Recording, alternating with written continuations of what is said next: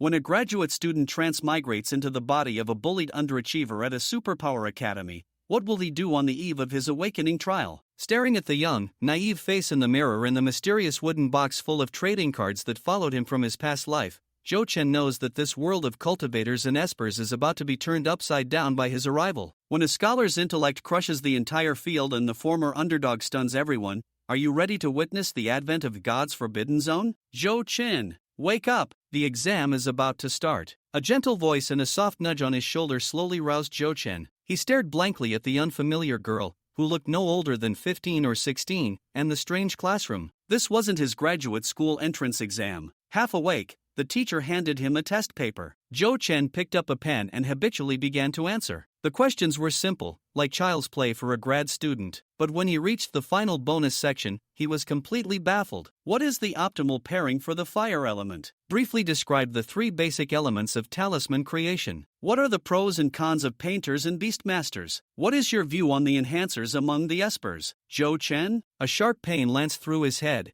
and a flood of unfamiliar memories washed over him. He had transmigrated. He was now on a planet called Lan Yun, in a world that had entered an era of superpowers 15 years ago after an alien spaceship crash-landed, and he had transmigrated into the body of an orphan with the same name at the Enhancer Academy, a notorious underachiever. Zhou Chen, what's wrong? The proctor, Zhang Lin, noticed his distress. It's nothing, teacher, just a sudden headache. I'd like to go back and rest, Zhou Chen said, clutching his throbbing head as he hurried out of the classroom. Zhang Lin's eyes showed a flicker of disappointment, thinking he was just making excuses to skip the exam. He casually picked up Zhou Chen's paper, not expecting much, but one glance was all it took for his eyes to become glued to the page. Good kid, he's been hiding his skills so well, Zhang Lin marveled. Besides the bonus questions, every single cultural question was answered correctly. The paper was incredibly difficult. How was this possible? Back in the dorm, Zhou Chen digested his new memories and accepted his reality. He was at the Enhancer Academy, an institution under the banner of the Peculiar Esper Research Institute of the Donghua dynasty, which trained special espers called enhancers by nurturing orphans and some children of high-ranking officials. The next morning, Zhou Chen found a familiar wooden box by his bed. It was the box he used to store his trading cards in his previous life. It had transmigrated with him.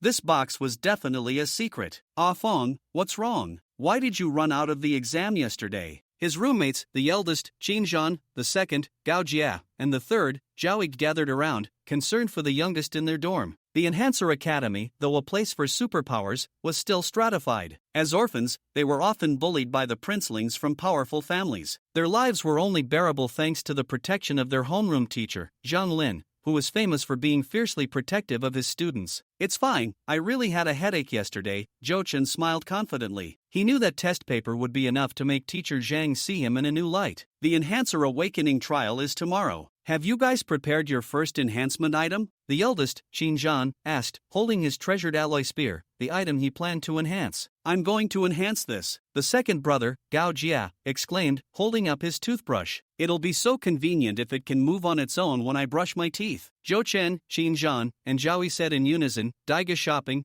to my electric toothbrush, 89 yuan, free shipping. Gao Jia? The next day in class, the 4 of them were late. The class president, Xiao Zhang, immediately singled him out. Zhou Chen, you skipped the exam yesterday and you're late today. One rotten apple spoils the whole barrel. Teacher Zhang hasn't said anything. What are you blabbering about? The third brother, Zhao Yi, shot back. Many in the class sided with Xiao Zhang, who was the top student and naturally more popular. Zhou Chen, do you only know how to hide behind a woman's skirt? Xiao Zhang taunted when Zhou Chen ignored him. When one dog barks at a shadow, 100 bark at the sound, Zhou Chen said calmly, cleaning his ear. His words ignited a firestorm of anger. Zhou Chen, you've got guts, Xiao Zhang said with a malicious grin. According to Academy rules, you choose a battle of wits or a battle of fists. At the Enhancer Academy, duels were encouraged. As long as there were no deaths or permanent disabilities, even teachers couldn't interfere. I'll take his place. The eldest, Qin Zhan, stood up, his hand on the spear strapped to his back, exuding a powerful aura.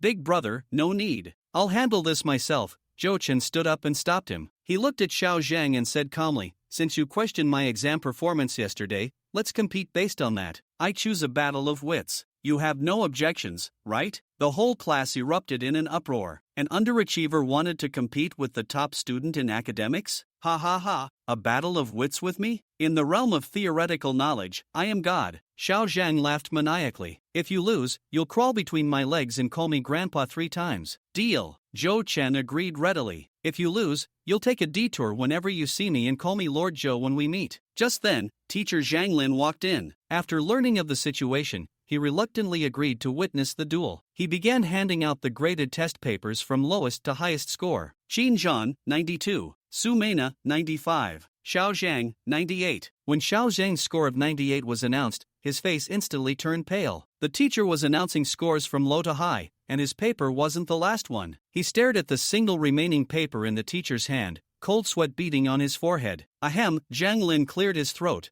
looking at the strange atmosphere in the class. Zhou Chen, 100. Impossible. He cheated. Xiao Zhang shrieked hysterically, as if grasping at his last straw. How could an underachiever get 100? Then how do you want to settle this? Zhou Chen asked, holding his perfect score paper. Another competition. Teacher will give us questions on the spot. Fine by me, Zhou Chen showed him the paper. I didn't do the bonus section. I got a perfect score on the cultural questions alone. The class was in an uproar again. Xiao Zhang's cultural section score was only 83. Wanting to see Zhou Chen's true limit, Zhang Lin gave them questions on the blackboard. First question, they answered simultaneously. Second question, Xiao Zhang was a step behind. Third question, Xiao Zhang was still thinking while Zhou Chen already had the answer. Zhang Lin then gave them a problem so difficult even he didn't know the answer. 10 seconds later, Zhou Chen gave the correct solution. Xiao Zhang was completely stunned, head down, fists clenched, body trembling. Zhou Chen walked up to him, his voice not loud, but it echoed through the entire classroom. You are God? Then I am the devil. From now on, wherever I, Zhou Chen, am, that is God's forbidden zone. In class, teacher Zhang revealed the truth about enhancers. They were a peculiar expert type, a side path with only a 50% success rate and unpredictable, often useless, abilities. The students, once full of hope, were crushed. Zhou Chen, however, calmly pointed out that the enhancer's advantage was its 0% mortality rate, which was why the risk-averse children of powerful families chose this path. Furthermore, enhancers could theoretically become any type of esper. For example, the honorary dean of the academy, the 9-curved sword saint, had become a sword cultivator after enhancing an ancient sword and obtaining a sword manual. This revelation rekindled the students' hopes. Afterward, Zhang Lin led the class to the gym for their final physical fitness test before the awakening. The 3 elements of enhancer awakening were physique, will, and luck. During the physique test, Zhou Chen's strength and speed far surpassed his previous records, confirming that the soul fusion had also improved his physical aptitude. The final test was for reaction speed, held in a sealed room where colored balls were fired at high speed. The task was to dodge red, yellow, and blue balls while catching the black and white ones. Are you ready? Zhang Lin asked from the observation room. Zhou Chen gave a thumbs up. Swish, swish, swish. The room was instantly filled with a storm of colorful balls. How much do you think Zhou Chen's reaction speed is? His strength and speed are about the same as Zhang Dan's, so his reaction speed should be around 3. The classmates began discussing through the glass. I bet he doesn't even have a 3. Lu Nan said disdainfully, what are you betting with? I'll bet you. Zhao Yi stepped forward. Zhou Chen and Xiao Zhang had already fallen out, and the classmates didn't want to get involved in this mess. Zhao Yi, don't go too far. Gui Gang couldn't stand it anymore. With Xiao Zhang not around, Zhao Yi started to retaliate? After all, Gui Gang shared a dorm with Xiao Zhang and rarely joined in suppressing Zhou Chen, but he couldn't let Zhao Yi and the others bully his roommate. I wouldn't dare to bully him. He's the one who said he wanted to bet. I'm just reluctantly accepting the bet, right, Zhang Dan? You wouldn't take back what you said, would you? Zhao Yi was quick with his words. Zhang Dan certainly wouldn't back down. I heard you bought a long knife online and the material is pretty good. Are you brave enough to bring it out for a bet? Zhang Dan remembered Zhou Chen's last score, which was only 2.7 for reaction speed. Since Zhou Chen didn't hide his training abilities, the chance of exceeding 3 this time wouldn't be great. Zhao Yi readily agreed. That compass you found at the foot of the mountain last time was nice. I liked it. Alright, I'll bet you. Lu Nan agreed readily. It's a deal. Zhao Yi waved his hand casually, seemingly unconcerned about the stakes. But that's your savings from several months. What will you do if you lose? Gao Jia leaned in to ask, will you, like me, turn your toothbrush into a magical item? If I lose, I lose. I can always start over, and I have confidence in a Fong, so don't worry. Zhao Yi appeared indifferent on the surface, but inside he was already anxious. He had prepared that long knife for several months. What if he lost? Just thinking about it made his heart ache. You're doing this for Lu Nan's compass, right? Qin Zhan saw through Zhao Yi's intentions at a glance.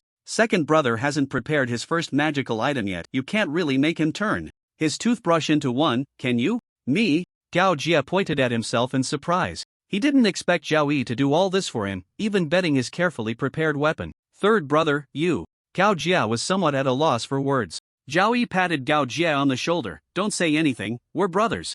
Zhou Chen's reaction speed test became the focus of the entire class due to the bet between Zhao Yi and Lu Nan. Outside the testing room, everyone was closely watching. Zhou Chen through the glass wall. Facing the colorful spheres coming at him, Zhou Chen concentrated and began to dodge and catch. In Zhou Chen's eyes, the whole world slowed down. What a wonderful feeling. Could it be the benefit of soul fusion? Zhou Chen could see the trajectory of each ball flying towards him, feeling that he could easily dodge them. Oh no! His body couldn't keep up with his mind. He clearly saw them but couldn't dodge. He got hit. He missed catching a white one. Beep beep. Time was up. The big screen displayed the score 5.3. Wow! That's higher than Xinjiang. That must be the highest score in the class for the reaction speed test. Zhang Lin looked at the number displayed on the screen and nodded in satisfaction. Zhou Chen, speed 70, strength 72, reaction speed 5.3. He's a bit specialized, he should work on his physical fitness. As expected, he had hidden his abilities before. This kid has good reaction speed. And his willpower should be decent too. What a surprise. Reaction speed and willpower are somewhat related. With a reaction speed of 5.3, his willpower shouldn't be lacking either. That compass is mine now. Zhao Yi reminded Lu Nan not to go back on his word. Humph. Lu Nan snorted coldly. I'll deliver it to you this afternoon. A mere compass was something he could afford to lose. After all, it hadn't cost much to find in the first place. Zhou Chen walked over, and Zhao Yi patted Zhou Chen on the shoulder, saying, thanks to you, Afon, we won a compass for second brother. Zhou Chen was clueless. Huh? There are 10 minutes left. You can move around freely, Zhang Lin announced, and the students happily scattered. Zhang Lin called out to Zhou Chen, stay for a moment. We'll wait for you in the classroom. Qin Zhan and the others also left, leaving only Zhou Chen and Zhang Lin in the testing area. Zhou Chen was the first to ask, is there something you need from me, teacher? Zhang Lin looked at Zhou Chen. This kid didn't seem as afraid of him as before. It turned out that the fear was all an act. Tomorrow was the awakening ceremony, and this kid was no longer pretending. It's good for young people to show their talents a bit, Zhang Lin hinted. Zhou Chen understood and smiled, saying, what you say is true, teacher Zhang. You little rascal, you're quite slick. How did I not notice it before? Zhang Lin chuckled. Have you prepared your first item for the awakening? Zhou Chen knew the teacher wanted to guide him, so he immediately climbed the ladder. I hope Teacher Zhang can give me more guidance. Zhang Lin laughed heartily. Ha, slick indeed, really slick. Then let me tell you, the current research progress on awakening abilities is not ideal, but over the past 10 years, some patterns have been summarized. The era of super abilities had only been around for 10 years, and various systems were still exploring. Some had made significant progress and were relatively complete, while others were still in the dark, and clearly, the Awakeners were among them. Zhang Lin meant that these patterns were all guesses and might not be accurate. Zhou Chen asked, what are those patterns? Zhang Lin continued, first, items with stories and history tend to yield some results after awakening, like antiques. The 9S sword was also an antique. Zhou Chen thought for a moment and understood. The more experiences an item has gone through, the richer its content after awakening. It's very likely that antiques will have legacies like secret manuals after awakening? Exactly, very clever, you get it right away. The second is items that have accompanied you for a long time, things that have developed feelings over time, like my cup here. As Zhang Lin spoke, the cup in his hand actually trembled and emitted a buzzing sound. Zhou Chen curiously looked at the cup in Zhang Lin's hand. This was indeed a spiritual item. What's the principle behind this? Zhou Chen didn't understand, it made no sense at all. This thermos was just a modern, commonly found cup. Zhang Lin said, perhaps it has developed feelings, and after awakening, it becomes more spiritual. There's no definitive explanation for it yet. Well, in the world of super abilities, anything could make sense, and Zhou Chen accepted this explanation. The last one is items made of high-quality materials. The better the material, the more powerful the awakening. Zhou Chen rolled his eyes. Then I'll just get a sword made of diamond. Zhang Lin looked Zhou Chen up and down. Can you afford it? Zhou Chen. The reason these patterns haven't been taught to everyone is this, Zhou Chen asked. Zhang Lin nodded. That's right, whether it's antiques or high-quality materials, you all can't afford them. Zhou Chen and the others were orphans, without parental support. Being able to support themselves was already good enough.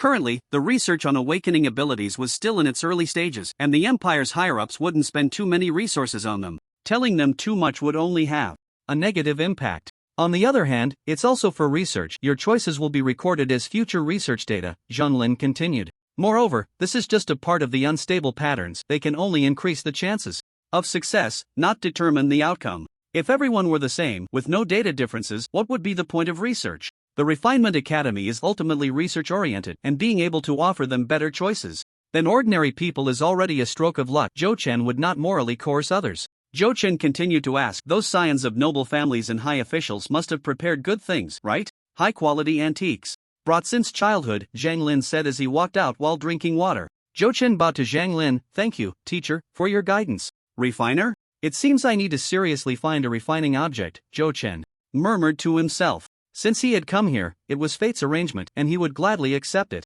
Throughout his life, he had never admitted defeat, first in class, first in grade, winning various competitions, always striving for first place. The world of superpowered individuals was precisely the dream of his childhood, wasn't it? He would compete once more in this world of superpowered beings. After lunch, Zhou Chen returned to the dormitory. Hey, fourth, what did teacher Zhang say to keep you behind? Gao Jia asked curiously. This wasn't a secret, so Zhou Chen detailed his conversation with teacher Zhang. Ah, then my toothbrush also meets one criterion, it has feelings. Gao Jia's expression shifted between sunny and stormy. Feelings, my foot. Why don't you refine your blanket? Zhao Yi retorted mercilessly. Sleeping together every night would definitely create more feelings. Gao Jia's eyes lit up. Oh, that works too. Works, my foot. Stop talking, just use this compass, Zhao Yi said, giving up on saving him and handing over the compass he had just gotten from Lunan. This compass is at least an antique. The material is decent. Stop pursuing feelings. My knife just arrived today. There's no time to cultivate feelings. Big brother is the best. I've been hugging a metal gun to sleep for 3 years. Zhao Yi looked pitiful. Zhou Chen patted Zhao Yi's shoulder heavily. Alright, third brother, I've said it's just some patterns waiting to be tested. Refiners still rely heavily on luck. Don't be so down. Believe. Xin Zhan, as always, was sparing with words. Zhou Chen smiled in agreement. Big brother is right, learn more from him, have a belief in victory, and don't let these things shake your determination. Zhou Chen took out the box he had placed on the bed. An antique, sort of, after all, it was something he had dug up from the antique market, and its age was indiscernible. It had been with him for many years, and that was indeed a good feeling. As for the material, it was definitely one of a kind. Otherwise, how could it have crossed over with him? This was also the most mysterious aspect of the box. Zhou Chen decided that the first refining object would be this antique box for board games. A refiner can refine more than one item, but the first refining object has the highest chance of producing a superior item. Refining objects are categorized based on their functions into superior refining objects with powerful practical functions, ordinary refining objects with niche functions or average abilities, and worthless junk refining objects like electric toothbrushes. Therefore, the choice of the first refining object is particularly important. It not only affects the refiner's future but also influences the Academy's allocation of resources to the refiner. This is why everyone disagreed with Gao Jia refining a toothbrush. A toothbrush is likely to be junk. The choice of the first refining object is crucial and should not be made lightly. In the afternoon, the entire grade had a break to prepare for the refining ceremony the next day. The next morning, the 9th grade exam at the Refinement Academy. The exam begins. The results of this cultural course will determine your order of entry into the Spirit Transformation 9 Mysteries Tower. Everyone, answer carefully. Zhang Lin began distributing the test papers. Absolutely do not cheat. Cheating will result in a score of 0 and you will be the last batch to enter the Spirit Transformation 9 Mysteries Tower. The Spirit Transformation 9 Mysteries Tower was built from a laboratory on an alien spaceship, the site of the awakening ceremony. At the Refinement Academy, every time the Linghua Tower is used, it requires a year of charging before it can be used again.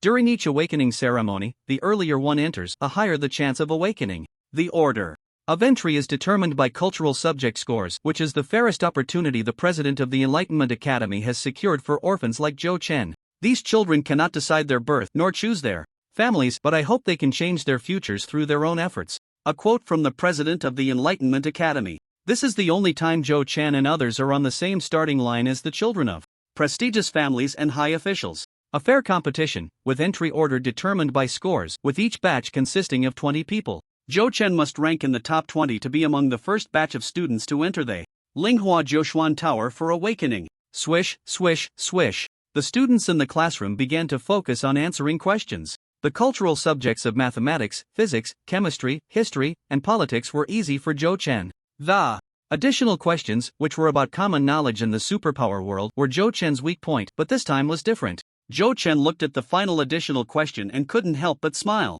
Sure enough, They were all questions related to enlighteners. It was worth my effort yesterday. The memories of this world in his soul, combined with Zhou Chan's last-minute cramming, made it not a dream to score full marks on the additional questions. Additional question 1, at the beginning of an enlightener's awakening, how many levels are there? This question was simple. Zhou Chen began to answer rapidly. Even among successful enlighteners, there are distinctions. At the beginning of awakening, one can enlighten up to 9 items. Such individuals are rare and are called 9-star enlighteners. The weakest 1-star enlightener can only enlighten 1 item upon awakening. Additional question 2, how many items can an enlightener enlighten at most? Zhou Chen certainly knew this as well. Enlighteners above 7 stars can enlighten 3 to 4 items each time they break through in strength. Enlighteners from 3 stars to 6 stars can enlighten 2 to 3 items each time they break through. Enlighteners below 3 stars can only enlighten 1 item each time they break through. Therefore, a powerful 9-star enlightener can possess over 30 items, with various methods and mysterious abilities. By the end of the morning, the cultural exam was over. Students gradually left the classroom, some going to eat, others returning to their dorms. Cultural classes are the most annoying. What do we superpowered people need math and science for? That's a wrong statement. A reckless man has courage but no strategy. Right, even as superpowered individuals, we are still intellectuals among superpowered people. Groups of students from different classes chatted as they left the teaching building, and a group from class 1 descended the stairs. Who do you think will be the top scorer in this cultural exam? Of course, it's our brother, Zhang. Exactly. It's definitely our brother Zhang who will take the lead. Zhang Binfan, the leader, waved his hand, and the 7 or 8 students from class 1 quieted down. The scores haven't been announced yet. Don't make a fuss. But today's questions were indeed very simple. Haha, that's right, for you, brother Zhang, they are simple questions, but we racked our brains over them. Only you think they are simple. I'd be lucky to pass. You say that every time. When have you not passed? Zhou Chen looked at the group of well-dressed classmates. Who is that? Gao Jie said, that's Zhang Binfan, the class monitor of class 1, our top student this year. Don't you know? Zhao Yi frowned. A bunch of rich kids. Let's not provoke them. Let's hurry. Zhang Binfan's father is well known as the second largest shareholder of the Digo shopping network, which is the largest internet giant in the Donghua Empire, showcasing the Zhang family's wealth. Just as Zhou Chen and the others reached the stairway, Xiao Zhang, behind them, noticed the gleam in Zhang Binfan's eyes as he approached from a distance. Zhou Chen, Master Zhou, this question should be very easy for you, right? You did say you wanted to take first place in the entire grade. Xiao Zhang's voice was loud, echoing through the corridor. Zhang Binfan and the others also noticed. What was happening? That's Xiao Zhang, the class leader of class 7. Who is Zhou Chen? So arrogant. Zhao Yi looked around. Damn. This kid is causing trouble. Zhou Chen waved his hand and said to Xiao Zhang calmly, of course. It's a sure win. With that, Zhou Chen left with Qin Zhan and the others. How could a graduate student from a prestigious 985 university be outdone by a bunch of middle schoolers? Little brats. They definitely haven't experienced the dimensionality reduction strike from Master Zhou. Who is that kid? You called him Master Zhou. Yan Shuqian from class 1 walked over to ask. Yan Shuqian was Zhang Binfan's childhood friend. They had been together since kindergarten, so Xiao Zhang didn't dare to be careless. Brother Yan, that's the new academic prodigy in our class. Oh, what happened? Zhang Binfan was also curious. Xiao Zhang flattered, Brother Zhang, here's the situation. In the cafeteria of the Enlightenment Academy, Zhou Chen and the others had just ordered lunch and sat down to eat. This lunch was comparable to the work meals of large enterprises in Zhou Chen's previous life. The food in the middle school cafeteria was never this good, so Zhou Chen decided to eat a bit more. At the other end of the cafeteria, a group of people was walking towards Zhou Chen and the others, with Xiao Zhang among them. Brother Zhang, over there, Xiao Zhang whispered, pointing at Zhou Chen and the others, looking very servile. Zhang Binfan sneered and quickly walked over. Bang! The trays of Zhou Chen and Qin Zhan were knocked to the ground. Did you two place your trays out here on purpose? Zhang Binfan accused first. I clearly saw you knock them over on purpose. Are you looking for trouble? Zhao Yi stood up indignantly. Gao Jie pulled Zhao Yi back. It's Zhang Binfan. Zhang Binfan excelled in both academic and practical subjects, ranking first in the entire school. Rumor had it that his strength was already comparable to an E-level ability user, and even Qin Zhan had a certain gap compared to him. More importantly, the Zhang family's financial power was something this group of orphans couldn't afford to provoke. Xiao Zhang, it's you. Zhou Chen spotted Xiao Zhang standing behind Zhang Binfan. You're here to back up Xiao Zhang, right? Zhang Binfan smiled, non-committal. Xiao Zhang intended to ally with him, which was something he desired. The class leader of class 7, his grades were only slightly lower than Zhou Chen's. He was either in the first or second batch to enter the Linghua Tower. Once awakened, he would become a powerful ability user which would benefit Zhou Chen in inheriting the family business. Just as Zhou Chen, what could he do? You got my shoes dirty, 5,000 a pair. How do you plan to resolve this? Zhang Binfan lifted his foot, showing that his shoes were covered in soup. Brother Zhang's shoes are all genuine. If you don't believe it, you can check on the Go shopping website. You guys have probably never seen shoes this expensive in your life, right? Zhang Binfan's classmates mocked. Bang! Xinjiang slammed his long gun on the table. Can't afford it, let's fight. Ha, you don't think I'm here to duel with you, do you? If I want to beat you up, there are plenty of people willing to be my pawns. Why would I need to get my hands dirty? Who wants to roll in the dirt with you bunch of mud legs? Although your strength is inferior to mine, I don't want you to tear my clothes. Zhang Binfan looked down from a height, gazing down at everyone. Zhao Yi stretched his neck and shouted, so what do you want? Zhang Binfan pointed at his shoes and said lightly, compensate for my shoes. Clearly, it was Zhang Binfan who got his shoes dirty, but the trays belonged to Zhou Chen and the others. Both sides had their own claims, and even if a teacher came, it would be hard to discern right from wrong. 5,000 bucks, this group of mudlegs couldn't afford it. Zhang Binfan seemed to have Zhou Chen and the others in his grasp. Zhou Chen calmly asked, you clearly know we can't afford this money. I'm curious, what do you really want? Tomorrow is the awakening trial, and most of their money has been spent on it. The four of them together have less than 5,000 yuan. Oh, then compensate me for Qin Zhan's gun, Zhang Binfan said with a slight smile, appearing carefree, not at all like someone looking for trouble. Gao Jia pointed at Zhang Binfan excitedly and said, oh, the fox's tail is showing. So it turns out the drunkard's intention is not in the wine, Zhou Chen chuckled. Do you have any other options? The kid had some clever tricks, Zhou Chen thought to himself that he didn't have this kind of wit at 18. Zhang Binfan shook his head lightly. Qin Zhan had spent years of savings and school points to forge that spear, which was somewhat famous in the academy. If it weren't for their homeroom teacher, Zhang Lin, protecting them, Qin Zhan would have lost it long ago. Given Zhang Binfan's family background, he naturally wouldn't be envious of Qin Zhan's gun. This time, Xiao Zhang had allied with him, allowing him to take the lead. To win over Xiao Zhang and conveniently obtain Qin Zhan's gun was a twofold gain. Take it. Qin Zhan took out his spear. He didn't want to implicate his brothers because of it. Before Qin Zhan could hand over the spear, Zhou Chen pressed his hand down.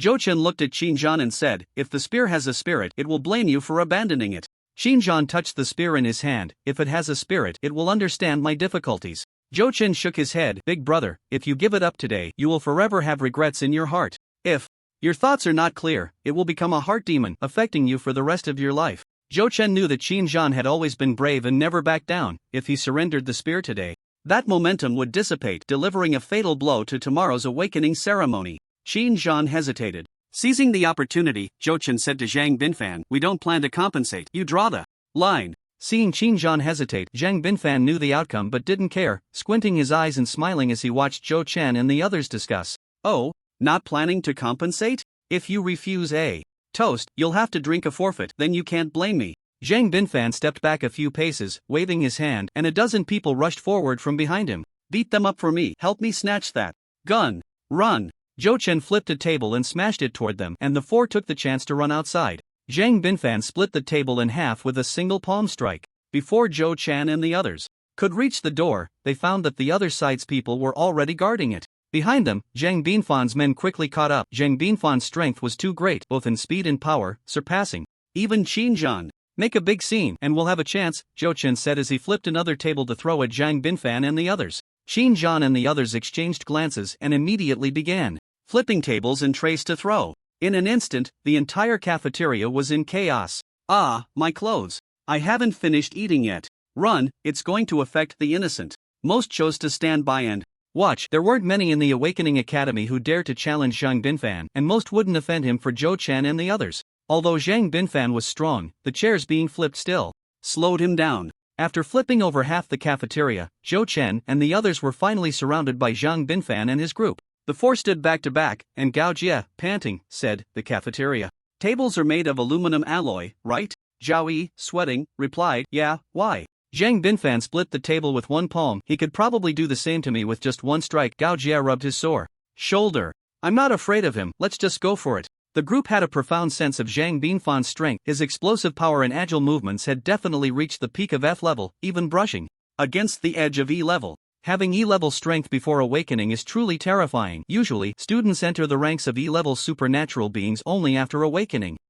Let's see where you all run to now. Zhang Binfan and a few others surrounded them. What are you doing? A furious shout made both sides stop. In the distance, Zhang Lin and several teachers from the academy approached. Such a big incident in the cafeteria quickly reached the teachers' ears. Just in time, we almost had a mishap. Zhou Chen wiped the sweat from his forehead. What happened? The homeroom teacher of Class 1, Miao Bei, was the first to ask. Zhang Binfan twisted the facts and recounted the events. You're spouting nonsense, it was clearly Zhang Binfan who deliberately smashed our trays, Zhao Yi shouted. Miao Bei glanced at Zhao Yi and said to Zhang Lin, Teacher Zhang, are your students all this uncultured? Teacher Miao, you should take care of your own students, Zhang Lin replied nonchalantly. So how do we settle this? Miao Bei pressed on, determined to seek justice for her students. A few teachers nearby stepped in to mediate. Teacher Miao, please calm down. The awakening ceremony is this afternoon. Let's put this matter aside for now. Yes, Teacher Miao and Teacher Zhang, the bigger picture is important.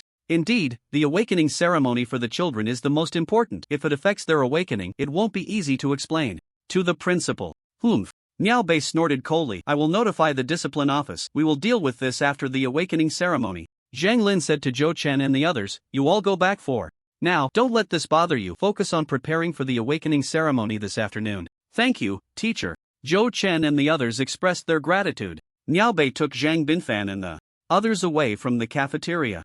Xiaofan, why did you provoke the people from Class 7? That Zhang Lin is just a rock in a latrine, both stinky and hard, Miao Bei said softly to Zhang Binfan. Miao Bei's son and wife both work at the Digo shopping network, so she didn't dare to act superior in front of this little prince of Digo. Teacher Miao, you are the first special level instructor of the Enlightenment Academy. Why fear an ordinary instructor?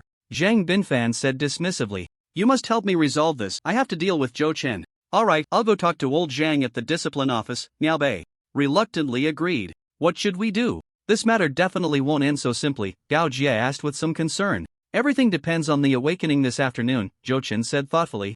Zhao Yi asked, what do you mean? What does that have to do with anything? Once we awaken, we become supernatural beings and the academy will handle it accordingly.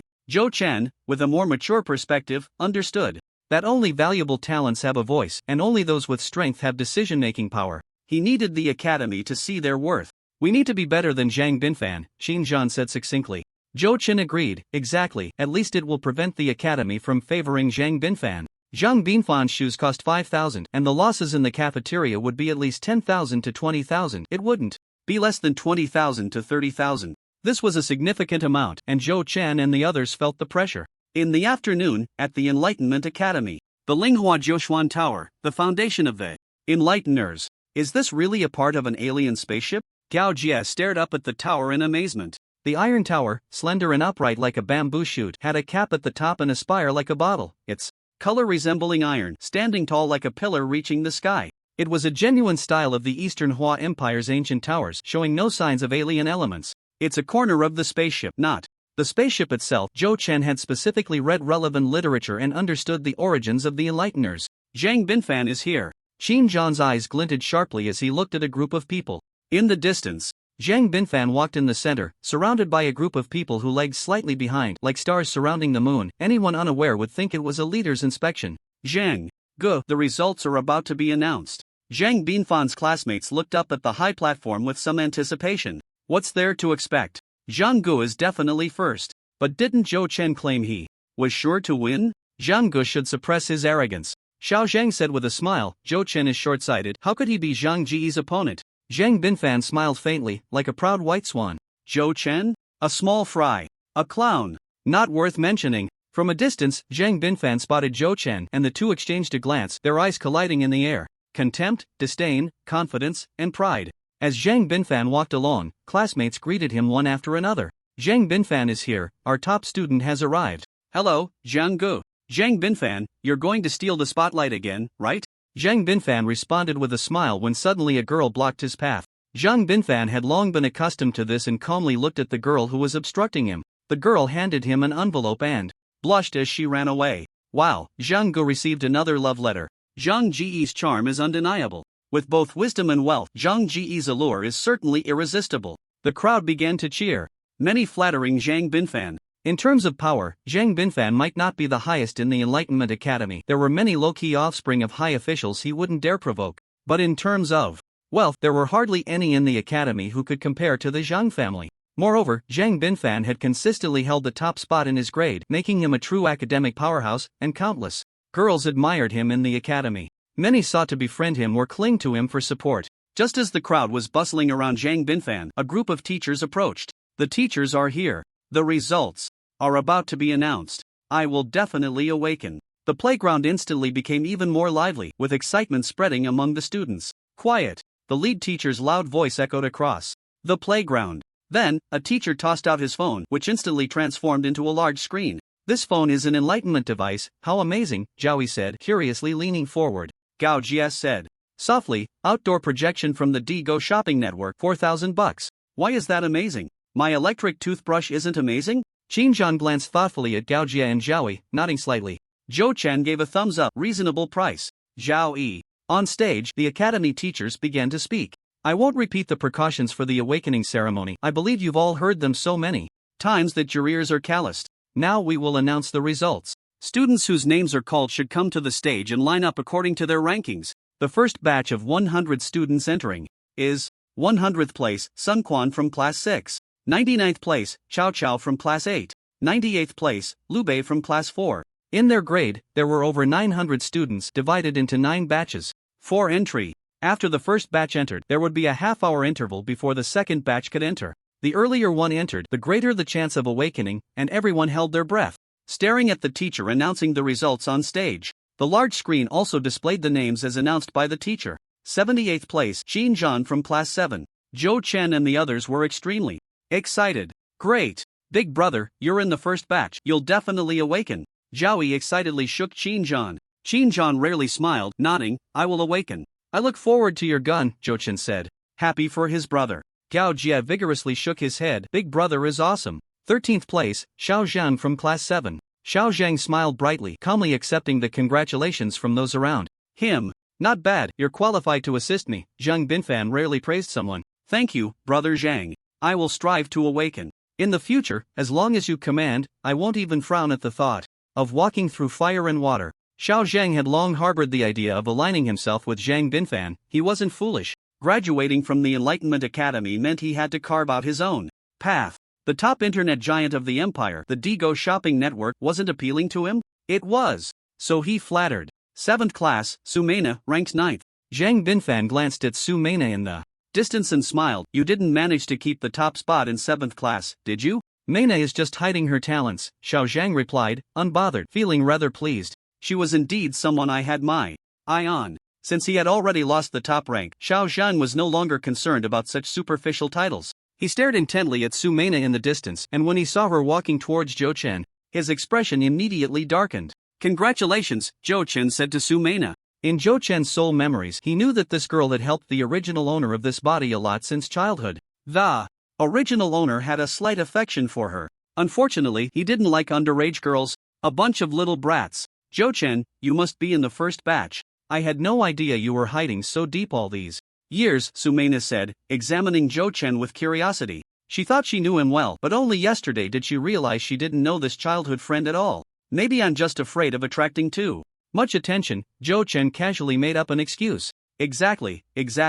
Our fourth brother is really impressive. Gao Jie leaned in between the two, praising Zhou Chen 100 times. First place, Class 1, Zhang Binfan. The second place, a coveted achievement that many chased but couldn't attain, made Zhang Binfan's face turn cold. After years of being first, he had lost it at the last moment. Who was the first? Could it really be Zhou Chen? Zhang Binfan actually only got second. Someone has taken the position of the eternal top student. Zhang Binfan's face has turned dark. Zhang Binfan's friends exchanged glances, not daring to offer any words of comfort. First place, 7th class, Zhou Chen. Zhang Binfan's eyes narrowed like a sword, piercing straight at Zhou Chen. Zhou Chen smiled broadly, mouthing the words, I concede, which made Zhang Binfan tremble with anger. Zhou Chen, which Zhou Chen? I haven't heard of him. Is there such a person in 7th class? It seems there's a bottom dweller named Zhou Chen in 7th class.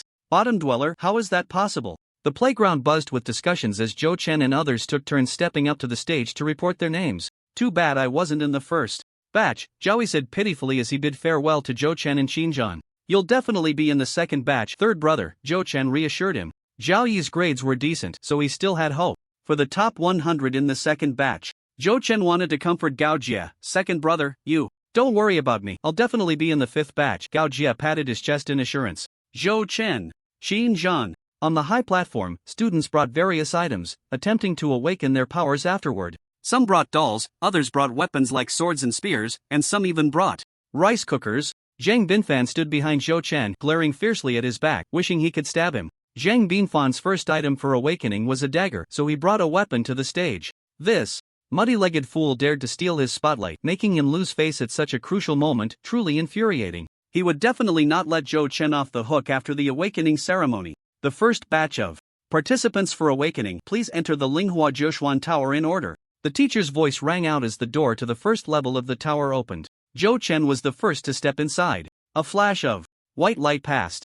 Zhou Chen squinted, and when he opened his eyes again, he found himself standing on an endless grassland. Is this inside the Linghua Tower? It's simply unbelievable. The grassland before him was larger than the entire Enlightenment Academy. Zhou Chen turned his head and saw a towering tree behind him, standing tall and straight, reaching into the clouds. At a glance, he couldn't see the top of the tree. Wow, the top of this spirit transformation tree is in the clouds. No wonder the teacher always says it's big. One by one, his classmates began to arrive. The lowest part of the tree bore green fruits, while the fruits higher up appeared increasingly ripe, and in the center of the tree, the fruits were yellow. Below the clouds, some of the fruits had a golden hue. The first step of awakening was to touch the trunk with his hand and use his mental power to capture the fruits. The stronger the mental power, the higher the fruits one could pick. The higher the fruits, the greater the chance of awakening and the stronger the power. Zhang Binfan was the first to reach the base of the tree, pressing his palm against the trunk. Fool, so what if you're the first to come in? The fruits are limited, it's first come, first served. Zhang Binfan despised Zhou Chen in his heart. Being the first to arrive and still dazed, wasn't that just wasting his first place? Suddenly, a white light shot up to the center of the giant tree, slowing down only then. Wow!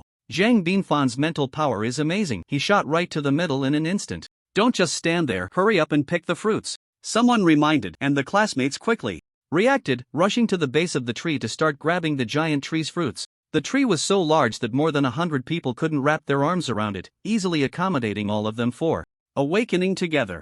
Zhou Chen also found a spot, slowly placing his hand on the trunk. His mind shook, and everything went dark. He found himself above the clouds. Zhou Chen could clearly feel his surroundings but couldn't see his body or limbs. He saw glowing orbs flying upwards around him. They must be his classmates, and he was now a glowing orb too. Zhou Chen controlled his body to fly upwards, but the higher he flew, the greater the resistance he felt. Halfway up, Zhou Chen began to experience some resistance. Many people flew a distance but ran out of mental power and could no longer move, so they started looking for fruits. Nearby, Zhang Binfan flew to a spot 100 meters from the clouds, only to find the pressure multiplying, making it difficult to advance. Looking at the golden fruits below the clouds, Zhang Binfan felt a bit unwilling but had no choice but to find the ripest fruit nearby and dove in. Zhou Chen continued to fly upwards, noticing the glowing orbs around him dwindling, and he flew higher and higher. There are no orbs above, no one left. Am I the highest? Zhou Chen surpassed everyone and reached the highest point. He was almost at the clouds, but he could still fly. Should he continue flying or just pick the fruit directly? He didn't feel too much pressure yet. Zhou Chen hesitated for a moment below the clouds. What would it be like above the clouds?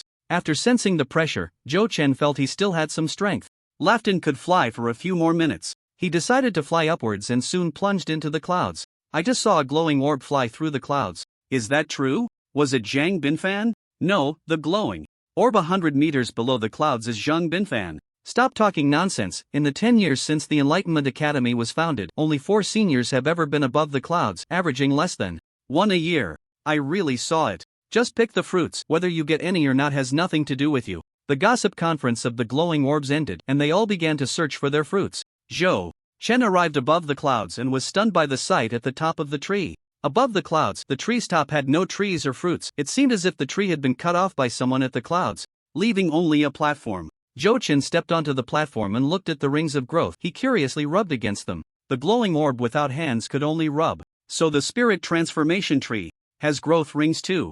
In the center of the tree was a pit the size of a face. In the pit, there was a fruit, a golden fruit, and the nearby tree rings flickered with light in a regular pattern, the fruit shimmering along with the glowing rings. The light converged towards the fruit along the tree rings, as if the entire tree was supplying energy to that golden fruit. I understood now, this was the mature fruit, while those below were all half-ripe. The enlightener who fused with the half-ripe fruit was just a half-baked one, right? A half-finished superpowered individual. No wonder the Enlightener's abilities were so mediocre.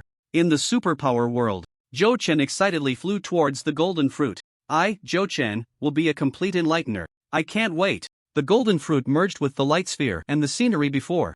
Zhou Chen changed for several seconds, then a flat ground appeared before him. A piece of flat land about 100 square meters, barren and surrounded by a grayish space barrier. Is this what Teacher Zhang mentioned, my own consciousness space? A golden fruit appeared in the center of the consciousness space, slowly landing on the ground and sinking into the soil. Crack, crack, crack. A seedling, like a bean sprout, broke through the soil and gradually grew larger. Ah!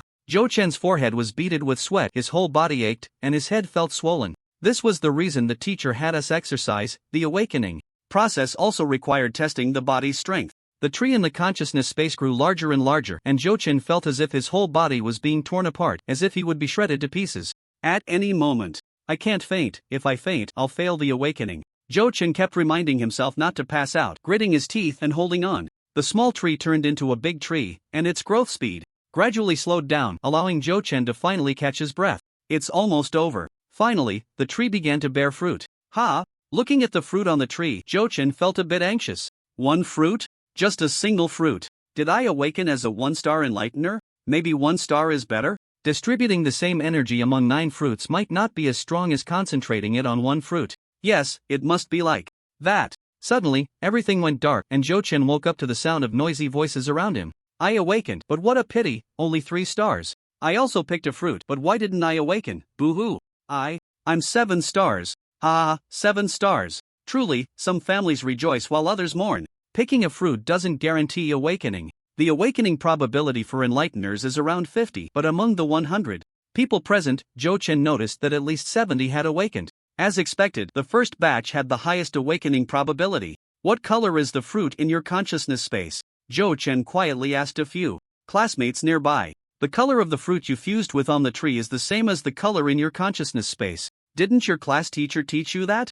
Zhou Chen chuckled and silently retreated. The teacher did mention it. But my fruit is golden. Doesn't that mean the effect is different? So, do I still count as a one-star enlightener? It seems that enlighteners are classified based on the number of fruits they bear upon awakening. One fruit can enlighten one item. Whatever color my fruit is, that's the most useless one-star enlightener. No, the most useless are those who didn't awaken. Zhou Chen. A loud call attracted everyone's attention.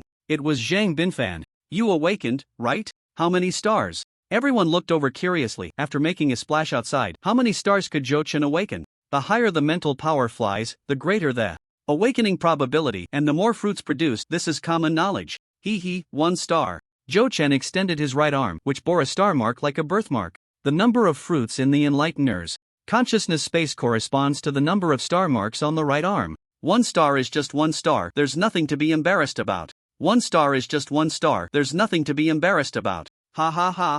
Zhang Binfan laughed proudly, revealing his arm, which was marked with 9 star symbols. 9 stars. Several gasps were heard from the crowd. During the awakening ceremony each year, there are usually only 2 or 3 9-star awakeners, and sometimes there isn't even one. Zhang Binfan was destined to be the brightest star this year. A 9-star awakener has limitless potential, not inferior to the geniuses of other abilities. A country bumpkin is just a country bumpkin. A moment of pride won't lead to great achievements, Zhang Binfan said disdainfully, pulling out his dagger, causing one of the star marks on his arm to disappear. A yellow light enveloped the dagger. Awakened. There were rumors that in the awakening place, under the spirit tree, items that are awakened are most likely to become superior quality. This is the only explanation for why the first awakened item has the highest rate of superior quality. It's better to believe in its existence than to doubt it. The classmates took out their awakened items one after another. Blue, blue, yellow, yellow, and other lights filled the scene. Zhou Chen also took out his antique box, and a golden light shone. Fortunately, Zhou Chen was quick-witted and covered the light with his clothes. The surrounding classmates were focused on awakening their items and didn't notice Zhou Chen's anomaly. Those who hadn't awakened were secretly feeling down and had no interest in Zhou Chen. After about a minute, the light gradually faded, and some inexplicable information appeared in Zhou Chen's mind. Name, ancient box function. I have many cards. I can draw one a day. Zhou Chen. What kind of ridiculous name is that? Who cares if it's ancient or not? And what a lousy ability is this? Am I useless now? Ha ha ha. Zhang Binfan's annoying laughter echoed in Zhou Chen's ears again. He saw Zhang Binfan holding his sparkling dagger, looking smug. Brother Zhang, what's the function of your dagger? Yeah, Brother Zhang, show us. Brother Zhang, give us a demonstration. Seeing the curious and envious faces of his classmates, Zhang Binfan's vanity was satisfied. Void traversal. The dagger in Zhang Binfan's hand instantly disappeared and reappeared in front of Zhou Chen. So fast. Zhou Chen wiped the sweat from his forehead. Fortunately, there were many classmates around. Zhang Binfan wouldn't dare to harm him. Zhang Binfan, what are you doing? If you act recklessly, I will definitely tell the teacher. Sumena stepped forward, standing in front of Zhou Chen. Qin Zhan stood silently in front of Zhou Chen with his spear, staring at Zhang Binfan, his eyes filled with fighting spirit. Qin Zhan, fear no battle even with 10,000 enemies before me. Ha! Zhang Binfan sneered, too lazy to respond. Zhou Chen pulled Sumena and Qin Zhan apart. It's fine, he doesn't dare to act recklessly. Don't worry. Break defense, shockwave. Zhang Binfan continued to show off, and as soon as he finished speaking, the dagger flashed with light and, with a bang, plunged into the ground. The ground was instantly blasted into a pit. Is this a dagger or a shock cannon? This has the power of a D-level ability. User, right? Probably. Anyway, we E-levels definitely can't withstand it. After awakening, everyone was considered an E-level ability user. Hearing this, those who hadn't awakened felt even more dejected. This move is considered to have touched the edge of D-level, Zhang Binfan said proudly, attracting a crowd of envious gazes. Accompanying skill, Xian Tian stab. Wow. Hiss, seeking sponsorship. Skills are priceless and hard to come by. Ha ha ha. Zhang Binfan vented the frustration of just losing his top student status. I, Zhang Binfan, am destined to be extraordinary, destined to inherit the Zhang family. Zhou Chen. Zhang Binfan slowly walked up to Zhou Chen. Have you thought about how to apologize to me? You. Sumena angrily pointed at Zhang Binfan, and Zhou Chen pulled her back. Zhou Chen pretended to think about Zhang Binfan's question, then said seriously, no. Put.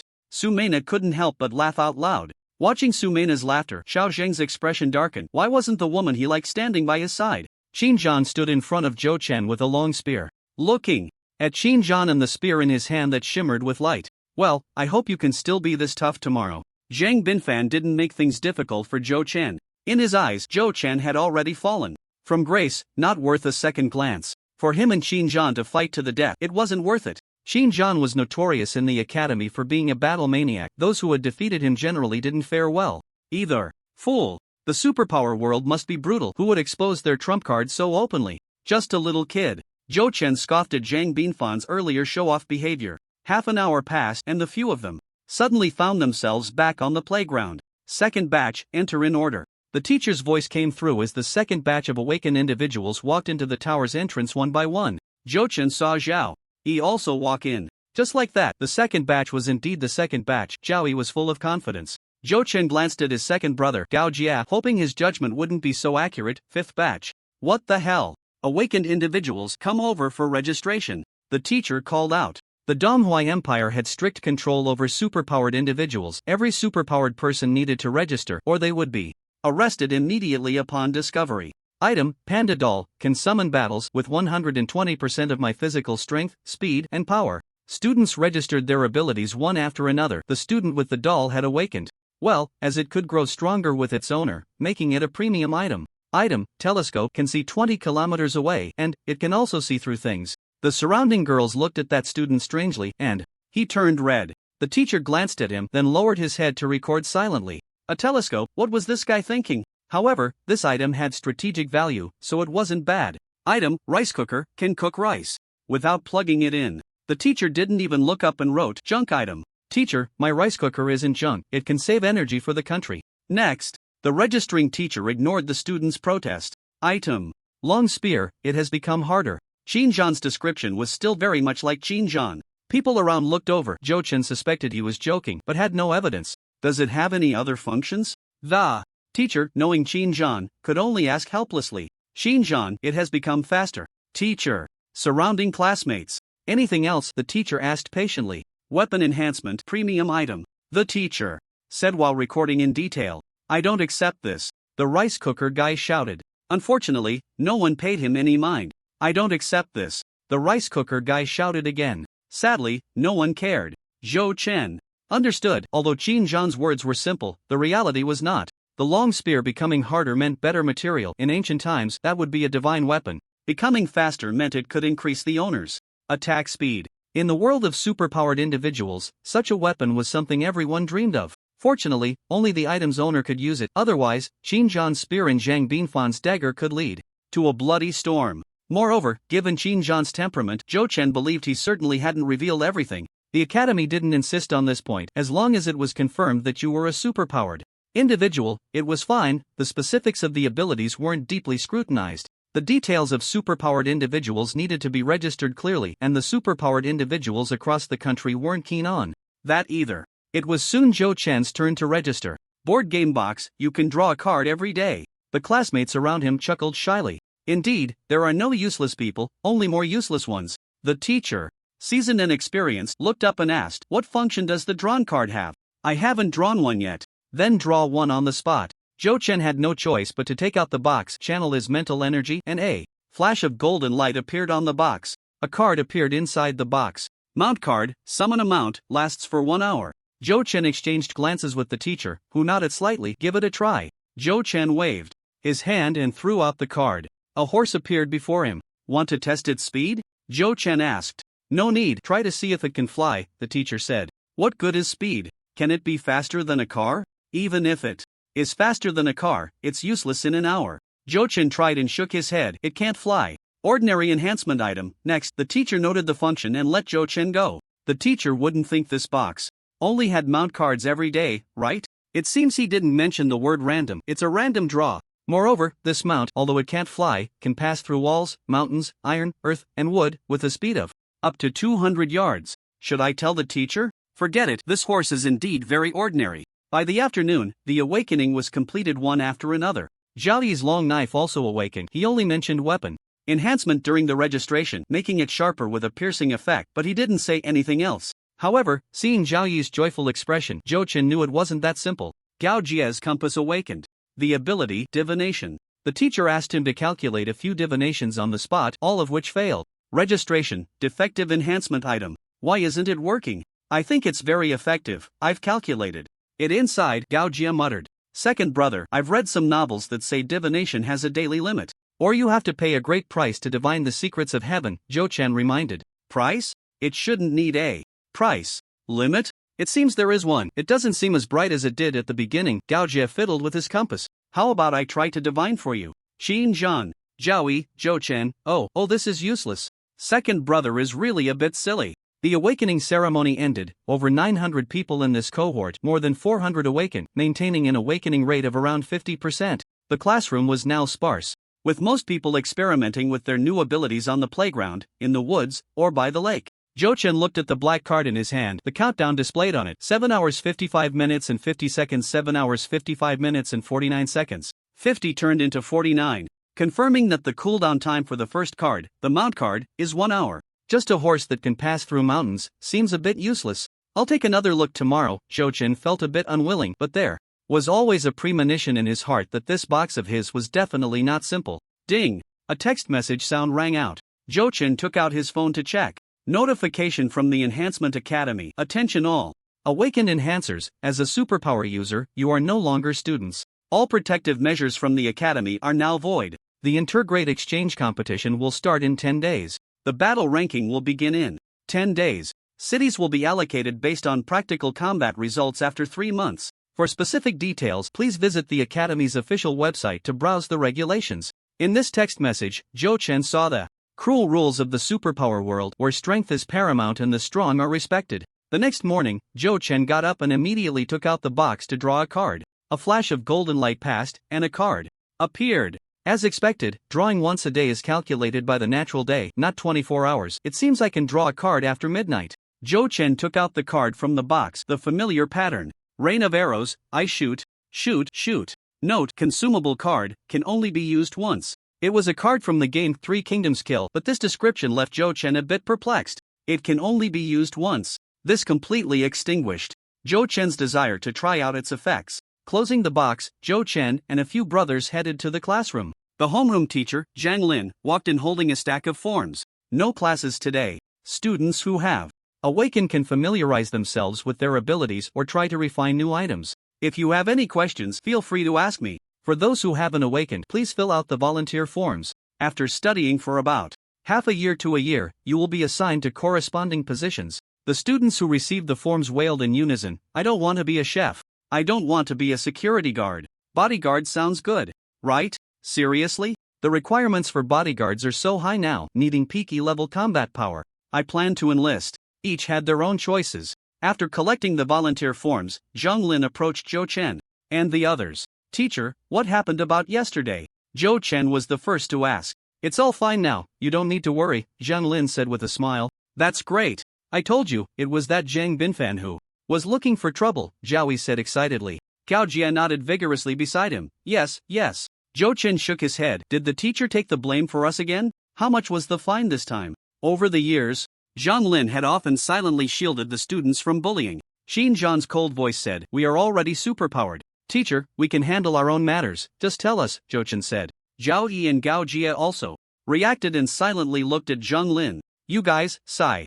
Zhang Lin shook his head. You really have grown up. It turned out that after the disciplinary office's review, they ruled that Zhou Chen and the others had to compensate Confronting Binfan for his shoes and the losses of the school cafeteria, totaling 30,000 yuan. Confronting Binfan was the only 9-star awakener among the students this time. Moreover, his dagger was one of the top items of this cohort, so naturally, no one was willing to speak up for Zhou Chen and the others.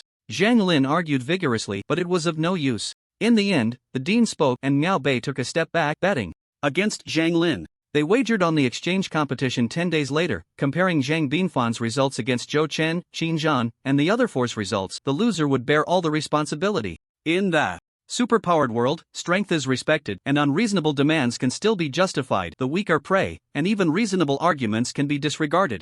Zhang Lin had no confidence in Zhou Chen and the four, planning to compensate them after the exchange competition ended. Teacher Zhang, I'll handle this money myself, Zhou Chen said firmly. Xin Zhan gripped his spear tightly and coldly said, Me. Right, I'm in too. Zhao Yi stepped forward, firmly standing beside Zhou Chen. Me too, we share the burden together, Gao Jia said without hesitation. Zhang Lin, you guys. Teacher, this is our own matter. Thank you for your care over the years. We have grown up. In this exchange competition, we will definitely defeat Confronting Binfan. Sigh, alright. Since Zhou Chen and the others were confident, let them give it a try. Zhou Chen then asked, is there a reward for the first place in the exchange competition? Normally, such competitions have substantial rewards, and the rewards in the superpowered world are certainly extraordinary. Zhang Lin nodded and said, there are rewards. The first place gets a pure energy stone. The second place gets 20 grams of C-grade alloy. The third place gets a cloud riding pill. The top 10 will also receive a cash reward of 10,000 yuan. Practitioners or superpowered individuals need to absorb the surrounding spiritual energy for cultivation, and energy stones are rich in spiritual energy. Energy stones are essential items for superpower practitioners. Pure energy stones are refined and manufactured energy stones, standardized in size and purity according to imperial standards. A single pure energy stone, once absorbed, can equate to a month's worth of training results for a C-level superpower user.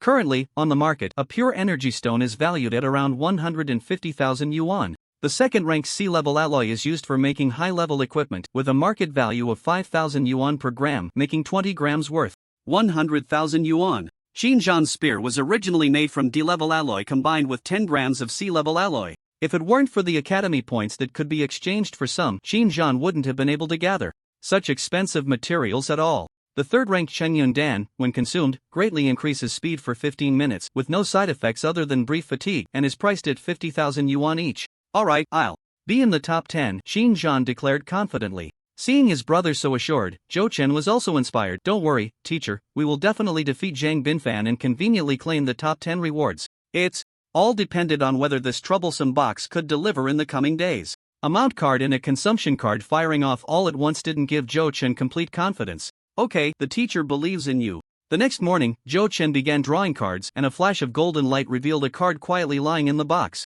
Zhou Chen temporarily categorized the cards into two types, one-time consumption cards and permanent cards. The card had no consumption notes, indicating it was a permanent card, which made Zhou Chen quite pleased, as it could be reused. Permanent card, Dragon Scale of the 9 Dragons Transformation. The card depicted a fish scale, but judging by the name, it should be a dragon scale. After attempting to use the card, Zhou Chen found his body covered in palm-sized scales, providing astonishing defense. Even with Xin Zhan's strength, he couldn't break through the defense, predicting it could easily withstand attacks from a beginner D-level superpower user.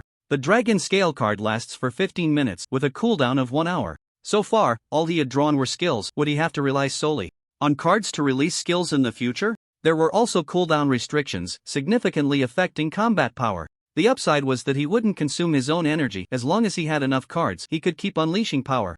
On the third day, Zhou Chen drew a money card, a consumption-type card that granted a certain amount of cash upon use. After using it, he received 3,764 yuan in cash. What was this? This didn't count as a skill. A cash injection was just what Zhou Chen needed at that moment. It was precisely when he was short on money. On the fourth day, Zhou Chen pulled out a card depicting a blue potion bottle, a consumption-type card. Card, stimulant potion. Description, drink me, and you won't need to sleep for 10 days. Zhou Chen looked at the card, feeling a bit perplexed. Blue, a potion bottle, and that ridiculous description made him feel it wasn't a serious card. How could he possibly defeat Confronting Binfan?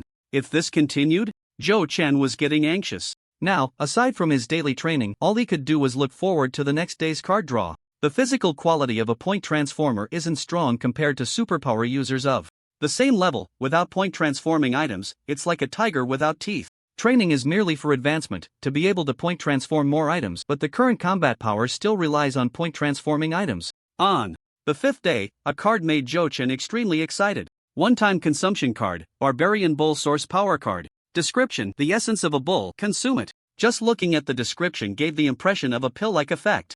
Zhou Chen used the card without hesitation, and seconds later he felt a surge of heat throughout his body, growing hotter and sweating profusely, which lasted for over 10 minutes before gradually subsiding. Zhou Chen felt his muscles had bulked up. Now he could flatten his former self with a single punch. Big brother, let's have a match. After a few minutes, in the training room of the Point Transformation Academy, Xinjiang was trembling, drenched in sweat. Fourth, brother, your box is extraordinary. A few days ago, Zhou Chen acquired an astonishing defensive skill with scales. Overnight, Zhou Chen's strength surged, and it was clear that it was due to his enlightenment item. An item that can continuously enhance one's strength is undoubtedly a top-tier item. With invincible defense and unmatched power, Xinjiang had no way to deal with Zhou Chen. An E-level ability user shouldn't be enough for me to handle, Zhou Chen said, clenching his fists filled with confidence. For the exchange competition, Zhou Chen finally felt assured. Big brother, you're not simple either. Your marksmanship, your speed, I can't do anything about you. Xinjiang's marksmanship was like a dragon, ethereal and fast as lightning.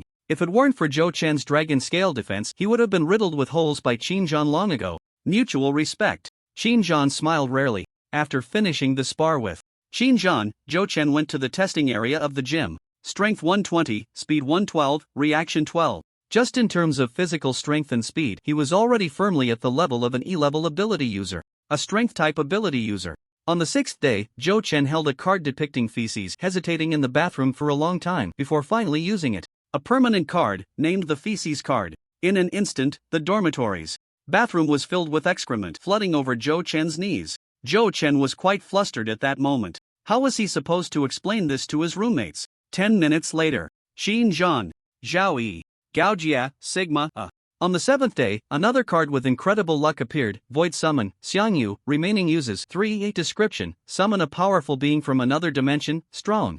Zhou Chen thought for a long time and couldn't bear to use it. This card should be good and could be tested in the exchange competition. On the eighth day, Zhou Chen didn't draw a card. He wanted to see if he could save up his drawing opportunities to use them all at once. Now it was like clocking in, once a day. What if he forgot? Moreover, without a 10 consecutive draw, there was no sense of experience. Those who have drawn before understand. On the morning of the ninth day, Zhou Chen indeed drew 2 cards at once.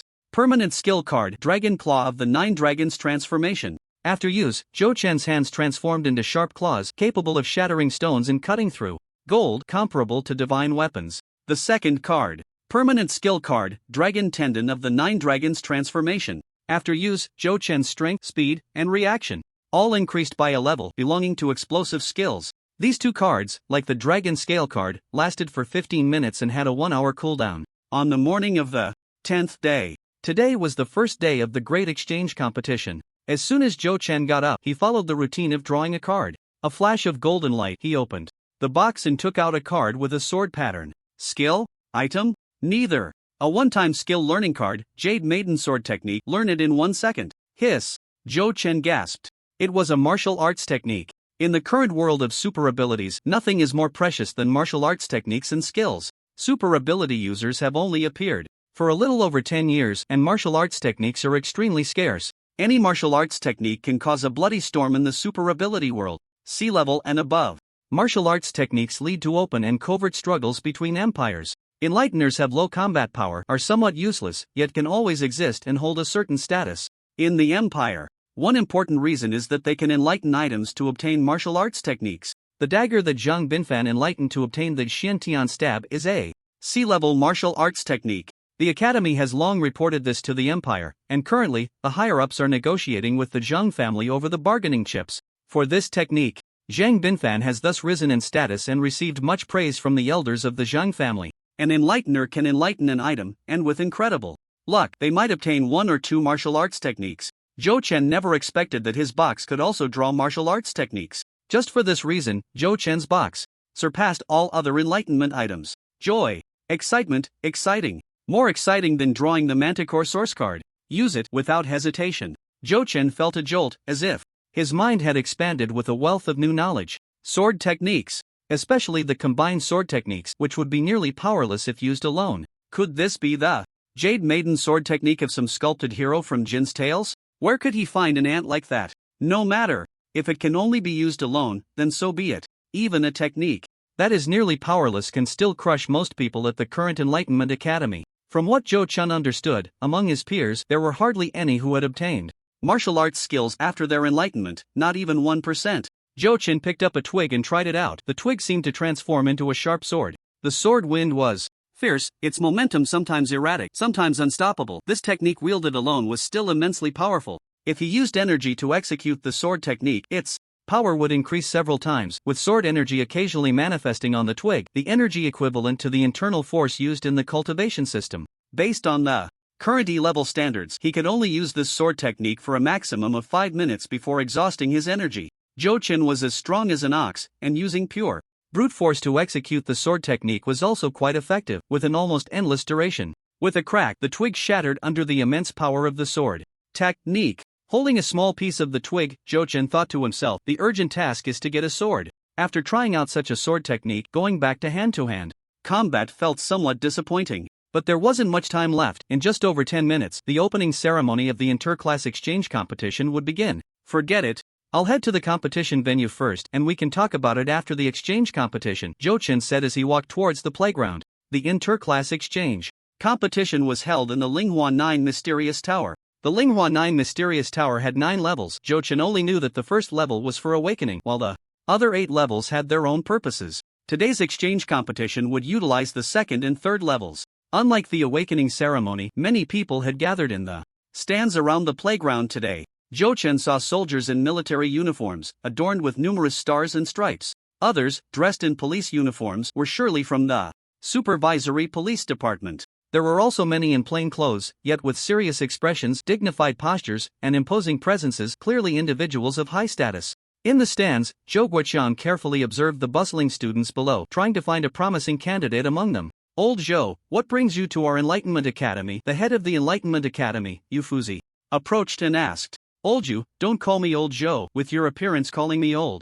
Zhou, I feel like I'm about to die, Zhou Guoqiang said, looking at Yu Fuzi's frail demeanor, feeling quite uncomfortable. Isn't it? Because I couldn't compete with the Central Unified Department and the National Third Army and the other 2 research institutes, so I had to come here to try my luck and see if I could pick up a bargain? Who knew that the people from the National Third Army would also come to the Enlightenment Academy? Sigh, no chance to pick up a bargain at all. Zhou Guoqiang shook his head, feeling somewhat frustrated. Hee. Yu Fuzi chuckled teasingly, so it turns out our academy students are all inferior, and you only came here because you had no other choice. Hee. Zhou Guoqiang realized he had misspoken and awkwardly smiled. You know the current situation of the Enlighteners. We've known each other for many years, so there's no need to be polite. The resourceful Enlighteners are just right for our supervisory police department's investigations. They wouldn't fit in with other departments. Yu Fuzi ignored Zhou Guoqiang's words and looked down at the playground, asking, have you found anyone you like? That ability registration had long been submitted and thoroughly studied by various factions of the Donghua Empire. That kid from the Huang family is quite good. His time-space technique is extraordinary, living up to the Huang family's reputation, Zhou Guoqiang said, pointing to a tall, slender youth in the distance. Huang Yukai, a descendant of the Huang family, one of the 7 great families of the capital, was known for his mastery of time-space abilities. Huang Yukai had awakened a weapon from his family's ancestors, gaining the ability to control time. The Specific abilities have yet to be discovered, but they are certainly impressive, making this individual one of the talents fiercely contested by all parties. Just as Zhou Guoqiang finished speaking, Fu Xi smiled and looked back at him, shaking her head. Before Zhou Guoqiang could turn around, he heard, "That's my nephew, you don't stand a chance." Only then did Zhou Guoqiang turn to look, laughingly scolding, "Huang Zhanbing, you bastard. You've already snatched quite a few from Sanqing Academy, Secret Sect Academy, and Sword Cultivation Academy, and now you're trying to wipe out the Talent Academy too. What do you need so many superpowered individuals for in the Tianqing army? If they fall from the sky, they're still dead. Just recruit some ordinary people who can fly fighter jets." Commander Huang's research department has really outdone itself this time, developing some kind of aerial combat mech. Only superpowered individuals have the physical qualifications to pilot it, so how can we not take the opportunity to recruit more people? An old man in military uniform with white hair approached. "Director Liu, you've come in person as well." Huang Zhanbing and Zhou Guoqiang looked at the newcomer in surprise. "Liu Yiping, a big shot from the ground forces of the National Army. He's here to snatch people from me." Zhou Guoqiang's facial muscles twitched as he forced a smile. Accompanying Liu Yiping were influential figures from various key departments of the Eastern Hua Empire. "Li, you're here too? Minister Zhu, it's good to see you. Director Qian, what a pleasure." The competition was becoming increasingly fierce. The worst off was Zhou Guoqiang. He had originally come to the Talent Academy to avoid the military, but he didn't expect that the big shots attending the exchange competition would all be from the Talent Academy. Liu Yiping certainly knew their intentions and said with a smile, "I'm not here to snatch people from you, I just want Class 7's Qin Zhan. I like his gun." There are fewer and fewer spirited young people these days. Huang Zhanbing suddenly thought of something. Is it the A-level technique blood slaughter that just emerged from the blood-colored illusion? Cough, cough. Liu Yiping coughed a few times, interrupting Huang Zhanbing and giving him a glare. "Did your father tell you that?" Huang Zhanbing shrank his neck and fell silent. "I don't want anyone else," Liu Yiping repeated, his words revealing his determination to have Qin Zhan. "Since you, old Liu, have taken a liking to him, we will definitely keep Qin Zhan for you." Just one Qin Zhan had sent a big shot away, and everyone was very pleased with this outcome. "Of course, as you wish, old Liu. I still prefer that Zhang kid. Besides, the Zhang family is wealthy, so after winning him over, our department's funding won't be lacking. I like that Liu kid. His curved saber technique, the round moon curved saber, is a C-level martial skill. I won't compete with old Liu for people. As for me, our supervision and police department." Zhou Guoqiang was almost in tears. This year he hadn't recruited many superpowered individuals, and he would have no face to return to his subordinates who were eagerly waiting. "What do you need superpowered individuals for? The country is peaceful and prosperous, isn't it a waste for you?" Huang Zhanbing mercilessly mocked. "There are still quite a few hidden superpowered individuals in the country, and many of them aren't even registered." Zhou Guoqiang attempted a desperate struggle. "Don't worry, we'll handle those at the Central Control Department." The head of the Central Control Department came out to assert his presence. Superpowered individuals had only appeared for about 10 years, and currently, aside from the imperial arrangements for mandatory registration, there wasn't an independent department to supervise them. Therefore, both the Supervision and Police Department and the Central Control Department had certain authorities in this area. The Supervision Department was responsible for domestic security, while the Central Control Department mainly dealt with counter-espionage and intelligence gathering both domestically and internationally. "Then give me Class 3's Huang Lei. I just want one." Zhou Guoqiang still wanted an elite. "Then I'll take Wu Qiju from Class 5. Zhou Guoqiang unwillingly chose another person he favored. "We'll take him at the Central Control Department. Class 7's Zhaoyi." Zhou Guoqiang settled for second best. "We'll take him in the Tianqing army," Huang Zhanbing said with a smile. Zhou Guoqiang was almost furious. Was there no one in the Tianqing army with a bigger head? They just popped up to snatch people. Humph. Then let's see whose methods are better. Zhou Guoqiang, feeling desperate, decided to confront all factions head-on, believing that the generous conditions he offered would surely attract a few enlighteners. Everyone silently chuckled. At the Enlightenment Academy, the intergrade exchange competition officially began. More than 300 people gathered on the playground, but not all enlighteners were combatants. Many with non-combat talents did not participate in the exchange competition. The teacher on stage began to announce the rules. The intergrade exchange competition officially starts now. Everyone will collect their scoring sheets in class order. The first round is a survival battle. Everyone will enter the second level of the Linghua Tower, and the goal is simply to survive. For every 10 minutes of survival, you earn 1 point. Taking another person's scoring sheet will grant you half of their points. Those who lose their scoring sheets will be teleported out of the Linghua Tower and eliminated. Points can be transferred, and having 0 points does not lead to elimination. Finally, rankings will be determined based on total points, deciding class rankings and individual rankings. The class with the highest total points will have 20 people enter the second round of the exchange competition. The second ranked class will have 19 people enter the second round, and so on. The top 20 individual students will not take up class spots. Some classes had fewer than 20 participants. If they secured first place, it would mean the entire class could enter the second round. The rules also provided special treatment for the outstanding. Those with individual scores in the top 20 would not be burdened by their class. This rule is quite interesting, and there's a psychological test too, Zhou Chen said with a smile. Ha? What psychological test? Gao Jie looked confused. Wasn't it just about earning points? How did a psychological test come into play? Zhao Yi also looked at Zhou Chen curiously, waiting for him to explain. Zhou Chen asked the two, if you were cornered by someone, would you give up your scoring sheet or hand over all your points to them? Well, that would definitely be, Gao Jie's words stumbled as if he began to understand. Straightforward. Hai Ming, Xin Zhan said succinctly. Giving up the scoring sheet would allow one to gain half the points but would lead to immediate elimination, preventing any further point accumulation. However, if all points were given away, although one would lose all points, they could keep the scoring sheet and continue competing to earn points. There are pros and cons, it depends on personal choice. Zhao Yi suddenly realized, you can't have both fish in bear's paw, you have to learn to make choices. It also tests whether a person has the courage to start over, whether they have the confidence to turn the tables. Zhou Chen pondered. Confidence, wit, courage, and combat power were all tested in the first round of the exchange competition. When it was Class 7's turn to collect their scoring devices, Zhou Chen received his scoring device, a yellow electronic watch, with only the number 0 displayed on the screen. The teacher's final reminder was, everyone must wear their scoring sheets. If the scoring sheet leaves your body more than 1 meter, you will be teleported out, which means elimination, and you can only receive half of the points recorded on the scoring sheet. Some people wore their scoring sheets on their wrists, some on their ankles, and some even pulled them into their pants. It was hard to look at. On the playground, students displayed all sorts of postures, and the teacher could no longer bear it, his voice booming across the entire playground. Everyone, enter the tower in order. The first round of the 10th intergrade exchange competition at the Enlightenment Academy will officially begin in 10 minutes. The exchange competition will end when only 20 people remain in the tower.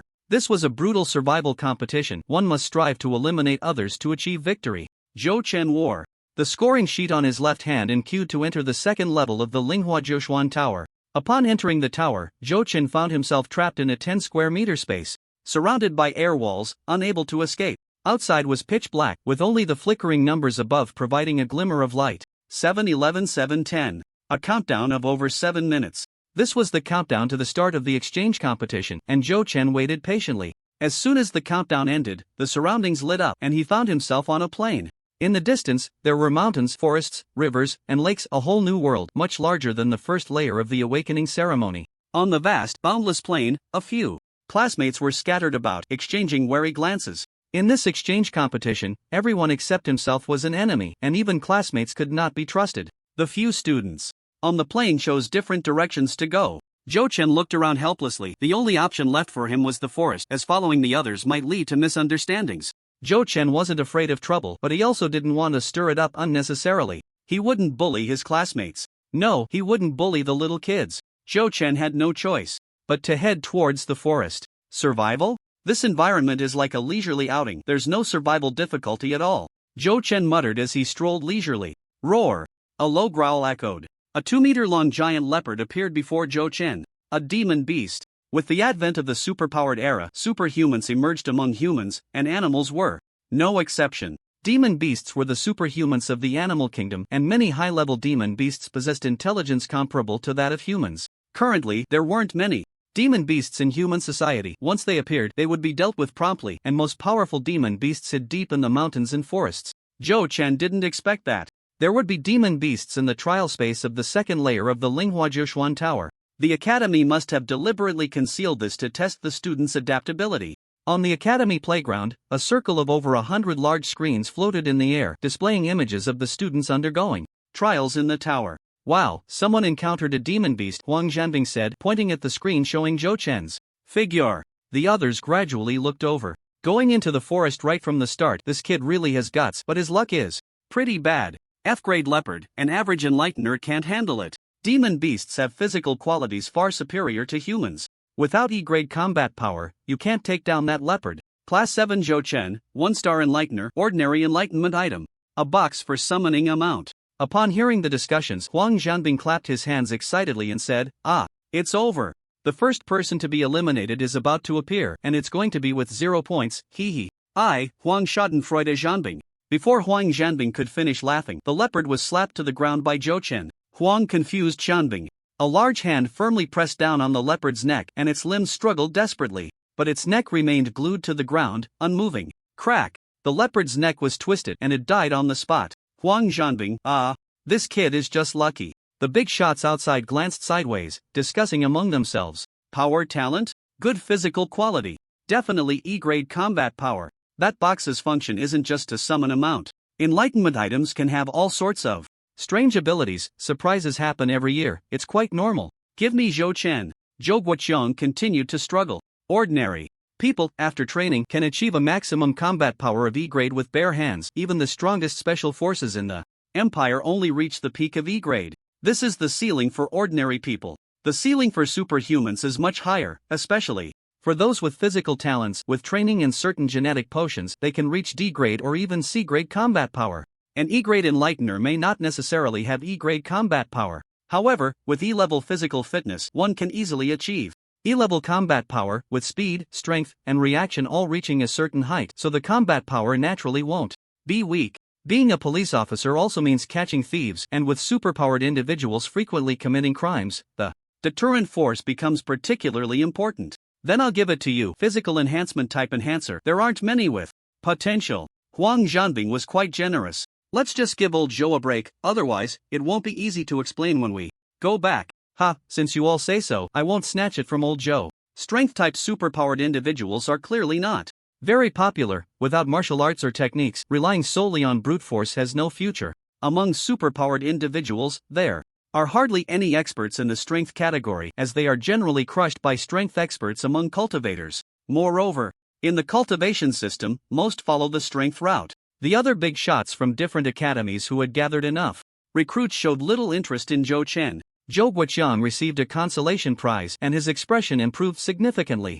Ding ding. Just after killing the golden leopard, Zhou Chen's score display on his left wrist beeped twice. The small screen showed, score 5. So killing demon beasts also gives points. Zhou Chen pondered the purpose of the exchange competition. An F-level demon beast is worth 5 points, equivalent to surviving for 50 minutes. So killing 10 demon beasts would mean that after 50 minutes, the total score of 10 classmates would be equivalent. Quite a bargain, and he wouldn't have to bully little kids. How great. The peace-loving Zhou Chen, adhering to the principle of not offending others if they don't offend him, planned to earn points by hunting demon beasts. The corpses of F-level demon beasts could also fetch a good price, but Zhou Chen couldn't conveniently collect the bodies right now, so he had to leave them to rot in the wilderness, wasting them. An hour passed. Your Huang Yukai isn't bad, Zhou Guoqiang said somewhat sourly. Hee, that's right. Huang Zhanbing replied proudly. On the screen, Huang Yukai was displaying his agile movements, toying with a group of people.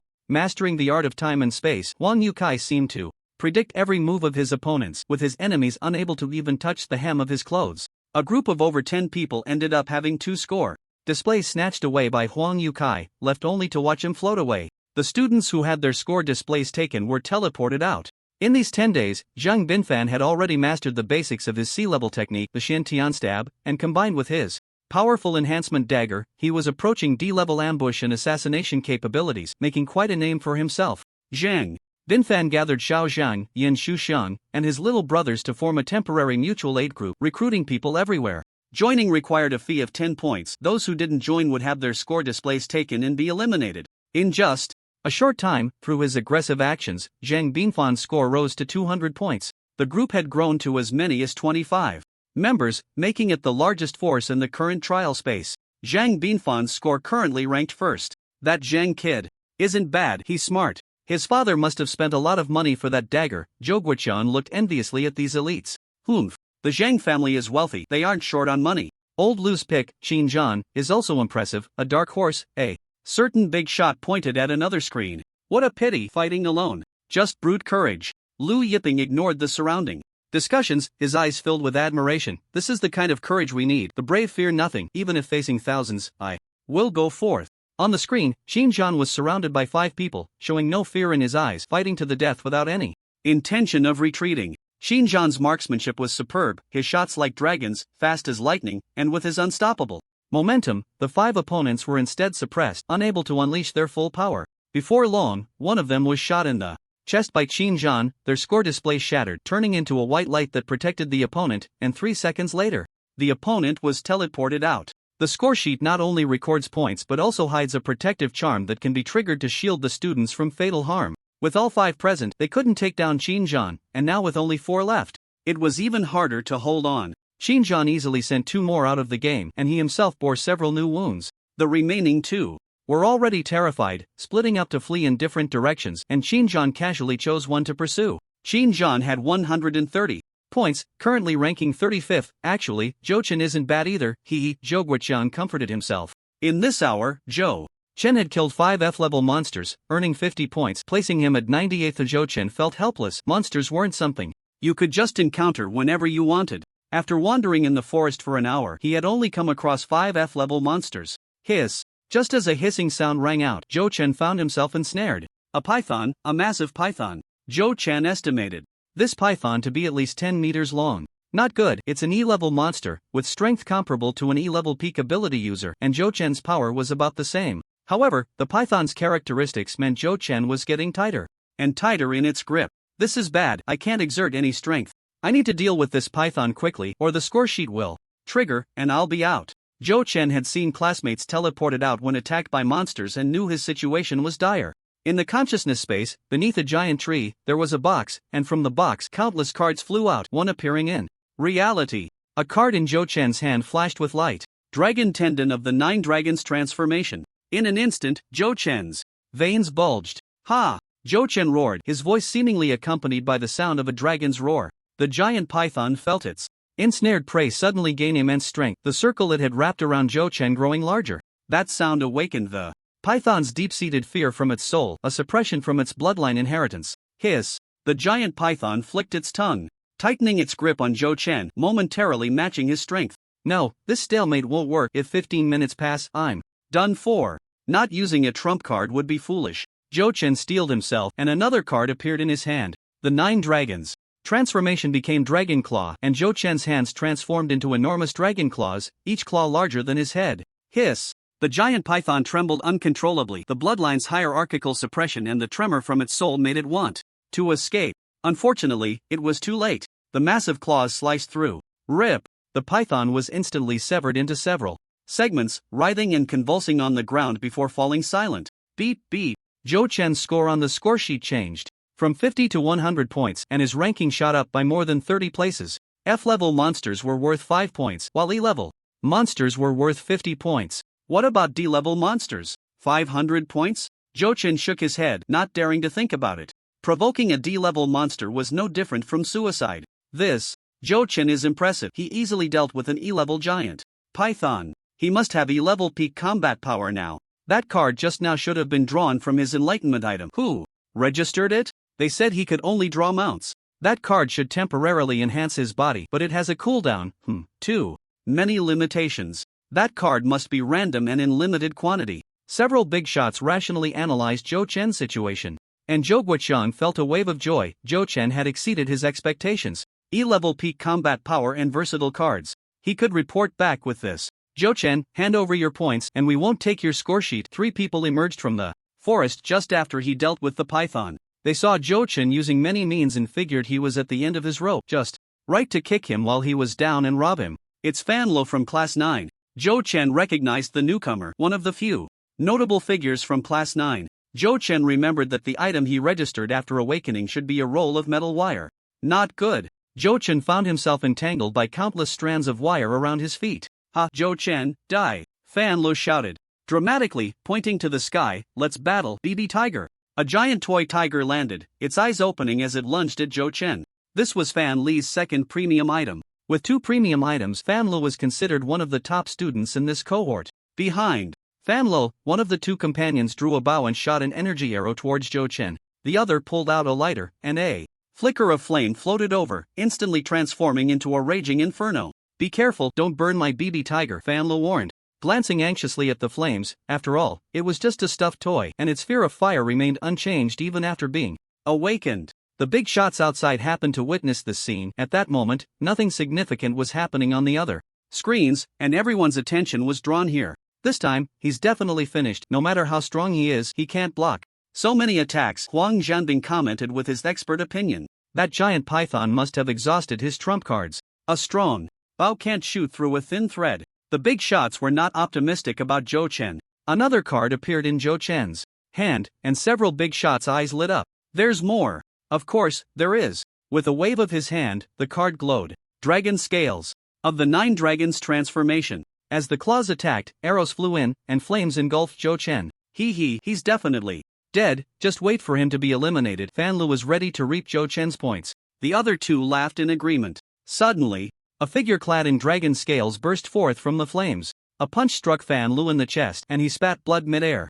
The scoreboard shattered, a flash of white light, and Fan Lu was teleported out. The other two were still in shock when Zhou Chen sent them away with a punch each. Once again, he scored 70 points, bringing his total to 170 points, placing him at 21st.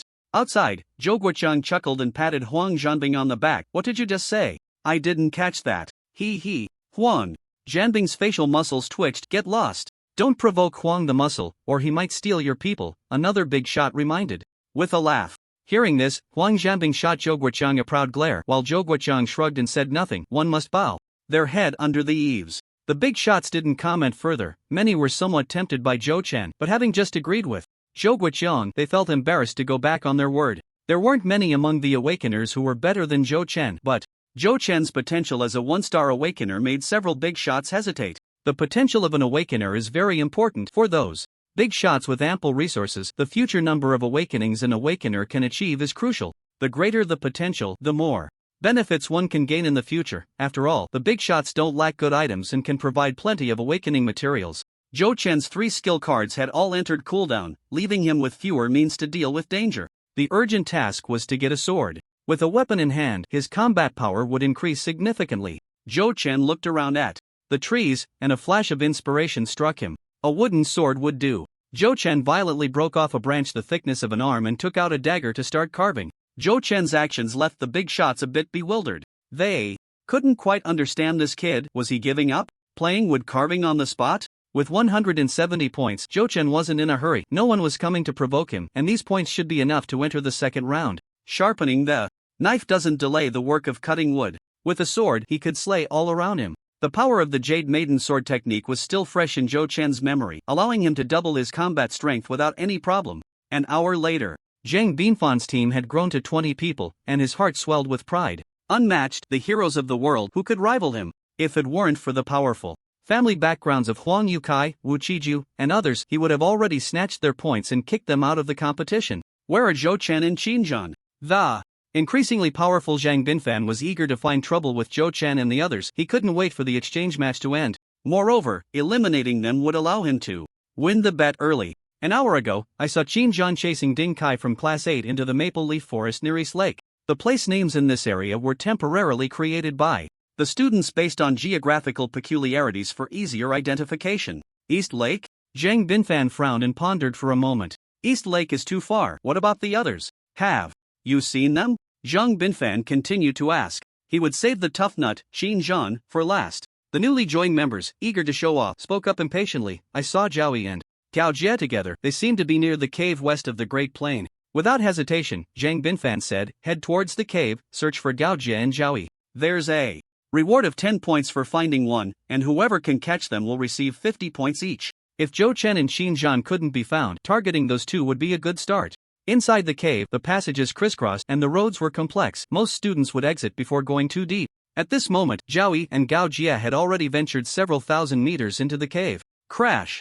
Zhao slashed a large lizard with his knife. Quick, check your compass. Which way should we go next? In the center of Gao Jie's compass was a red plant resembling a large green onion. The compass needle spun for a while before stopping, pointing towards a passage deep within the cave. This was the newly discovered function of the compass by Zhao and Gao Jie, finding objects. By placing a specific item on the compass, the needle would point in the direction where the same item could be found. Gao Jie scratched his head, somewhat doubtful of Zhao. Are you sure? Can this thing really be eaten? Zhao Yi pulled Gao Jia into the passage. This is blood mushroom grass, it's worth 3,000 each. We learned about it in class, so it must be right. If you don't believe me, why don't you give it a try? Saying this, Zhao Yi pulled out 3 more blood mushroom grasses from his pocket. Blood mushroom grass can invigorate and calm the mind, enhancing a portion of one's abilities. It's equivalent to the spiritual herbs and martial arts novels that boost inner strength. Trying it out would be a waste. Zhao Yi was somewhat reluctant to part with it. The two found 4 blood mushroom grasses, which amounted to 12,000, a huge sum. Why don't you try it? Gao Jia shook his head in refusal, wearing an expression that said, "Don't think I'm foolish, I just look foolish. Isn't it just fear of eating the wrong thing and getting a stomachache?" Zhao Yi said, as if it were a matter of course. Gao Jia. Listen. Is this even human talk? The two continued deeper into the cave, and not long after, Zhao Yi's flashlight illuminated a blood mushroom grass that was half a person tall, and he exclaimed excitedly, "It's blood mushroom emperor grass, we've hit the jackpot. Ah, so many lizards." Gao Jia shouted in terror. There were many F-grade lizards near the blood mushroom grass, each over a meter long. Let's go for it. Fight for it, and a bicycle turns into a motorcycle. A fierce look appeared in Zhao Yi's eyes as he drew his long knife, blood light flashing. Zhao Yi's knife technique was fierce and exquisite, striking one after another, each blow stronger than the last. This was an E-grade knife technique, and Zhao Yi had his own opportunities. After a while of entanglement, the situation became somewhat unfavorable. No matter how strong Zhao Yi's knife skills were, he was at a disadvantage against the 5 F-grade monsters attacking him. "I'll help you." Gao Jia joined the fray with a long sword in hand. The long sword was Gao Jia's second enlightened item. The sword had no remarkable features. After being refined, it was merely a strengthened blade. After more than 10 minutes, Zhao Yi and Gao Jia were covered in wounds, their eyes unable to hide their excitement, with 4 or 5 massive lizards lying at their feet. With the blood Ji Huang grass worth around 40 to 50,000 in hand, even if they were eliminated from this exchange competition, it would still be worth it. It was time to exit the cave and find a place to recuperate. Zhou Chen fiddled for an hour and finally carved out a wooden sword with his dagger. He couldn't wait to try swinging it a few times. The feel is nice, but it's a pity it's made of wood. Wooden weapons couldn't unleash their full power, and using sword techniques required constant energy consumption, otherwise the wooden sword would inevitably shatter. Holding the wooden sword, Zhou Chen prepared to continue on his way. After walking a few steps, the ancient square box in his consciousness space began to stir, emitting a strong desire. Desire? What was it yearning for? Zhou Chen looked around and seemed to find the corpse of that E-rank python. He took out the box and tried placing it on a section of the python's body, but the box shook, clearly expressing its resistance. Don't ask Zhou Chen how he knew. His refined item could sense it. Buzz, buzz, buzz. The box shook again, and Zhou Chen felt that it liked the python's head. Right. Zhou Chen suddenly thought of something and slapped his forehead. Beast Crystal Core. I need to put it to good use. I almost forgot. The Beast Crystal Core, which only E-rank and above beasts had a certain chance of condensing, was similar to a pure energy stone. However, the Beast Crystal Core contained the brutality of the beast and its resentment before death, requiring processing before it could be used directly. Its price was also slightly lower than that of pure energy stones. Zhou Chen took out his dagger and began to dissect the python's head. Sure enough, there is one. What luck! The book says the chance of an E-rank beast condensing a Beast Crystal Core is less than 5%. Today is truly a stroke of luck. Zhou Chen dug out a bloody crystal. He found a puddle nearby to wash it, revealing a translucent green crystal before him. The E-rank Beast Crystal Core was indeed small, about a quarter the size of a standard energy stone. It was worth over 10,000. Buzz, buzz, buzz. The box wanted it.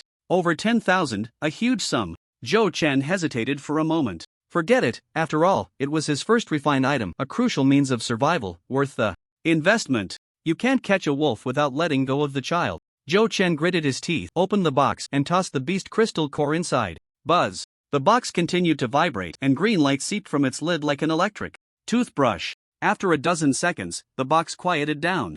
Zhou Chen opened the box, and inside lay 3 cards. The Beast Crystal Core could actually be used to draw cards. What a pleasant surprise. The first card, Snake Venom card, remaining uses 3. Sprays a strong corrosive venom. The second card, Void Binding card, Snake Consumption card, randomly binds a snake-type battle pet from another dimension. The third card, Martial Skill card, Snake Curve Step, learned in 1 second. What a profit!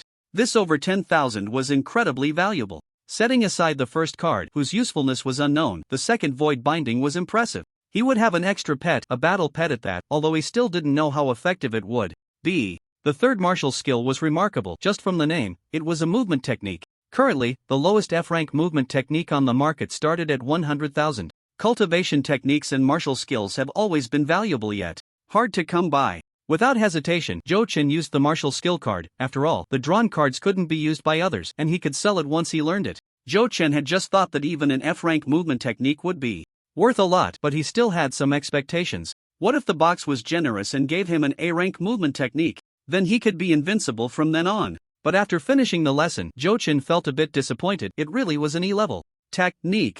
Zhou Chen's figure swiftly darted through the jungle, his steps agile, his movements fluid and changeable, quick as the wind. With his physical fitness and strength, using the snake curve step, he should be unmatched by any classmate. In close-range evasion, E-level movement technique is fine, at least it's very practical. He took out the void binding card.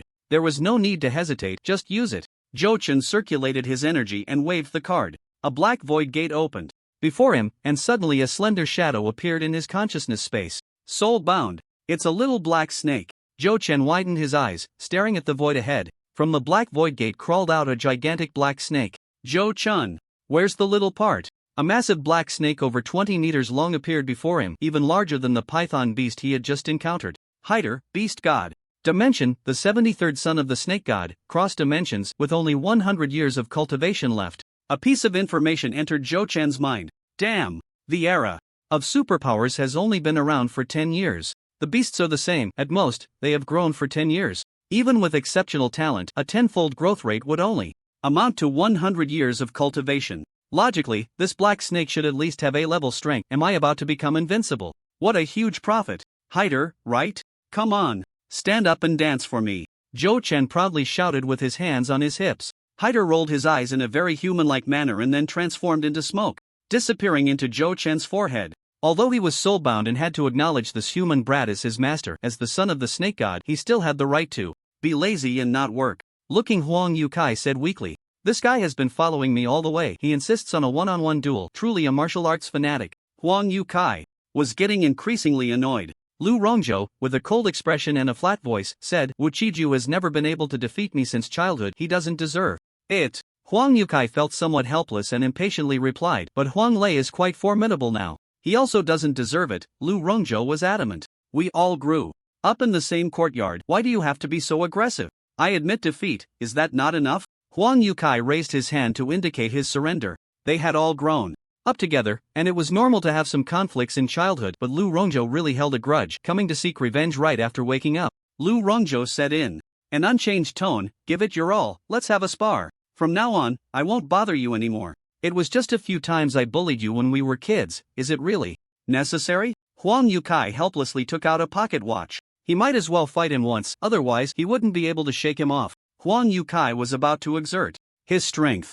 Lu Rongzhou also showed a serious expression, putting down his hands in front of his chest and gripping his twin blades tightly. Huang Yukai spun the pocket watch, and his figure shifted to appear behind Lu Rongzhou. He threw a punch towards the back of Lu Rongzhou's head. Thud! The curved blade struck first, drawing a crescent moon behind Lu Rongzhou. Huang Yutsai's pocket watch spun rapidly, and he slightly tilted his body to dodge that crescent moon. Lu Rongzhou turned around, launching both blades, the moon while spinning, shadows of the moon filling the sky, the blades swift as the wind. Huang Yutsai's pocket watch spun urgently, his figure ethereal, sometimes on the right, sometimes on the left, sometimes flashing behind Lu Rongzhou. The two engaged in a fierce battle for dozens of moves. No matter how exquisite Lu Rongzhou's swordplay was, he couldn't touch Huang Yukai even a bit. Huang Yukai couldn't do anything to Lu Rongzhou either. "Look, neither of us can do anything to the other," Huang Yukai said as he flashed to a distance. Lu Rongzhou sheathed his blades and coldly said, "Your defense is sufficient, but your offense is lacking.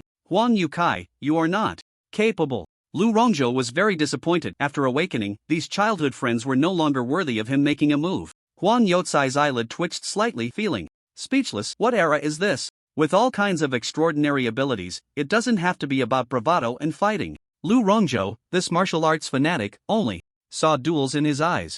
"I won't seek you out again in the future." Lu Rongzhou turned to leave. Huang Yukai was no longer his target. What a disappointment. Life is as lonely as snow. Lu Rongzhou wore an expression of a lonely master. Huang Yukai thought to himself, what a fool, not worth arguing with him. Crack! A strange sound came from the forest. Lu Rongzhou and Huang Yukai turned their heads simultaneously. "Who? Hee, it's me, just passing by." Zhou Chen slowly walked out with his hand raised. "If others don't offend me, I won't offend them." There was no need to make enemies casually. Zhou Chen kept a low profile, afraid of causing unnecessary misunderstandings. After all, secretly watching others duel was indeed not honorable. Huang Yukai smiled and scrutinized Zhou Chen from Class 7, first place in the big exam. Just a hollow title, Zhou Chen humbly replied.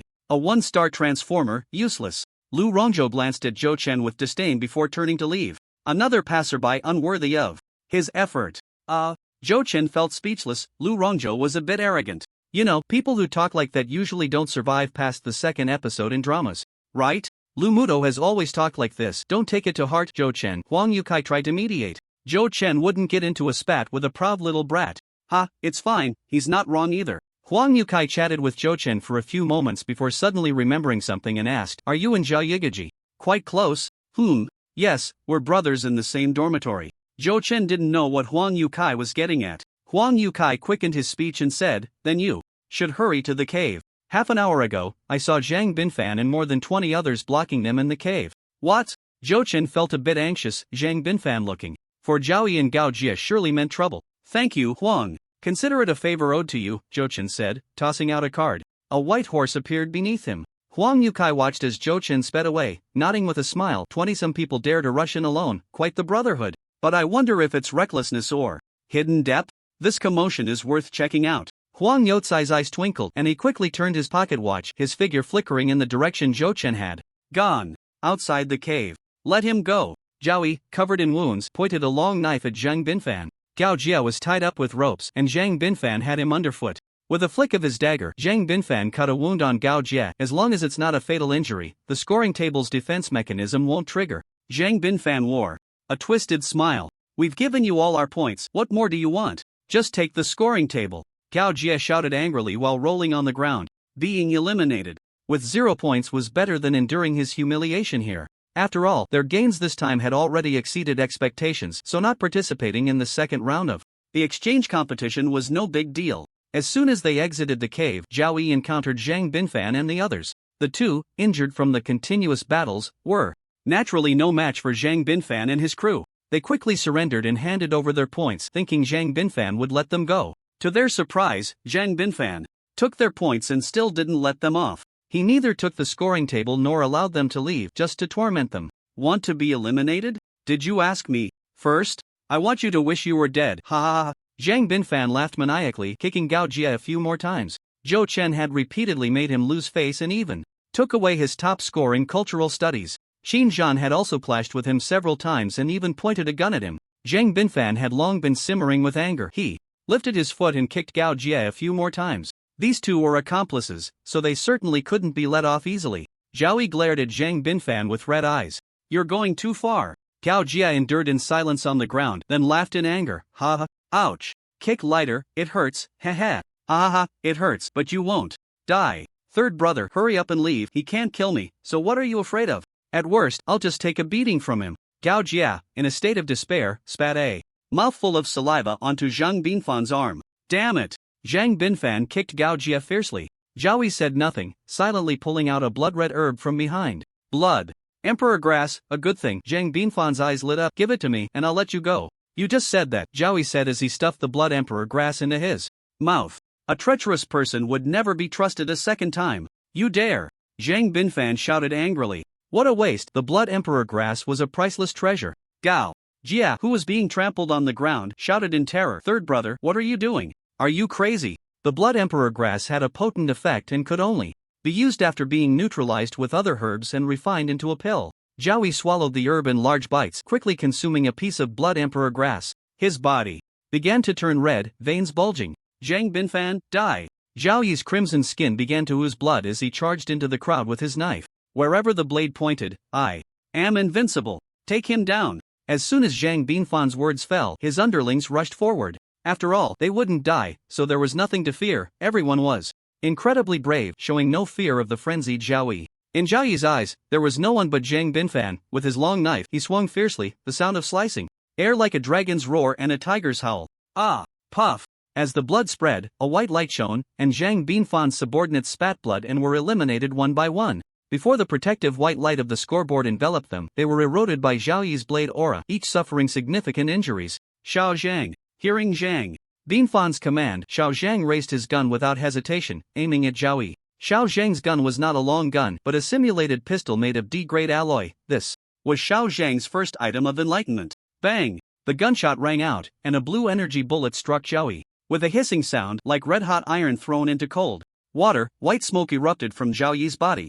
Xiao Zhang's ice bullet had frozen Zhao Yi. Drink! Zhao Yi roared, his skin splitting open, blood spilling everywhere, instantly breaking free from the ice. Bang bang bang! 3 more shots fired, 1 flame bullet and 2 armor-piercing bullets. Zhao Yi bled profusely, a large area of his arm burned. Gao Jie struggled beneath Zhang Binfan's feet. You've gone too far, this could cost lives, we're all classmates here. Ha!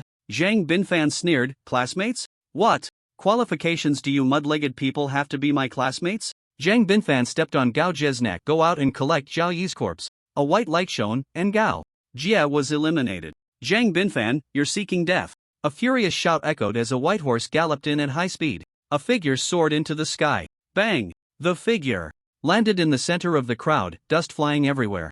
A divine soldier descended, Zhou Chen.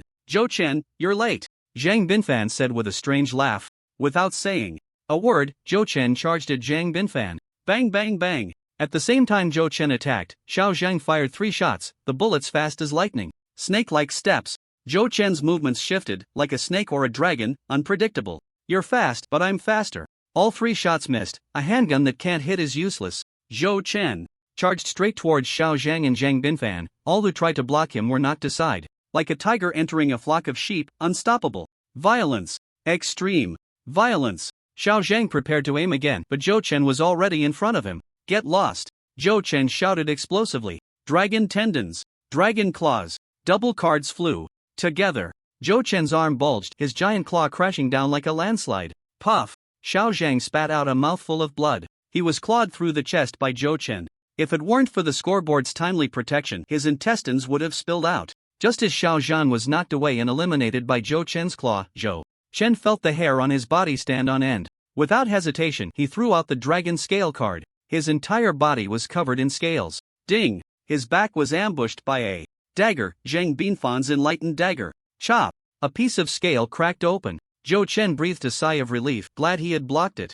Zhang Binfan was shocked. He hadn't expected Zhou Chen's defense to be so powerful that even his own Xiantian backstab could be blocked. This was the only move Zhang Binfan had learned from the C-grade technique Xiantian stab, nearly an entry-level move. But even as an entry-level move, being a C-grade technique, its power was undeniable. There was no time to think. A giant claw shimmering with golden light had already appeared in front of Zhang Binfan's chest. The speed was too fast, Zhang Binfan couldn't dodge in time and barely raised the dagger, channeling all his abilities to defend. The golden light collided with the blue light. Bang! A huge explosion, light radiating in all directions. Crack! Zhang Binfan was knocked back several steps, his right hand drooping. His arm was visibly deformed, broken by Zhou Chen. Zhang Binfan looked at Zhou Chen in terror. Impossible, how could he be so strong? A 1-star enlightened one, he only had 1 item of enlightenment. That box was clearly just a useless trinket. Zhang Binfan couldn't understand why Zhou Chen had so many means, why his strength was so overwhelming. Stop him! Zhang Binfan commanded, retreating rapidly. Practicing Xiantian stab, Zhang Binfan's movements were astonishingly fast. Even with Zhou Chen being obstructed, he couldn't catch up to Zhang Binfan. Zhou Chen struck one after another. Wherever he went, white light erupted, and those who tried to block him spat blood continuously before being eliminated. Zhou Chen exuded an aura of unstoppable force, as if he were a deity of slaughter. His speed was unmatched, his strength was unparalleled, and his defense was invincible. He was like a humanoid tyrannosaurus, an unstoppable force. Retreat! Quickly retreat! Zhang Binfan, who had escaped 100 meters away, ordered. The remaining few finally scattered in all directions. Zhou Chen was just about to chase after Zhang Binfan when he heard a thud behind him. It was Zhao Yi, unable to hold on any longer, collapsing to the ground. Third brother. Zhou Chen hurriedly helped Zhao Yi up. At this moment, Zhao Yi was already somewhat disoriented, his body still flushed red, blood seeping out from the cracks in his skin. Third brother, you go out first. I will definitely avenge you. Zhou Chen laid Zhao Yi flat, then removed his scoresheet, and Zhao Yi was enveloped in white light and transported away. He believed the academy would heal Zhao Yi. What he needed to do now was find that scoundrel Zhang Binfan. Then he would make him pay in blood. In the distance, Huang Yukai stroked his chin and murmured, the first place is indeed not simple, he has some skills. Huang Yukai had a premonition that Zhou Chen's strength was extraordinary, but the reality still shocked him. With Zhou Chen's power, he might not be able to compete. However, he excelled in time-space techniques, and his future was limitless. He wouldn't rely on a moment's bravery, and that was his confidence. Having gauged Zhou Chen's strength, Huang Yukai turned to leave. As soon as Zhao Yi was transported out, the prepared medical team quickly carried him away. Heart rate 90. Blood pressure 187. Spiritual energy concentration.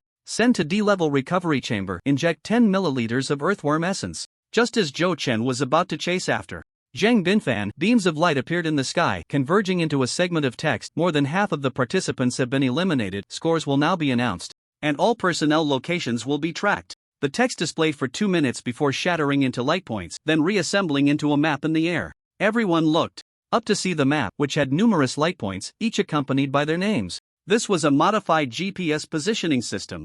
Zhou Chen saw the light point representing himself on the map, showing Zhou Chen, score 580, ranking 5th. Just now, Zhou Chen had eliminated many people and gained a wave of points. He noticed another light point rapidly moving away. Next to it was displayed Zhang Binfan, score 1190, ranking 1st. Zhou Chen smiled slightly. He had been worried about not being able to find Zhang Binfan, and now the academy had changed the rules. Truly, fate was on his side. With the new rules announced, many hidden students who had planned to survive until the end couldn't help but curse. This was forcing everyone to fight. Zhang Binfan looked at the light point symbolizing Zhou Chen rapidly approaching in the sky and cursed under his breath, then moved towards another light point. Zhou Chen was too formidable. He needed to find help. An ordinary talent wouldn't do, it had to be a genius. Zhou Chen, wielding a wooden sword, galloped straight towards Zhang Binfan. No matter how fast you were, you couldn't possibly exceed 200 yards per hour.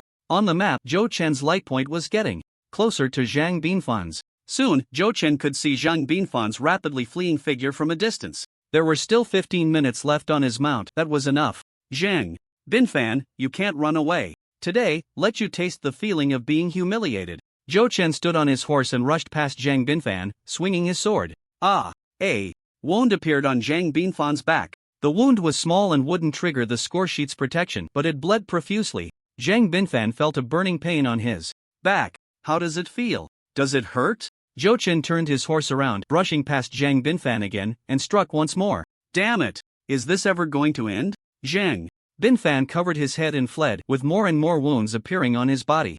No matter which direction Zhang Binfan ran from, Zhou Chen was always by his side, coming and going, sword after sword. This sword is to repay your second brother. No matter how fast Zhang Binfan was, he couldn't outpace his mount. This sword is to repay your third brother. Blood for blood. How could Zhou Chen easily let Zhang Binfan go? What Zhang family? To hell with them. What dog shopping network? To hell with them. What rich merchant's son? Being wealthy is impressive. To hell with him. This sword is for your elder brother.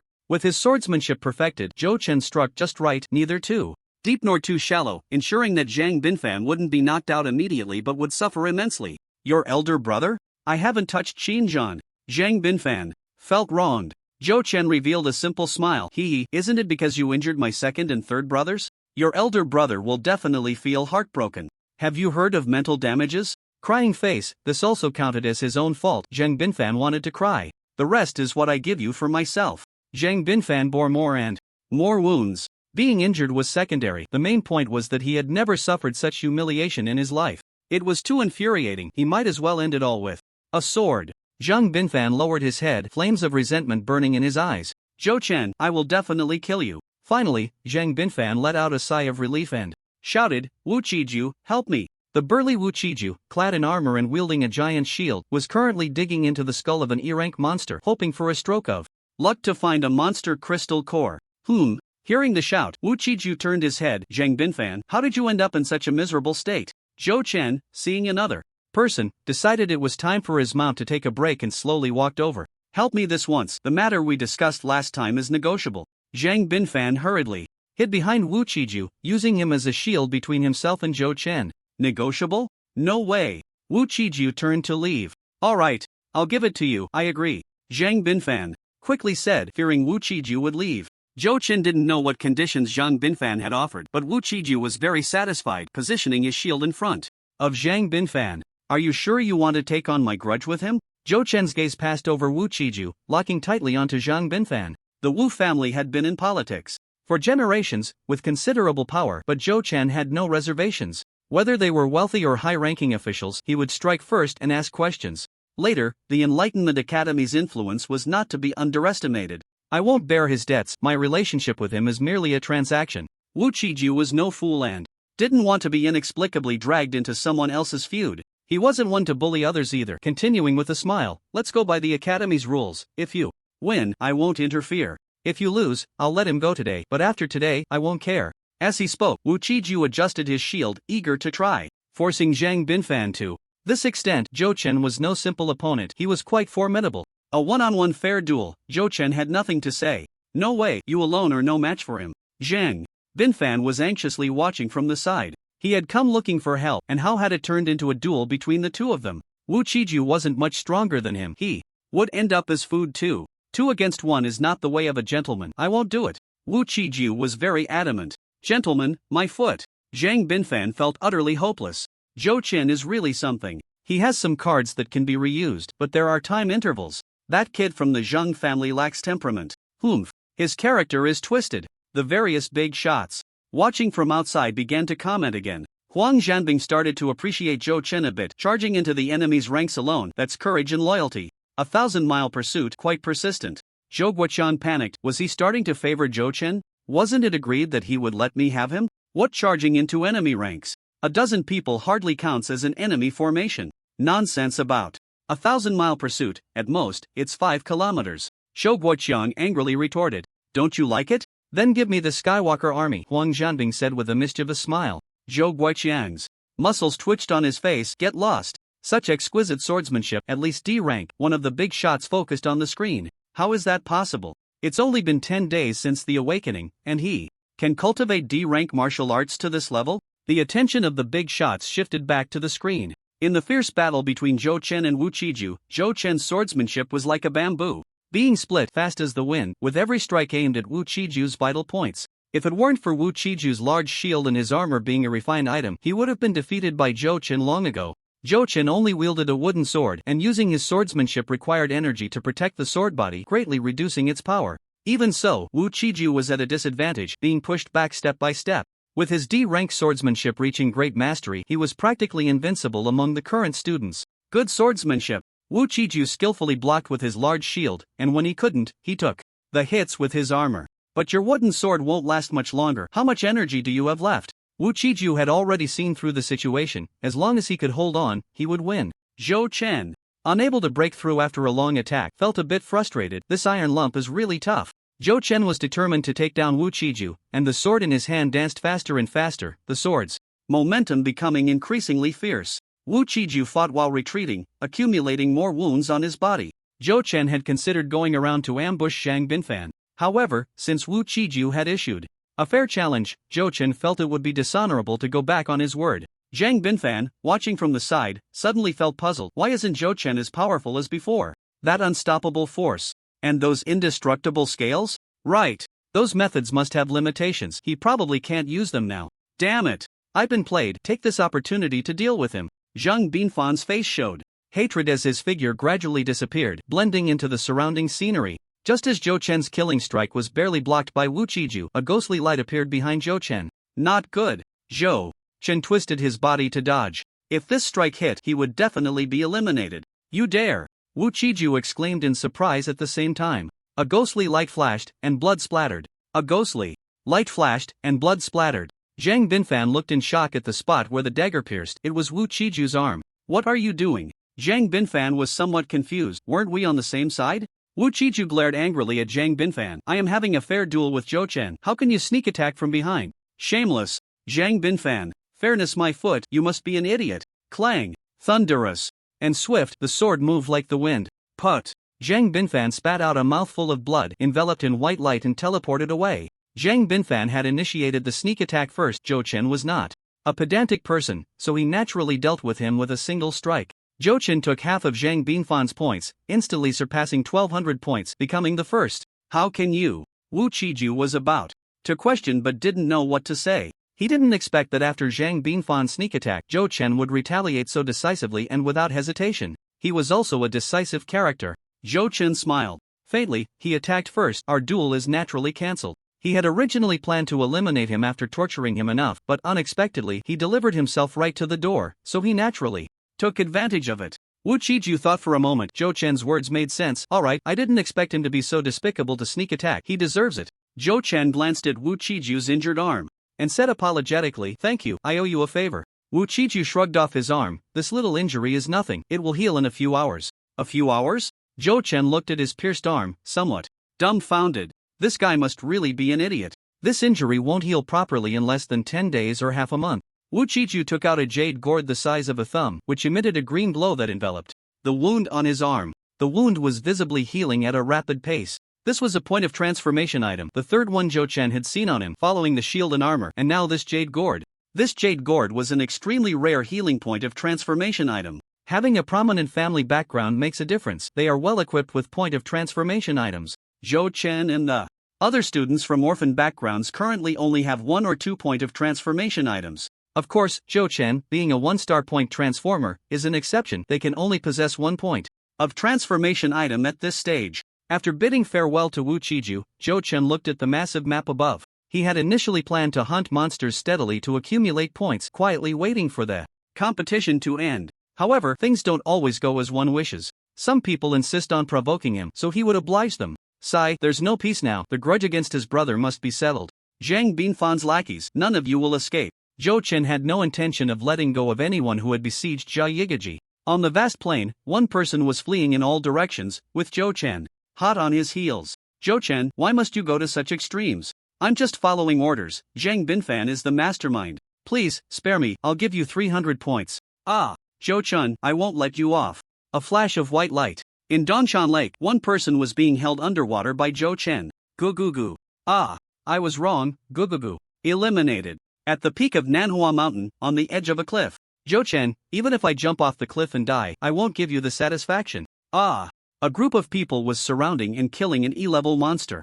Zhou Chen charged in with his sword, pinning one person against the mountain wall, a flash of white light, and they were eliminated. Xiang Yu. One of the companions around stood up to question Zhou Chen but was quickly pulled back. Forget it. I heard he's been chasing down some people and eliminating quite a few. Look at the points above. On the map, Zhou Chen's over 2,000 points were dazzling. He was a wolf among sheep, too formidable to provoke. A few classmates glanced at Zhou Chen and chose to remain silent. It seemed that the person just eliminated by Zhou Chen had nothing to do with them. Roar. A beast's roar came from behind Zhou Chen. Oh, an E-level monster. Zhou Chen interrupted the battle between both sides. The E-level monster was momentarily stunned, but then charged again. The classmates who had originally surrounded the monster quickly retreated. Zhou Chen unleashed his energy, swinging his sword effortlessly. The monster's head was instantly cleaved in two. Classmates. Everyone had been working together to besiege such a powerful monster for so long. It was resolved with just one sword strike. Was the gap really that large? They felt somewhat defeated. Sigh. Still no monster crystal core. The chance of an E-level monster condensing a crystal core was low, less than 5%. Zhou Chen had been lucky to obtain one before. Afterward, Zhou Chen killed 4 or 5 more E-level monsters but found not a single crystal core. Zhou Chen, who was eager to feed the box with a crystal core, was disappointed again. A whole day passed, and it was now evening. The entire space had darkened. In the sky, besides the massive glowing map, there were also countless stars and a full moon. There were still over 30 people left on the map, with Zhou Chen ranking first with 2,890 points. In second place was Lu Rongzhou from Class 1 with 2,540 points. In third place was Huang Yukai from Class 2 with 2,370 points. In fourth place was Huang Lei from Class 3 with 2,110 points. Qin Zhan ranked 7th with 1,780 points. Most of the top 10 students were seed players receiving attention from all sides, except for Zhou Chen, the dark horse, who was unexpected. This Zhou Chen going to the police department is somewhat of a waste. Just give me the Earth Flat Army. Lu Yiping was the first to speak. D-level swordsmanship, 10 days to mastery. Absolutely has the talent for cultivation, and is a top genius. Old Lu, you're relying on your age too. Well, that's not good, right? Huang Zhanbing said somewhat indiscriminately, but after being glared at by Lu Yiping, his voice lowered. This Zhou Chen from the Tianqing army also wants it. My water light. What water light? You promised to give me the supervision department and now you're going back on your word. Zhou Guoqiang couldn't sit still. How shameless can you be? A group of imperial bigwigs really setting a bad example for elementary school students. Wasting it on the supervision department. Exactly, how can such talent go to the supervision department to catch petty thieves? Superpowered individuals are strategic resources, the supervision department doesn't need them. The bigwigs began to surround Zhou Guoqiang, who felt very wronged and wanted to cry. What's wrong with the supervision department? Is the supervision department eating your family's rice? Boom, a loud sound echoed across the screens. What happened? How can there be a D-level monster on the second floor of the Spirit Transformation 9 Xin Tower? Director Yu, hurry and pause the competition. The D-level monster talisman might not be ready in time. It would be bad if there are casualties. Yufusai, calm and composed, stroked his beard. No rush, this year's talismans have been upgraded, and this D-level monster is the final grand prize. Over 400 D-level talismans. A D-level monster as a reward. The Enlightenment Academy has money. Money. Can next year's budget be reduced? Sure, then next year the Enlightenment Academy won't submit any martial arts techniques. Yufusai chuckled lightly. The bigwigs. As if we never said that.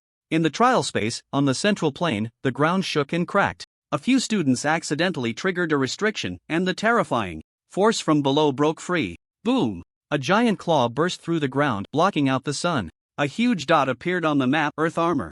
Beast D-level monster, 5,000 points. Anyone participating in the kill can earn points. Temptation, blatant temptation. It was luring the students to work together to kill the Earth armor beast. The students gathered from all directions except for 3 or 2 who resolutely chose to hide. The personnel were basically complete. A pandalon 3 stories high was crazily chasing the students across the plane. White lights flashed everywhere, blood spattered, teleportation. Beast, look here. Wu Qiju raised his giant shield and stood in front of the Earth armor.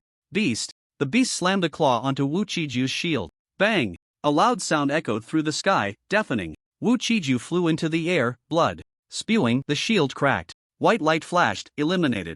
Is the D-level monster this strong? Old Wu couldn't withstand a single blow. How are we supposed to fight? Huang Yukai and Zhou Chen were both shocked. They knew Wu Qiju's defense well. E-level superpowered individuals could hardly break through it. Now this Earth armor beast had even shattered his enhancement item, showing its immense power. Once the enhancement item was damaged, the owner's mental strength would also suffer a heavy blow. The enhancement item would need to rest in the will space for a long time before it could be used again. It seemed Wu Qiju was seriously injured this time, unable to compete for 3 to 5 months. Just as Wu Qiju was sent flying, a round moon struck below the Earth armor beast's neck. Clang, clang, clang. The sound of metal clashing rang out. It was Lu Rongzhou seizing the opportunity, decisively taking action. Unfortunately, he returned empty-handed. The Earth armor beast was too fast, slamming down a claw. Lu Rongzhou made a quick decision, not waiting for the score sheet to trigger protection, and actively threw out the score sheet to trigger it first. A white light blocked the Earth armor beast's attack, and Lu Rongzhou was eliminated. Unbeatable, unbeatable. Classmate Zhou Chen, I'm withdrawing first. Huang Yukai shook his head and decisively retreated. I'll watch a bit longer, Zhou Chen said, not leaving with Huang Yukai, planning to observe for a while. Zhou Chen also wanted to see for himself the difference between D-grade and E-grade monsters. Whether it's superpowers or monsters, F-grade is just the foundation, something an ordinary person can achieve through training. Many superpowered individuals in the circle do not acknowledge F-grade as a true superpower. F-grade is merely a standard set by the Empire, representing people who are a bit stronger or faster. E-grade is considered the entry level for superpowered individuals, where various elemental manipulators awaken at this level. Most superpowered individuals in the world belong to this category. D and C grades signify that superpowered individuals have truly entered the realm of power, showcasing their abilities without reservation. Some can soar to the heavens or dive into the earth, some can summon thunder and lightning, others can foresee the future, and some can lift mountains.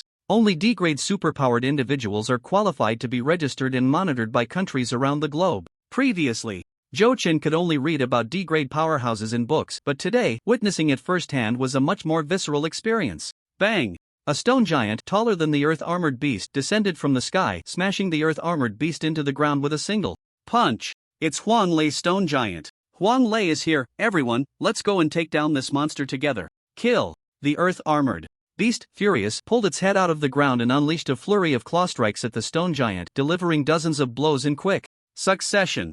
Bang! Bang! Bang! The stone giant had no defense and was instantly shattered to pieces. Standing at a distance, Huang Lei spat out a mouthful of blood and fainted, enveloped in white light, eliminated from the match. The Earth-armored beast looked at the swarming little ants and let out a deafening roar, its claws descending from the sky. Boom! Boom! The mountains crumbled and the earth shook. Ah! Ah!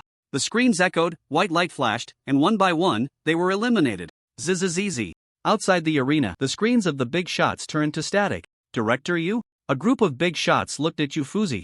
Ufuzi revealed an awkward yet polite smile. The budget is limited. I upgraded the protective talisman, but the spirit eye talisman wasn't upgraded. The big shots thought to themselves, sigh. While the big shots were complaining about Director Yu, the earth-armored beast had already dealt with everyone on the plane. Those who were eliminated were out, and those who fled had escaped. On the entire plane, only Zhou-Chen remained, watching the spectacle from a distance. The beast and the man locked eyes. The earth-armored beast charged at Zhou-Chen with all its might. Bang! Bang! Bang! Dust flew, and the ground shook. Zhou-Chen took out a card. It's your turn. Void summon, Xiang Yu, remaining uses 3 summon a dimensional powerhouse, strong, strong, strong. Just how strong it is, Zhou-Chen felt he needed to see to know. A figure appeared before Zhou-Chen, clad in armor made of iron leaves, with a golden beast-faced belt around its waist.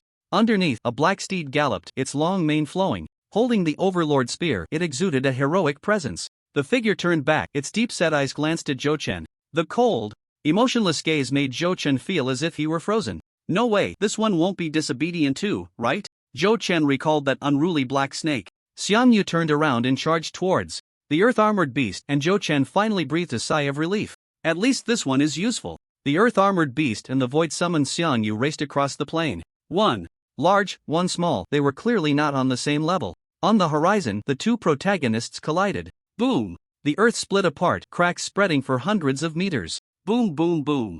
Woo, woo. The earth-armored beast was forced to retreat step by step. Zhou-Chen was dumbfounded. The Void Summon card was incredibly powerful. The D-grade monster was being beaten like a child. The earth-armored beast's scales shattered, blood flowing profusely. Overlord Xiang Yu, unmatched in dominance, swept through the chaos with his spear. Zhou-Chen hid at a distance, observing the battle, and noticed that the figure of the dimensional Xiang Yu seemed to fade a bit, becoming somewhat transparent. Not good, time is running out. It's only been 5 minutes, even Ultraman lasts longer than this. However, being able to summon a D-grade powerhouse with his E-grade strength, even if it's just for 5 minutes, was still a great deal. Before the dimensional Xiang Yu disappears, I must kill the armored beast, or else I will be the one in trouble. Zhou-Chen hid his figure nearby, slowly approaching the battlefield. Ugh! The armored beast had its scales knocked off by Xiang Yu again. Now's the time. Zhou-Chen channeled his energy, his long sword trembling as he unleashed his strongest sword technique: wind, flower, snow, moon. The sword glimmered like snow, its blade shone like flowers, piercing straight into the armored beast's wound.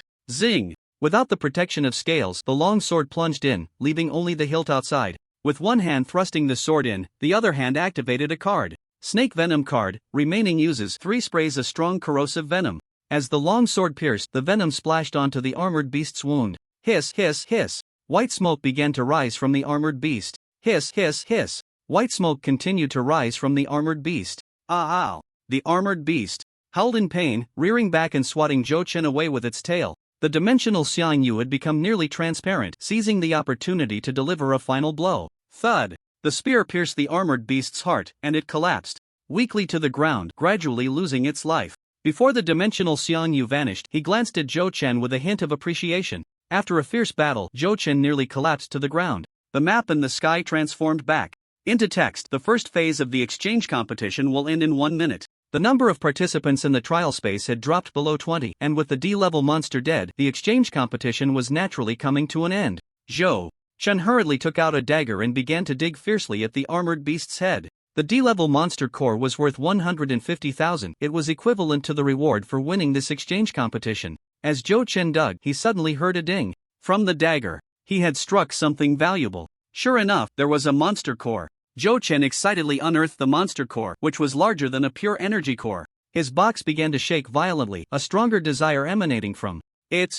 This time, Zhou-Chen hesitated. 150,000 was no small amount. Whether he could break even was a question. The randomness of this box was also quite powerful. If he drew a bunch of useless items, he would be at a total loss. With it, the compensation for Confronting Binfan and the school cafeteria would no longer be a problem. Forget it, I'll just set it aside for now and think about it later. Zhou-Chen put the core into his pocket as the countdown in the sky approached its end, and he was teleported out. Zhou-Chen is out. Score, 7,900 points. He killed the armored beast. How did he do it? Zhou Chen ranked first with 7,900 points, attracting everyone's attention. It was clear he had killed the armored beast if he could take down such a powerful monster. How strong was Zhou Chen? The teachers and students of the Enlightenment Academy kept speculating, and the more they thought about it, the more mysterious Zhou Chen seemed. Zhou Chen, very impressive, though I don't know how. You did it, said the Dean, Yufuzi, as he approached. The D-level monster's attack had destroyed all the spiritual eye talismans. However, the scoreboard was still connected to the entire Spirit Transformation 9 Mysterious Tower, and Zhou Chen's points were recorded according to the rules. Hee, just a coincidence, Zhou Chen humbly replied, offering no further explanation, and no one pressed for more details. Zhang Lin nervously asked Zhou Chen, "Are you okay? Are you hurt?" "Don't worry, Teacher Zhang, I'm fine." Zhou Chen waved his arms to show he was in good shape. "By the way, Teacher Zhang, how's Xiaoyi? Is he alright?" Zhang Lin nodded. "He's fine, just soaking in the recovery pod, doing great. He even benefited from the blood mushrooms effects. He might break through to D level before you all." That's good.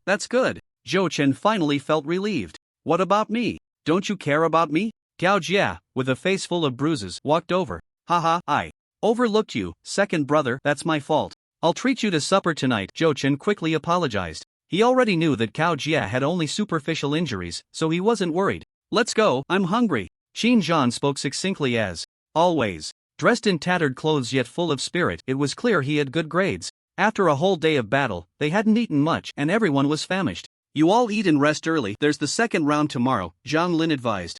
"Okay, teacher." Zhou Chen and the others left together. "I want Zhou Chen for our Earth Army," Lu Yiping spoke again. Just 10 days after awakening, he could kill a D-level monster, no matter what means he used. It was quite impressive. D-level superpowered individuals were already the backbone of the Empire's superpower system. Didn't old Lu only want Qin Zhan? The other big shots disagreed. It was agreed that only Qin Zhan would be taken, and now they wanted to snatch the first place too. That wouldn't be so easy. Who wouldn't want a genius with immense potential, even if he was just a one-star enhancer? What about Zhou Chen, who was promised to me? Zhou Guoqiang chimed in to make his presence felt. It was infuriating that someone was eyeing the cabbage in his field. The big shots ignored him. How could a superpowered individual with potential be given to you, the police chief? That would be a waste of resources. I want him for the Sky Army. Once he breaks through to sea level, I'll equip him with the best aerial combat mech. Forget it, who doesn't want the first place? Let's each set our terms and see how he chooses. The big shot from the Waterlight Army said lazily. Alright, it's settled then. The big shot from the Central Bureau wasn't afraid of the three armies. Their funding and strength were about the same, so it was all about luck. You all. Zhou Guoqiang felt miserable. It wasn't that their police department lacked funding, but there were too few resources in the superpowered sector, so they always struggled to recruit superpowered individuals compared to other departments. Stop arguing, everyone go back and get some sleep. I've arranged rooms for you. Yufuzi came over to end the bickering among the big shots. After having a late-night snack, Zhou Chen arrived at the Academy's storage management office. Old Chen, will you take this? Zhou Chen pulled out 3 palm-sized scales. They were scales from a ground armored beast. Zhou Chen had no way to carry the body of the ground armored beast, so he could only bring out a few scales. The storage manager's surname was Chen, and his first name was unknown. The students respectfully called him Old Chen. Old Chen picked up his reading glasses, examined them closely, and spat out 2 words, trash. Zhou Chen? Old Chen, these are scales from a D-level monster. Zhou Chen worried that Old Chen's eyesight was failing him and he couldn't recognize the value of the scales. Old Chen rolled his eyes. A D-level ground armored beast. The whole body is worth only 50,000. For these 3 scales, I'll give you a friendly price of 100. Just 3 scales, what more do you want? 100 is already too much. As he spoke, Old Chen muttered, the ground armored beast in the 9 Mysterious Tower has already produced a crystal core that's worth over 100,000, sigh. He didn't know if this kid had brought out the crystal core from that ground armored beast. Otherwise, it would be a bargain for that old Yu guy. Zhou Chen didn't respond to Old Chen's question about the crystal core. Zhou Chen's eye twitched as he said, only 100. What a joke. I still want to get a sword for tomorrow's finals. He knew his own situation. Without sword techniques and with all his skill cards on cooldown, he was just a nimble little brute. He had speed and brute strength, but he definitely couldn't compete with geniuses like Huang Yukai and Lu Rongzhou. He probably wouldn't even stand a chance against Confronting Binfan. The Xiang Yu card could still be used twice, but that was a trump card. It would be too wasteful to use it in a match. The Rain of Arrows card was the same. It could only be used once, and it was better saved for emergencies. His battle pet was also disobedient. There was also a dumb card, but forget it, no need to say more. Talking too much only brings tears. So right now, having a sword that could withstand his brute strength was very important. So right now, having a sword that could withstand his brute strength was very important. A sword? By the way, the swordsmanship you displayed today was quite impressive. Old Chen suddenly remembered that he had also attended today's exchange competition. D-grade swordsmanship perfected. This kid has a bright future. Old Chen turned around and took out a long box, handing it to Zhou Chen, saying, "Here, use this and return it to me after the competition." The box had an ancient appearance, with exquisite carvings clearly crafted by a skilled artisan. Such a box must contain an extraordinary sword. Zhou Chen excitedly took the box and carefully untied the red ribbon on it. How thrilling! Zhou Chen's hands trembled slightly as he slowly opened the box. As soon as the box opened, Zhou Chen was stunned. Zhou Chen. He didn't want to speak anymore. "It's rusty. A piece of scrap iron, and you packaged it so nicely. Who are you trying to fool? Old Chen, are you out of your mind?" Seemingly sensing Zhou Chen's thoughts, Old Chen waved his hand impatiently. "Having something to use is already good enough, and you're still picky? Get lost." Sigh, better than nothing, at least it's better than a wooden sword. Looking at the balance on his phone, aside from what he had recently earned, all that was left from his predecessor was 400 yuan, and he only had 12 points in the academy exchange. He couldn't even afford a decent iron sword. Zhou Chen really didn't know what the previous owner of this body had been doing all these years. Xinjiang had gathered enough for a long spear worth 70 to 80,000, and Zhao Yi's online purchase of a long knife cost over 30,000. And here he was, completely clueless. If it weren't for the box traveling with him, he wouldn't have even awakened with anything to refine. "Thanks, Old Chen." Zhou Chen hugged the box and turned to leave. Old Chen adjusted his reading glasses and said, "If you win first place, this sword is yours." "Alright, it's a deal." Zhou Chen gestured behind him. Seeing Old Chen so serious, this sword must be something special.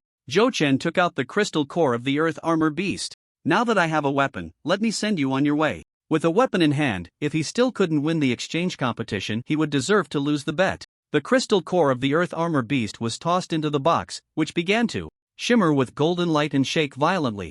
Zhou Chen gripped the box tightly. Is it overstuffed? It seems that the current D-grade crystal core is the limit. Before he breaks through, he can't feed the box any higher-grade crystal cores. He was already thinking about higher-grade cores before he had even digested the D-grade. 10 minutes later, the box slowly calmed down. Zhou Chen opened the box, and inside lay 5 cards quietly. E-grade crystal cores had 3 cards, but the value of a D-grade crystal core was 10 times that of an E-grade. With only 5 cards here, if he didn't get lucky, it would be a loss. Zhou Chen drew the first card, which depicted a mountainous landscape. Earth Escape consumption card randomly teleport up to 100 kilometers using the Earth as a medium. 100 kilometers, that could cross an entire prefecture-level city. A C-grade expert should be unable to track him. Moreover, using the Earth as a medium, he wouldn't appear in the air or water. An excellent escape card, although it could only be used once, it was still worth it. The first card was satisfactory, so Zhou Chen continued to draw the second card. The grievance of the Earth Armor Beast, remaining consumption, 5. The extreme unwillingness of the beast before its death lingers, allowing the consumption of this grievance to unleash one attack with power equivalent to the beast's strength and life. Is the box full of energy now? The descriptions of the cards are becoming more detailed. This card can unleash D-grade attacks 5 times, which is a decent life-saving trump card. Continuing to draw cards, he picked the third one. Cultivation card, Dragon Serpent Control Technique learned in 1 second. PS, C-grade technique. Oh ho ho. Zhou Chen couldn't help but let out a pig-like laugh. Consuming a D-grade crystal core, he drew a C-grade technique, a huge profit. But this card seems unrelated to the Earth Armor Beast. Dragon Serpent? Earth Armor Beast. There shouldn't be any connection. He thought that feeding the box any beast's crystal core would yield related cards. It seems it's just a matter of probability. The fourth card, a money card. What a roller coaster. Just moments ago, I hit the jackpot and now I've drawn a useless card. No, it depends on how much I can randomly draw. If it's 100 or 80,000, that would be a great deal. Zhou Chen slowly took out the fifth card. This was the last one. The moment to witness a miracle. Time-space exploration, permanent know the past and future, cooldown of 1 hour. Another skill card. This one seems a bit mystical. But it's fine, skill cards are always welcome. Zhou Chen eagerly used the technique card and his mind filled with a wealth of information. C-level technique, Dragon Serpent Divine Art. All the energy in his body instantly began to circulate along the designated path. The abilities within him thickened by 3 points with each cycle. After circulating 36 cycles, the energy in Zhou Chen's body turned into a heavy yellow. The quality of the energy increased by 50% and the quantity rose by 20%. Overall, the energy doubled. The fully realized C-level technique was indeed terrifying. directly creating a huge gap between Zhou Chen and other experts of the same rank. Moreover, the speed of energy absorption was more than 3 times faster than before, significantly shortening Zhou Chen's breakthrough time. What a bargain! The monster crystal core worth 150,000 was well worth the cost. The money card was useless, so he used it directly. Slap! A stack of cash fell in front of Zhou Chen, who bent down to count it. 4,850 yuan, a loss. The D-level monster crystal core was worth 150,000, 1/5 of which is 30,000. This card was a huge loss. Never mind, let's try this new card, the Timespace Exploration card. Zhou Chen held the card in his left hand, controlling it with his mind. Use. Hiss. Zhou Chen couldn't help but gasp. This card was actually absorbing his energy, and it was doing so at an alarming rate. At this speed, he would be drained in 1 minute. Finally, a long river appeared before Zhou Chen, and inexplicably he knew this was the river of time. Walking forward meant exploring the future, while walking backward meant retracing the past. Zhou Chen lifted his foot and stepped forward. In an instant, the speed at which his energy was being drained increased dramatically. He knew that with his current strength he could only take 1 step forward at most. Foreseeing the future consumed too much energy, it was better to try retracing the past. Zhou Chen walked backward, and the energy consumption stabilized, not increasing. Sure enough, retracing the past was easier than exploring the future. Zhou Chen walked toward the back of the river of time, and the scenery before him shifted rapidly, turning night into day. Shadows passed by Zhou Chen, and he could see them but couldn't touch them. It was like watching a movie. He could only observe and couldn't change the past. Hurry up, the inter-class exchange competition is about to start. I know, it's still early. This was the scene from this morning. Retracing the past, he could even hear the conversations. It was incredible. Zhou Chen realized he had retraced 9 hours back, continuing to walk backward as time flowed in. Reverse. Time pushed back to 3 days ago, and only then did Zhou Chen's energy run out, causing the river of time to vanish. The scene before him shifted, and Zhou Chen returned to reality. The scene before him shifted again, and Zhou Chen returned to reality. The skill of this card was a type of time-space technique somewhat similar to the foresight ability of a pioneer. With this card in hand, he could consider himself half a pioneer. Would he be able to predict the future now, stealing Gao Jie's job? This card was incredibly useful. Time-space techniques had always been top-tier abilities in the superpower community. This card draw was indeed a big win. Back in the dormitory, Zhou Chen, drained of energy, practiced the Dragon Serpent Divine Art, and energy surged rapidly around him. Zhou Chen's energy was quickly recovering. What the? Old 4 has a chance. What kind of bizarre technique is this? Gao Jie exclaimed. The energy concentration in their dormitory had risen several times. Even the entire dorm building felt the difference. Don't disturb him. Xinjiang stopped Gao Jie from making a fuss. Everyone is a superpower user, and it's normal for there to be occasional energy fluctuations. Others don't take it seriously and won't investigate which dormitory is causing the issue. The worst off are the dormitories next to Zhou Chen. Is someone practicing collectively late at night? The energy fluctuations are so intense that at least a dozen people must be training together. How can anyone sleep with this? There's no sense of public morality at all. Half an hour later, Zhou Chen fully recovered, and his energy limit even increased, a pleasant surprise. C-grade techniques are all about speed and cultivation. Fourth, are you done? If you keep training, the wall next door will be smashed down, Gao Jie said, poking his head out from the lower bunk. Xinjiang asked, are you okay? Had he been attacked in the academy after exhausting all his energy? I'm fine. I tested a new ability which drained my energy, Zhou Chen replied with a smile, then asked, elder brother, second brother, are you interested in learning a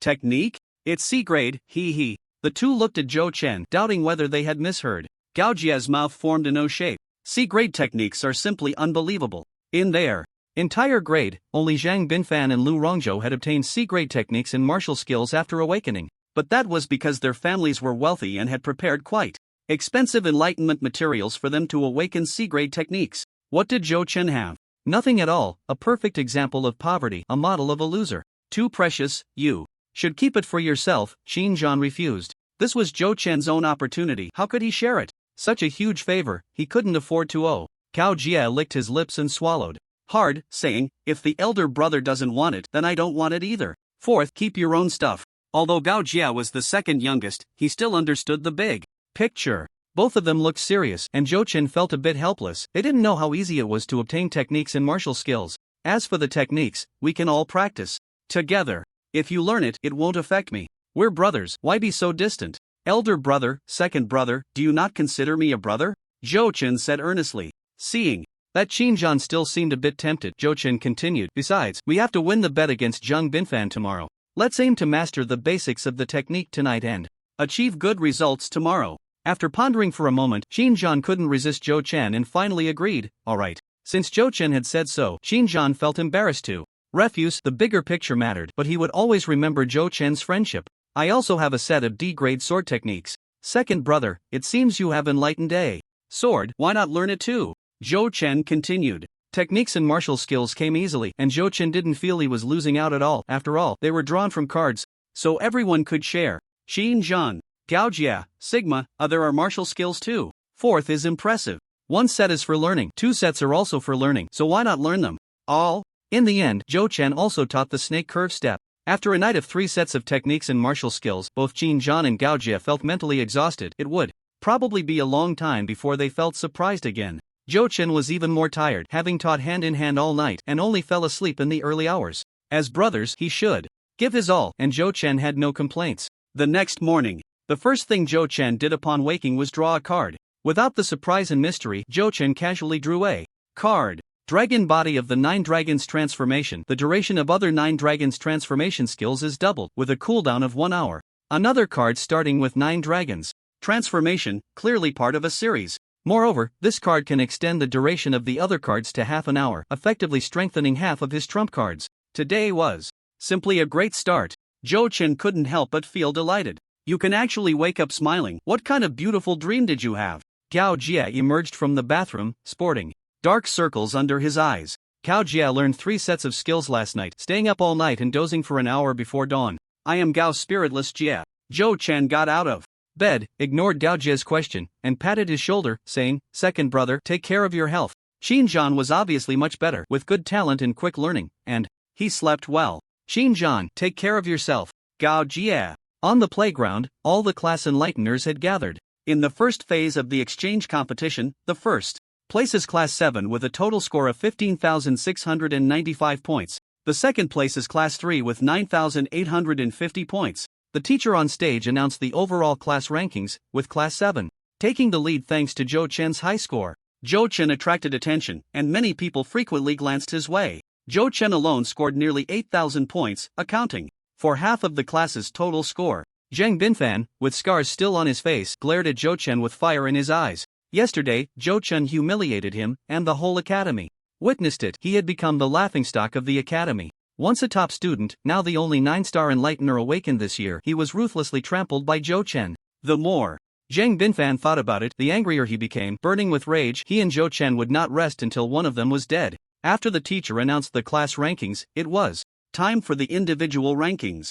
Zhou Chen ranked first with an overwhelming score, stealing the spotlight. Everyone was puzzled about how he had defeated that ferocious earth armor beast. That was a D-class monster, and Zhou Chen's methods were truly remarkable. Following Zhou Chen was Lu Rongzhou in second place, Huang Yukai in third, Huang Lei in fourth. Class 7 could have 20 people enter the second round since both Zhou Chen and Xinjiang were in the top 10 and did not occupy spots. Thus, all of Class 7 entered the finals of the second round. The second phase of the Great Exchange Competition finals officially begins. There are a total of 209 people in the finals, excluding those who were injured yesterday and cannot participate, leaving 187 people. The referee teacher announced the competition rules from the high platform. The rules for the finals are simple. The 187 people will be ranked according to yesterday's scores. The first place will battle the 187th, the second place will battle the 186th, and so on, with the 94th place getting a bye. As soon as the teacher finished speaking, the face of the student in 187th place changed dramatically, as if he had lost his mother.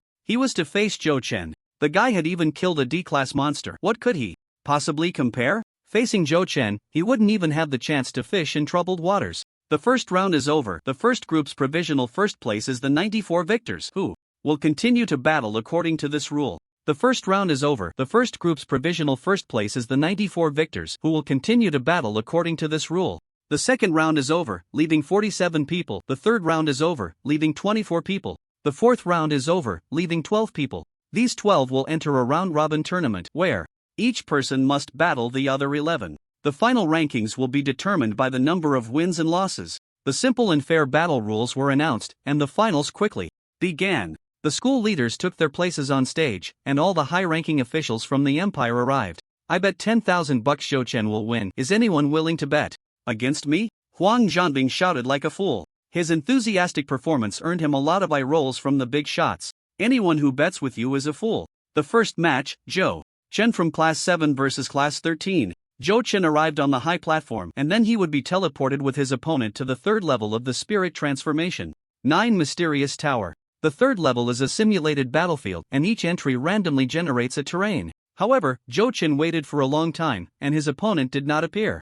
The teacher called out the opponent's name again and the homeroom teacher of Class 13 raised his hand and shouted, "We concede." Boo! A chorus of boos erupted from the audience. Zhou Chen won the first match without a fight. Zhou Chen got off the stage disappointed, originally hoping to try out his new weapon. The second match is Lu Rongzhou from Class 1 versus Wang Di from Class 15. The scene is set in the snowy mountains. Lu Rongzhou stepped onto the stage, and a wave of cheers erupted from the audience. As a seed contestant, Lu Rongzhou had quite a bit of popularity. At the peak of the mountain, snowflakes danced in the air. The crescent moon curved like a blade, the knife resembling a round moon. Under the bright sky, the moonlight suddenly appeared. The opponent fell directly to the ground, a wound stretching from shoulder to abdomen, blood splattering everywhere. The two had just entered when they were immediately teleported out and the medical team quickly rushed onto the stage to treat the injured. The scene fell into silence. The duel ended so quickly, the knife was swift, and the battle concluded even faster. Lu Rongzhou rarely showed an embarrassed expression as he said to the referee, "I held back, I didn't expect him to be so weak."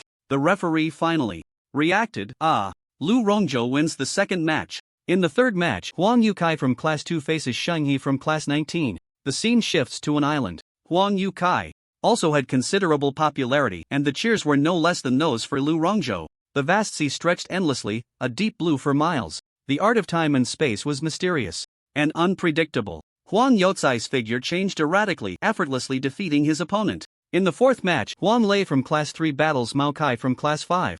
The scene changes to a hill. Huang Lei, who had a pale face from injuries yesterday, insisted on participating in the competition. His stone giant was still recuperating, so he threw out a giant rock bear. Boom! The giant rock bear easily crushed its opponent, who couldn't even get close to Huang Lei before losing. In the seventh match, Qin Zhan from Class 7 faces Zhang Dan from Class 7. A civil war within Class 7, the scene is set on a cross-sea bridge. Zhang Dan, as a member of Xiao Zhang's faction, was eliminated by Zhao Yi during the siege against Zhao Yi, ending up at the bottom of the score rankings. If it weren't for Class 7's overall first place, allowing everyone to advance, he wouldn't even have qualified to compete. As a classmate, he knew how strong Qin Zhan was and how much he had offended them. Zhang Dan wanted to concede, but Xiao Zhang disagreed. Zhang Gu is watching. Even if you can't win, don't concede weakly. At least wear down some of Qin Zhan's stamina. Zhang Dan steeled himself. They were teleported into the arena, and on the wide bridge, the two met. Bang! Zhang Dan was shot down, falling into the sea. A mere fish, not even worthy of being taken seriously. Qin Zhan won, and Xiao Zhang's face turned ashen. With two members from Class 7 making it into the top 10, Zhang Lin wore a broad smile, feeling triumphant. "Teacher Zhang, congratulations. This year, Class 7 is the best," said Wei Ying, the head teacher of Class 9, smiling. Ding Ku, the head teacher of Class 8, teased, "How good can they be? A standout." Wei Ying exaggeratedly gave a thumbs up. "You two have had enough. Stop acting like fools," Zhang Lin scolded with a laugh. The back and forth made it seem like he had invited them. The results of the exchange competition directly determined the resource allocation and student selection for the teachers in the coming year. Class 7's outstanding performance would naturally elevate Zhang Lin's status at the Enlightenment Academy. Humph! Zhang Lin's triumph attracted a cold snort from Miao Bei in the distance. In the 11th match, Hu Rui from Class 4 faces Gao Jia from Class 7. The scene shifts to an ancient city. The last few contestants were eliminated with 0 points, and Gao Jia had his points snatched by Zhang Binfan, also among those eliminated with 0 points. Hu Rui from Class 4, who had trained for years in archery, had a longbow of enlightenment. In the first phase of the exchange competition, he ambushed quite a few people while hiding in the woods. In the final battle against the Earth Armor Beast, he was one of the lucky few who escaped. Thus, he had a high score, ranking 11th. Hu Rui faced Gao Jia, who had been eliminated with 0 points in the ancient city terrain, and everyone believed the outcome was a foregone conclusion. As the battle began, the two were 100 meters apart. Hu Rui did not underestimate Gao Jia and immediately hid in a nearby alley. Gao Jia did not blindly pursue him either, taking refuge in a nearby tea house. The fourth class had said that the best way to deal with archers was to control the angle,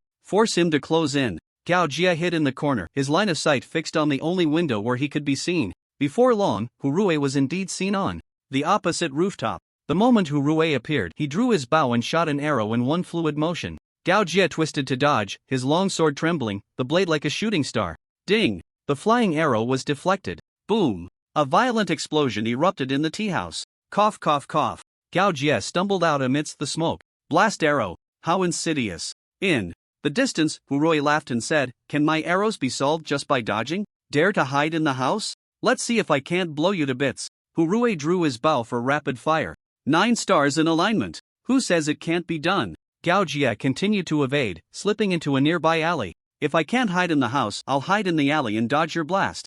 Arrows. Ding ding ding. 9 arrows collided in the air, changing angles to shoot towards Gao Jie's location. It turned out Hurue had long predicted Gao Jie's dodging path.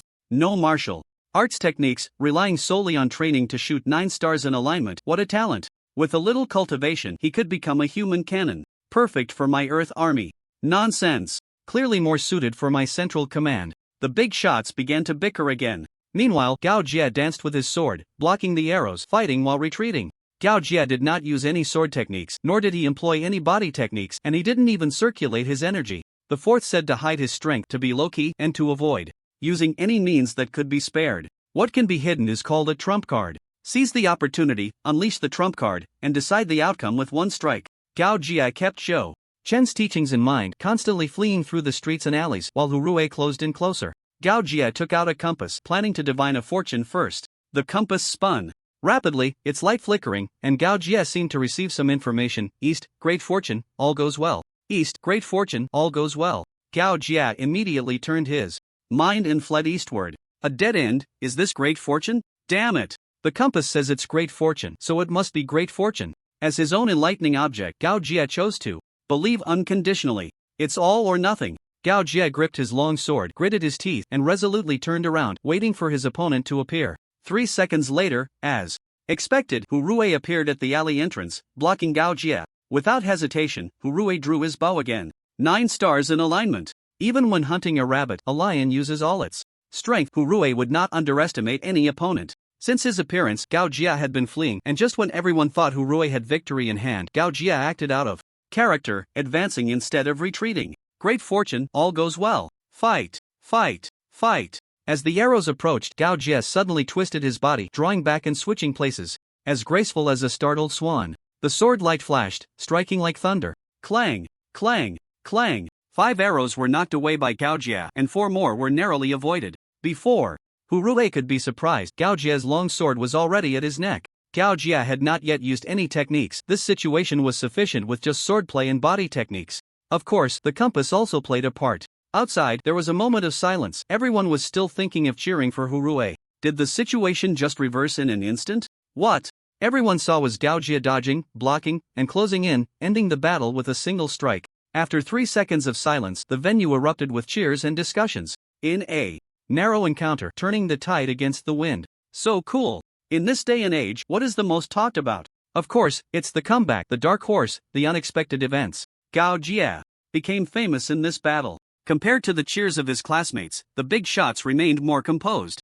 Just like Zhou Chen's swordplay from yesterday, and the same body techniques. But Gao Jie is only a beginner, Zhou Guoqiang said. Huang Zhanbing stroked his chin and nodded. D-level swordplay beginner, F-level body technique beginner, close combat. Hurue lost. Without injustice. That Zhou Chen kid has guts, sharing 2 sets of martial skills like this. Lu Yiping smiled and continued. Xinjiang shares a dorm with him, so he surely won't be biased. The big shot from the Waterlight Army chuckled. Xinjiang hasn't even joined the Lu Ping army yet, and Lu Lao is already being protective? Zhou Chen is a good kid, loyal, dignified, and smart. Zhou Guoqiang felt a bit jealous. That's mine. No one paid him any mind. The Inspector General had no chance this time. In the arena, Hurue was stunned for a full 10 seconds before he realized. Did he just lose? Gao Jie shook his long sword and nodded his chin. Hurue helplessly raised his hand and shouted to the referee on the distant high-rise, "I concede." The referee was also a beat slow. Only after seeing Hurue concede did he move to teleport the 2 out. As soon as Gao Jie stepped off the stage, he was met with enthusiastic cheers from his classmates. Gao Jie, you're amazing. You had such a hidden skill. What sword technique was that? Did you get it after refining the long sword? I told you. Refining an item to choose a sword is definitely no problem. Gao Jia, I seek to be supported. Zhang Lin walked over, interrupting the commotion. Alright, Gao Jia, you must be tired. Rest well and prepare for the next match. Gao Jia won, and some jokingly said that Zhang Lin had the 3 champions of Class 7 this year, with him reaping the most rewards in the exchange competition. Zhou Chen and the others performed excellently, which naturally made Zhang Lin happy. But what made him even happier was the growth of the students. Gao Jia, are you injured? Su Meina eagerly looked him up and down. Gao Jia looked at Su Meina with suspicion. What kind of look is that? She must be up to no good. No good deed goes unpunished. What are you doing? Are you hoping I'm injured? I'm really strong, okay? Humph. Women. Gao Jia waved his arm. The straightforward Gao Jia clearly offended the petty girl. 3 black lines appeared on Su Meina's forehead. Hee, next time you get hurt, don't come to me. Su Meina shook the green jade bracelet in her hand. Su Meina didn't participate in the exchange competition. She wasn't a combat type refiner. Her first refined item was the green jade bracelet in her hand, and her ability was healing. She had been treating people everywhere these past few days to familiarize herself with her refined item. The second brother has always been like this. Meina, don't take it to heart, I'll help you teach him a lesson later. Zhou Chen walked over and punched Gao Jia. Xinjiang said nothing and walked to the other side, punching Gao Jia as well. Gao Jia, who had a strong rapport with his brothers, wisely kept his mouth shut. Humph. I'll let you off this time for Zhou Chen's sake. Su Meina held her head high and hummed a little tune as she walked away. Gao Jia looked confused. What does she mean? What's wrong with me? Zhou Chen patted Gao Jia on the shoulder and said, it's nothing. She said next time you get hurt, go find her. Sure enough, this woman is counting on me getting hurt. I didn't misjudge her. I won't get hurt, Gao Jia said confidently. Oh no, the second fool has gotten cocky and turned into a big fool. Xiao Zhang casually walked over to Su Meina. Meina, how well do you understand your refined item? What abilities does it have? Xiao Zhang asked knowingly. Su Meina was treating classmates coming down from the arena and replied irritably, can't you see for yourself? It's for healing. Xiao Zhang colluded with Zhang Binfan to bully Zhaoyi, Gao Jia, and others. Everyone saw it. Colluding with outsiders to bully one's own is always a taboo in the class. Except for a few die-hard loyalists, Xiao Zhang had long been ostracized in Class 7. Xiao Zhang, however, was unfazed. Meina, brother Zhang is also injured. It's a perfect opportunity for you to practice. How about? Don't! Su Meina interrupted Xiao Zhang, firmly refusing. Not only would she not hit him, but she wouldn't even treat him. Dream on. Xiao Zhang awkwardly smiled without losing his politeness. We're all classmates. Why do you have to be so hostile towards us? Classmates, Su Meina raised her voice. When Gao Jia was trampled underfoot, why didn't you say we were all classmates? Xiao Zhang felt utterly ashamed by Su Na's words.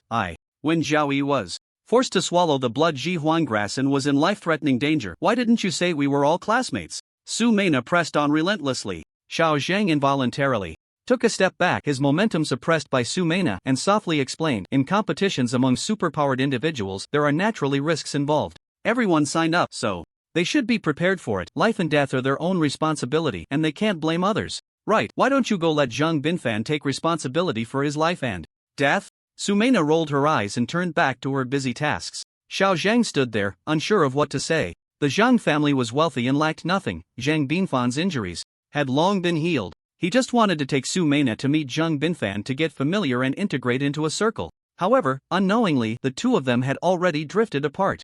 The first round of the competition ended, with 94 people advancing. In the first match of the second round, Zhou Chen took the stage again, facing a strength-type opponent. Zhou Chen didn't use anything, engaging in close combat with the opponent. Bang! Bang! Bang! The two fought fiercely, punches landing hard. The opponent was completely suppressed by Zhou Chen, continuously retreating. After warming up enough, Zhou Chen charged in close and landed a punch to the opponent's chest. The opponent was sent flying over 10 meters, surrendering in defeat. Lu Rongzhou's curved blade remained sharp, defeating every enemy with a single move. Huang Yukai was relaxed and graceful, cutting through opponents effortlessly. Huang Lei was severely injured, his enlightenment item not yet recovered, stopping his progress here, but everyone knew his strength. He remained one of the key students of interest. Xinjiang, armed with a single gun, used no other means and fought his way into the top 12. Gao Jia gave it his all, making it to the top 24, which was his limit, losing to Wan Xiaocheng from Class 6, who specialized in defense. This result was already unexpected, and Gao Jia was quite satisfied.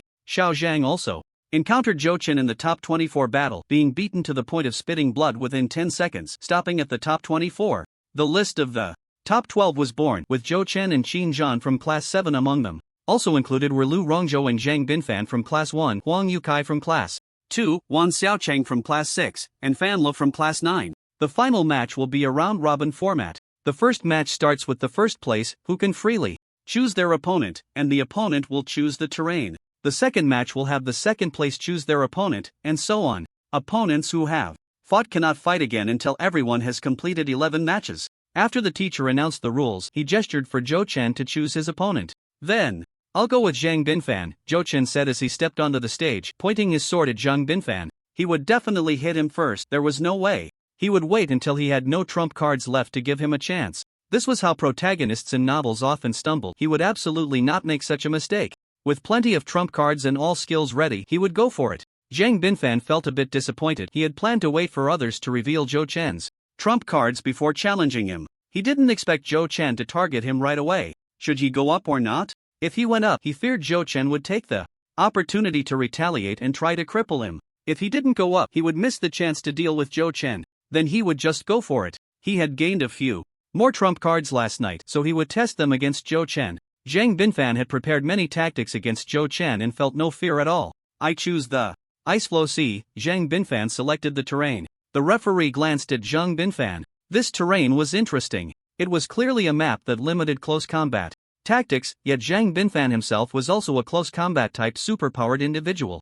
Zhou Chen frowned, unable to understand Zhang Binfan's intentions. The two walked onto the high platform, and the referee waved his hand, teleporting them both into the Linghua Tower. Zhou Chen's vision blurred, the scenery changed, and he instantly arrived at the extremely cold Ice Flow Sea. This is a vast ocean, with countless floating icebergs of various sizes beneath his feet, and in the distance, a massive iceberg can be seen. Zhang Binfan stood 100 meters away from Zhou Chen, with the referee positioned between them, raising a red flag and waving it. The duel begins. As soon as the referee finished speaking, he immediately retreated 100 meters away, leaving the battlefield to the two. Zhou Chen looked at the floating ice beneath him and said, "I thought you would concede, but I didn't expect you to come and even choose this terrain. You must have a new enhancement item. It must be some kind of ranged weapon, right? Show it to me." Zhou Chen pondered for a moment and figured it out. Zhang Binfan was no fool, knowing he would definitely lose, he wouldn't accept the challenge. "Zhou Chen, the humiliation from yesterday, I will repay it with interest today," Zhang Binfan said with a grim expression. As he spoke, a heavy metal crossbow appeared in his hand. "How despicable," Zhang Lin said angrily from the sidelines. "What's despicable about it? It's all enhancement items, so it's naturally allowed," Niao Bei retorted. The rules of the exchange competition only allowed the use of enhancement items and melee weapons like knives, guns, swords, and halberds. Any non-enhancement items with ranged capabilities were prohibited. In principle, Zhang Binfan's actions were not against the rules. Zhang Lin indignantly said, "An enhancement hand crossbow? Why doesn't he enhance a submachine gun?" Niao Bei blushed a bit and remained silent. Zhang Lin was somewhat annoyed, and Wei Ying quickly advised, "Teacher Zhang, let it go. I believe Zhou Chen will find a way." The Zhang family was wealthy and directly brought a C-class metal hand crossbow. This crossbow, even without enhancement, could pose a lethal threat to D-class or lower superpowered individuals. Zhang Binfan enhanced this crossbow purely for its original power. As a mass-produced weapon of modern technology, enhancing it wouldn't necessarily increase its power much, nor would it improve with the owner's strength. This approach completely contradicted the original intention of enhancers and was purely for use in the exchange competition. The students on site were discussing among themselves. This was simply cheating, relying on family wealth, and comparing backgrounds. It was like spending money to win. What were ordinary players supposed to do? The students began to protest. The bigwigs from various departments of the Eastern Hua Empire also frowned. Meanwhile, in the duel arena, Zhang Binfan launched the first attack. Whoosh! An arrow shot towards Zhou Chen. Fast, too fast. This crossbow was designed specifically to deal with superpowered individuals. Snake step. Zhou Chen focused his energy, his waist like an axle, shifting his body to dodge the arrow. But he was pushed to the edge of the floating ice, unable to stop in time. Zhou Chen could only leap up, jumping over the sea to land on another piece of floating ice. With his F-class perfected movement technique, he couldn't walk on water. Just as Zhou Chen jumped, whoosh, another arrow shot towards him.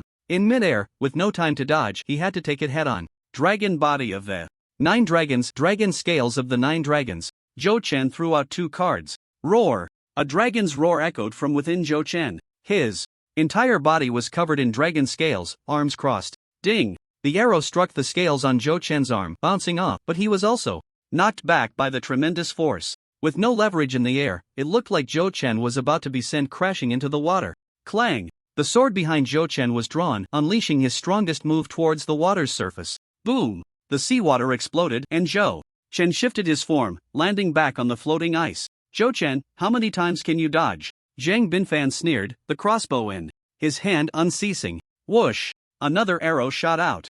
Zhang Binfan kept shooting, and Zhou Chen charged straight at him. You can't break my defense, what good is it? Ding! Ding! Arrow after arrow struck Zhou Chen, who twisted his body mid-air with his sword technique. Let's see how many you can take. Zhang Binfan didn't believe Zhou Chen could withstand all the attacks unscathed. After taking more than 10 arrows from Zhang Binfan, Zhou Chen felt a wave of nausea as if he might vomit blood. Seeing that Zhou Chen was still 30 meters away, Zhang Binfan put away his crossbow. You forced my hand, so die. Zhang Binfan took out a new enhancement item. You forced my hand, so die. Zhang Binfan took out a new enhancement item again. Looking at Zhang Binfan's new enhancement item, Zhou Chen's heart rate skyrocketed.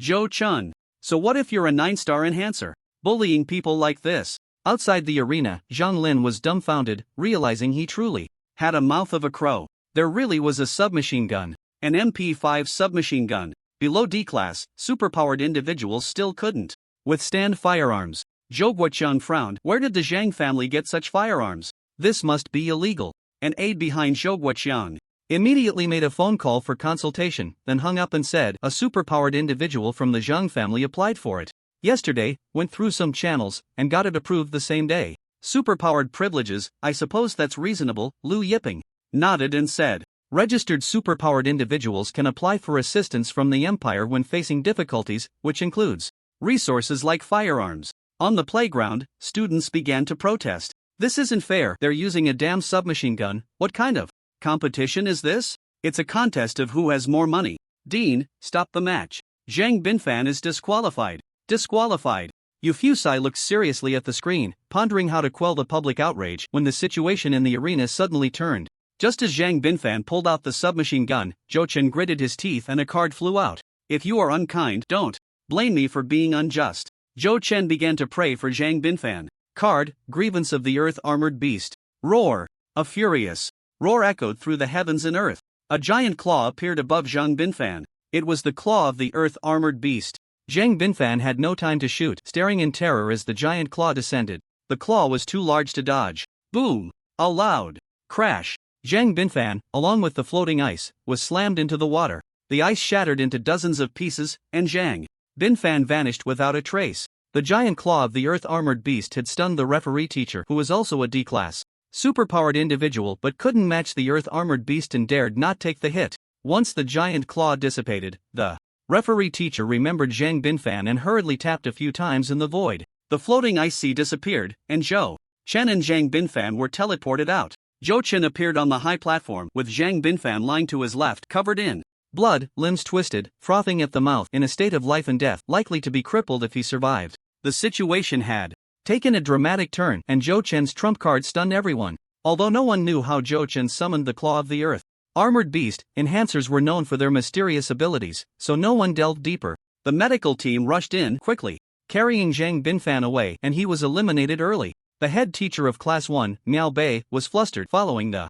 medical team and asking incessantly what to do, how to explain to Zhang's father, to say his son was beaten to a pulp in a school competition due to spending money? Not my problem? Damn it! That little brat Zhou Chen, where did he get so many tricks? Miao Bei had lost interest in watching the match and followed the medical team out. With Zhang Binfan gravely injured, everyone was too lazy to pursue his previous spending behavior. Who would argue with a cripple? The finals went from 12 participants to 11. In the first match, Zhou Chen wins. In the second match, Lu Rongzhou challenged, choosing to challenge Zhou Chen. Just when everyone thought he would take advantage of the situation, Lu Rongzhou said, I can wait until you're rested. Zhou Chen shook his head. I don't mind, I haven't exhausted much. Everyone couldn't help but mourn for Zhang Binfan for a few seconds. Even after being injured like this, Zhou Chen hadn't exhausted much. There was no harsher evaluation than this. Alright, you choose the venue. Lu Rongzhou fixed his gaze on Zhou Chen, his fighting spirit rising. He had long set his sights on Zhou Chen. After challenging everyone, Lu Rongzhou found it hard to find an opponent. With the emergence of this dark horse, Zhou Chen, Lu Rongzhou was excited as if he had Found a target again, eager to battle Zhou Chen. I choose the rooftop of a tall building, Zhou Chen said. Zhou Chen knew Lu Rongzhou's character, he was a martial arts fanatic, so he would indulge him. On the rooftop, it was a clash of strength unavoidable. Good. Lu Rongzhou was very pleased with the chosen duel venue. The atmosphere on site instantly became lively, a head-on clash. Close combat was what everyone loved to see. On the rooftop of the skyscraper, there was nothing around. Falling off the rooftop meant defeat. However, the referee would definitely teleport them out before they could fall to their deaths. Lu Rongzhou held two double knives, his eyes fixed solely on Zhou Chen. With the dual knives in hand, Lu Rongzhou struck first. The crescent moon. Curved blade, the blade's edge like the moon's shadow, exuded a murderous aura. Clang! Zhou Chen unsheathed his sword without hesitation, mastering D-grade swordsmanship. The sword was like thunder, swift as the wind, with a fierce technique and tricky angles. Clang! Clang! Clang! The two engaged in a fierce battle on the rooftop. Lu Rongzhou's C-grade knife technique was more powerful than Zhou Chen's sword technique, but Zhou Chen's swordsmanship was already perfected, and his proficiency surpassed Lu Rongzhou's. The two fought fiercely, neither willing to back down. Zhou Chen had many trump cards he hadn't used, he just wanted to have a fair fight with Lu Rongzhou, using his swordsmanship to see the limits of his skills. Martial arts and techniques were fundamental. The temporary skills brought by cards were ultimately not the foundation for standing firm. Lu Rongzhou's knife technique relies more on momentum, with greater killing power. Zhou Chen's sword technique is versatile, focusing more on skill. The big shots of the Empire began to discuss the martial arts of both sides. Huang Zhanbing said, D-grade swordsmanship is ultimately lacking a bit. If it weren't for Zhou Chen's mastery, he would have lost long ago. Lu Yiping said blandly, mastery of swordsmanship is also Zhou Chen's strength. Zhou Chen's sword technique always feels like it's missing something. Some moves seem awkward, feeling unnecessary. Zhou Guoqian, also an ability user, noticed some flaws in Zhou Chen's swordsmanship. The Yuno sword technique is a B-grade. Combined sword technique, and using it alone caused it to drop to D-grade. Many moves were designed to complement the other half of the sword moves, and viewed in isolation, there were indeed many places where the sword moves were not smooth. This kid isn't hiding his strength again, is he? Huang Zhanbing clapped his hands and said loudly. The big shots had all seen Zhou Chen's previous data and knew he had been very low-key, deliberately hiding his normal performance. No, he has done his best with this set of sword techniques, Lu Yiping said, his eyes flashing with brilliance as he looked at the screen. As the saying goes, insiders see the subtleties, while outsiders see the excitement. The students on the playground were much more animated. This knife technique is so fast, I can't even keep up with my eyes. How did Zhou Chen block it? A bespectacled boy squinted and shouted. The knife on the left is exquisite, the angle is just right, but unfortunately, it was seen through by Zhou Chen, a chubby boy said, as if he understood something. It's clearly the right side, can you not tell left from right? The bespectacled boy retorted, insisting he saw Lu Rongzhou strike with his right hand. A tall, thin man behind him commented, Lu Rongzhou was attacking with both knives, but Zhou Chen's sword technique is faster. Are you blind? At this moment in the arena, Zhou Chen's perfected sword technique made each strike a work of art, captivating everyone. Although Zhou Chen and Lu Rongzhou were evenly matched in terms of visual appeal and grace, Zhou Chen far surpassed Lu Rongzhou. A girl in a long dress stood to the left of the tall, thin boy, shouting in admiration. Wow! Zhou Chen's move, flying immortal from the sky, is so cool, so ethereal and agile, like a celestial being descending to Earth. The chubby boy asked, how do you know that move is called flying immortal from the sky? The girl confidently replied, this move is exactly the same as Yi Guqing's in the movie, it must be flying immortal from the sky. But everyone? After exchanging hundreds of moves, Lu Rongzhou's techniques began to slow down, clearly showing signs of exhaustion. Lu Rongzhou's strength was no match for Zhou Chen. Using energy to execute his sword techniques, lasting 15 minutes was already quite an achievement. Once his energy was depleted, his swordplay would naturally falter, and its power would continue to diminish. In this regard, Zhou Chen held a distinct advantage. He wielded his sword using pure physical strength, allowing him to swing the longsword for hours. He was merely warming up.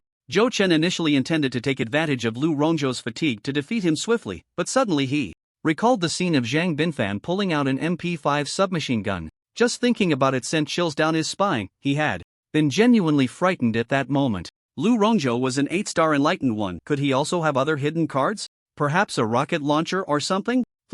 It's possible. Was he feigning weakness to catch me off guard and then suddenly unleash his full power? Damn, it must be. Fine, I'll play along. Lu Rongzhou, why are you already struggling? Are you planning to use some secret technique? Zhou Chen said, while also slowing his swordplay, maintaining a balance with Lu Rongzhou. Lu Rongzhou's eyes lit up. Zhou Chen was struggling too? The power of his swordplay had diminished and he was talking trash. Was this a sign of weakness? If I just push a little harder, I can win. What about you? What happened to your strange cards? Lu Rongzhou probed, then gritted his teeth as energy surged within him. His blade became 3 points sharper, taking advantage of Zhou Chen's weakness. Zhou Chen simultaneously increased his strength, his longsword striking first, breaking through Lu Rongzhou's techniques. See, I knew he was acting. He definitely has hidden cards, Zhou Chen thought to himself. Believing he had seen through Lu Rongzhou, he remained vigilant, continuing to counter each move, neither hurried nor slow. Lu Rongzhou felt exhausted. Wasn't this guy supposed to be out of steam? How could he still explode with power? He must be faking it, he must be struggling too. As long as I hold on, I can definitely win. Lu Rongzhou gritted his teeth and continued his fierce assault. The two exchanged over 100 moves back and forth. The referee teacher watched in confusion. How could these two switch from fierce attacks to weak flailing, yet always maintain an equal footing? Were these two kids really putting on a show for me? Should I call them out for a fixed match? Forget it. Let's see how long they can keep this up. Another 10 minutes passed. Lu Rongzhou's energy was completely exhausted. His strike was now weak and feeble. Zhou Chen pretended to exert effort, gently blocking the blow. Lu Rongzhou's gaze was resolute. He was so close to winning, but he was running out of steam. As long as I hold on, I will win. Zhou Chen thought, it's almost time. He's about to unleash his hidden card.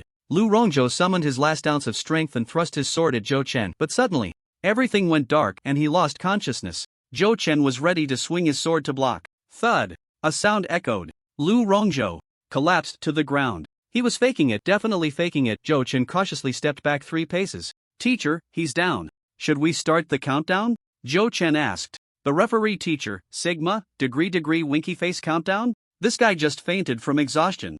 Alright, Zhou Chen wins, the referee teacher announced, and the two were teleported away. Cheers erupted on the playground as they celebrated Zhou Chen. Victory to the God Fong. God Fong, I love you. Divine Sword Fong, take me as your disciple. In just 2 days, Zhou Chen had gained a large following. Zhou Chen? Did I just win? I was promised hidden cards. The medical team came on stage, and Lu Rongzhou was carried off. After diagnosis, it was determined that Lu Rongzhou had overexerted himself and needed 3 days of rest. The number of finalists in the championship went from 11 to 10. The other 9 contestants? Another one is gone. From a distance, Miao Bei seemed to sense an ominous feeling. The entire class was wiped out. Zhou Chen had caused 2 people to drop out in the finals, and no one dared to challenge him anymore. This guy was too bizarre. Who knew what kind of tricks he would pull next? Huang Yukai wisely chose other opponents. Zhou Chen had too many methods, and he preferred opponents with simpler tactics. Qin Zhan, with his spear, pointed at no one who could match him, continuously defeating multiple opponents. The finals progressed quickly, and it was Zhou Chen's turn to select an opponent. Fanlu, I choose you. Zhou Chen picked his opponent. Fanlu was just Fanlu, could he not add a BA at the end? It felt like Zhou Chen was calling him a mere extra. Fanlu felt helpless. After all, he had offended Zhou Chen before. If he had known Zhou Chen was this formidable, he wouldn't have robbed him in the forest yesterday. The two had fought once, and Fanlu was well aware he was no match for Zhou Chen. But to concede without a fight would be too embarrassing. He aimed to last 3 minutes, or maybe 2. Fanlu said, I choose the arena. Hiss, close combat, ha. Fanlu has courage. Who gave it to him? Liang Jingru, I guess. The classmates were stunned. Zhou Chen felt that Fanlu must have a hidden card. After all, he was a 6-star enhancer. Perhaps he had prepared other enhancement items yesterday. Otherwise, how could he dare to face him in a direct confrontation? First, he would test with sword techniques. Then cautiously verify, draw out the hidden card, and adapt as needed. Zhou Chen was extremely vigilant, silently rehearsing dozens of plans in his mind. The two were teleported into the tower, appearing on the arena. Zhou Chen stared at Fanlu, deciding to use his 39th plan. I'll start with a move called Immortal Points the way. He will definitely dodge it. Then I'll do this and that. I can surely draw out his hidden card. Fanlu also fixed his gaze on Zhou Chen, feeling extremely nervous. Zhou Chen's swordplay is erratic, as fast as the wind. I can't keep up with his movements. But it's okay, from my research, if I see him strike to the left, he will definitely attack to the right in the end. If he strikes upward, he will surely attack my lower half. Yes, that's it.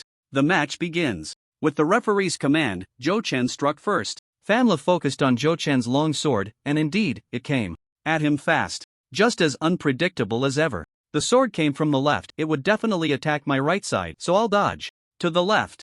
Fanlu turned and dodged to the left. His head went straight toward Zhou Chen's long sword. Zhou Chen? What kind of powerful move is this? Zhou Chen had no time to change his technique and had to twist the sword, turning the slash into a parry. Clang! A loud crash echoed. Fan Le fell to the ground, bloodied. Fan Le lay on the ground, covered in blood. To outsiders, it seemed Zhou Chen had merely struck with his sword, and Fan Li's head had inadvertently collided with it. Then Fan Lu was left with a broken head, unable to get up. Bizarre. Zhou Chen was indeed bizarre. The referee shouted, "Zhou Chen wins." Zhou Chen? Just like that, I won? This must be a setup I bought. The medical team came on stage, and Fan Lu was carried off. After diagnosis, it was determined that Fan Lu might have a severe concussion and would need a month to recover. The number of participants in the finals went from 10 to 9. The other competitors looked at Zhou Chen, there weren't even enough for the top 10. Zhou Chen, be a person. Zhou Chen, do I look like I did it on purpose? Would anyone still believe me? Cheers erupted from the crowd like a tidal wave. One-hit kill, Zhou Chen is invincible. Zhou Chen, I wanna have your babies. Ah, Zhou Chen, I love you. The raw enthusiasm from the crowd left Zhou Chen overwhelmed. The top student from class 9 couldn't withstand Zhou Chen's sword. What a gap! Zhou Chen had already become an idol in everyone's hearts. The competition continued. Zhou Chen, Huang Yukai, and Qin Zhan consecutively defeated other opponents. Huang Yukai chose Wan Xiaocheng as his opponent first. Wan Xiaocheng from class 6 had astonishing defense and was incredibly strong, but his style was naturally countered by Huang Yukai. In the world of martial arts, nothing is unbreakable, only speed is invincible. Huang Yukai relied on his agile movements to easily defeat Wan Xiaocheng. Wan Xiaocheng rubbed his head, feeling indignant, and said, "I'll go get a helmet next time. Let's see how you beat me then." He. Huang Yukai smiled without saying a word. It was Wan Xiaocheng's turn to choose an opponent, and he had only Zhou Chen and Qin Zhan left to face. Without a second thought, Wan Xiaocheng declared, "I choose Qin Zhan, at least he's a normal person." Zhou Chen, feeling somewhat offended. Qin Zhan versus Wan Xiaocheng. Qin Zhan's gunshot was like a dragon, fierce and relentless, firing shot after shot without pause. However, Wan Xiaocheng only defended and did not attack. His defense is solid as a fortress. After a fierce battle lasting over 10 minutes, Qin Zhan, having exhausted all his strength, was unable to break through Wan Xiaocheng's defense and had no choice but to concede. When it was Qin Zhan's turn, he could only choose Zhou Chen. Qin Zhan directly conceded, knowing Zhou Chen's strength all too well. He felt inferior and didn't want to waste their combat power. Next, Zhou Chen chose his opponent. Zhou Chen versus Huang Yukai, with Huang Yukai selecting the scene, snowy ground. Why choose such a place? Even if we are superpowered, we still fear the cold. The cold wind blew, sending a shiver down Zhou Chen's spine. Huang Yukai played with his pocket watch. Smiling slightly, "I admit, when I encountered you in the second-level trial space, I misjudged you. I thought a little cat was passing by, but who knew it was a fierce tiger descending the mountain. I have long awaited this battle with you. This battle is the championship match." Huang Yukai implied that whoever won between them would be the champion of this competition. The others were not qualified to compete for first place with him. Huang Yukai continued, "Our decisive battle must take place in such a setting to be worthy of it." It was hard to believe that the seemingly gentle Huang Yukai had such boldness. Zhou Chen, too lazy to engage further, asked, "Who says a snowy day is suitable for a decisive battle? Isn't it obvious? In movies, when Shiman Shui Xuan Yi Gu Cheng have their showdown, it's always like this." Huang Yukai wore an expression that suggested Zhou Chen had never seen the world. Zhou Chen, as expected, still a kid. What kind of ridiculous movie is that? I used to watch The Legend of Lu XX, and it wasn't this silly. The match begins. The referee waved the flag. Zhou Chen didn't bother saying much. He used his agility to rush forward, swift as a shooting star, snowflakes swirling behind him. In an instant, a shadow flashed, and Zhou Chen appeared right in front of Huang Yukai. So fast. The spectators outside gasped. This was the fastest speed Zhou Chen had displayed since the competition began. Clang. Zhou Chen drew his sword, the blade dancing through the air, snowflakes swirling everywhere. The crowd erupted in cheers again. Zhou Chen's swordsmanship was currently the hottest topic at the academy. Huang Yutsai's speed was not on par with Zhou Chen's, but he managed to dodge each attack just in time, as if he had predicted the direction of Zhou Chen's strikes. The two fought fiercely, and the spectators held their breath as if Huang Yukai was about to lose his life at Zhou Chen's hands. In reality, Huang Yukai was calm and collected. After exchanging over 30 moves, Huang Yukai remained unscathed, with Zhou Chen not even brushing against the hem of his clothes. Zhou Chen had unleashed his fastest speed and strongest sword techniques, yet he still couldn't hit Huang Yukai. No matter the technique, if it couldn't hit the opponent, it was useless. Huang Yukai didn't look at Zhou Chen but occasionally glanced at his pocket watch. Zhou Chen noticed that the watch was flickering, the hands spinning forward and then backward. Time-space technique. Truly marvelous. Right, it seemed he also had a time-space technique. He wondered if it could counter Huang Yukai. Zhou Chen decisively threw out a card with his left hand. Card, Time-space exploration. The river of time appeared. Zhou Chen's thoughts surged as he controlled the card, shouting, "River of time, serve me." Energy from his entire body was rapidly absorbed by the card, and the river of time surged violently. Puff!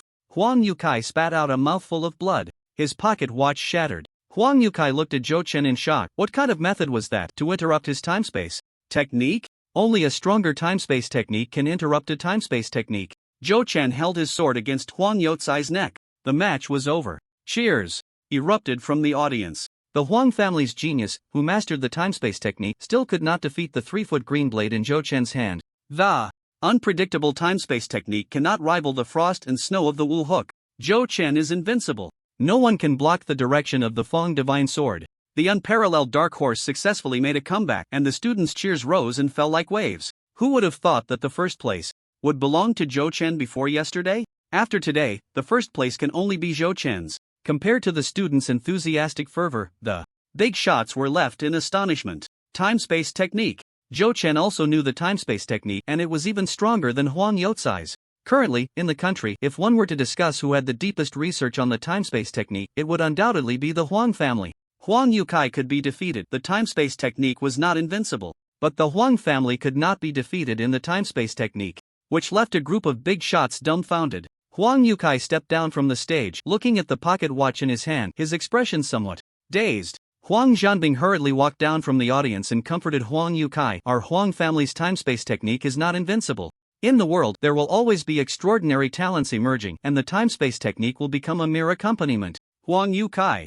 Uncle, are you trying to comfort me? It feels like adding insult to injury. The one who lost is me, not the Huang family's time-space technique. Huang Zhanbing shook his head and said, the time-space technique is ultimately just an aid. Your father gained global fame relying on his 32 paths of the cloak-slaying axe. Don't get too obsessed with the time-space technique, otherwise, in your era, you will truly become just an accompaniment. Huang Yukai recalled Lu Rongzhou's evaluation of him. Too much defense, not enough initiative. He seemed to understand. Huang Yukai nodded. I understand now. Thank you, uncle. Huang Yukai nodded. I understand now. Thank you, uncle. Without the time-space technique, Huang Yukai felt like he was nothing. In the battle against Qin Zhan, he was completely crushed. Qin Zhan won easily. Final results: Zhou Chen 11 wins 0 losses, ranked first. Qin Zhan 6 wins 2 losses, defeated by Wan Xiaocheng and Zhou Chen. With 3 fewer people, this data couldn't be helped. Huang Yukai 6 wins 2 losses, defeated by Qin Zhan and Zhou Chen. Wan Xiaocheng 5 wins 3 losses. The great exchange competition has officially ended. First place Zhou Chen, second place Qin Zhan. Then the top 3 came on stage to receive their awards. Zhou Chen took the champion trophy, his heart calm and undisturbed. Trophies, he had won too many in his past life, it felt nothing special. Next was the champion reward, a piece of pure energy stone and 10,000 yuan in cash. The pure energy stone was worth 150,000. Zhou Chen was so excited. This was the first time he had seen a pure energy stone, having only read about it in books before. From a distance, Zhou Chen felt the energy within him resonating. A good thing, absorbing it would surely elevate him to a higher level. However, the box in his consciousness space was also restless. Sure enough, it liked the pure energy stone too. Damn! He hadn't even fed himself enough, and there was still a bottomless pit to fill. The cards were temporarily sufficient. He should eat the pure energy stone himself first. As soon as this thought emerged, a wave of aggrieved emotional fluctuations came from the consciousness space. Alright, then let's think about it some more. The 3 held their trophies, standing on the stage. Cheers erupted from below. They knew the cheers were for Zhou Chen. Zhou Chen had conquered everyone with his strength. The champion was well deserved. Among the top 3 in the exchange competition, Class 7 occupied 2 spots. And Zhang Lin was momentarily basking in glory, with congratulations ringing in his ears. The class's first place reward from the teacher was much more generous than that of the first place on stage. Zhou Chen and the others stepped down from the stage, and the teacher continued to announce on stage, the exchange competition has ended, and the battle rankings are now open. The battle rankings will temporarily be sorted according to the exchange competition rankings, and in 3 months, city allocations will be based on the battle rankings. During this period, each person has 1 challenge opportunity per day. If they win the challenge, they replace their opponent's ranking. The city allocation is akin to job placement for ordinary people. The Donghua Empire has very strict control over superpowered individuals. Those who disrupt social order with their abilities will be swiftly captured, detained, and tried by the Empire. Superpowered individuals also need to make a living, so many of them live in dire straits. Most students at the Enlightenment Academy have been orphans since childhood with no family to rely on, and their education only reaches high school level. Without the Academy's placement, they cannot attend university and would enter society without any qualifications. Earning money with their abilities easily crosses the Empire's red line. Therefore, the Academy's placement is the best outcome. The Enlightenment Academy will first arrange for them to attend high school in their senior year. After a year, they will take the college entrance examination, and then they must rely on their own abilities, regardless of whether they can get into university. After graduation, they can choose to serve the Empire or fend for themselves under the Empire's supervision. I must go to Magic City.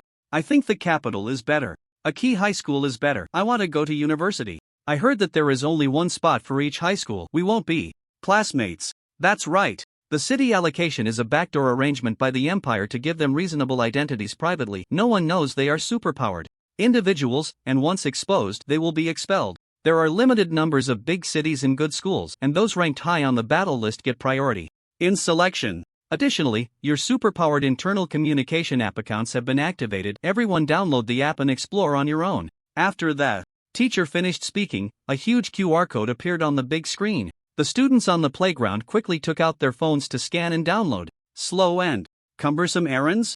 Zhou Chen looked at the app on his phone, somewhat speechless. Who came up with this name? Isn't this a lack of naming ability? Can this really be a software exclusive for superpowered individuals? Zhou Chen opened the app and took a look. Wow, not bad. The graphics are exquisite and the functions are complete. It doesn't look like an official app from the Empire at all. Friends, private chat, group creation, forums, auction houses, and social circles are all available. The most eye-catching button is a large circle in the middle of the app with the words errand written inside. Zhou Chen clicked in, and various information appeared.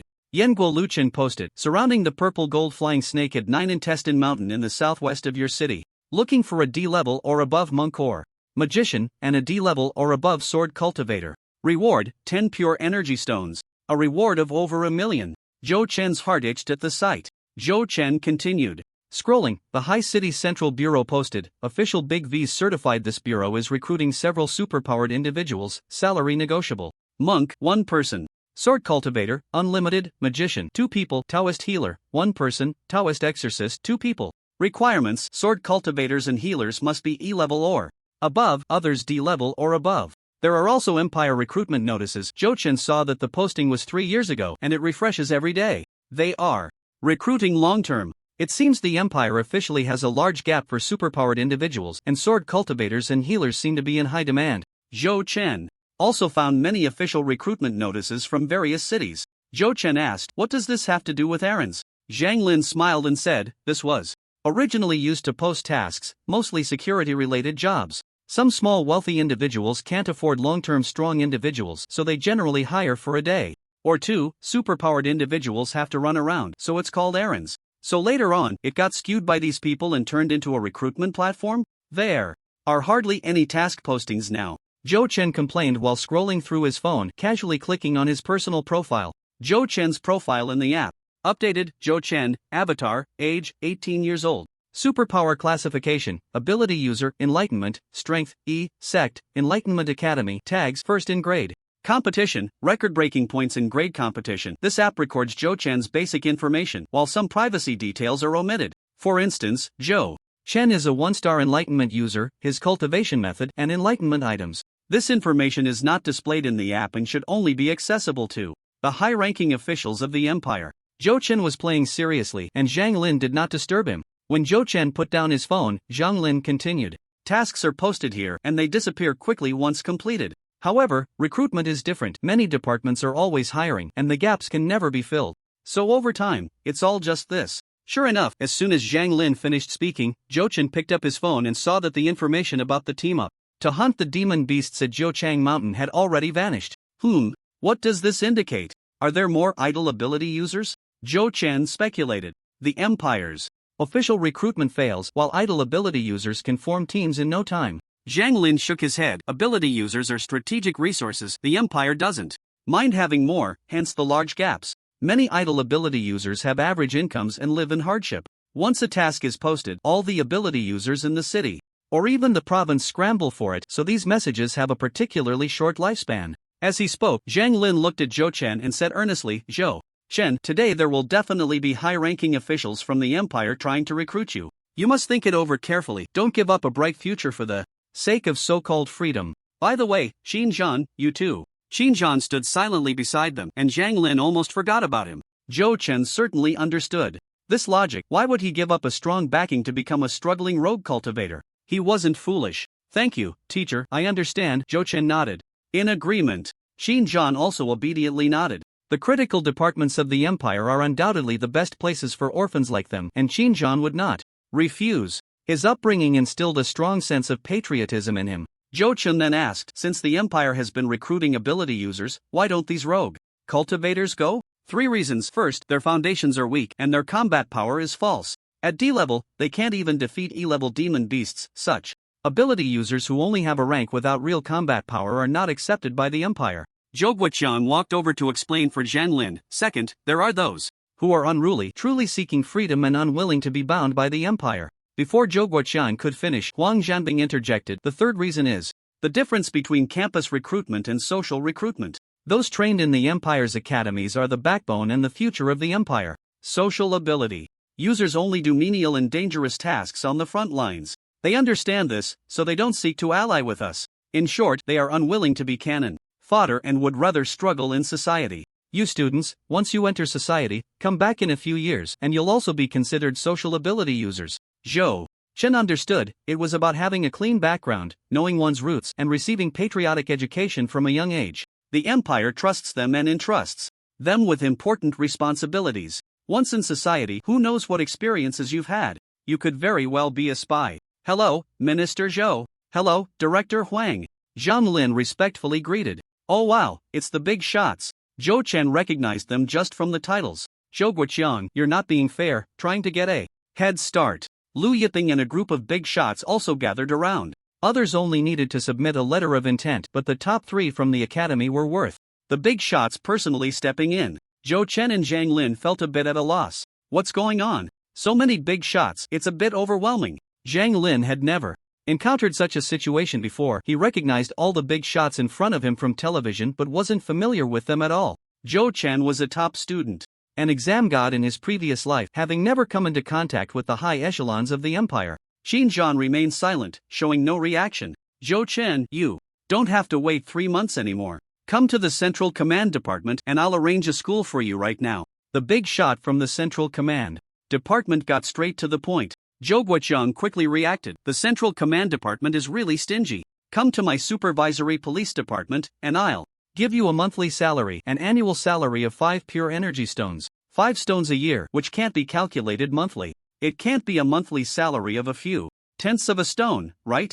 Zhou Chen felt a bit excited. 1 pure energy stone is worth 150,000. I haven't even graduated yet, and I already have an annual salary of 750,000. It's simply unimaginable. However, how could the salary of a superpowered person compare to that of an ordinary person? Just look at the other big shots. The big shot from the Central Command Bureau glanced disdainfully at Zhou Guoqiang. We offer an annual salary of 10 stones. Dare to say I'm stingy? Watch me crush you with money, you poor wretch.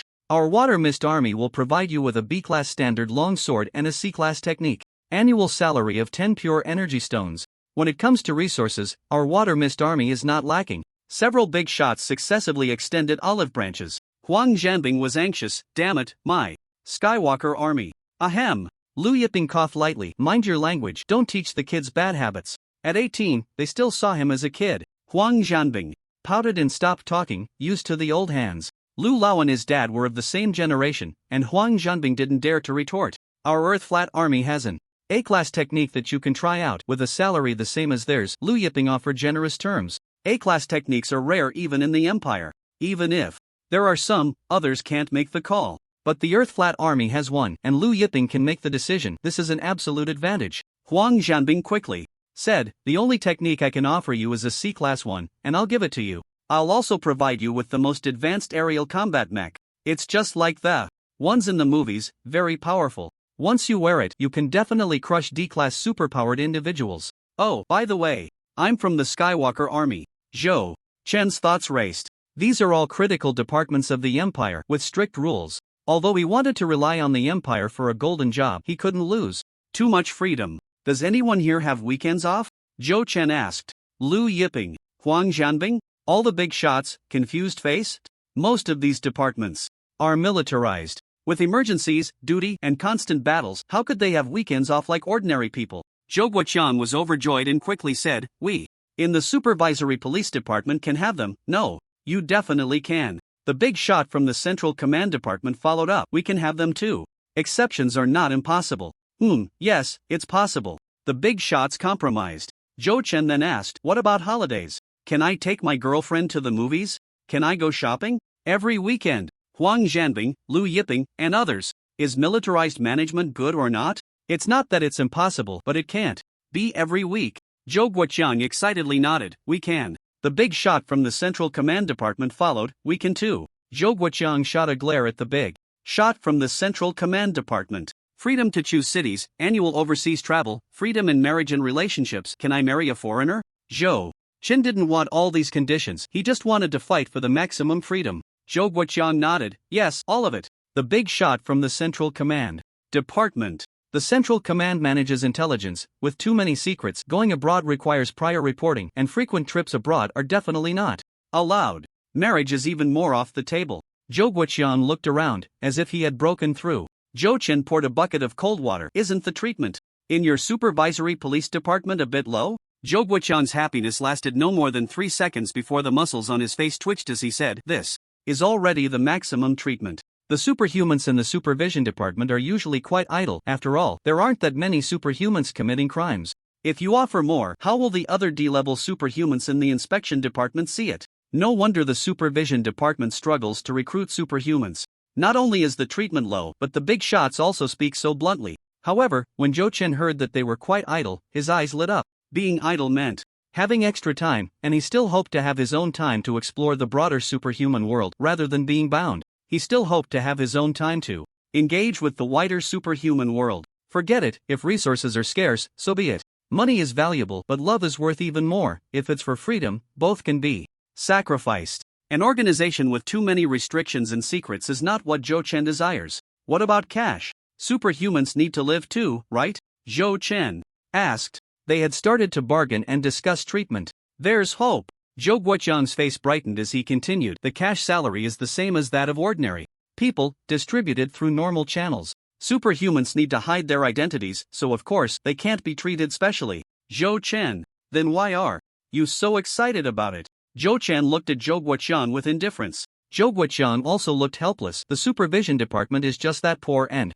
straightforward. "I think the Central Control Department offers good treatment. How about we?" Zhou Chen shifted his focus. The big shot from the Central Control Department smiled broadly, welcoming Zhou Chen to switch sides. Zhou Guoqiang became anxious. "Zhou Chen, don't rush. You're the one who's a kid. Your whole family are kids." "Well, I am only 18 now, so in the eyes of these big shots who are over 50, I really am a kid." Zhou Chen ignored Zhou Guoqiang's address. Zhou Guoqiang continued, "The monthly salary can't change, it has to follow the rules. It would be bad if it got exposed. A junior officer with a salary higher than a senior detective would raise suspicions. How about this? We'll also provide you with an apartment, a 3-bedroom suite under the supervision department's name, but as long as you're in the supervision department, it belongs to you." Zhou Chen asked, "Any city will do?" The price of housing in small cities can differ tenfold from that in first-tier cities. "No problem," Zhou Guoqiang readily agreed. "The supervision department's dormitory is yours to choose from. We'll also provide you with a car, under the supervision department's name, for your use at any time." Zhou Guoqiang threw out his final chip. "Oh, allocating a house and a car, that would have been the top treatment in my previous life. Alright, Director Zhou, I look forward to your guidance in the future." Zhou Chen agreed. Zhou Guoqiang chuckled inwardly. In fact, every superhuman in the supervision department has their own dedicated vehicle. Throwing out all the chips at once might not have much effect. Slowly revealing them one by one is more enticing. They are all cunning foxes, none are easy to deal with. "Alright, pack your things, we'll set off today," Zhou Guoqiang said. "Today? Yes.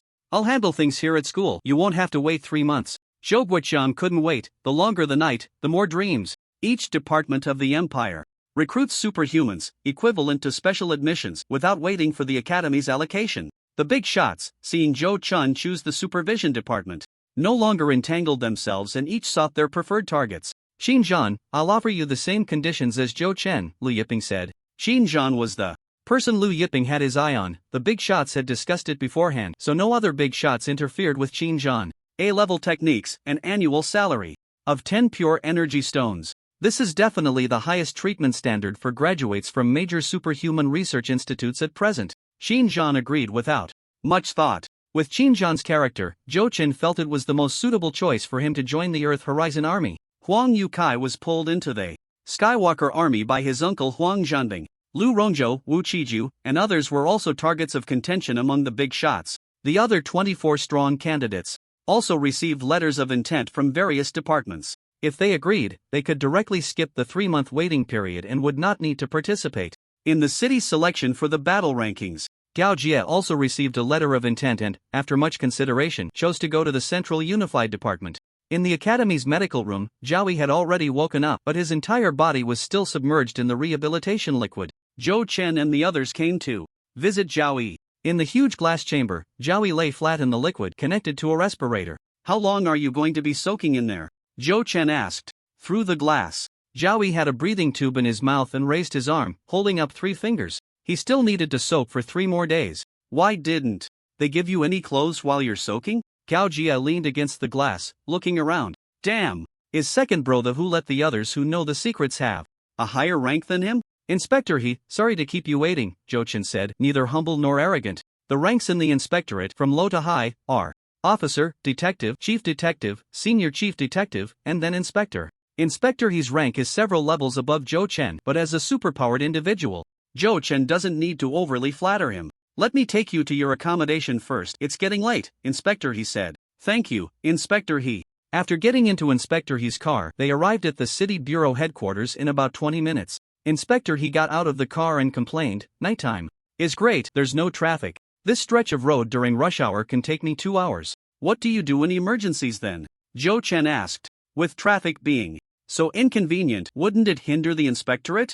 Inspector he smiled and said, there are many officers patrolling the area, those closest will rush to the scene first. Of course, there are also you super capable people. Inspector he quickly corrected himself. Internal regulations strictly prohibit casual discussions about superpowered individuals. Inspector he led Zhou Chen upstairs. This is your room. It was indeed 3 bedrooms and 1 living room, but it was all just dormitories that had been connected 4 rooms combined, and you tell me it's 3 bedrooms and 1 living room? And the marks on the floor clearly show that several beds had just been moved out. Do I really need to live in 4 dorm rooms by myself? Zhou Chen stared directly at Inspector he, who awkwardly looked back at him. It had already been explained above how Zhou Chen had been tricked into coming here. Inspector he had no way to get him an apartment in Hang City. If he really did, what would happen to the other superpowered individuals? Should he give it or not? He. Inspector he wore an innocent expression. Zhou Chen, forget it. A dorm is a dorm, after all. The assigned house, no matter how good, isn't really his, just a temporary stay. This room is quite nice, thank you, Inspector he. Zhou Chen walked in and looked around, then said, by the way, Inspector he, can you take me to see my car? The house was a scam, but they couldn't possibly trick him about the car. Damn it. If he got angry, he would just go back to the academy to fight for the rankings. Alright, follow me, Inspector he said, leading Zhou Chen to the garage. Fortunately, the car was real and hadn't scammed Zhou Chen, otherwise, Inspector he wouldn't know how to face him. Every superpowered individual is a treasure for the inspectorate, and Zhou Chen is one with potential. In the garage, Zhou Chen saw his dedicated vehicle. A brand new Ming-Tu, worth over 100,000, not bad, he hadn't been deceived. But what's with all these brand new cars in the garage? What are these? Inspector he candidly replied, oh, those are prepared in advance by the inspectorate, specifically for you, talents. Zhou Chen, confused face? So that means all superpowered individuals have them. This is standard equipment. Damn it, he was tricked by the old fox. Back in the dormitory, Inspector he bid farewell to Zhou Chen. Zhou Chen, get some rest early, I'll come to pick you up tomorrow morning. Goodbye, Inspector he. Zhou Chen closed the door and opened the document bag Inspector he had given him. Inside were Zhou Chen's identity documents, enrollment information, and meal tickets for the cafeteria on the first floor for the next morning. Jiangding District No. 2 High School, one of the top 10 key High schools in the city, the school was arranged quite well. Zhou Guocheng had indeed done his best in this regard. The documents still had the name Zhou Chen, but all other information was forged. No, to be precise, it could be found in the imperial database. The fake was also real. Zhou Chen's past information was particularly simple. He had studied in another province since childhood. His parents went abroad for business this year, and Zhou Chen returned to his hometown, Hang City, to study. Class, Senior Year 3, Class 14. It seems there are only 14 classes in total at number 2 high school. This class can't be a gathering of academic underachievers or all those who got in through back doors, right? It's very possible. Forget it, with my abilities, it doesn't matter whether I'm in a class or not. A top student is a top student wherever they go. There are still 3 months until school starts. I'll go to work tomorrow first. Making money is very important. The police department only paid for the first semester's tuition. I'll have to cover the second semester myself. Zhou Chen took out his phone, opened the slow-running delivery app and saw an update in the feed. He uploaded 2 photos, one of Hangzhou's night market and the other of the police department's entrance, accompanied by the caption, "This city is so empty, these memories are so fierce, this chest hurts so much, and the crowd is surging." After Zhou Chen finished his shower and returned, he received over 20 comments. Do superpowered individuals not sleep at night? Zhou Chen clicked on the comments. The usernames were so hard to come up with. A shameless Fangshan has already secured a spot in Hangzhou ahead of time. That was my dream. Whoa. Injured fish. Wow, the night view of Hangzhou is so beautiful. I want to go too. I am sure. Fangshan. Is the treatment at the police department good? I want to choose the police department after I graduate. The silent King Kong replied. You just want to chase Fong Shen, you lovesick girl. I am sure. Humph. Get lost. These were all classmates from the academy with whom he had never interacted. Below, there was a reply from Gao Jia. The airplane in the sky is so big. Zhou Chen could only reply. He couldn't keep up with his second brother's train of thought. There was no way. Xin Zhan replied, all good? Zhou Chen replied, everything is fine, big brother, don't worry. Have you arrived? Xin Zhan already enrolled. The stars were few in the night sky, and Zhou Chen fell into a deep sleep. The next morning, Zhou Chen had just finished breakfast in the cafeteria on the first floor when Inspector He arrived. Zhou Chen, comrade, good morning. With so many people in the cafeteria, it wasn't appropriate to call him classmate. Zhou Chen took a bite of his bun and said, Inspector He, you came so early. Have you had breakfast? Let's eat together. I've eaten, take your time, no rush. Saying this, Inspector He sat down opposite Zhou Chen. The two chatted casually. The cafeteria at the police department was also quite crowded in the morning. Many people were looking over at Zhou Chen. Inspector He was the third in command at the city police department, sitting opposite Zhou Chen, which was very eye-catching. Who is that young man? He's chatting and laughing with Inspector He. Detective Sun from the criminal investigation department said curiously. Fat Ding from the action department, with his mouth full of oil, chimed in. Inspector He is still laughing. In my 3 years here, I've never seen him smile. Oldly from the investigation department glanced at Zhou Chen. Could he be some big shot coming in through the back door? A colleague from the human resources department said, that person seems to be called Zhou Chen. Inspector He hurriedly filed his information yesterday afternoon, assigning him to the Supernatural Incident Investigation Department. Everyone showed expressions of as expected. The Supernatural Incident Investigation Department was well known for being a backdoor retirement department. So blatant, aren't they afraid of public outrage? How many is this now? Detective Sun expressed some dissatisfaction. Oldly raised his index finger. Shoo, lower your voice, I have insider information. I heard that the people in the supernatural department have real skills. Pfft, they must be putting on a show. A few of them didn't believe it. Those people who loaf around every day could have real skills? The city police department building was 28 stories high. After finishing breakfast, Inspector He took Zhou Chen into the elevator of the police department building. Beep. Inspector He swiped his work card and pressed the button for the 28th floor, explaining to Zhou Chen, the department you are in publicly claims to be the Supernatural Incident Investigation Department. The office is on the top floor, and apart from me and a few directors, there are very few people with permission to come up. The 28th floor, covering over 2,000 square meters, was exclusively for the superpowered individuals of the police department. Aren't we supposed to hide our identities? Isn't it a bit too high profile? Zhou Chen asked. This department looked abnormal at first glance. It was simply at the center of attention. We go against the grain. The more obvious it is, the less people will suspect you, Inspector He replied. And in this day and age, no one believes in superheroes. After Inspector He finished speaking, the elevator dinged and they arrived at the 28th floor. As the door opened, Zhou Chen saw the Words Supernatural Incident Investigation Department scrawled in strange, hasty handwriting on the wall. 2 directional signs were posted. The one on the left read, Bathing Area, Sauna Area, Entertainment Area, Kitchen. The sign on the right read, Smoking Room, Rest Area, Media Room, Gym. Zhou Chen looked at Inspector He with a strange expression, wondering if he had taken a wrong turn. This didn't seem like a proper office. Don't mind these little details, it's for external declaration, Inspector He said as he led Zhou Chen to the left. External declaration? What exactly is our department declaring to the outside world? Zhou Chen followed Inspector He to the entertainment area and knocked on the door. Come in, a deep voice called from inside. When the door opened, he saw 2 rows of computers, resembling an internet cafe. There were 4 people in the room, a girl in her 20s sleeping with headphones on, watching an animated series called Pegasus Meteor Fist. A man was seriously drawing, and from a distance, it looked like he was drawing Mickey Mouse. Another bald man in police uniform was watching a TV drama about a monk capturing a snake demon. Inspector He greeted them, everyone, I've brought a new colleague. The bald man watching the video turned around, hands together, and said, Amatba, another young hero, has entered the pit. Master is joking, Inspector He replied with a forced smile. Zhou Chen. The bald man turned to the burly man who was looking at documents and shouted, Boss, we have a newcomer, time to receive guests. Zhou Chen. This felt ominous. This wasn't a proper monk, none of these people seemed serious. What Mickey Mouse, what the hell is Pegasus Meteor Fist? The burly man raised his head and Zhou Chen followed suit. Finally spotting something normal, he was looking at case files. Upon closer inspection, Zhou Chen realized that the documents were about horse racing.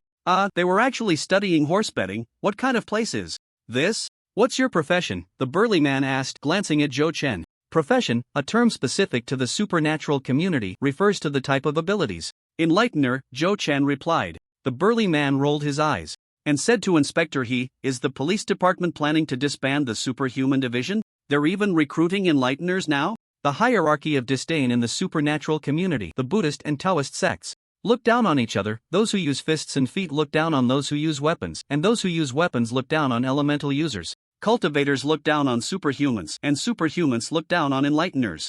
Among them, first place, Inspector He emphasized repeatedly, the first place this year. It was Minister Zhou who used all his might to snatch it. Oh, several people turned to look, and the sleeping girl woke up and said, Wow, first in the academy? That's amazing. First place, the drawing man asked, Are you a 9-star enlightener? Zhou Chen extended his arm, revealing only a faint star mark on it. 1-star enlightener, Zhou Chen smiled. He thought they would be disappointed, but to his surprise, they seemed even more excited than when they heard he was first place. The bald man stood up. Amatba, young hero has great skills. I am Kong Yun, skilled in palm techniques and body refinement. The girl jumped up, raising her hand to speak first. I'm Tang Mengmeng, a magician, skilled in fire and earth magic. The drawing man put away his brush and said, Yuan Hua, D-level artist, skilled in tigers, eagles, and mice. The burly man continued, Kong Yun and Yuan Hua are both D-level. Kong Yun is a martial monk. Tang Mengmeng is an E-level magician. I'm Lu Lai, a D-level martial artist, skilled in palm techniques, and the leader of the superhuman group. How should I address you, little brother? Zhou Chen didn't expect that as a 1-star enlightener he would gain their recognition, and they all began to introduce themselves. Zhou Chen, an E-level awakened, has one awakened item, a box from which he can draw 1 card each day, each with different functions. Zhou Chen also introduced his situation. Lu Lai and the others looked at Zhou Chen with great interest. The first place is not scary. A 1-star awakened who can defeat many 8-star and 9-star awakened to claim the top spot in the grade is quite terrifying. This indicates that Zhou Chen's awakened item is very powerful, specialized and strong. People look down on awakened because they have many methods but lack specialization, resulting in low combat power. Zhou Chen is clearly not one of those average awakened. So what cards do you have? Tang Mengmeng asked curiously. Zhou Chen felt a bit awkward. Was it not good to test his limits right from the start? Lu Lai noticed Zhou Chen's concerns and said, in the future, when we go on missions, we need to cooperate with each other and familiarize ourselves with each other's abilities. Just briefly mention what you can do. I see, Zhou Chen understood. Kong Yun is good at body refinement, so he must be a tank. Tang Mengmeng is a mage, definitely a ranged damage dealer. Captain Lu Lai, a martial artist, must be a close combat fighter, engaging in face-to-face assaults. Yuan Hua is an artist, a summoner-type awakened, capable of summoning various creatures to assist in battle, half support and half damage dealer. Zhou Chen thought for a moment and said, I have mastered D-level swordsmanship. Hiss. Everyone gasped. Is he bragging? Mastering D-level swordsmanship before graduation? What kind of talent is that? Zhou Chen had just started speaking when he was interrupted by their gasps. Officer, he continued, it's true, he just learned it a little over 10 days ago. Classmate Zhou Chen's superb swordsmanship overwhelmed everyone and secured the top spot in the grade. Mastering D-level swordsmanship doesn't necessarily mean you can take the top spot in the grade, Yuan Hua said flatly. Tang Mengmeng speculated, is the overall quality of the Awakened Academy poor this year? Zhou Chen, feeling offended. As far as I know, there are C-level techniques appearing in the Awakened Academy this year, Lu Lai said, having many friends in the academy. I can also summon a mount that can pass through mountains and walls with a speed of 200 miles per hour, usable once an hour for 15 minutes. An awakened item can have so many functions. Everyone was taken aback. This daily card draw is not simple at all. I also have a set of E-level movement techniques. This time, Zhou Chen didn't say he had mastered it, to avoid startling them. Having experienced mastering D-level swordsmanship, the others were already unfazed by the next revelations, quietly listening to Zhou Chen's introduction. Temporary enhancement. My overall combat power should surpass the E-level peak. Zhou Chen paused. What does surpassing the E-level peak mean? Could he possibly have D-level combat power? That's impossible. Let's just listen for now. Lu Lai gestured. Please continue your presentation. I also have time-space techniques that can explore the past. Zhou Chen didn't mention that he could foresee the future. Prophecy books and precursors are treasures in the superpower world, and foreseeing the future attracts too much attention. Even so, everyone gasped again. Time-space techniques are one of the highest-end abilities in the superpower world and are very helpful for solving cases in the police department. Lu Lai swallowed hard and asked, is that all? Zhou Chen took out a card and said, I can also summon D-level attacks 4 times. Everyone. Although there are many D-level awakened here, for someone who just graduated to be able to unleash D-level attacks is quite discouraging. That's it, this time, it's really all. Zhou Chen shrugged. Ha, Zhou Chen, right? Ha ha. Come, let's have a good chat. Tonight, I'll treat you to a welcome dinner. Lu Lai threw an arm around Zhou Chen's shoulder. Officer, take care, no need to see you. Off. Lu Lai turned around and left without looking back. The 4 began chattering around Zhou Chen. Officer, am I not leaving yet? Can you at least look at me? Feeling wronged, Officer, walked away all alone. How many people are in our paranormal incident investigation department? Zhou Chen asked. We internally call it the superpower group, and everyone is here. Tang Mengmeng replied energetically, answering Zhou Chen's questions without hesitation. All of them? 4 people? Adding me makes 5, so with so many computers. Zhou Chen pointed to the more than 20 computers in the room. Lu Lai said, when the superpower group was just established, the supervisory police bureau was ambitious, planning to take control of the entire city's superpower scene in one go. But then it cooled down, no one joined the supervisory police bureau. I've heard that rogue cultivators are even more carefree than us, Yuan Hua chimed in. Control? Is there such a thing in the superpower world, like a martial arts alliance leader?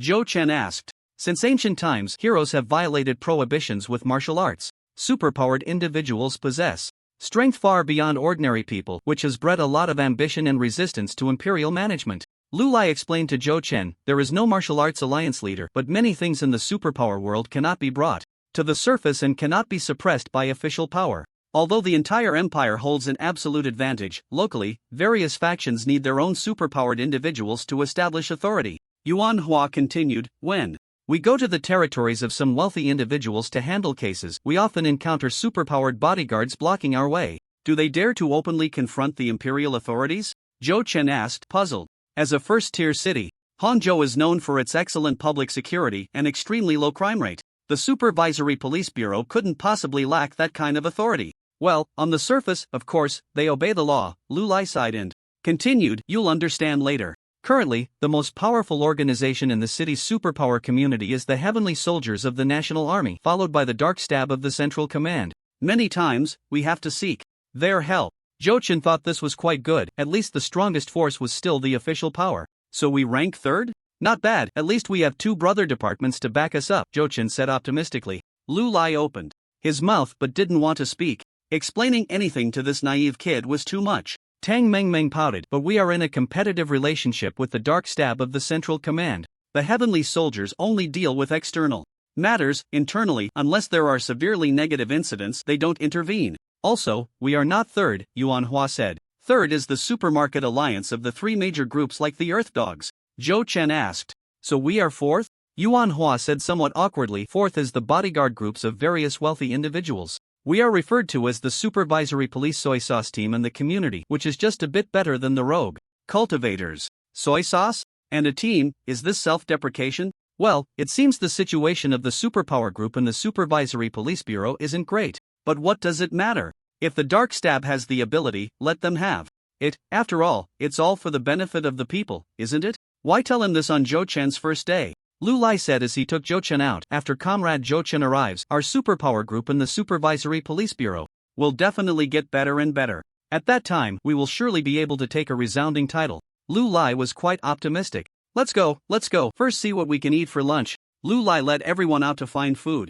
After a satisfying hot pot meal, everyone felt content. In 3 months, Zhou Chen would be going to school, and during this time, he still had to stay at the Supervisory Police Bureau. Back at the bureau, Zhou Chen asked, "What are we going to do next? There must be work to do at the office. What is the daily routine of a superpowered individual?" Lu Lai shook his head. "Nothing much, you can move around freely. Superpowered cases only come up every few months. By the way, Meng, you take Zhou Chen to get familiar with our office area," Lu Lai instructed, then entered the bathing area. Kong Yun began to meditate, and Yuan Hua started drawing again. Is it this leisurely? It feels a bit decadent. The bath area that the captain went to is actually a medicinal bath place, equipped with hundreds of medicinal herbs provided by the Supervision Bureau, replenished once a month.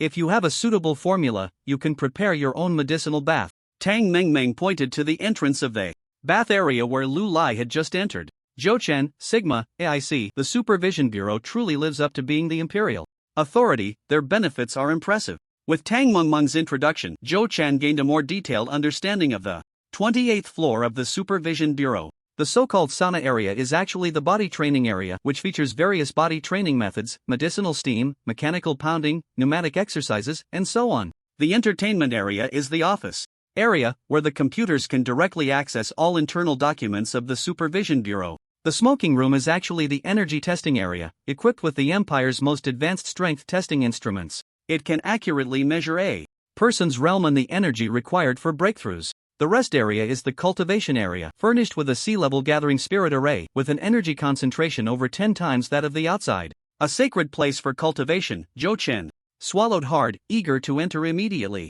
The gym is the combat area, with all kinds of weapons, swords, spears, halberds, axes, and hooks, everything one could need. The audiovisual room is the case analysis room, and as for the kitchen, it really is just a kitchen. I'm going to cultivate, you do as you please. With that, Tang Meng bounced into the restroom. As a magician, Tang Meng meditates every afternoon. The more abundant the energy, the better the meditation effect. Kong Yun and Yuan Hua are in the office area, Lu Lai went to the medicinal bath area, and Tang Meng is in the cultivation room. Where should I go first? The smoking room?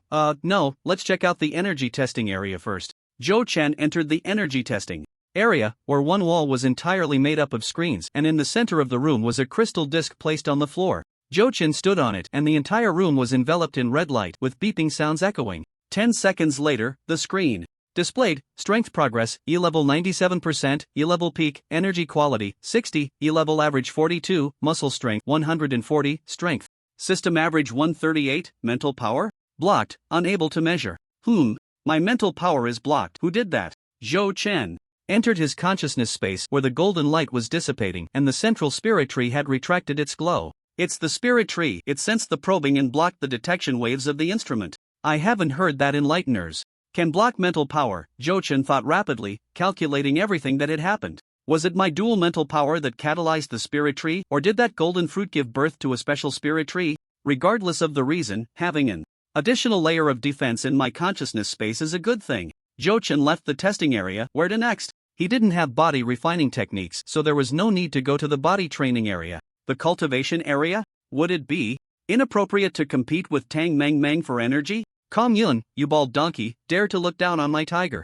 Amatba, a monk doesn't tell lies. Your tiger is truly a piece of trash. Zhou Chen, about is that how you use not telling lies? I've learned something new. It was Yuan Hua and Kong Yun who had started arguing. Bald donkey, one-on-one. Amatba, you street rat, bring it on. Kong Yun accepted the challenge. This is going to be interesting. Before Master Kong Yun and Yuan Hua could come out, Lu Lai from the medicinal bath area rushed out wearing only shorts, his hair still wet and remnants of medicinal residue on him. A fight is about to break out. The door to the cultivation room also opened, and Tang Meng looked on with anticipation. In the combat room, everything was built with D-level metal, enough for them to have a good time. Zhou Chen calculated that just this one combat room cost over 100 million. Superpowers really burn money. No wonder the supervision bureau can't afford too many superpowers. Zhou Chen and Tang Mengmeng stood in the corner with Lu Lai acting as the temporary referee. Lu Lai said, "Everyone, we're all colleagues here and it's rare to have the chance to fight each other. Settle scores and grievances, don't hold back, go all out." Yuan Hua nodded vigorously, "Captain, don't worry, I'll definitely smash this bald donkey's golden body." Kong Yun joined his hands together, "Amatba, Captain, rest assured, this monk will surely hammer him to death."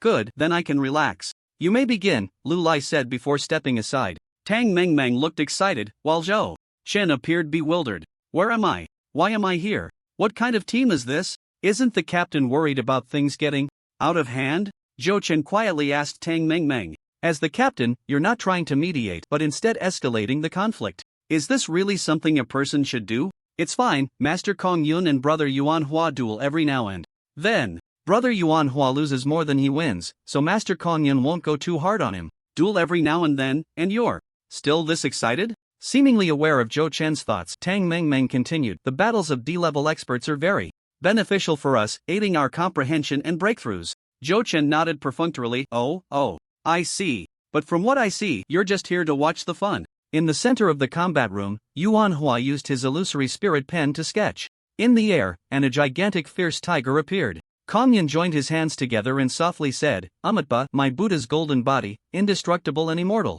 A golden light shone on Kong Yun, transforming him into a statue of gold. The Buddhist body refining ultimate skill, D-level indestructible golden body. Bang, bang, bang. The giant tiger attacked Kong Yun, producing a sound like metal being struck. Relying on his powerful physique, Kong Yun only attacked and did not defend, forcing the giant tiger to retreat step by step. In Zhou Chen's view, this giant tiger was genuinely D-level in strength, only slightly inferior to the earth armor beast he encountered before, yet it was being thoroughly suppressed by Kong Yun, truly worthy of being a renowned Buddhist monk in the superpower circle. "Quickly summon your little sparrow, or you won't have a chance," Kong Yun said, landing punches that made the giant tiger whimper. "That's an eagle, you bald donkey, don't insult it." Yuan Hua remained unhurried, he was well aware of Kong Yun's strength. With a light tap of the illusory spirit pen, another image formed in the air. "Damn beast, take this palm from this monk." Kong Yun's voice boomed like thunder from the heavens. With a palm strike, infused with the power of the Buddhist Vajra palm, it carried the might to shatter mountains and crack stones.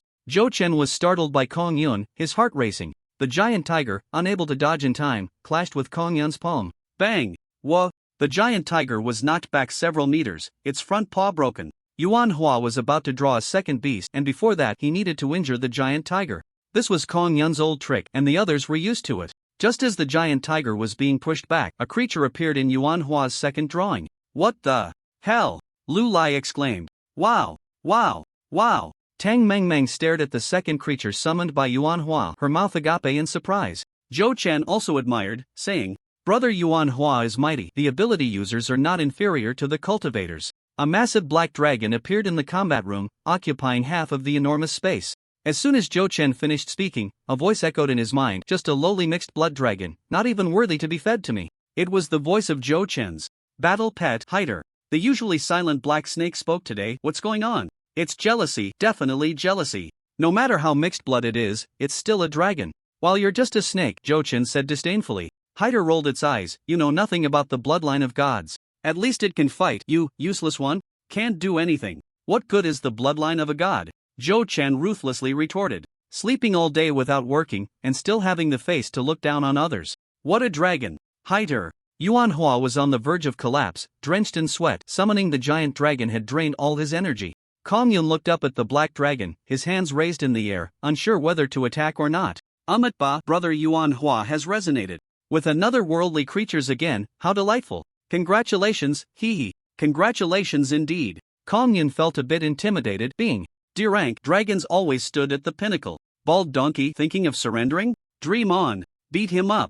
With Yuan Hua's command, the giant dragon instantly appeared before Kong Yun, its massive claws pressing down with overwhelming force. Kong Yun unleashed his powerful Vajra palm, clashing with the giant dragon in a fierce battle. Bang! Ouch! Bang! Bang! Ouch! This time, Kong Yun dared not just attack without defense. With every claw strike from the dragon, a dent would form in his golden body. Kong Yun's powerful Vajra palm surged like a tempest, embodying the image of a dragon soaring in the sky. The entire combat room echoed with the sound of Kong Yun's palm wind. But Yuan Hua's dragon was stronger.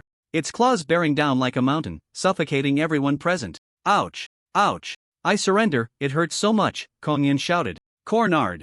Against the wall with no way to escape, he had no choice but to concede. This D-rank junior giant dragon possessed at least the strength of a late-stage D-rank ability user. Even with Kong Yun's formidable power, he struggled to withstand it. Yuan Hua proudly recalled the giant dragon.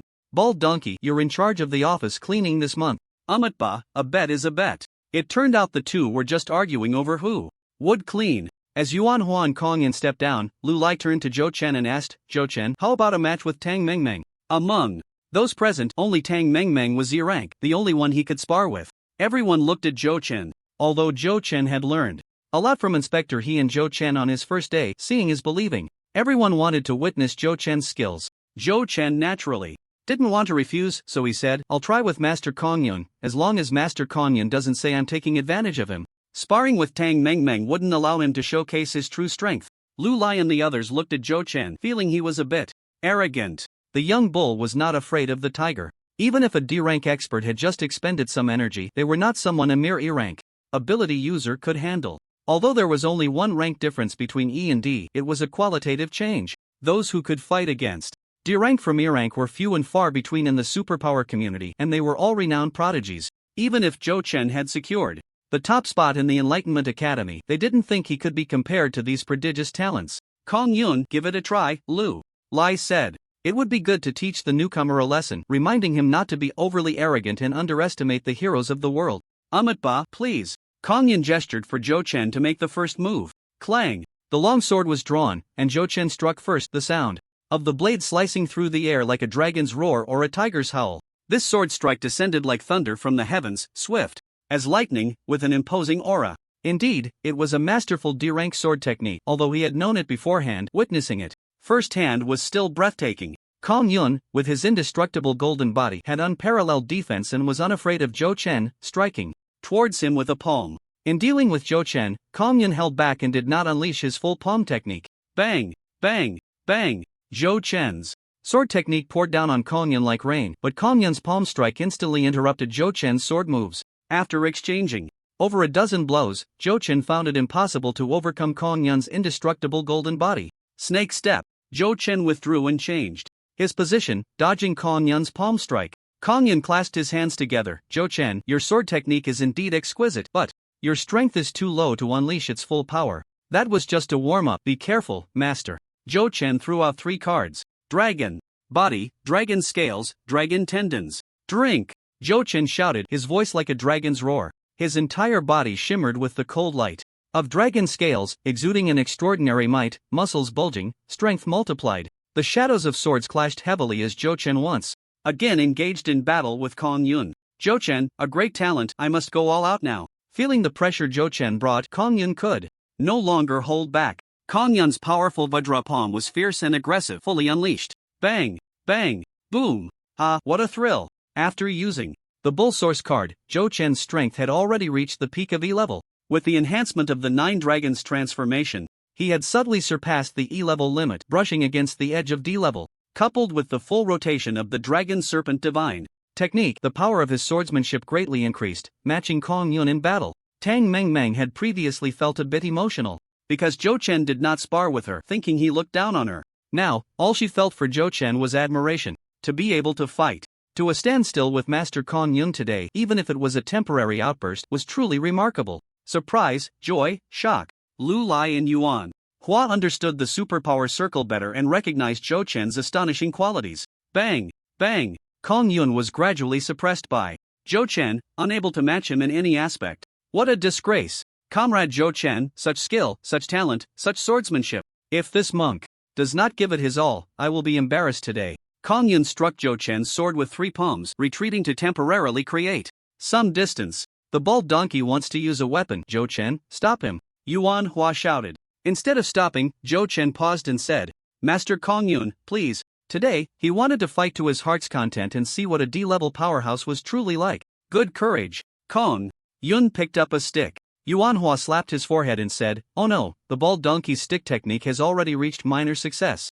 A minor success in stick technique could still be more powerful than a major success in swordsmanship. Unless, whoosh, whoosh, whoosh, Kong Yun swung his long stick, with a Vajra phantom following behind, the stick crashing down like a mountain. Bang! Bang!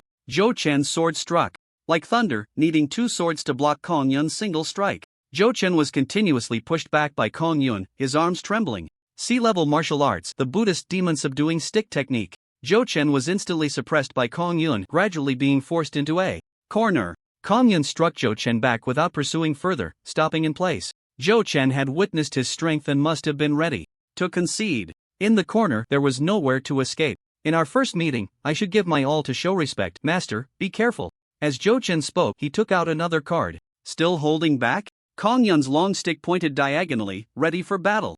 The others focused intently, waiting for Zhou Chen to make his move. The card summoned from the void, Xiang Yu, remaining uses 2, a towering figure appeared. In the combat room, a steed beneath him, A in hand. The figure's oppressive aura stunned the entire room, cold, murderous, domineering. This Xiang Yu was stronger than the last time. Was it due to his own increased strength? The strength of the summoned Xiang Yu's phantom should be related to his own power. The stronger he was, the stronger the phantom he could summon. There was no time to think further. Zhou Chen had a thought. Boom! A short distance charge, Xiang Yu sent Kong Yun flying over 10 meters. Bang! Bang! Bang! Xiang Yu and Kong Yun were locked in a fierce battle, they striking like a dragon emerging from the sea, its might boundless. Kong Yun's demon-subduing stick technique shattered mountains and split rocks, its power extraordinary. The two fought evenly matched, and Zhou Chen charged in with his sword, instantly suppressing Kong Yun. The phantom fought evenly with Master Kong Yun.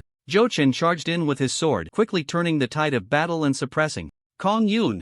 Zhou Chen brought waves of surprise to everyone. It turned out his summoning technique was also so astonishing. Zhou Chen threw another card. The grievance of the earth armor beast. Remaining uses 4, huge claws fell from the void above the roof. The last straw. That broke the camel's back. Boom. The restrained Kong Yun couldn't dodge, taking the giant claw head-on, causing him to stagger and fall backward. At that moment, Xiang Yu struck and a dent appeared in Kong Yun's chest. A muffled sound came from Kong Yun, blood trickling from the corner of his mouth. Put. At the same time, Zhou Chen slashed his sword, leaving a bloody mark on Kong Yun's arm. Kong Yun spat out a mouthful of blood, swinging his long staff and charging forward again. Kong Yun was already heavily injured, and Zhou Chen was unsure whether to continue the fight. But his assault was fierce, leaving no room for hesitation. Stop! Kong Yun, you've lost, Lu Lai shouted. Kong Yun felt somewhat unwilling. He believed he could still fight. Lu Lai said, as a monk, one should not harbor greed, anger, or ignorance. Suddenly, Kong Yun realized, halting his long staff in midair, then putting it away and joining his hands in prayer. Amitba, it is this poor monk who has lost. Comrade Zhou Chen, being so young, it is this poor monk who was not convinced and harbored wrongful thoughts. I hope Comrade Zhou Chen can forgive me. Kong Yun bowed in apology. Zhou Chen also bowed and said, it was I who accidentally injured Master Kong Yun. I was at fault first, so please, do not blame me, Master Kong Yun. Alright, you two don't need to keep apologizing here, Tang Mengmeng said, pulling Kong Yun out. Master Kong Yun, hurry and tend to your injuries. Master Kong Yun, Zhou Chen called out. Kong Yun turned to look at Zhou Chen. Is Master Kong Yun alright? Zhou Chen was worried that he had been too heavy-handed and seriously injured Kong Yun, which would be awkward. It's nothing, this bald donkey specializes in physical training. This minor injury will definitely heal within 3 days, Yuan Huafeng said lightly. Kong Yun added, it's just a small injury. I should be almost fine by tomorrow. Zhou Chen finally felt relieved. That's good. By the way, why do you call me comrade, master? Shouldn't a monk address me as benefactor? Kong Yun had been calling Zhou Chen comrade Zhou Chen for a long time. Wouldn't calling him benefactor be more appropriate for your identity? We're all comrades in arms, so of course, it's comrade. Kong Yun laughed a few times before being dragged away by Tang Mengmeng. Kong Yun has changed a lot since leaving the academy. To integrate into society, he has to shed some of his old habits, Lu Lai explained. Yuan Hua continued, now he only has a bit of Amitba left. Everything else is much better. At least when he goes to handle cases, others won't see him as a monk. The exciting scene came to a close, and the few of them dispersed feeling shocked. Extremely shocked. An E-level enlightened one had made Kong Yun, who was at full power, spit blood. Kong Yun was no ordinary person. It had been years since such a prodigy appeared in the superpower circle. Another extraordinary figure. This time, their supervisory police department had struck gold. In the lounge, the four of them sat together. Kong Yun, what do you think? Lu Lai asked first. Kong Yun touched his wound, paused for a moment, and said, that summoning technique and the strike from the earth armor beast are both consumption-type trump cards. With all trump cards used, they can suppress a mid-level D-class expert. Setting aside these trump cards, Comrade Zhou Chen is also a solid early-stage D-class combatant. Yuan Hua continued, now we have another D-class combatant. With this, many previously suppressed cases can be handled. This kid came at just the right time, Lu Lai sighed.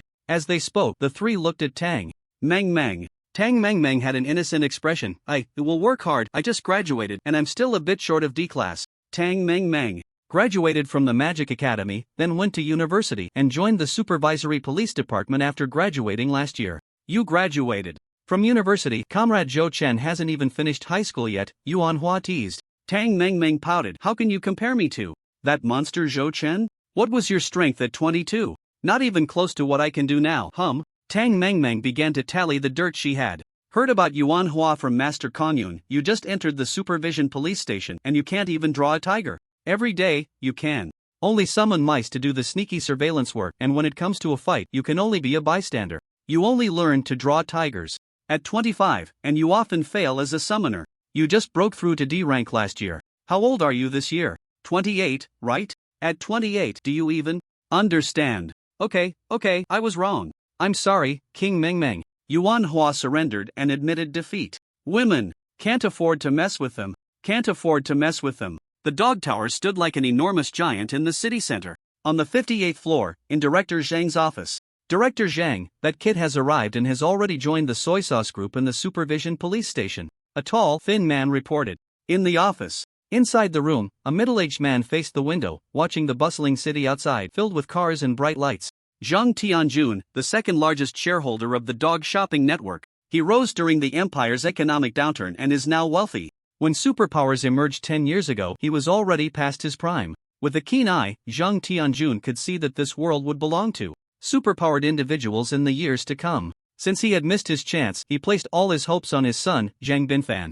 Little did he expect that after his son awakened and became a promising 9-star enhancer, he would be snuffed out before graduation. He watched as his son, a rising star, was destroyed halfway. Even after experiencing the vicissitudes of life and weathering great storms, Zhang Tianjun found it hard to accept such a blow. The usually calm and rational Zhang Tianjun seemed to revert to the impulsive and passionate youth he once was. He was determined to repay blood with blood. Alright, pay more attention to the acquisition of pure energy stones from the black market, Zhang Tianjun said, turning to the tall, thin man. Yes, Director Zhang, the man replied, lowering his head. You can go now.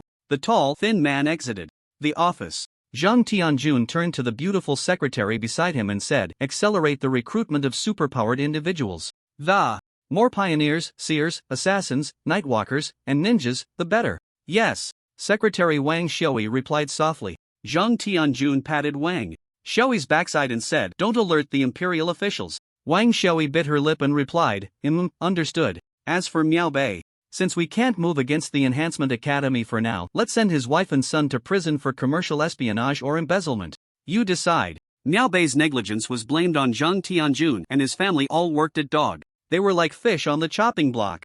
A mere D-rank superpowered individual was nothing in Zhang Tianjun's eyes, just a martial artist. Money can indeed make the devil push the millstone. For 10 consecutive days, Zhou Chen had not drawn any cards. Since he wasn't in a hurry to use them, he might as well wait for a 10 consecutive draw. A 10-card draw would be exhilarating, those who have drawn before know. Zhou Chen took out the enhancement box and then the pure energy stones. After accumulating for 10 days, what would happen if he absorbed the pure energy stones? Just as he was about to let the box absorb the pure energy stones, the voice of Hyder echoed in his consciousness. Zhou Chen, call me master. Damn it. A battle pet should have the awareness of a battle pet. Hyder hesitated for a moment. There was no choice. He needed something from Zhou Chen, and this master was indeed deserving of the title. Master, give me those stones. For every 10 you give me, I'll help you once. How about that? The son of the snake god, such a trivial amount of energy could make him act once. It was like a pie falling from the sky. Oh, Zhou Chen looked at the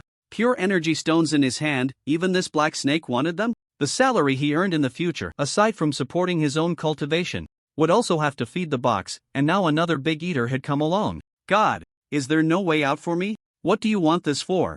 Zhou Chen asked, first probing the truth. I traversed the dimensional barriers, consuming too much energy and sustaining serious injuries. Now, I need something that contains energy to recover, otherwise, every time I make a move, my injuries will worsen.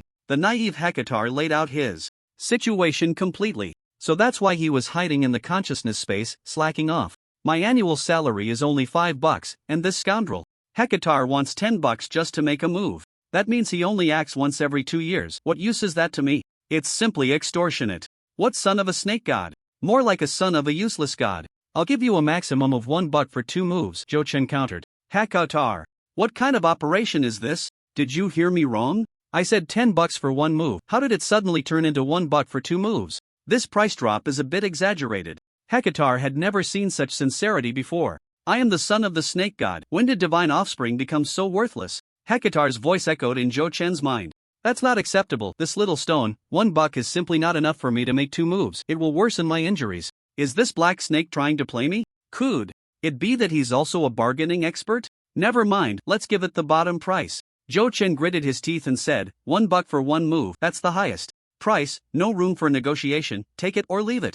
Hecatar, what a ruthless master. The divine offspring has fallen into hard times, having to bow his noble head. Hecatar hesitated for a moment and said, no, at least $2-3, that's the minimum. The tiger has fallen to the plains. Hesitation? There's hope. 1 piece of pure energy stone should be equivalent to 1 move, and maybe even a little extra. Zhou Chen took out the box and tossed the pure energy stone inside. No, no, no. I agree, master, quickly take it out. $1 is fine. Hecatar wailed. The box desperately emitted golden light, absorbing the pure energy stone, as if afraid Zhou Chen would really take it out. Zhou Chen spread his hands. Too late, wait for next time, you'll have to wait until I get paid. Hecatar, sadness flows like a river. Zhou Chen was delighted, took out his phone, opened the slow-running errand app, and checked the fees for A-level powerhouses. There were no current tasks, so Zhou Chen opened the historical postings and filtered for A-level. 10 days ago, Diamond Bachelor posted, the African diamond mine was stolen by those damned local superhumans. Looking for a few A-level deities. Reward, 1,000 pure energy stones. Zhou Chen was shocked. The fees for A-level powerhouses were in the hundreds of millions, while he only needed a few 100,000. This time, he hit the jackpot. But he couldn't treat the little black snake so harshly. If it performed well, we'll see. The golden light dissipated, and the energy absorption of the enlightenment box was complete. Suddenly, Zhou Chen's mind was filled with new information. This time, he could choose for the card draw. This was an overflow of energy, unlocking a new function. The 10 consecutive draws saved over 10 days, plus the 5 consecutive draws of pure energy stones gave a total of 15 drawing opportunities, which could be condensed in any number of times. 2 draws could be combined into 1, and a 7 draw could still leave 1 regular draw. 3 draws could be combined into 1, which would only allow for 5 consecutive draws. 5 draws could be combined into 1, which would only allow for 3 draws. Or simply combine all 15 into 1 and draw just 1 card. Let's start with a 2-for-1 card, Zhou Chen thought, as the box flashed with light, producing an extra card. Card Enlightenment Test Card. Consumption predicts the outcome of item enlightenment. This card. Zhou Chen was stunned. It was tailor-made for enchanters. This enlightenment box was too intelligent. Although it could only be used once, overall, this card was quite satisfactory. Let's try for a 3-for-1 card next. The light flashed, and the card gods list permanent summons a list of other dimensional gods. Write the name of the person you want to find on the list, and you will find them. No usage interval, only one name can be on the list at the same time. Damn, so mysterious and cryptic, but it's just a missing person card. What a loss. I don't really have anyone to find right now. Wait a minute, this could be used to track someone in the future, or even if someone is chasing you, at least you can know where your enemy is and where to run. This card, obtained from 3 chances, isn't exactly what I hoped for. With 10 chances left, Zhou Chen gritted his teeth. Give me a 5 and 1. Heavenly spirits and earthly spirits, Taishan Lao Jun, hurry up as the law commands. Zhou Chen raised the box and shook it wildly. Box, XX feeling a bit dizzy. Skill.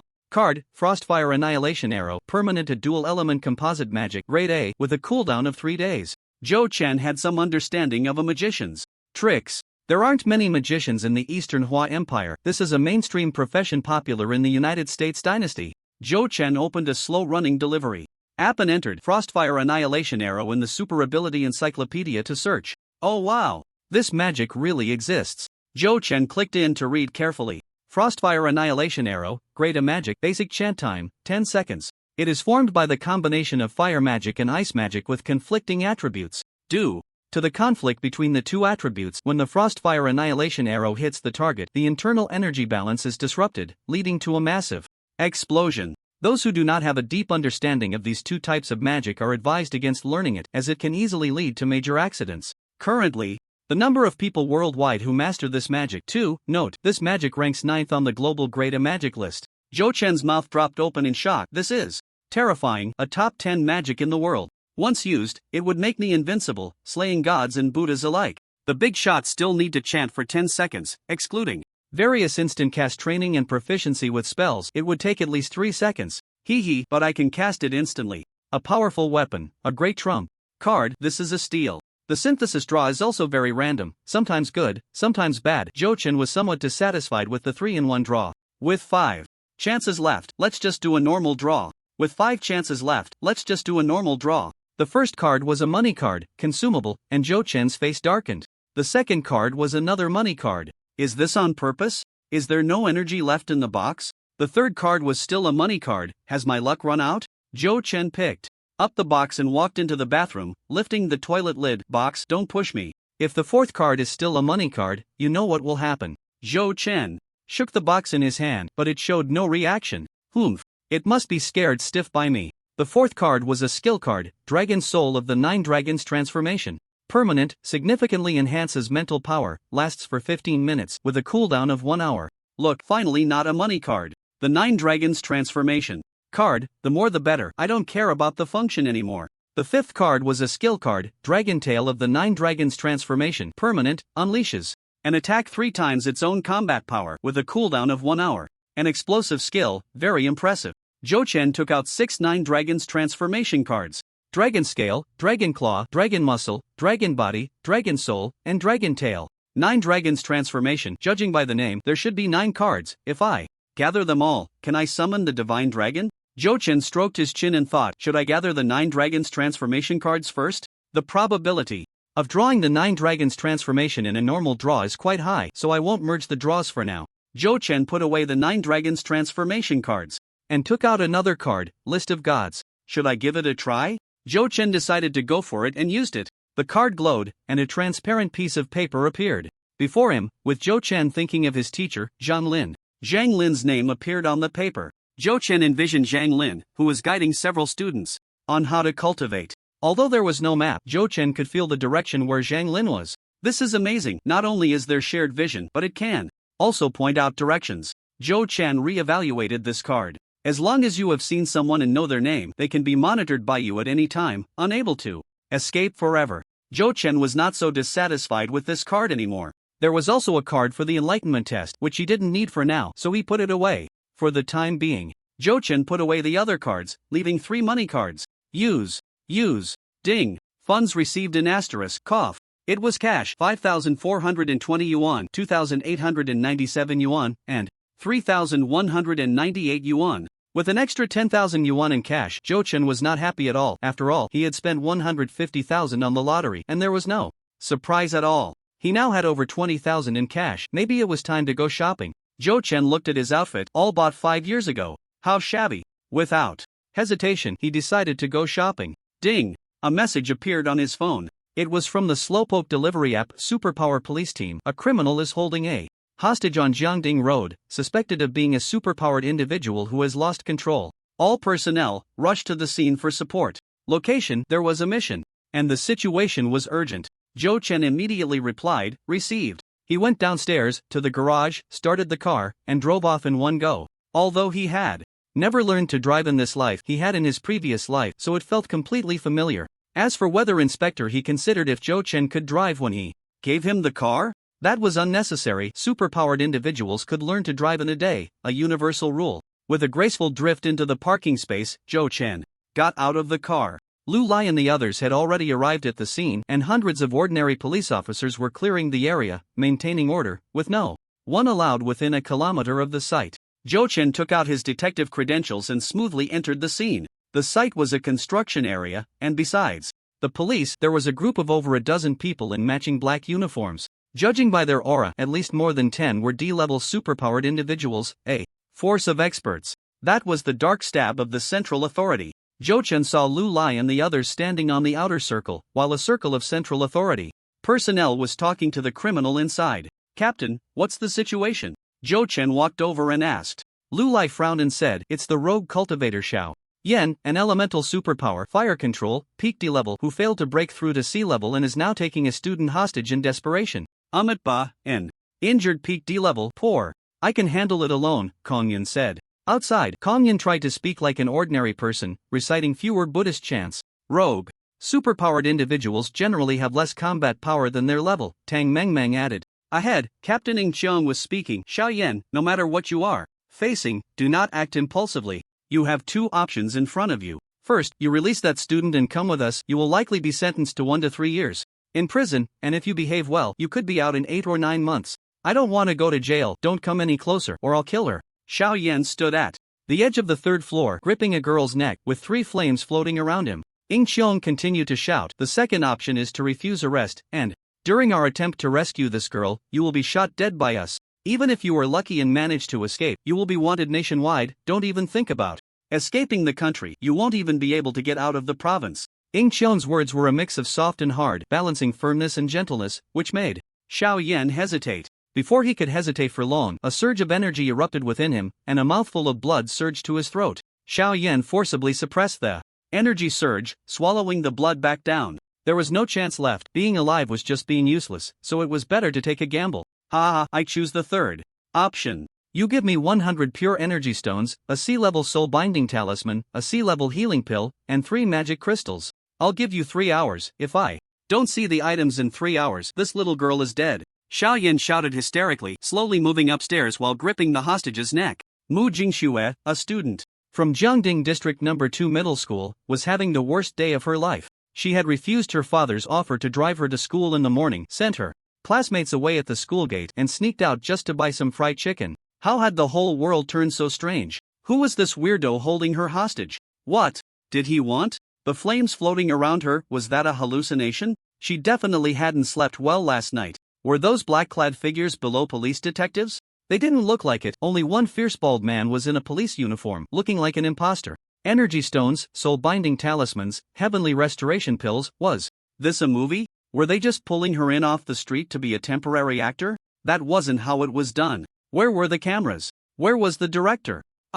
Uncle, be gentle, my neck hurts. Mu Jingxue cried out, tears streaming down her face as she looked at Xiao Yen with watery eyes. Xiao Yen, almost unconsciously, said, "Oh, sorry. Xiao Yen, what the hell did I just say? I'm the criminal here, holding a hostage to threaten the Central Intelligence Agency's dark assassins." He had completely overlooked the presence of the police station. It really was like filming a movie. Fine, I'll just cooperate with them, Mu Jingxue said. Uncle, it's not easy for someone your age to be doing action scenes. I'll cooperate with you, just don't hurt me. Xiao Yen. Well, as long as you're willing to cooperate. Xiao Yen. Well, as long as you're willing to cooperate. Yeah, it is quite tough. Xiao Yen cursed himself for being so useless. What kind of nonsense was he saying? A criminal should display a criminal's ferocity. In the basement of the building, Yuan Hua drew a mouse and was preparing to go upstairs to monitor. Stop, a member of the Dark Assassins shouted urgently. What are you doing? There are energy traps set by Xiao Yen in the building. Your mouse will be detected as soon as it enters.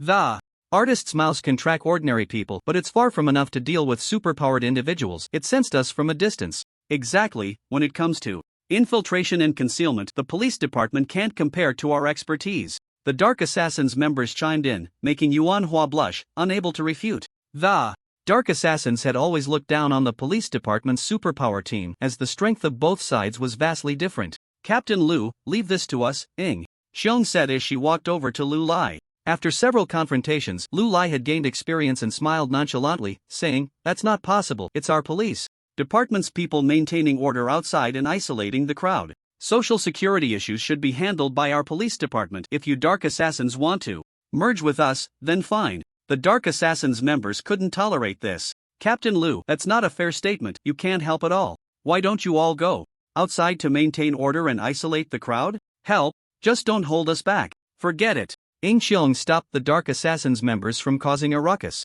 Captain Lu, keep an eye on your subordinates. Don't disrupt our deployment. Lu Lai smiled at Ing Xiong but didn't respond. The Dark Assassins members began discussing countermeasures. Xiao Yan's demands are impossible to meet. The things he wants are worth tens of millions. Dark Assassins Ninja Tian Ming frowned and said, "The space Jumper Chuzhen said, "These things can't be bought with money. Where are we supposed to get them?" "Captain, the families of the hostages have arrived outside, and reporters From the TV station are here too, said Jean Sancher, the metal manipulator of the Dark Assassins, as he rushed over. Ing Xiong felt a headache coming on. Things were escalating. Hey, Director Nyo, the criminals' demands are like this. Ing Xiong picked up the phone to report to headquarters. Okay. If the department can't gather the resources, hurry and apply to the province. Lives are at stake. We will safely rescue the hostages and reclaim the supplies. Ing Xiong hung up the phone, rubbed her temples, and said, I don't know what to do. Captain Ing, hello. Following the voice, Ing Xiong saw a young man from the police department, seemingly a newcomer. My name is Zhou Chen. Has Captain Ing thought of a corresponding solution? Zhou Chen asked. Xiao Yan had set up layers of monitoring traps in the building, making it very difficult to sneak in unnoticed. You brat. Shuzhen scoffed but was stopped by Ing Xiong's wave. Does Comrade Zhou Chen have any ideas? Ing Xiong asked. LV Lai and the others also curiously approached. Our artist Yuan Hua has a solution, Zhou Chen said with a smile. Everyone turned to look at Yuan Hua. Me? Yuan? Hua said, looking confused. How would I know? Zhou Chen continued. I asked Yuan Hua, and his painted eagle can carry 2 people. So what? Everyone knows about his painted eagle. The sound of its flapping wings will be detected before it lands on the roof. Artists are useless. What can they do? Shuzhen from Dark Sting pouted. Ignoring Shuzhen's complaints, Elvisian and the others were also a bit disappointed, thinking Zhou Chen would come up with a good plan. Zhou Chen smiled and continued, most of you from Dark Sting are assassin-type superhumans. You can't go up from below, but you can come down from above. Yuan Hua's painted eagle can take your people in Tang Meng from a distance to a high altitude. Tang Meng's slow fall spell only has fluctuations when cast, so Xiao Yan won't notice it when it's cast at high altitude. This way, your people can land silently on the roof. A good plan. Everyone's eyes lit up. On what basis do you think he hasn't set up anything in advance up there? Shuzhen asked, unconvinced. Zhou Chen explained. First, he failed to break through and hastily kidnapped a hostage, hiding in this building. Time was tight, and he wouldn't have had time to set up so much. Second, only B-level and above can fly, so he definitely wouldn't guard against the sky. If we had a B-level powerhouse, he would have surrendered long ago. Helicopters and the like are out of the question. The noise is too loud to hide. B-level powerhouses are national-level combat forces, capable of devastating destruction with a wave of their hand, akin to feudal lords in ancient times. Xiao Yan wouldn't dare offend a B-level powerhouse even if he had 10 times the courage. Unfortunately, they didn't have any B-level superhumans. Good plan. Everyone's eyes brightened as they looked at Yuan Hua with anticipation. After just mocking him, they were now immediately seeking his help, making the Dark Sting members feel awkward. Yuan Hua, regaining his composure, looked gratefully at Zhou Chen. I suggest that the ninjas and assassins who are best at hiding go to the rooftop, Zhou Chen continued. Once the 2 are in position, we can drop the jumper from the air. When he lands on the same floor as the criminals, he can jump behind them, and the 3 of them can strike together to take him down. The jumper, Shuzhen, stared wide-eyed at Zhou Chen, feeling like he was intentionally setting him up, though he had no evidence. It was just a few complaints. It was just a slightly bad attitude. Why are you trying to ruin me? Can I have the slow fall spell? Shuzhen asked. Falling from a height of 1,000 meters, there might only be a fraction of a second between the 3rd floor and the ground. Even for a superhuman, one misstep could turn them into a pancake. Zhou Chen showed a harmless smile to catch the opponent off guard. I think it's better not to use the slow fall spell. If we get discovered early, all our efforts will be in vain. Shuzhen, you must be retaliating against me. Absolutely. The jumper can only accurately perform spatial jumps after seeing the target, and his landing position would be different from the other 2 who land on the roof, making it easier for the opponent to spot him. Alright, Comrade Zhou Chen has a good strategy. Ing Xiong clapped her hands. Shuzhen, can you complete the task? Shuzhen instantly stood up straight and said loudly, I guarantee to complete the task. Damn, it was a reflex. Completing a task is the least of my worries, just staying alive would be good enough. This time, we need Captain LV's help, Ing Xiong said with a smile. LV Lai shook his head. I should be thanking Captain Ing for the support. This is our case in the Supervision Bureau. The 2 were secretly vying for control over this mission. Inspector Du had not solved a case in a long time. Ing Xiong did not refute. After all, the main force this time was his people. According to the rules of the superpower world, whoever captures the criminal owns the case. After all, the Empire still did not have a unified department to manage superpowered individuals. You 3 follow Yuan Hua to that building over there. Remember to conceal your forms when you ascend, don't let the public see you, and most importantly, don't get photographed by the reporters. Yes. The Dark Assassins Zhou Yingquan, the ninja Tian Ming, and the jumper Chuzhen followed Yuan Hua to the building 500 meters away. Manhwa used his illusionary pen to paint in the void, and a giant eagle appeared on the building. Zhou Yinchuan's figure gradually merged with the surroundings and disappeared. Tianming formed hand seals, Haichou in Z. Water. Release, body flicker technique. Water droplets began to reflect light around Tianming, and his figure gradually vanished. At percent, and Tang Mengming took out her magic wand and began to chant the incantation for the invisibility spell. 3 seconds later, Tang Mengmeng and the giant eagle's figures slowly became transparent. The giant eagle carried Tang Mengmeng and Tianming high into the sky, and at an altitude of 1,000 meters, Tang Mengmeng chanted the spell for a slow descent. Tianming floated down like a feather onto the rooftop where Xiaoyan was located. A few minutes later, Zhou Yinquan also landed on the rooftop. On the high-rise rooftop, Yuanhua and Tang Mengmeng stared intently at Chu Zhen. Chu Zhen, looking fierce but inwardly timid, said, "What are you looking at? I'm the last one up, we're just waiting for the boss to notify us." Yuanhua and Tang Mengmeng replied in unison, "We understand, we definitely won't let anyone know you were trembling." Just as the two superpowered individuals on the rooftop slowly approached Xiaoyan, Zhou Chen quietly stepped aside and took out 2 cards. The first card, the List of Gods. Zhou Chen imprinted Xiaoyan's name with his mind, and in an instant he grasped every move of Xiaoyan. The hostage seems relatively safe, and their emotions appear stable. Maybe. Why the maybe? Mainly because this hostage doesn't seem scared at all. What's going on? Could they be in cahoots with Xiaoyan? Zhou Chen noticed Mu Jingxue showing no signs of tension or fear, even curiously looking around, leaving Zhou Chen somewhat uncertain. He immediately took out the second card, Time-Space Exploration. Ever since Zhou Chen practiced the Dragon Jiao Divine technique, although the total amount of energy had not increased much, the quality of the energy had improved several times over. Trying to explore the future should be bearable. The river of time appeared, and Zhou Chen stepped forward, the time and space shifting. Chu Zhen successfully launched a sneak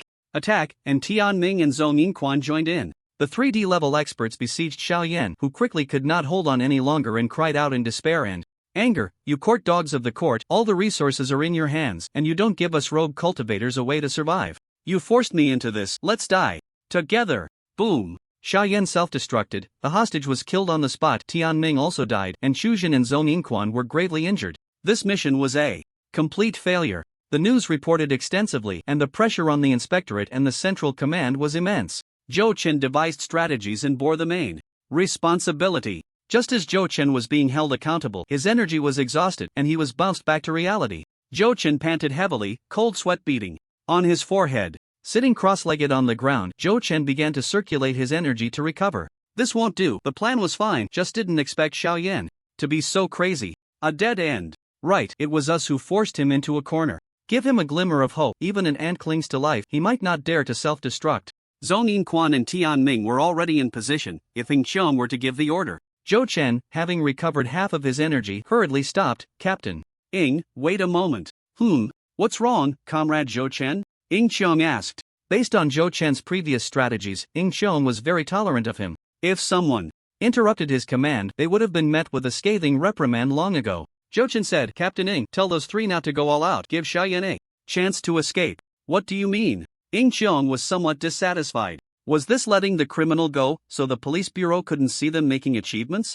Although the two departments had some open and covert rivalry, political awareness was essential, and political correctness was a must. "I have time-space abilities. Xiaoyan is going to self-destruct," Zhou Chen said candidly, looking at Ying Qiong. Ying Qiong stared at Zhou Chen for 3 seconds. Lu Lai, standing nearby, said, "Zhou Chen indeed has time-space abilities and even defeated the Huang family's genius from the same grade. Look, he just suddenly consumed so much energy, he must have used his time-space abilities." "Good." Ying Qiong agreed, not knowing if it was because of Zhou Chen's sincere gaze or because she trusted Lu Lai's words. Ying Qiong used the radio to communicate with Chu Zhen and the others. "Prioritize saving the hostages, don't pressure Xiaoyan too much. I've received a prophecy from the seer, Xiaoyan may self-destruct." Ying Qiong didn't fully accept Zhou Chen's suggestion but made corresponding adjustments. The seer and the prophet were both superhumans capable of predicting the future. The difference was that the seer awakened their abilities, while the prophet followed a cultivation system. The seer could freely traverse future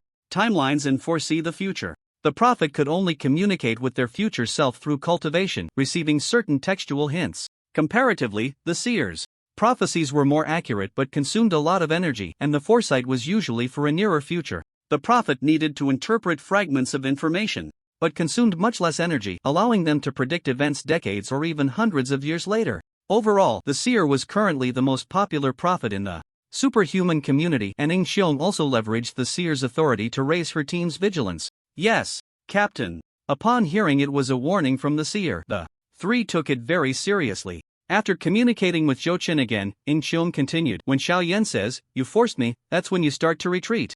Understood. The three responded, "Oh ho ho." As expected of the seer, the prophecy is that precise, even including the self-destruct line. By the way, when did our city have a seer? Did a powerful seer pass by? The Huang family? When it comes to domestic seers or prophets, everyone's first reaction is the Huang family of the timespace clan. 3 hours later, Zhou Chen used his timespace exploration ability again and restored half of his energy. Sigh, still unexpected incidents, but this is the best outcome. The adjustments Xiong made still couldn't perfectly resolve the issue. She still needed to take action herself. Zhou Chen knew what he had to do to avoid casualties. Upstairs, Xiao Yan dragged Mu Jingxue to the edge of the building again. The high-rise under construction had no protective measures nearby. Mu Jingshue's face turned pale as she whispered, "Uncle, don't get so close, it's too dangerous." Is acting supposed to be this real? Shut up, Xiao Yan said fiercely, then shouted down to Xiong, 3 hours are up, where's the stuff I wanted? As he spoke, Xiao Yan brought the flames closer to Mu Jingxue. Feeling the heat of the flames, Mu Jingxue was somewhat dazed. The stuff is here, it's coming. A member of the Dark Sting team ran over, carrying a box. He handed the box to Xiong and said, "Everything is inside." The leader instructed that the safety of the hostages is the top priority, but the stuff must be retrieved as well. Tens of millions worth of supplies. If they were lost, it would be hard to explain at the end of the year for their bureau. Xiong took the box and walked downstairs, shouting to Xiao Yan, "I've prepared everything for you, I'm sending it up now." Don't, I can't accept what Captain Ing sent, I need an E-level rookie to deliver it. Xiao Yan decisively refused to let Xiong come upstairs. What a joke, letting the renowned D-level peak curse master get close, wasn't that courting death? A curse master could kill their opponent without them even realizing it, as long as they got close enough or obtained a hair from the target. The closer they were, the stronger the curse. As a fellow D-level peak, Xiao Yan naturally wasn't afraid of Xiong from 3 floors away. However, facing Xiong directly, Xiao Yan didn't have that confidence. After all, the other party was the famous captain of the Dark Sting team, one of the top combat powers in the city. "Captain, I'll go," said an E-level beast tamer from Dark Sting. The rock manipulator from Dark Sting said, "It's too dangerous for you to go, let me handle it. At least I can ensure I come back alive." The rock manipulator specialized in defense, so if Xiao Yan needed to strike, he could at least hold out for a few minutes until his teammates arrived. Zhou Chen said, "Captain Ing wants me to go, my combat power is decent and I can hold my own against D-level experts." TCH. Just bragging. The members of Dark Sting didn't really believe Zhou Chen's words. Lulai said, "Captain Ing, Zhou Chen is quite strong, he can take on even your Dark Sting members." A few members of Dark Sting showed their discontent. The police department folks were known for their bragging. Xiong frowned and said, "This isn't the time for a contest of pride." "I know, I'm stating facts," Lulai replied firmly. Xiong understood Lulai's character, he was someone who knew the stakes. "Alright, Zhou Chen, you go." Xiong handed the box to Zhou Chen. Captain.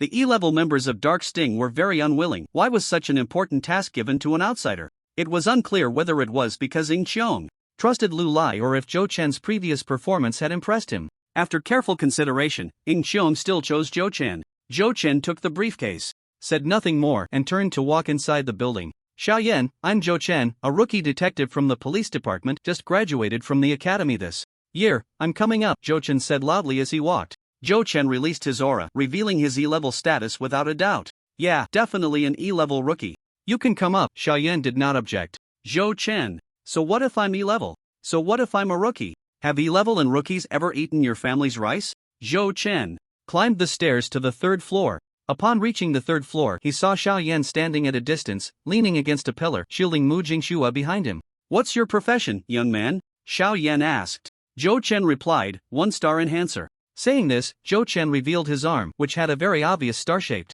birthmark. What kind of enhancement? Xiao Yan was not in a hurry. Knowing oneself and the enemy ensures victory in 100 battles, so he wanted to clarify Zhou Chen's situation first. An enhancer at 1-star could enter the police department, so he must be extraordinary. Card. As Zhou Chen spoke, a card suddenly appeared in his hand. Only enhancers could bring items into their consciousness space. As the card emerged, Xiao Yan naturally assumed it was an enhancement item. Xiao Yan was very cautious and continued to ask, "What function? Show me." It was wise to clarify the abilities of an enhancer as their methods could be unpredictable. Defense, Zhou Chen said, using the card. 3 flames appeared around Xiao Yan, ready to guard against Zhou Chen. Dragon scales emerged on Zhou Chen's body, resembling the scales of a dragon from the 9 Dragons transformation. Each scale shone like a mirror, glimmering coldly, looking quite extraordinary. So he was primarily defensive. No wonder he was sent to deliver the box. An E-level superhuman facing him, with a focus on defense, had the highest survival rate, and Xiao Yan believed Zhou Chen's words.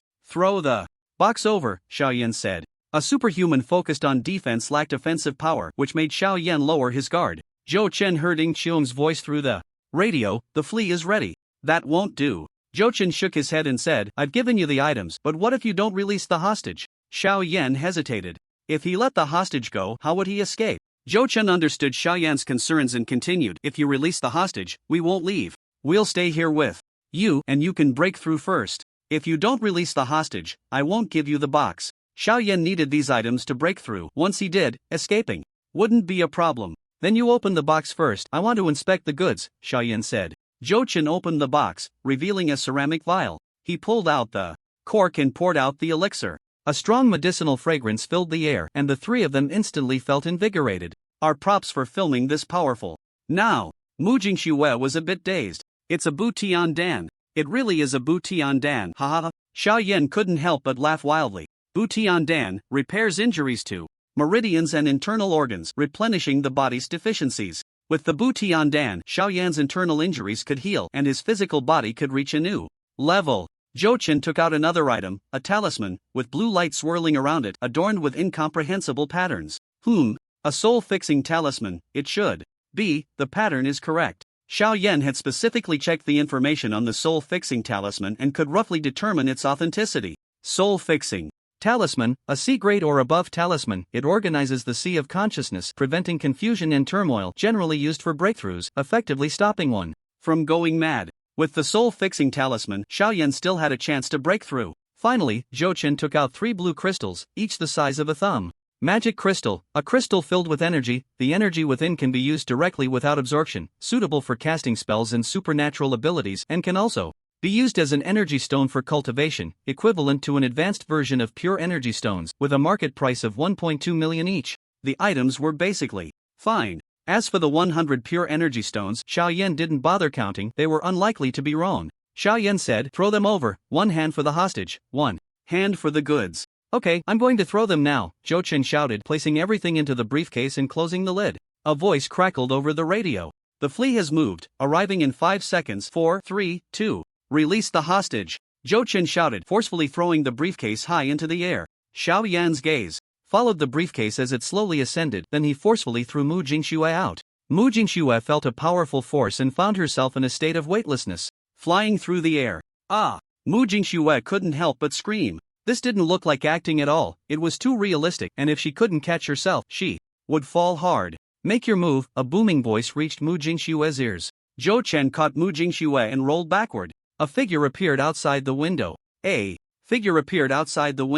In a flash, the figure appeared above the briefcase. It was the space jumper Chuzhen. Seeking death. Caught in a trap, Xiao Yan was furious, launching 3 fireballs at Chuzhen. Water escape, water dragon bullet technique. A massive water dragon pillar blocked Chuzhen's path. Bang! Bang! Bang!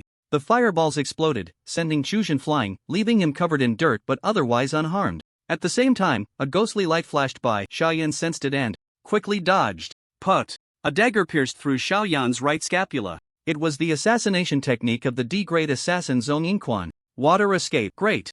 Waterfall technique. Tianming's second ninjutsu arrived simultaneously. To restrain Xiao Yan, Tianming used water-based ninjutsu. Kid, you're seeking death.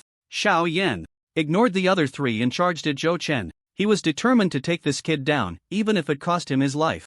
Be careful. The 3 couldn't rush to help. Chuzhen had to guard the briefcase, and the other 2 had just finished casting their skills at the moment when their old strength was exhausted and new strength had yet to arise.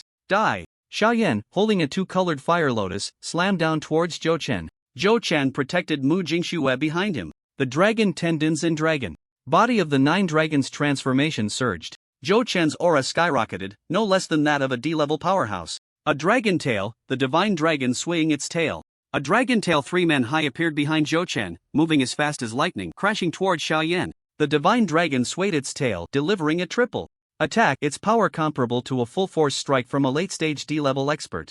Boom! A wave of scorching heat burst forth from the floor, accompanied by a deafening roar, flames splattering everywhere. The other three were dumbfounded, as Xiaoyan was actually pushed back 3 steps. Although Zhou Chen was also blown away, this result was still terrifying. How could an E-level superpower have such an attack? Xiaoyan's trump card at the peak of D-level was actually shattered. At that moment, Tianming's ninjutsu arrived, and Xiaoyan was swept out of the building by a wave of water. A crowd below was already waiting for Xiaoyan. Despair flickered in Xiao Yan's eyes. "You court dogs of the court, you forced me into this, let's die together." Before Xiaoyan could finish his words, as the phrase "forced me" came out, Ing Qiong shouted loudly, "Retreat!" The personnel on site moved faster than Ing Qiong's voice. This was the self-destruct signal of the prophecy. If they didn't dodge now, would they wait to die? Zhou Chen and the others jumped down from another side of the building. It was only the 3rd floor, and a superpower wouldn't die from a fall.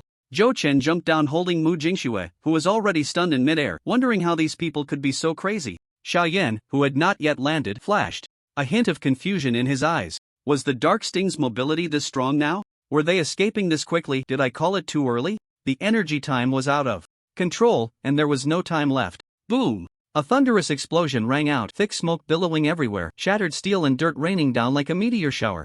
Up! Jean Sancher, the metal controller of Dark Sting, instantly erected a metal wall protecting everyone inside. The building was half destroyed before it was even completed, fortunately without any casualties. Mu Jingshue's eyes were somewhat dazed. Everything that had happened today had exceeded her understanding. The building was blown up. This was a newly constructed property near the school. It couldn't possibly be a film shoot. So what were those people just now? Mu Jingxue. A call pulled her thoughts back. "I am Captain Ing Qiong of the Central Unified Bureau." Wait. Lu Lai shouted, "This case is ours." Xu Zhenlong said, "How is it yours? We clearly arrested him." He self-destructed." "The person self-destructed, but the hostage was saved by our comrade Zhou Chen," Lu Lai said. Lu Lai quietly looked at Ing Qiong. After a while, Ing Qiong smiled gently. "All right, this case is yours. According to the rules of the official superpower circle, whoever caught the person owns the case, and if there is a hostage, it depends on who saved them." Ing Qiong left with the unwilling members of Dark Sting. Zhou Chen didn't mind this aspect. As long as the problem was resolved, that was good enough. Before leaving, Ing Qiong said to Zhou Chen, "Comrade Zhou Chen, are you interested in joining our Dark Sting? The treatment is at least double that of the Supervisory Police Bureau, and we all serve the Empire, so don't feel any guilt about betrayal. I will arrange personnel transfers." A talent with time-space abilities made Ing Qiong a bit envious. There wasn't a single prophet-type superpower in the entire city. If Zhou Chen joined Dark Sting, their future operations would be unstoppable. Hey, I'm still here," Lu Lai shouted. Was he digging a pit right in front of him, thinking he was dead? Zhou Chen shook his head and said, "The Central Unified Bureau invited me at school. I still chose the Supervisory Police. Implicitly, no matter how high your conditions are, Ing Qiong, they can't surpass the big shots of the Central Unified Bureau, so don't waste your efforts." Lu Lai stood by, grinning silently. Ing Qiong ignored Lu Lai and said to Zhou Chen one last time before leaving, "All right, the door of Dark Sting is always open for you. Welcome, Comrade Zhou Chen, to change your mind." Classmate Mu Jingxue, "I am Detective LV from the Supervisory Police Bureau. According to the rules, everything that happened today must not be disclosed, otherwise, it will be considered a crime of intentionally leaking state secrets, blah blah blah." As LV Lai spoke, he took out his police credentials and the prepared confidentiality agreement. Yuanhua handed over a pen, and Master Kongyun brought over a stone. The confidentiality agreement was signed on the spot without wasting a moment. Mu Jingxue, in a daze, had no choice but to comply with the arrangements. The reason for declaring to the outside that the perpetrator has a mental illness, hostage-taking, igniting high explosives. Master Kongyun looked at his phone, reading the lines that had been coordinated with the Central Bureau. Oh.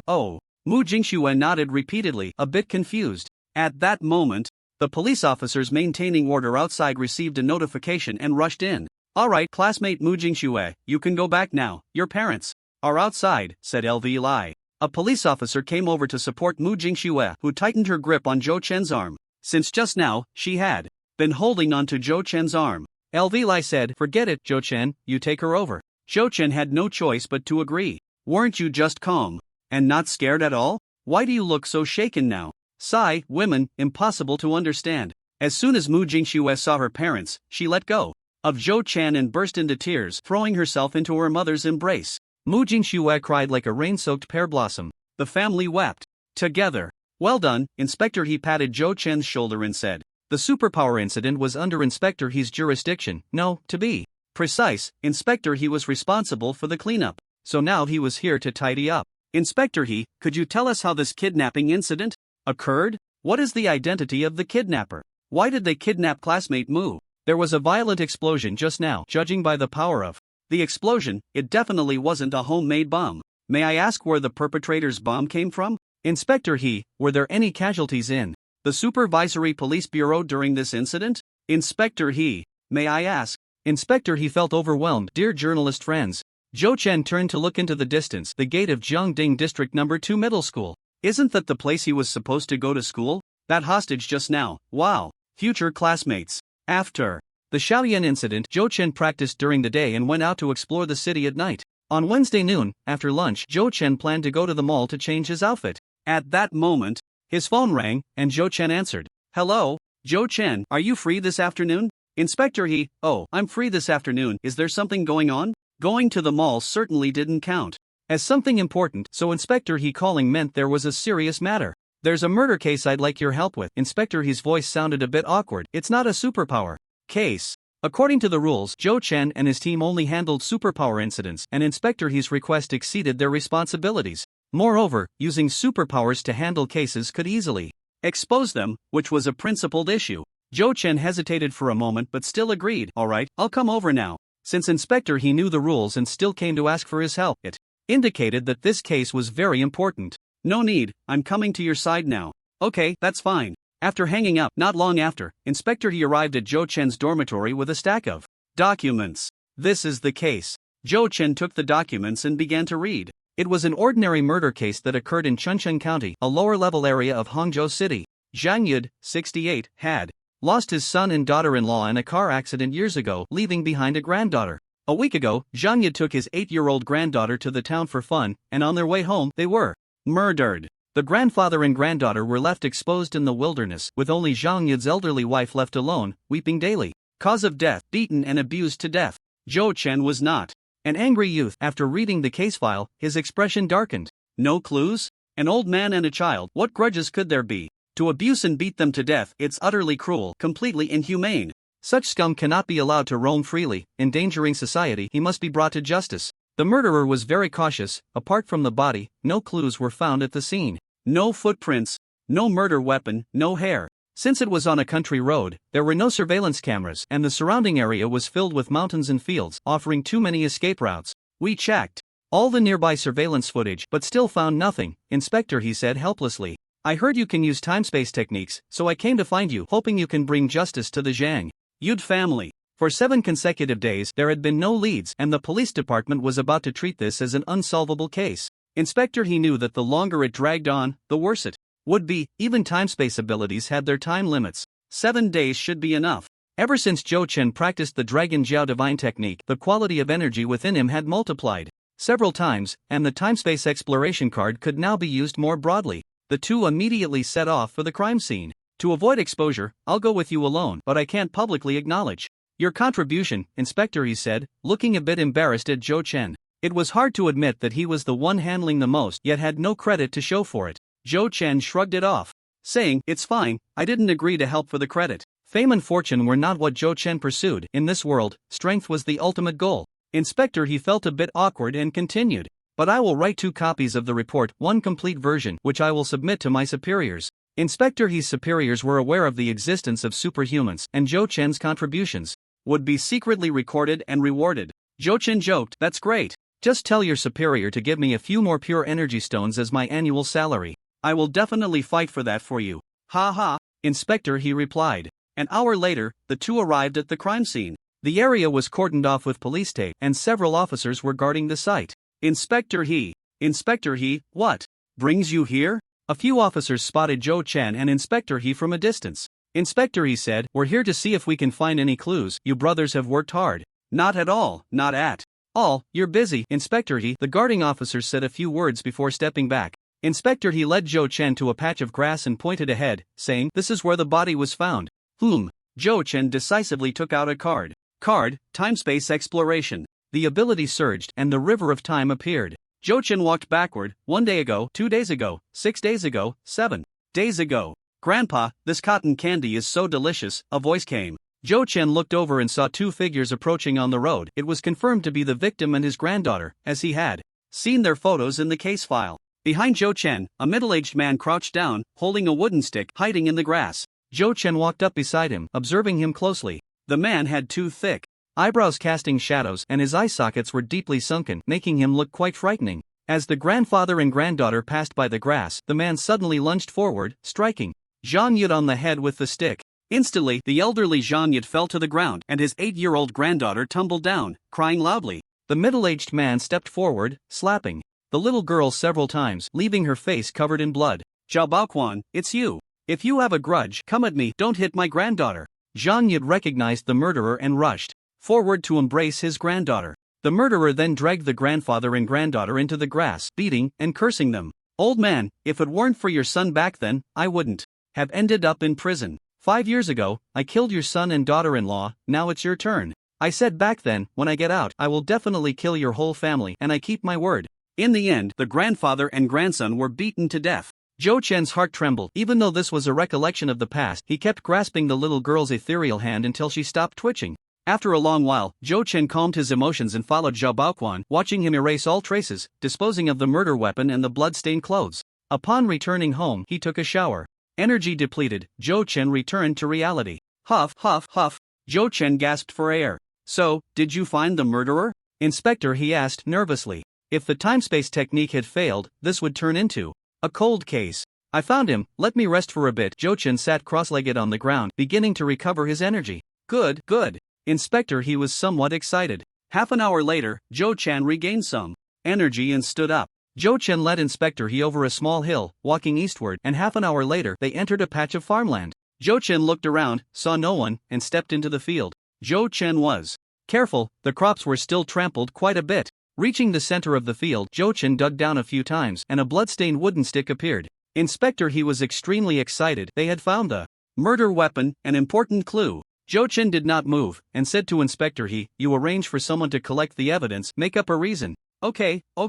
Inspector He hurriedly notified his colleagues to come collect the evidence. Subsequently, Jochen led Inspector He to the clothes discarded by Zhao Baoquan in the ditch. Jochen said, the murderer is Zhao Baoquan. This is what he left behind after committing the crime. 5 years ago, it was also him who caused the car accident that killed Xiang Yu's son and daughter-in-law. The evidence is up to you. Jochen's time-space technique couldn't reach 5 years back, so he could only let Inspector He figure it out himself. Thank you so much, just leave the rest to me, Inspector He said confidently. If they knew who the murderer was and still couldn't gather evidence, that would be too pathetic. A case that was about to turn into a cold case, with innocent old people and children brutally murdered, received high attention from the city. Led by Detective Sun from the city's criminal department, all departments cooperated to fully investigate the murderer. Detective Sun was determined to solve the case and catch the culprit. Who would have thought that after 7 days of sleepless nights, there were still no leads? Just when everyone was ready to give up, Inspector He made a phone call. They found the murder weapon, and the clothes discarded by the murderer were also found. Moreover, the murderer was also identified, linking back to a car accident from 5 years ago. What a twist of fate! But how did Inspector He find the clues? In such a fantastical way? What sudden inspiration, what flash of brilliance, what criminal psychology? In the end, he simulated the murderer's psychology and went through the process again. Are you sure this isn't a movie? I've been a detective for half my life and I've never solved a case like this. When did Inspector He gain such abilities? Well, never mind, the clues are right in front of us, and whatever Inspector He says is right. Jochen returned to the dormitory already at night. He couldn't go shopping anymore and could only wash up and sleep. The next morning, Jochen got up early, washed up, and immediately went out. First, he went to the shopping mall. He had to shop today. Shilin Plaza Shopping Center, the largest shopping plaza in the city. A whole grain specialty store. Let's go take a look. I've heard the cost-performance ratio is very high and the variety is rich. Cereal is a brand, not a food seller, but a company that deals in various electronic products. It is said to be the most cost-effective brand in the country at the moment. A classic saying within their group is widely circulated: he who wins the losers wins the world. The person who said this was fired, and Jochen didn't know if it was true. However, he admitted he was a loser, so he decided to go in and take a look. As long as the prices were cheap and the products good, that was enough. Welcome, sir. What are you planning to buy? The attendant asked enthusiastically. Zhou Chen replied, just browsing. Alright, sir. The serial K30 had a nice design, and Zhou Chen couldn't help but pick it up to take a look. Sir, your phone is from 7 or 8 years ago, it only supports 4G. Now 5G is gradually becoming popular, and our K30. The attendant beside him began to promote it. A flood of phone features and highlights poured out. What Zhou Chen wanted to say condensed into one question: how much? The serial attendant replied, 2,500 yuan. It was indeed cheap. Holding 20,000 yuan in his hand, Zhou Chen readily decided to change his phone. I'll take one. From now on, I'm a loser too. The attendant smiled awkwardly yet politely. Sir, you're joking. Oh, it's you, detective. A girl passing by the entrance seemed to recognize Zhou Chen. It was Mu Jingxue, the hostage Zhou Chen had rescued a few days ago. Young and beautiful, Mu Jingxue had long eyebrows and delicate shoulders, a slender figure, skin whiter than snow, and eyes that sparkled like stars. Walking through the mall, she turned heads everywhere. Beside her were a girl and 2 boys, likely her classmates. Zhou Chen quickly interrupted Mu Jingxue, saying, I'm Zhou Chen. We might be classmates next semester. I'm still a student, not a detective. Don't expose my identity. With a glance, the clever Mu Jingxue understood immediately. Detective Zhou must have a mission. Oh, Zhou Chen, what a coincidence. Are you here shopping? Mu Jingxue asked. She wasn't sure if Zhou Chen was on a mission or just wandering around. Yeah, I'm planning to change my phone, Zhou Chen said, holding up the old smartphone he bought 7 or 8 years ago. Mu Jingxue's friend, Zhao Huibing, tugged at her and asked, Jingxue, who is this?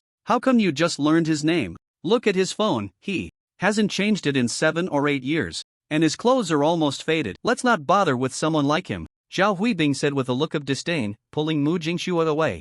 Since they didn't seem familiar with Zhou Chen. But Mu Jingxue stood her ground and continued, what a coincidence, I also want to buy something. Shall we go together? Jingxue, who is this guy? Yu Wenkai asked with a frown, a hint of jealousy in his voice. He had been pursuing Mu Jingxue for years, they had been classmates since elementary school, and he had been chasing her since middle school, yet he had never seen her be this proactive with him. Chen Jian beside him chimed in, going into a cereal specialty store. How?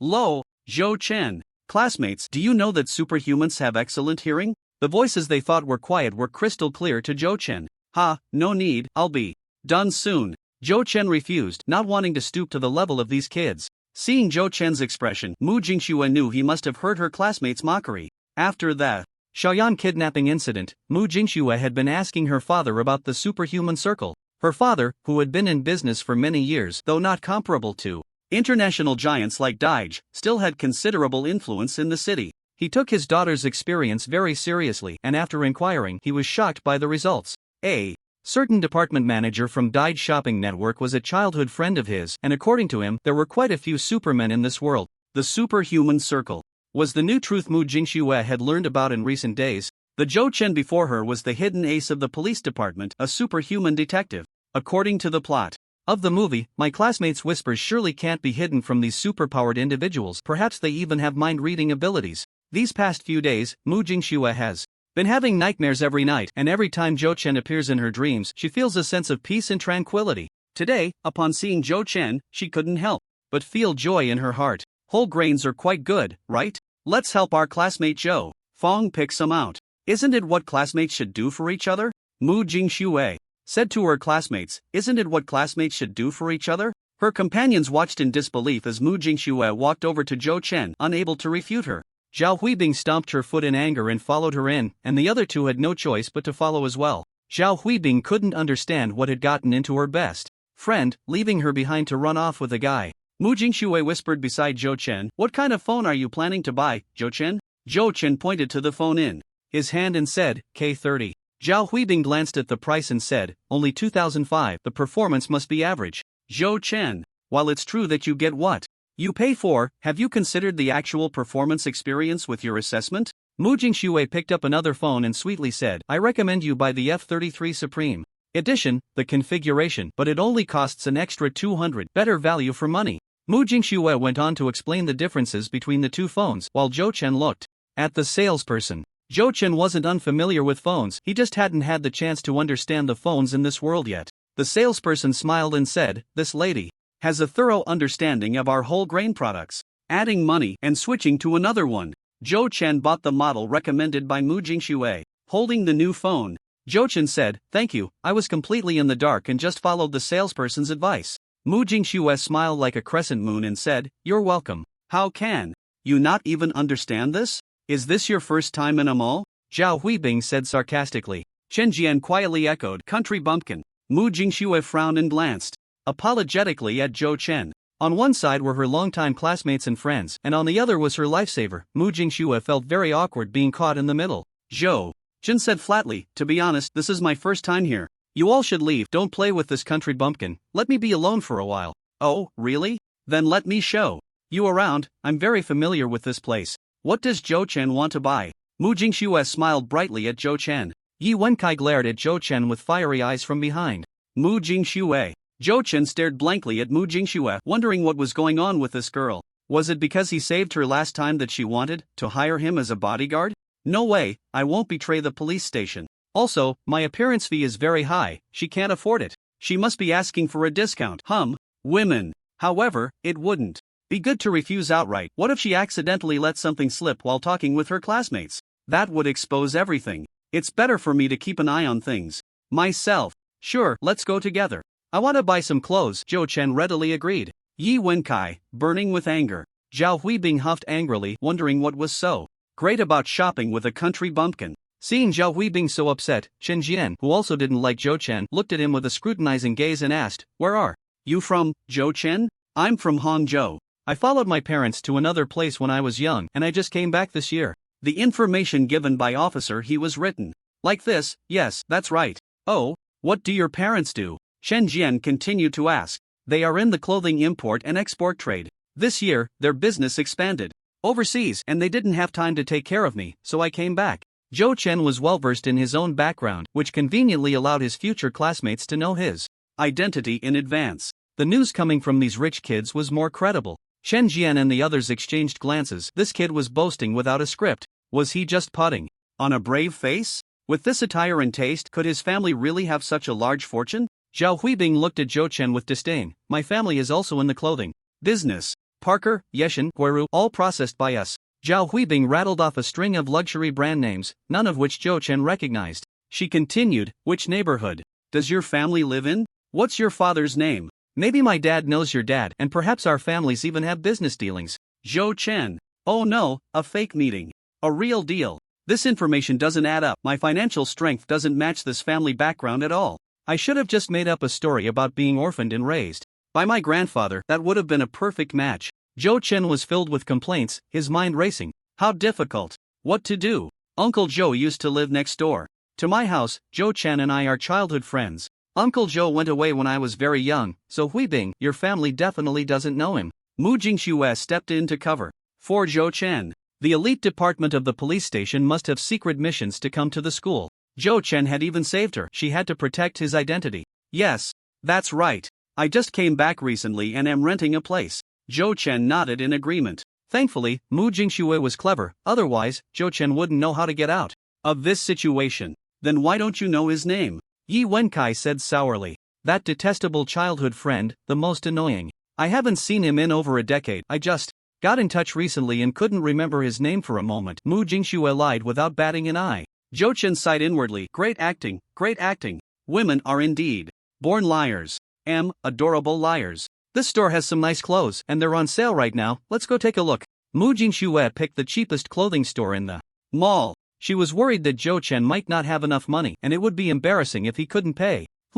He probably wouldn't even buy anything like this. Zhao Huibing rolled her eyes. She really didn't understand why her longtime best friend suddenly sided with an outsider, especially a poor kid. Mu Jingxue ignored her and kept picking out clothes. "How about this one? This one? Try it on. Do you like this?" In just a few minutes, Zhou Chen had picked out over 10 sets of clothes and headed to the fitting room. Yi Wenkai, following behind, was turning purple with anger. Jingxue hadn't even picked clothes for him. Zhou Chen came out wearing an outfit. "How does it look?" Mu Jingxue smiled brightly. "Very handsome, but the color is a bit dark. Try another set." "Okay." Zhou Chen went back to the fitting room to change again. Zhao Huibing pouted. "Where's the handsomeness?" Chen Jian chimed in. "Exactly, he can't be as handsome as our Kaigu." Yi Wenkai wanted to cry. Even if he looked like a handsome man, it was useless if the goddess ignored him. Mu Jingxue smiled without speaking, her mind drifting back to that day. A huge flame rushed towards her, and a figure stood in front of her. The sound of a dragon's roar was crisp, and with a flick of its tail, it blocked everything outside. Jing Xue. Jing Xue. Zhao Huibing's voice pulled Mu Jingxue back from her wandering thoughts. Ah ha! What happened? I was talking to you, why were you in a daze? Zhao Huibing asked. Mu Jingxue replied, oh, just thinking about some old times. Yi Wenkai, ah, when? You were so young, what past could you possibly have? Playing house doesn't count. Zhou Chen came out in another outfit. This one is nice, it suits you well. And he changed. Again. This outfit is too bright. Keep trying. This outfit is too old-fashioned. Keep going. Mu Jingxue gradually helped Zhou Chen pick out more than a dozen outfits. In the end, Zhou Chen took 5 or 6 sets of clothes and 4 pairs of shoes to the counter to pay. Hello, sir, that will be 7,850 yuan, the cashier said. Zhao Huibing muttered softly. He probably can't afford it. I'll pay by card. It's been a long time since I bought clothes, so I might as well get a few more to avoid another trip later, Zhou Chen said. You're buying so much just to avoid another trip? After so many years in this job, it was the first time the cashier had heard such a reason. Zhao Huibing and the others were still hoping to see Zhou Chen make a fool of himself, but they were disappointed when he paid without hesitation. After buying the clothes, the group wandered around the mall for a while longer. As it approached noon, Mu Jingxue said, Zhou Chen, it's been a while since we last met, let's have lunch together. A while? It's only been a few days. Crafting a story and then having to backtrack, Zhou Chen replied, sure, what do you want to eat? Zhao Huibing tugged at Mu Jingxue's sleeve in dissatisfaction. Yi Wenkai quickly said, Jingxue, I told my mom you would be coming over today, she made a lot of food. Ye's dad and Mu's dad were business friends, and the two families often interacted, with intentions to matchmake the two. Ha? Why didn't you tell me earlier? Mu Jingxue asked in surprise. You should go back first and tell Auntie I'm sorry, I have something very important today. And can't make it. Is eating with this guy really that important? I'll go back first and leave you two alone. No way. Yi Wenkai chuckled, then I won't go back either. If my mom finds out I couldn't bring you home, she'll scold me to death. Saying this, Yi Wenkai shot Zhou Chen a glare, indicating that his relationship with Mu Jingxue was special, warning Zhou Chen not to interfere. Zhou Chen rolled his eyes internally, this guy is so dramatic, if I weren't worried about her revealing my identity, I wouldn't have spent so long shopping with you. Hearing Yi Wenkai say this, Mu Jingxue frowned. She understood the intentions of their families, but she only saw Yi Wenkai as an older brother and had no romantic feelings. Besides, they were still young, and their families were already making plans. Ignoring Yi Wenkai's words, Mu Jingxue said to Zhou Chen, let's go to Wuqingxian. The food there is quite good. Alright. Since they weren't familiar, Zhou Chen didn't mind where they went. Zhao Huibing and the others had to follow along, they were worried about Mu Jingxue being alone with Zhou Chen for lunch. Wuqingxian, a well-known dining establishment in the city, only served members. The luxurious crystal chandeliers cast a soft light, making the entire restaurant feel tranquil. The antique Chinese decor was elegant and serene. Led by the waiter, the 4 of them walked towards a private room. A group of people approached, with one person in a wheelchair clearly at the center of attention. Xiang Yu, how do you feel about today's dishes? One person behind him asked with a smile, bending slightly. Upon seeing Zhou Chen, the person in the wheelchair waved his hand, and the other person immediately closed his mouth. The wheelchair came to a stop, and Zhou Chen halted as well. The two locked eyes. Zhao Huibing covered her mouth. Ah, it's Xiang Yu. Chen Jian and Yi Wenkai also greeted him with smiles. Xiang Yu, what a coincidence. The man ignored everyone else and stared intently at Zhou Chen. Long time no see. Zhao Huibing and the others looked at Zhou Chen in surprise, not expecting them to know each other. How could two such different people know each other and be so familiar? Could it be that Zhou Chen's family business was really that big? Zhou Chen replied calmly, I'm doing well, just didn't expect to see you alive, Zhang Binfan. The person was indeed Zhang Binfan, whose path as a superpowered individual had been cut off by Zhou Chen. Zhang Tianjun spent hundreds of millions to rescue him, but he would be bound to a wheelchair for the rest of his life. Zhou Chen's words were clearly not kind. Zhang Binfan's partner behind him angrily pointed at Zhou Chen. What did you say, TMD? Before the person could finish, Zhang Binfan slapped him to silence. The confrontation between him and Zhou Chen was not something others could interfere with. Ha ha ha. Yes, my still being alive must surprise you, right? Zhang Binfan's wheelchair slowly moved closer to Zhou Chen, stopping half a meter away, and he said in a low voice, if you dare come to Hang City, this is my territory, and I will definitely kill you. Zhou Chen had no grievances with Zhang Binfan, and Mu Jingxue was somewhat worried for Zhou Chen, wanting to pull him back. Zhou Chen pushed Mu Jingxue away. They ordinary people could not withstand Zhang Binfan's retaliation. Under heaven, there is no land that does not belong to the king. This place belongs to the empire, not your Zhang family. Zhou Chen bent down and said to Zhang Binfan. A mere kid, and a defeated one at that, trying to intimidate him? No way. And behind me stands the empire, Zhou Chen did not say. Zhang Binfan smiled and ignored Zhou Chen. Instead, looking at Zhou Chen's back, are these your friends? Brother Zhang, it's me, Zhao Huibing. We met at your 10th birthday party, Zhao Huibing chimed in, then continued. We ran into each other at the mall. He's transferring here next semester, and he'll be our future classmate. Zhao Huibing was loyal and did not expose Mu Jingxue, and neither did Chen Jian and Yi Wenkai. They could not afford to provoke the Zhang family. Mu Jingxue wanted to say a few words for Zhou Chen, but Zhou Chen quickly used his powers to send a private message. Don't get involved with me. Think of your parents. I don't take Zhang Binfan seriously. The private message was a common technique among E-level superhumans. Although the Mu family was not as powerful as the Zhang family, they were not afraid of them either. But Mu Jingxue chose to trust Zhou Chen. How could the superhumans from the Supervision Bureau fear an ordinary person like Zhang Binfan? So it's Xiao Bing, huh? Make sure to treat my old classmate well. I'll excuse myself for now, Zhang Binfan recalled. Zhao Huibing and did not make things difficult for them. The wheelchair rolled away as Zhang Binfan left with his cronies. Zhou Chen watched Zhang Binfan's retreating figure, feeling very calm. Zhang Binfan was not angry, nor was he shouting. Instead, he was eerily calm. Zhou Chen knew that the Zhang family was definitely a tough opponent, and Zhang Binfan had become somewhat crazy, a restrained kind of madness. How did you get involved with him? You said he was an old classmate. I remember he went to the capital to study 3 years ago, Mu Jingxue asked softly. Zhou Chen replied, he was a classmate. I accidentally injured him during a school competition. Hiss.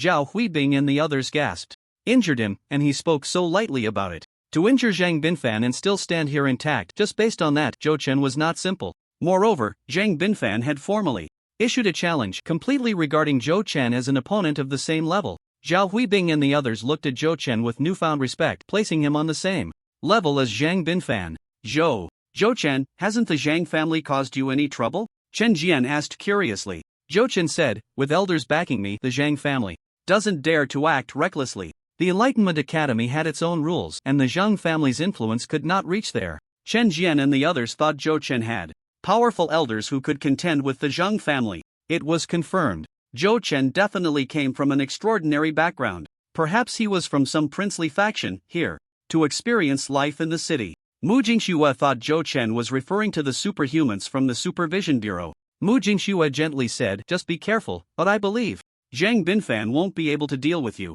Remembering that immensely powerful dragon tail, Mu Jingxue felt inexplicably confident in Zhou Chen. Good eye, let's go eat. First, Zhou Chen said with a smile. It's still Mu Jingxue who understands me. Zhang Binfan? Ha! A defeated general is not worth mentioning bravery. During the meal, Zhou Chen once again sent a voice message, repeatedly reminding her not to reveal her identity. After receiving Mu Jingxue's affirmative response, Zhou Chen finally felt at ease. After finishing the meal, Zhou Chen went to the front desk to settle the bill, only to find that Mu Jingxue had already paid in advance. Oh no, I've owed her so many times today, I'll repay her next time. After the meal, the few of them prepared to part ways at the entrance of Wu Qingxian.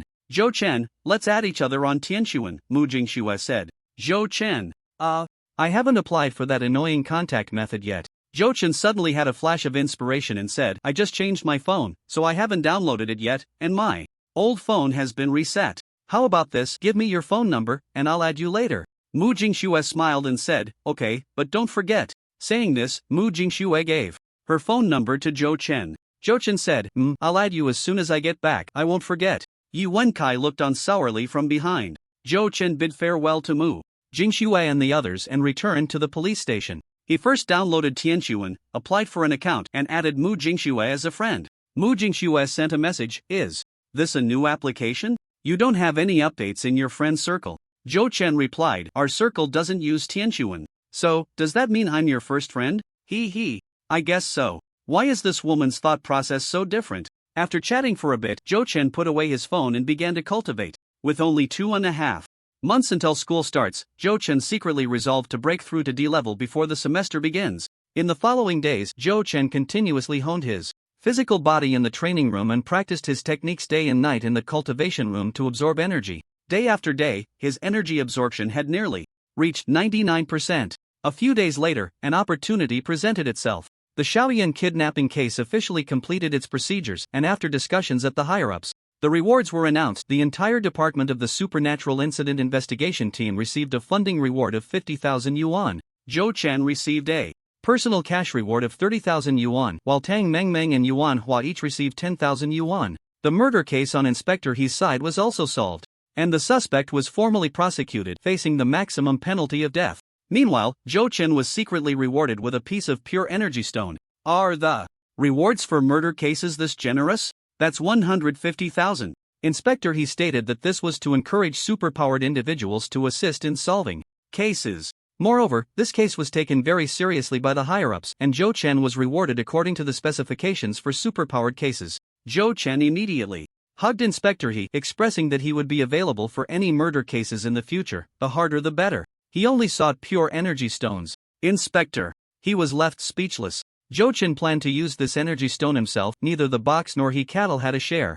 In the energy-rich cultivation room, Zhou Chen held the pure energy stone and operated the Dragon Flood God technique. Hiss. This feels amazing. If regular cultivation is like inhaling mist, then cultivating in the training room is like drinking water, and now using the pure energy stone feels like sucking on jelly. This high concentration of energy was thick enough to almost solidify.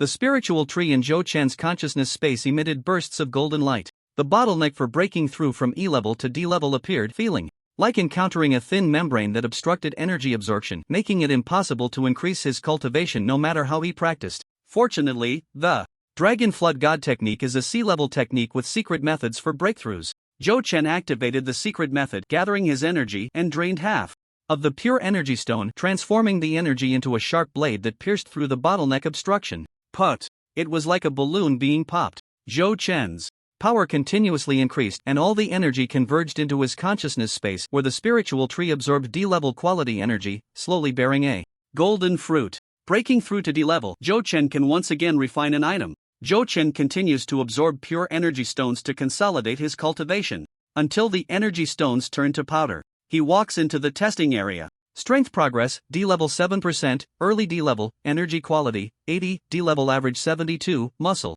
strength 180, strength type average 198, mental power blocked, unable to measure. After consolidating his cultivation, he has also increased by 7%, which is a cause for celebration. The energy quality has also improved significantly. Due to the cultivation method, it is even higher than that of an average D-level superpower user.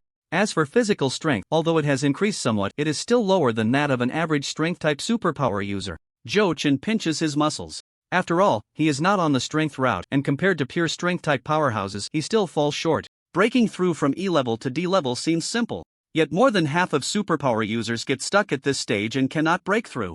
Zhou Chen's breakthrough this time seems simple, but it is actually due to a combination of various favorable conditions. The C-level Dragon Xiaoyushan technique laid a solid foundation, and the energy-rich training room created an excellent environment. Finally, with the pure energy stones providing sufficient energy, if he still couldn't break through, he would truly be useless. Zhou Chen has now broken through to D-level, and a new fruit has appeared on the spiritual tree. He must start looking for items to refine again. What should he refine this time? Zhou Chen took out his refining test card. With it, he could at least avoid one mistake. First, let's share the good news. Zhou Chen picked up his phone and slowly created a group chat. Xin Zhan, Zhao Yi, and Gao Jia were all added. Zhou Chen, I broke through to D-level and need to find an item to refine. So annoying. He sent a picture, showing the new star birthmark on his arm.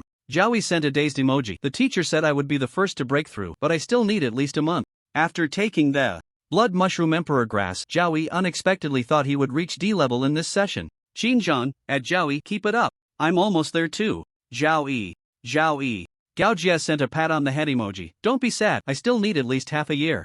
Zhao Yi felt even sadder. In fact, anyone who can break through within a year of graduation is considered a genius. Third brother, how's your battle ranking? Zhou Chen asked. The strongest group in the academy should have left early, and there shouldn't be many left who can compete with Zhao Yi. Zhao Yi sent a frustrated emoji. Third in the battle ranking. Gao Jia, oh ho ho, there are still two stronger than you. Who are they? Zhao Yi, sigh, no more to say, wait for me to break through next month. I will definitely take first place in the battle ranking. Xin Zhan, keep it up. Zhou Chen, keep it up.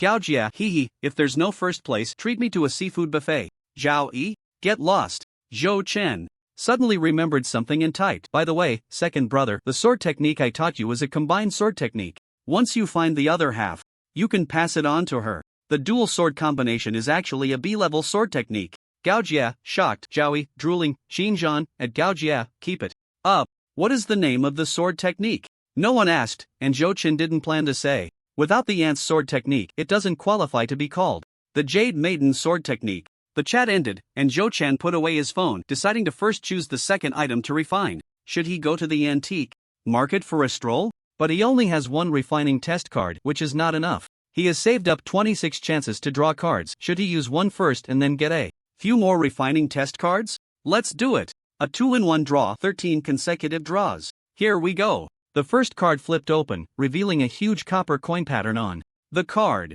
Super money card, consumption randomly obtain a sum of cash. Zhou Chen, Sigma, a money card is one thing, but a super money card? Is this non-entity? Signature card going to accompany me for a lifetime? I am a superpower user, what do I need money for? That's something only ordinary people need. Zhou Chen walked into the bathroom, repeating his old trick, placing the box on the toilet. Box, oh box, you need to be a box that knows the times. Do you understand the consequences of giving me another card like this? Here we go again. The second card appeared, featuring a pair of pure white wings. Flight card, consumable soar for 1 hour. Below B-level cannot fly. Although this card is a consumable, it can be very useful at critical moments, so it's not bad. Sure enough, the bathroom is useful. Continuing, the third card came out, and Zhou Chen's face darkened again, another super money card. Zhou Chen was so excited he almost threw the box into the toilet, but after thinking it over, he gave up. This box is meant to be kept in the mind. If it gets tainted with the smell of feces and brought into the consciousness space, oh no, that would be sour later on. Zhou Chen shivered all over, shook his head, and stopped his wild thoughts. Silently, he took the box out of the bathroom.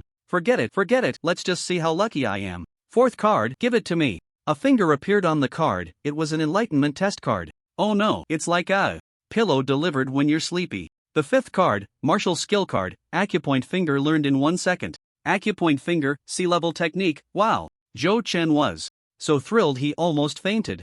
Zhou Chen decisively used the card, and a series of energy operation methods flowed into his mind. Acupoint finger technique, cutting off spiritual power, sealing the meridians, severing the spiritual energy. Being hit by the acupoint finger can seal energy for several hours, during which energy cannot be used. Without energy, martial arts experts cannot use internal force, mages cannot cast spells, and ninjas cannot use chakra. Except for physical fighters. Basically all professions are rendered useless. Even if a physical powerhouse is hit, they cannot use martial skills, which is equivalent to being half useless. The explosive control method had Zhou Chen excited. The sixth card, a drop of deep red blood with golden threads appeared on the card. Core of the 9 dragons. Transformation, Dragon Emperor's blood can only be used after collecting the other 8 cards. Zhou Chen felt a little excited. Indeed, the 9 dragons transformation really has 9 cards. After gathering them, can I summon the divine dragon? Although this card is temporarily useless, it is a core card, so it counts as a small profit. The 7th card, another enlightenment test card. It seems this card appears quite frequently among the 2-in-1 cards. The 8th card, a huge chain appeared on the card. Card of Heavenly Lock Chain, consumable absolute control. Those below the owner's strength by a major realm are forcibly locked for 3 seconds. The weaker the strength, the longer the locking time. 3 seconds, what's the use? Of course, it's useful. In a duel between strong opponents, half a second of hesitation can determine life or death. Being locked for 3 seconds is enough for an enemy to die 1,000 times. Although it's a one-time consumable, this is an absolutely strong trump card. 32 thumbs up. The 8th card, another super money card. Zhou Chen casually tossed it aside to use later. The 9th card, another enlightenment test card. Zhou Chen now had 4 of these, and this time he would definitely find the enlightenment item he wanted. The 10th card, Void Summon. Guijia, remaining uses 3, a character from the 3 kingdoms, Guijia. Xiang Yu can at least fight, but what can Guijia do? Strategize for himself? Should I give it a try? Zhou Chen hesitated for a moment, feeling a bit reluctant. The Void Summon cards are clearly very powerful. Who knows, it might be a modified version of Guijia from another dimension.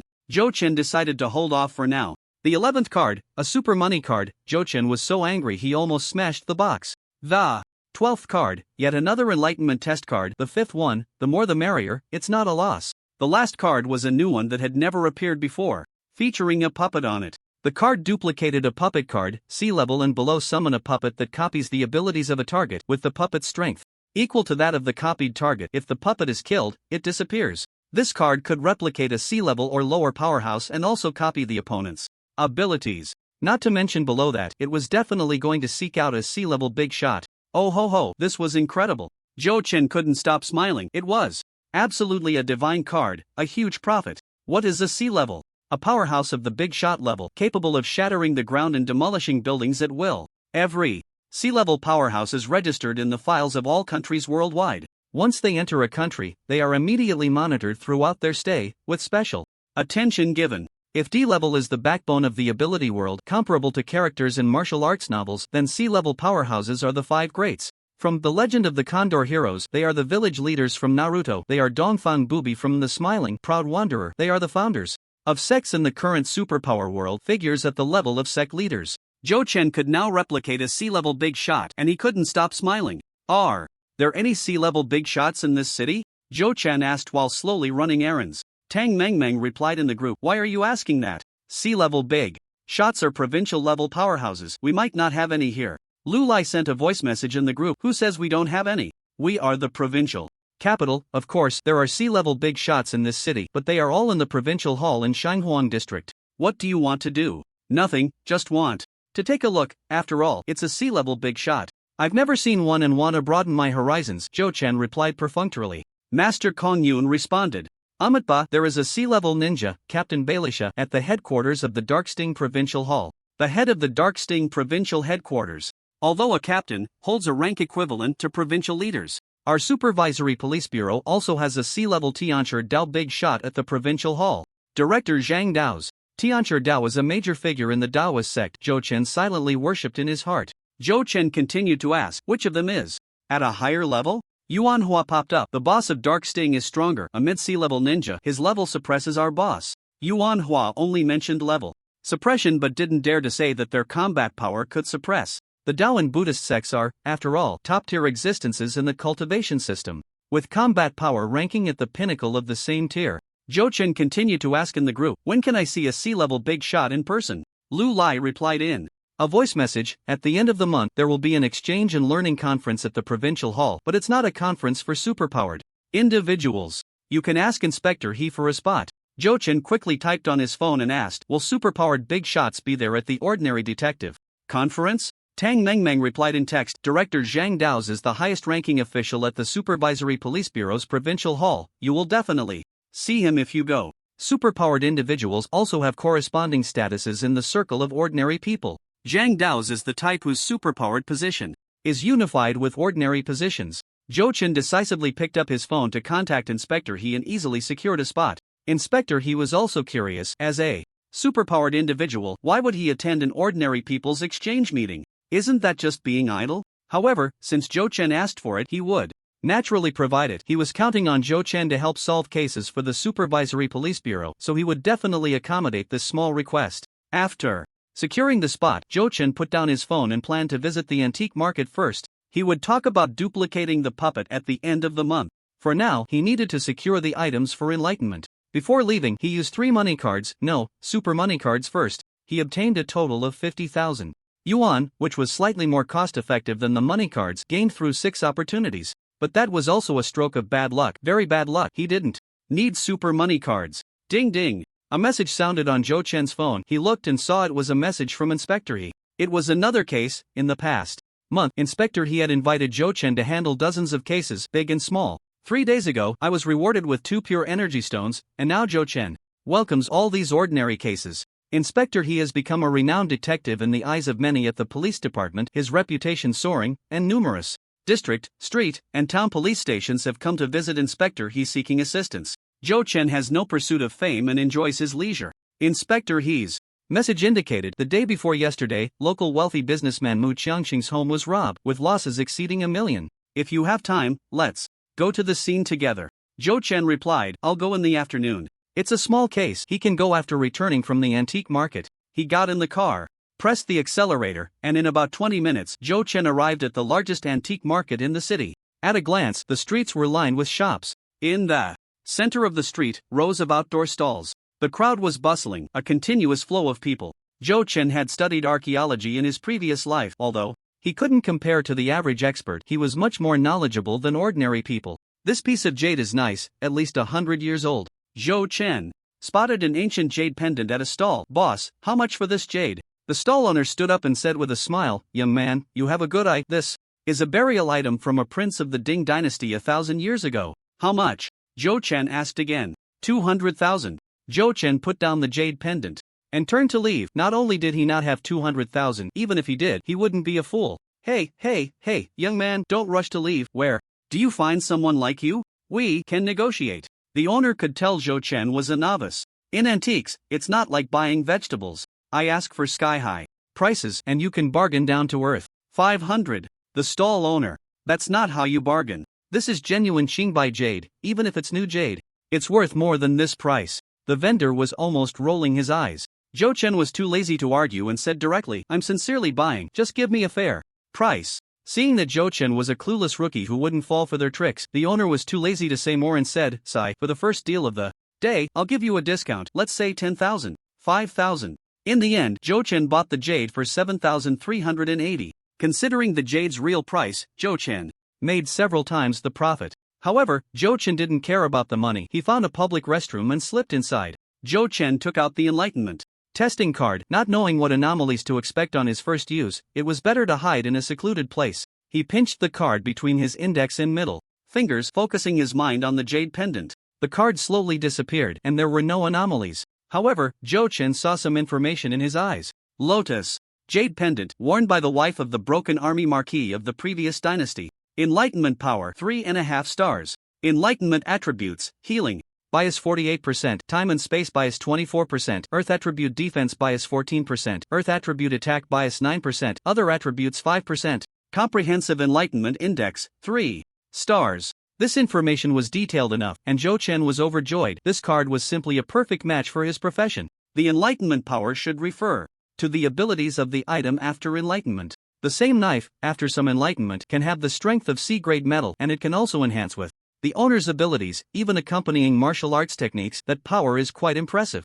A knife with slightly lesser power, after enlightenment, might just become a bit harder, with nothing else. The enlightenment attributes should refer to the functions of the item after enlightenment. Indeed, the enchanter is a profession that relies on appearances. This small jade pendant can yield different functions when enlightened by different people at different times. Overall, 3.5 stars. It's not worth enlightening, better to sell it.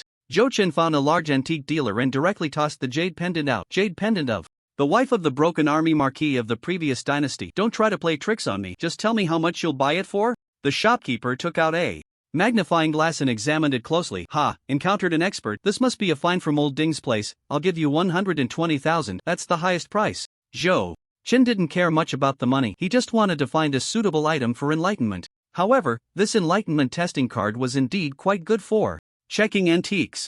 Zhou Chen asked, "Boss, do you have any ancient weapons at a similar price?" How strange, have ancient weapons become a trend recently?" The boss muttered and continued, "I just received a few pieces, let me show you." With that, the antique shop owner took out one exquisite box after another. As Zhou Chen browsed through them, he asked, "Have many people come to buy antique weapons these days?" For ordinary collectors, as long as it's an antique, it's fine. Very few are obsessed with weapons unless they are in the same trade. A few days ago, someone came and bought 5 weapons. Maybe they have a special collecting hobby, the boss said, glancing at Zhou Chen. Perhaps this young man was also one of those types. Zhou Chen didn't bother to explain further, let him misunderstand. Zhou Chen had his eye on a copper heart-protecting mirror, which was at least 300 years old. He decided to give it a try. Since the enlightenment testing card showed no anomalies, he wouldn't buy it this time but would use it directly for testing. Zhou Chen discreetly took out the card from an angle where the boss couldn't see, and the card flashed away. Zhou Chen saw the information about the heart-protecting mirror. Heart-protecting mirror, armor accessory of the general who defeated the enemy in the Sun and Moon dynasty. Enlightenment power 4 stars. Enlightenment attributes: 71% defense leaning towards metal, 9% leaning towards time and space, 8% leaning towards metal attack, 7% leaning towards summoning, other attributes 5%. Comprehensive enlightenment index 4.5 stars. Zhou Chen could confirm that after enlightenment, this item would essentially be a powerful defensive equipment. He decided to keep looking. The boss handed over a cup of tea. "Little brother, take your time." Zhou Chen didn't rush to take the jade pendant he had just brought. It was clear he intended to spend, and such customers were the boss's favorite. The antiques the boss presented were all around 100,000, and Zhou Chen calculated his wallet. He could only buy one. He still had 3 enlightenment testing cards, so he continued to browse. A longbow, this is also good. He indeed lacked in long-range manual options. Let's give it a try, using one enlightenment testing card. Longbow, used by the general's office in the capital of the Sun and Moon Dynasty. Enlightenment power, 4 stars. Enlightenment attributes, 85% leaning towards attack, 6% leaning towards time and space, 6% leaning towards control, other attributes 3%. Accompanied by sea-level technique, falling heart technique. Comprehensive enlightenment index, 5 stars. Cough cough cough.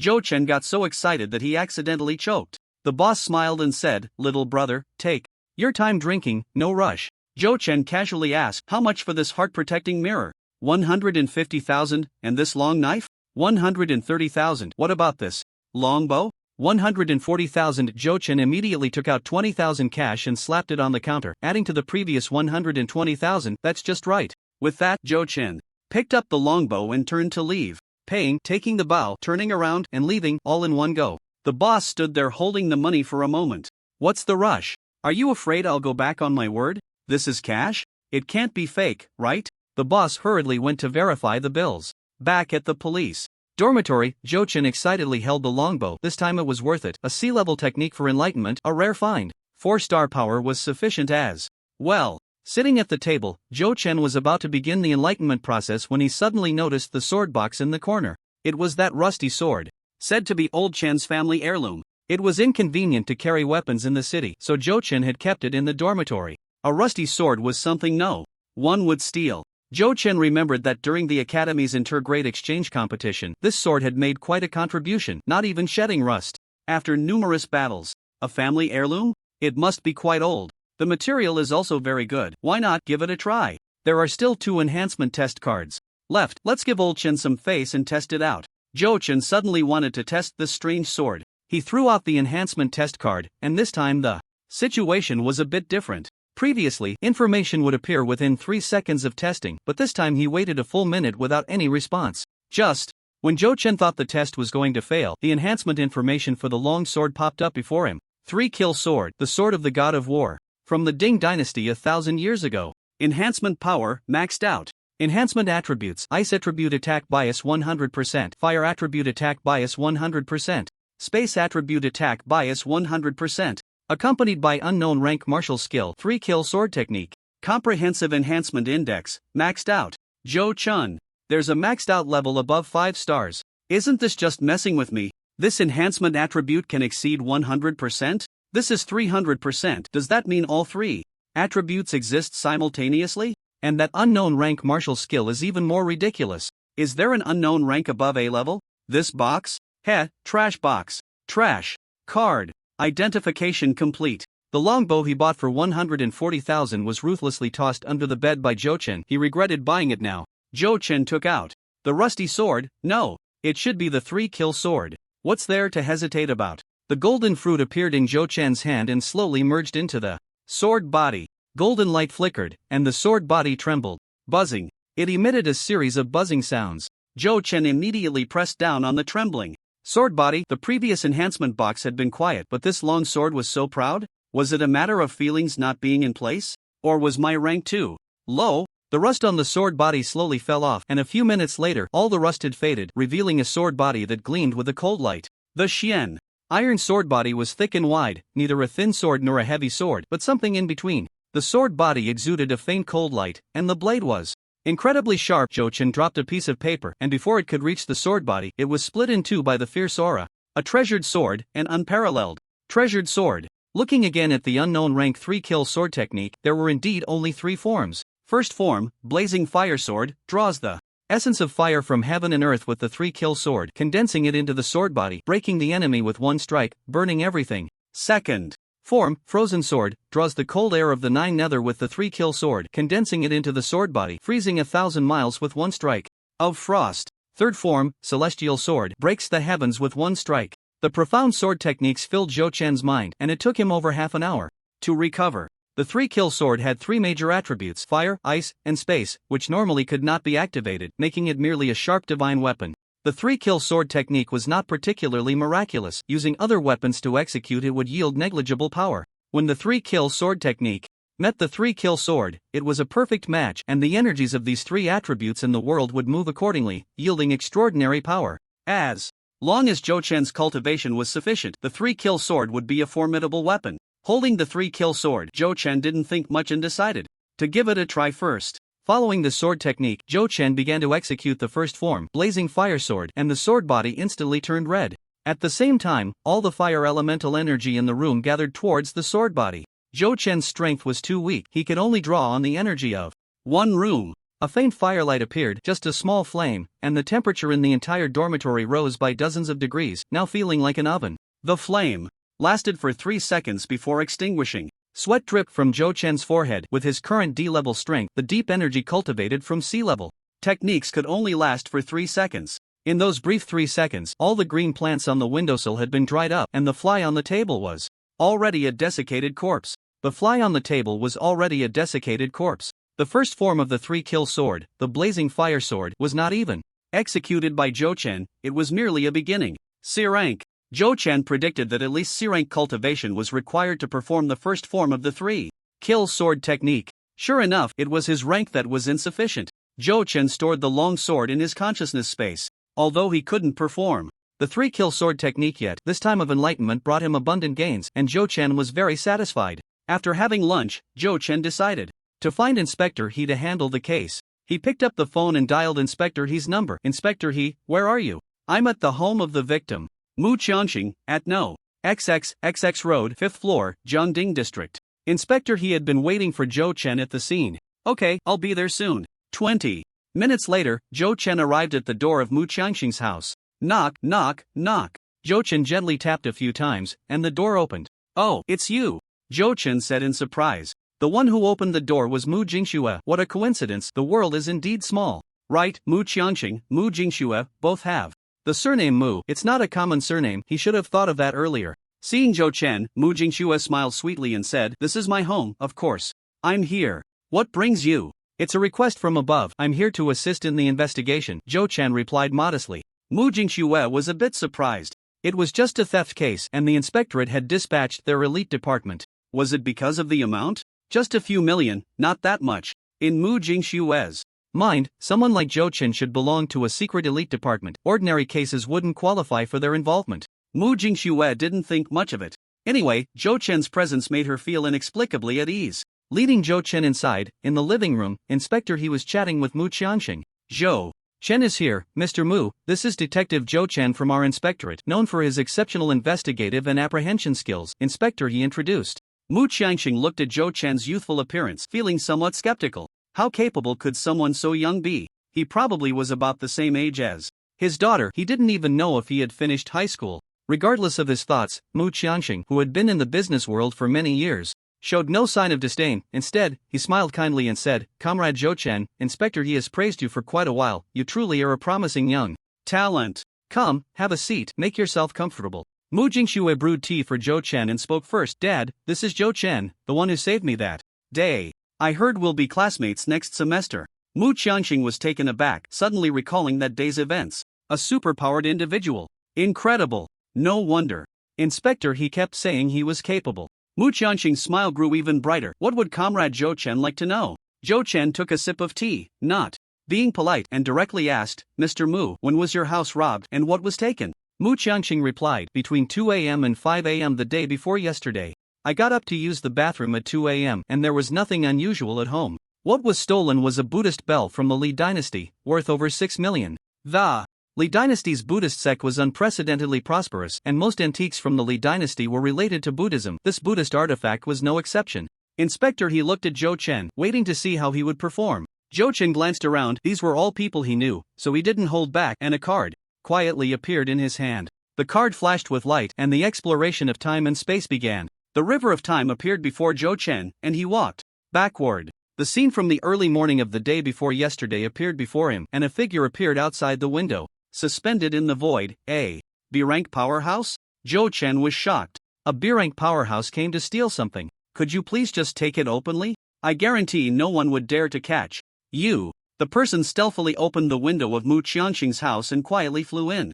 Zhou Chen then noticed that the person was standing on a ceramic plate.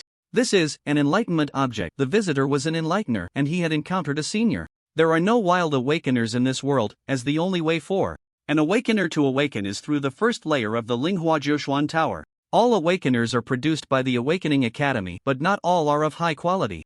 The other party is not after money, but rather the awakening items. The chance of producing a superior item from the Buddhist artifacts from 500 years ago is extremely high. Zhou Chen had followed the other party through time and space to a villa, watching the other party awaken a bell and absorb it into their consciousness. Zhou Chen finally returned to reality, having consumed only 1/10 of his energy. After breaking through to D level, time-space exploration became much more manageable. Officer He, our department has taken this case. You can go back now, Zhou Chen said. Officer He was momentarily taken aback but quickly understood, exclaiming in surprise, "Is this a special case?" Zhou Chen nodded. Officer He didn't ask further and readily said, "According to the procedure, the case needs to be filed and submitted, and it will be secretly transferred to Captain Liu. I'll notify him right away." Okay, Zhou Chen nodded, ensuring everything was done according to the rules of the Supervisory Police Bureau. Before long, the case was handed over and Lu Lai and others arrived. Zhou Chen bid farewell to the Mu family, and Mu Jingxue seemed a bit reluctant. Zhou Chen led Lu Lai and the others towards the target's residence. The other party is a D-level awakener. Judging by the markings on his arm, he should be a 7-star awakener. Zhou Chen had seen the star marks on the other party's arm in the past time and space. Lu Lai thought for a moment and said, "Oh no, it's Jiang Fangkai." Zhou Chen asked in confusion, "Are there very few awakeners in this city? And why is that bad?" There were already few awakeners, and D-level ones were even rarer, especially a 7-star awakener. There were basically not many. Yuan Hua said, "The only D-level 7-star awakener living in Wangjiang Villa is Jiang Fangkai. He is one of the bodyguards of the Wangnan Group's Weibucheng." Master Kong Yun added, "Weibucheng is one of the directors of the Wangnan Group, and his bodyguards are members of the Super Merchant Alliance." Zhou Chen asked, "The third-ranked Super Merchant Alliance in the city?" This was troublesome. He had heard that many superpowered alliances were united against the Supervisory Police Bureau, but he had only heard about it before. Today he would witness it firsthand. Tang Mengmeng pouted and said, "Yes, the Super Merchant Alliance is led by superpowered individuals hired by the 3 major groups in the city: Daiga Shopping Network, Wangnan Network, and Donghua Invincible Technology. They usually look down on us and have piled up many cases, all related to them. That I want to see for myself," Zhou Chen said with a smile. Lu Lai shook his head. "Truly, a newborn calf is not afraid of tigers." "No. Looking at this guy's aura, you broke through?" Lu Lai asked in shock. Yuan Hua and Kong Yun stared wide-eyed at Zhou Chen. Tang Mingming's candy fell out of her mouth. It hadn't been long since the Awakening Academy had graduated. "You came out early. Are prodigies this unreasonable?" Generally speaking, superpowered individuals who graduate from superpowered academies break through about a year after graduation. Above-average talents can break through in 3 to 4 years, and Tang Mengmeng belongs to this category. Average levels typically take over 5 years, and both Yuan Hua and Kong Yun are at this level, but Kong Yun is a Buddhist martial monk whose combat power exceeds that of his peers. Breaking through in 5 years can be considered a genius. Those who are a bit worse may take over 10 years or even longer to break through. The bottom tier consists of those who fail to break through to D level.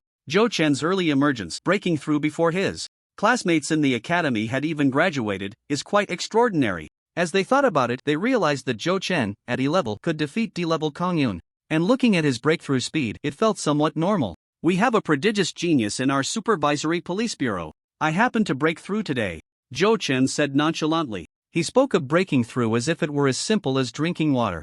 "Amatba, Comrade Zhou Chen is truly talented." Kong Yun sighed a bit. The most lethal form of pretentiousness is the invisible kind, and Kong Yun couldn't help but feel inferior. When Zhou Chen was still at E rank, he wasn't even a match for him, let alone now. Kong Yun had always felt a sense of superiority in his role as a Buddhist martial monk, but now that sense of superiority had been shattered by Zhou Chen. Yuan Hua asked, "What is your second item of enlightenment?" "A sword." The others had expressions that suggested it was only natural.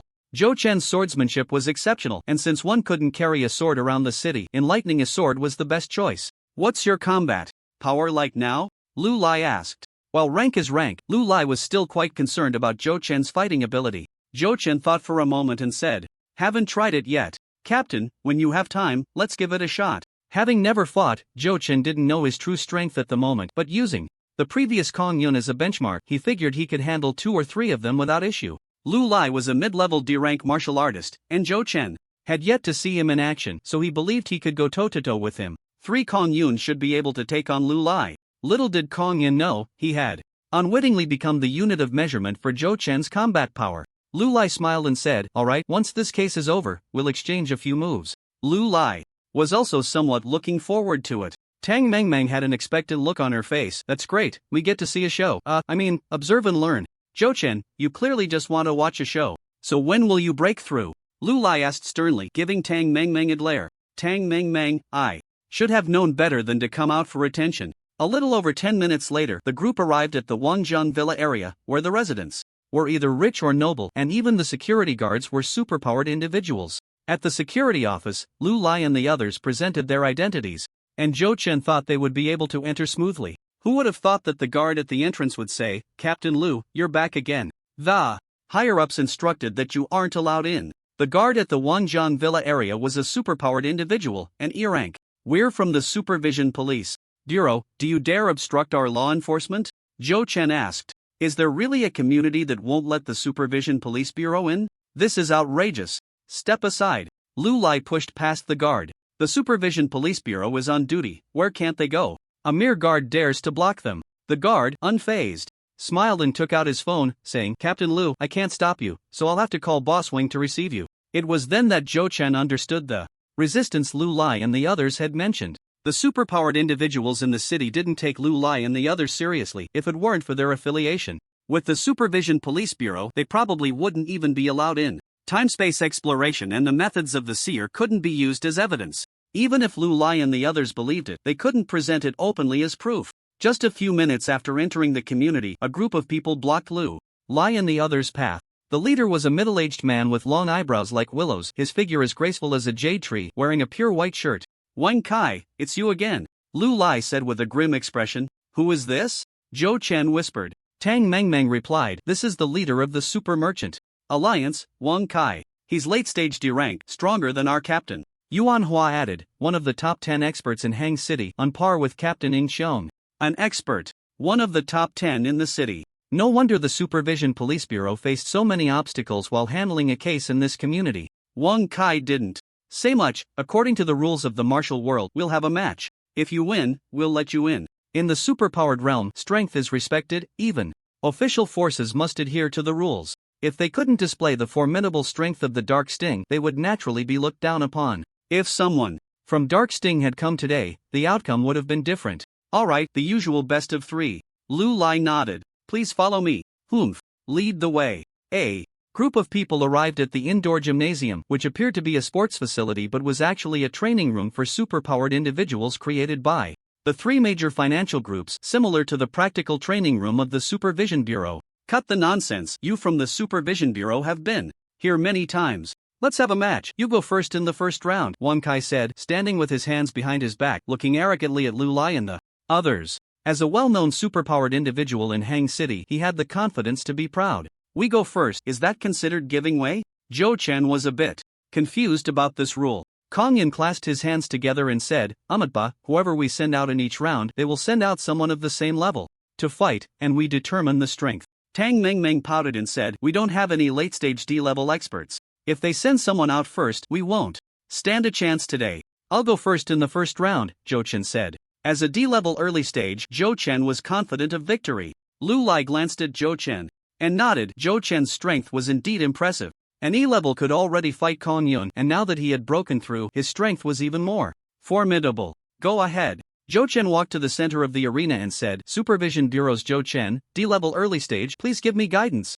Huang Yukai casually pointed to someone, and that person nodded and walked in front of Zhou Chen. "Super Merchants Alliance, Yi Xin, D-level early stage Grand Fighter, please give me guidance." Yi Xin was not polite. As soon as he spoke, his fighting spirit erupted, and he rushed towards Zhou Chen. Lion Fist. As a D-level fighting technique, Yi Xin unleashed his ultimate move right away. A roar echoed, the sound of a dragon's chant came. Divine Dragon's Tail. Since the opponent was using all his strength, Zhou Chen was not going to hold back either. Bang! With a loud crash, Yi Xin flew back as fast as he had come. Yi Xin was left bloodied and unconscious on the spot. "Super Merchants Alliance expert." "Ha!" Zhou Chen said disdainfully. Facing an opponent of the same level, he had defeated him in one move, shocking the entire arena. Huang Kai looked at Zhou Chen with some surprise. "Captain Lu, I've never seen this person from the Supervision Bureau before." Lu Lai smiled and said, "He's new. I'll go for the second round," Huang Kai said.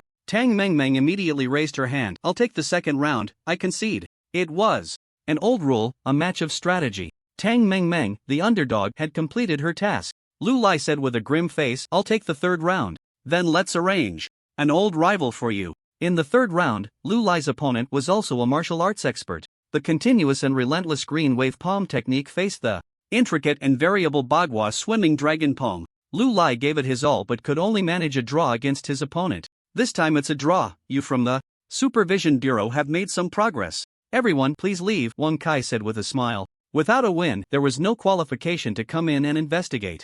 The purpose of the Super Merchants Alliance was to solve these problems for the wealthy. Let's go. Lu Lai helplessly led Zhou Chen and the others away. Once outside the park, Zhou Chen suddenly said, wait for me a moment. Zhou Chen had a flash of inspiration, sat down, and began to meditate. Lu Lai and the others. He's just sitting on the curb to meditate? There was nothing they could do but wait. Zhou Chen was recovering his energy. After about 20 minutes, Zhou Chen had regained some energy and took out a card, Time-Space Exploration. The river of time appeared, and Zhou Chen walked forward. With his current D-level strength, Zhou Chen could explore the time-space of the next 3 days. The further into the future he explored, the more energy it consumed. In the future time-space, Zhou Chen followed Zhang Fangkai, determined to see if he could reach Wangjiang Villa. A year in time-space was merely a few seconds in reality. Lu Lai and the others saw that in an instant Zhou Chen's energy was exhausted. Zhou Chen, having run out of energy, returned to reality. How was it? Do we have a chance? Lu Lai noticed that Zhou Chen was using time-space techniques. Zhou Chen frowned, pondering for a long time, and suddenly his eyes lit up as he said, got it. He won't leave Wangjiang Villa tomorrow. Or the day after, but the day after that he will go to the Wannan Group headquarters with Wei Wucheng. There will be 3 times when he is alone. The first 2 times will be at the headquarters, which is not suitable for action. The last time will be in the public restroom of Longqing Shopping Mall. Oh, making a move in the restroom, Yuan Hua mused. Zhou Chen replied, exactly. This is our only chance. Predicting the future may not always be accurate, but as long as there are no other masters of time and space interfering, it generally won't deviate too much. Zhou Chen still didn't know that he currently couldn't see powerful superhumans in the river of time. Once one's strength reaches a certain level, they have some insight into time and destiny, and making rash predictions can alert the other party. The fate of the strong cannot be deduced. This was referred to in ancient times as stepping outside the 3 realms and not being within the 5 elements. Back to the main topic. Tang Mengmeng transformed into a curious baby. Zhou Chen, how far into the future can your time-space technique predict? Zhou Chen shook his head and mysteriously said, that's a secret. Tang Mengmeng replied, not that I care to know. But how about we go buy a lottery ticket together? If he can predict the future, not buying a lottery ticket would be a waste of that ability. Zhou Chen rolled his eyes. The more significant the impact, the less clear the future is, otherwise, wouldn't all fortune tellers be millionaires? What do you mean? Tang Mengmeng asked, puzzled. Simply put, in my future world, I can't even see the lottery store, let alone international news, Zhou Chen explained helplessly. His strength was too low, he currently couldn't predict events with too much influence. Lu Lai thought for a moment and said, alright, back to the point, let's capture Zhang Fangkai in the public restroom of Longqing Shopping Center 3 days from now. With Zhou Chen's foresight comparable to that of a pioneer, the superhuman case became much simpler. Lu Lai and the others believed that the Supervision Police superhuman team would definitely rise. Just as they were preparing to leave, a team of superhumans in black uniforms arrived at the entrance of Wangjiang Villa. Tang Mengmeng said, it's the Dark Sting people. They wouldn't be here for Zhang Fangkai too, would they? Dark Sting had intercepted the Supervision Police more than once or twice. A member of Dark Sting said to the security guard, Dark Sting summons bodyguard Zhang Mengyuan of Villa number 7, suspected of using superpowers to interfere with ordinary people's lives and leaking imperial secrets, violating confidentiality agreements, and other charges. He needs to come with us. Okay, I'll notify him right away. The security guard hurriedly took out his walkie-talkie to inform the on-duty personnel in the area to look for the suspect Zhang Mengyuan. They also had no legal documents but still wanted to arrest someone. How could Dark Sting do it so easily? Zhou Chen looked at Lu Lai, wondering if the captain wouldn't share some opinions. Lu Lai awkwardly said, Dark Sting has more than 30 members, with over 10 D-level experts, and we only have this few people. Dark Sting's power was vast, they had status, and superhumans operated under the system. What could he do? Kong Yun clasped his hands together. Amitba, the captain of Dark Sting, Ying Xiong, is one of the top 10 experts in the city. Dark Sting had people and experts, no wonder. They held an extraordinary position in the city's superhuman community, there was no way to contest that. Zhou Chen was speechless. Before long, the suspect named Zheng Mengyuan appeared, immediately following the Dark Sting members, behaving well and not daring to show any dissatisfaction. Actually, Zhou Chen hesitated for a moment and said, "Aren't we just here to watch?" Lu Lai. "We're not, I don't admit it. The order of superhumans in the city is maintained by Dark Sting, and all superhumans are supervised by Dark Sting. It's just that there are no official documents from the Empire." Yuan Hua had a helpless expression and said, "The superhuman management rights of the Donghua Empire's 35 provinces, 11 provinces are in the hands of the Supervision Police, and 16 provinces are under the Central Control Department. 8 provinces are still competing. It is said that the Empire will establish a special law enforcement department to manage superpowered individuals in the coming years, but it has yet to be determined whether this department will fall under the Central Administration or the Supervisory Police. The performance of the Supervisory Police and the Central Administration in each province will also be an important consideration. With the big shots at the top vying for power, we can only do our best." Lu Lai felt powerless. The superpowered unit of the city's Supervisory Police had not achieved much, resources were dwindling, and the number of personnel was decreasing, leading to even poorer results. It had already entered a vicious cycle. If our Supervisory Police had someone ranked among the top 10 experts in the city, wouldn't the situation be different? Lu Lai's eyes lit up. "That would be natural, Zhou Chen Yu. Hee, I'm just saying, Captain, don't get too excited." Zhou Chen didn't want to take on that responsibility. He would talk once his strength was sufficient. "Everyone, underscore? Then what are you talking about?" Kong Yun advised, "Captain, don't overthink it. Let's go to the Longcheng shopping center to practice once, to avoid any mistakes." Zhou Chen and the others arrived at the site where they would capture Zhang Fengkai in 3 days. Lu Lai began to arrange things based on Zhou Chen's description. In 3 days, when Zhang Fengkai goes to the bathroom, there will be an ordinary person.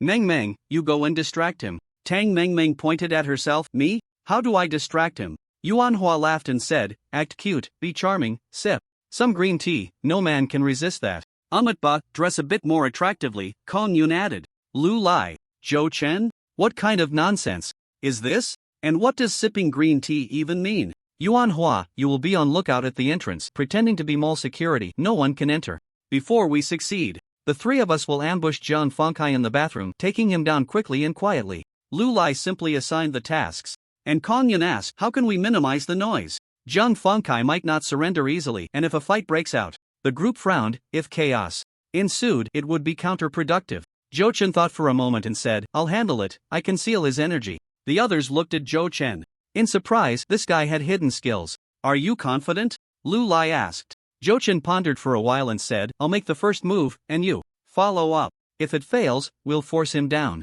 The others nodded. It was the only option. After familiarizing themselves with the tactics, just as they were about to head back, Lu Lai's phone rang. After answering and saying a few words, Lu Lai's expression turned grim. "It's the chief constable, Poison Dragon Biao is on the move again. Drugs? Can we handle this case?" Zhou Chen asked curiously. "Using superpowers to forcibly capture ordinary people is against the rules. Poison Dragon Biao is the biggest drug lord in the city. The narcotics team has some evidence, but it's still not enough. They want to catch him red-handed." Lu Lai sighed and continued, "But every time, Poison Dragon Biao's superpowered bodyguards, the Poison Dragon Guard, ruin our plans. We've assisted multiple times, but we're no match for the Poison Dragon Guard." Poison Dragon Biao's superpowered bodyguard team is known as the Poison Dragon Guard. Superpowered individuals can easily deal with ordinary people, and without being able to handle the Poison Dragon Guard, the narcotics team cannot catch him red-handed. If they can't manage this time, they would have to seek help from the Dark Sting, which would be a huge loss of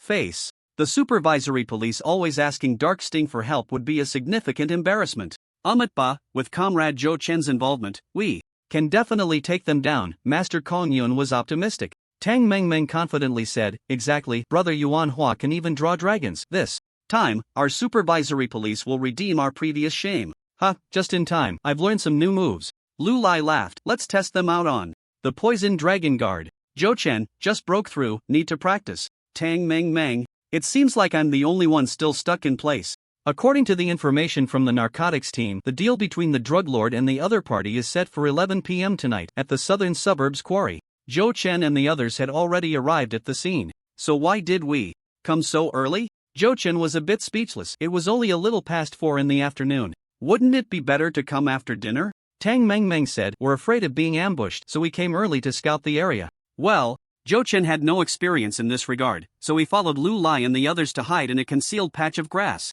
A kilometer away was the trading site mentioned in the intel, and the narcotics team members were also lying in wait around the area. Although they were hiding very professionally, to a superpowered individual, they stood out like fireflies in the night. The heartbeat, breathing, and conversations of ordinary people were exceptionally clear to the superpowered. As dusk slowly fell, the quarry was silent. It was very remote, and not a single person had passed by for hours, making it an ideal spot for a deal. The narcotics detectives outside were quietly lying in wait. No abnormalities on the eastern road. No abnormalities on the western side. No abnormalities in the workshop. The narcotics detectives were reporting the situation on the ground, while the temporary command center 3 kilometers away was analyzing information from all sides. Old Xiang, do you think any strange things will happen today? I heard from above that we have outside help to deal with these issues. Stop daydreaming. We've had several failed operations, and the drug lord is getting more and more arrogant. He knows we've received intel, yet he still dares to go through with the deal. A blatant transaction. He's trampling on the face of our narcotics team. We must catch him this time. Watching his colleagues in the narcotics team working fervently below, Zhou Chen felt a bit helpless in the grass on the hillside. Ordinary people's tactics were completely ineffective against superpowered individuals unless they faced them head-on with firepower. Those below sea-level strength still found it hard to resist firearms. Yuan Hua's giant eagle was already patrolling the skies, but the target had yet to appear. It was already past 10, and there was just over half an hour left until the trading time. Zhou Chen had a sudden idea and took out the information on the drug lord. Photo, drug lord, real name. Zhou Chen pulled out a card, God's list, and wrote the drug lord's name on it. Closing his eyes, the drug lord's perspective appeared in Zhou Chen's mind, sharing vision, hearing, and location. The drug lord was a plump middle-aged man with a beard, a scar on his face, looking very fierce. Zhou Chen saw that the drug lord was currently standing on a balcony, looking through binoculars at something. Through the binoculars, he saw himself. Zhou Chen was shocked to see himself through the drug lord's eyes. What the hell? The drug lord was watching him and his group. He had already discovered Lu Lai and the others' setup. Zhou Chen restrained himself from looking in the direction of the drug lord, worried about being noticed. Go, take care of them, said the man behind the drug lord. The drug lord did not turn around but continued to look through the binoculars, saying, what if we can't take care of them? Ha ha ha. The man behind him let out a strange laugh and said, no worries, I'll keep you alive to continue luring him out. You're very important, just relax. From their conversation, it was clear that their statuses were unequal. The drug lord seemed indifferent, casually saying, this time, I'm betting my life on it. The man replied, 100 million in cash, and the position of the king of Waguo is already prepared. It's enough to buy your life. Waguo, a small country smaller than this city, was in turmoil, with frequent changes in ruling powers. Zhou Chen was secretly alarmed. This man had actually pacified Waguo and gifted it to the drug lord. What were they really after? The drug lord put down the binoculars, walked downstairs, and said to his subordinates, let's go. From start to finish, he had not looked at the man. Zhou Chen caught a fleeting glimpse and only saw one of his feet. Under the command of Poison Dragon Biao, 8 D-level superpowers had been gathered, truly a gathering of experts, but given the situation at the police station, it was indeed insufficient. Our position has been discovered. We need to change locations quickly. Poison Dragon Biao has already set off and will arrive at the scene in 20 minutes, Zhou Chen said. Who was the man behind Poison Dragon Biao? Who were they trying to lure? What was the conspiracy? There was no time to think further. Zhou Chen quickly got up and quietly moved. Lu Lai and the others did not ask many questions and followed Zhou Chen to change their position. It must have been Zhou Chen's timespace technique that saw something. The timespace methods of the Forerunners were indeed authoritative. After several collaborations, Lu Lai and the others had unconditional trust in Zhou Chen. The group immediately began to relocate and change their ambush point, and Zhou Chen continued. On Poison Dragon Biao's side, there are 8 D-level superpowers, one of whom is holding a staff, most likely a magician, with a mid-D level realm. Lu Lai frowned. Magicians and sword cultivators both belong to unconventional professions. Sword cultivators sacrificed defense for powerful attack. They centered around a personal flying sword, focusing solely on the sword, the mind, and the self. The swordsman breaks through the void, with only one sword. Meanwhile, magicians needed to chant spells, using their own energy, to draw upon the power of heaven and earth, trading time for immense destructive power. These two professions could be dealt with if targeted, but once restrained by the enemy. If the opposing magician seized the opportunity, their side would be in great danger. What about the others? Lu Lai asked. Zhou Chen pondered for a moment and then said, there's one more carrying a sword. It's hard to tell if he's a martial artist or a sword cultivator, but he has late D-level strength. Martial artists cultivate internal energy, with diverse martial skills, and their movement, swordsmanship, and defense are relatively comprehensive, not necessarily specializing in one area. At this moment, Lu Lai and the others hoped he was a martial artist. With so many enemies, including sword cultivators and magicians, it would be dangerous. Yuan Hua curiously asked, how did Poison Dragon Biao find 8 D-level loose cultivators? In this city, there were only about 80 registered D-level powerhouses. Aside from a dozen dark assassins and 3 or 4 from the police station, there were over 30 from the national military and a dozen from the Super Merchant Alliance, leaving at most 20 or so D-level loose cultivators. Poison Dragon Biao had suddenly gathered a third of the D-level loose cultivators in the city. Even a drug lord could recruit so many superpowers. The existence of the superpower world was becoming increasingly difficult to conceal. This decade was likely the limit. Master Kong Yun clasped his hands together. Amitba, our Buddha is compassionate, and heaven has the virtue of nurturing life. Captain, let's give them a break. Tang Meng Meng. Omega, Zhou Chen stared blankly at Kong Yun. As expected of a monk, even when faced with danger, he spoke so refreshingly and elegantly. Bald donkey. Are you scared? Yuan Hua retorted directly. Kong Yun denied it. No. Your eyelids twitched. You are. Monks do not speak falsehoods. No. Everyone. What kind of monk are you? You're just a bald donkey. Alright. Lu Lai interrupted the pointless bickering between the two. This battle is not unwinnable. With Zhou Chen here, they are in the light, while we are in the dark. Zhou Chen, use your time-space technique to see if you can calculate their appearance location, and we will strike first with a surprise attack. Yuan Hua, you will draw the dragon, and Tang Meng Meng will chant the fire explosion spell afterward. Kong Yun, Zhou Chen, and I will strike together the moment Yuan Hua's giant dragon appears. We will prioritize killing the magician and that suspected sword cultivator. Lu Lai, experienced, quickly arranged the tactics. Understood, the others responded. Usually, they could be casual and lazy, but once a mission was underway, orders must be followed. The group looked at Zhou Chen, who was focused on Poison Dragon Biao's position, knowing time was of the essence, and immediately took out the card for time-space exploration. The river of time appeared, and the surrounding time froze. Zhou Chen felt that only he could move. Zhou Chen walked towards the front of the river of time. Suddenly, the river surged, and a 9-palace diagram flickered in and out of view. Zhou Chen's energy consumption increased dramatically, making it difficult to move an inch. Time and space were in turmoil. A powerful time-space practitioner was interfering with time and space. This person was not just a level stronger than Huang Yukai, he was a prophet or a forerunner. The Forerunner's prophecies were more accurate, but correspondingly, the exploration time was shorter, and their control over time and space was weaker. When a prophet and a Forerunner met, it was the Forerunner who would inevitably lose. Generally, superpowered individuals were unaware of this. They only felt that the Forerunner's prophecies were precise, which made the Forerunner more sought after. So, was this a prophet? No, it wasn't. What appeared before him was the Taoist 9-palace diagram inherited by the Eastern Hua Empire for thousands of years. This was the Tao of heavenly mechanisms. There were detailed introductions in the books of prophets and forerunners, as well as on superpower community websites. However, the heavenly mechanic was very mysterious. The records in books about the Tao of heavenly mechanisms were only a few lines. The Great Tao is 50, the heavens evolve 49, one escapes from humanity, the Tao of heavenly mechanisms schemes one and gazes at the world. The mysterious Tao of heavenly mechanisms, Zhou Chen did not dare to underestimate it. He held the time-space exploration card tightly, fully activated the Dragon Flood Dragon Control technique, and infused energy into it. As Zhou Chen infused energy, the river of time beneath his feet became somewhat stable, and the flow grew thicker. In the opposite 9-palace diagram, the Li Palace and Jin Palace lit up, and a bolt of lightning appeared in the river of time. Crack! The river of time was split open by the lightning. Subsequently, a raging fire erupted around the river.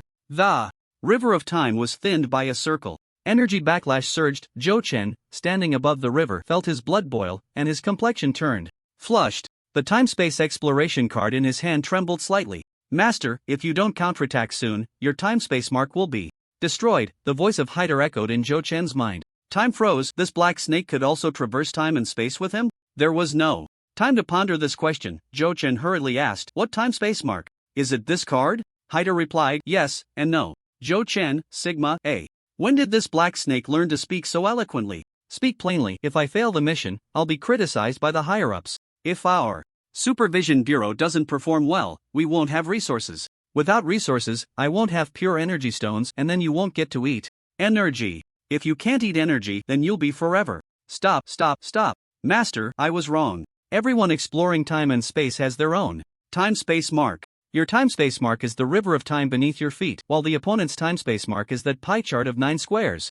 Your time-space exploration card is merely a projection of your time-space mark in reality. So that's how it is, the true exploration of time.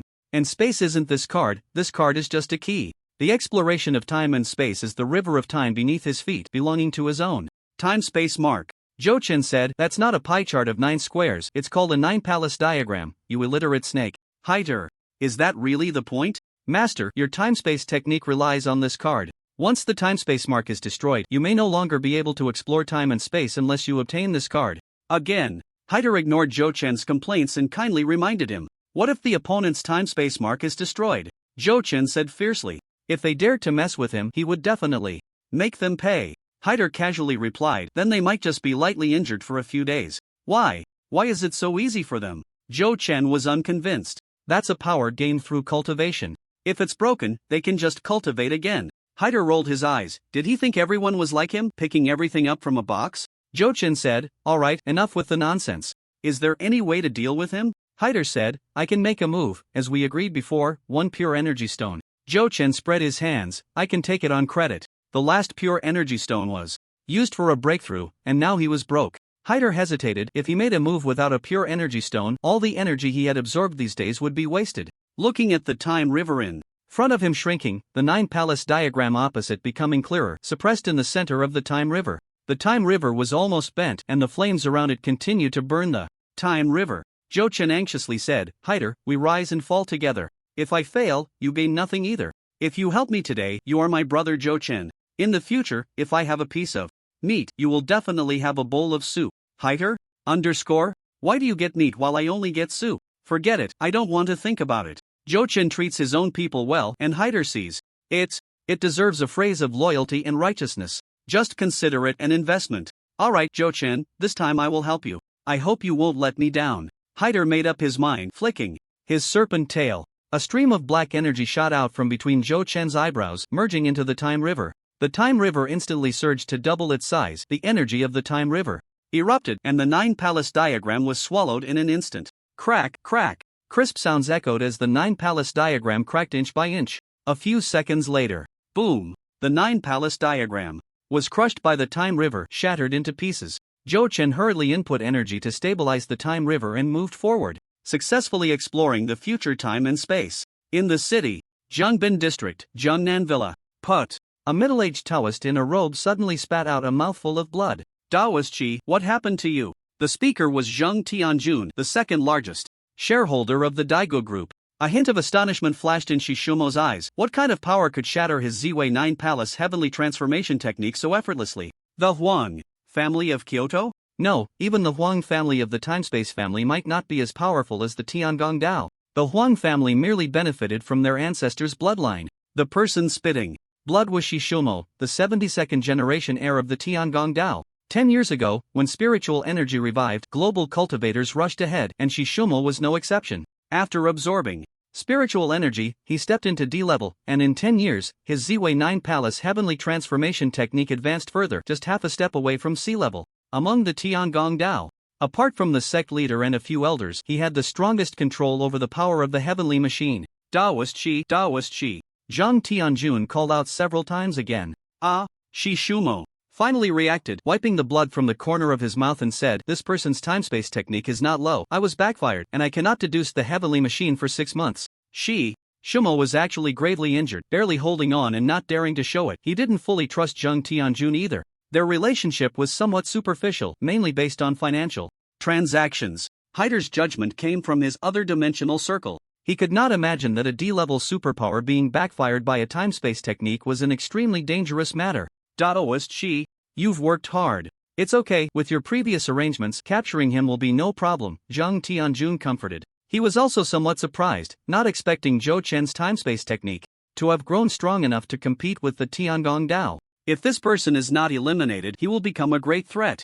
Zheng Tianjun had countless connections with Zheng Tiancher of Longhu Mountain, thus linking up with the Tiangong Dao. Prepare a room for me, I need to heal, Shishumo thought anxiously. Half of his meridians were severed, and the spiritual energy was in turmoil. He couldn't hold on for long. Okay. Zheng Tianjun immediately called the housekeeper to arrange a room for Shishumo to rest. Xiang Binfan placed his hands on the wheels of the wheelchair, slowly pushing it forward until he reached behind Zhang Tianjun, his face darkening as he said, "Dad, even Master Shi has been defeated? The time-space technique is nothing. In the realm of superpowers, strength is paramount, combat power is the true path. This time, he won't escape, and even if he fails this time, I have other plans," Zhang Tianjun replied confidently. Zhang Binfan's face twisted in anger. As he said, "I want to see it in person." Zhang Tianjun snorted coldly, his expression grim as he said, "Humph. A gentleman does not stand under a dangerous wall. Without absolute certainty, do not enter the fray personally. No. A wise man, even when success is 9/10 assured, should remain behind the scenes."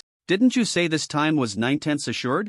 Zhang Binfan was unwilling to accept this. He wanted to see the despair on Zhou Chen's face before he died, to witness the shock in Zhou Chen's expression when he saw him in a desperate situation. Zhang Tianjun replied, 9/10 assured is still not enough. What about next time? Zhang Binfan asked. Only his own father could speak of survival so refreshingly and elegantly. Let's see if he can escape this time first. Shishomo entered the room and immediately spat out a mouthful of blood, leaning against the wall as he sank to the ground. He took out a turtle shell and murmured, "The deduction of the heavenly opportunity will suffer backlash. Divination should be much better." Shishomo forced himself to concentrate, imagining calling friends to seek revenge on Zhou Chen, envisioning the act of slaying Zhou Chen. At the same time, the turtle shell in his hand shook and several copper coins fell out. Shishomo's pupils constricted, a sign of great misfortune. Opposing him would lead to death. This kid's fortune was flourishing, he was not to be trifled with. Rest for 3 days, then leave quietly. 2 flowers bloom, each representing a branch. From the moment Zhou Chen entered the river of time and space, battling Shishomo, to exploring the future, it seemed like a long time had passed, but in reality, only a few seconds had gone by. Lu Lai and the others only saw Zhou Chen holding a card, closing his eyes. Then, Zhou Chen's energy surged violently, sweat pouring from his forehead, and a few seconds later, he opened his eyes. Zhou Chen let out a long breath. They will appear there in 10 minutes. Zhou Chen led the others to the place where the poisoned dragon Biao would appear to set up an ambush. Manhwa asked, "Zhou Chen, are you okay? You consumed more than half of your power in just a few seconds. Is the time-space technique that energy-consuming?" "There are too many experts on the other side. The time-space technique consumes quite a bit," Zhou Chen explained. He didn't mention the matter of the heavenly machine path, fearing it would dampen morale. The stronger the target for predicting the future, the greater the consumption. This is common knowledge about the time-space technique. Therefore, when Zhou Chen said this, Yuan Hua and the others had no doubts. Zhou Chen was worried. The poisoned dragon Biao had the heavenly machine path behind him, and his intentions were not pure. This operation was likely to encounter complications. "Captain, we are too close to the narcotics team. If we start fighting..." Yuan Hua hesitated. "If the city gate catches fire, the fish in the moat would suffer, especially since those fish were their own people." Lu Lai said, "The situation is urgent, we must act decisively." The other side was committing crimes openly. If the supervisory police were still hesitant, this social cancer would never be eradicated. If this time was unsuccessful, they would have to contact the Dark Thorn, or even the National Third Army to jointly handle the case, aiming to wipe out the poisoned dragon Biao's wings in one fell swoop. As for the narcotics team colleagues, they would have to leave their fate to chance. Those with good judgment should be able to escape. The bulletproof vests issued by the supervisory police are of really good quality. "Don't worry, Master Kong Yun said optimistically. Tang Mengmeng was a bit excited. "Exactly, let's just fight." This was Tang Mengmeng's first full-scale battle since joining the supervisory police, and it was a team battle. Just thinking about it made her excited. Looking at Tang Mengmeng's excited expression, Zhou Chen rubbed his face, feeling a bit ashamed. He was hesitating while even the young girl was brimming with enthusiasm. Zhou Chen smiled and said, "Mengmeng is right, let's just fight." "Humph." Tang Mengmeng gave Zhou Chen a sharp knock on the head, her cheeks puffed up like a frog, and then said, "Don't think just because you're a genius you can be so disrespectful. Did you call me Mengmeng? It's Sister Mengmeng. Am I not older than you? 5 years older, exactly 5 years." Zhou Chen. My head. It hurts so much. Lu Lai and the others stifled their laughter. Zhou Chen covered his head and suddenly remembered that this body was only 18 years old. Reluctantly, Zhou Chen called out, "Mengmeng, sister." The others smiled slightly. Time passed little by little, and there were still 3 minutes until Zhou Chen predicted the appearance of the poisoned dragon Biao. Zhou Chen and a few others hid by the roadside, and the figures of poisoned dragon Biao and his group appeared in the distance. Lu Lai glanced at Yuan Hua, who nodded in acknowledgement. Yuan Hua looked at the distance to the enemy, quickly activated the illusionary spirit pen, and painted the void. Seconds later, a giant dragon suddenly appeared in the middle of the road. At the same time, Lu Lai, Zhou Chen and Kong Yun charged out from the bushes. Not good, it's an ambush, shouted several superpowered individuals from Poison Dragon Biao's side. As an ordinary person, Poison Dragon Biao hurriedly fled backward, with no one caring about him. Boom! The giant dragon swooped down from the sky, its momentum fierce. Master Kong Yun, with his immortal golden body, shone with golden light, striking out. With a palm that contained the power of the Buddhist diamond palm, carrying the might to shatter mountains and crack stones. Roar! Lu Lai unleashed the lion's roar technique, and under the clear howl, it echoed like thunder for miles, causing the enemy to tremble in fear. Roar! Lu Lai unleashed the lion's roar technique again, and under the clear howl, it echoed like thunder for miles, causing the enemy to tremble in fear.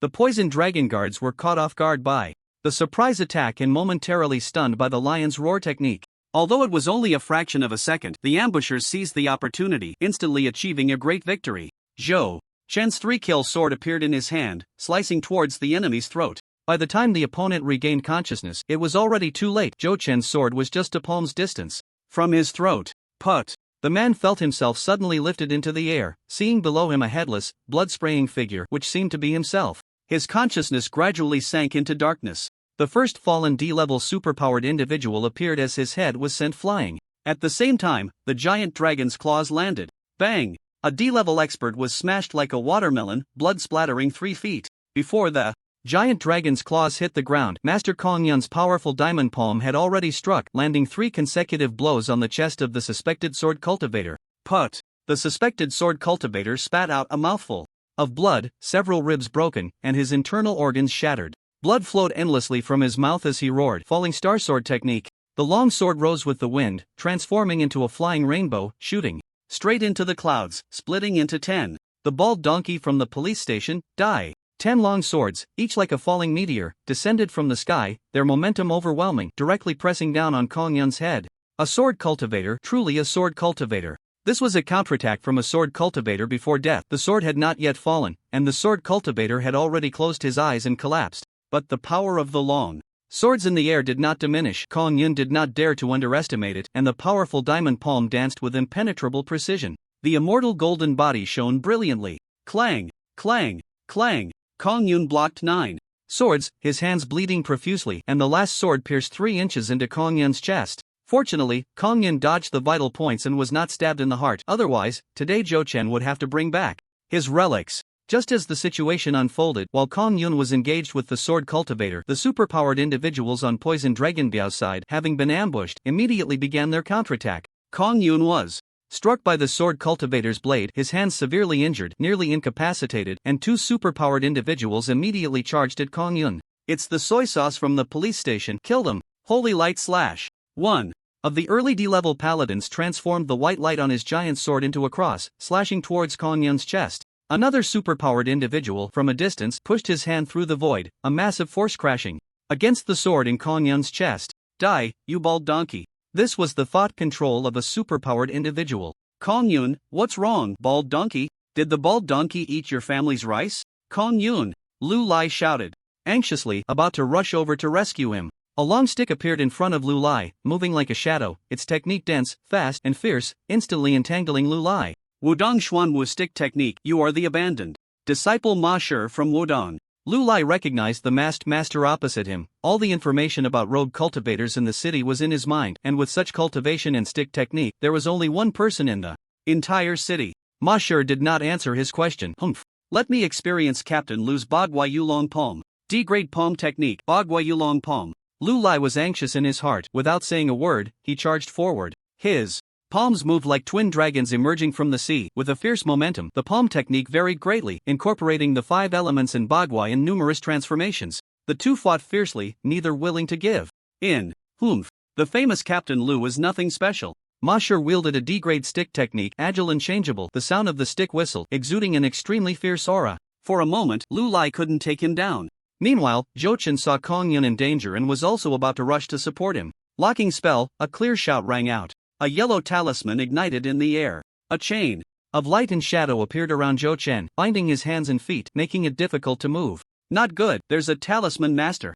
Zhou Chen shouted, warning everyone to be on guard. Talisman masters are a mixed profession of Buddhism, Taoism, and formations. Among talisman masters, the strong dominate a generation, while the Weak cannot be looked at directly. This is a profession that highly emphasizes talent, with a stark polarization between the strong and the weak. Talisman masters prepare powerful talismans in advance, often able to turn the tide in an instant.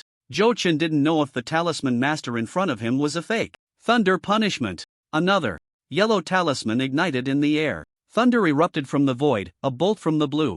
Zhou Chen did not dare to be careless and threw out a card. Dragon body, dragon. Scales, dragon claws, dragon tendons. Roar. It seemed as if the sound of a dragon's roar echoed. Break for me. Zhou Chen's strength surged, and with one claw, he shattered the blockade. Crack. Lightning struck him, scales shattered, and his left arm turned black. With dragon scales for defense, Zhou Chen was not seriously injured. Zhou Chen and Lu Lai were unable to rescue in time, and Master Kong Yun was in imminent danger as the opposing mage began to chant a spell from a distance. Waves of energy fluctuations came from the sky. It was a large-scale destructive magic, causing panic among the few. Kong Yun grasped the long sword at his chest with one hand, preparing to block the paladin's giant sword with the other. At that moment, a giant dragon appeared in front of Kong Yun. Roar! A tragic roar sounded. The cross-slash cut down the giant dragon's forepaw, and the giant dragon's figure flickered in and out of visibility. It was Yuan Hua, controlling the giant dragon to rescue Kong Yun. The painter communicated with beings summoned from another dimension. Once injured to a certain extent, they would return to that dimension. This is a spatial law, not subject to the will of the beings. The other dimensional space does not allow its spatial beings to die in another space. Damn bald donkey, hold on. Yuan Hua hurriedly pointed with his spirit pen in the air, the void becoming a painting, a giant tiger, flickering into view. The paladin held a sword in one hand and a shield in the other, both offensive and defensive.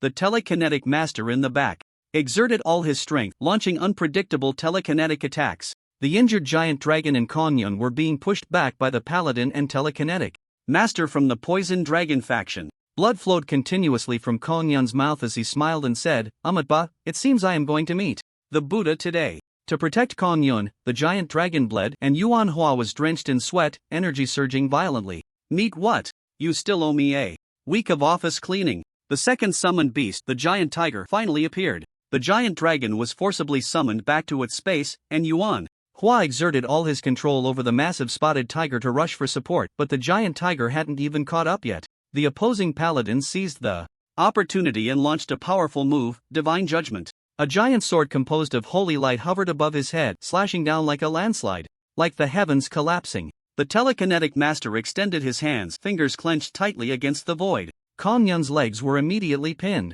down, as if buried in the ground, unable to move an inch. A crisis. A life and death crisis. Whether he would turn into a relic depended on this moment. Zhou Chen, with one hand in a dragon claw and the other gripping the three-kill sword, advanced with exquisite swordplay and sharp claws, closing in on the talisman master. A card flashed behind him. Dragon tail, the divine dragon sweeps its tail. A 3-meter-high dragon tail came crashing down. Sensing the immense threat of Zhou Chen's attack, the talisman master dared not be careless and quickly threw out 3 pieces of yellow paper adorned with symbols. Solid earth, spirit control, diamond body. Solid earth, spirit control, diamond body. A wall of earth rose up. A golden light similar to Kong Yun shone around the talisman master. There was also a transparent wall of spiritual energy surrounding his body. In an instant, 3 defensive measures were completed. The talisman master is indeed as difficult to deal with as the books say. Zhou Chen fully activated the Dragon Jiao Divine Technique, solidifying the dragon tail by 3 parts. With D-level strength enhanced by the Dragon Jiao Divine Technique and the power of the 9 dragons transforming into dragon muscles, the attack of the divine dragon's tail tripled. The might of Zhou Chen's strike instantly reached the peak of D-level. Boom! The talisman master's 3 defenses shattered in an instant, and he was sent flying over 10 meters, wiping the blood from the corner of his mouth, his eyes filled with lingering terror. What kind of technique is this? Such explosive power, even more terrifying than that of sword cultivators and mages. If it weren't for his own means, he would likely have died here today. If you don't want to die, don't stand in my way. Zhou Chen repelled the talisman master and did not pursue further, hurrying to rescue Kong Yun. The talisman master hesitated for a moment but ultimately gave up. Forcing a confrontation might cost him his own life. Getting paid for a job doesn't require such desperation. From the ambush by Zhou Chen and the others to Zhou Chen repelling the talisman master, it all happened in just a few seconds. Zhou Chen then remembered his other cards, and another card appeared in his hand. Void Summon, Xiang Yu. Remaining uses. 1. The imposing figure appeared before Zhou Chen, and unlike before, this time Xiang Yu's strength approached the late D level. Indeed, the stronger he became, the stronger the otherworldly beings summoned by the cards also became. With a short-distance charge, Xiang Yu forced the telekinetic master to release Kong Yun. Bang! The telekinetic master's wall of energy was shattered by Xiang Yu's charge, the overlord spear striking. With lethal intent, the spear moving like a dragon. Zhou Chen saw that Kong Yun was about to be hit by the opponent's giant sword from the air. Suddenly, a massive fireball appeared, its power comparable to a full force strike from a D-level early expert. It was Tang Mingming's fire explosion technique. Mage, shameless mage, the paladin roared. He seemed to forget that his side also had a mage. The mage's ability is such that with time to prepare, they can unleash attack power that surpasses their realm. The fire explosion technique did not target the paladin but flew past Kong Yun, heading straight for the opposing mage. The fire explosion technique locked onto the opposing mage from the start, ready to interrupt their spellcasting, leaving no time to change targets. Unexpectedly, the paladin at this moment actually abandoned Kong Yun, redirecting the holy light greatsword to meet Tang Mingming's fire explosion technique. The paladin sacrificed the chance to kill Kong Yun to protect the mage behind him. What kind of trick was that mage preparing? It was worth such protection from the paladin. Boom! The fire explosion technique collided with the holy judgment, producing a tremendous sound, and Kong Yun was blasted away by the explosion that was almost at arm's length. The giant tiger arrived just in time to catch Kong Yun. Kong Yun lay on the giant tiger's back, weakly saying, Amit Ba, I vow, I will never call you. You are a nuisance again. The giant tiger rolled its eyes in a very human-like manner. Giant tiger, you only bully me because I can't talk, otherwise, I could curse you into a state of isolation, believe it or not? Time rewinds to a minute ago. In the distance, the undercover agents from the narcotics team stared blankly at the battlefield, reporting to the temporary command center. Captain. What captain? Say the code word. The captain's dissatisfied voice crackled through the radio. The undercover agent helplessly replied, Snakehead, I'm Hamster. I saw a dragon fighting with the poison dragon Biao. Members of the temporary command center. They suspected that their undercover agent had been captured by the poison dragon Biao's men. The narcotics team captain hesitated for a moment and asked, Have you been exposed? The undercover agent felt that it didn't matter whether to hide or not at this point. Captain, you should come out of the tent and take a look. It's a dragon. A giant dragon in the sky, fighting with the bodyguards of the poison dragon Biao. That dragon seems to be with our colleagues from the supernatural department of the police. Captain, can't you hear such a commotion? Am I poisoned and hallucinating? I think I need an ambulance. The narcotics team undercover agent couldn't help but start doubting himself. Had he been watching too many fantasy films lately? The people inside the tent did hear some noise. A few exchanged glances and decided to go out and take a look. They lifted the tent and stepped outside, and everyone was dumbfounded. Narcotics team captain. Can I get an ambulance too? I want one as well, and could you add a lunch for me? I might be hungry. Oh ho ho, the dragon is gone. That must have been an illusion. Then what about this tiger? It's also excessively large. As the empty clouds were blown away, Zhou Chen charged in front of the paladin, and a card flew out. Grudge of the Earth Armor Beast, remaining uses 3, all 3 were used, and 3 giant claws appeared above the paladin's head. Just an early D-level holy shield. The paladin raised his left hand with the large shield. A massive shield made of holy light appeared in the air. Bang! Bang! Bang! The huge booming sounds echoed on the giant shield, and the paladin's leg muscles bulged as he was forcibly brought down a notch, with his knees buried in the ground. The 3-kill sword was drawn, its swordplay erratic and fierce. A mere early D-level enlightener dares to stand in front of me? The paladin held the shield in his left hand and the sword in his right, fending off Zhou Chen's attacks. With his legs buried in the ground, the paladin withstood a dozen strikes before being suppressed by Zhou Chen. Zhou Chen cleaved through the paladin's giant shield with one sword strike and thrust towards his chest. The paladin raised his giant sword to block. At that moment, Zhou Chen closed in, the 3-kill sword vanished, and Zhou Chen extended his finger. Pulse-cutting finger. Sea-level finger technique, cutting spiritual power, sealing the meridians, severing the spiritual energy. In an instant, the paladin saw only countless finger shadows, unable to discern reality from illusion. The giant sword and shield couldn't be brought back in time. Clang! The giant sword and shield fell to the ground. After being hit by Zhou Chen's 2 fingers, the fighting energy in both hands couldn't coalesce, and the weapons were knocked away.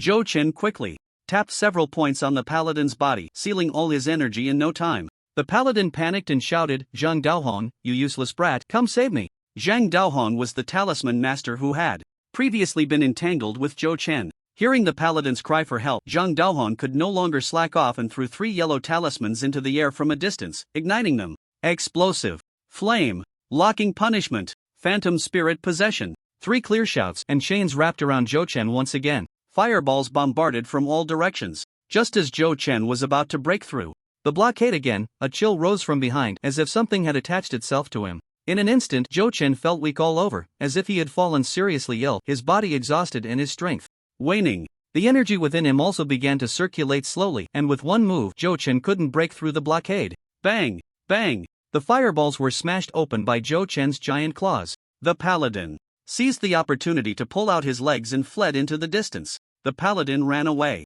At that moment, the local magician shouted, "I'm ready, Zhang Daohong, make your move." A cold glint flashed in Zhang Daohong's eyes as he threw out a talisman. "My mission ends here, the rest is up to you." All heaven sealing magic array. Dozens of talismans ignited in the air, golden characters appearing in the void, forming a massive golden semicircular shield, like an upside-down bowl.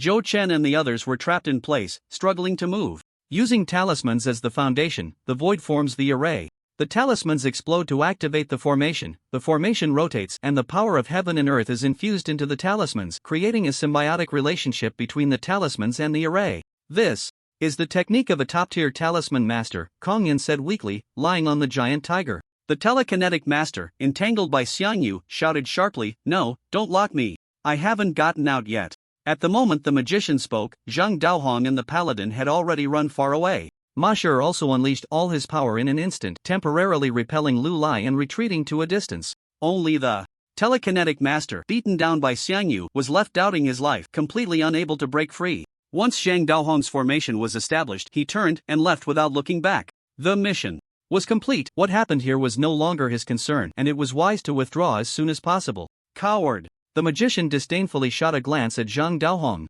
Meteor strike! A massive meteor appeared from the void, floating above Zhou Chen and the others. The magician's trembling hands waved the staff. The enormous meteor came crashing down. Sea-level magic. Casting beyond one's level, Yuan Hua stared blankly at the sky. "Amatba, this poor monk cannot escape the fate of becoming a relic." Cang seemed to take it lightly. Tang Mengmeng enviously said, "Magicians are just so helpless." As if she weren't a magician herself. A magician can unleash power far beyond their own through prolonged focus and chanting spells. The magic above them was the power of a beginner sea level, enough to annihilate them all. Unless Director Zhang Dao's appears, the supernatural department of the city supervisory police will become history. Lu Lai looked despairingly at the sky. The telekinetic master's attention was drawn to the meteor in the air. His movements slowed for a moment, and he was pierced through by Xiang Yu's spear. Before dying, the telekinetic master spat blood, pointing at the crowd. Oh, I'm dying. Can you at least look at me? After all, I'm a well-known D-level expert."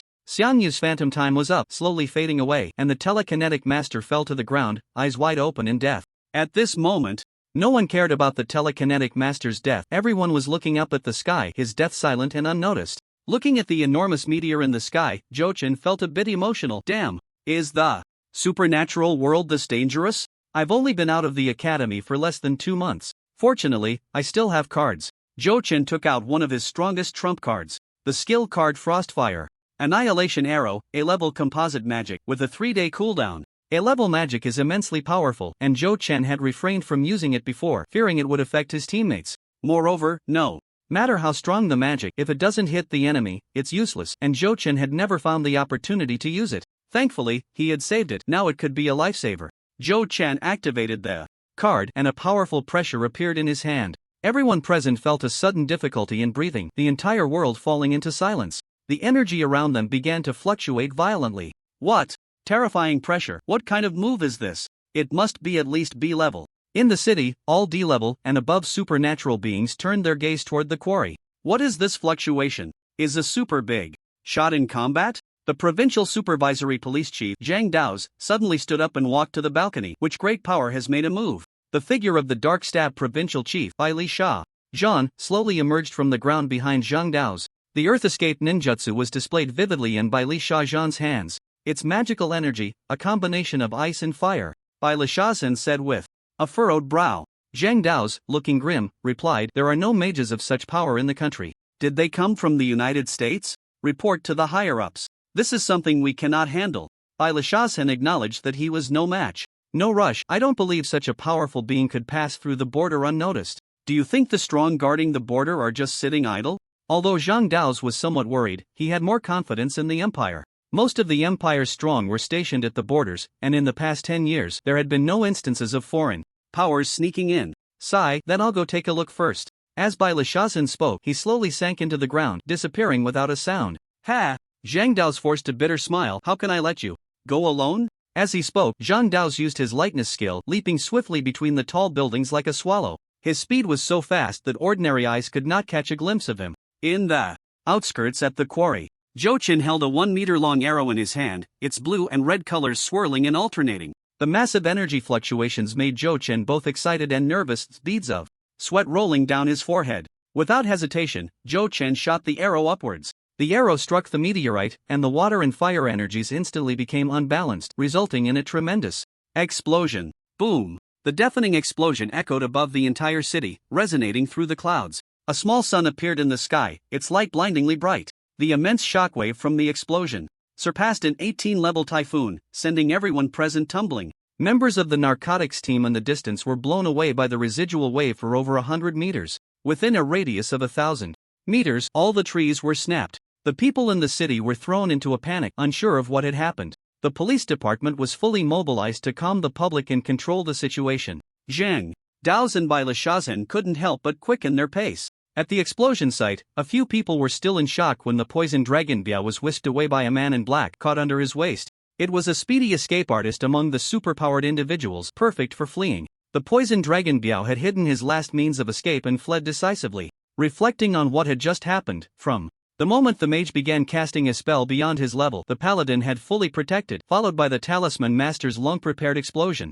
And with the previous interference from the Tianji Dao, Zhou Chen had reason to believe that all of this was premeditated. At this moment, only the mage, the paladin, and the martial artist Ma Shi remained on the opposing side. On the police department's side, there were only Yuan Hua, Lu Lai, and Zhou Chen, with Tang Mengmeng not counted as a combat force. After the explosion, Ma Shi was the first to charge at Lu Lai, his long staff swirling with relentless force.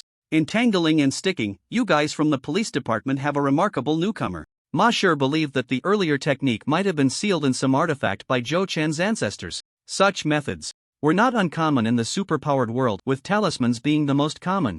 Therefore, Ma Shi thought Zhou Chen had an extraordinary background, with a terrifying lineage. An A-class supreme powerhouse was undoubtedly the pinnacle of existence globally, the atomic bomb of the superpowered world. Lu Lai met Ma Shi head-on, using the 8 trigrams dragon palm, unleashing a dragon's rise, combining the numbers of heaven and earth, the transformations of the 8 trigrams and 9 palaces, ever-changing and unpredictable. The two fought fiercely, unwilling to give in. Ha! Lu Lai was also very shocked by Zhou Chen's abilities, forcing a calm facade as he said, Ma Shi, even if you were expelled from Wudong, you still come from a prestigious background. Why assist tyranny? Wudong, Longhushan, and San Qingwen were the 3 most powerful legacies of the Taoist sect in the Eastern Hua Empire.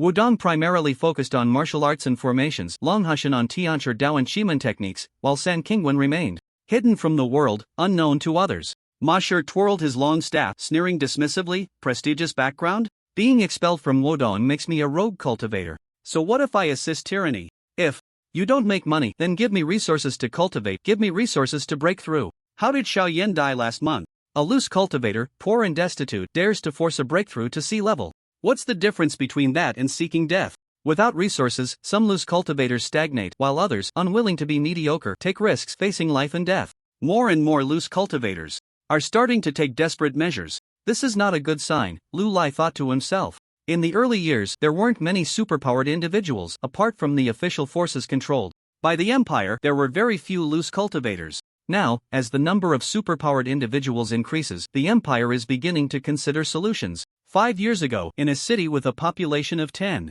million, there were at most 100 superpowered individuals, a ratio of 1 in 100,000. Nowadays, just in this city, the main urban area has a population of about 4 million, and the number of superpowered individuals has exceeded 400, a ratio of more than 1 in 10,000. Incidents involving superpowered individuals committing crimes have also increased year by year. Not disclosing the existence of superpowered individuals to the public is a convention established by several major global powers. No matter what, the Donghua Empire cannot be the first country to break this convention.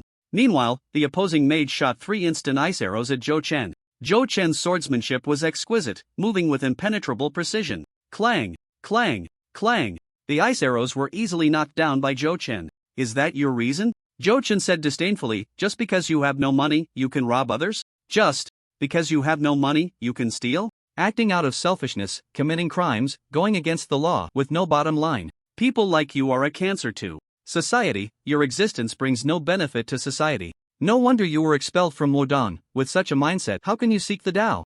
Zhou Chen's voice boomed like a bell, causing Ma Shi's face to alternate between red and white. Being expelled from Wudong was regarded by Ma Shi as the greatest shame of his life. Zhou Chen's words provoked Ma Shi, making the veins on his arms bulge. If it weren't for Zhou Chen's earlier trump card keeping Ma Shi in check, he would have charged forward. Looking at the unparalleled sword in Zhou Chen's hand, along with that D-level perfected sword technique and his graceful movements, Ma Shi said with jealousy, "How could someone born into a wealthy family like you understand the plight of us loose cultivators? Humph. A summer insect cannot speak of ice." In the distance, although the paladin had his energy sealed by Zhou Chen, he was still a melee profession. Under the mage's enhancement of the ice shield and giant strength spells, the paladin barely managed to entangle Yuan Hua's tiger. The opposing mage continuously cast instant spells to restrain Zhou Chen. Ice spears, fire blasts, arcane missiles, a flurry of colorful magic filled the air. Instant spells were not very powerful, barely reaching the D-level threshold, but Zhou Chen could not ignore them.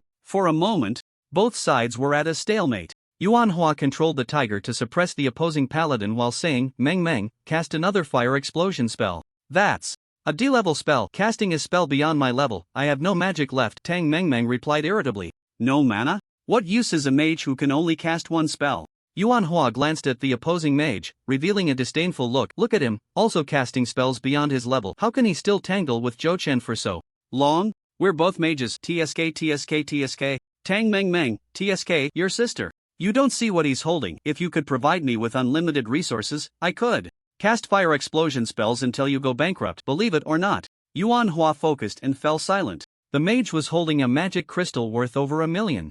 In the distance, as he climbed the slope, a tall, thin man watched the battle between Zhou Chen and the others through binoculars, then took out his phone and dialed a number. "Boss, the poison dragon Biao has failed. A small character, indeed, cannot achieve great things. Boss, what should we do next?" "Immediately execute Plan B. Prioritize killing the weak. Attack where they are most vulnerable." "Yes." A tall, thin man sent a message. Meanwhile, Zhou Chen was eager to take down the opposing mage, or else the poison dragon Bia would escape far away. Snake steps. His movements were graceful, shifting and changing, swaying unpredictably. The legendary true snake skin positioning. Whoosh, whoosh, whoosh. All three of the mage's arcane missiles missed. "Die for me." Zhou Chen closed in, and the mage was in danger.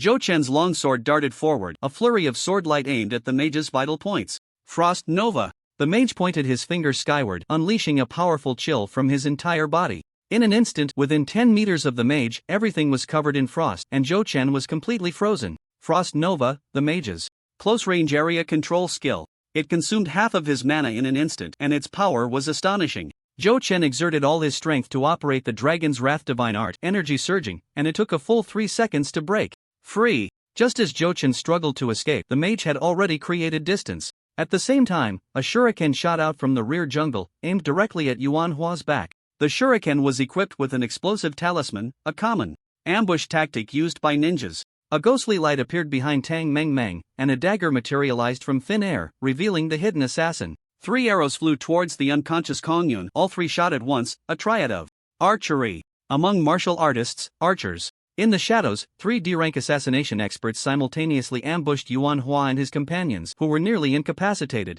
Their aim was to strike a fatal blow, drawing Zhou Chen and the others for rescue. The crisis was dire, life and death in an instant. "Yuan Hua, Meng Meng, be careful," Lu Lai shouted anxiously, but it was too late. Tang Meng Meng could only dodge the vital points, but a knife pierced her left shoulder. Boom! The explosive talisman detonated beneath Yuan Hua's feet. Put! The sound of 3 arrows embedding in flesh echoed. It was Yuan Hua who timely controlled the giant tiger to block the lethal arrows aimed at Kong Yun. The giant tiger was injured and was recalled by space, disappearing into the void. "Ha, our reinforcements have arrived. Lu Lai, you're all doomed." Ma Shi laughed triumphantly. "Ha, our reinforcements have arrived. Lu Lai, you're all doomed." Ma Shi laughed triumphantly. Ninjas, assassins, archers, 3 D-rank experts. The situation reversed, and the previously slightly advantageous position was instantly shattered. Misfortune never comes alone. Just when Zhou Chen thought the situation couldn't get any worse, heaven told him no, it could actually be worse. At this moment, over 20 people were rushing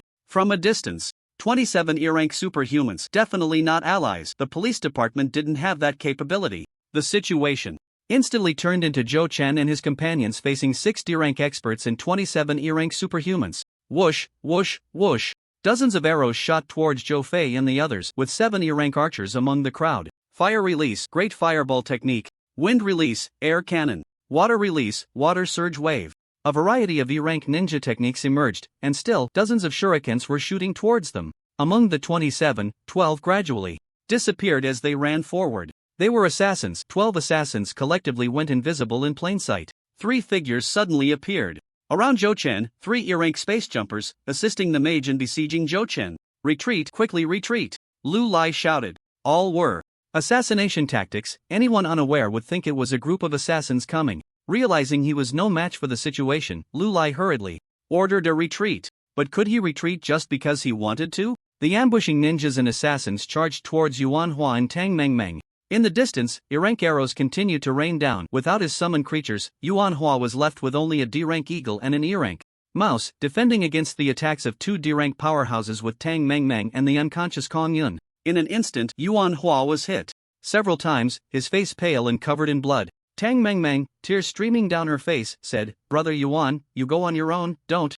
worry about us." Yuan Hua ignored it, controlling an eagle and a mouse, struggling fiercely to resist. The D-level archer shot cold arrows from a distance. The arrows were as fast as lightning, their trajectory impossible to see. In the blink of an eye, an arrow had already struck him. Zhou Chen was hit by the arrow as if struck by a giant hammer, his scales cracking, and he was knocked back several meters. The magician and 3 jumpers immediately rushed into ambush. Another wisp of ghostly light flashed through the air, and Yuan Hua hurriedly dodged, his left arm pierced. Brother Yuan. Zhou Chen, besieged, wanted to come to the rescue but felt powerless. Yuan Hua, Meng, you two hurry and escape. Lu Lai slashed an arrow in half with a palm but was struck in the back by Ma Shi with a club, instantly causing his blood to surge, and he couldn't help but spit out a mouthful of blood. Around him, 5 assassins' daggers slashed through, and Lu Lai staggered back, covered in wounds. Ma Shi, you can't escape by going against the Empire. Openly attacking public officials was a grave crime. Even if he didn't die, he would suffer greatly.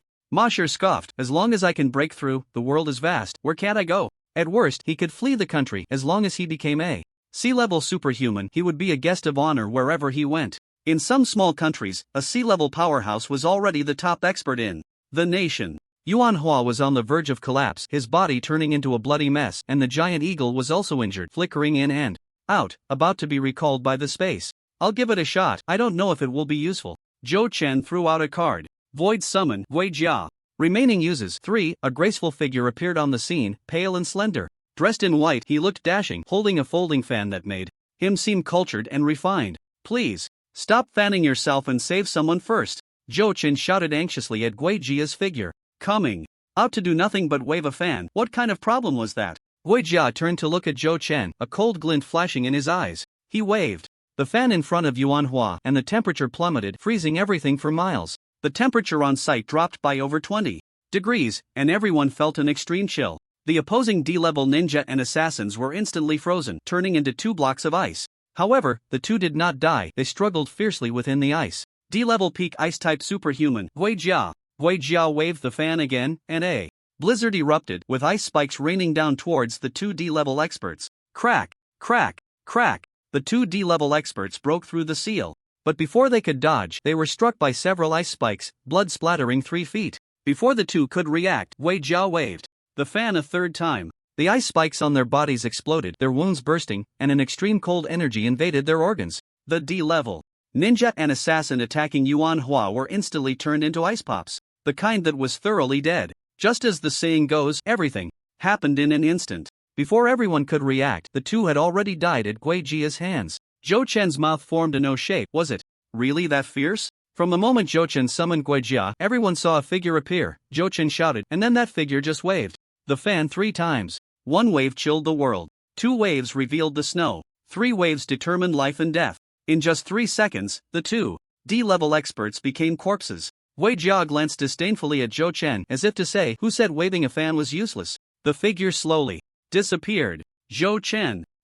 No, even Xiang Yu could work for 5 minutes. Why did you leave in just a few seconds? Is it because I just said something about you? As a renowned figure from ancient times, why are you so petty? Ma Shi and the others were astonished by Zhou Chen's methods. But after a brief pause, they charged in again. It was just an interdimensional summon. Let's see how many times he could cast it. Quick, kill them. We have at most 5 minutes. Bai Li Shaizhan and Zhang Daoze have already left the city. Ma Shi seemed to have received news from the city's underground network, shouting anxiously. Sea-level powerhouses can wipe out all of them with just one person, let alone this time with 2. Bang! Bang! Bang! The scales on his body blocked the jumper's attacks as Zhou Chen fought while retreating towards Yuanhua. Ma Shi's side was also fighting desperately against Zhou Chen and the others. Lu Lai braved the attacks from Ma Shi and 5 surrounding assassins to move closer to Yuan. Hua! Zhang Dao's dashed through the woods, his steps light, not stirring a speck of dust. He looked down at the ground and said, "Shall we call?" saying Lu Lai and the others are under siege. The captain of the narcotics team had already relayed the message, and Inspector he reported it up the chain immediately upon receiving the news. The narcotics team originally intended to help. However, the subsequent explosion sent all the narcotics team members flying, leaving them untraceable. Bai Li Sha was burrowing through the ground, silent and swift, his speed no less than Zhang Dao's. Truly a ninja skilled in hiding his tracks. A voice came from the ground. "I informed Ding Qiong he is on his way." Although the Central Bureau and the Supervisory Police Bureau were competitors, they united against external enemies, cooperating sincerely. Maintaining social order and upholding the order of the superpower world were shared goals. Zhou Chen and Lu Lai retreated with Yuanhua to the entrance of the quarry. The two stood shoulder to shoulder at the entrance, covered in blood, unsure if it was their own or the enemy's. Inside the cave lay the unconscious Kong Yun and Yuanhua, who could only gasp for breath on the ground. There was also Tang Mengmeng, who had exhausted her magic, taking care of them. "We can't wait for Director Zhang to arrive," Lu Lai gasped heavily. "Were you always in such danger before?" Zhou Chen's scales were nearly gone, with multiple wounds, burns, frostbite, cuts, and arrow wounds, blood staining his white clothes. Lu Lai replied, "No, before. It was just some superhumans stealing or using their powers for gambling, trivial matters. It was only after you came that so many things happened." "Zhou Chen, are you blaming me?" Captain Lu, if you surrender now, I'll leave you with a whole corpse." Ma Shi laughed triumphantly, his staff striking relentlessly at Lu Lai's vital points. Surrounded by over 30 people, Zhou Chen found it hard to hold on, his dragon scales shattered by more than half. "Captain, we might not last until Director Zhang arrives." Lu Lai smiled grimly. "For the country, I die without regrets, but I have dragged you down with me." Lu Lai felt ashamed. It was he who insisted on this radical action despite Kong Yun's earlier suggestion to abandon it, not expecting to fall into the enemy's trap. "Captain, don't say that," Zhou Chen said with a smile, "wearing this outfit, I am prepared for this day." Almost dead, he thought about what he still had that could be inherited by others. It seemed he had nothing left, except a pile of cards that others couldn't use and a sword. Cards, right, he still had one card he hadn't used. Rain of arrows, consumption. Description, I shoot, shoot, shoot. A card with a simple description. However, based on Zhou Chan's understanding of his cards, these cards were very honest. If it said rain of arrows, it would definitely exceed 10,000 arrows, absolutely not just 9,999. Whatever, he was about to die anyway. Might as well give it a try. Looking at the 30 or so people surrounding him, Zhou Chen activated the card. Hiss!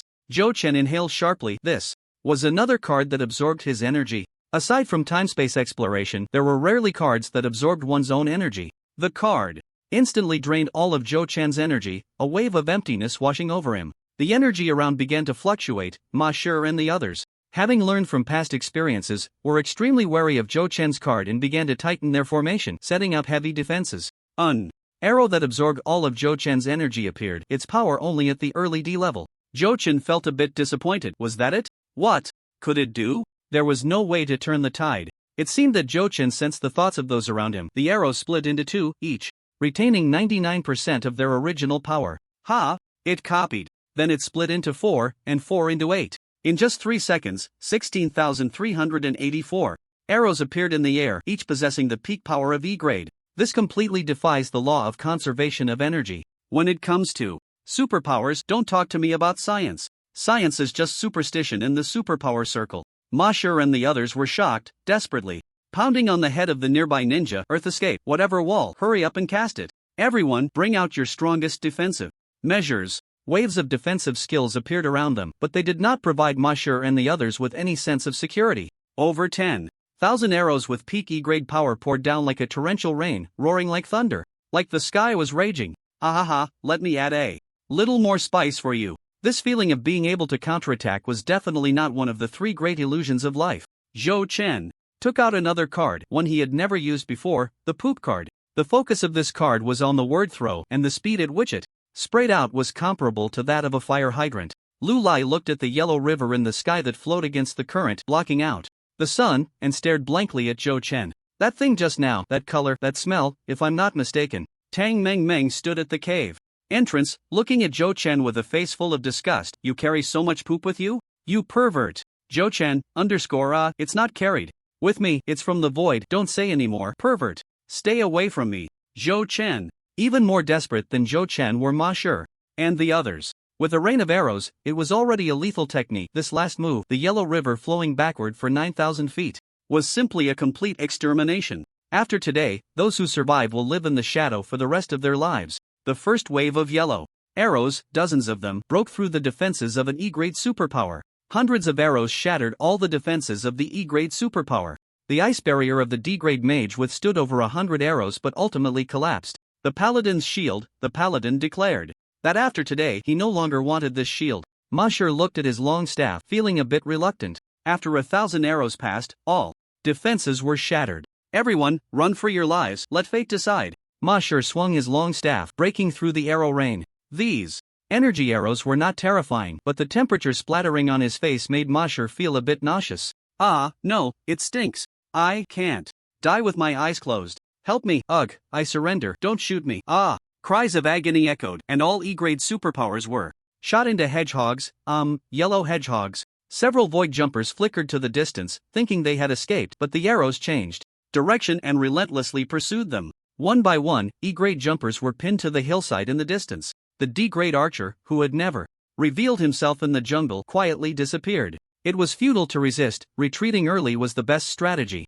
Wind escape, great. Breakthrough. The D-grade ninja exerted all his strength to cast various ninjutsu, not knowing whether to block the rain of arrows or the yellow river. The D-grade assassin lacked defensive measures and had already been hit by several arrows. The assassin, covered in yellow, felt like he didn't want to live anymore. The mage unleashed spells in quick succession, and the mage standing farthest away was in the best condition. After 3 rounds of arrows, all E-grade superpowers were killed. The D-grade assassin was also shot into a hedgehog, unwillingly collapsing to the ground. His unwillingness before death was uncertain. Was it because he felt his death was not worth it, or was it due to the color on his body? Ma Shi was hit by 7 arrows, breaking free from the range of the arrow rain and fleeing into the distance. The smell from his wounds making him feel a bit queasy. He never wanted to encounter Zhou Chen again in his life. The current young people have no sense of martial ethics. This method is too something. The magician, holding a magic crystal, still had abundant magical power. Retreating while fighting, stepping out of the arrow rain's range, the magician exited the arrow rain's range. Before leaving, he flicked his sleeves, feeling disgusted, and looked at Zhou Chen, saying, "Young man, I remember you. We will meet again. Who is this magician? Can you recognize him?" Zhou Chen asked Lu Lai. The other party was masked, and aside from Ma Shi, it was hard to guess the movements of the others. Lu Lai pondered for a moment and said, "There is only one D-level magician in this city, but she's a woman, so she shouldn't be a superhuman from our city." "What about the paladin?" Zhou Chen gestured towards the paladin lying under his shield. He wasn't dead yet. That shield was of good quality. D-level paladins are rare in the country. It's not a popular profession here. There are only 2 in this province, Chu Xilong from Ning City and Su Shiming from Shao City. Lu Lai not only knew the superhumans in this city like the back of his hand but was also well informed about those in other cities in the province. "What about that ninja?" Never mind." Before Zhou Chen could finish, the ninja died under a rain of arrows. The ninja had considered rushing over to kill Zhou Chen, but the cave entrance was still within the arrow rain's range. This arrow rain was controlled by Zhou Chen, and it could easily avoid hitting their own people. Charging in would be seeking death, so it was better to break out. In the hesitation of advancing and retreating, the ninja's chakra was exhausted and was pierced by countless arrows. The battle ended. Zhou Chen wanted to help Yuan Hua, who was panting, and said, No, you go help Kong Yun, the captain can support me." Zhou Chen, clearly feeling unwanted. It wasn't like he was carrying it around. "Hey, you guys, let me explain." Just as Zhou Chen and the others were leaving the cave, 2 figures appeared. Zhang Dao stood atop a tree and didn't come down because the ground was covered in yellow, leaving no place to land. Bai Li Shazhan emerged from the ground, out. Everyone. Zhou Chen looked around, wondering if he had offended someone. And it turned out to be a C-level big shot, the head of the Dark Stab provincial office. No, I absolutely do not admit that this was caused by me. By Li Shajan. Who am I? Where am I? What is this yellow on my face? At the headquarters of the City Supervisory Police Bureau, Yuan, Hua and Kongyun were both soaking in recovery pods filled with various restorative liquids. Lu Lai and Zhou Chen weren't seriously injured, they just needed to take some medicine and rest for a few days. Lu Lai had a plaster on his arm and was typing away at the office computer, writing a report. Director Zhang Dao's was particularly concerned about the violent explosion incident, and Lu Lai turned to Zhou Chen and asked, "Where did that ultimate move of yours come from? I need to report it to the higher-ups." Lu Lai's rank was too low to recognize the forbidden spell level. Frostfire Extinguishing Divine Arrow, it was too advanced for him. He only knew that Zhou Chen's thing was terrifyingly powerful. Zhou Chen thought for a moment and said, "It was given by the dean. I guess what the hell is that? If you don't add I guess, it would be more credible." Lu Lai clearly saw that it was Zhou Chen's card that unleashed the ultimate move, but he still wrote it in the report as Zhou Chen said. Who doesn't have a few trump cards? Not everything can be reported, everyone understands the unspoken rules. By the way, Tang Meng Meng, who was beside them, seemed to remember something and said to Zhou Chen. Zhou Chen, Tang Meng Meng said, "Have you taken a shower?" Lu Lai stopped typing and turned to stare at Zhou Chen. He was also very concerned about this question. Tang Meng Meng remembered that as soon as Zhou Chen returned, he started treating his wounds, applying a few patches of frost restoration ointment and taking a healing pill. But he hadn't taken a shower. Yes, he hadn't showered.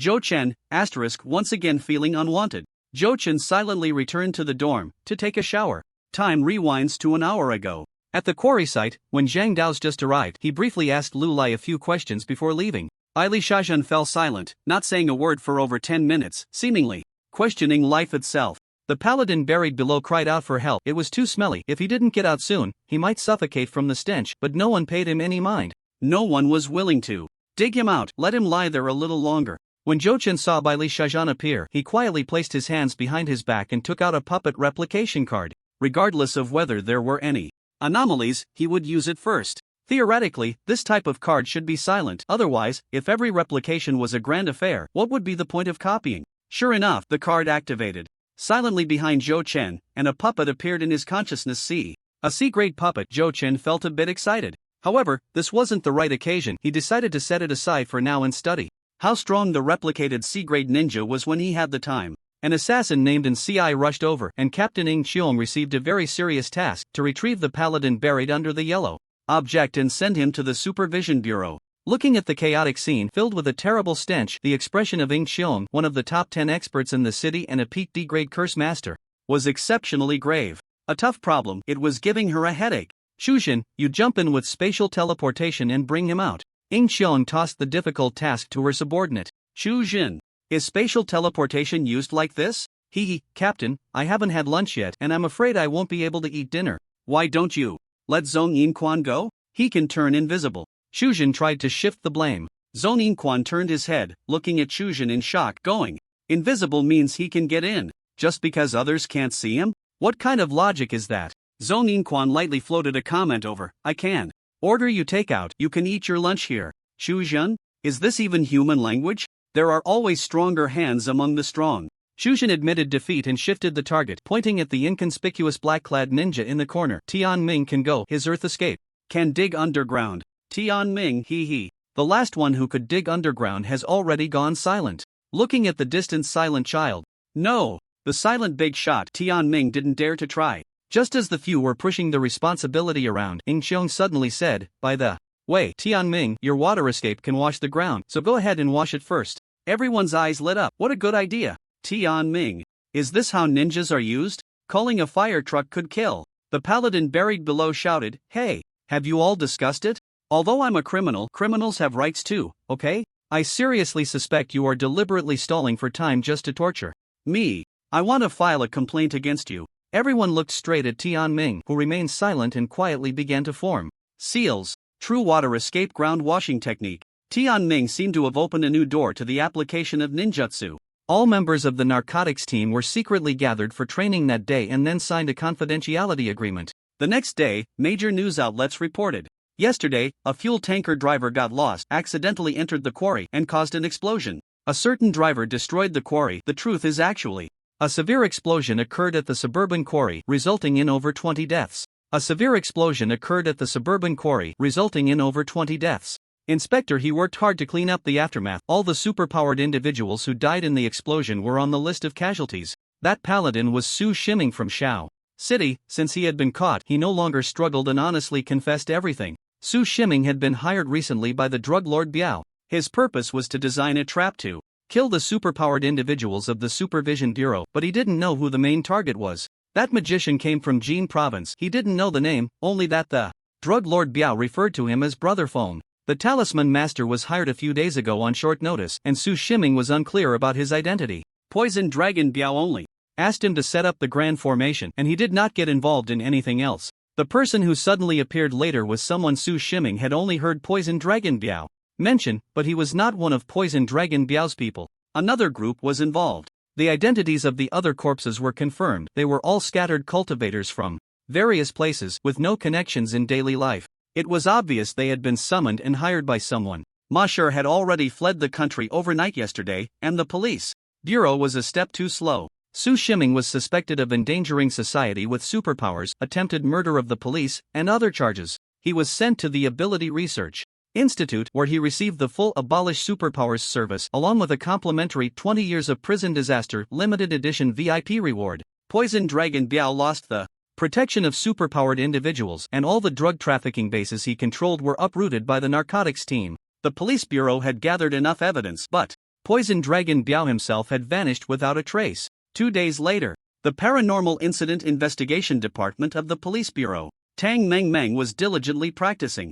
In the training room, this incident had hit her hard, making her feel like a burden. After reflecting on her pain, she resolved to strive for improvement and practice hard. Yuan Hua and Kong Yun had already woken up. The recovery ability of superpowered individuals was indeed formidable. The two emerged from the recovery pod, their bodies wrapped in bandages. Watching as Su Chen was on the phone with Lu Lai. Lu Lai's report had been submitted, but due to poor language organization skills, he was being reprimanded. What do you mean are? Su Chen threw out his dean? How was the dean thrown out? What did their family's dean do to offend you? Can you explain this sentence? I think it must be Ma Shi. Is this statement certain or uncertain? Lu Lai, did you graduate from elementary school? The group intermittently caught a few phrases, and Lu Lai shot a glare at the three of them before scampering away in small steps. Yes, Director Zhang, please calm down. I'll revise it. I'll rewrite it. Looking at the bandages covering Yuan Hua and Kong Yun, Su Chen helplessly said, what about the plan to capture Zheng Fengkai this afternoon?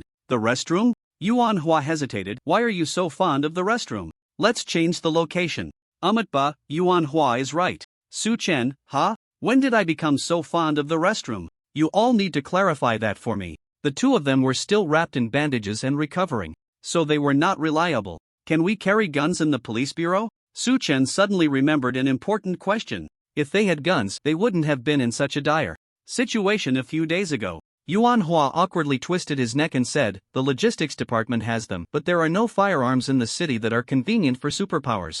So we never got any before. I'll go get some. Su Chen felt that having a gun was more reliable, at least it would be useful against sea level and below. Kong Yun tried to put his hands together in prayer, but unfortunately his bandaged hands couldn't manage it. Ba, please get one for this monk too. Yuan Hua, I want one too. Gurgle. Su Chen's stomach growled. He looked at the time, it was 11:30. Su Chen, I'm going to eat first. Do you want me to get you an order? Yuan Hua, Kung Pao chicken, lion's head. Kong Yun, braised pork, boiled fish. Master, you should eat vegetarian. This monk is a martial monk, not a Zen master. I don't have to observe vegetarianism. Wine and meat pass through the intestines, but the Buddha remains in the heart. In the cafeteria, Su Chen first got a meal and sat in a corner, playing on his phone while eating. On the slow delivery app in Su Chen's dormitory group, Gao Jie typed, at Su Chen, did a fuel tanker explosion happen over there a few days ago? You were at the scene, right? Do you have any photos of the explosion site? Send me a few to post on Moments. Xinjiang said, is it a superpowered incident? Among the superpowered individuals, news travels fast. It's just that Gao Jie is oblivious to the outside world. Zhou Chen ignored Gao Jie's silly request and typed, yes, a group of superpowered individuals schemed against us. Zhao Yi, what happened? You weren't hurt, were you? Zhou Chen, I'm fine, a few of them escaped, but the rest were dealt with. Xinjiang, that's good to hear. Zhou Chen, at Zhao Yi, how's Sanga doing lately? How's the battle ranking? Zhao, I took down the second place, but the first is too tough. Every time I challenge him, he picks terrains like Plum Blossom Pile or Iceflow Island, taking advantage of my lack of long-range capabilities. If I could choose the terrain, I'd make him call me daddy. The battle ranking at the Enlightenment Academy is determined by the terrain chosen by the challenger. Zhao can only challenge the first place on the terrain selected by the opponent, and once targeted, it's hard to unleash his full strength. Zhou Chen, I'll give you a surprise, keep an eye on the delivery. Gao Jia, oh ho ho, Old Force products are always top-notch. Xinjiang, at Zhao, good luck. Zhao felt a bit embarrassed. Old Four, don't just think about us, what about yourself? Zhou Chen, hee hee, you guys seem to have missed my moments. I am now D-rank. Zhao facepalm, Gao Jia, laughing hard. At the cafeteria entrance, Detective Sun from the criminal department, along with Li Datu and Captain Zhu from the narcotics division, walked in. You guys in the narcotics division have made quite a name for yourselves this time, cracking such a big case, Detective Sun said enviously. Hee hee, just a small matter, not worth mentioning. Captain Zhu replied without a hint of pride. Having seen bigger scenes, such a small achievement no longer stirred any emotions in Captain Zhu. Li Datu from the investigation division was ordering food while saying, this time we caught over 100 people, from production to transportation to the lower channels, TSK, it's like a one-stop shop in the industry. You got them all in one go, Captain Zhu. This should at least earn you a second-class merit.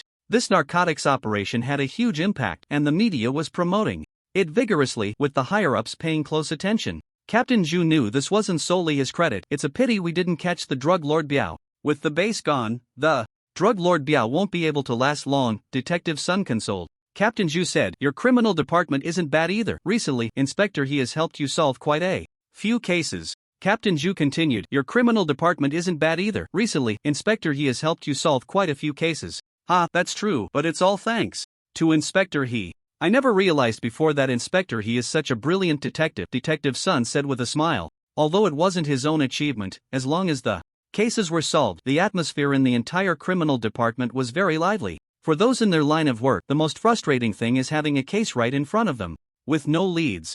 After countless efforts yielding no results, it ultimately becomes a cold case, allowing criminals to roam free. No matter who solves the case, as long as the criminals are brought to justice, that's what matters. Captain Zhu didn't speak, thinking about what had happened a few days ago, as if he understood something. It seemed these cases weren't solved by Inspector He. The few of them got their meals and were about to find a table to sit down and eat when Captain Zhu suddenly spotted Zhou Chen in the distance. I have something to attend to over there, you guys eat, Captain Zhu said, carrying his tray and hurriedly making his way to Zhou Chen's table. Detective Sun looked at Zhou Chen while holding his tray and said, isn't that the kid who got in through the back door? Does Captain Zhu know him? Li Datu nodded and said, maybe there's something big going on. Detective Sun expressed some dissatisfaction. People like that aren't worth befriending. In the Supervisory Police Bureau, only those with real ability are respected. Those who rely on connections to get ahead are looked down upon. Captain Zhu didn't care what they thought, all he saw was Zhou Chen. Although I signed a confidentiality agreement, it didn't say I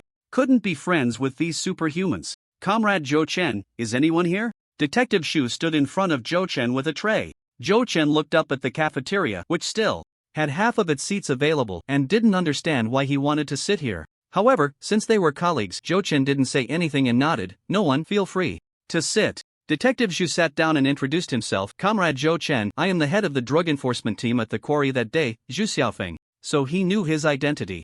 Zhou Chen asked directly, are you looking for me for something? Thank you for what happened that day, Zhu Xiaofeng said somewhat shyly. Although the subsequent investigation faced no obstacles, the culprit, the drug lord Long Biao, still managed to escape. With these superhumans in the police department, they might as well be utilized. Xu Xiaofeng rubbed his hands, and Zhou Chen understood his meaning. He was here to ask for help, truly a savvy use of resources. After Zhou Chen wrote down Long Biao's information on the list of gods that day, his contact with the other party had never been interrupted, so he naturally knew where he was. However, it seemed that another group of people had appeared around Long Biao. Zhou Chen had been monitoring Long Biao these past few days, wanting to know the identity of that group. You guys shouldn't get involved, just leave him to me, Zhou Chen said bluntly. Ha, there are such people on the other side? Xu Xiaofeng said in surprise. Are there many such special individuals? Why hadn't he noticed them during his years in the police department? In fact, there had been many more superhumans in recent years, but they still made up less than 1 in 10,000, making encounters quite rare. As for the demon beasts, there were treasures all over, and if they appeared in the city, basically no one could survive until the next day. Superhumans had to venture deep into the mountains to find demon beasts, let alone ordinary people. The two chatted for a bit, and Zhou Chen packed some food for the others before heading to the logistics department to pick up a gun. On the top floor of the police department in the paranormal investigation unit, Zhou Chen was cleaning the gun he had just picked up. A 95 style 9mm revolver, the standard issue for the police department. Tang Meng was taking care of Yuan Hua and Kong Yun, feeding them delicious food. Yuan Hua said, "Boss, come eat with us." Zhou Chen brought enough for 4. Lu Lai was focused on the computer, typing away. "No, a captain who can't write a good report doesn't deserve to eat." Yuan Hua encouraged, "Keep it up." Kong Yun chewed on a piece of fish that Tang Meng had given him, smacking his lips. "I'll help you eat your portion, Captain. You guys eat faster, I still need to go train," Tang Meng said, puffing her cheeks. Eating so slowly was wasting her training time. Zhou Chen checked the time and stood up. "I'm going to catch Zhang Fengkai." Lu Lai paused. "You're going alone?" Zhou Chen fiddled with the gun in his hand. "I'm enough on my own." He wasn't afraid of Zhang Fengkai even when going solo, especially now that he had a gun. "Well, then you go," Lu Lai continued typing. "The earlier you go, the earlier you come back," Yuan Hua said. Before Kong Yun could even put his hands together, Zhou Chen had already left. The others weren't worried about Zhou Chen. Zhang Fengkai wasn't a desperate criminal and definitely wouldn't dare to harm anyone from the police department. They didn't expect Zhou Chen to complete the task either. Everyone was injured, and this small case could only be postponed.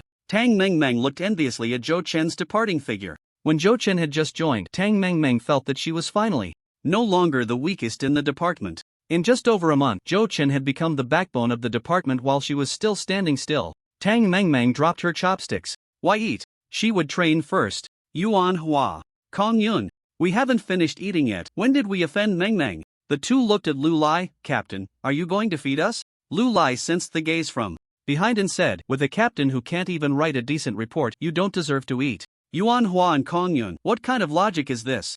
Zhou Chen didn't go directly to the Longcheng shopping center. It was still early, so he decided to find a secluded place to try out his new trick. In a remote park forest, Zhou Chen summoned a mid-level C-class ninja puppet. A masked puppet appeared before Zhou Chen, wrapped in black clothing, and it was unclear what material it was made of underneath. The moment the puppet appeared, Zhou Chen received a lot of information and immediately understood the two ways to operate it. The first way was to let the puppet fight freely. It had a certain level of combat awareness and would release skills on its own. The second way was for Zhou Chen to directly control the puppet's actions, fighting entirely based on Zhou Chen's combat awareness, even allowing him to use his own martial arts techniques. Zhou Chen directly controlled the puppet using the second method and felt that there was a ninjutsu he could unleash. "Wait, why is there only one ninjutsu?" So you copied one of the opponent's abilities, not the ninja ability itself, but rather a specific ninjutsu. This card is a scam. What a letdown. Fortunately, he didn't blindly provoke a C-class powerhouse, otherwise, he wouldn't even know how he would die. Zhou Chen was filled with grievances that had nowhere to vent. He tried to activate this ninjutsu, hoping it was a C-class ninjutsu. Chakra gathered in the puppet's throat, then it spewed forth a torrent of water, forming a rotating water wall around it. The water wall spun in a circular motion around the puppet and Zhou Chen, creating a defense with no blind spots. Indeed, it was a C-class ninjutsu, and a group defense.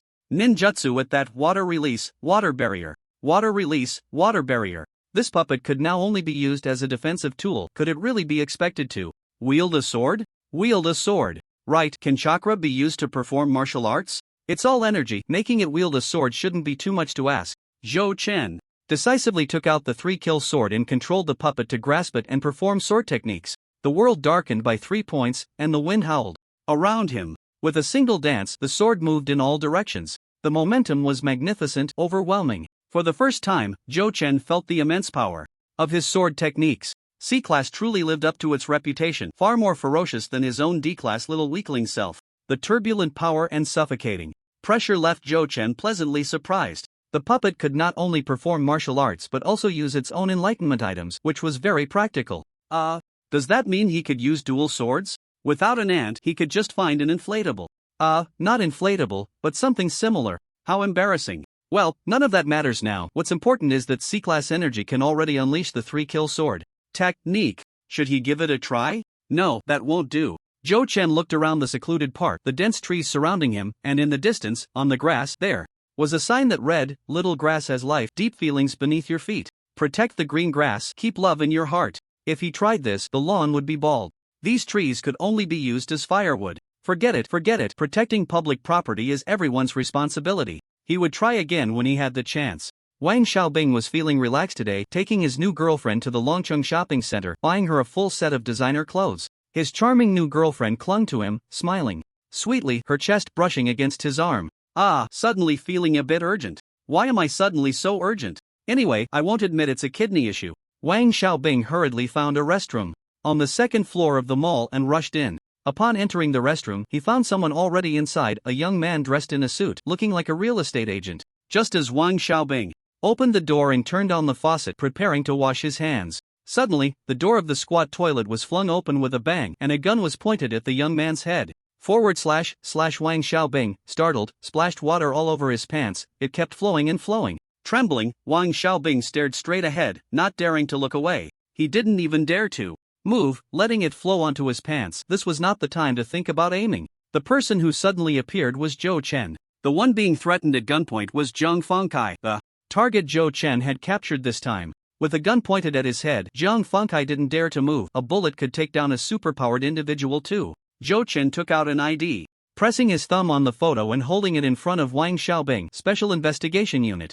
The ID clearly bore the name Yuan Hua. There was no choice, Zhou Chen hadn't graduated yet, and in name he was still an intern without formal credentials. Both Wang Xiaobing and Zhang Fengkai let out a sigh of relief simultaneously. As long as it was the Special Investigation Unit, they were just afraid it was some desperate criminal. Alright, you all carry on, I won't disturb you, Wang Xiaobing said as he pulled up his pants and ran out, leaving a trail of water with every step. Zhang Fengkai immediately spoke up. Detective, did you catch the wrong person? I'm a law-abiding citizen. Whether you're a law-abiding citizen or not, your word doesn't count, Zhou Chen said as he pressed Zhang Fengkai against the wall, preparing to put handcuffs on him. I want to call a lawyer. I want to file a complaint against you. With a gun pointed at him, Zhang Fengkai didn't dare to make a move. Zhou Chen picked up the handcuffs with one hand and took a look. Handcuffs? They wouldn't work on a superpowered individual. What handcuffs could compare to his own methods?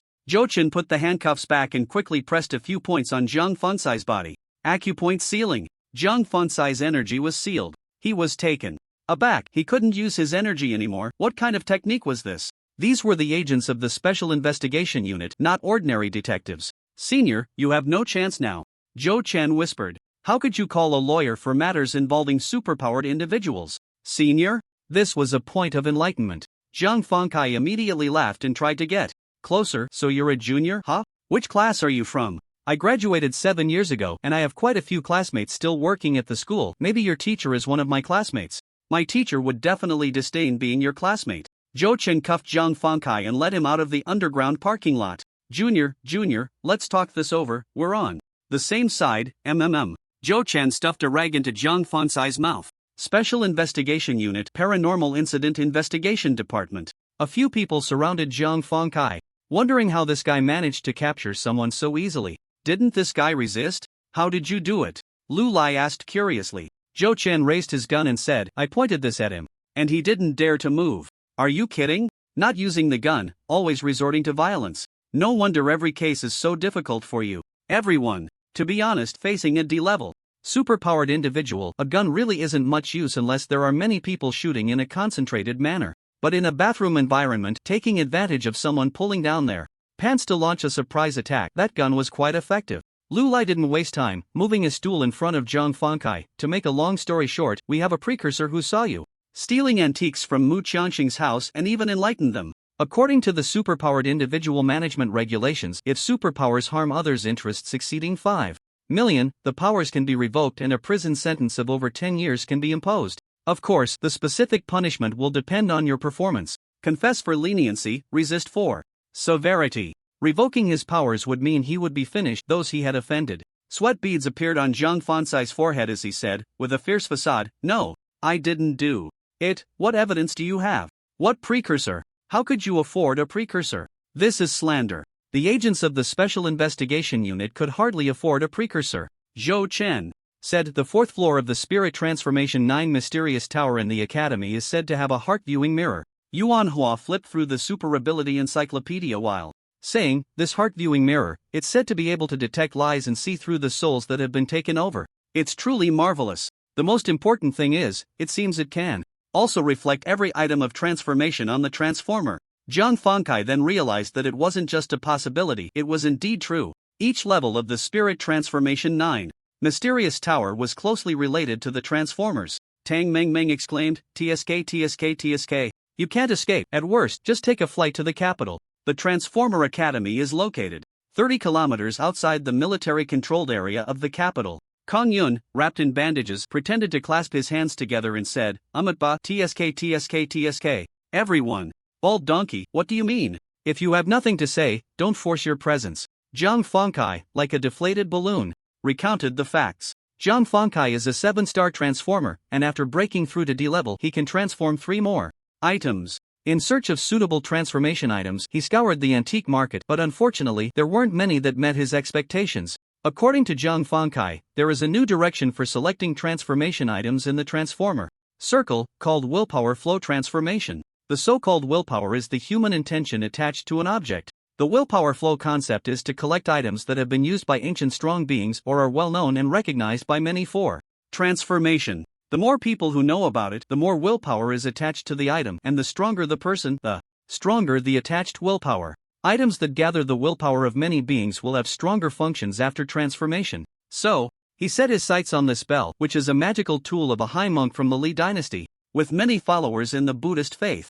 And the bell's owner being of high status, this is definitely Zhang Fengkai's first choice. This is a new theory for selecting transformation items, and Zhou Chen secretly noted it down, curiously asking, "What's the result of the transformation? What function does this bell have after transformation?" Zhang Fengkai said, "It's soul capturing. It can intimidate souls, causing people to faint, feel nauseous, or vomit." "What's the range of influence? How powerful is it?" Kang Yun asked. Being a Buddhist artifact, Kang Yun was somewhat concerned.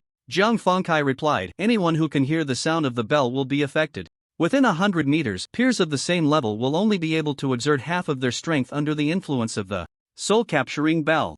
Zhou Chen felt relieved, thankful that he had sealed his energy in time. Otherwise, once the soul-capturing bell rang, who knows how many people would be affected. He also didn't know if he would be affected. He wasn't sure how strong his Golden Spirit Transformation Tree's ability to shield mental power really was. Wide-range control, it's top-notch, simply exquisite, Zhou Chen praised, then sighed, "It's a pity, it won't be yours for long."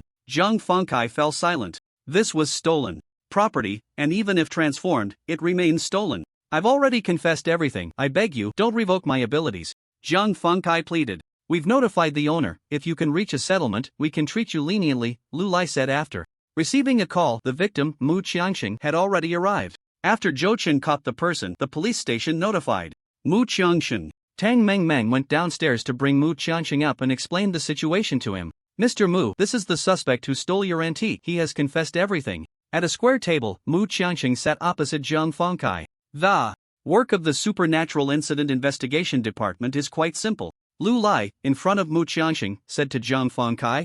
"Zhang Fengkai, don't say we didn't give you a chance. This antique bell is worth 6 million, that's the market price. You can compensate at that price, and we'll detain you for 15 days for ordinary theft. If you can't compensate, according to the rules, you'll be sent to the Transformation Academy to forcibly retrieve the bell and return it to the owner." Mu Qiangxing was someone who had signed a confidentiality agreement, so he spoke plainly, without holding back. Zhang Fengkai's hands trembled involuntarily for a moment as he forcibly took out the item of enlightenment, which would cause irreversible harm to the enlightener. Both the consciousness space and the physical body would suffer damage, leading to a lifetime inability to break through to sea level. Although he might never have the chance to break through to sea level in his life, no one wanted to cut off their own future. Zhang Fengkai pleaded with Mu Qiangxing, "Mr. Mu, I'm sorry, I know I was wrong. I don't have 6 million, I only have 2 million in savings. Give me some time, I can pay you in installments." Mu Qiangxing hesitated a bit. 6 million was just a small amount for him, but he couldn't just throw it away like that.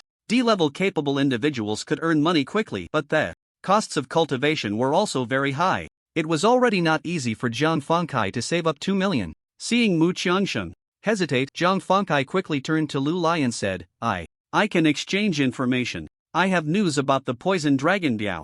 I know your supervision bureau is looking for him. I know his location." Zhang Fengkai was so excited that he became somewhat incoherent. He absolutely could not let the item of enlightenment be forcibly taken out, as that punishment was second only to the loss of one's abilities. Lu Lai and the others' eyes lit up. They hadn't expected to receive news about the poison dragon Diao.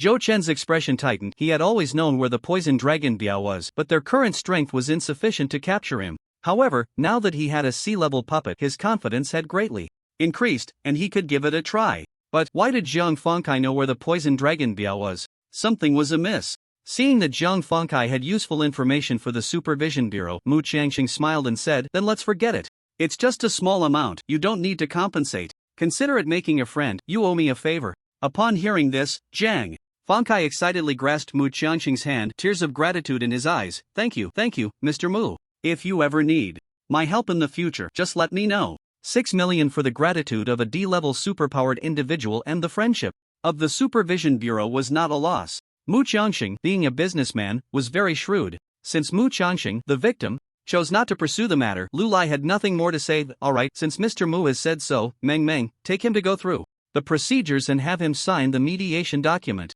After Mu Qiangxing left, Yuan Hua thoughtfully remarked, Mr. Mu truly is a businessman. Without us realizing it, he has made us all owe him a favor. Zhou Chen's eyes turned, and he understood. Impressive. Amitba, a cunning old fox in the business world. Mu Qiangxing forgave Zhang Fengkai, not only gaining his gratitude but also making all the superpowered individuals in the Supervision Bureau owe him a favor. Because Mu Qiangxing chose to forgive Zhang Fengkai due to the information about the poison dragon Biao, it was equivalent to indirectly helping the Supervision Bureau. Zhang Fengkai clearly explained the whereabouts of the poison dragon Biao. How do you know his whereabouts?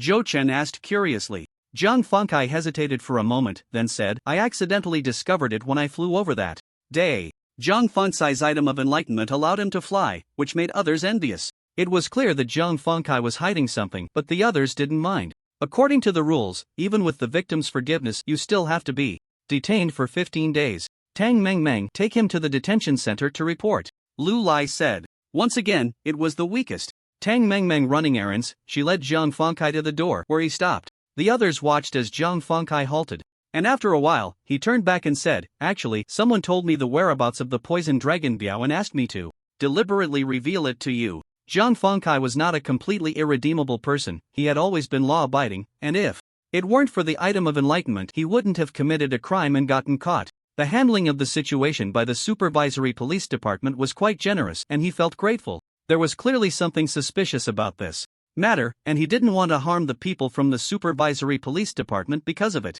Who told you to inform us? Lu Lai asked. Yuan Hua and the others stared intently at Zhang Fengkai. This situation was too bizarre. Who would know they were going to capture Zhang Fengkai? Who would be so kind as to provide them with a lead? Who would know the whereabouts of poison dragon Biao? Zhang Fengkai lowered his head and quickly said, it was Wei Buocheng. He told me 3 days ago that if I got caught, I should use this information to trade with you to save my life. Wei Buocheng. 3 days ago? 3 days ago, they had just locked onto Zhang Fengkai, which was also the day they had battled poison dragon Biao. Wei Buocheng. 3 days ago? Wei Buocheng was Zhang Fengkai's employer, a shareholder of the Wangnan Group. Why would he be involved? 3 days ago, they had just locked onto Zhang Fengkai, which was also the day they had battled poison dragon Biao. Zhou Chen seemed to think of something and gave Lu Lai a look. Lu Lai understood and waved his hand. Got it, Meng, take him to the detention center. After Zhang Fengkai left, Zhou Chen said, the other party anticipated that Zhang Fengkai would be captured. It must be that a celestial mechanic has intervened. They are the same group that appeared at the quarry a few days ago. That day, I used time-space techniques and encountered them in the time-space realm. Zhou Chen briefly explained the situation during that day's time-space exploration. He skipped over the matter of Hyder and only mentioned that he had exerted all his strength in using time-space techniques and had fortunately repelled the opponent. Celestial mechanic, the others exclaimed in shock, and Lu Lai frowned. The time-space techniques that could calculate without fail, the celestial mechanic who remained hidden from the world. Every move they made was within the calculations of the other party, which was chilling to think about. Lu Lai and the others looked at Zhou Chen. Among those present, only Zhou Chen had time-space techniques. Only Zhou Chen could provide them with a bit of security. Zhou Chen pondered for a moment and said, Wei Buocheng might just be a pawn, he may not know much information either. We need to monitor him. But we shouldn't alert the snake in the grass.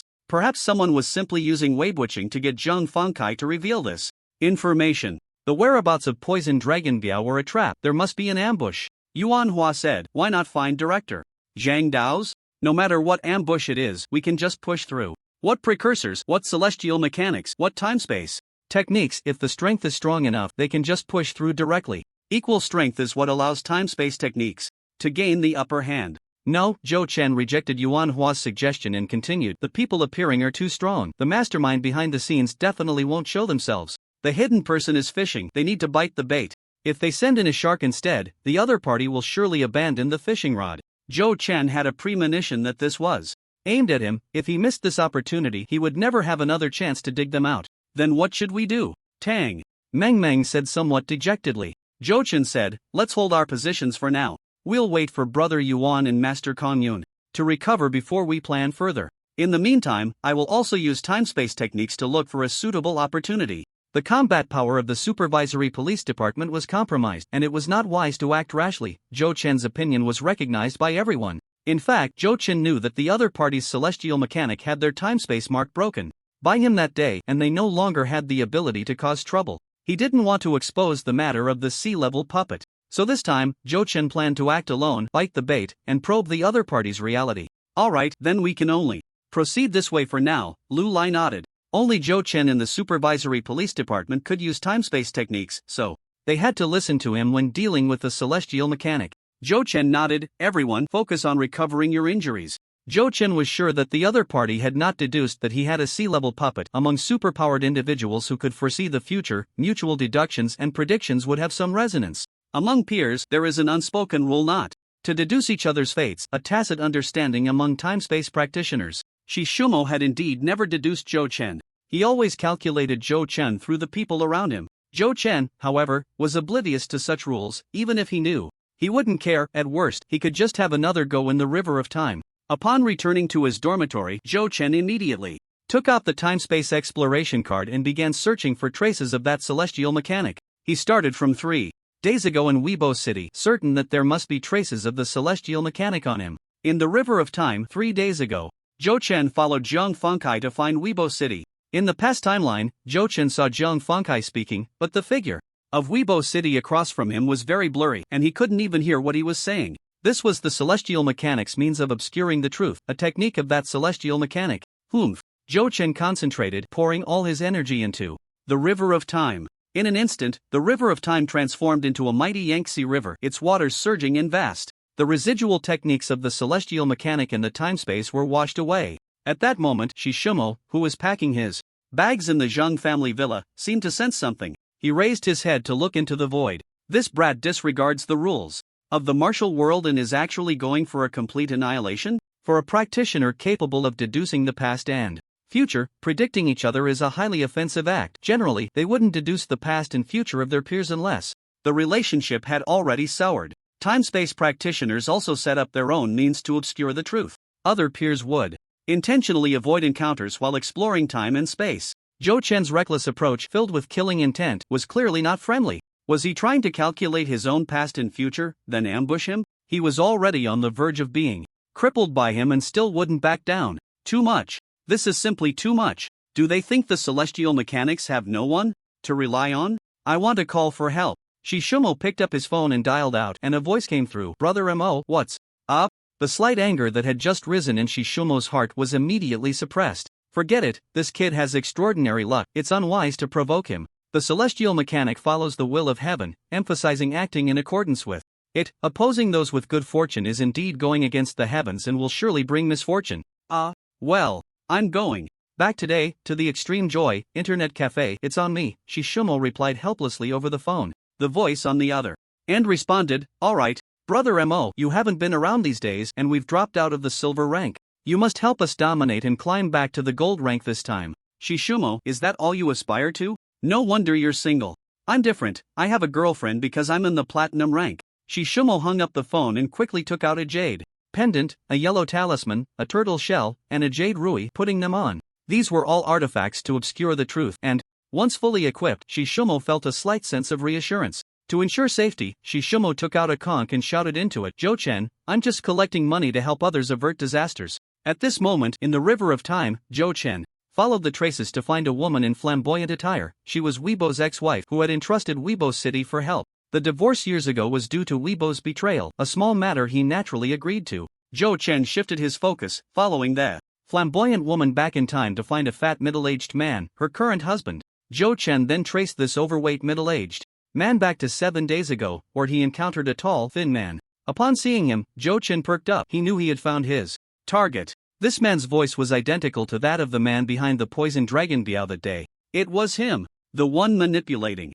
everything from behind. Zhou Chen followed this man to the 58th floor of the Digo shopping network, Zheng Tianjuan's office. Zhou Chen scoffed. Everything became clear when he saw the building of the Earth Dog Group. What else was there to misunderstand? Just as Zhou Chen was about to enter Zhang Tianjuan's office through the river of time and space, waves of sound emerged from the time stream, and the door to Zhang Tianjuan's office resisted his push, preventing him from entering for a moment. It was that Tiancher again. Had he recovered? Just as Hecatl said, he only needed a few days of rest to be fine. The Tiancher was indeed impressive. Zhou Chen admired him. The sound waves echoed. Zhou Chen. Fawn, I'm just collecting money to help others, avert disasters. The voice resonated through the river of time, echoing like it was in a valley. The valley's echo lingered in the air. Zhou Chen listened carefully for a long time before he understood what he said next. Today I will let you go, leaving a line for future encounters. Please show mercy and spare me this time. Zhou Chen raised his middle finger in his heart.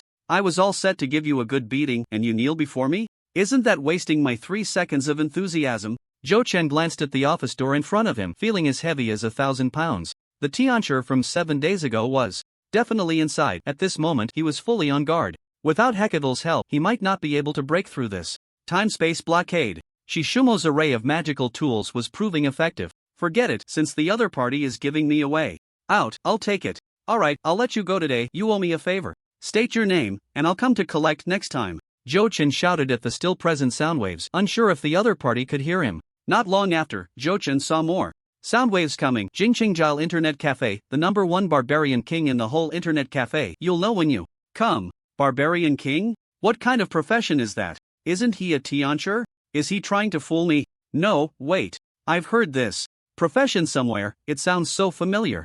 Gile. Internet Cafe. He was talking about a game. It came to mind that he had played it before. Sigma, a mysterious and aloof Tiancher. Turns out he's just a gaming addict. Do you know you've completely ruined your image in my heart? What Zhou Chen didn't know was that the other party was not a gaming addict. Instead, he was a man who had cultivated in the mountains for decades, entering the world after the spiritual energy revival, and was now a middle-aged man, addicted to the internet. Since he already knew who the mastermind was, Zhou Chen planned to test the trap set by Dulong Biao. However, this matter was not urgent. He decided to rest for a few days and wear down their patience. After all, Dulong Biao's whereabouts were always under his control. There was no rush to find him. Zhou Chen returned to reality and began his daily, tedious training. A hard-working genius is the true genius. In the body refining room, he continuously hammered his body to strengthen his physique. In the energy room, he practiced his techniques for 36 cycles daily. This was already the limit, and any more would damage his meridians. In the combat room,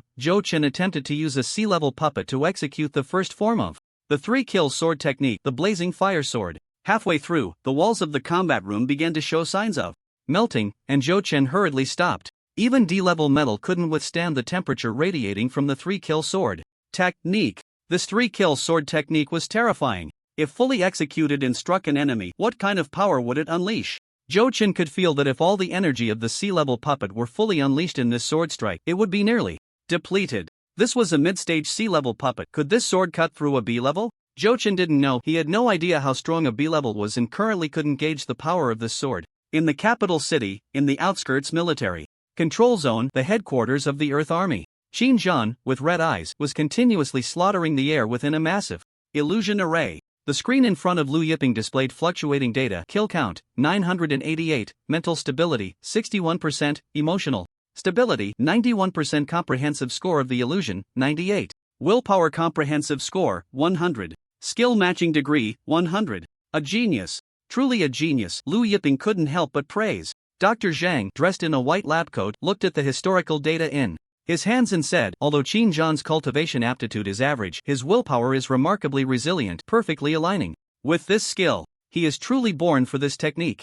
Lu Yiping nodded. I hope he can succeed, otherwise, we will have to give up on this technique. Chief Lu, an A-level technique represents a supreme being. This Dr. Zhang was somewhat reluctant. If Qin Zhan fails, will they have to give it up? A supreme powerhouse can influence a country's position globally. Lu Yiping shook his head. Too many people have died, and if he cannot master this technique, even if he becomes a supreme, it will be a disaster rather than a blessing. Beep beep beep. The screen displayed that Qin Zhan's kills had already surpassed 1,000.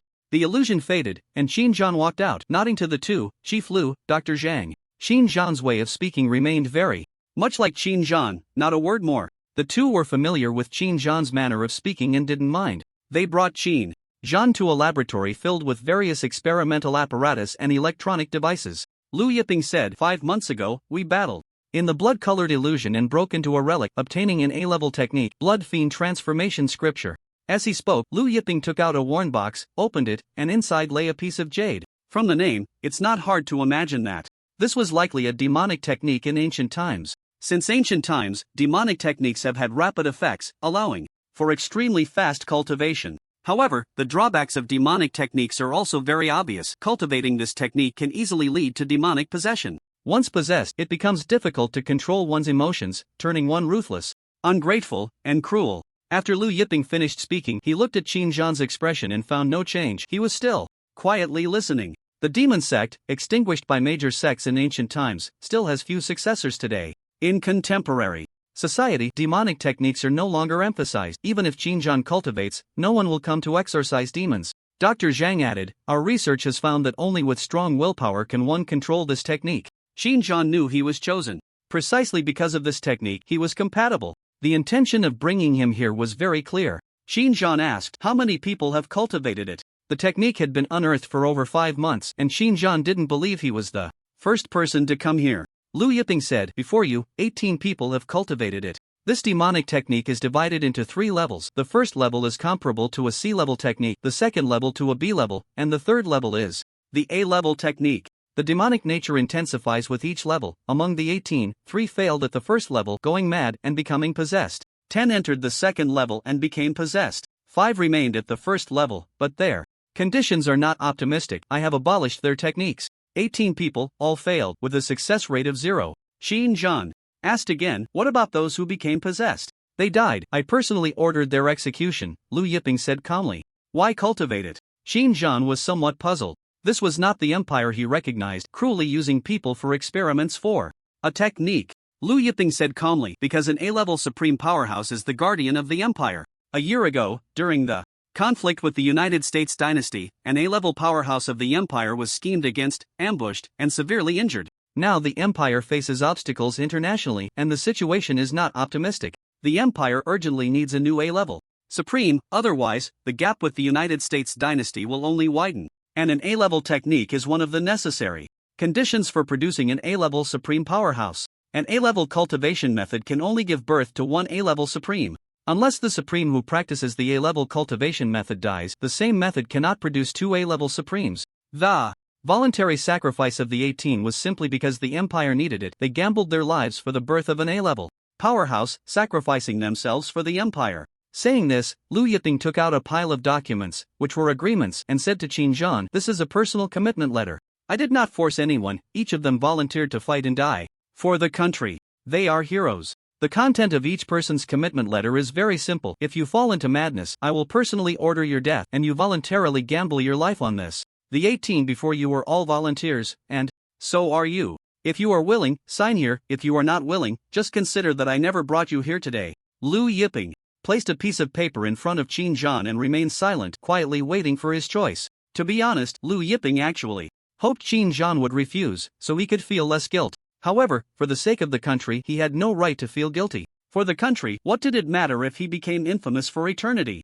Qin Zhan did not look at the agreements but stared intently into Lu Yiping's eyes and asked, is the international situation very bad? Very bad. Lu Yiping's tone remained flat. Qin Zhan didn't even glance at the agreements on the table. He picked up a pen and decisively signed his name. I am an orphan. This life was given by the country, and now it is time to repay it. Good. As expected of a good son of the Donghua Empire, Dr.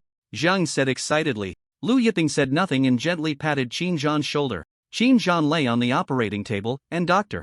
Zhang took out a vial of silver liquid. Later, you will read the cultivation method from the jade slip with your consciousness. Immerse yourself in it and begin your training. I will inject you with this energy concentrate. The cultivation of this method requires a large amount of energy, especially for the first entry, which requires an enormous amount of energy. This syringe of energy concentrate is equivalent to 20 pure energy stones. This is the last batch of resources applied for by Director Lu. You are the last person in this experiment. I wish you success, warrior. Xinjiang said nothing, holding the jade slip and closing his eyes. A trace of reluctance flashed in Lu Yiping's eyes as he walked out of the laboratory. He had lost too many excellent soldiers. He felt more heartache than anyone else for each soldier's death. But for the sake of the country, it had to be this way. May heaven bless our country. 3 days later, outside Kyoto, in an unknown mountain forest, a military control zone. The Enlightenment Academy was located within. Today, Zhao Yi, who ranked second on the Academy's battle list, began his challenge. Again, he had already challenged the first place 4 times this month. This was the 5th time, and the Academy's students were still highly interested. They could see that Zhao Yi was stronger, but due to an injury, he did not attend the finals of the Great Exchange competition, resulting in a lower ranking. Now, taking the initiative to challenge was very passive. The opponent chose the terrain, and he was limited by the geography, unable to reach the top of the battle list. The first place was Gulier from Class 11 of the Academy, a girl from a minority ethnic group in Meng Province. Gulier was a 6-star enlightener, capable of enlightening 6 items at E level. Her first enlightened item was a jade gourd. This jade gourd had the effect of energy balancing, allowing energy-rich beings to transfer energy to those with lower energy, keeping both at the same level. However, this could only be used on one's own people, as once the other party resisted, they could easily break free from the energy balances. Lock. At the beginning of the Academy's exchange competition, she was just a non-combatant, an assistant, so she could not participate. During the exchange competition, she enlightened her second item, an Athena figurine. After the transformation, the Athena figurine, when used, would cause a 3-meter-tall statue of Athena to hover in the air.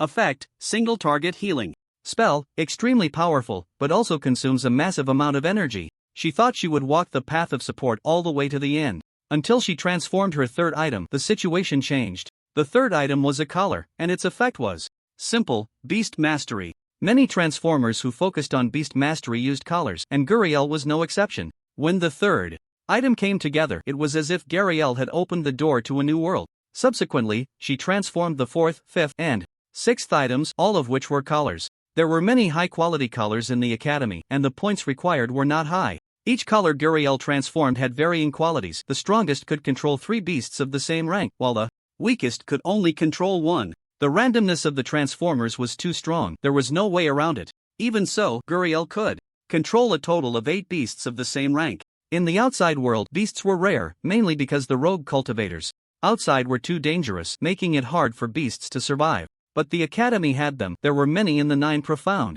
tower. Guriel exchanged points for 2 E-rank black bears, as black bears had the highest total energy among E-rank beasts. They could serve as power banks, 1 equivalent to 3. The black bears could also act as meat shields, killing 2 birds with 1 stone. For the other 6 beasts, Guriel chose flying beasts, 3 eagles, 1 sparrow, 1 vampire bat, and 1 butterfly, thus forming an aerial combat team. The statue of Athena hovered above, with 2 black bears standing in front of her, a classic Beauty and the Beast scenario. The 6 flying beasts launched an aerial assault. The energy was evenly balanced, connecting herself with all the beasts, while the black bear power banks ensured the flying beasts were well supplied with energy. The healer statue, Athena, made the beasts unafraid of injury. Since the battle began, no one could approach her. Guriel stood invincible. During Zhao Yi's recovery, Guriel easily climbed to the top, becoming the number 1 on the current battle leaderboard. Zhao Yi had fought her multiple times, and they were already quite familiar with each other. She used the old method to deal with him. I choose the Void Plum Blossom pile, Guriel said to the referee teacher.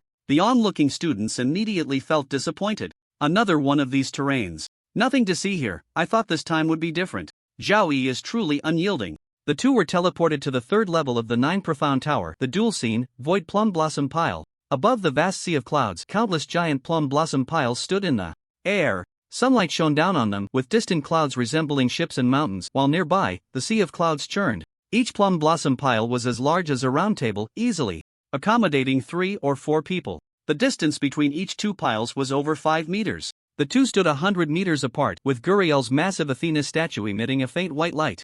Behind her, 8 beasts surrounded her, poised to strike. Zhao Yi held a long knife, gazing ahead. He was a 7-star transformer but had not found a satisfactory item, lacking the 7 items needed. Of course, poverty was the main reason. The second item was a pair of dark iron wrist guards, recently obtained through hard work on tasks. The effect of the dark iron wrist guards: they could condense energy into his hands, enhancing strength. These wrist guards not only concentrated Zhao Yi's own energy but also absorbed the energy drifting in the air. the stronger Zhao Yi became, the more powerful the energy condensed by the wrist guards, making them a high-quality item that could grow with their owner. Currently, using these wrist guards, he could enhance the power of his knife techniques by 50%. It was with the power of these wrist guards that he had previously defeated the second place. Duel begins. At the referee teacher's command, Zhao Yi dashed out, leaping over 3 plum blossom piles in succession. Guriel's flying beasts quickly charged forward, with 2 large black bears blocking in front of Guriel to prevent any accidents. The E-level sparrow was the fastest, leading the charge, its shadow darting like lightning, aiming for Zhao Yi's eyes. Gulier smiled brightly and said, "Zhao Yi, you've lost 4 times in a row, yet you still won't give up. If it weren't for the exchange match being held too early, who knows who would be the top of the academy." Zhao Yi drew his knife, the blade like a thunderbolt, exuding an overwhelming aura. A mere sparrow dared not clash head-on and dodged the blade's edge. Zhao Yi changed his move, slapping the blade horizontally. Bang! The sparrow was sent flying like a ping-pong ball, blood splattering into the air. Zhao Yi pointed his knife at Gulier. You dare to compare yourself to the 4th? Arrogant.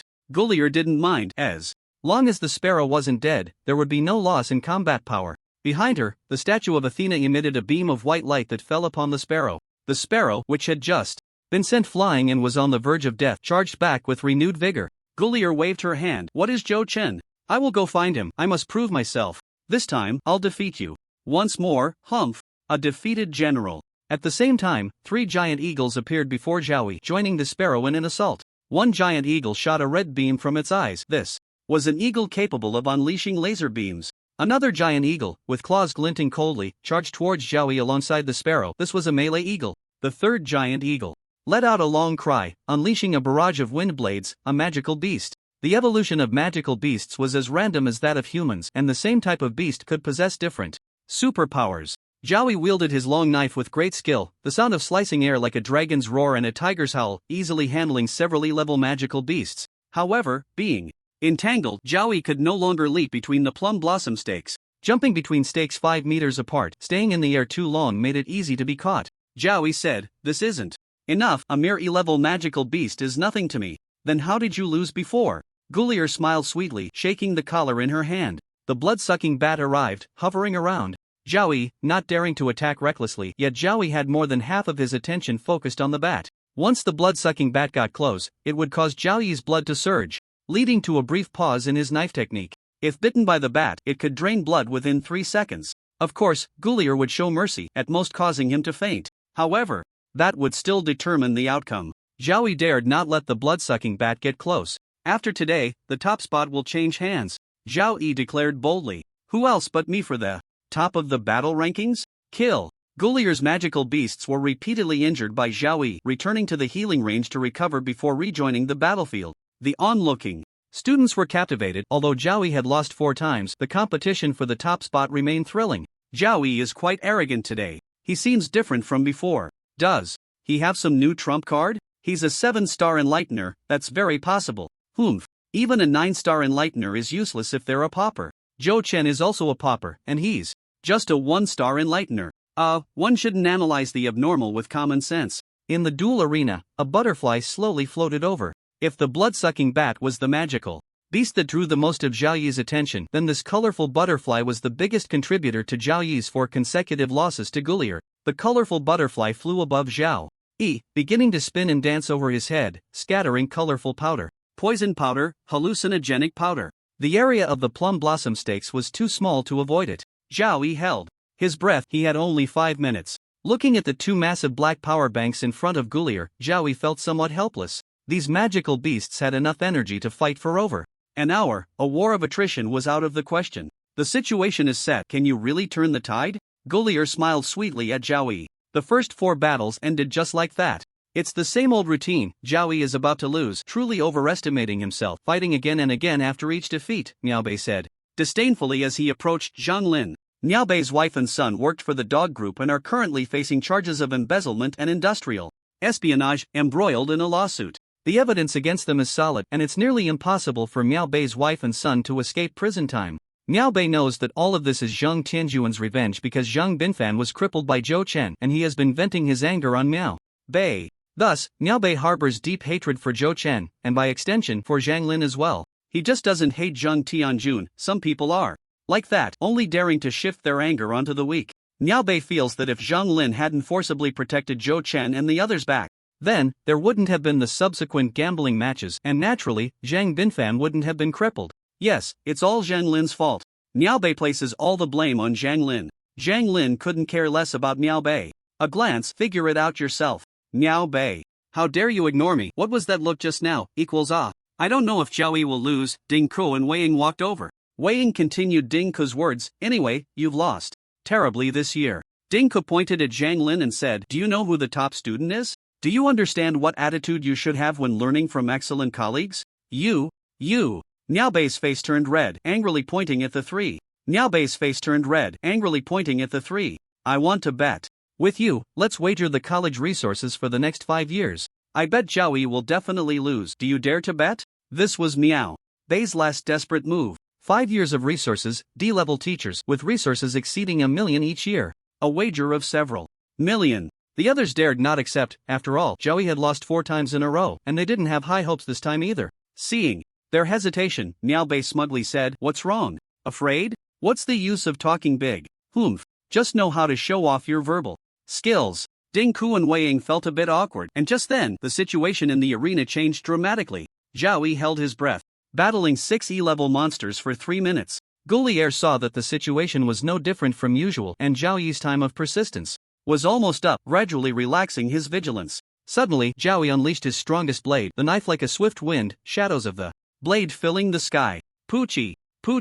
The giant eagle and sparrow were instantly gravely injured. It was the same old routine. Goulier slowly recalled the giant eagle and sparrow to prepare for treatment. At that moment, a longbow appeared in Zhao Yi's hand. The longbow emerged falling. Star technique. 100 steps to hit the target, arrows never miss. Energy arrows sliced through the air, and everyone saw 2 streaks of ghostly light flash by. The sparrow and giant eagle were struck by arrows and fell through the clouds. At the same time, Zhao Yi shot out a dozen arrows in quick succession, bringing down the butterfly and 2 other giant eagles as well. Only the blood-sucking bat remained beside Zhao Yi. Blood-sucking bat? Winky face. What happened? How did I end up alone? Sea-level technique. Falling star technique enhances eyesight. For arrow accuracy, a special breathing technique allows for rapid firing and also increases arrow speed. A technique tailored for sharpshooters. Goulier hurriedly recalled the blood-sucking bat. Zhao Yi jumped over several plum blossom stakes, easily arriving in front of Goulier. No, in front of the 2 power banks. This was Guter's last resort, the blood-sucking bat wandering outside. The 2 power banks rushed up with loud cries, and Zhao Yi swept his long knife, sending the power banks tumbling down from the clouds. Blood-sucking bat 3, a master, admit defeat. Flap flap. The blood-sucking bat flapped its wings and flew down from the clouds. Zhao Yi pointed his knife at Goulier. With someone like you, our 4th brother could crush you with just 1 finger. Still the first in the grade? It just means they left the academy early. When the tiger is away, the monkeys take the throne. Goulier had originally planned to concede, but upon hearing Zhao Yi's taunts, she couldn't hold back her anger. Zhao Yi, you're going too far. Ah! Goulier charged forward with her fist raised. Zhao Yi swung his long knife horizontally, as if swatting a sparrow, and struck Goulier's face with a single blow. Goulier fell from the clouds, blood streaming from her nose, her expression one of disbelief. Was he really that ruthless? And he hit her in the face. Hitting a girl's face, straight man. The referee teacher promptly teleported the 2 away. Zhao Yi wins, the referee announced. Zhao Yi prepared to bask in the cheers, but only sparse applause echoed in the arena. The girls present looked at Zhao Yi with strange expressions. Straight man, go die. Zhao Yi, _. In the distance, Niao Bei, Wei Ying and Ding Ke followed closely behind Niao Bei. Beep, nagging. Mocking blow. Taunting crit. Humiliation kill. In Jin City, at the cafeteria on the 1st floor of the Central Bureau, Gao Jie approached the 4 female colleagues with a tray, sneakingly asking, ladies, are you interested in a dual sword fusion with me? TCH, it's you again, you pervert. I have a boyfriend. Get lost. Gao Jie gently removed the banana peel covering his face. Old 4 said just find a girl. Why? Was it so difficult? Zhou Chen certainly wouldn't suggest he look for a guy for the dual sword fusion, but Gao Jie's way of finding someone was a bit silly. As Gao Jie walked through the cafeteria, people around him pointed and whispered. In the Central Bureau of Jin City, the Thunderfire team had few female superpowered individuals, and in recent days, Gao Jie had asked nearly all of them, making him notorious for being a pervert. The staff in other ordinary departments of the Central Bureau had no idea what Gao Jie was up to. They only knew he was sneaking around every day and was called a pervert by many female colleagues, even getting a Lunch tray slapped in his face. After finishing his meal, Gao Jia had just entered the restroom when a scruffy man walked out of a stall, grabbed Gao Jia, and winked, saying, "Actually, I like your type. Have you considered men?" Gao Jia thought for a moment. Huh? After all, it was just for the dual sword technique. A guy wasn't out of the question. Old Four hadn't said a guy was off limits, just that it was better to find a girl. Just as Gao Jia was hesitating, the stall door next to him suddenly opened. A bespectacled man stepped out, looking at the two with disdain. "Perverts." Gao Jia. "What the heck?" Interrupted, the scruffy man didn't say much more, making a phone gesture as he left. "Think about it, we'll be in touch." Gao Jia nodded blankly. Okay." Finally, someone understood him. "B-level sword technique, here I come." The bespectacled man, having washed his hands, glared at Gao Jia and said, "You're simply tarnishing our Thunderfire's reputation. I'm going to report you to the captain." Gao Jia. "What the hell tarnishing? What did I do? Why are so many people being so unreasonable lately?" In the afternoon, Gao Jia was called to the office. The captain of the Thunderfire team, Lei Xiaohu, was rubbing his head and frowning as he said, "Gao Jia, you're only 18, are you that mature already? Harassing female colleagues. Do you know this is against the rules?" With a headache, Gao Jia was recruited from the Enlightenment Academy by the higher-ups. Firing him would require a report to the top. The three major research institutes of the Empire's subordinate academies are all directly under the official authority, the cradle of the Empire's official superpowered individuals, producing superpowered individuals with solid backgrounds. In ancient times, this was called coming from a prestigious and righteous lineage. Gao Jia didn't quite understand Lei Xiaohu's words and said bluntly, "What's wrong? Is it not okay to find someone for a dual sword fusion? Is there a rule against me practicing martial arts?" Lei Xiaohu, is it really that arrogant? Now the superpowered individuals from the academy are so arrogant. I also came from the academy, how come I wasn't this bold back then? Gao Jia. Lei Xiaohu raised his voice, "You harass female comrades, yet refuse to repent and dare to entangle yourself with nonsense and sophistry. I called you here this time to give you a chance, but if you maintain this attitude, I will have no choice but to expel you and send you back to the academy." Return? This can still be returned. Gao Jia felt a bit flustered, then, "Fine, I won't look for female comrades to form a dual sword technique anymore, just arrange a male for me." Lei Xiaohu felt like he could die. What is this? Women can't be harassed but men can? What kind of thinking is this? What kind of logic? Lei Xiaohu sighed and said, "How about you switch departments? How about going to the supervision police station? There are fewer people there." Fewer people, easier to manage, everyone is under watch. Who would dare to act recklessly? Great, I want to go to the supervision police station in Hang City. Lao Si is there, and we will have the same sword technique. The dual sword technique will have B-level power. Captain, when will you arrange it for me? Gao Jia immediately agreed. He shouldn't have chosen the Central Bureau in the first place, being pelted with vegetable leaves and fruit peels every day. There's something wrong with the people here. Good. Lei Xiaohu breathed a sigh of relief, picked up the phone to make arrangements, but stopped halfway through dialing the number. Something seemed off, and after a moment of daze, Lei Xiaohu turned to Gao Jia and asked, "Wait, what did you just say? What sword technique? What B-level?" Gao Jia ignored his question and bluntly said, "I want to go to the supervision police station. Not happy, working here is not enjoyable at all. I want to fire the boss." Lei Xiaohu hurriedly brought over a chair. Comrade Gao Jia, sit. It's my fault for not understanding the situation clearly. That dual sword, whatever it is, can you introduce it to me? I want to go to the supervision police station. Lei Xiaohu, I'll have you train with female comrades. No. For 10 consecutive days, Poison Dragon Biao had not made any moves, still staying in one place without moving. It seemed he was very confident, waiting for the supervision police station to take the bait. Zhou Chen was very patient. These days he had clearly tracked Poison Dragon Biao's movements through visual and auditory sharing. Even his eating, drinking, and other activities were clear as day. Poison Dragon Biao's trump card was that D-level superpowered individual, Speedy, whose combat power was almost zero. The Speedy ability only awakened the ability to run fast, and being promoted to D-level was already quite rare. This was a superpower with very little potential, but it was just right for escaping. A D-level Speedy, that speed was unmatched at the same level. To catch Poison Dragon Biao, one must first deal with that Speedy. However, with Poison Dragon Biao's lineup, he definitely wouldn't dare to wait so confidently. There must be other trump cards. In the past 10 days, Poison Dragon Biao contacted the same mysterious man 3 times, and all actions were arranged by the other party. If no other information could be uncovered in a few more days, then it would be just the right time to strike. Zhou Chen sat in the energy room, diligently practicing. Beep, the phone rang. It was the slow-moving courier app. Someone had sent Zhou Chen an email, An email from the Supervision Police Department in the capital. Zhou Chen opened it to take a look. Comrade Zhou Chen, hello. It was an inquiry letter regarding the submission of martial arts techniques to the organization. The gist was to ask Zhou Chen if he was willing to submit his sword technique to the Empire, and the official Empire was willing to offer a reward of 500 pure energy stones. Zhou Chen was stunned. 500 pure energy stones, each worth 150,000, that's 75 million. D-level martial arts techniques are roughly valued at around 500,000, C-level 10 times that of D-level techniques.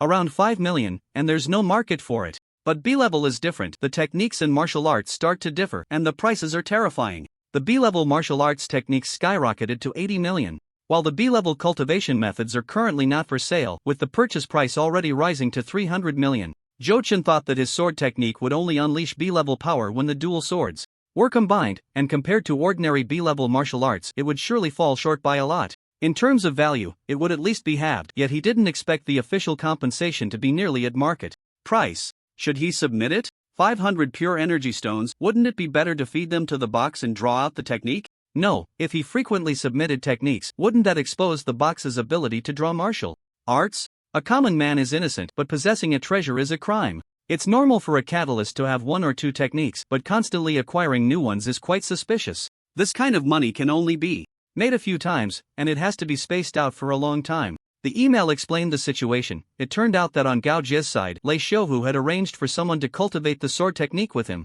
After a few days, the two had barely grasped the basics, but their power still amazed Lei Xiaohu. The tricky angles of the dual swords and the energy interweaving, the synchronized amplitude of their might. Gao Jia and another superpowered individual combined their efforts, and the two E-levels, with their dual swords, made a D-level body cultivator cry out in surrender. Lei Xiaohu was envious, but since it was Zhou Chen's sword technique, he had to report it honestly. This is the benefit of an official organization. Everything must follow the rules. What belongs to Zhou Chen is Zhou Chen's, and Lei Xiaohu wouldn't dare to pocket it, nor has he ever had that thought. If it were a private superpowered organization, this sword technique would have been snatched away long ago. So should he submit it or not? Zhou Chen hesitated. Whatever, let's draw cards first. What if he draws other martial arts? He could just discard this sword technique. If it weren't for the fact that the 3-kill sword technique couldn't be used as a regular method, Zhou Chen would have definitely submitted. The Jade Maiden sword technique.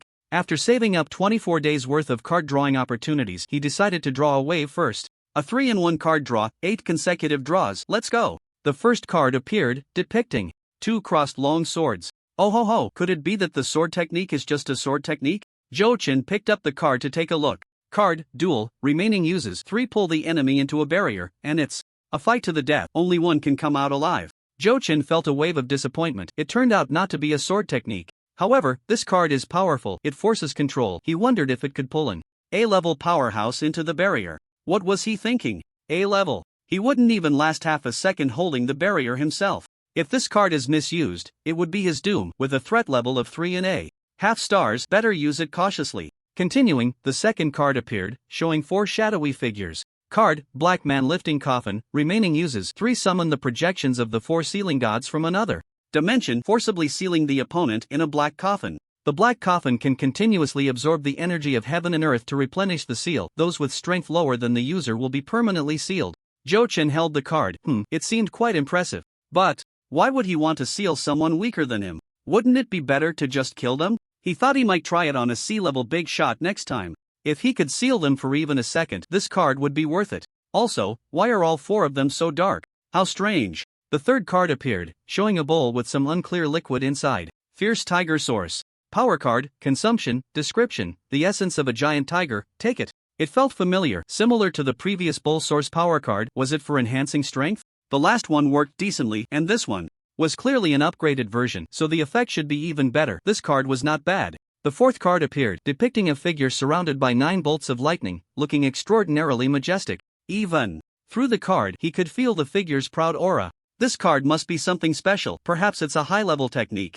Zhou Chen eagerly picked up the card. Card, core recipe for the Thundercloud 9 Profound. Sacred Body, essential recipe for cultivating the Thundercloud 9 Profound Sacred Body. The non-cultivation method can also use the prescription alone, but its effectiveness can only reach 1/3. Zhou Chen. This, if you give the prescription, doesn't that mean you're giving the cultivation method too? What's the difference between you and a eunuch? This card is indeed related to the cultivation method, but sigh. No need to think too much, thinking too much only brings tears. The fifth card, come on, give me some holy body cultivation method. A tablecloth appeared on the card. Another new card, the card summoned from the void, gourmet food, consumption what's needed? Just eat, that's it, share it with your friends. Joe Chun. This is the most arrogant description of a card I've ever seen, and its effect is quite pathetic. Do I look like someone who can't afford a meal? Or do you think my friends can't afford a meal? Joe Chen angrily threw the card. This is a non-lucky card from the 3-in-1 series, identification complete. The sixth card, another void. Summon, gourmet food. Joe Chen, confused face?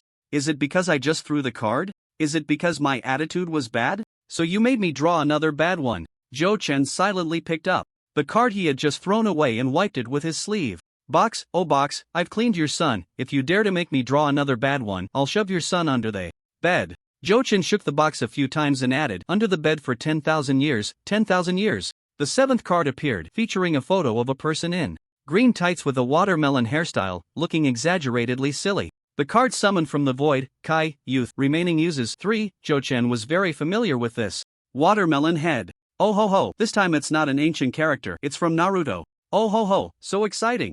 Kai, one of Joe Chen's favorite characters when watching the anime. In his youth, Kai could probably open a few gates of the 8 gates. Joe Chen was very satisfied. So far, all the cards summoned today have been consumption cards, isn't there a permanent card? Also, where's my Thundercloud 9 Profound Holy Body? Joe Chen shook the box frantically. Box? Spit out 8th card, appear, my awesome holy body.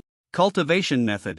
Joe Chen shouted, and a card appeared in the box. Martial arts card, heart seizing 9 steps, learn it in 1 second. Another martial arts card, a big win. Not sure what level it is. Although it's not the Thundercloud 9 Profound Holy Body, Joe Chen was still very satisfied. Joe Chen couldn't wait and used the martial arts card first. Profound information flowed into Joe Chen's mind. Sea-level body technique, heart seizing 9 steps, each step is heart-stopping. Each step can stack momentum, intimidating the opponent, with each step stronger than the last, momentum stacking step by step. 9 steps taken, I am invincible. Sea-level body technique, quite impressive.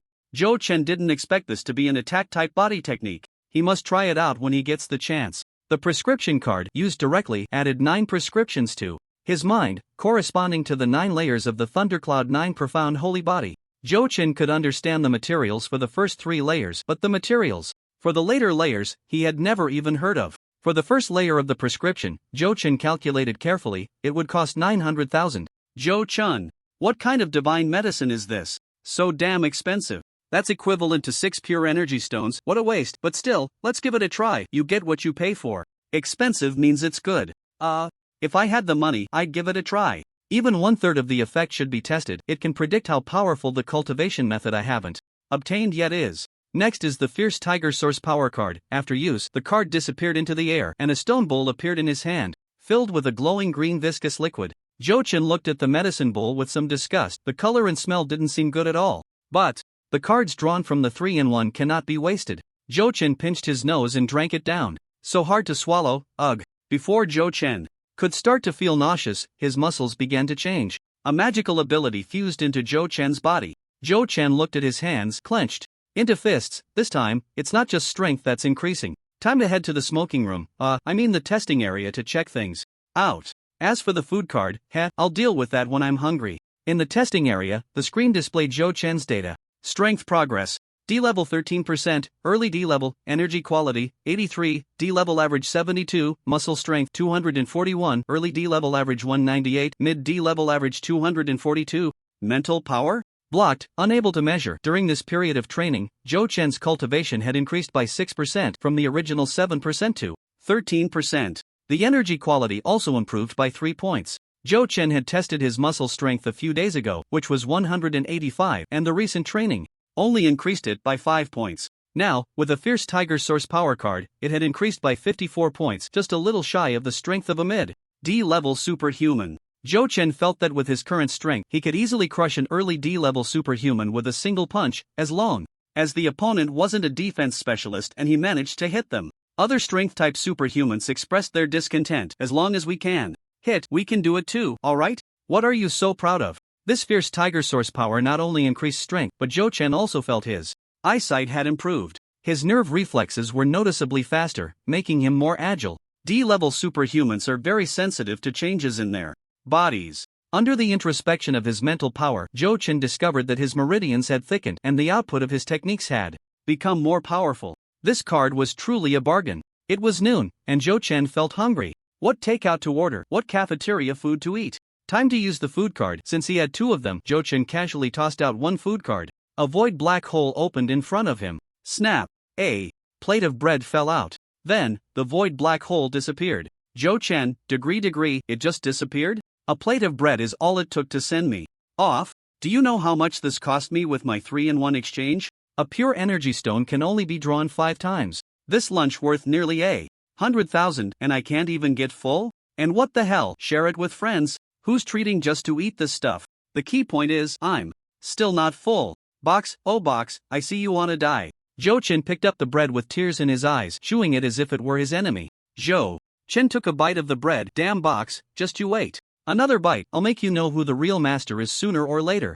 Zhou Chen bit down hard again, almost unable to hold back his tears. My 100,000, mine, After finishing the bread, Zhou Chen felt his energy increase, equivalent to 1/10 of a pure energy stone. But the absorption speed of this energy was much faster than that of a pure energy stone. There were 4 more pieces of bread here. Oh ho ho, jackpot. Zhou Chen immediately stashed away the other 4 pieces of bread. Food that can restore energy during battle. This bread is top-notch. Meng Meng, have a piece, and keep casting Fire Blast. Kong Yun, have a piece, and your golden body can't be broken. Lu Lai, have a piece, and perform the dragon dance on the steel pipe. Yuan Hua, have a piece, seems like it's not very useful. I knew it, the box's products are always top quality. Box, oh box, I take back what I just said. No, I never insulted you, I won't admit it. Box. Zhou Chen took out another food card and decided to use it as well. Don't ask me what to do if the food goes bad after sitting for too long. With such a magical effect, I'd eat it even if it's spoiled. The pitch-black void door opened and closed again. 5 small chicken legs appeared, each only a third the size of Zhou Chen's fist. Zhou Chen looked at the mini chicken leg and had reason to doubt whether this food card would actually fill anyone up. He decided to eat one chicken leg first to test its effects. As soon as he swallowed the chicken leg, Zhou Chen felt a change in his muscles. His skin had become tougher and rougher. Could it revert back? Oh ding. Obtained the rough skin and thick flesh buff. His defense had increased, but this skin, no one would want it. He probably wouldn't have a girlfriend in the future. Looking at his skin, which resembled a cement floor, Zhou Chen felt like crying without tears. From now on, it would be called the rough skin and thick flesh chicken leg. Fortunately, after 15 minutes, the food effect wore off and everything returned to normal. Otherwise, Zhou Chen had even prepared an axe for that poor box. Overall, this food card was quite good, judging by the effects of the 2 cards so far. It should summon 5 servings of food with various functions, including status boosts and energy replenishment. Whether he could summon something to heal injuries or restore mental energy would require further attempts to find out. In this round of 8 consecutive draws, he didn't get any sword techniques or any martial arts. Should he hand over the Jade Maiden sword technique? Since he had given it to Gao Jia, Zhou Chen didn't think to hide it. It wasn't his trump card. Zhou Chen took stock of his trump cards. The first was the Earth Escape card, consumable, which allowed for 100-kilometer teleportation, useful for escaping. The Flying card, consumable, could allow him to fly for an hour, also useful for escaping. The Heavenly Lock chain, consumable, could forcibly lock someone for 3 seconds, even if they were at a higher realm, in conjunction with the 3-day cooldown skill card Frostfire Extinguishing Divine Arrow. This was a lethal combination. Even against a B-level powerhouse, it could be worth a try. As for the black man carrying the coffin, its effect was unclear. He would only know after trying it. Finally, the strongest trump card, Hider, was definitely a powerhouse, but Zhou Chen didn't know how strong. However, he knew that Hider was very costly. He still owed him a pure energy stone. Poor, he was really poor. Since the Jade Maiden sword technique wasn't a trump card, he might as well hand it over.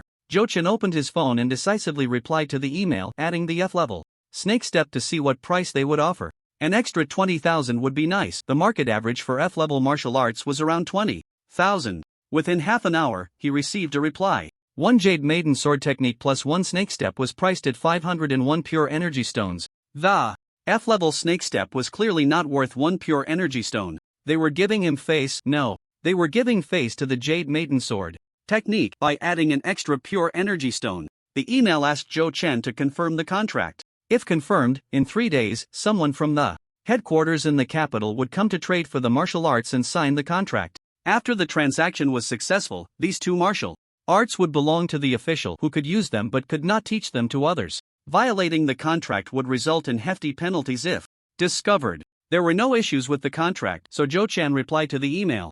The sword technique was sold, and in 3 days, he would become a millionaire. Alright, everything was ready. He could start reeling in the net on the poison dragon Biao side. Zhou Chen prepared to set off. Beep. His phone rang again. Zhou Chen took out his phone and saw it was a message from Tianquan. It seemed he only had one friend on there. Mu Jingxue sent a message. Zhou Chen, are you free tonight? After so many days, she hadn't seen Zhou Chen contact her. Mu Jingxue initially felt a bit hopeful, then a bit angry, and finally couldn't hold back anymore. Had this guy forgotten about her? Today was the weekend. The police station was probably closed too. Humph. She would invite him out for dinner. If she took the initiative to invite him, he wouldn't refuse, right? When Zhou Chen saw this message, he thought it was quite unfortunate. If she had asked yesterday, he would have had time. He didn't know what she wanted from him. But today was not possible. Everyone was getting ready to catch the poison dragon Biao, and it was throwing off their emotions. Zhou Chen replied, no time, I have to catch someone. Are you in a hurry? Mu Jingxue. Alright, it's nothing, just asking. Mu Jingxue threw her phone onto the bed. Humph. Straight man. Her good mood was interrupted, and Zhou Chen put away his phone, rubbing his face. Alright, ready to go catch the poison dragon Biao. Beep beep, the phone rang again. Zhou Chen, turn it off, I'll check it and then turn it off. It was a headline news from the Slowpoke app, a major event in the superpower world. The eye-catching headline on the Slowpoke app read, latest research results from the Cultivation System Research Institute, space storage equipment, available in various styles, including rings, belts, watches, and phones. Space equipment. Impressive. Is it space folding technology or a time-space ability? It should be an ability. Zhou Chen firmly believed that discussing science in the superpower circle was a bit superstitious. The Enlightener could only store the enlightened items in the consciousness space, nothing else could be placed. If there was a space ring, wow, that would be really convenient. Zhou Chen immediately clicked on the headline, wanting to see how much this thing was worth. First, Zhou Chen saw a bunch of incomprehensible theoretical knowledge. It basically introduced that the item was created using space folding technology combined with time-space abilities plus the methods of a weapon refiner. It took 3 years to create a stable 1 cubic meter space equipment. Currently, it is not available for purchase, only official superpowers can apply for it. Free? The official superpower treatment is so good. Zhou Chen decisively called Lu Lai. No matter what, he had to apply for one. As soon as Lu Lai answered the phone, he directly asked, "You're calling about that space equipment, right?" "Yeah, how many quotas do we have in the Supervision Bureau?" "Get me one too," Zhou Chen said boldly. Last time, they had made a significant contribution in dealing with the poison dragon Biao gang. Applying for a space ring wasn't too much to ask. At worst, he could chip in some money to cover the cost. If he couldn't afford it, he could pay in installments from his salary. He. Lu Lai's slightly teasing laughter came through. "We only have one quota in our city, and Director Zhang and Director Bailey are currently fighting over it, actively reporting their work to secure this quota. 2 C-level big shots fighting over a piece of space equipment. And you, a D-level. Nobody want to join the fun?" Zhou Chen. "This has nothing to do with me. Why is my phone ringing?" His pre-capture mobilization for the poison dragon Biao was completely ruined. Since the phone was already out, he might as well check the news. Beep beep beep beep. More news popped up, seemingly competing with the news about the space equipment. The Regular Ability Research Institute and the Skywalker Military Research Institute jointly developed an aerial combat mech. The strongest mech can battle B-level powerhouses, requiring only 2 C-level pilots. The Regular Ability Research Institute and the Skywalker Military Research Institute jointly developed an aerial combat mech. The strongest mech can battle B-level powerhouses. The Unique Ability Research Institute and the 7 Great Families jointly developed a city energy fluctuation detector, capable of monitoring energy fluctuations within 10 kilometers, first installed in first-tier cities, and may be equipped nationwide in the future. This thing is impressive. It's practically a monitor for superpowers. If a city installs a dozen of these, every superpower in the city can be monitored whenever they use their abilities. Every superpower in the city will be closely monitored and managed. Independent cultivators are going to be in trouble. Luckily, he had aligned himself with the official side in advance. Just then, a wanted notice caught Zhou Chen's eye. Nationwide wanted, C-level. Enlightener Mo Fong for stealing a national Quad A-level museum tombstone, injuring multiple official superpowers before fleeing, blah blah blah, A. Reward of 5 pure energy stones for providing effective clues. Wow, what did this guy do to get a 750,000 bounty on him? Zhou Chen felt a bit Envious, but as a C-level boss, he was not someone he could provoke. Encountering him would only bring misfortune. I didn't realize I've been scrolling on my phone for an hour. Shut down. Playing on my phone will only slow down my training. Ahem. All set, let's go. Zhou Chen stood up, reorganizing his thoughts. Ding ding. Just as Zhou Chen was about to reach the door and turn off his phone, it rang again. Zhou Chen glanced at his phone in annoyance. Who could it be this time? If it's something unrelated to me again, I'm going to lose it. The slow-running courier. App news from the Supervision Police Bureau. On July 10, 2035, over 30 superpowered individuals in Hang City violated relevant regulations, colluding with a major drug lord. Zhou Chen clicked in, where it detailed the previous battle, which had successfully destroyed the drug lord's superpowered gang and killed illegal superpowered individuals. It boasted about the achievements of the city's Supervision Police Bureau's superpowered individuals. This was definitely a publicity stunt by the Supervision Police Bureau aimed at deterring petty criminals on one hand, and on the other, to promote the Bureau's positive image and strong capabilities, reversing the previous impression of incompetence. Externally, they were trying hard to cover up the truth, while internally, they were vigorously promoting their recent achievements. In no time, superpowered individuals in the city were looking on with interest. Was the Supervision Police Bureau really this powerful? With such a big incident, why didn't the Dark Sting get involved? Not long after the news was released, dozens of comments appeared below. Why weren't the Dark Sting members at the scene? I heard they arrived late and could only clean up. It said they really did clean up with water. It must have been a river of blood. Is the Supervision Police Bureau really this impressive? Didn't they say there were only 5 or 6 people? How could they possibly stand up to over 10 D-level experts working together? The Xiao City Supervision Police Bureau sent a congratulatory message. Congratulations on becoming famous in one battle. The Jin City Supervision Police Bureau sent a congratulatory message. Congratulations on making a name for yourself. XX sent a congratulatory message. Then, an announcement was pushed to the homepage, a recruitment notice from Lulai. The superpowered group of the Hang City Supervision Police Bureau is recruiting reserve members. Requirements: clean background, interview requires practical assessment, those who achieve merit can apply for permanent positions and enjoy the treatment of superpowered public servants in the Empire. Number of positions: several D-level, 5 E-level. The captain is really clever, he knows how to ride the wave of popularity. Zhou Chen gave a thumbs up to Lu Lai's intelligence. Sure. Enough. Below this recruitment information, several scattered superpowered individuals began to sign up. Previously, no one came, partly because the Supervision Police Bureau was weak, and partly because they were afraid of becoming cannon fodder. Now that the Supervision Police Bureau had gained some fame, some superpowered individuals who were interested in aligning with the official side and were not afraid of becoming cannon fodder wanted to try their luck. Soon, Lu Lai called, saying that the reward from the last battle had arrived, and Zhou Chen received 5 pure energy stones. The others each received 1 pure energy stone. Thanks to Zhou Chen's efforts in turning the tide during the last battle, his contribution was the greatest, so naturally, he received the most rewards. Sigh. I should go collect my reward first. The poison dragon Bia will have to wait a bit longer. Resources are scarce, there's no way around it. Collecting the reward is a priority. Zhou Chen drove towards Gaoshan village in the outskirts of the impoverished county, where the poison dragon Bia was located. Hider, I have pure energy stones now, Zhou Chen said happily while driving. Hider? What kind of tone is that? Having pure energy stones is such a big deal? Master. Hider reluctantly called out. You won't go back on your word, right? We agreed that I would help you and you would treat me as one of your own. Zhou Chen didn't bother with pleasantries and directly took out a pure energy stone, asking, how do I give this to you? I can't just shove it into my brain, can I? A black light flashed between Zhou Chen's eyebrows and the pure energy stone in his hand disappeared. In the sea of consciousness, Hider's voice echoed with a crunch sound. Are the snake fangs this good now? This pure energy stone seems to be as hard as a diamond. Zhou Chen produced another pure energy stone in his hand. I've given you what I promised, and as a comrade, I can give you one more. Before the black light could appear, Zhou Chen put the pure energy stone away again. Hider, confused face, what are you up to this time? Zhou Chen continued, as a comrade, shouldn't you sing a song for me? As a battle pet, one must have the awareness to please their master. Damn. This is too much, he's trying to make me showcase my talents in a roundabout way. Hider decisively refused. In your dreams. I, Hider, son of the serpent god, will never compromise. Son of the serpent god, never to yield. Zhou Chen exited the highway, passed through the county town, and finally drove onto a country road. The destination was almost reached when a raspy singing voice echoed in his mind. I have a little donkey, I never ride it. One day I felt like writing it. To the market, holding a little whip in my hand, feeling quite proud. The song was sung rather poorly, but Jochin was very happy. He swayed while driving. Let's sway together.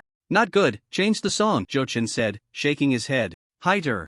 Why are you shaking your head if it's not good? Little boy, carrying that backpack into school, not afraid of the sun, nor the wild wind and rain. Change the song again. The stars light up, illuminating my home. Ah, you know quite a few children's songs. Hater, oh, I sold my soul for a pure energy stone. Jochin quickly paid the tip and another pure energy stone entered Hater's mouth. Crunch. Crunch. Before Hater could chew the pure energy stone, Jochin continued, this is a prepayment, you owe me a chance to strike. Sigma, this, wasn't it exchanged for a children's song? Hater was stunned. What a joke, what children's song can be exchanged for a pure energy stone? Jochin's tone was very mocking, very punchable. Hater, hashtag? Thank you, gone, very much, for Liang, that. Boss, Jochin is here. Poison Dragon Biao received a report from the lookout. Is he alone? Yes, just him. Since he left the city, he has come alone. I should leave. Poison Dragon. Biao began to pack his things. This guy finally came, staying in this remote place for over half a month. He hadn't eaten well or slept well, and at night he had to feed the mosquitoes. Poison Dragon Biao had never suffered like this in his life. At that moment, his phone suddenly rang, and Poison Dragon Biao answered to report the situation. A cold male voice came from the phone. You want to leave? No way, you must wait for Jochin to appear. Don't worry, this time the preparations are thorough, he will undoubtedly die. Poison Dragon Biao was somewhat annoyed. What if he doesn't die? I have no grievances or grudges against him, why provoke him? The last violent explosion was still fresh in Poison Dragon Biao's memory. Later, he heard that those people were all wiped out by Jochin, and before they died, they even. This is definitely a wolf's den, not to be provoked. The other party ignored Poison Dragon Biao's dissatisfaction and continued. This time, the young master will come, it will definitely be foolproof. Hearing this, Poison Dragon Biao calmed down. The other party dared to come personally, indicating they had complete confidence. His life surely isn't worth more than his. If he dares to come, what should I be afraid of? Jochin saw everything that Poison Dragon Biao was doing. It seems the other side has a trump card, otherwise, how would a mere 3D class superpowers dare to come personally? Is it Zhang Binfan or another young master from the Zhang family? What gave him such confidence to say that Jochin is undoubtedly doomed? Jochin stopped the car and walked along the mountain path, slowly heading towards the dilapidated house on the hill. This is where Zhang Fengkai instructed them to find the Poison Dragon Biao, and he hasn't changed locations in these days. In a jungle on the way up the mountain, 8 superpowered individuals lay in ambush. In less than a month, Poison Dragon Biao had gathered a lineup of 3 D-level and 5 E-level superpowered individuals. This does not include the D-level speedster who has been by his side. Brother Feng, that kid has arrived. An E-level member on lookout rushed over. Since Jochin left the city, they had received the news and had been lying in wait here. Brother Feng responded with a faint picking up the binoculars to check Jochin's position with some impatience. Having waited here for so long, Brother Feng had already lost his patience. He wanted to torture the target to death when he came up. Brother Feng raised the binoculars and focused his gaze. Holy crap! Brother Feng was so shocked that he almost dropped the binoculars. It's this kid. His nephew only said he wanted to go fishing but didn't mention who he was going to catch. If he had known it was him, he wouldn't have come. What a nephew who digs a pit for his uncle. Brother Feng was the magician who had surrounded Jochin and the others last time. After escaping, he was invited back by Poison Dragon Biao, who happened to be his distant cousin. The scene from that last battle, with arrows raining down, was still fresh in his memory. His appetite had shrunk this month. Seeing Brother Feng so surprised, the others quickly asked, Brother Feng, do you know him? Brother Feng silently picked up the binoculars and replied flatly, I knew him before, we have some past grievances. That's perfect. Let's take this opportunity to deal with him. An eye for an eye, a grudge for a grudge. Brother Feng, we'll avenge you. The companions nearby chimed in. Magicians are a rare profession in the country. A few kind words can earn goodwill, so why not take advantage of it? Brother Feng rolled his eyes internally. Avenging him? This kid definitely has an extraordinary background. Who knows if he still has that technique of shooting arrows in the sky? He firmly believed that Jochin's volley of arrows was a gift from his family elders. How could a D-level superpowered individual have such a technique? The second generation. Rich, no, the second generation superpowered individuals are the most detestable. Alright, Iron Man, you go first and take him head on. Xiao, you take the others and surround him from all sides to buy time. I'll cast a spell to take him out in one hit. Brother Feng directed while internally mocking. Although everyone had come up with temporary nicknames, they could at least be a bit more reliable. What are these non-mainstream names? You awaken your power and call yourself Iron Man? Why not call yourself Iron Straight Man? You seem pretty straight to me. And you can summon and call yourself Joshua. Are you going to summon a ball? Okay, we'll do it as Brother Fong says. Iron Man nodded. As a team tank balancing defense and strength, Iron Man was always the one charging into battle, so there was no room for doubt. The summoner named Chocho had 5 E-level superpowered individuals lying in ambush around. Turning around, he asked in confusion, Brother Fong, what are you doing standing on the edge of the cliff? The magician was far away from everyone. It was understandable that the magician stood far off, but why was he standing on the edge of the cliff? Brother Fong looked down the mountain. There was a rushing river below, and across the river was a field of wheat. With a serious expression, Brother Fong slowly said, This is the only breakthrough point. I'm worried he might break through from here. Look, below is a river. If he jumps into the river, he can escape. This is his only chance, and I must cut off his only path to survival. Brother Fong is brilliant. Brother Fong is talented. He even thought of this. Meticulous thinking. Brother Fong, we are ashamed in comparison. The others were impressed by Brother Feng's attention to detail. Brother Fong rolled his eyes inwardly. Should I tell you that I'm standing here because the slow fall technique is instantaneous?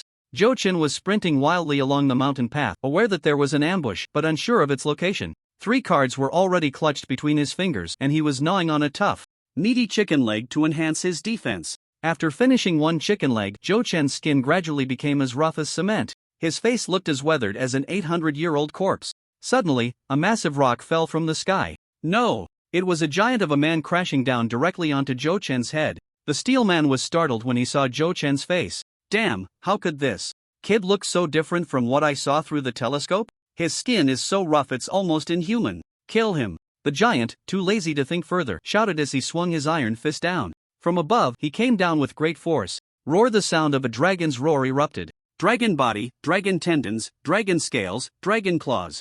Zhou Chen's muscles bulged, his strength surged, his body clad in dragon scales and his hands transformed into giant claws. He executed the finger of pulse cutting, pointing a finger out. With the power to shatter stone and split the air, it collided with the iron fist above. Bang! Ouch! The steel man flew back at the same speed he had come, his head buried in the ground, limbs flailing. Ah, help! Quick, someone help! Several E-level superhumans rushed over to assist, pulling him out. The steel man, a mid-level D-class strength superhuman, had physical power greater than Zhou Chen's, but with a few dragon transformation cards, Zhou Chen's half-dragon form elevated his strength to a level comparable to the peak of mid-level D-class. The finger of pulse cutting, empowered by the formidable might of a C-class technique, sent the steel man flying dozens of meters. Zhou Chen shouted, I am Zhou Chen, a junior detective from the Supervision Bureau. Your actions violate Articles 7, 13, and 25 of the Superhuman Management Regulations. Surrender now, and you will have the chance for leniency. At Zhou Chen's shout, several superhumans began to hesitate. They had initially thought they were just dealing with a rogue cultivator, that the poison dragon Biao intended to blackmail him. Who would have thought the target was someone from the Supervision Bureau, a force not to be trifled with? Since ancient times, heroes have violated prohibitions with martial prowess, but they would not dare to casually kill officials of the court. This has been a taboo for every dynasty. But this corpse-like figure before them, is he really a detective from the Supervision Bureau? He looks more like a villain than we do. The group surrounding Zhou Chen felt they were ridding the world of evil. Kill him, and no one will know. Otherwise, you will all face punishment from the Supervision Bureau. The one called Xiao shouted, and a 3-meter-tall humanoid creature appeared before Zhou Chen. Just a little detective. My dad is Su. No, not him. A set of armor floated in the air, filled with blue gas, with a bulb-like light at the head, possibly its eyes. The Voidwalker, a summoned creature from the demon realm, with mid-level D-class strength. Humph. A bunch of clowns, you're just asking for it. Zhou Chen, with claws imbued with the might of the dragon, struck at the void walker, concealing the power of the finger of pulse cutting. Bang! Bang! Bang! The Voidwalker was no match for Zhou Chen. As soon as it appeared, it was struck back, its armor retreating, its body exploding with blue gas. Kill.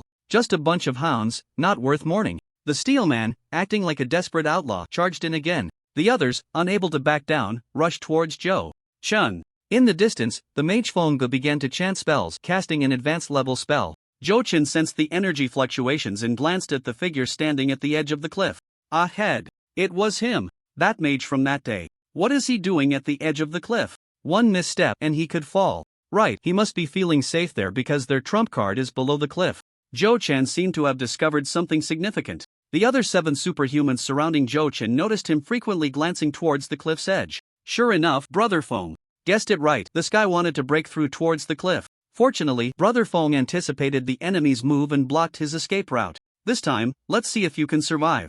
Humph. Surrender, and I might spare your life, Zhou Chen said to the Iron Man. Through his exchanges with the Iron Man, Zhou Chen roughly guessed his identity. This was the D-class power type. Superhuman, Wang Gangdan, who had committed crimes in the neighboring province and was on the run, wanted by the authorities. If he remained obstinate, Zhou Chen decided he would strike hard. As several people surrounded Zhou Chen, he focused on beating the Iron Man and the Voidwalker, completely ignoring the surrounding E-class weaklings. With tough skin and a body covered in dragon scales, Zhou Chen could now disregard any attacks from E-class superhumans. 5 E-class superhumans, using all their means, could only create a few sparks on Zhou Chen's dragon scales. They simply couldn't break through his defenses. After a hard-fought attack on a patch of dragon scales, they finally broke through one, revealing rough, cement-colored skin underneath. That defense was only slightly weaker than the dragon scales, truly despairing. Wang Gangdan was beaten by Zhou Chen until his blood surged, his face flushed, and he stubbornly retorted, with such strength, you dare to ask me to surrender?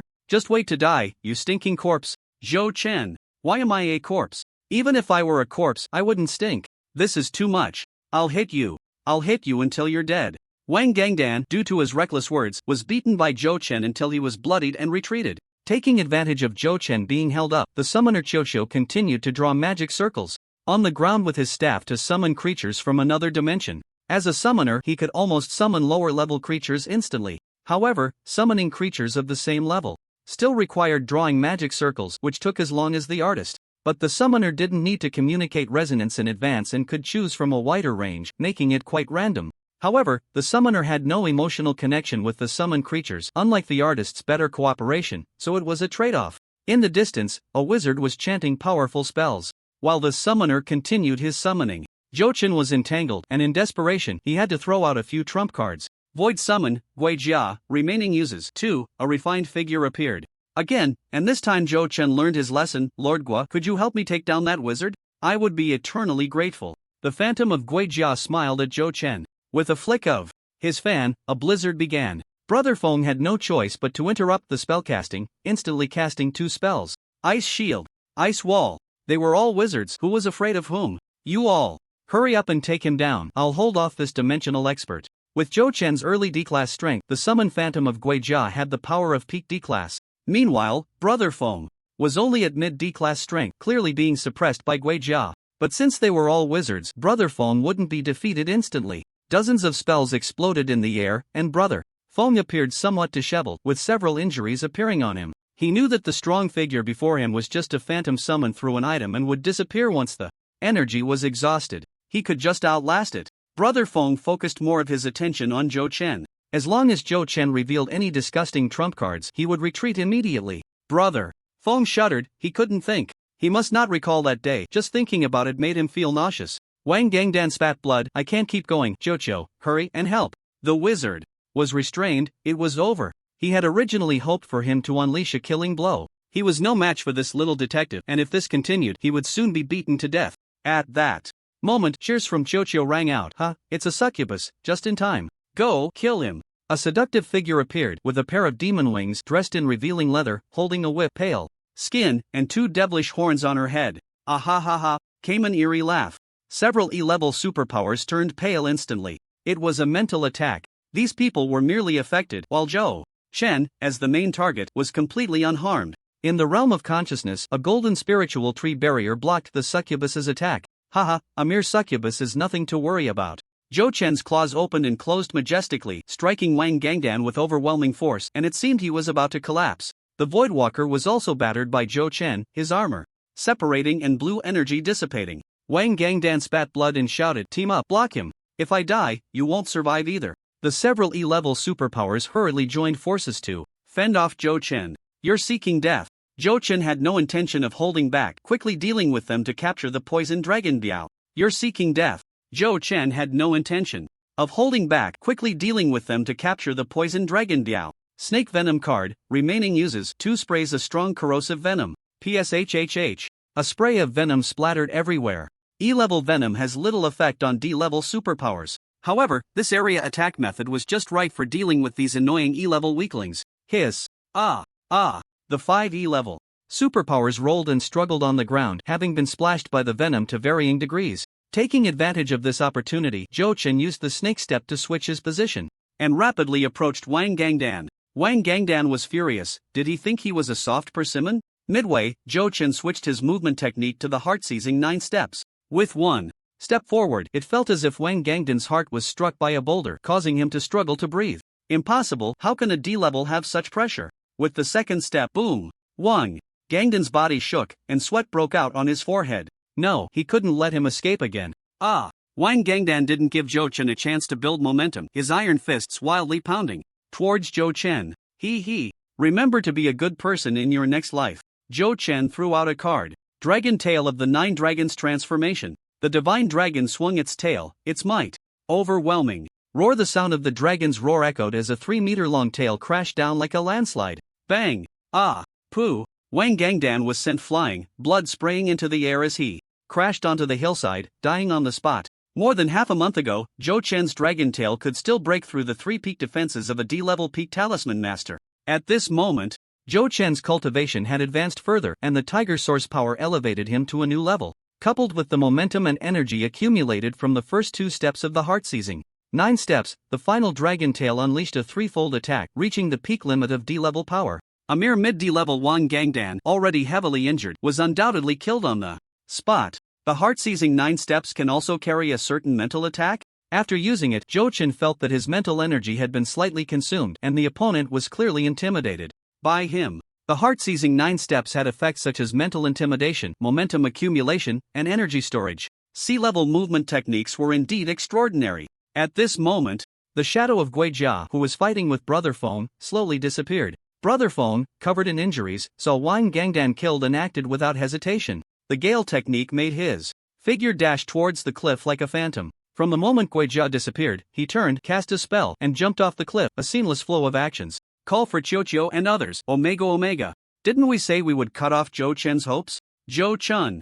Didn't we say there was a trump card below the cliff? Brother Feng didn't care what they thought. In midair, he released a slow fall spell, his figure slowly drifting away. In the air, Brother Feng took out his phone and sent a text to Poison Dragon Biao. Snake skin brat, I'll sever ties with your father when I get back, so don't call me uncle anymore. Sigma, surprise face. Poison Dragon Biao was left dumbfounded in the cabin on the mountaintop.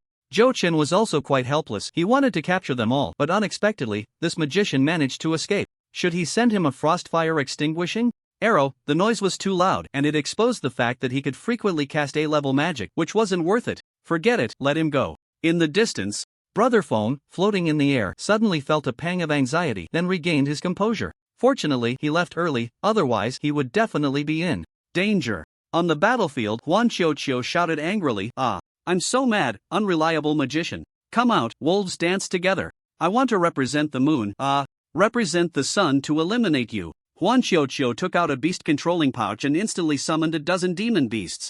12 E-level wolf demons and 2 D-level frost wolves. This move was quite stunning, but the slogan was a bit cringeworthy, making Zhou Chen unable to listen any longer. This was clearly the method of a beast tamer. Wasn't this person a summoner? Could it be dual cultivation of beast taming and summoning? Thinking about it, it made sense. Zhou Chen was also a dual cultivator of martial arts and supernatural abilities, but the ability of a point illuminator was inherently dual cultivated with other abilities. However, for other superpowered individuals to dual cultivate, that talent was not ordinary. Moreover, both summoners and beast tamers had their own cultivation systems, requiring 2 completely different talents. This guy's cultivation talent was not low. The succubus in the distance waved her long whip, sending waves of gray ripples crashing towards Zhou Chen. It was the mental attack that the succubus was best at. Zhou Chen was unafraid of the succubus's mental attack, slaughtering the wolf pack, making them howl in distress. Master, your mental barrier energy is limited. It won't last much longer, came the voice of Hyder. I thought the mental barrier of the spirit tree was invincible. Does it have a time limit too? Zhou Chen increasingly felt like a cartoon character. Without thinking much, Zhou Chen threw out a card he had never used before. Dragon Soul of the 9 Dragons Transformation greatly enhances mental power, lasts for 15 minutes, cooldown of 1 hour. Roar! The sound of a dragon's roar echoed, and 2 beams of golden light shot from Zhou Chen's eyes. The sea of consciousness was filled with golden light, and mental power surged. The spirit tree naturally withdrew the mental barrier, and after Zhou Chen's mental power greatly increased, he was no longer afraid of the succubus's attacks. So what if you dual cultivate summoning and beast taming? I will defeat you in 3 moves. Huang Yukai scoffed. 3 moves? I'll give you 30 moves. The soy sauce of the inspector can only talk big. With a wave of his hand, Huang Yukai commanded his summoned creatures to desperately surround Zhou Chen. Zhou Chen ignored his words and stepped forward. First move. Heart-snatching 9 steps, each step breaking the heart. After the enhancement of mental power, the pressure of heart-snatching 9 steps surged. Zhou Chen took the first step. Woo woo woo. E-level wolf demons all howled and retreated. The 2 D-level frost wolves paused for a moment in their attack, only to be swatted away by Zhou Chen's claws. In the distance, the succubus's figure trembled, revealing a surprisingly human expression of astonishment. She had encountered a kindred spirit. The succubus licked her lips and waved her whip even more frantically. Second move. With the second step, a fierce wind arose, like a mountain. Woo! Dozens of E-level wolf demons cowered on the ground, not daring to move. Bang! Bang! The combat power of the 2 frost wolves was suppressed by more than 30%, sent flying by Zhou Chen's claws. The succubus's pale face turned even paler, and she involuntarily took a step back. Heart-snatching 9 steps. Third step. The might of heaven and earth converges upon me. With me, there is no enemy. Zhou Chen stepped forward with unparalleled momentum, standing 5 meters in front of Huang Yukai. The third move hasn't been made yet. What are you doing? Can you at least have some awareness of being a villain? Why are you kneeling?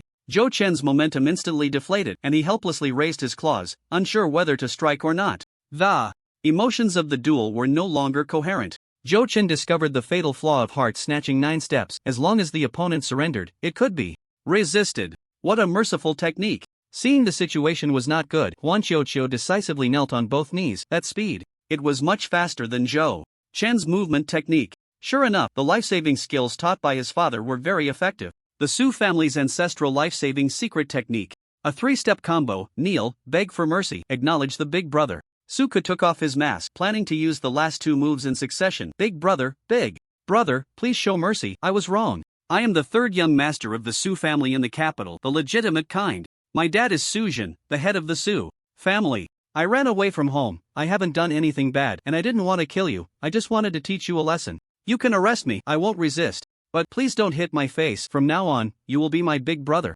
Big brother. Suka knelt on the ground, continuously begging for mercy. Suka knelt on the ground, continuously begging for mercy. His summoned creature, the succubus, had previously been shattered by Zhou Chen's 3rd step of mental impact and was recalled back to the demon realm. Now, Suka was left with only a few useless wolf demons. He had completely lost the capital to fight Zhou Chen, and his attitude of begging for mercy was very sincere. Zhou Chen was a bit taken aback. He had never seen someone so shameless, especially a superpower user. He knew about the Su family in the capital. One of the 7 great families of the capital, on par with the Huang family. It was a beast-taming family. Every member of the Su family was skilled in beast-taming techniques, and beast-tamers were adept at raising demon beasts. Compared to painters and summoners, beast-tamers leaned more towards cultivating and evolving demon beasts. In the Su family, there were all sorts of strange and rare demon beasts. It was said that the Su family's patriarch had raised a bamboo leaf green into a flood dragon back in the day. No one had seen it, and it was unclear whether it was true or not. These were things Zhou Chen had seen in the internal documents of the police station.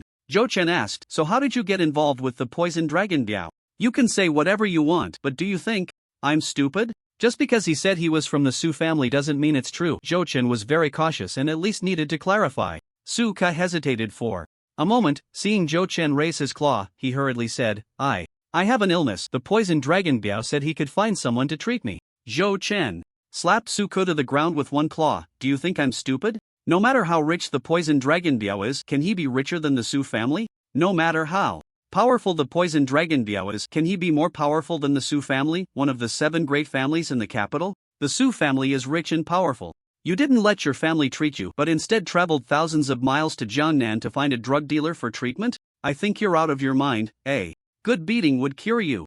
Zhou Chen proceeded to beat Suko mercilessly. No matter what your identity is, getting involved with the poison dragon Biao, not annihilating you, is already considered mercy, and not giving you a beating wouldn't relieve his anger. Stop hitting me. Stop hitting me, big brother. I really have an illness, I'll show you." Suka wailed in desperation. An illness that can be demonstrated? Is it a controllable epilepsy, or a stretchable long-nosed king? Zhou Chen was a bit curious. Suka cautiously got up, and the group of wolf demons in front weakly said, "I want a wolf." Seeing Zhou Chen's murderous Gaze, Suku immediately added, an E rank will do. Alright, please begin your performance, Jochin said, then turned to the 5 E rank superpowers who were still rolling on the ground in agony. You, go bring Wang Gangden's corpse over and set it up. You 3, come over and squat down, hands on your heads. The 5 superpowers immediately stopped wailing and quickly stood up. Those who were to carry the corpse did so, and those who were to put their hands on their heads did so, their attitude very proactive, without a hint of hesitation, instantly stopping the pitiful wailing. Suku. So it turns out, the smart ones had already surrendered on the ground. Suku touched a wolf, while Joe-chan stood 5 meters away facing him. In front of Joe-chan were 5 spectators squatting with their hands on their heads, all staring at Suku. Come on, let's get started. Let's see what illness needs to be performed, and it requires a wolf to cooperate. Suku had a tragic expression as he picked up his wolf, and then that E-rank wolf demon actually fused with Suku. Suku's entire figure began to grow larger, reaching up to 2.5 meters. His body was covered in wolf fur, and his fingers were thick and long, resembling wolf claws. Everyone, 5? Awesome, amazing, thumbs up. This is the real wolf extermination, the others are just self-proclaimed. Jochin clapped his hands. Is this the illness you mentioned? It looks pretty impressive. In this state, your combat power has at least risen a small tier. Suko, at the mid-D level, had only fused with an E-level wolf demon, yet at this moment he surprisingly possessed the strength of a late D level. If he fused with a D-level wolf demon, it would be even more incredible, not to mention reaching C level, hitting the peak of D level would be at least a certainty. Suka said dejectedly, this is an illness, not a superpower. Every night, I can't help but merge with my wolf demon. An uncontrollable superpower is indeed an illness. Ahem. Jochin coughed and said, don't say merge, that's fusion. You can say transformation too. Suku. I'm talking about serious matters. Suku was a bit annoyed. If he weren't unable to defeat Jochen, he would have definitely torn Jochen's mouth apart. Jochen nodded, what I'm saying is also serious matters. Just asking you, isn't what I'm saying serious? Merging at the drop of a hat, that's not serious at all, right? Suku. Alright, I can't help but transform every night. I don't dare tell my dad, so I sneaked out. Poison Dragon Biao said he knows a strong person who can cure me. I just need to help him deal with someone. He didn't say anything about killing. Suku felt that merging with the wolf demon, looking neither human nor ghost, was a disgrace. Moreover, this situation was beyond his control, so he had always been too afraid to speak of it. Over time, Suku's heart became increasingly suppressed and his personality grew more reclusive, eventually leading him to escape from the Su family. Until by chance he met Poison Dragon Biao, who tricked him. Just now, you were the one shouting the loudest about wanting to kill me, right? Jochin said.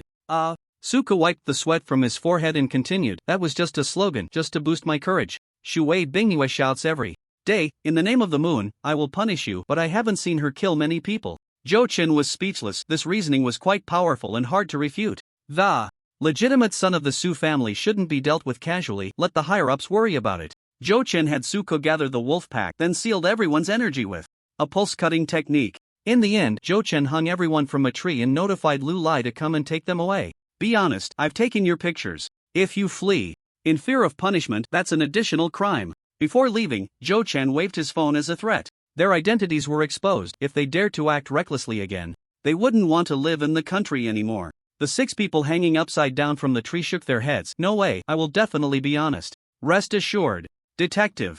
Big boss, take care, don't worry about us. Bro, don't worry, I will keep an eye on them. I guarantee not a single one will be missing. The last sentence was shouted by Suku. When you get out of jail, remember to check out the Transformation Academy and see if your transformation superpower has awakened. Jochen's light remark floated over, leaving Suka stunned. Who in the country is more professional in transformation than the Transformation Academy? How could he be so foolish and not think of it earlier? Is his fusion transformation similar to transformation-type superpowers? Is he going to cultivate 3 paths? This talent, TSK, excellent people are just so exasperating.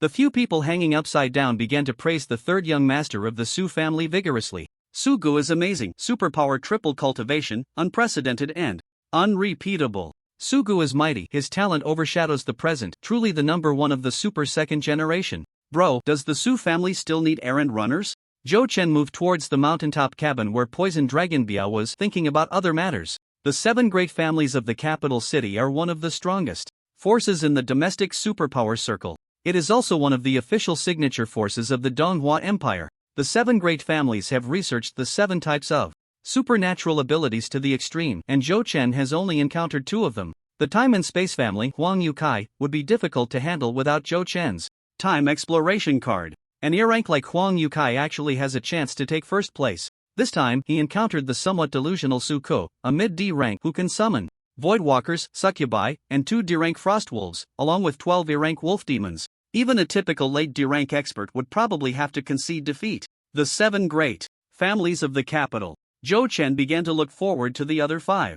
In the recent battle, Zhou Chen seemed to have won effortlessly with overwhelming force, but, in reality, he had consumed more than half of his energy. He took out a piece of magical bread and ate it in 2 or 3 bites. His internal energy was quickly recovering. The dragon's soul state had not disappeared, but his mental energy had been significantly depleted, leaving him feeling somewhat lethargic. He needed to replenish his mental energy.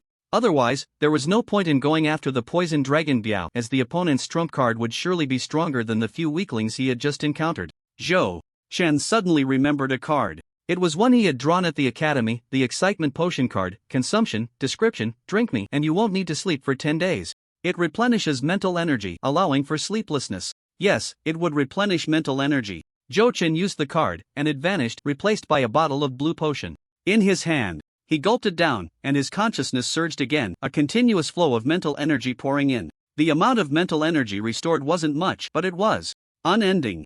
According to the card's description, would he be in this state of mental energy recovery for the next 10 days? Then indeed, he wouldn't need to sleep for 10 days. With his energy and mental energy restored to 80%, Zhou Chen confidently set off toward the mountain peak. The poison dragon Biao stood in front of a small cabin, able to see the tiny figures below, like green beans. At this speed, Zhou Chen would reach here in about 10 minutes. The sound of a wheelchair rolling came, and Zhang Binfan arrived. Your man has indeed failed. The poison dragon Biao felt no embarrassment at all and said naturally, young Master Zhang is joking. If I could handle it, then young Master Zhang wouldn't have to go through so much trouble. You've already been defeated by him, what right do you have to speak to me?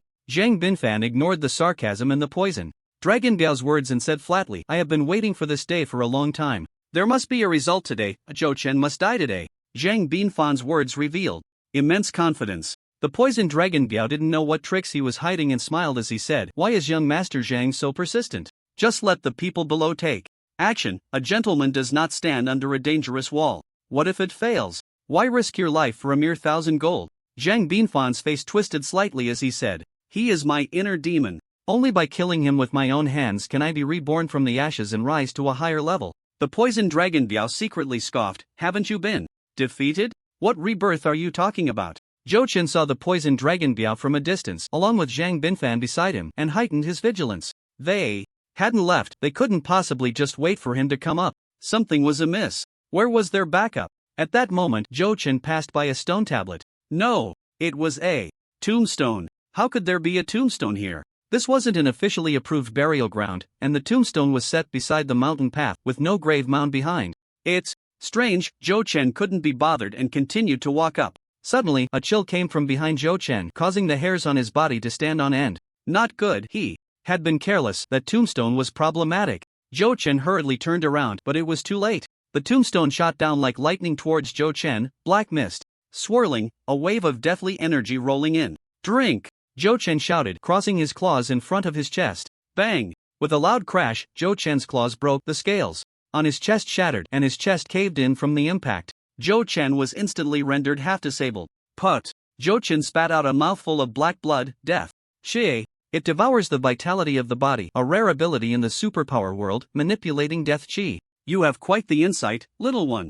A figure appeared before Zhou Chen. The figure had thick brows and big eyes, dark skin, broad shoulders, and a tall stature, standing like a stone tower, with the very tombstone he had just stolen on his back. You are Mo Feng. Zhou Chen spat out another mouthful of black blood, finally exhausting the death chi within him. This was Mo Feng, who had stolen the tombstone from the National Museum, a C-rank enlightener, and a wanted criminal nationwide. No wonder he could incapacitate me with a single move. He turned out to be a C-rank big shot. With both hands broken and several ribs in his chest fractured, Zhou Chen had completely lost his fighting capability. Mo Feng smiled disdainfully. Junior, I heard you are the top of this year's cohort. Let me introduce myself. I am Mo Feng, the top student 5 years ago. Mo Feng, the enlightener, a senior at the academy, broke through to C-rank 5 years ago, with exceptional talent, truly deserving of the title of top student. The collision of the old generation of geniuses and the new generation of geniuses at the Enlightenment Academy.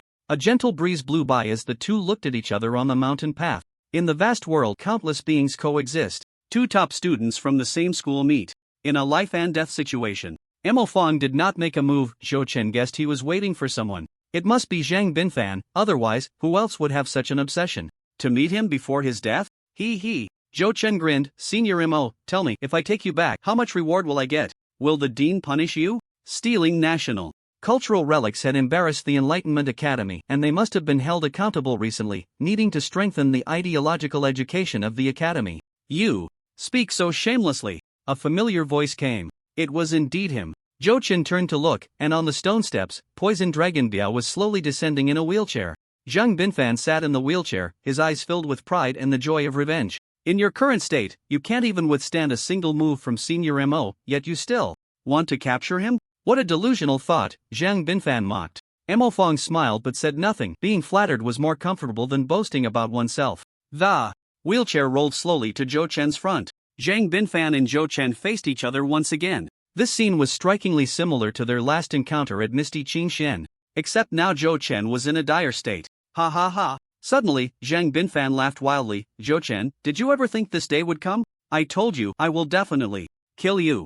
Zhang Binfan, Zhou Chen called softly, straightening his back, and calmly said, today, I dare to come alone. Don't you have the slightest doubt? Zhou Chen displayed immense confidence, which stunned both Mo Fong and Zhang Binfan. Then Zhang Binfan's pupils constricted, and he said sharply, Senior Mo, quickly kill him. Zhang Binfan had indeed doubted this point, but he had confidence in the C-rank Mo Fong he had invited. A C-rank big shot, a provincial powerhouse feared in his domain. There were not many in a province, and only a few hundred nationwide. But at this moment, Zhou Chen was too calm. Knowing Mo Fong was a C-rank expert, he remained so composed. He must have a backup plan. Kill. It must be quick. A swift strike to cut through the chaos, eliminate him.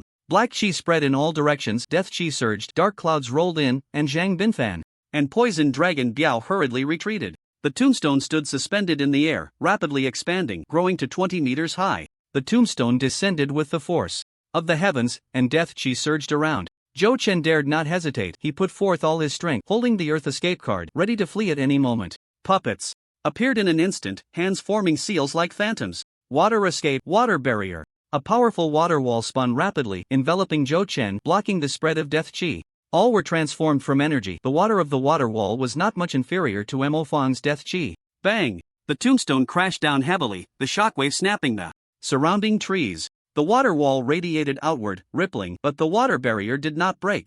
The strongest defensive measure displayed by the mid-level C-class puppet was far superior to a casual strike from the early C-class Mo Fong. The Poison Dragon Biao was sent rolling on the ground by the residual force. He shouldn't have come to the realm of superpowered individuals. Zhang Binfan gripped his wheelchair, energy surging as the wheelchair was firmly anchored to the ground. This was the kind of C-class powerhouse capable of shattering the earth and collapsing buildings with ease. Their clashes unleashed shockwaves that others could not withstand. D-class was merely the lowest ticket to spectate. Mo Fong looked ahead with a serious expression. Bai Li Shaozhan? No, it can't be you. A mid-level C-class ninja, one of the few in the country. Encountering him here inevitably made Mo Fong think of Bai Li Shaozhan. He isn't here. Director Bai Li is currently in a meeting, Zhang Binfan shouted from a distance. Perhaps this was another one of Zhou Chen's summoning techniques. Exhausting the opponent's energy could resolve the situation. Zhang Binfan had bribed the guard at the Dark Spike headquarters conference room. All communication devices were turned off during the meeting, which had not yet concluded. Therefore, the newcomer could not possibly be Bai Li Shaozhan. Mo Fong glanced at the water barrier and scoffed. Ha! Do you think hiding in there will keep you safe? Holding a tombstone, Mo Fong unleashed a wave of death energy, crashing towards the puppet. The puppet wielded a 3-kill sword, its sword intent sharp and its attacks unpredictable, displaying a swordsmanship that was almost otherworldly. Boom! Boom! The mountains trembled, the earth quaked, and the sound echoed through the skies. In the distance, explosions erupted from the mountaintop, with small mushroom clouds rising. The mountaintop was being stripped away piece by piece. In just 5 minutes, it had been reduced in height. The clash between C-class powerhouses was grand and destructive. After exchanging dozens of blows, the puppet found itself suppressed by Mo Fong. Ah, so it's just a lifeless object. Is this your new enlightenment item, Junior? Its power is decent. But unfortunately, the swordsmanship is lacking, Mo Fong remarked, having struck the puppet several times and seen through its true form. Although the puppet was at a higher level, Zhou Chen was in control, and in terms of combat experience and awareness, he was no match for Mo Fong. D-class swordsmanship was insufficient in the face of Mo Fong. The poison dragon Biao was in a dire state, riding on the flying leg's back. Run, quick, run. The flying leg dared not linger, feeling the wind beneath its feet as it prepared to flee. Suddenly, four black figures appeared around them, extending their hands towards the flying leg, fingers grasping at the void, squeezing tightly. The flying leg felt its abilities come to a halt, unable to unleash its powers. 6 pitch-black wooden boards emerged, sealing the flying leg in the center, forming a black coffin. Thud, thud, thud. The flying leg kept banging on the coffin lid. Let me out, please, let me out. I was just doing my job. I didn't kill anyone. I didn't deal drugs. Card Black raised the coffin. Remaining uses 3 summon the projections of the 4 sealing gods from another dimension, forcibly sealing the opponent within the black coffin. The black coffin can continuously absorb energy from the heavens and earth to maintain the seal. Those with strength lower than the user will be permanently sealed. The card in Zhou Chen's hand slowly disappeared through the shared vision with the poison dragon Biao. He knew the poison dragon Biao wanted to escape. Initially intending to seal the poison dragon Biao, he reconsidered. He couldn't let the flying leg off the hook for aiding the enemy. Sealing the flying leg would also prevent the poison dragon Biao from escaping, killing 2 birds with 1 stone. The poison dragon Biao's face turned pale in an instant. His last trump card had been dealt with, and he was in danger. Stumbling, the poison dragon Biao fled down the mountain, while Zhou Chen ignored him. Mo Fong saw Zhou Chen seal the flying leg and laughed in anger. Junior, you really are arrogant, daring to distract yourself while facing me. Ha ha, it's been 5 years since you graduated, and this is all you've got? Bring it on, Zhou Chen taunted Mo Fong. This tombstone was something he had just stolen. There must be other enlightenment items as well. Since you're seeking death, I won't hold back, Soul Devourer. Mo Fong shouted loudly. Indeed, Mo Fong took out another enlightenment item, which was also his first one. The fearsome demon Mo Fong, who roams the world, wields his signature weapon, the soul-devouring banner. He. A series of eerie laughs echoed as the soul-devouring banner unleashed a stream of malevolent souls hidden within the aura of death, rushing towards Zhou Chen. The malevolent souls ignored the water barrier and directly passed through, appearing before Zhou Chen in a flash, lunging towards his mind. In Zhou Chen's sea of consciousness, a horde of malevolent souls emerged, their black bodies and twisted features howling as they reached for his soul.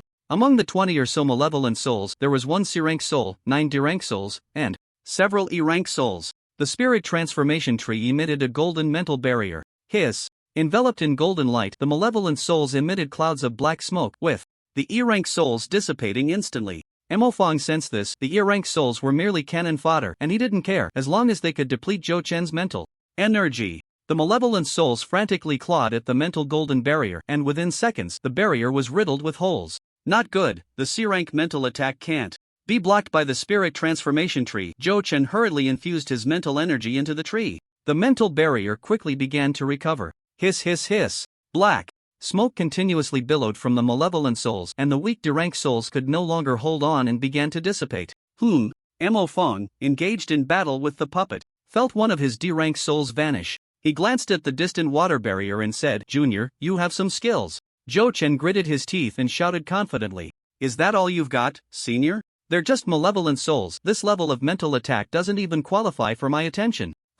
Sharp-tongued, Mo Fong knew that Zhou Chen's situation was undoubtedly perilous. The puppet before him had begun to slow down, having been struck in vital spots by Mo Fong multiple times, and was now battered and bruised. In no more than 3 minutes, he could kill this puppet. In Zhou Chen's sea of consciousness, both sides were still locked in a stalemate, with Zhou Chen continuously pouring in mental energy. Supported by the excitement potion, Zhou Chen was steadily recovering his mental energy and could hold on for a long time, but the puppet outside was nearing its limit. One malevolent soul carelessly wandered over to Hector's side. Hector was recuperating and preferred not to act, but that didn't mean this malevolent soul could just crawl up to him. A snake's tongue, 10 times larger than the malevolent soul, flashed by, and the soul vanished in an instant. Mo Fong frowned at the large water sphere. In the distance, another one dead. Does this guy have such powerful mental energy? Under the leadership of the C-rank soul, he could wipe out all the E-rank cannon fodder and eliminate 2 D-rank souls.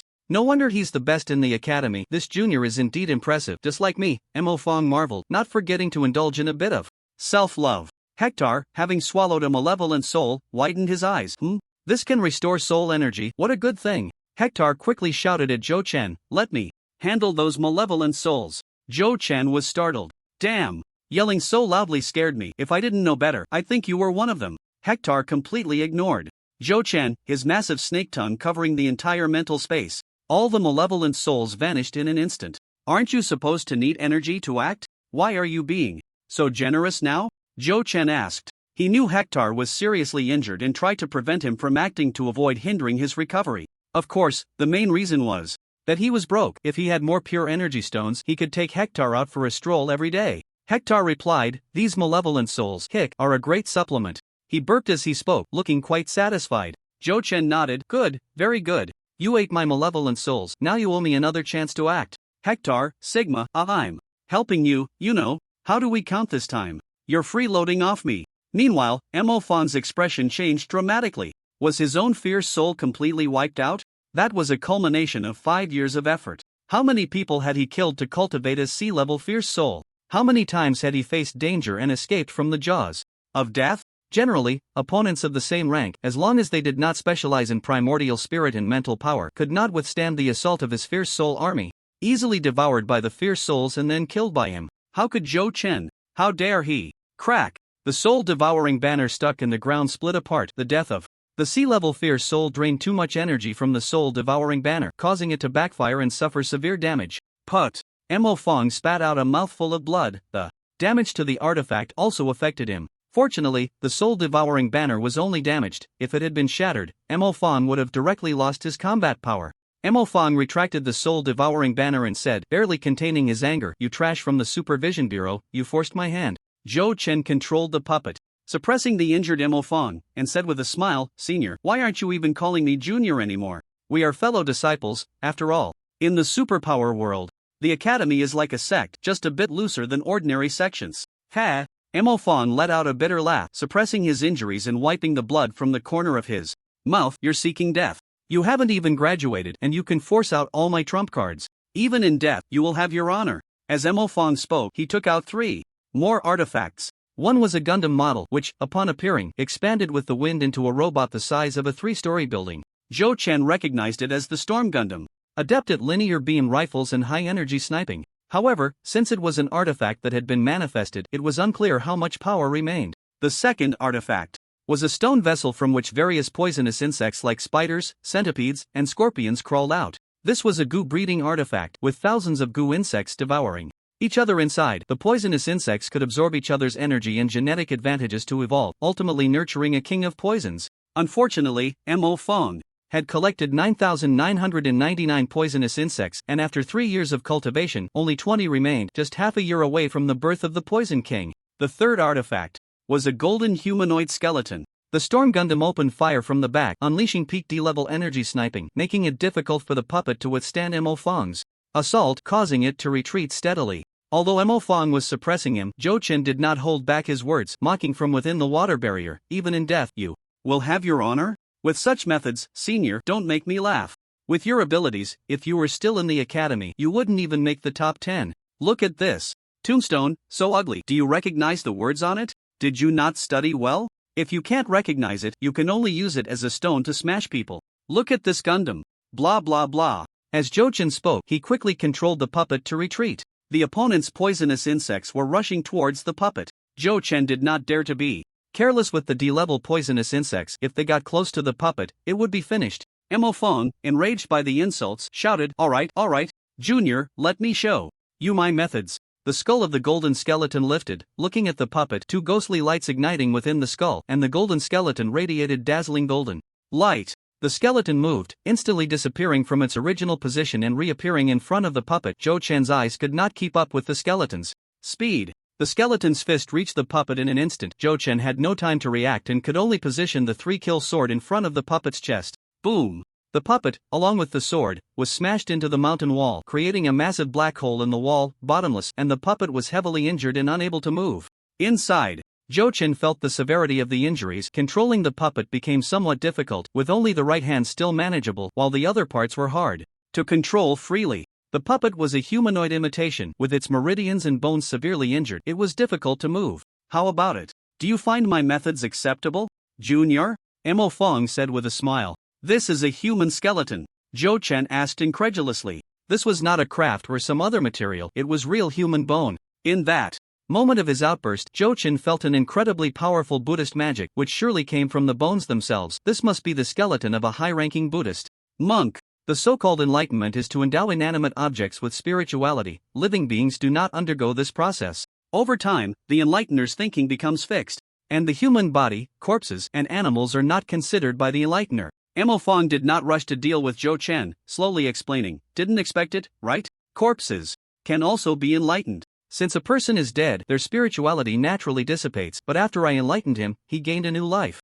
This is a new life, one that only obeys me." Mo Fong was quite pleased, stroking the golden skeleton beside him, and continued, "Do you know? The owner of this skeleton had B-level strength in life. After I enlightened him, he still retains C-level mid-stage strength. However, he practiced the indestructible diamond body of Buddhism in life, making these bones incredibly tough. Even B-level strength cannot harm them. I once used him to ambush and kill a C-level late-stage sword cultivator. With one punch, he was severely injured and ultimately died at my hands." The three most famous body refining techniques of Buddhism are the D-level Undying Golden Body Volume 1, the C-level Undying Golden Body Volume 2, the B-level Indestructible Diamond Body, and the A-level 9 Transformations Mysterious Body Sacred Text. The three techniques share the same origin, with the Indestructible Diamond Body being an advanced technique of the Undying Golden Body. This skeleton practiced the B-level Indestructible Diamond Body in life, boasting astonishing defense. This skeleton, having practiced the B-level Indestructible Diamond Body, had terrifying combat power as a C-level mid-stage skeleton with B-level defense. Mo Fong was confident of victory, so he spoke a few more words to Zhou Chen, but now he felt it was time to send Zhou Chen on his way. With a wave of his hand, the skeleton prepared to shatter the water barrier surrounding Zhou Chen. "Senior, have you heard a saying?" Zhou Chen suddenly asked. What saying?" Mo Fong commanded the skeleton to stop its movement. "Villains die from talking too much." Mo Fong was taken aback, and a tremendous wave of heat surged from the hole created by Zhou Chen's puppet. 3-kill sword technique. Scorching fire sword. Kill. The red sword light surged like a tidal wave, the heat overwhelming, filled with murderous intent. The scorching temperature caused all surrounding vegetation to wither. Atop the mountain, the sword light spanned the sky, the red glow reflecting for dozens of miles. The power of this sword, even before it got close, made Mo Fong feel the threat of death. Mo Fong's expression changed drastically. He could not block this move at all and hurriedly waved his hand to have the skeleton shield in front of him. From the eye sockets of the skeleton's skull, two ghostly lights emerged. The skeleton actually dodged to the side, distancing itself from Mo Fong. Mo Fong's spirit was extinguished, and before dying, he looked at the skeleton. "So you had long." The final strike exhausted all the puppet's energy. The severely injured puppet was retracted into Zhou Chen's sea of consciousness, and the surrounding water barrier dissipated on its own. The entire mountaintop was flattened by the battle, lowering the mountain by at least several meters. A battle between sea-level powerhouses, if it occurred in a city, would be catastrophic. Those above sea level are considered formidable figures in the superpower world. Such strong individuals have begun to develop resistance to firearms. At least handguns are ineffective against sea-level powerhouses, only sniper rifles and bombs pose a certain threat to them. As the water barrier dissipated, Zhou Chen did not relax. Holding two cards in his hand, Zhou Chen remained vigilant, watching the golden skeleton ahead. Enlightened objects do not remain in this world, they will disappear with their master's death. Some say enlightened objects are exiled into the void, with a chance to reappear in this world. But Mo Fong was already dead, reduced to nothing, and the tombstone had vanished, yet the golden skeleton before him showed no reaction whatsoever. This was very abnormal. It might be the first enlightening object that could remain in the world after its master's death. Looking at the card in Zhou Chen's hand, a flicker of light passed through the skull of the golden skeleton, and a voice entered Zhou Chen's mind. Mental communication. "Are you afraid of me, benefactor?"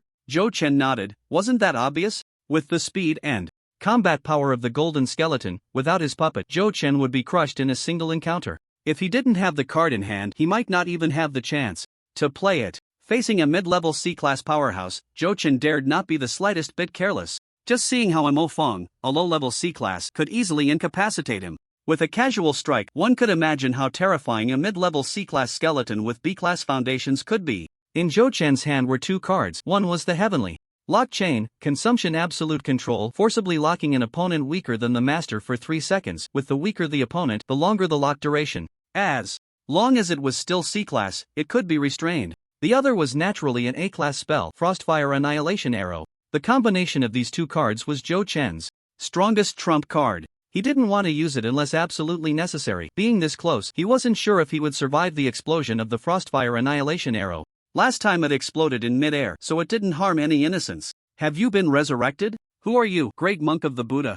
Zhou Chen asked curiously, trying to engage in conversation. It was good enough that they could communicate. The era of superpowers had only begun 10 years ago, and most experts above B-class were practitioners from before the era opened. After the revival of spiritual energy in the world, these practitioners gained an advantage, rapidly increasing their strength to reach above B-class. The golden skeleton seemed puzzled, tilting its head a few times as if recalling something. I am not him, just a part of his memory. The him the golden skeleton referred to was its own previous identity. Then who is he? Zhou Chen asked again. A B-class expert wouldn't be nameless, he could check it out later. After a moment, the golden skeleton continued with mental energy. His name is Huang Yuan. Zhou Chen thought to himself, the Huang family name should belong to a figure of ancestral status in the Buddhist sect. The current hierarchy in the Buddhist sect is Hui Wei Miaozhen Hong, Xan Kong Wu Shangchang. The Hong generation is 2 generations above the Kong generation. Then what about you, master? Who are you?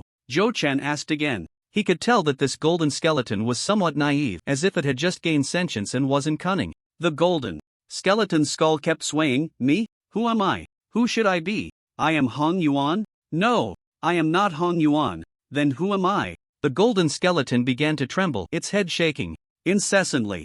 Zhou Chen suspected it might fall apart. Suddenly, the skeleton stopped, hands clasped together. Amitba, dead and reborn, living again. I am no longer Hang Yuan, you can call me Hang Yuan. Put.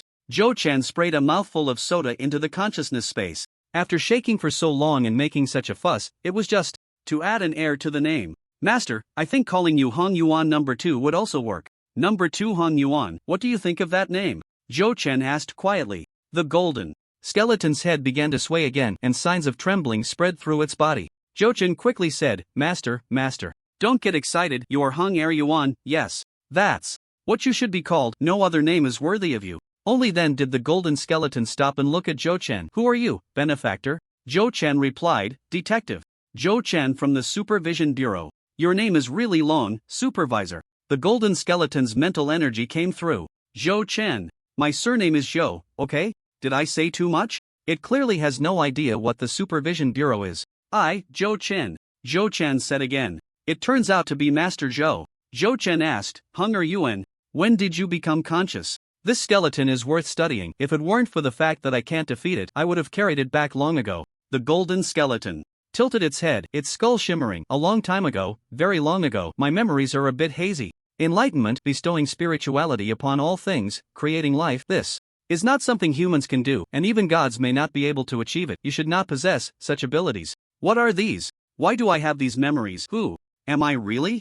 Zhou Chen listened, confused, wondering what was going on, why it was thinking about who it was again. How chaotic could its memories be? Seeing the skeleton experiencing another memory overload, Zhou Chen hurriedly asked, Master, how about you stick with me from now on? I'll take you to enjoy the good things. How about that? You're just a skeleton. You probably don't eat, but you must like incense, right? Yes, that's it. The golden skeleton ignored Zhou Chen, clutching its head as it dashed off the cliff and jumped down the mountain. Master Zhou, you must quickly master your abilities and become an enlightener. Perhaps it may not be a good thing. The last words from the golden skeleton left Zhou Chen deep in thought. How could being an enlightener not be a good thing? What do I need to master? Do I have some big secret? Yes, there are many.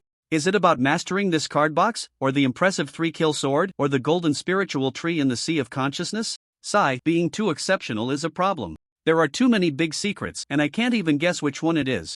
Let's take it one step at a time. That golden skeleton can't even figure out its own name, so I don't need to take its words to heart. Zhou Chen didn't want to think too much and decided to look for the poison dragon Biao first. Through vision sharing, Zhou Chen discovered the poison dragon Biao at the foot of the mountain, about to encounter the arriving Lu Lai and others. The poison dragon Biao couldn't escape this time, and Zhou Chen didn't pay it much mind. Taking out the list of card gods, Zhou Chen erased the name of the poison dragon Biao and wrote down Zhang Binfan's name. He closed his eyes and opened them again. The vision sharing showed where Zhang Binfan was. Zhou Chen found his wheelchair speeding down the highway, moving much faster than a car, almost escaping into the city. This wheelchair must be enlightened. I thought there was something off about it before, and it seems Zhang Binfan has recovered a bit. Zhang Binfan even knew how to conceal himself.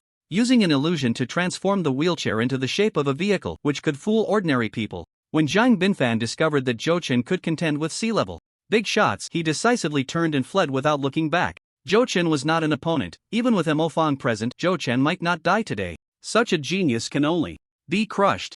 Otherwise, in a situation of equal strength, it would be impossible to kill easily. Luck is truly magical. The more of a genius one is, the more prosperous their luck becomes. It's hard to deny. Better to believe in its existence than to doubt it. Saving my own life is the priority. Under the influence of Zheng Tianjun since childhood, Zhang Binfan had survived to the extreme, never taking risks. Seeing the situation was dire, he turned and left. At the foot of the mountain, the poison dragon Biao happened to run into Lu Lai, who had come to pick up Su Ku and others. The two exchanged smiles at the foot of the mountain. What a coincidence. Yeah, really coincidental.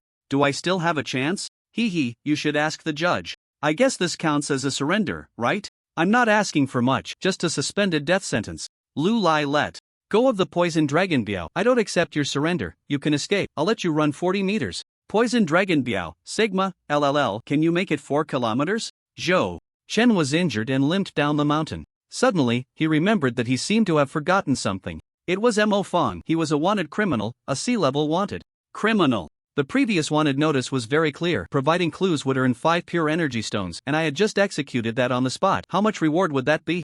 But now, Mo Fang has turned to ashes, not even a trace left. How can I prove that the one just now was Mo Fang? Oh, I feel like I've missed out on a fortune. I guess I should go back and write a report to see if the higher-ups will believe it. Back at the Drug Enforcement Bureau, the poison dragon Biao was handed over to the Narcotics Division. Given this guy's crimes and the evidence currently collected by the Narcotics Division, he's basically finished. Hiring 100 lawyers wouldn't help him at this point. The 6 members of Su Ko hanging from the tree were all detained. Zhou Chen was reporting the situation to Lu Lai, blah blah blah, beep beep beep. I didn't expect the other side to even hire a sea-level big shot. Just when I thought I was going to be killed, a sword cultivator passed by, recognized Mo Fang, and ended him with a single strike. After finishing his report, Zhou Chen's arms and chest were bandaged, looking quite miserable. The matter of the puppet should still be kept under wraps. It's better to keep a trump card. Lu Lai, so lucky? Is this for real? Kang Yun's previous injuries had mostly healed, and he could now put his hands together. Amatba, Comrade Zhou Chen speaks lightly of the winds and clouds. You don't look like someone who almost got killed at all. Yuan Hua seamlessly took over the conversation. Ha, I'm just a bit carefree. This is luck. Really good luck. Zhou Chen awkwardly laughed. Tang Mengmeng complained from the side. You guys keep getting hurt one after another. When will it end? It had only been a little over half a month, and while Kang Yun and Yuan Hua's injuries had just started to heal enough for them to move freely, Zhou Chen had gotten seriously injured again. Tang Mengmeng felt like she was becoming a babysitter. It's all my fault for acting recklessly. Sorry for the trouble, Mengmeng, Zhou Chen quickly reassured her, then turned to Lu Lai and said, Captain, I'll leave this report to you. Remember to apply for a reward for me. Lu Lai. Another report. And I have to apply for a reward. Just let me die. Some people were still haunted by the thought of reports. The report on Poison Dragon Biao was enough to write. Now he had to add Mo Fang's, and Lu Lai could foresee his life of overtime for the next 3 days along with director Zhang Dao's furious roars. Tomorrow, a few people will come for interviews. Since you still have one hand free, the interview for E-level superpowers will be up to you. Lu Lai turned his head to start writing the report, not forgetting to assign tasks to Zhou Chen. You dare to give me more reports? Bring it on, let's hurt each other. Zhou Chen. I still have one hand free and I have to work? Is this even human? Please, Captain, be a decent person. Zhou Chen turned to look at Kang Yun and Yuan Hua, whose injuries had healed enough. Tang Mengmeng definitely couldn't do it. He might not be a match for those interviewees. For these loose cultivators, you can't go easy on them. Kang Yun had his hands together halfway, a pained expression on his face as he said, Sigh, my wound has split open again. Did you see that? I can't even complete my favorite gesture of putting my hands together. Don't look for me for tomorrow's interview. Zhou Chen, didn't you just say you were putting your hands together and chanting Amitba? Yuan Hua suddenly turned pale, one hand clutching his chest. My chest suddenly hurts a bit, my internal injury has flared up again. Zhou Chen, I'm still too young. Suddenly, Zhou Chen's phone rang. He answered the call, and Inspector He's voice came through. Zhou Chen, are you free lately? Free, I'm very free, Zhou Chen hurriedly replied. Inspector He, please schedule me quickly, that way I can avoid tomorrow's interview. Inspector He said, oh, that's good. Tomorrow is the Provincial Training and Exchange Conference, starting at 1 in the afternoon. I'll come to pick you up then. The Provincial Training and Exchange. I originally signed up to use the puppet to replicate sea-level big shot Zhang Dao's. Now that I have the puppet, it doesn't matter whether I go or not. However, this call came at just the right time. Okay, thank you, Inspector He, Zhou Chen said gratefully. This was genuine gratitude. Yay! No need to be conscripted tomorrow, Zhou Chen confidently said to Lu Lai. Captain, I've signed up for the provincial exchange meeting, so I won't be able to make it tomorrow. Just let someone else handle the interviews for those applicants. Then why are you participating in the ordinary people's exchange meeting? Yuan Hua said with a hint of sarcasm. You can't skip it, or else we'll be the ones conscripted tomorrow. Master Kongyun clasped his hands together and said, Amatba, I can attend the exchange meeting for you and record a video to bring back. Zhou Chen, didn't you just say you couldn't clasp your hands together? What kind of monk are you, with so many devious ideas? What if I want to call you a bald donkey? Zhou Chen decisively refused. No need, I want to see it with my own eyes. Big shot. While Lu Lai was typing away, he launched his ultimate plan. The exchange meeting starts at 1 in the afternoon. I just sent a group email asking the interviewees to arrive by 7 a.m. tomorrow. There's plenty of time. Zhou Chen was instantly petrified. 7 a.m. Even a 996 company doesn't start work that early. Damn power-hungry dogs, changing the rules without permission. At the provincial headquarters of the Supervision Police. This incident was led by the Zhang family, and the provincial government took it very seriously, launching an investigation into the 6 people who were captured.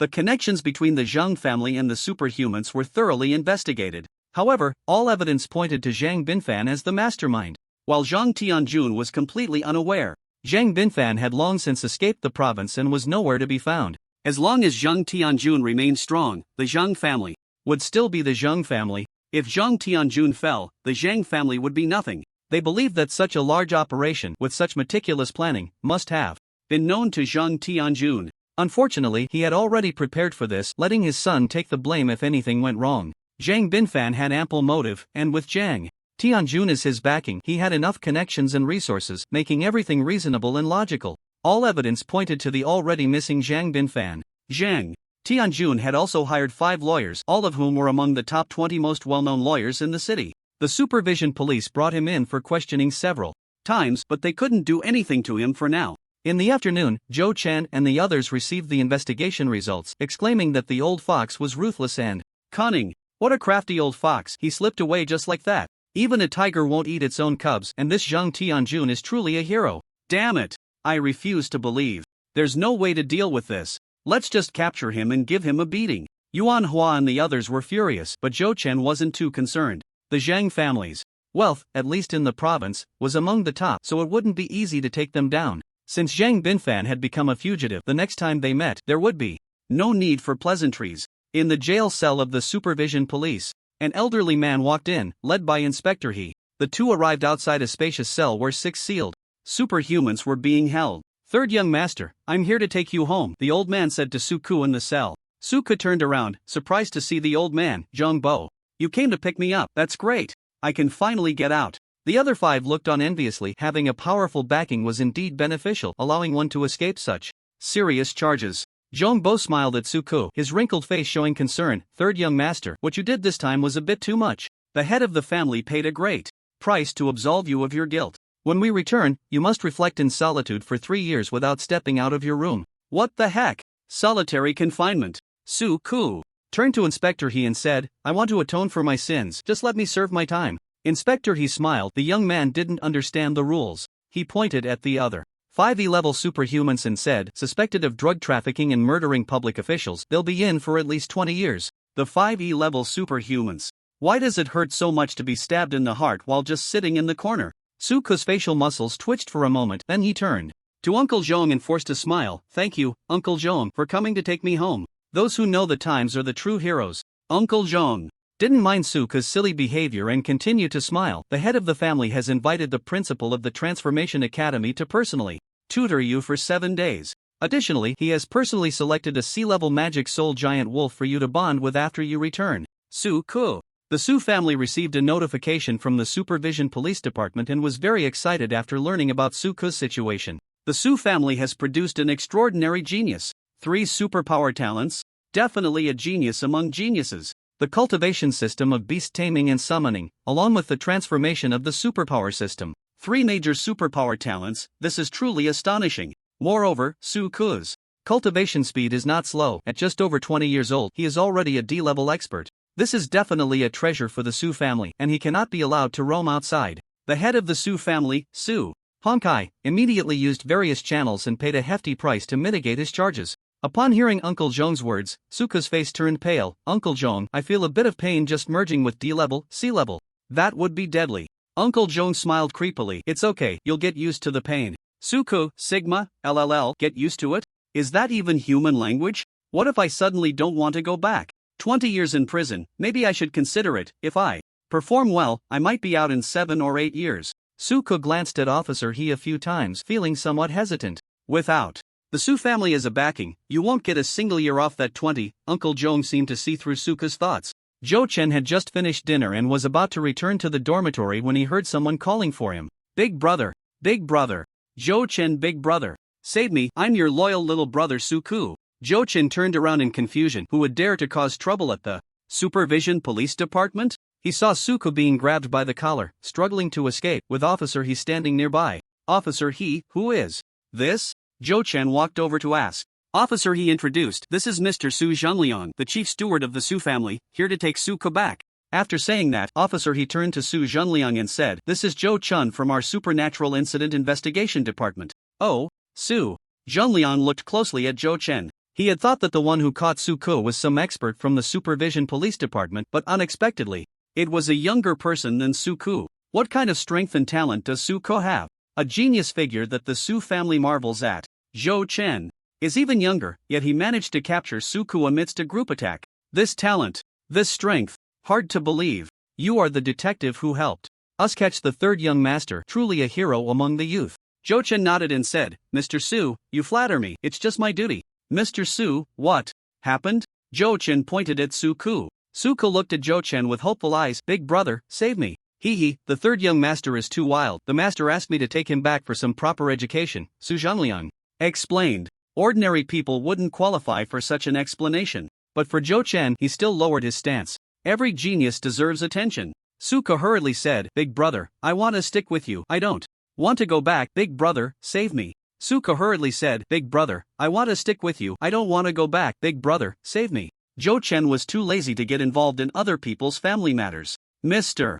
Su, this kid has some issues with his sense of right and wrong. You need to educate him properly when you take him back. Otherwise, if I catch him again next time, he won't have the chance to return. Zhou Chen didn't give the Su family any face. Being with the poison dragon Biao Gang and causing chaos was a serious crime. No matter how the higher-ups assessed it, Suku was still a sinner. Su Zhenliang squinted his eyes. The young man in front of him was quite confident and arrogant. Did he really not take the Su family in the capital seriously? Detective Zhou Chen truly despises evil, Su Zhenliang said lightly. Suku looked at Zhou Chen with admiration. As expected of my big brother, he speaks so arrogantly even to Uncle Zhong. I wouldn't dare to talk to Uncle Zhong like that. Suku excitedly said from the side, yes, big brother is right, but I just want to be educated by big brother. I don't want to go home and be grounded. Uncle Zhong, let me go. I want to hang out with big brother. My big brother is a master who can kill sea-level big shots. You can't afford to offend him. At that time, Suku, who was hanging on the mountainside, vaguely heard the conversation and the battle between the two. But he wasn't very clear on how a Mofang died. He believed it must be related to Zhou Chen. Oh, a sea-level master died? Who was it? Su Zhenliang asked curiously. What exactly did Zhou Chen do to earn such admiration from his family's 3rd young master? Ha, ha, ha. Zhou Chen chuckled and continued. It was the sea-level wanted criminal Mofang who was killed by a passing sword cultivator with a single strike. It has nothing to do with me. I see, Su Zhenliang said thoughtfully. After pondering for a moment, he said to Suku, 3rd young master, we should head back.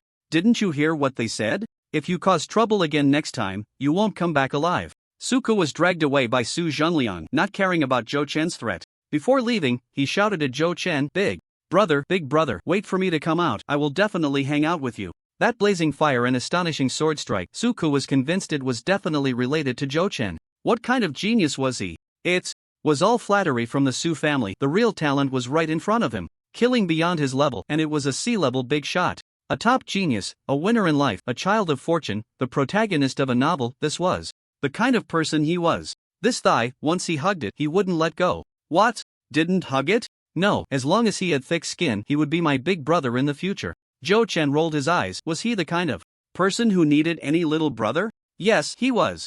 Unfortunately, you have to be taken back, otherwise, being a little brother to the direct descendants of the 7 great families in the capital wouldn't be too bad either. As the lights began to glow, Zhou Chen lay in the 3 rooms and 1 hall of the police dormitory, scrolling through his phone and looking at the latest news in the superpower world. Since this morning, the 3 major research institutes in the country had released 3 major research results. The United American Dynasty also announced its latest research findings, seemingly in direct competition with the Eastern Hua Empire. The Ease Sanctuary of the United American Dynasty announced the latest research achievement, the Superpower Mutation Potion. It has a 20% chance of allowing a peak C-level superpower user to break through to B-level. The effects of this potion are simply monstrous. However, the side effects are equally monstrous, with the remaining 80% either dead or severely injured. Additionally, the Fruit Research Institute under the AI POW Consortium developed the Kidney 12 Superpower User Phone. Currently, there is a low-end version of Kidney 12, which appears to be an ordinary phone with 8 GB of memory and 128 GB of storage, but in reality, it can store energy equivalent to 3 times that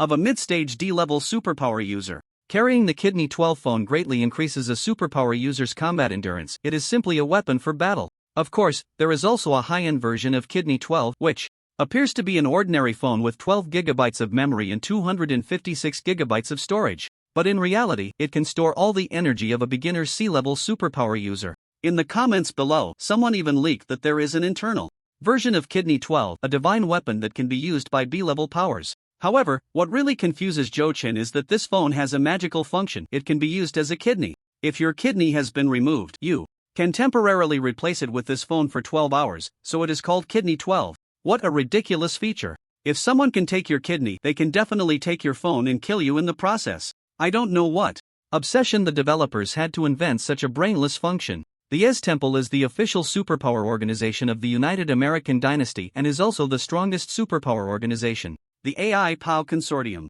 is the first consortium of the United American Dynasty, and the superpower organization ranks second in strength within the dynasty. Following that, the Dark Palace of the United American Dynasty announced their latest developed superpower user, a vampire.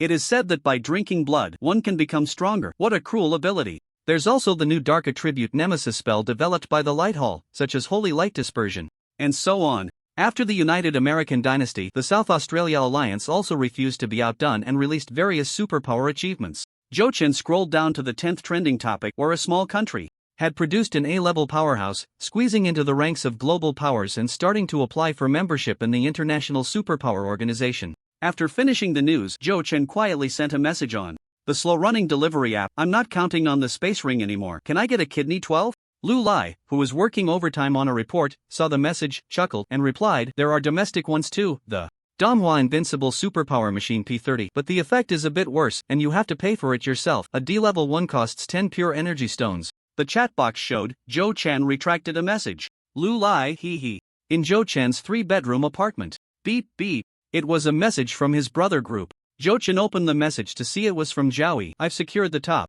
spot on the battle rankings. I'll be choosing a school in half a month. Gao Jia immediately replied, are you coming to Jin City? I'm about to switch this girl out and team up with you. Zhaoyi, for your sake, I think I'll pass. Gao Jia? Zhou Chen, are you coming to Hang City? The Supervision Bureau has been making a name for itself lately and is recruiting widely. Zhaoyi, hee. I haven't decided yet. I'll let you know later. But I have good news, I'm about to break through. Am I the fastest D-level expert to break through this time, aside from Zhou Chen? Xinjiang suddenly popped up in the group. I just broke through to D. Zhaoyi sent an expression. Thunderclap. Zhou Chen, congratulations, big brother. Gao Jia, congratulations, big brother. You're amazing. Zhaoyi, thanks, big brother, but thankfully, I'm not. At the bottom, second brother, you're covering for me down there. Gao Jia, picking nose, teaming up with you to fight D-levels is like fighting dogs. Zhaoyi could only reply with an expression, facepalm, crying. Zhou Chen, Xinjiang, at Gao Jia, who are you cursing? Do you want to duel? Gao Jia, sorry, big brothers. Shivering. The next morning. It was Saturday and everyone was sleeping in, but poor Zhou Chen got up at 6. After brushing his teeth and washing his face, he hastily ate a few buns in the cafeteria before heading to the office. Just as he exited the elevator, he heard Lu Lai typing away in the office. With such hard work on this report, the captain should be fine. After resting in the office for about 10 minutes, the interviewees began to arrive one after another. At exactly 7 o'clock, a total of 11 interviewees showed up. Zhou Chen went to the reception room and said to the few people, "Hello everyone, I am your examiner. Today." "Hello, examiner." A sparse response came back. Some people showed expressions of impatience. They probably thought the local supervision bureau had risen strongly and wanted to latch onto a big shot for a good job. I didn't expect the police station to look just like the rumors suggested. This place had no popularity, it was empty. Once inside, no one attended to them and they sat there for over 10 minutes. An examiner arrived, a disabled person wrapped in bandages. What a waste of a trip. Those reporting their names, come in with me. Zhou Chen didn't care about their attitude and picked up the list to start calling names. Fu Qinxue. Here. In the combat room, Zhou Chen faced Fu Qinxue and asked, "Please introduce yourself." This woman was one of those who had just been a bit impatient. "My name is Fu Qinxue," she said. "Zhou Chen." This was the simplest self-introduction I have ever heard. Is it really that perfunctory? Not even trying to cover it up? "What are your special skills?"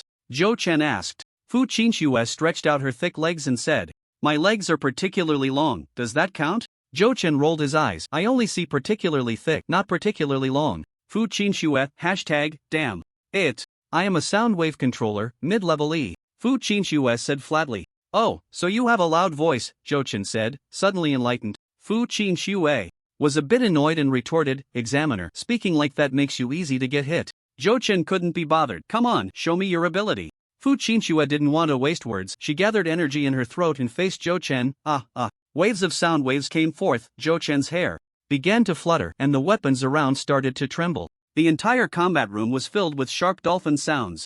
Zhou Chen took a gentle step forward, the heart seizing 9 steps, 1/10 of its power. Fu Qinxue's face turned pale as she retreated 10 steps in a row. Strong, so strong. The examiner in front of her was terrifying. Just a light stump could defeat me, the top expert of Linghua Lane. A disabled person was this powerful. The police station was indeed unfathomable. Zhou Chen wrote a few notes on the list without even raising his head and said, "Mental state too poor, combat power too weak. Sound wave intensity at most early E level, disqualified." Fu Qinxue turned away with a grim expression. "I want to go back to Linghua Lane, the outside world is too dangerous. When you go out, remember to call Kongjin in for me. My name is Kongjin, I'm 25 years old and I awakened my ability 3 years ago, mental datization. My mental power can traverse freely in the online world. As long as I'm connected to the internet, no firewall can stop me." Zhou Chen asked, "What do you think this ability can do in the police station?" This was a rather unconventional superpower, not standard, and Zhou Chen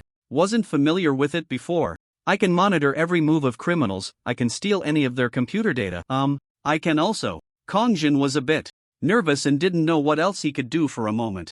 Zhou Chen recorded while saying, "This ability is equivalent to far surpassing surveillance plus super hacker skills. We have hacker talents in our police station. As for surveillance, the Digo shopping network charges 300 yuan each." Kongjin got anxious and said, "Examiner, you can't compare like that. Have you seen Resident Evil? The super intelligence Red Queen in it. I think I can do everything she can do."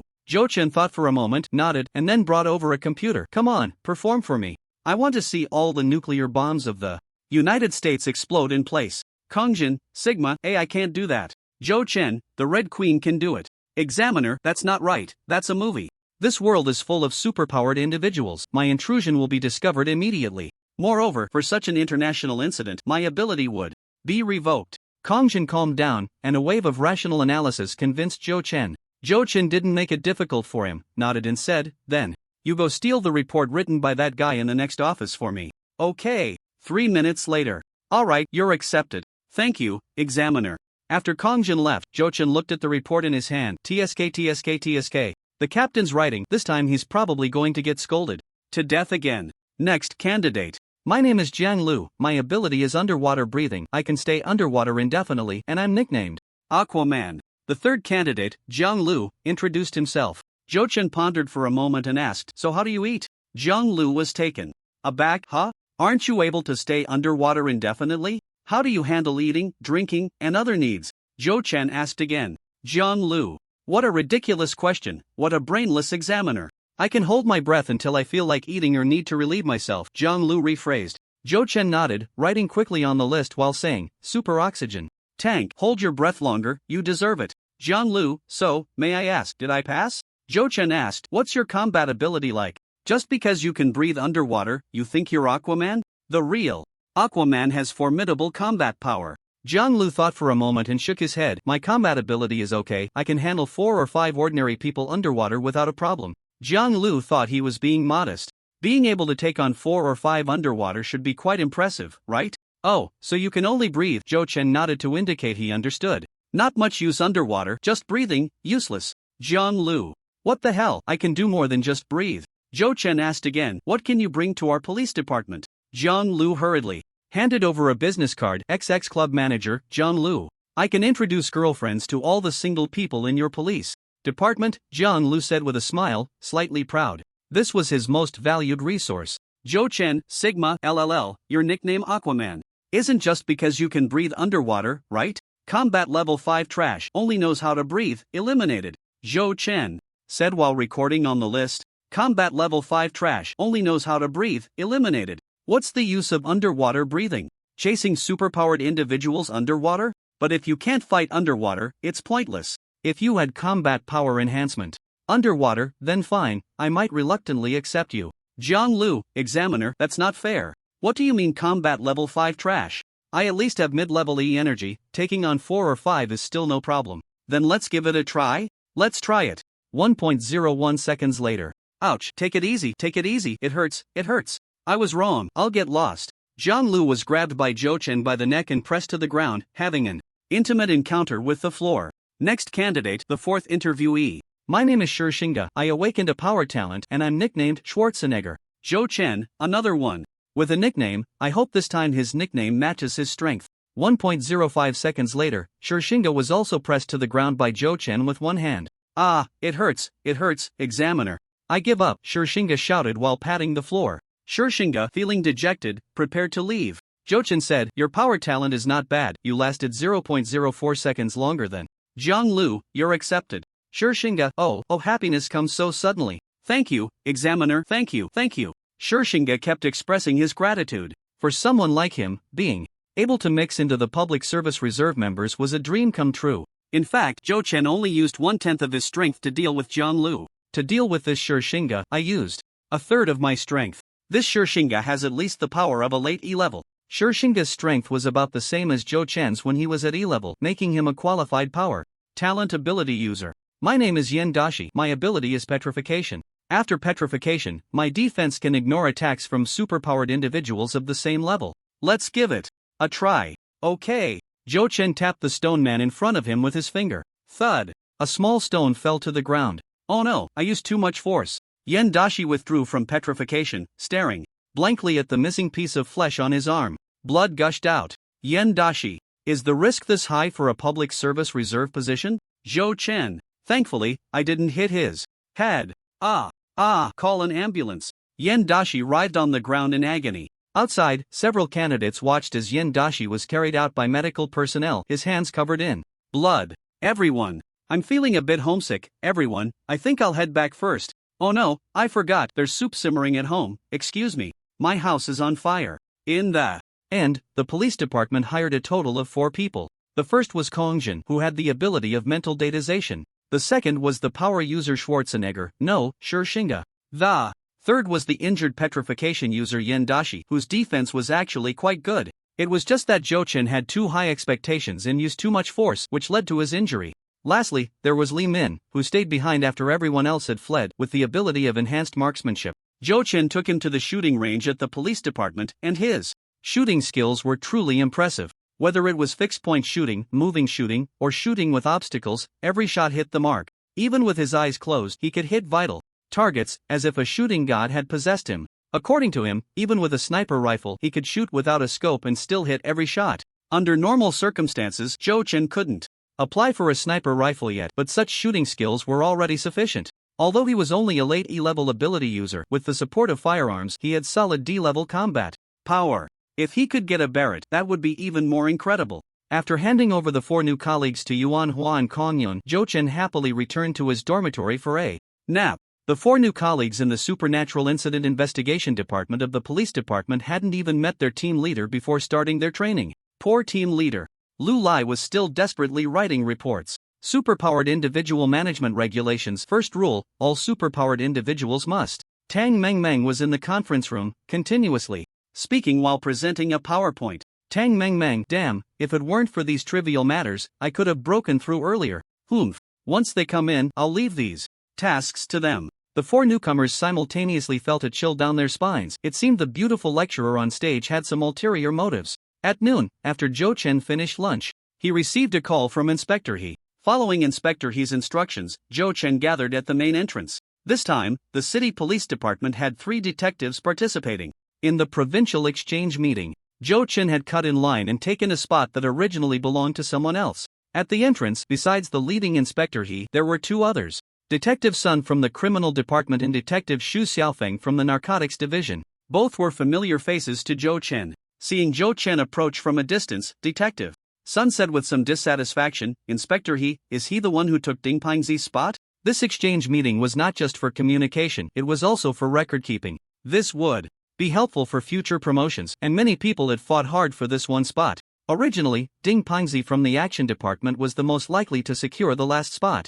Detective Xu quickly gave Detective Sun a glance, pulled him aside, and said, of course, Comrade Zhou Chen from the Paranormal Investigation Department is more suitable than Fatty Ding. He can wait for the next time. Inspector He nodded in agreement. Yes, Comrade Zhou Chen is more appropriate. Detective Xu has better insight than you. Detective Sun shot a glare at Xu Xiaofeng. Old Xu, whose side are you on? We graduated in the same class and now you're siding with outsiders? Are you trying to curry favor with their backers? Old Xu felt extremely exhausted. Caught in the middle, you probably don't know how many punches a superhero needs to take you down. I'm doing this for your own good. Zhou Chen's abilities are outstanding. He's deep and unassuming. Detective Sun, you don't understand. Xu Xiaofeng emphasized the last 2 words heavily. Inspector He smiled without saying a word. Detective Sun seemed to understand a bit. Old Xu had things he couldn't say, and this Zhou Chen seemed a bit extraordinary. Inspector He, Zhou Chen greeted, nodding to Detective Xu and Detective Sunday. Detective Xu returned a smile. He owed Zhou Chen a big favor from the Poison Dragon Biao incident. Detective Sun remained indifferent and silent. Inspector He nodded. Everyone is here, let's set off. The group got into Inspector He's car and headed to the provincial office. This provincial training and exchange meeting had over 20 participants from various districts and counties in the city, and other cities in the province also sent over 20 participants each. The total attendance for this conference was over 230 people. As the conference began, Zhang Daos took to the podium, and Zhou Chen started to regret it. He finally understood why Zhang Daos could simultaneously be the head of the Provincial Police Bureau and the leader of the superpower group. Because he could talk. As a leader, his speaking time was no less than that of school principals, company chairmen, bureau directors, and leaders from various industries. Zhou Chen felt drowsy listening to him. An hour later, finally, his speech came to an end. Next was the work reports and exchanges from various cities, with Inspector He as the person in charge from the city bureau. Inspector He presented nearly a year's worth of data, showing that the city's case clearance rate, number of incidents, and various achievements were far ahead of the rest of the province. Then each city began to report their work. This topic was even more tedious than the leaders' speeches, and Zhou Chen deeply regretted it. Wouldn't it be better to sleep in the dormitory during this time? After the work report exchange, it was time for the real competition, a contest among the outstanding detectives from various cities. Free competition, with self-defined events, was a chance to show off in front of the provincial leaders. Shooting, sprinting, obstacle courses, wrestling, and free fighting were all options. Zhou Chen became excited. It was finally time for him to showcase his specialty. Wait, wasn't he a graduate student in archaeology? How did he end up relying on physical skills as his forte? Oh, unknowingly he had transformed. The team leader from Ning City, Inspector He, walked over and said, Inspector He, shall we have a match? Last year you won. Are you interested in competing again this time? Oh, you two are at it again? The leaders from several nearby cities also looked over. Every year you two have to compete, Inspector He. Your position as the boss isn't easy to hold. Someone joked. As the head of the provincial capital's police bureau, Inspector He was targeted every year, especially by Inspector Hao from Ning City. The two were classmates from the police academy, and Inspector He was assigned to Hang City with a 1-point advantage, while Inspector Hao, unwilling to be a supporting character, resolutely chose to go to Ning City. Over the years, their work achievements were neck and neck, both rising steadily to the rank of inspector. For many years, the two had often competed against each other. Moreover, the case clearance rate, number of incidents, and public safety situation in Ning City's police bureau ranked second in the province, naturally eyeing Inspector He's first position with envy. Whether for personal or public reasons, Inspector Hao would provoke Inspector He every year. Inspector He had anticipated the question and asked, "So what do you want to compare?" Inspector Hao pointed to a detective behind him and said, "This is Detective Lei from our city's Haishu district, skilled in combat, grappling, and wrestling." Detective Lei stepped forward. He was tall and robust, with dark skin and a square face. His muscles exuded strength, and his combat ability was certainly impressive. Detective Lei greeted them with a smile and said politely, "Which comrade wants to have a match?" "I'll go, Inspector He." "You can step aside. You couldn't even beat me last time." "Inspector He, choose me. Let me handle it. I secured third place in the city's combat competition last time." Detectives and inspectors from various districts gathered around, rallying support for Inspector He. "Inspector He, I will definitely bring you honor. You know what I mean." Zhou Chen was eager to try, having listened to reports for several hours and feeling bored to death. Detective Sun shot Zhou Chen a discontented glance. "Inspector He, let me go. You know my strength." "The citywide combat competition? I couldn't participate last time because I was busy with a case, otherwise the first place would definitely have been mine." Inspector He chuckled and said to Inspector Hao, "Then let's go with Detective Sun. You know him well. He's participated with me several times."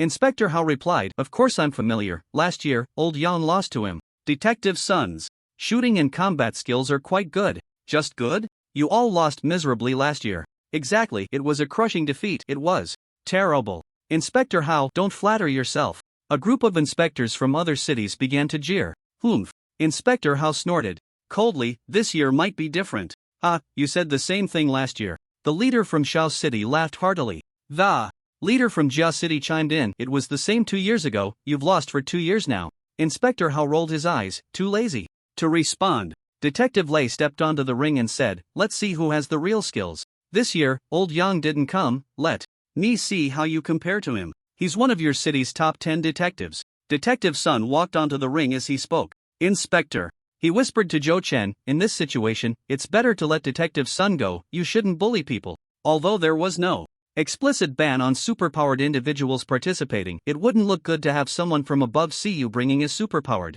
person to stir things up. "Okay, fine." Zhou Chen nodded slightly. He couldn't go up and bully people. Today was destined to be a boring day. On the ring, Detective Sun and Detective Lei exchanged blows for dozens of rounds. In terms of experience, Detective Sun far surpassed Detective Lei, landing several kicks to Detective Lei's chest and thigh. However, Detective Lei's strength was clearly much greater than Detective Sun's, with significant advantages in muscle strength and defense. Even when hit, he merely swayed slightly, showing no signs of being affected. Detective Lei deliberately left an opening for Detective Sun, who thought he had exposed a weakness due to inexperience and fell into a trap. Detective Lei seized the opportunity, locking Detective Sun's right hand with his left and unleashing a rapid series of punches with his right, leaving Detective Sun dizzy. A minute later, Detective Sun was knocked off the ring. "Ha, what did I say? Inspector He, the person you brought this year isn't up to par," Inspector Hao said triumphantly. Inspector He's expression darkened as he looked at Detective Lei on the ring. This guy was no ordinary person. Zhou Chen whispered. "He's playing on the edge. This guy's abilities haven't awakened yet, but they're close. His muscles are already starting to mutate, and he has at least the strength of an early E level. The strength-based ability options all start from muscle development, with combat power reaching E level before abilities begin to manifest. Detective Lei currently couldn't be considered a superpowered individual. An early E-level combat power was already comparable to that of a Special Forces soldier. Of course, a soldier-level Special Forces operative is not weaker than an E-level peak superhuman." Inspector He nodded, indicating that he understood. He had been in contact with superhumans for a long time, so he had some insight. Among the inspectors present, only a small portion knew of the existence of superhumans. Not every inspector was like him, specifically responsible for the aftermath of superhuman incidents. Aside from a few inspectors who seemed contemplative, the others began to jeer. "Inspector He, you lost. This time you'll have to watch the higher-ups."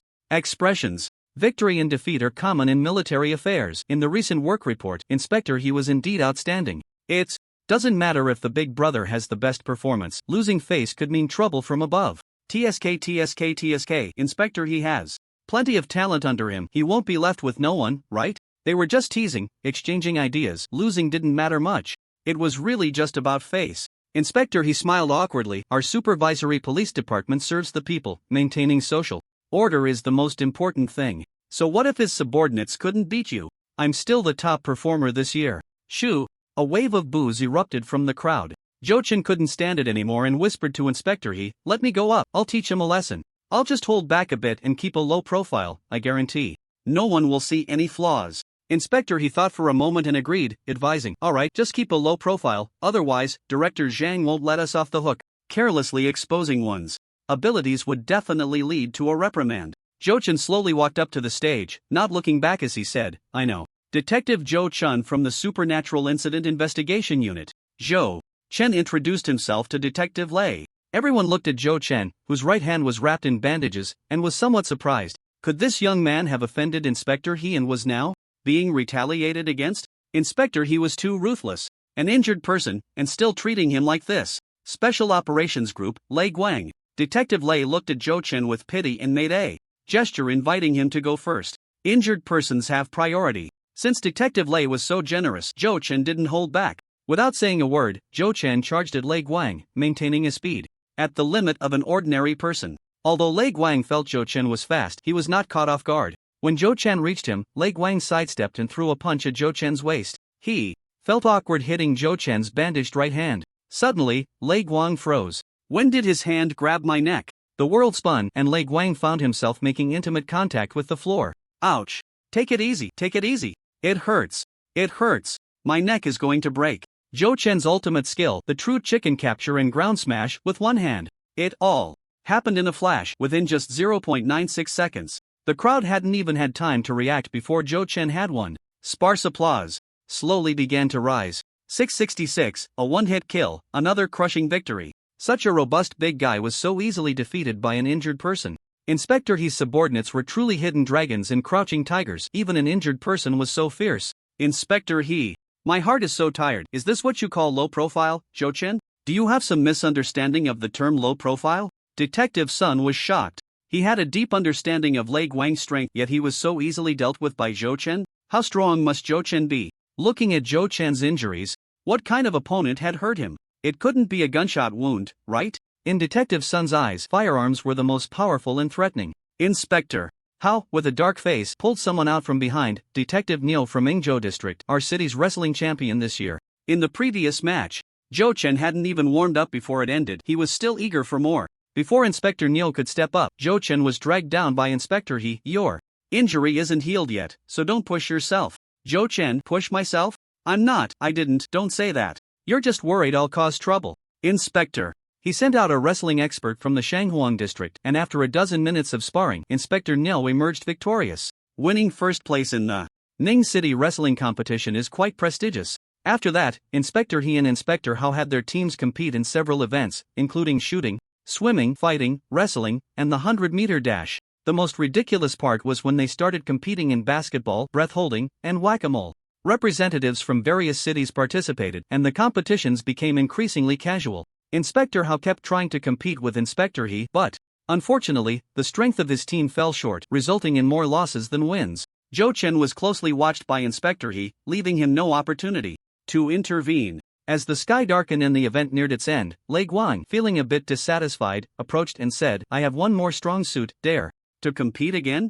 Oh? Inspector Hao looked at Lei Guang with surprise, wondering why he didn't know Lei Guang had any special skills. Others turned to look as well. Was Inspector Hao's final face-saving effort going to rely on Inspector Lei? Zhou Chen was eager and quickly asked, what are we competing in? This wasn't me looking for trouble, he came to me.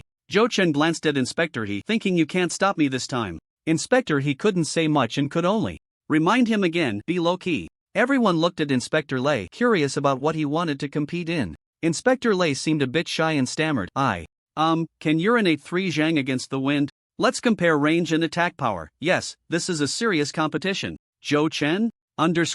I'll compete with your legs. Get lost. Inspector Hao covered his face, crying tears of laughter. The male colleagues. The female colleagues? After the exchange between the various city police departments concluded, Zhou Chen was about to head to the parking lot when Inspector He called out to him, Director Zhang has a small meeting. You need to come with me. Zhou Chen was taken aback and nervously said, a meeting? Don't look for me, what use am I there? Stop the nonsense, we'll talk about it when we get there, Inspector He said, dragging Zhou Chen away while turning to Inspector Sun and Zhu, you two head back. Zhou Chen and I have some matters to attend to. Inspector Zhu nodded knowingly and quickly replied, okay, you two take your time, we'll head back ourselves. It must be something related to superhumans. We mere mortals won't disturb you. Once Inspector He was out of earshot, Inspector Sun pouted and said, it's just a bit of fighting skill. Why are you so fawning? Inspector Sun thought Inspector He valued Zhou Chen solely for his abilities. Being a detective requires more than just fighting skills. Criminal investigation, logical reasoning, scientific knowledge, and communication skills are equally important.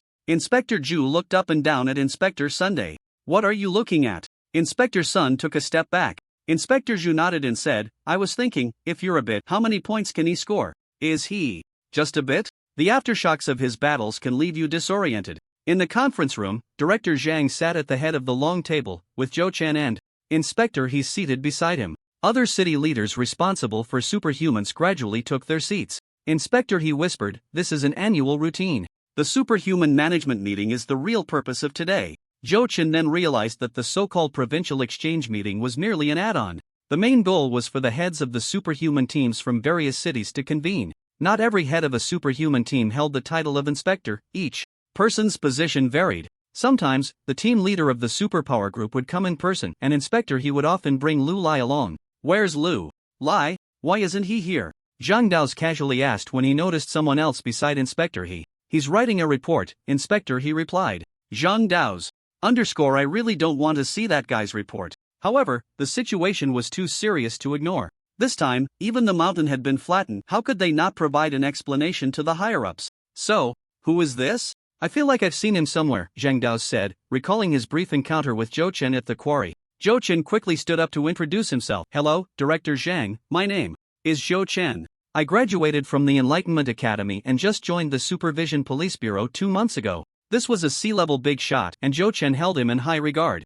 Zhang Dao suddenly realized, nodding as he said, so you are Zhou Chen. That guy by Li Shazhan wanted to hammer you to death after learning the truth, but luckily I stopped him. Sweat. A trembling Zhou Chen said, thank you, Director Zhang, for saving my life. A heartfelt thanks, this was a matter of half a life saved. A heartfelt thanks, this was a matter of half a life saved. In the early C-level days, Mo Fan almost hammered himself to death. If his trump card couldn't be exposed, by Li Shazhan in the mid-C level would definitely be able to hammer him into a fool. His puppet was still a copy of someone else's. Wait, back to the point, why did he want to hammer me?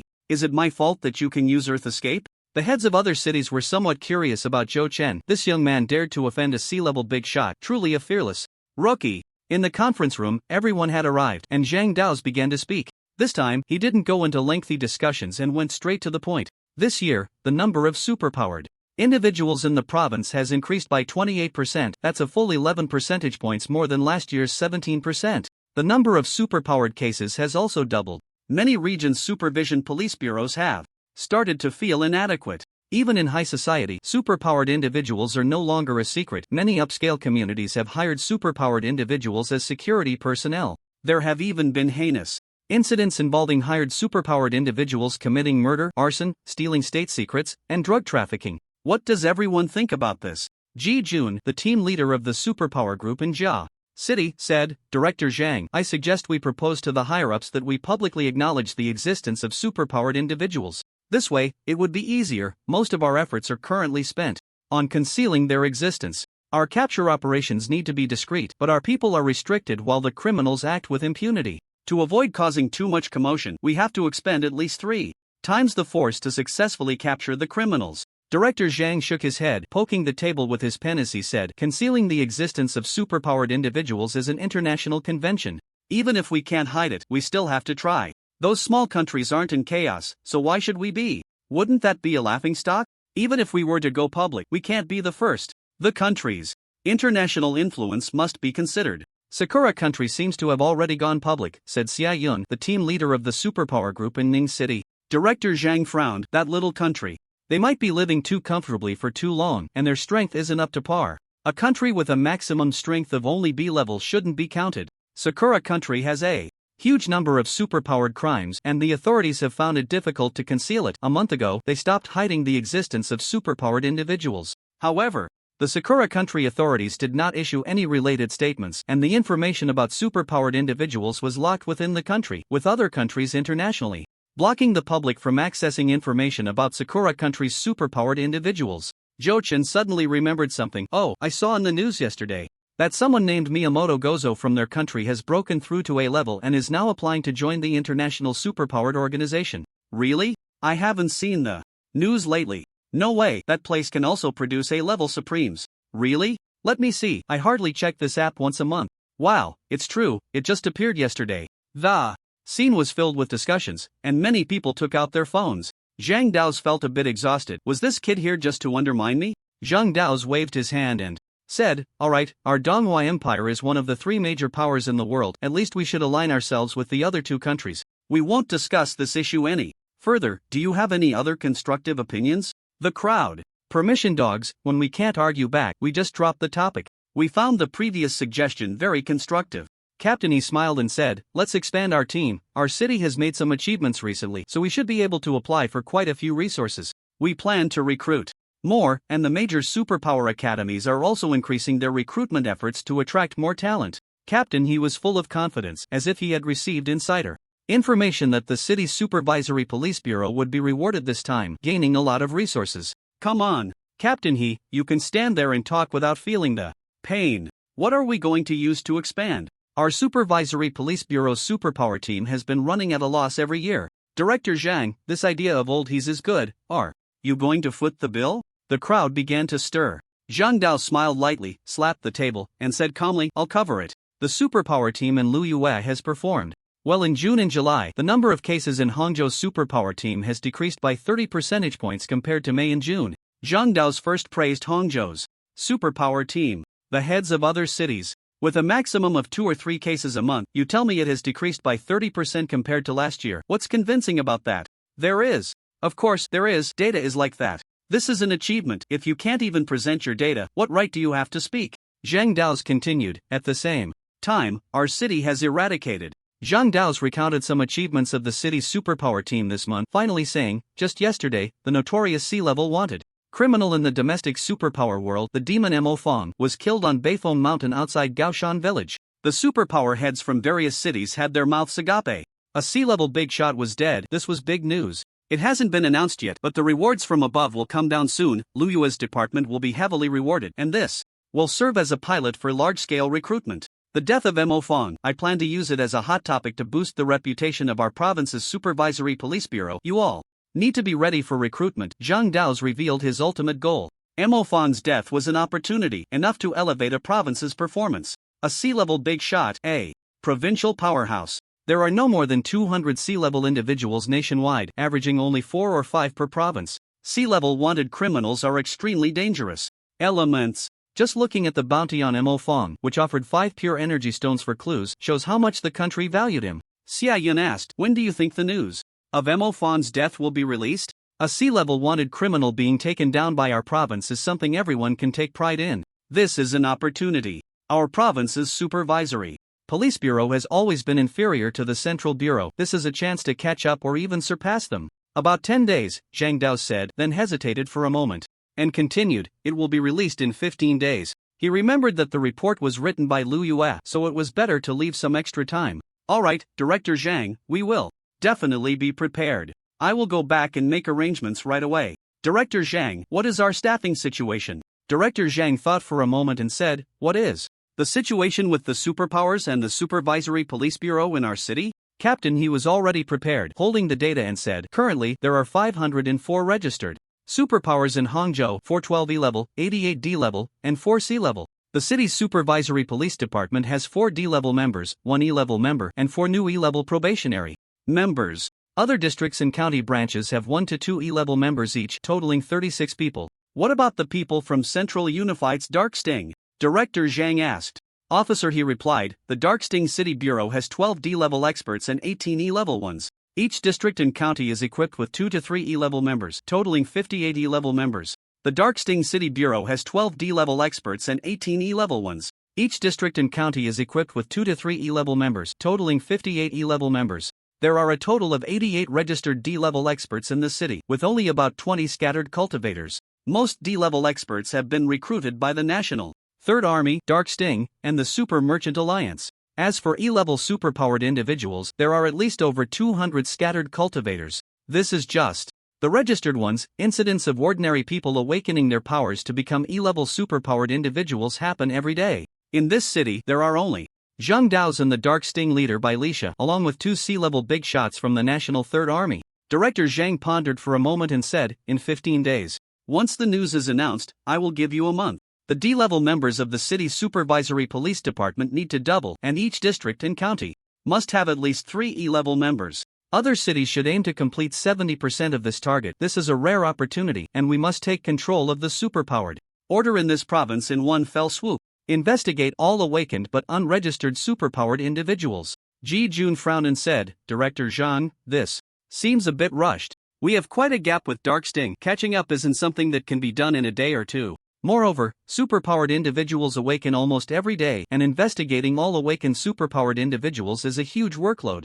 Nationwide, the Supervisory Police Department's superpowered force surpasses that of Central Unified, with only those 11, and Zhang Dao's wants to become the 12th. Zhang Dao's thought for a moment, tapping his fingers on the table, and after a while, he said, I've received news that the Empire plans to establish a new department this year called the National Superpowered Management Bureau. At that time, the superpowered groups of Central Unified and the Supervisory Police Department will merge into one, while the superpowered individuals of the National Third Army are still being planned, which is not yet certain. Who will be in charge of this department at all levels will depend on the abilities of each tier. When the time comes, whether your old rivals are on top or you are on top, it all depends on your own efforts. Everyone.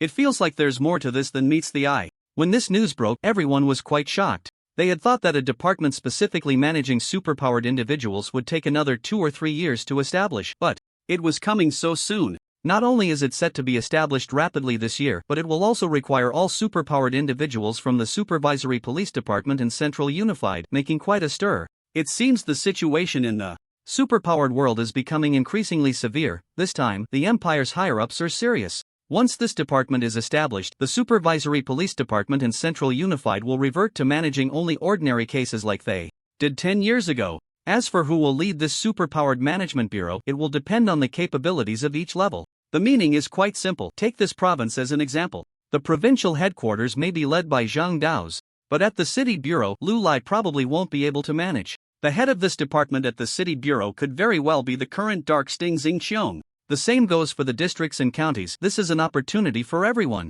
In the Supervisory Police Department, currently, everyone rises and falls together. If the performance of the city's Supervisory Police Departments is poor, Zhang Dao's won't be able to rise to power. Conversely, if Zhang Dao's fails, then their superior won't be one of their own anymore, which could lead to some difficulties. Alright, Director Zhang, we'll do as you say and cooperate fully. Let's give it a shot. Working overtime with just 2 hours of sleep a day for a few months, we must take down Central Unified. After the shock, everyone was filled with enthusiasm. The trend of merging into one is unstoppable, so let's take a gamble and swallow the opponent whole. Zhou Chen was somewhat disinterested in all this. Thinking about Lu Lai's nature, it seemed that it wouldn't be bad for Shinxiong to take the lead. And then considering the 3-bedroom apartment that Zhou Guoqiang provided. Ugh. By the way, how did Mo Fong die? Director Zhang, did you take action personally? It's a pity I didn't witness your prowess firsthand, said a certain city's superpower team leader, a passerby. Zhang Dao's face darkened. The flattery had hit the wrong mark. Mo Fong had infiltrated the city, and Zhang Dao's had failed to notice. That was a serious oversight, and this guy was bringing it up. Fortunately, Mo Fong had surrendered without a fight. Otherwise, if something had gone wrong, Zhang Dao's would have become a negative example. Speaking of this matter, just in time. The person involved is right here, and I have some questions. Zhang Dao's pointed at Zhou Chen and said. The heads and captains of the superpower teams from various cities looked at Zhou Chen in surprise. This young man in front of them had killed the infamous Mo Fong? Looking at his injuries, could it be that he had fought a battle with Mo Fong? Heroes emerge from youth. It was completely unnoticeable that he was a powerful figure with C-level combat strength. He was truly low-key. Zhang Dao's took out a file folder and glanced at Zhou Chen, saying, although Lu Lai has reported to me verbally, his expression skills are really lacking. He went back and forth with just 2 sentences. Saying you were chasing the drug lord Long Biao, encountered Mo Fong, and almost got killed. Then Mo Fong was killed by a passing sword cultivator with a single strike. Just listen to this. What kind of report is this? Everyone suddenly understood. No wonder. It turned out it was just a coincidence. Zhou Chen not dying was truly a stroke of luck. However, Comrade Lu Lai's work report was a bit rough. Zhou Chen. This really can't be blamed on the captain. It's because I only told him this much. Of course, Zhou Chen wouldn't say that. Director Zhang, do you have any questions? Zhou Chen asked directly. I went to the scene, the residual death energy is still there, and there are no issues with the sea-level battle site. It's highly likely to be Mo Fong, but there's no evidence to confirm it, only your testimony. At the scene, there were astonishing traces of fire source power and sword energy, both at a very high level. Please describe the details of that day. Zhang Dao's asked. Mo Fong's identity must be confirmed. Otherwise, if the news of Mo Fong's demise was just released and he turned out to be alive, it would be a painful slap in the face. It would be utterly humiliating. And that astonishing sword strike, Zhang Dao's felt his hair stand on end at the scene. He absolutely could not withstand that strike. Which sword cultivator was it? It seemed impossible to find a match domestically. Zhou Chen briefly recounted his battle with Mo Fong, focusing on the item he used for enlightenment. The reason he survived was mainly due to Mo Fong's playful nature, which gave him the chance to hold on until the sword cultivator arrived. Every superpower user has their own secrets and trump cards, and Zhang Dao's didn't mind. He pulled out a few photos and continued to ask, I found what seems to be footprints at the scene. What kind of footprints are these? Zhou Chen leaned in to take a look. It was a skeleton's footprint. Holy crap! This was the footprint of Huang Yuan number 2, no, Huang Yuan. Zhou Chen thought for a moment before saying, these are Mo Fong's enlightenment items, a very peculiar item. I need to report this to the dean before drawing any conclusions. This was the professional secret of all enlighteners and not suitable to be disclosed in public. The Enlightenment Academy is the support for enlighteners, their sect. Given the importance of this situation, Zhou Chen thought it would be better to communicate with the dean first. But I also found his footprints at the foot of the mountain, and the surrounding villagers have seen some strange things. Is it alive? Zhang Dao's asked seriously. Is he alive? Zhang Dao's asked. Seriously. Zhou Chen nodded but didn't say anything else. Could it pose a threat to the public? Zhang Dao's asked again. This was very important. If a dangerous creature were to escape, it would be a serious matter. Well, I'll contact the dean to confirm as soon as possible, Zhou Chen said. Huang Yuan still retained the temperament of a monk, so there shouldn't be too much of a problem. However, Zhou Chen couldn't guarantee that there wouldn't be any mutations after this skeletal transformation. It was still necessary to inform the dean as soon as possible. Zhang Dao's nodded and said, superpowered individuals all have their own secrets and trump cards. I won't delve into it. The higher-ups of the empire won't. Seize your opportunities, your strength is the nation's strength. As long as you remain loyal and uphold your principles, that's all that matters. This is also our official bottom line. I won't investigate this further, I just want to confirm with you one last time, the deceased sea-level superpowered individual is indeed the wanted criminal Mo Fong, right? Everyone present looked at Zhou Chen. His answer would determine the direction of the entire police bureau. Zhou Chen thought for a moment and nodded firmly. It's definitely Mo Fong. He's absolutely turned to ashes. In fact, there wasn't even any ash left. Zhou Chen was very confident in that sword strike of his. Zhang Dao's looked at Zhou Chen with a hint of meaning in his eyes, then turned to the others. The announcement will be made in 15 days. Prepare yourselves. Resources will be in place within 10 days. Does anyone have any questions? Everyone replied in unison, no problem. Meeting adjourned. On the way back, Captain He sighed. Comrade Zhou Chen has only been at the police bureau for a short 2 months, but he has brought about quite a change. Whether it was matters in the superpowered realm or the solving of ordinary cases, there had been a tremendous transformation since Zhou Chen's arrival. The city police bureau was now thriving and full of vitality. Captain He, you're being too kind. I'm just here at the right time, doing my best, Zhou Chen said modestly. Captain He continued to praise Zhou Chen a few more times. And just when Zhou Chen was feeling overwhelmed, he awkwardly said, there are a few tricky cases recently. Do you have time in the next few days, Comrade Zhou Chen? Zhou Chen. It's just helping out a bit. Is it necessary to beat around the bush with all this flattery? Without hesitation, Zhou Chen agreed. He found himself starting to enjoy the feeling of using time-space techniques to solve cases. Upon returning to the police bureau, Captain, he briefed Lu Lai on the content of today's meeting, and the Supernatural Incident Investigation Department prepared wholeheartedly for the plan in 15 days. Zhou Chen met the 4 new colleagues who had joined that morning at the police bureau. The 4 looked at Zhou Chen with admiration, greeting him repeatedly. Through the descriptions from Tang Meng and the others, they learned just how formidable this young senior's combat power was. In the superpowered realm, admiration for the strong was the norm. Back in the dormitory, Zhou Chen opened the slow-running errand app and clicked on his avatar. He selected the sect, Enlightenment Academy. In the section for the sect leader, it read Dean Yufuzi. Zhou Chen directly clicked on it and made a voice call. Ring, ring, ring. After a few seconds, an elderly and kind voice came through. Zhou Chen, it's only been a short time since you left the academy, and you're already thinking of me? At the age of 8, Zhou Chen had just been selected from the orphanage to enroll in the Enlightenment Academy, and the dean had met him back then. After that, they had seen each other less frequently. With so many students at the academy, the dean couldn't possibly attend to each one. However, the treatment of orphans like Zhou Chen at the Enlightenment Academy was quite good, thanks to the dean's insistence against opposition. Zhou Chen inherited the memories of this body, and when facing the dean, it felt like being with a family elder. Zhou Chen smiled and said, yes, it's only been 2 months since I left, and I really miss life at the academy, and I miss you too, Dean. The dean laughed and scolded, you little sly one, I knew you were a little trickster the first time I saw you. You don't come to me without a reason. Tell me, what do you need? I'm an old man with countless responsibilities, and you're here exchanging pleasantries with me? The energy I absorb in a second could obliterate 100 of you. The dean was blunt, and Zhou Chen took it in stride. After all, that's how people close to each other behave. Zhou Chen smiled, paused for a moment, and softly said, yesterday, I ran into Senior Mo Fong. Yu Fu Si was taken aback for a moment before continuing, that guy, he's gone mad. Sai, how are you? Are you alright? I'm fine, just a little hurt. Zhou Chen replied nonchalantly, trying to appear relaxed so the dean wouldn't worry. Zhou Chen continued, Mo Fong is dead, killed by a strong person. His own puppet could be considered a strong person. There was silence on the other end of the line for 3 seconds before the voice came through. Sai, it's better he's dead. Being alive only harms others and himself. Yu Fu Si's voice was somewhat somber. Every student in the academy was like his child. He didn't expect them to look down on the world, just to be content and safe. He had high hopes for Mo Fong back in the day, but later, the greater the expectation, the greater the disappointment.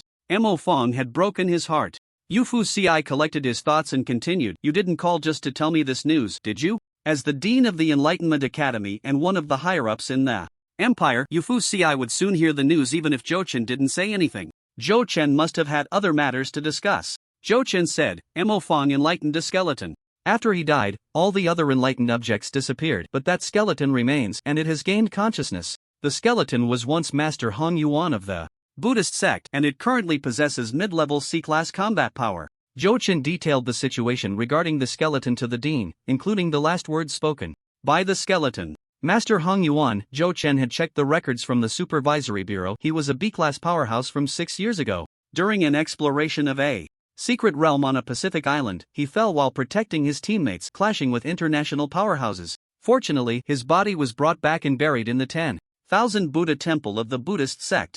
There had been no news of Master Huang Yuan's body being stolen, so it was likely that Mo Fong had done it secretly without alerting others. No one would suspect that someone would come to steal a corpse. Yu Fu Si was not surprised. After thinking for a moment, he said he still chose this path. Back then, Yu Fu Si began to recount Mo Fong's past to Zhou Chen. During his time at the Enlightenment Academy, Mo Fong had always been keen on enlightening the corpses of creatures, or researching poisons in soul bodies. Yu Fu Si was worried he would go astray and had advised him many times, but Mo Fong's strange tendencies were temporarily suppressed.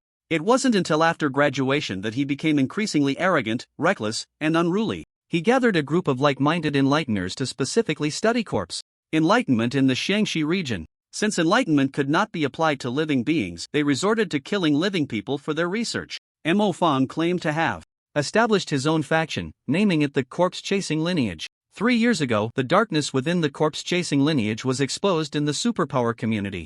Mo Fong was summoned by the Empire's higher-ups, but he ignored them and injured several imperial superpowers. To quell the anger of the higher-ups, Yu Fu Si personally intervened and eradicated the corpse-chasing lineage.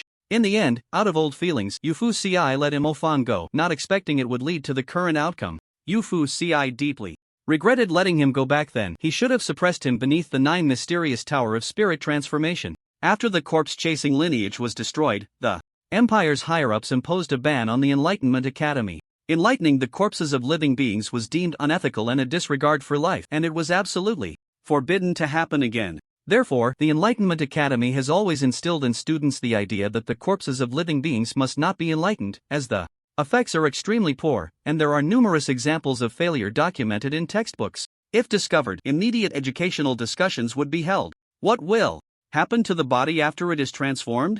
Are there any hidden dangers with Huang Yuan? Zhou Chen asked. This was the most important question. A mid-level C-class powerhouse with potential issues could be a ticking time bomb. Yu Fu Si replied, those transformed bodies can only retain a certain level of combat power as puppets. In the past, there were no cases of conscious resurrection. All the transformed bodies back then were destroyed by me.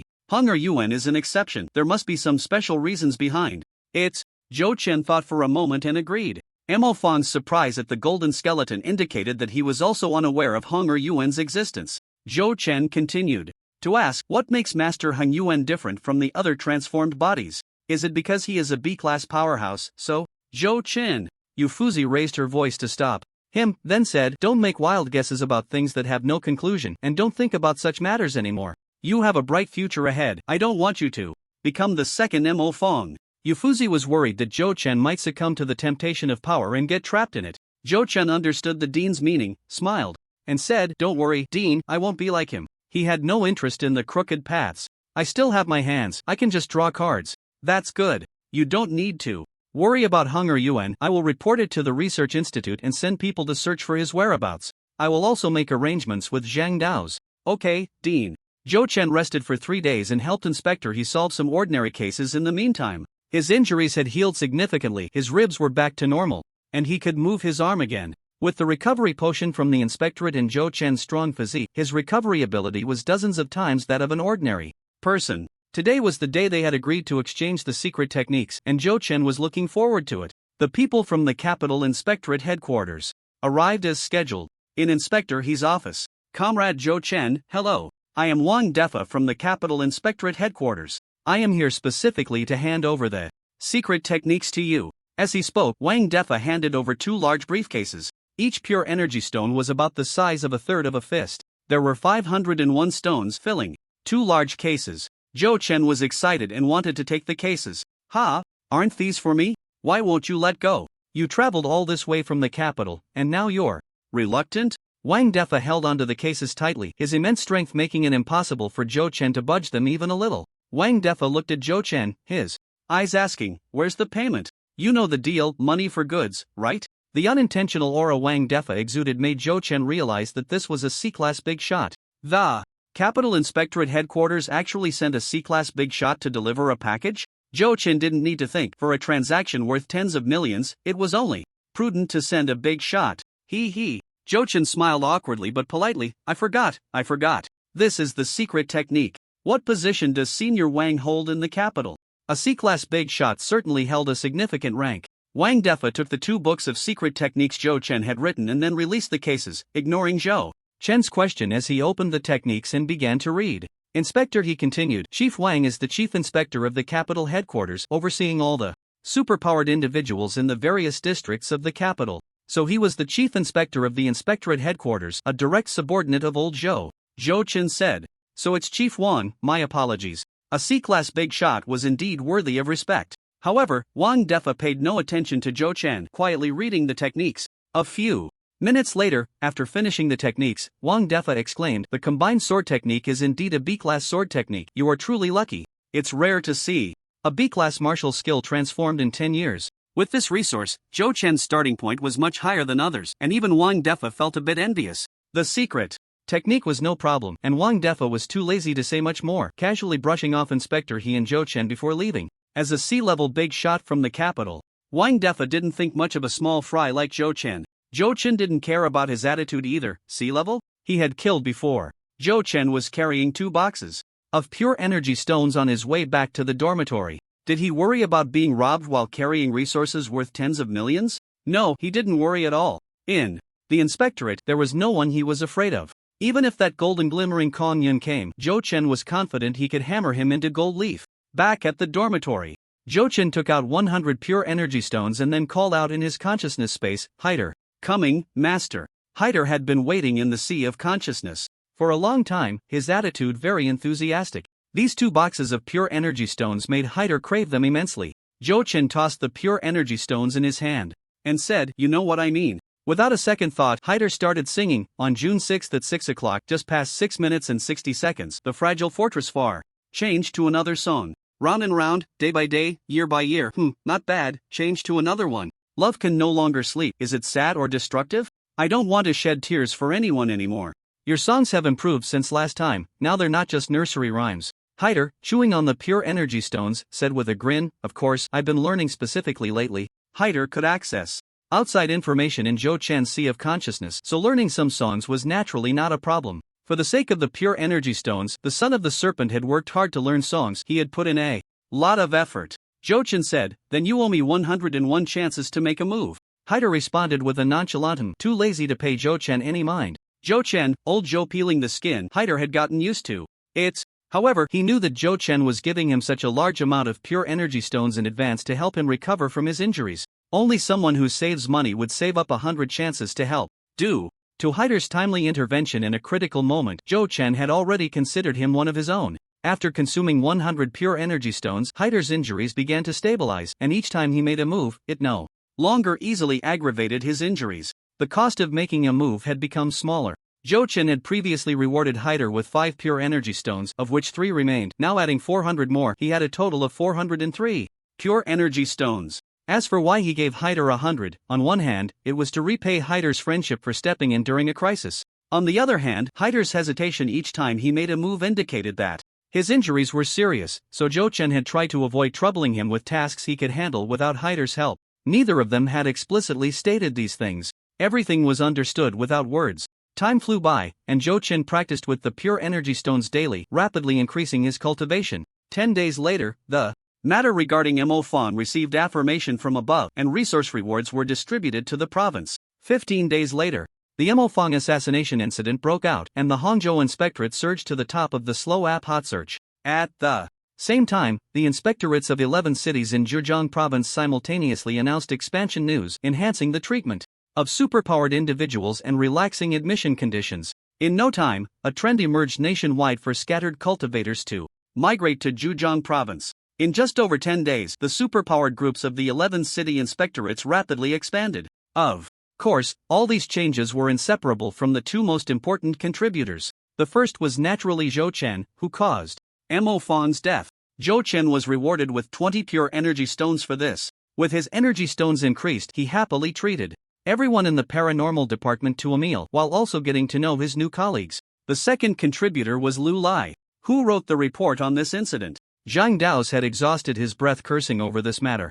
Lu Lai worked tirelessly for over 10 days to announce the news on schedule. If Lu Lai weren't an extraordinary ability user, he would have collapsed from exhaustion long ago. The second hero, without a doubt. Half a month before the start of school, Zhou Chen was busy interviewing candidates every day. Until the day before school started, the Paranormal Incident Investigation Department of the Hang City Police Bureau had increased its personnel by 21. 5 new D-level experts and 16 E-level extraordinary ability users joined. Their overall strength was not much weaker than that of the Dark Sting from the Central Bureau. Of course, it's worth mentioning that due to the overwhelming number of interviewees and heavy tasks, the interview time for the new members was too short, leading to Zhou Chen's signature move, the true chicken pin-down kill with one hand, becoming widely known within the paranormal department of the Police Bureau. Even Lu Lai, Yuan Hua, and others frequently overheard conversations like this. In the restroom, were you pinned down during your interview? I was 1.23 seconds. How about you? Hehe, I was 1.61 seconds. Wow, bro, impressive. What level are you? In the cafeteria, several new colleagues whispered. What was the process during your interview? No process, just straight to the pin. How long? 0.91 seconds. Pretty good. I was 0.99 seconds. You two are really impressive. Am I the only one at 0.9 seconds? I heard 0.9 seconds is the baseline. I had 20 seconds. You're already D-level and only had 20 seconds, and you still have the nerve to say that. Equals. Rumors began to spread in the community that someone in the city Police Bureau had created a set of B-level grappling techniques terrifyingly powerful, unmatched at the same level. Of course, this was just a rumor, and no one bothered to refute it. The night before school started, Zhou Chen opened the group chat and said in the brother group, "School starts tomorrow at Zhaoyi. Where are you planning to go? Have you decided?" Gao Jie chimed in. "First, at Zhaoyi, come to Jin City. There are so many delicious foods here." Zhou Chen, is this how you practice your dual sword technique with your eyes only on food? Xinjiang, petting dog head at Gaojie. Zhaoyi, laughing maniacally. I'm almost at Hang City. Zhou Chen was a bit surprised, not expecting Zhaoyi to come. Why didn't you say it earlier? I would have come to pick you up. Zhaoyi, the Tianqing army arranged for someone to pick me up, so I won't bother you. Xinjiang, Tianqing army, nice. Gaojie, oh ho ho, just like the big brother, joining the army. Which school are you starting at? Zhaoyi, San Zhong in Shanghuang district, about 7 or 8 kilometers from Laosi. With a brother coming, Zhou Chen was very happy and replied on his phone, joyful, after school starts, I'll come find you. Zhaoyi, sure, but you have to treat me. It's been 3 Months since I started working, so I need to feast on you. Zhou Chen, not afraid, bring it on. Zhou Chen, rich and powerful. Xin Zhan, Lao Si has changed. Gao Jia, he's inflated. Zhao Yi, he's shameless. The four chatted for over an hour, and it was already 11 at night. School starts tomorrow. Aren't we going to draw some cards today? Of course, we have to draw. The card drawing opportunities saved for 30 days are just for today. Anyway, I don't lack any cards, so let's indulge a bit. And try a 10-in-1 draw, starting with 3 consecutive draws. No, not consecutive draws. One by one, I have 30 chances. What if I get a bad one? That would be a huge loss. Zhou Chen sat cross-legged on the bed, the box placed in the middle. He waved his hands, continuously chanting, Prajna Paramitha. Bodhisattvas of all directions. Taishan Laojun, urgent as God. Bless, Amen. 10-in-1 draw, the first card begins. The box lit up with a golden glow, which slowly turned blue. This time is different, there's actually blue light. Zhou Chen opened the box and saw a card radiating a blue glow. The back of the card was facing up, adorned with a blue pattern. Without needing to say much, Zhou Chen understood that this was a blue card. A memory surged in his mind, and a line of dialogue involuntarily came to him. Blue rarity. However, the one he drew before, was that a white common card? Would there be purple epic cards in the future? Golden legendary cards? This has nothing to do with Hearthstone, it's all just his wild imagination. Let's take a look at the card. Zhou Chen picked up the card, which depicted a ninja that looked a bit like that socially awkward genius by Li Shazhan. Ninja card set, consumption after use, gain basic ninja physique, chakra extraction secret technique, randomly learn 1 D-rank ninjutsu, and randomly learn 10 E-rank ninjutsu. Zhou Chen. It looks great. Combining 10 draws into 1, he obtained an essential ninja technique, 1 D-rank ninjutsu equivalent to D-rank martial arts, and 10 E-rank ninjutsu. Just these alone are a fantastic deal, not to mention the miraculous thing called physique. What is physique? It's talent. It's the essential cheat for turning a useless person into a genius. However, this is just the basic ninja physique, which at most allows someone without any cultivation talent to gain the qualification to practice as a ninja. But why the hell do I want to transition into a ninja? This card feels a bit off. Zhou Chen's puppet used the chakra to execute the 3-kill sword technique, but it felt somewhat sluggish. Although they are all energy, there are still differences between professions. Zhou Chen still planned to pursue martial arts or cultivation. He wasn't interested in ninjas. This card, Zhou Chen named it the set card. Overall, it wasn't a loss, so let's go again. 10-in-1 draw, second card. 10-in-1 draw, second card. Still a card surrounded by blue light. Skill card, consumption B-rank Taoist technique, heavenly thunder control, learned in 1 second. Oh ho ho, it's actually a B-rank Taoist technique. This card is getting more detailed, even specifying the level of the martial arts technique, which previously had to be learned to know. This card is a great value. The quality of the 10-in-1 blue cards is very high. Let's go again. Third card. Card Void Summon, Luoshan, permanent, usage cooldown of 1 month. Description: sacrifice an item containing abilities to summon the low-tier deity Luoshan from another dimension. The strength is determined by the ability of the sacrificed item. Luoshan, the myriad stars shine upon the world. The Milky Way covers the vastness of the sky. Just looking at the description, Zhou Chen was filled with anticipation for this card. He could only summon it once a month, and it was a deity. Incredible. He wondered if summoning Luoshan with a pure energy stone would be as strong as Hectare. Otherwise, Hectare might still be the better deal. This card, you'd better not use it lightly. Hectare's voice came through. Zhou Chen responded in confusion. This was the first time Hectare had spoken while he was drawing cards. Afraid this card would steal your business? Why? Zhou Chen asked. Hectare was silent for a moment before saying, anything related to gods should not be approached lightly. Gods? What gods? Aren't these just from another dimension? They're just anime characters and mythological stories. Zhou Chen believed that these gods were merely manifestations of the card's power. There are no gods in this world. Aren't you the son of the snake god? Aren't you singing here?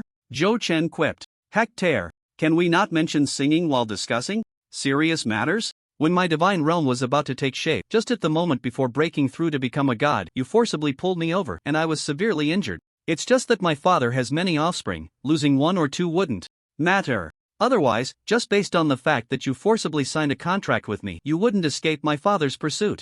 Hectare's explanation left Zhou Chen even more confused. Are you other dimensional beings really that arrogant? I am from the main world. Can you from another dimension really launch a large-scale attack? Just a moment before becoming a god, you're still a demigod, right? A demigod this weak can be forced into a contract by my cards? then that demigod isn't impressive at all. So can your father god come through the internet from another dimension to fight me? Zhou Chen said with a slightly arrogant tone of provocation. Hyder cursed loudly in Zhou Chen's sea of consciousness. What the hell is this internet? Does my father god need the internet to deal with you? Another dimension is just a concept. Sigh, never mind, knowing too much isn't good for the master anyway. Just try to avoid anything related to gods. Hey, why did you stop halfway? Why can't I touch it? Your father god.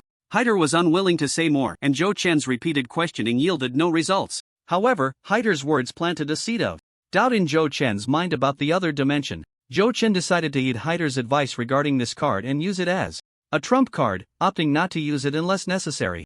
Zhou Chen took out the first card, the ninja set card, and decisively used it. The energy within his body began to shift, allowing him to freely switch between supernatural powers, true chi, and chakra.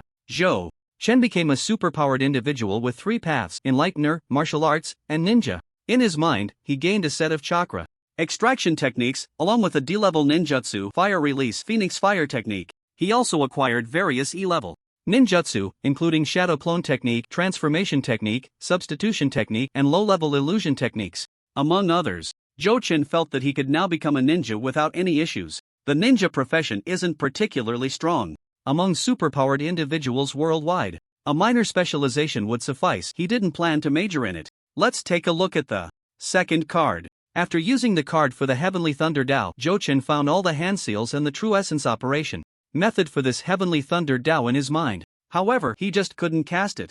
Zhou Chen lacked the talent for cultivation. He had a B-level Dao technique but couldn't use it. Martial arts and body refinement have the lowest thresholds, and most superpowered individuals have some talent in these areas. For practitioners like ninjas, Taoists, Buddhists, mages, and sword cultivators, the requirements for talent are very high. Zhou Chen's Dao talent was almost zero. Theoretically, he would never be able to cast this Heavenly Thunder.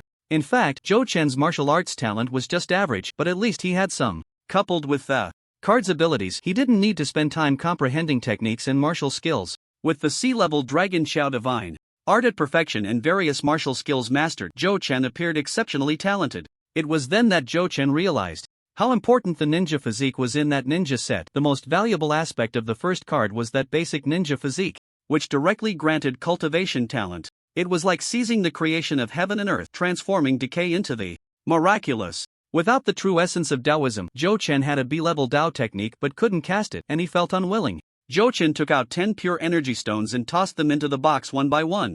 I want to draw again. 50 chances to draw cards, exchange for a blue card with 5 consecutive draws. I want the Dao physique box, don't let me down.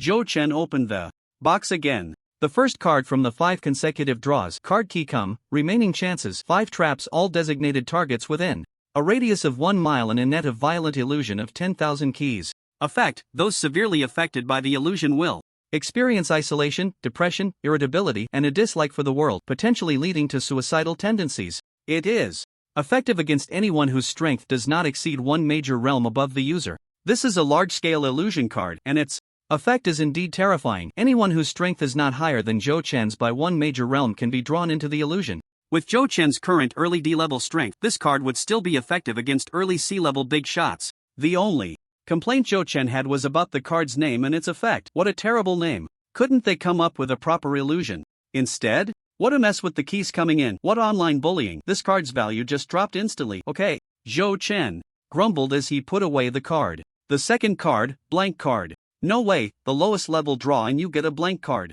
10-in-1 blue card and you give me a blank card. The loss of 2 pure energy stones, just like that, 30,000 gone. The feeling of being wronged hit him. Heartache. Extreme heartache. Wait, Zhou Chen suddenly noticed that there was a description under the blank card. Blank card. Description, write down the card you have drawn, and it will become that card. Wow, amazing, it's practically a universal card. He just hadn't seen it clearly before. This feeling is just like a roller coaster, full of ups and downs. Zhou Chen carefully set the card aside. This card has great use. For example, the Rain of Arrows is really powerful. Definitely the best among blank cards. There's also the Heavenly Lock Chain card, which Zhou Chen hasn't used yet, but the effect description is quite impressive. And this blue card key, once used, can also copy one. Truly, it's a rare blue card drawn from a 10-in-1. Even the blank card is this powerful. The third card, Rule Fusion card. Description, decompose a white card, integrate its abilities. into the user, becoming instinct. Zhou Chen looked at this card, stunned for a moment, then overjoyed. Many skill cards have a cooldown, and cards are ultimately not one's own abilities. For instance, many consumable cards are gone once used. Transforming card abilities into instincts. That ability is explosive. He would consider this card later. First, he needed to draw more cards. The fourth card, Innate Sword Body Constitution. Description: gain the Innate Sword Body Constitution, Enhanced Taoist Comprehension, Enhanced Sword Path Comprehension. This constitution clearly looks more advanced than the basic ninja constitution. One is basic, the other is innate. Zhou Chen has read enough web novels to know that anything with the word innate is extraordinary. Moreover, this constitution can cultivate both Taoism and swordsmanship. Although the description is simple, Zhou Chen could sense a celestial aura from the name. This card must be extraordinary. The fifth card, Mage Package card, after use, gain Excellent Mage Constitution, Advanced Meditation Technique, randomly learn 1 D-level magic, and randomly learn 10 E-level magics. Zhou Chen, is this trying to trick me into becoming a mage? The Constitution and cultivation techniques are somewhat better than those of a ninja. Forget it, since no one else can use these cards, I might as well learn them myself. Zhou Chen first used the Mage Package card. A refreshing sensation coursed through his body, and Zhou Chen opened his eyes, instantly feeling the magical elements in the surrounding air: fire elements, ice elements, summoning elements, dark elements, and so on. He also randomly learned a D-level magic, Positioning Teleportation. This magic allows Zhou Chen to teleport to any of 10 designated points within 500 kilometers after a 10-second chant. This is great. He could save on train and plane tickets in the future. E-level magics, Levitation, Slowfall, Eagle Eye, Light Body, and so on. Zhou Chen took out the Constitution card, Innate Sword Body Constitution. He decisively used it. A wonderful feeling flashed by. Zhou Chen felt that he had gained some different insights into swordsmanship. The D-level sword technique that he had previously mastered now seemed to have many areas where he could perform better. This is the talent for sword cultivation, an absolute sensitivity to sword techniques. Becoming a sword cultivator might be a good choice. At least he is also cultivating martial arts, so he won't have the typical weaknesses of a sword cultivator. This innate sword body constitution not only has sword cultivation talent but also has Taoist cultivation talent. Taoism, controlling the heavenly divine thunder. He should try it out first. Zhou Chen pinched the Taoist hand seal with one hand, curling his index, middle, ring, and little fingers into his palm and hiding them from view, then pressing down on the backs of the 4 fingers with his thumb as if forming a fist. Zhou Chen's entire ability instantly transformed into Taoist true energy. Control the heavenly divine thunder. Rise! Zhou Chen shouted explosively. In an instant, the sky and earth changed color, and dark clouds gathered over the police station. Zhang Dao's, who was taking a shower in his room, wrapped himself in a towel and rushed to the balcony. Is a powerful being passing by? By Lisha, who was watching a drama, was so startled that he dropped his tablet, staring in shock out the window. What the hell? Who is it this time? Should we go take a look? They definitely didn't use Earth Escape this time. After 1.51 seconds, everything returned to normal. Zhang Dao's, an illusion? By Lisha. This fluctuation feels like constipation. Forget it, I must be being neurotic. Better get back to watching my drama. At this moment, Zhou Chen lay on his bed, drenched in sweat, completely drained of energy. This was just a prelude. Damn it, the heavenly thunder couldn't be unleashed at all. Zhou Chen thought about it and realized that with his D-level strength, wanting to perform a D-level spell was indeed a bit ambitious. However, it was said that casting spells was not a guaranteed success. If there was any slight error in the seal or the flow of true energy, it would fail. But just now, when he attempted to cast the heavenly thunder, he felt no hindrance at all. It went very smoothly. This innate Dao sword physique was definitely extraordinary. Next, he looked at the other cards. The one-time use cards, the key card and the blank card would be saved for later. He would use these cards when needed. There was no rush to waste them.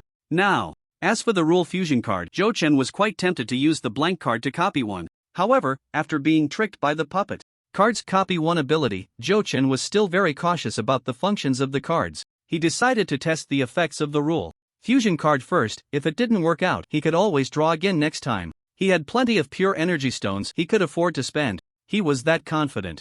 Zhou Chen held the Rule Fusion card. So, the question arose. Which card should he fuse? What card would enhance a permanent ability for maximum benefit? The Mount card? Ha, don't joke around, I haven't ridden that little mare in ages. As for the money card, asterisk, heh. It seems that making this seemingly useless card a permanent one would still be quite powerful. This temptation was hard for an ordinary person to resist. No, I must hold on, I can't bend over for a mere 5 pecks of rice. I still have more powerful and useful cards to fuse. Moreover, I don't even have a ready money card in hand. This card is usually used up as soon as it appears. Zhou Chen continued to sort through his cards and saw a card with a yellow pattern. The poop card. What would happen if it fused? Zhou Chen shuddered. Not daring to think.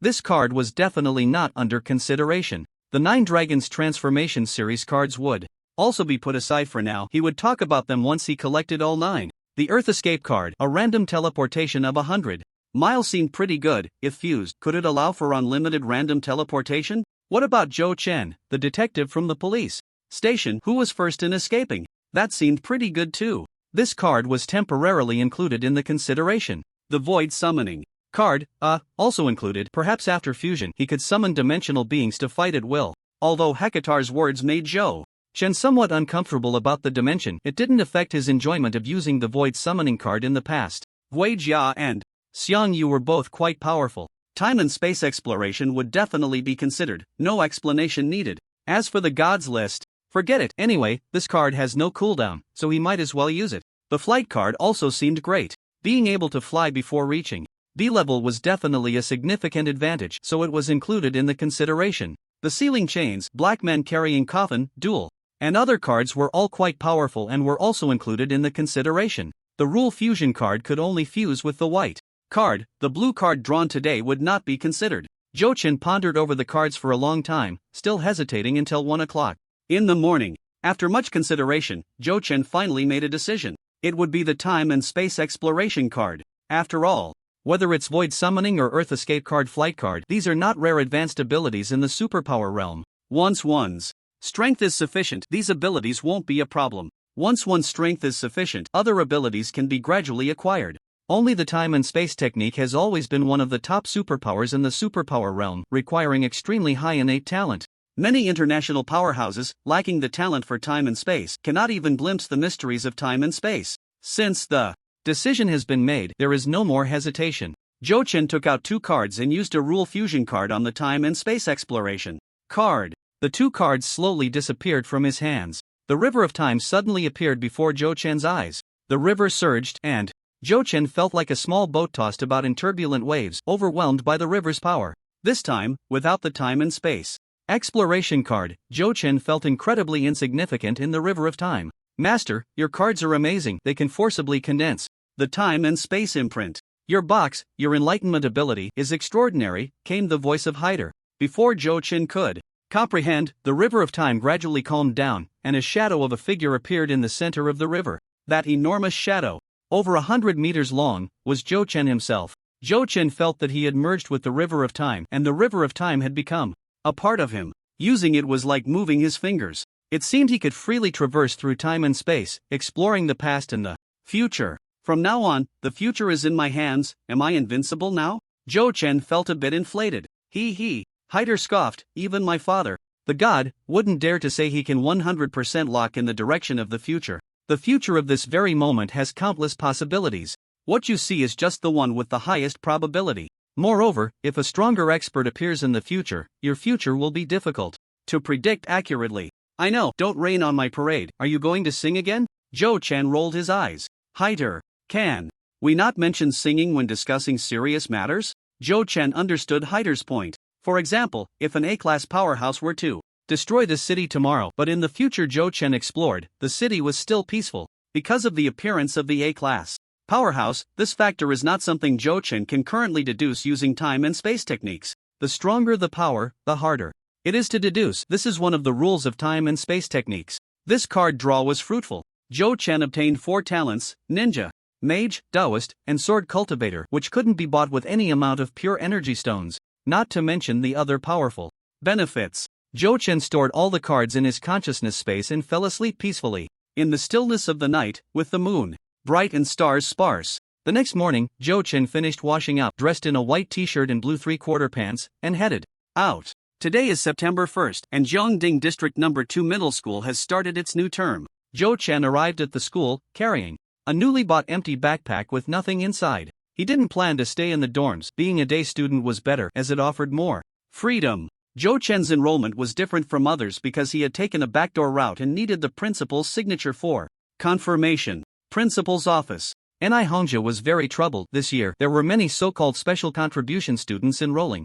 In fact, Principal Ni didn't want to accept these students who got in through special connections, but the reality didn't allow it. Take this one in front of him. This was a spot requested personally by his graduate advisor from university. The school clearly had spots for special contribution students, and his advisor had called for over an hour to catch up, so he had to give face.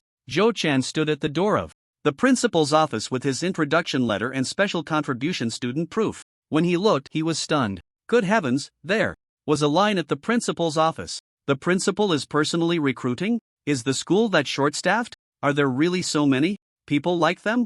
Zhou Chen stood at the end of the long line outside the principal's office, stretching his neck to look inside. The door to the principal's office was wide open. It seemed the principal found it too troublesome to keep opening and closing it, especially with a dozen people waiting outside. Inside the office was a girl. Zhou Chen could only see her back, young yet possessing a graceful figure. The skin on her arms and neck was as white as jade. TSK. With Zhou Chen's experience from 2 lifetimes, this must be a beautiful girl. The voice of Principal Ni came from the office. You are called Yun Ba? That name seems a bit casual. A good girl, and that's how your family named you? Yun Ba seemed unfazed and replied lightly, yes, I am the 8th child in my family. The students outside the office were. The 8th child is called Yun Ba? What about your siblings before you? 1, 2, 3, 4. Principal Ni asked the question everyone was curious about. What are your older siblings called? My cousins don't come to school here. Yun Ba was very straightforward, quite bold. Why ask so much when my siblings aren't here? Principal Ni rubbed his nose and smiled. Your name is really interesting. The records say you studied liberal arts before and your grades were all perfect? The records were sent from her previous school, and Principal Ni wasn't disbelieving. However, these students who got in through connections were quite powerful. Who knew if those grades were real? Well, I learned things pretty quickly, Yun Ba nodded, speaking without a hint of modesty. Her voice was pleasant and melodious, neither overly charming nor domineering, and definitely not the soft, weak demeanor typical of Jiangnan girls. The students waiting outside found her voice very appealing, all craning their necks to see what Yun Ba looked like. However, the few students at the front who arrived early seemed to have no curiosity, probably having seen her true appearance before. Alright, go to class 14 and report to Teacher Pei. Principal Ni signed the document and handed it to Yun Ba. Thank you, Principal. Yun Ba turned to leave. As soon as she stepped out the door, the students waiting in line were startled and took a step back. Yun Ba's face was covered in freckles, her complexion a dull yellow, as if she had been staying up late for several nights. There was also a faint scar on her left cheek. From a distance, the scar might not be noticeable, but up close, the centipede-like scar was a bit frightening. Zhou Chen frowned as he watched Yun Ba's back. There was something off about her. When she walked past Zhou Chen, he felt a sudden palpitation, as if a fierce beast had just brushed by him. This sense of crisis was even stronger than when he encountered Mo Feng. Moreover, Yun Ba's skin tone was completely different from that on her arms. Ordinary people might not care about such details, but recently, many superpowered individuals had flooded into Hang City, and Zhou Chen couldn't afford to overlook any anomalies. As time flowed, Zhou Chen easily stepped into the river of time, wanting to trace back Yun Ba's past. Where is Yun Ba? Zhou Chen discovered that in the time and space he occupied, just seconds ago in the principal's office, there was no sign of Yun Ba. The principal was talking to thin air. A cold snort echoed, and the space trembled. Zhou Chen was instantly ejected from the river of time. Blood surged up, and Zhou Chen felt a mouthful of fresh blood rise to his throat, which he swallowed back down. Zhou Chen had been backlashed by time and space, sustaining a minor injury. Looking up, Zhou Chen found Yun Ba had just turned around, staring at him. Yun Ba shot Zhou Chen a cold glance before turning back and continuing down the hallway, completely unconcerned about what had just happened. Her back seemed to say, a mere ant dares to pry into my past, utterly delusional. Zhou Chen knew that the cold snort just now was her doing. A light snort had sent him out of the river of time and caused him to suffer backlash. At such a young age, her strength is terrifying. Yun Ba is no ordinary superpower user. Either she has an astonishing mastery of time and space techniques, or she is an exceptional powerhouse. Both types are rare in the superpower world, and most of them are seasoned veterans, with very few young people. Remembering the heart-pounding sensation from just now, Zhou Chen believes she falls into the second category. That's even more impressive. Yun Ba, I will remember you. After that, time-space exploration was integrated with the fusion card of the laws. Drawbacks also emerged. That is, if Zhou Chen were to lose in a confrontation within the time-space river, he would also suffer backlash. But the benefits are very clear. This time-space exploration has become Zhou Chen's ability, one that can be cultivated, and his time-space techniques can grow stronger. Zhou Chen can use his own energy to nurture the river of time, making it wider, while he also feels his time-space techniques gradually strengthening. Zhou Chen closed his eyes, calming the injuries within his body. Although it was a minor injury, it would likely take a day to recover. I can't provoke Yunba for now, but I must investigate her background. I hope she's not someone with ulterior motives, Zhou Chen thought to himself. Currently, there is no evidence, and he didn't plan to report to the captain. He intended to monitor Yunba in secret and investigate thoroughly before taking any action. Half an hour later, in the principal's office, Principal Ni held Zhou Chen's file and rubbed his temples. The information from the Supervision Police Bureau is meaningless, as it's all true no matter how you check it. Over the years, the Supervision Police Bureau has brought in quite a few people, and some strange students have appeared in the school, all of whom were promptly taken over by the Bureau. Previously, there were students who could walk through walls, those who could single-handedly become incredibly strong, and those who could jump 5 meters high. After being taken away by the Bureau and returning, they seemed normal, or at least pretended to be. Now, they are all arranged in Class 14. The school and the Supervision Police Bureau have cooperated in this regard for many years, and their relationship is quite harmonious. Principal Ni still gives the Bureau face. The boy named Zhou Chen in front of him is probably not simple either. What is your relationship with the Supervision Police Bureau? Why did they arrange for you to come to our school? Principal Ni asked a few questions as per usual, hoping to glean some information about these strange incidents. Zhou Chen smiled and said, I don't know, it was arranged by the higher-ups, and I just follow the arrangement. It was indeed an arrangement from above, and he had no choice. Principal Ni. These students who got in through backdoor channels are not easy to deal with. Their mouths are as tight as a corpse. Study well and don't cause trouble, otherwise, I won't give the Supervision Police Bureau any face, Principal Ni lightly threatened as he signed the document. Go. Before Principal Ni could finish, Zhou Chen interjected, go to Class 14 to find teacher Pei. I know, you've said it over 20 times today. Principal Ni. My heart is so tired. You're the toughest, not even letting me finish my sentence. The world seems different now. I hope it won't affect my students. As for superpower users, Principal Ni has seen quite a few. The school even has a janitor who can hear whispers from 1,000 meters away. This janitor was personally recruited by Principal Ni to monitor Class 14. After handling all the special contribution students, Principal Ni picked up the phone and dialed a number. Old Wang, the number of students in Class 14 has increased again this year, much more than last year. On the other end of the line, Old Wang's voice came through. I'll keep an eye on it, don't worry, Principal Ni. Principal Ni said helplessly. Thank you for your hard work. At your age, I still pulled you back in. Old Wang replied, Principal Ni, don't say that. I can't sit idle at home. I should thank you for giving me a job opportunity. Principal Ni sighed, sigh. Just be careful, these students are not simple.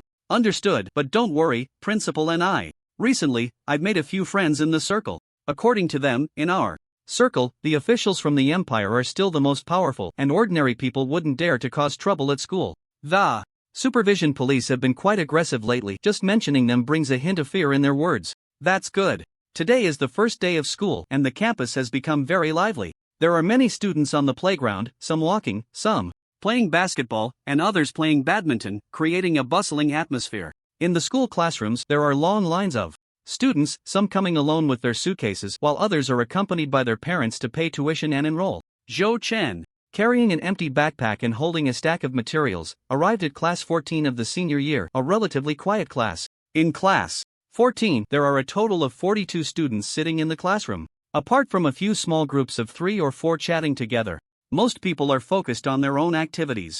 Zhou Chen was surprised to find 2 acquaintances in the class, Xiao Zhang and Yan Shuqiang. How did they end up at this school? Isn't the Enlightenment Academy supposed to assign only one person to each school? A middle-aged man in his 40s, wearing black-rimmed glasses, stood at the podium, organizing a pile of materials. Zhou Chen didn't think much about Xiao Zhang and the others. He politely handed over the materials and said to the teacher, "Hello, teacher, I'm Zhou Chen, here to register today." The teacher took the materials, glanced at the class situation, and it seemed there were no available seats. He didn't expect that even in the senior year, Class 14, with over 20 students, could still have a dozen transfer students. You go downstairs to the equipment room and bring a desk up. Just sit in the last spot of the third group, Teacher Pei pointed to the back of the classroom. Sitting there was Yun Ba. Zhou Chen's eyes lit up. Perfect. He could openly keep an eye on her. Even if she was a top-tier powerhouse, it didn't matter, he had fought before. Okay, thank you, teacher. Zhou Chen quickly went downstairs. to bring up a desk and sat down next to Yunba. Yunba frowned slightly, shifting her body 0.01 meters to the other side, saying, "Nothing more."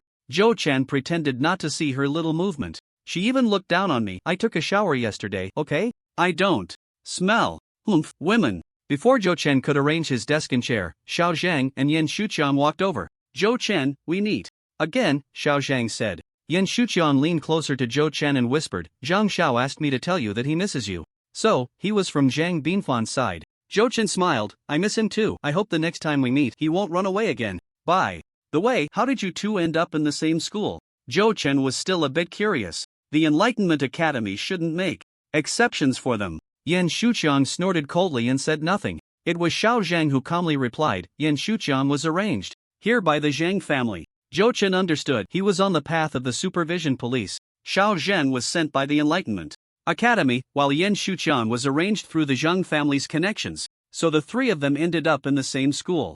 These two must have been arranged by Zhang Binfan. Was he trying to place two spies around me? How naive. My abilities are beyond your imagination, Zhang Binfan, just wait for your doom. The two seemed to be there to show off. After speaking, they turned to leave. Yan Shuqian complained, "Why do you answer whatever he asks? Are you afraid of him? Can't you even say a few harsh words?" Xiao Zhang, uninterested in arguing, replied flatly, "Is it useful?" Yan Shuqian, "Huh? If you can defeat him, you can naturally step on him. If you can't win against him, saying harsh words will only make you lose face." Xiao Zhang's words left Yan Shuqian speechless. Xiao Zhang sat down and finally said, "Once we leave the academy, we are adults now, let's be a bit more mature." Yan Shuqian, "I feel like you and Zhou Chen are in cahoots." On the podium, Teacher Pei took out a stack of test papers and said, "On the first day of school, let's have a test. Although many of you don't need the college entrance exam to determine your life. However, since you are here at school, I still hope you can study hard." Yan Shuqian, Xiao Zhang, "We didn't even say anything harsh. Why are we already getting slapped in the face with this routine?" Zhou Chen, "I didn't intend to slap anyone's face. Why are we starting an exam?" Zhou Chen turned to look at Yunba. "Right. It must be her. She lacks the harshness of society, so heaven arranged for me to come over." "Yunba, I just heard in the principal's office that you are a top student. Are you interested in a little competition?" Zhou Chen said to his deskmate Yunba. As soon as Zhou Chen turned his head, Yunba frowned slightly, as if Zhou Chen had a virus. Yunba glanced at Zhou Chen. "You're not the first person to provoke me like this, but no one has ever succeeded." Zhou Chen laughed. "Ha, me too, I've never lost. How about this, if you lose, you have to honestly tell me about your background, deal? I really didn't expect to complete the task so quickly." Knowing her bottom line, what's there to be afraid of? Yunba didn't even look at Zhou Chen, absorbed in her book, and said lightly, "If you lose, from now on, stay more than a meter away from me." "Is that it? Just 1 meter, such a small request. Who does she look down on?" Zhou Chen's competitive spirit was ignited. "Alright, it's a deal." Zhou Chen's passionate challenge received an eye roll from Yunba. The surrounding classmates glanced at the two, wondering if something was wrong. They came to Class 14 to study hard? Top students in this class have nothing to do with each other. The test papers were distributed. It was a comprehensive exam covering all subjects, with a duration of 2 hours and a total score of 300. What a bizarre and casual start of school assessment. For Zhou Chen, these questions were a piece of cake. Zhou Chen really wanted to say, "I scored 300 because the paper only had 300 points, not because my ability is only 300 points. Swish, swish, swish. Zhou Chen quickly worked through the questions. With an hour left in the exam, Zhou Chen had already finished. "I must be the first to finish," Zhou Chen thought, only to find that someone had already approached the podium. It was Yunba. She had submitted her paper early. "Zhou Chen, what's the use of finishing quickly if you don't get it right?" In the afternoon, the test papers were graded and returned. Zhou Chen took his paper and found he only scored 299, having gotten 1 history question wrong. He mixed up the history of his past life with the history here, and the archaeology graduate student got slapped in the face. But what does it matter? Even with 1 point less, I'm still first in the class. "Yunba, a bet is a bet," Zhou Chen said, holding up his test paper. Yunba rolled her eyes. "Move 1 meter." Zhou Chen was taken aback when he saw Yunba's perfect score paper. Sigma, degree winky face. "So it turns out I'm the one lacking the harshness of society. Heaven specifically sent her to slap me. Have I been so immersed in martial arts lately that I neglected my studies? No, this must just be an accident." However, Zhou Chen was not someone who couldn't take a loss. He quietly moved his desk 1 meter to the right. Teacher Pei noticed Zhou Chen at the back and asked, "Zhou Chen, why did you move your seat so far away?" Zhou Chen stood up and replied, boys and girls shouldn't be too close, teacher. Teacher pay. Forget it, it's the last row anyway, it doesn't affect others. After all, this is class 14, so there shouldn't be too high expectations. As long as they don't cause trouble, that's enough. Alright, as long as you don't block the way. After looking at the results this time, Teacher Pei was still pleasantly surprised. I didn't expect there to be 3 students in our class with a solid foundation. Yunba scored full marks, Zhou Chen got 299, and Xiao Zhang scored 278. With a year left until the college entrance examination, I hope you all continue to work hard. Okay, teacher, the 3 replied in unison. Before coming here, Zhou Chen had been repeatedly reminded by the Bureau and Dean Yufu CI to study hard and get into a good university. Knowledge is power. In the evening, the bell rang. School was over. In high school, after dinner, there was still evening study, but Zhou Chen, as a student from a different school, could apply to study at home. Zhou Chen originally planned to follow Yunba after school to see if there was any secret organization behind her. Unexpectedly, Yunba was a boarding student. How could he follow her? She had evening study and he had to go home. Besides, what was there to follow in school? He might as well go find Zhao Yi for dinner. Just as he was about to leave the classroom, 5 classmates blocked the doorway. One by one, the others handed over some money and then left the classroom. Zhou Chen was suddenly grabbed by the shoulder. A new guy, do you understand the rules? Zhou Chen did not resist. According to his understanding, this was an attempt at extortion. May I ask what the rules are? I'm a new student and don't understand the rules. Could you please explain it to me, brothers? Zhou Chen asked with a smile. Xiao Zhang and Yan Shuchang were a bit confused. What was this guy trying to pull? When did Zhou Chen become so easy to bully? The tall, thin boy with glasses pointed to himself and said, I'm Don Long. You can call me Brother Long. Then he pointed to the others and started introducing. This is Brother Shihu, this is Sister Nan Kei, and this is Brother Bei Gue. Finally, he pointed to the big guy standing at the front and said, this is our big brother, Brother Hua Chi. He is also the leader of our Class 14 Sacred Beast Gang. Once you join Class 14, you become a member of our Sacred Beast Gang. And the monthly fee is 50 yuan. Zhou Chen, is the amount for extortion this high now? For a high school student, 50 yuan a month is quite a lot. Zhou Chen thought for a moment and nodded, saying, the fee is not a problem, but I want to know what benefits your gang offers. With such a high fee, what are the perks? Brother Don Long, surprised face. What did you say? What are benefits? What are they for? What are your working hours? What is your main business? Do you comply with national laws and regulations? Do you have a legal advisor? Zhou Chen kept asking.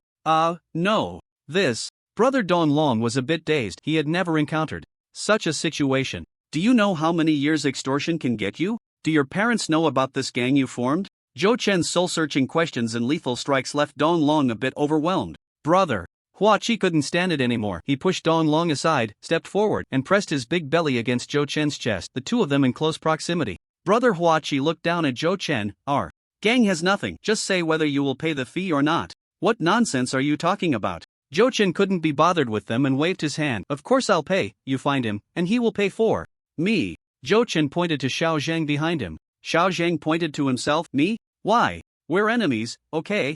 Zhou Chen shrugged and said, this little matter, you handle it. Anyway, you live on campus, and I want to go home early. Our grievances can be discussed later. It doesn't matter who takes action, it's better to let it be Xiao Zhang. Ever since you got slapped in the face by me, you probably haven't slapped anyone else in a long time. This time, it's for you. Xiao Zhang helplessly nodded and said, alright, I'll pay. Just dealing with a few ordinary people, he might as well do Zhou Chen a favor. Before having absolute certainty, Xiao Zhang did not want to have further disputes with Zhou Chen. Yan Shuqiang rolled his eyes and walked over, saying, I'll pay for mine. Yunba didn't care and followed Yan Shuqiang, saying, mine too. Eating was a priority. And Yunba was too lazy to deal with these trivial matters. Xiao Zhang, do we know each other? I've seen people hitch a ride, but I've never seen anyone hitch like this. Shang Shou 5 Gu surrounded Xiao Zhang. Kid, if you dare to play tricks, be careful we take you to the top floor. Xiao Zhang felt a bit helpless. Wasn't this just delaying his dinner? In the high school cafeteria, if you arrive late, there won't be any good food left, really. Let's go to the top floor, I'll settle the total for you, Xiao Zhang said flatly. Hey, kid, you're quite sensible. Let's go, we're heading to the top floor. Zhou Chen walked out of the school gate and vaguely heard screams coming from the top floor. At that moment, a cleaner was crouched in the corner on Zhou Chen's left, making a phone call. Principal and I. There was a conflict between the Xiang Shou gang and the new students, and a student named Xiao Zhang took them to the top floor. The voice on the phone asked, is it serious? The cleaner replied, from the screams, it should just be superficial injuries. The Shangshou gang has a few tough kids. Xiao Zhang won't get into trouble, right? Old Wang, why don't you go take a look? Old Wang paused for a moment and explained, the ones getting beaten are 5 kids from the Shangshou gang. Principal and I was silent for 5.21 seconds before continuing, deserved. I knew this batch of transfer students was not simple. Those kids finally hit a wall. You can go up and clean in 5 minutes. Okay, Principal and I. Old Wang hung up the phone, and when he turned around, he was so startled that his phone almost fell to the ground. Old Wang glared at Zhou Chen. Classmate, why are you standing silently behind me? Zhou Chen smiled apologetically. It's because you were so serious on the phone, old man. Old Wang asked, do you need something, classmate? What should I call you, old man?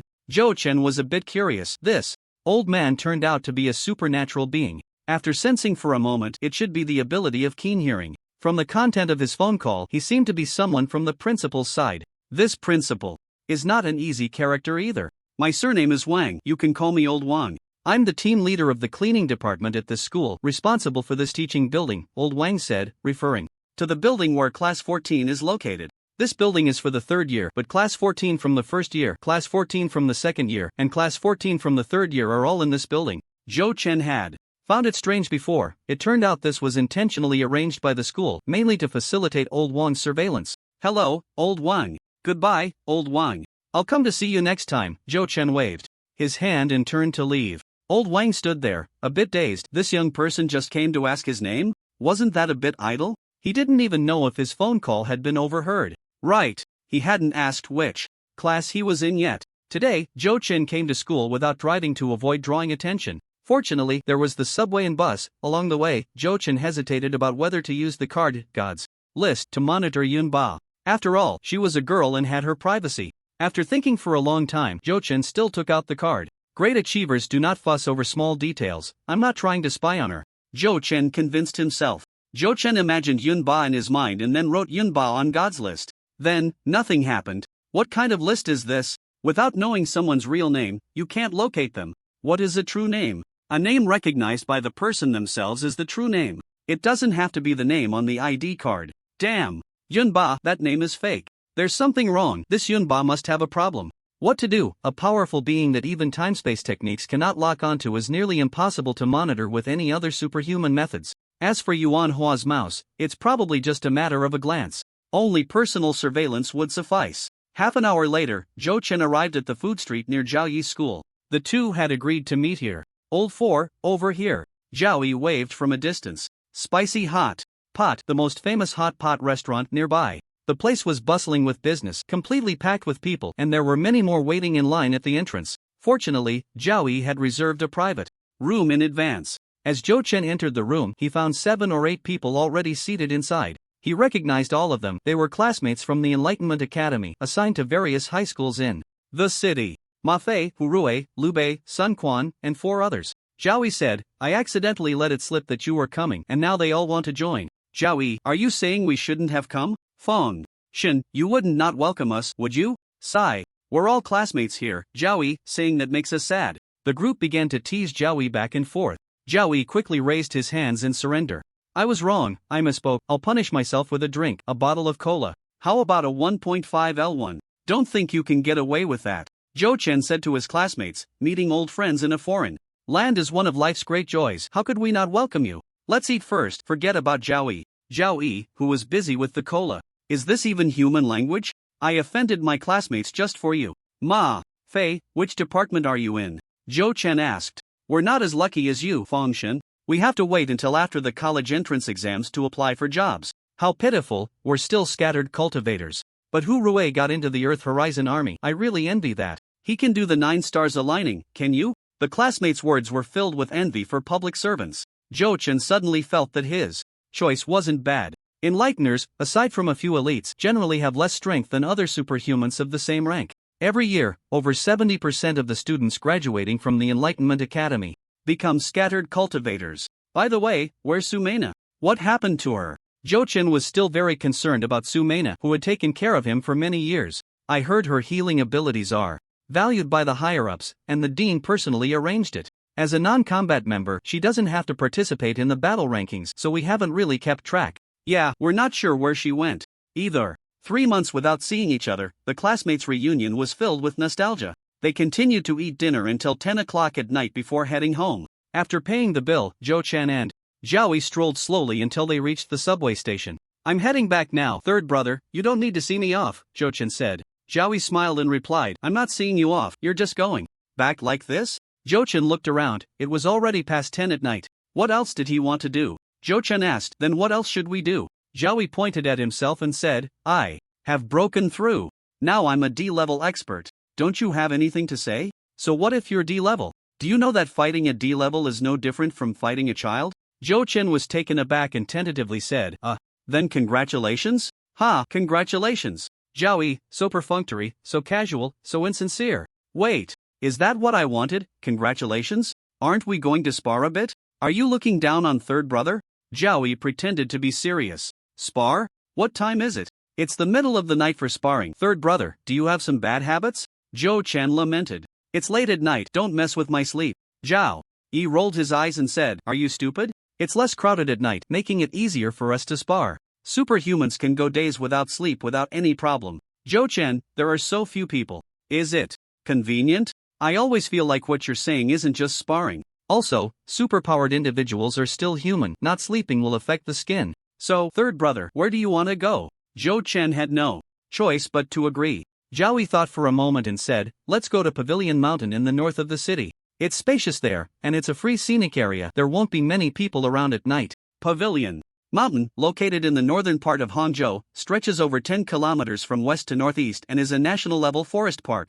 The two took a taxi and arrived at the foot of Pavilion Mountain, climbing up the steps to find a secluded little hollow. Zhao Yi manifested his long knife and stuck it into the ground, then manifested a longbow and said, stand back a bit, how can I perform at this distance? Zhou Chen.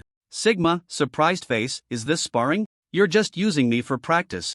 Zhou Chen wisely stepped back 100 meters, is this okay? Zhao Yi waved his hand, a bit further, don't worry, my range is quite far.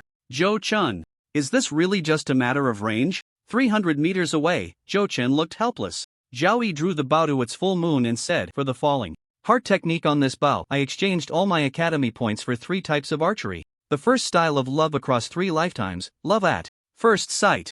Zhao Yi shot an arrow, and the arrow light streaked across the sky. Before he finished speaking, the arrow was already aimed at Zhou Chen's face. Fast, extremely fast. As quick as lightning. Zhou Chen had no time to react and was shot through the chest, pinned against a giant tree behind him. Zhao Yi was taken aback. Fourth brother, are you okay? What happened? I thought fourth brother's strength was already unreachable. I didn't expect him to be this weak. Have I progressed too quickly recently? I only needed 1 arrow to take down fourth brother. Am I really a genius? The top kind. A light thud. Before Zhao Yi could approach, Zhou Chen on the tree transformed into a wooden stump. E-rank ninjutsu, substitution technique. Damn, ninjutsu. Zhao Yi exclaimed, not having time to react. A rain of fire appeared overhead. Hee, third brother, don't underestimate me. Zhou Chen's voice echoed from all directions. D-rank ninjutsu, fire release, phoenix fire technique.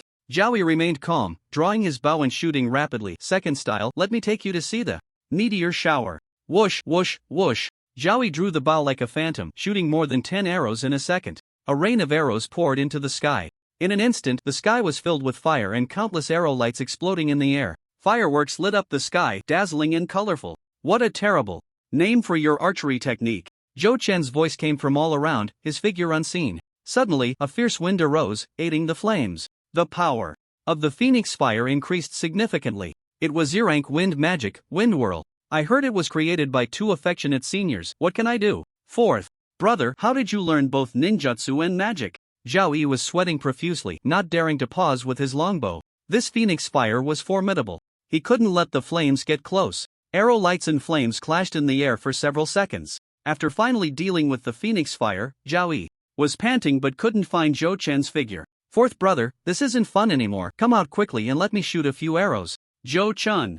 Is this how sparring works? I must have misunderstood the meaning of sparring. Zhou Chen's figure appeared at the top of a tree. Without saying a word, Zhao Yi drew his bow and shot an arrow. Third style, hearts in sync. The arrow's cold light suddenly appeared, shining in front of Zhou Chen. Zhou Chen was already prepared. With a flash of white light, he appeared 3 meters away. E-rank magic, blink. A short distance spatial jump. Few magicians can master this magic. It requires extremely high spatial talent and a profound understanding of magical incantations. After all, what's the use of a blink that can't be cast instantly? Wouldn't it be better to use the time spent chanting the incantation to dodge? Zhou Chen learned the magic blink instantly, threw a card, greatly increasing his survival ability from then on. However, when Zhou Chen first used Flicker, he didn't have time to feel happy, as Zhao Yi's arrow turned in midair and continued to chase after him. Wow! Impressive, it's a tracking arrow, Zhou Chen exclaimed in surprise. Zhao Yi said. Proudly, of course, it's about the connection of hearts, meaning my heart and your heart. If this arrow misses, it will never return. Damn, you're going too far. Before Zhao Yi could bask in his triumph, Zhou Chen grabbed the arrow in his hand. After turning, the arrow's speed had decreased significantly, and its power had also diminished, which was a major flaw. Zhou Chen squeezed hard, and the energy arrow transformed into countless points of light. I don't want to connect hearts with you. Third brother, find me a third sister-in-law. Zhao Yi's facial muscles twitched. Stop talking nonsense. You haven't even used your sword technique and you want to brush me off? A pair of dark iron bracers appeared on Zhao Yi's arms, and he drew his long knife, charging at Zhou Chen with a sound like a dragon's roar and a tiger's howl. Zhao Yi's swordplay was grand and imposing. Third brother, you're really ruthless. Aren't you afraid of chopping me to death? Zhou Chen didn't dare to be careless. His body wasn't made of iron. The river of time surged, and Zhou Chen's eyes sparkled as he dodged Zhao Yi's knife with every step. It seemed as if every strike from Zhao Yi was deliberately avoiding Zhou Chen. Fourth, your time-space technique is really not bad, just as annoying as Huang Yukai. Zhou Chen laughed while dodging. Hee hee. Go for it, third brother. After more than 10 minutes of slashing, Zhao Yi had not landed a single hit and felt somewhat frustrated. I'm not done yet. You and I should trade a punch. You haven't even tried my dark iron bracers. Zhou Chen was helpless. This sparring was purely to accompany his third brother in testing moves. Come on, let's go. Zhao Yi's bracers glowed with dark light as he threw a punch, causing the surrounding grass and trees to be swept away. Zhao Yi's punch came with great momentum, startling Zhou Chen, who quickly threw out a card. Roar! Dragon tendons from the Nine Dragons transformation. Zhou Chen's muscles bulged, veins popping out. The two fists collided. Boom! A loud bang shook the heavens and the earth. Residents 10 miles away felt a tremor in their hearts. They thought someone was blasting a mountain in the middle of the night and hurriedly took out their phones to call the police. Back at the battlefield, the two collided hard, trading a punch. Ouch! Zhao Yi let out a cry and was thrown back. Slap! Zhao Yi fell to the ground. Slap! Slap! Two more figures fell. Beside Zhao Yi, Zhou Chen. What the hell are those two figures that just barged in? Zhao Yi fell to the ground, turned his head to the figure on his right, and exclaimed, Fourth, quick, come look. Zhou Chen approached and saw that the two figures were corpses. A man and a woman, both elderly, around 70 years old. Zhou Chen immediately squatted down, touched the necks of the two corpses, and said, still warm, just died. Zhao Yi lay on the ground, instantly too scared to move. No, I didn't kill them. Zhou Chen rolled his eyes. Hurry up, get up, and move aside, don't be a nuisance. Zhao Yi quickly stood up and moved to the side. Zhou Chen briefly examined the scene and immediately entered the River of Time to trace back the source. In the River of Time, Zhou Chen retraced the past, the surrounding scenes reversing and the two corpses slowly rising into the air. Following the trajectory of the falling corpses, he reached mid-air, but the clues disappeared, because the corpses inexplicably vanished in mid-air. This meant that these two corpses had fallen from the void. The time-space technique had reached a dead end here. Zhou Chen was puzzled. He had just merged with the time-space technique, and now he faced repeated failures. Is God playing tricks on me? This is fate. Zhou Chen took out his phone and called Inspector He and Lu Lai to explain the situation. After the call, Zhou Chen said to Zhao Yi, third brother, you should go to the police station to give a statement later. Zhao Yi was momentarily taken aback, then asked, how should I respond when they ask why we're here so late?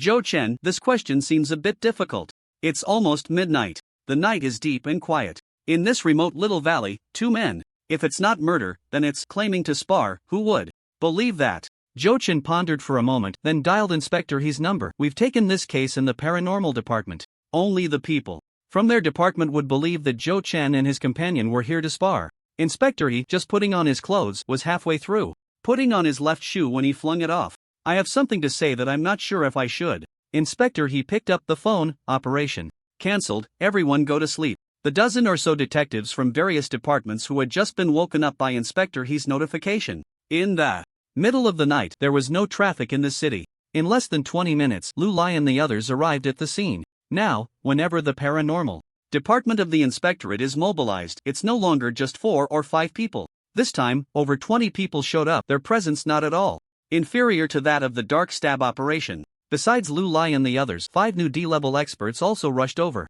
This was their first case since joining. How could they not come? Clearly, they had to. The 5 new D-level experts, the first, a mid-level D-class priest, Yan Bingbing, an exchange student, sent by the Eastern Hua Empire to the United American Dynasty, a superpower exchange student. Yan Bingbing graduated from the world's top magic academy, and then entered Harvard University to study law. She is currently an internationally renowned lawyer. She had just returned to the country and was said to be Lu Lai's fellow townsman, lured over by Lu Lai. It was said to be a lure, but Zhou Chen only saw Lu Lai make a phone call, casually inviting her, and she agreed to come.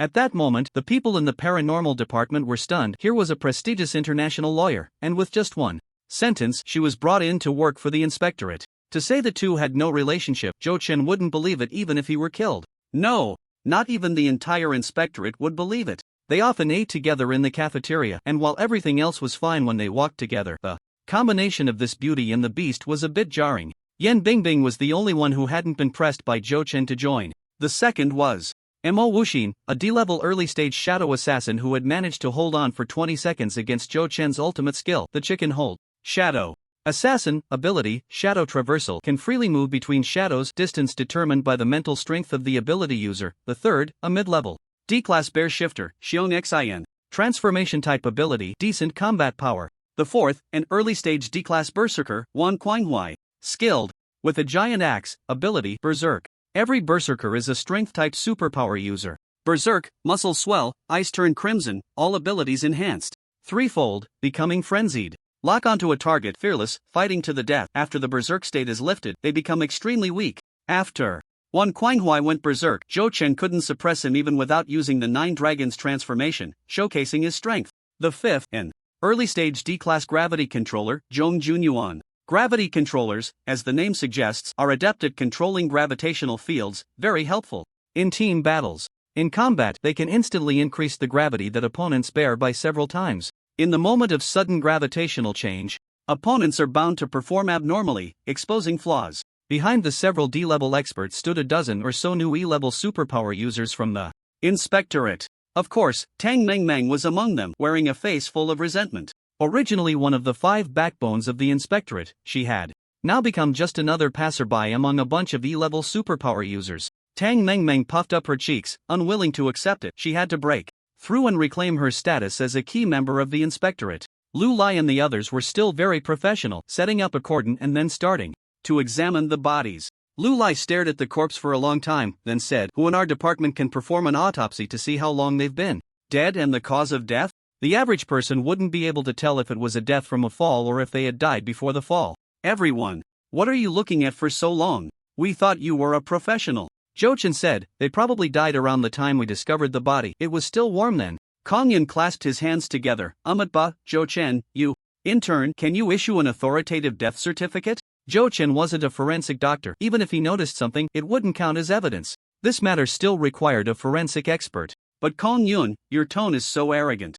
Master Cang Yun, since your injuries have healed recently, why not teach me a few moves?" Zhou Chen shot Cang Yun a glance. Recently, Cang Yun had been quite lively. He must be feeling restless. Cang Yun's eye twitched, and he closed his eyes. Ba, the monk's internal injuries haven't healed yet, Zhou Chen. You can play by yourself." Other colleagues, "Is this monk so arrogant even when he admits defeat? Then why don't you hurry up and notify the forensic department?" Lu Lai said. Zhou Chen naturally took out his phone and dialed a number. "Ha, have I contacted Officer He a lot today?" Officer He was just taking off his clothes, soothing his wife who had been awakened. At that moment, the phone rang. Officer He's wife glared at him. "Get lost, don't disturb my sleep at home." Officer He slipped out of the room and answered the call. Today is just a terrible day. If I could take him on, I'd definitely give him a beating. The forensic colleagues who had just been called by Officer He to go to bed were at a night market ordering late-night snacks, ready to start a pleasant night out. At this moment, the phone rang. After everyone finished Officer He's call,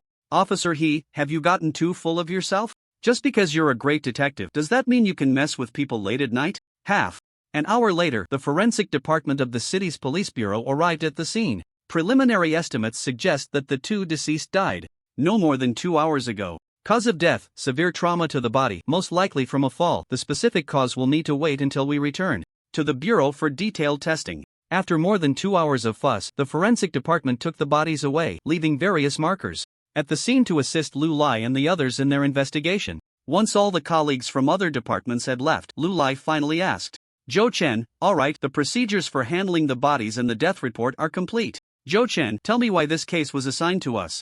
Even in cases involving superpowered individuals, procedures must still be followed when there's a homicide. The cause of death must be recorded in the files. Zhou Chen said, at midnight, Zhaoyi and I were practicing here when suddenly the two victims fell from the sky. I used time-space technique to glimpse the past, and the bodies appeared from mid-air. It seems their pasts have been erased. The new colleagues looked at Zhou Chen with slight surprise. Wow, this violent ground presser can also use time-space techniques. The police bureau is truly a hidden gem. The nickname, Violent Ground Presser, was circulating among the newcomers in the police bureau. With a master of time-space techniques here, what's there to be afraid of in the future? The new colleagues gained a bit more confidence in the future of the police bureau. Yuan Hua curiously asked, what were the identities of these two victims that warranted such extreme measures? Erasing the past, what kind of ability is that? Unless it's someone with exceptional time-space techniques, it must be a strong individual above B rank.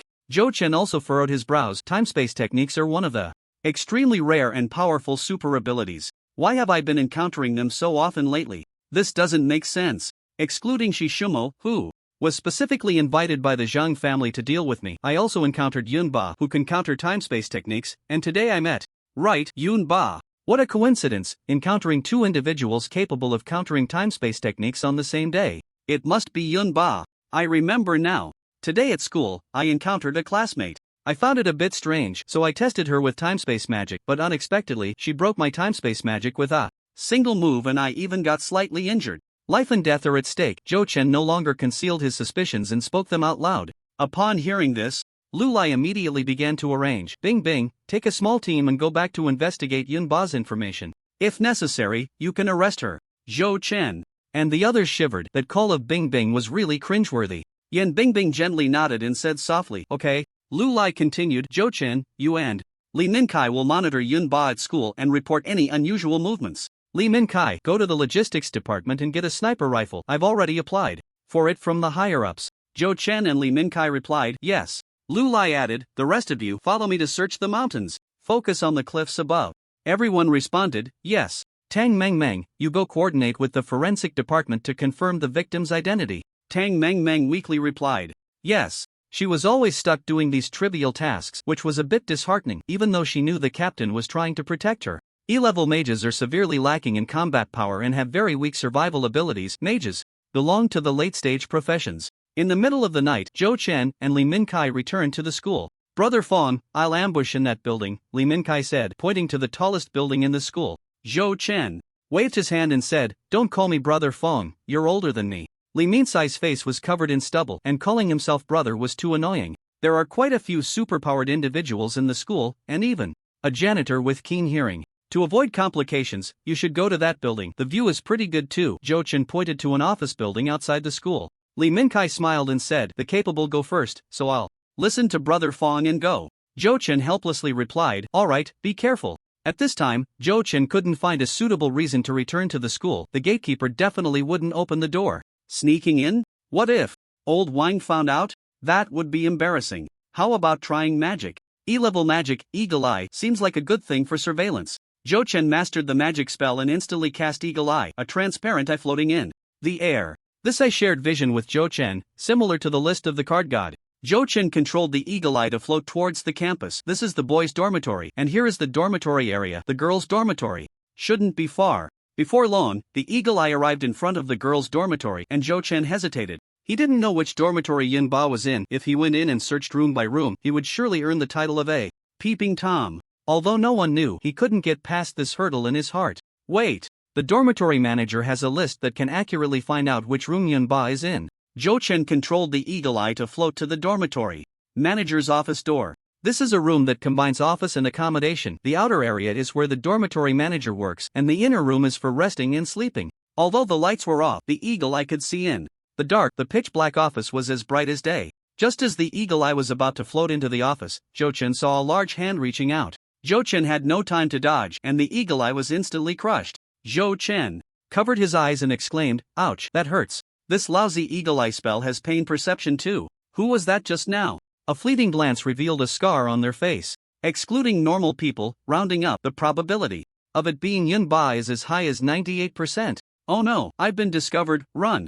In the dormitory, Yunba, who had been sleeping soundly, suddenly felt a faint magical fluctuation. She followed the fluctuations down and unexpectedly saw someone trying to use the eagle eye technique to spy on the sleeping dormitory ant. Perverted lecher. This is intolerable. She must eliminate this harm for the people. Yunba moved her body. Bang! The surrounding air currents rolled back and Yunba instantly disappeared from the spot. Outside the campus, Zhou Chen had just run a few meters when he saw a figure swirling with powerful air currents suddenly appear before him. The howling wind rushed past, nearly blowing Zhou Chen's hair straight. Yunba looked at Zhou Chen with some surprise and said disdainfully, "So it's you. Truly, one cannot judge a book by its cover. Spying on the dormitory ant, you perverted lecher." Sigma? I'm wronged. I just wanted to check a list. No, I was. Before Zhou Chen could finish his sentence, Yunba spoke with righteous indignation. Today, I will act on behalf of heaven. Zhou Chen, what kind of slogan is that? Why don't you shout in the name of the moon? I'll punish you. No, that's not the point. The point is, I'm going to die. Yunba is so strong. Yunba raised her hand, and the palm wind roared like thunder, instantly striking down in front of Zhou Chen. Zhou Chen's face turned pale in an instant. It's a soul attack. Moreover, it instantly shattered the mental barrier of the golden spiritual tree. Such a strong mental attack, several times stronger than Mo Fong's sea level early-stage fierce soul, made Zhou Chen's head throb painfully. Zhou Chen dared not be careless. Enduring the excruciating pain, he controlled the puppet to appear in front of him. Water escape water barrier. A powerful defensive water wall rose around Zhou Chen. Bang! The water barrier instantly collapsed. The powerful sea-level defensive ninjutsu was shattered by Yunba with a single palm. It was like a withered tree being pulled up. It couldn't withstand a single blow. Zhou Chen was sent flying by the powerful aftershock. Yunba's strength is terrifying. The defensive ninjutsu cast by a mid-sea level puppet couldn't even be broken by a Mo Fong. Even against a mid-sea level powerhouse, it could withstand a few moves. This Yunba. Zhou Chen could hardly believe it. Could her strength already be at the late sea level? Zhou Chen no longer held back and threw out all the 9 dragons cards. Roar! The sound of dragon roars echoed, and half-dragonized Zhou Chen felt no sense of safety at all. Yunba, you disregard the law, are arrogant and overbearing, simply too much. Zhou Chen was furious. Killing someone and still attending school as if nothing happened. And daring to act recklessly in the city, this is simply lawless. A lawless criminal, extremely arrogant. The murderer must be her. What are the odds of 2 powerhouses capable of breaking my time-space technique appearing in the same city? Yunba sneered disdainfully, her scarred face looking even more sinister. You twisted perverted lecher. Everyone must punish you, take this. Even the dormitory ant is targeted. Such a person is a disaster to keep alive. Perverts this arrogant now? Caught in the act and still so self-righteous. Yunba closed in, switching places in an instant, appearing right in front of Zhou Chen. With no special moves, she threw a simple punch down. But to Zhou Chen, the might of this punch felt like the heavens were collapsing, an overwhelming pressure, terrifyingly immense. What crime can't be fabricated? Is Yunba just looking for an excuse to kill me and silence me? It's rare that she was about to commit a crime again, targeting the dormitory ant, and I disrupted it? Why does she frequently kill? Is she cultivating some demonic technique? It's said that a new type of superpower has appeared abroad, vampires. They need to consume human blood to enhance their strength. This Yunba, could she be a domestic vampire? Even if not, she must be cultivating some kind of evil technique. Since she wants to kill me, I won't hold back either. Yunba, you have committed numerous crimes and still refuse to repent. You are truly seeking your own death. I, Zhou Chen of the police department, will send you on your way. Kill. The 3-kill sword is out. Blazing fire sword kill. A red sword light shot straight into the sky, illuminating the entire city. The only 2 sea-level big shots in the city, by Li Shazhan and Zhang Daozhe. What's going on lately? Is it an illusion? Why do I keep seeing hallucinations? The battlefield. Yunba looked puzzled. The police station? This must be a joke. This pervert is just spouting nonsense. There was no time to think further, as a flash of sword light finally changed Yunba's expression, which had remained unchanged for 10,000 years. Surprise, confusion, doubt, astonishment. A mere D-level superpower could unleash such strength, unbelievable. Yunba's hands struck out dozens of punches towards the sword light in the air. Boom, boom, boom. A series of rumbling sounds echoed through the sky. Not good, the 9 Lotus transformation seal is about to break.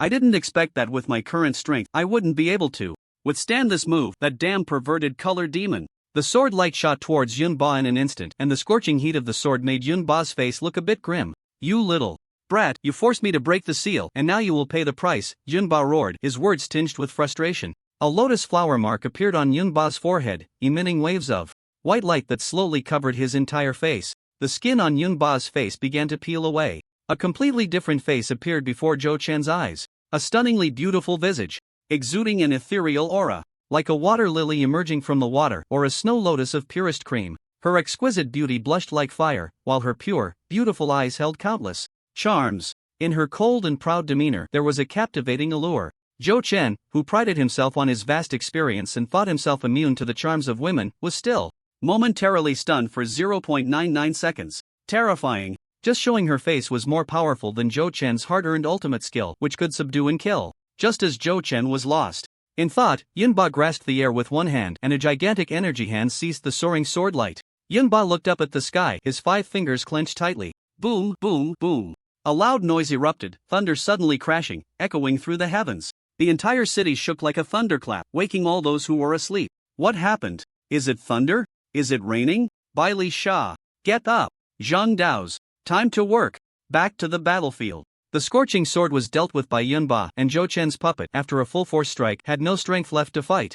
Zhou Chen retracted the puppet, remaining calm. Since he had determined she was the murderer, there was no need to hold back. Hider, it's your turn now, Zhou Chen said in the consciousness space. Hider's voice came through. She has the orthodox inheritance of the universe, master, you're in trouble. She has the orthodox inheritance of the universe, master, you're in trouble. Zhou Chen was too lazy to consider Hider's nonsense and hurriedly said, damn. At a critical moment, you're still showing off your knowledge. Just tell me if you can handle it, or I'm going to use my ultimate move. What orthodox universe, what ghostly inheritance, I'm just a mere D level, I don't have the time to think about all that. Hider's voice echoed in Zhou Chen's mind. According to your current strength classification, as long as it's not an A-level attack, it won't affect my injuries. Hider was full of confidence. Just as the conversation between the man and the beast occurred in an instant, Yunba finished dealing with Zhou Chen's powerful sword, and stood in the void, looking down from above. Like a fairy descending to the mortal realm, ethereal and proud, unattainable. But what Zhou Chen focused on was not her true appearance, but standing in the void. B-level powerhouse? Hider, do you think she could be some old hag in disguise? Zhou Chen asked in the sea of consciousness. Before Hider could respond, a cold light flickered in Yunba's starry eyes, filled with murderous intent as she stared at Zhou Chen. With a palm strike, a massive hand descended like a mountain, collapsing, its momentum overwhelming, pressing down upon him. The oppressive force made it difficult for Zhou Chen to even breathe. This was the B-level powerhouse whose stomps could shake the world. A casual strike could harness the power of heaven and earth.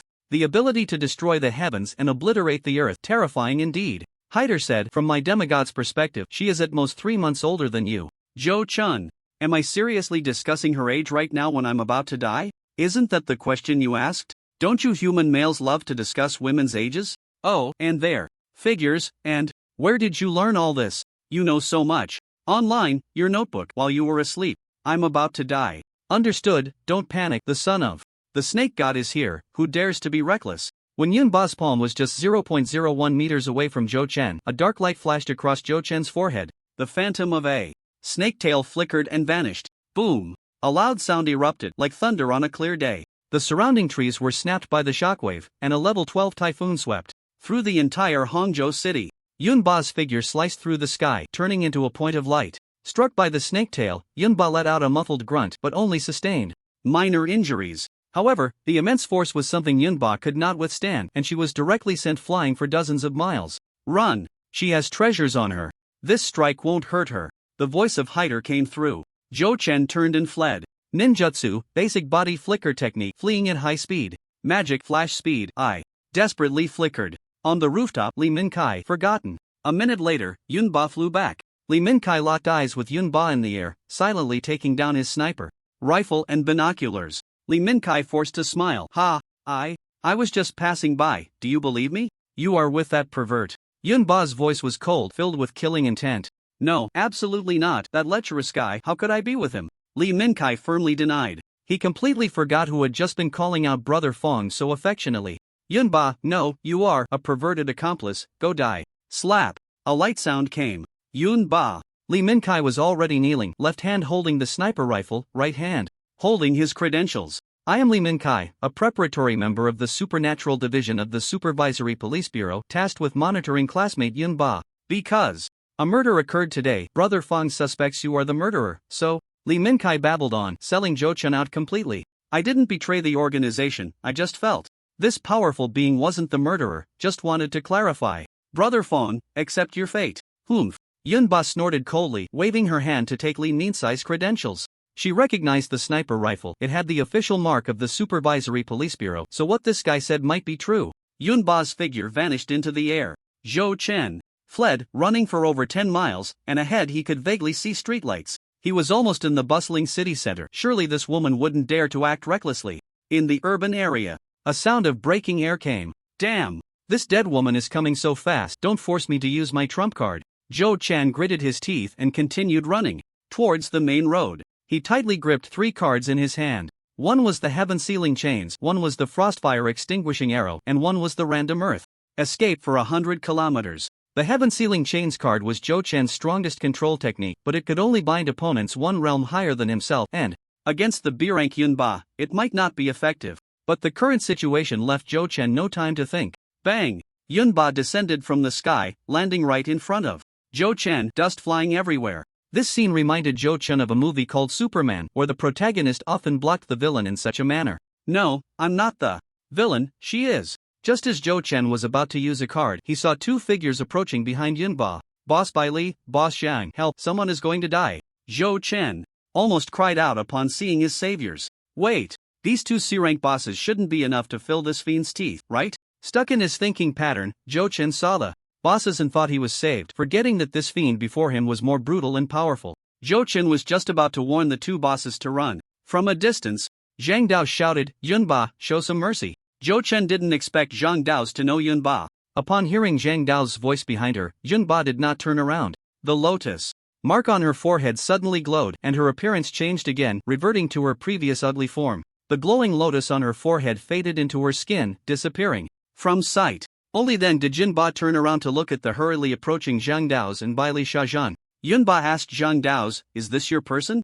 She was fairly certain that Zhou Chen was indeed from the police department. However, she believed that Zhou Chen could still be an abuser of power, a perverted lecher. Yes, that's right. Yunba's first impression of Zhou Chen was not good, and it wouldn't easily change now. Even if Zhou Chen claimed to be a woman, Yunba would still think he might be a female pervert. Zhang Dao's arrived in front of the 2, slightly out of breath, and asked, yes, Zhou Chen is a detective from our city bureau. How did you get into a conflict? Bai Li Shajan didn't arrive using Earth Escape this time. He came rushing with Wind Escape combined with Body Flicker technique, standing beside Zhang Dao's, staring intently at Zhou Chen. Only then did Zhou Chen realize that the 2 who had come might not be saviors. They could also be here for revenge. You ask her, Yunba said coldly. Just as Zhou Chen was about to respond, he heard Yunba's voice in his ear. If you dare to speak about what just happened with the unsealing, I will not let you off. You still want to threaten me? Am I the kind of person who can be threatened? Yes, I am. Zhou Chen said. A murder occurred in the forest park in the north of the city. 2 elderly men died, and the time-space technique's detection was cut off halfway. I suspect it was her. She broke my time-space technique during the day. Humph. Just because I broke your time-space technique doesn't mean it was me. Why do you suspect me of sneaking into the dormitory auntie's room? Clearly, it was you who wanted to peep at the dormitory auntie and found an excuse. Yunba glared at Zhou Chen, arguing logically. Zhou Chen stretched his neck to retort. I went to the dormitory auntie to find the list and see where you live. And is the time-space technique that easy to break? There are so few superpowered individuals in the entire city. Go find another one to try. Bai Li Shajan and Zhang Dao's. Are we being looked down upon? Although we really can't break the time-space technique, isn't your straightforwardness a bit asking for a beating? Seeing the 2 getting angrier, Zhang Dao stepped forward, standing between them and said, it's a misunderstanding, all a misunderstanding. Yunba is a well-known rogue in the superpowered community, a late-stage C-class powerhouse. She has acted heroically and assisted the authorities in suppressing superpowered unrest multiple times. Zhou Chen, you have no evidence, so you can't randomly suspect people. The implication was that she was a good person, and the authorities had records, so they couldn't be casually suspected. Most importantly, late-stage C-class, we wouldn't be able to defeat her even if we combined forces. After Zhang Dao's finished speaking, he turned to Yunba and said, this is our detective Zhou Chen, a promising young talent who has been in the bureau for over 3 months and has solved several major cases. Comrade Zhou Chen is dedicated to his work, hardworking, and is a rare talent. Yunba, although you are about the same age as him, you are a senior in the community, so don't hold it against this junior. There must be a misunderstanding between you. Zhang Dao's voiceover, Zhou Chen is a good person, has made many contributions, so be magnanimous and don't bully him. Zhou Chen and Yunba exchanged glances and turned their heads simultaneously. Oh, carrot, oomph. Zhou Chen, hiding strength and appearance, definitely has issues. Yunba, a wolf in sheep's clothing, hiding in the police department as a perverted lecher. Zhou Chen and Yunba, you better not let me catch you with something, oomph. Seeing that the two no longer spoke, Zhang Dao's finally felt relieved and asked, was that commotion just now caused by you two? He was curious, how could someone like Zhou Chen, a D-level nobody, create such a big stir with Yunba? Yunba, I got carried away for a moment. Zhou Chen, it's the trump card given by the director. The two exchanged glances and then quickly looked away. They both had little secrets, unspoken but understood. No casualties, right? Any building collapses? Bai Li Shajan asked. None, they replied in unison. At most, a few trees were broken, it was a small matter, not worth mentioning. Then, let's call it a day. Zhang Dao said with a smile, waving his hand. Humph. Yunba shot Zhou Chen a cold glance before turning. To leave, she should hurry back to the dormitory and get some sleep. Waking up in the middle of the night to fight would surely lead to acne tomorrow. After Yunba left, Zhou Chen asked, Director Zhang, what's the background of this Yunba? Mainly, Zhou Chen noticed that their conversation seemed a bit insincere. They clearly lacked confidence in facing Yunba. Zhang Dao's replied, she's a master who appeared 3 years ago and she was already a C-level expert when she debuted. 3 years ago? She was only 15 then? Zhou Chen was shocked. A 15-year-old C-level expert, was there another one in the superpower world? Bai Li Shajan continued, it did shock quite a few people at the time. The Empire's higher-ups tried to recruit her but she refused to join. Fortunately, Yunba acts with integrity and has a chivalrous spirit, earning her the title of Shura Heroine. In the martial world, whenever the official side has a request, she would lend a hand. Therefore, her relationship with our officials is quite good. Shura Heroine, the first 2 words must relate to her appearance. Zhou Chen, humph. Ignorant world. Is she a rogue cultivator? What's her profession? Zhou Chen remembered that Hecatl said she was of the Cosmic Orthodox lineage. Cosmic Orthodox. What a grand title. Zhou Chen felt intimidated. I don't know. It said she practices Taoist techniques, excelling in primordial spirit attacks and some Taoist methods. By the way, what was the case you mentioned earlier? Zhang Dao's asked. Zhou Chen recounted the events involving the two of them. Zhang Dao scolded with a dark face, are you a tiger? Just because you couldn't track her with time-space techniques, you casually suspect someone and even show up at their door. In the middle of the night. If you behave like this in the martial world, you wouldn't last 3 days, do you believe it? Bai Li Shajan chuckled from the side, yes, truly. A tiger. Zhou Chen. What do you mean, Bai Li? Are you gloating? Zhou Chen forced a smile and said, yes, Director Zhang is right. It's all my fault for being too reckless. Better to admit a mistake, otherwise he would surely be scolded mercilessly just like the poor captain. Not a single one of those hanging out with Lu Lai has any brains. Zhang Dao's was fuming. Zhou Chen felt sorry for Lu Lai, who wasn't even present, pitying him for 2.1 seconds.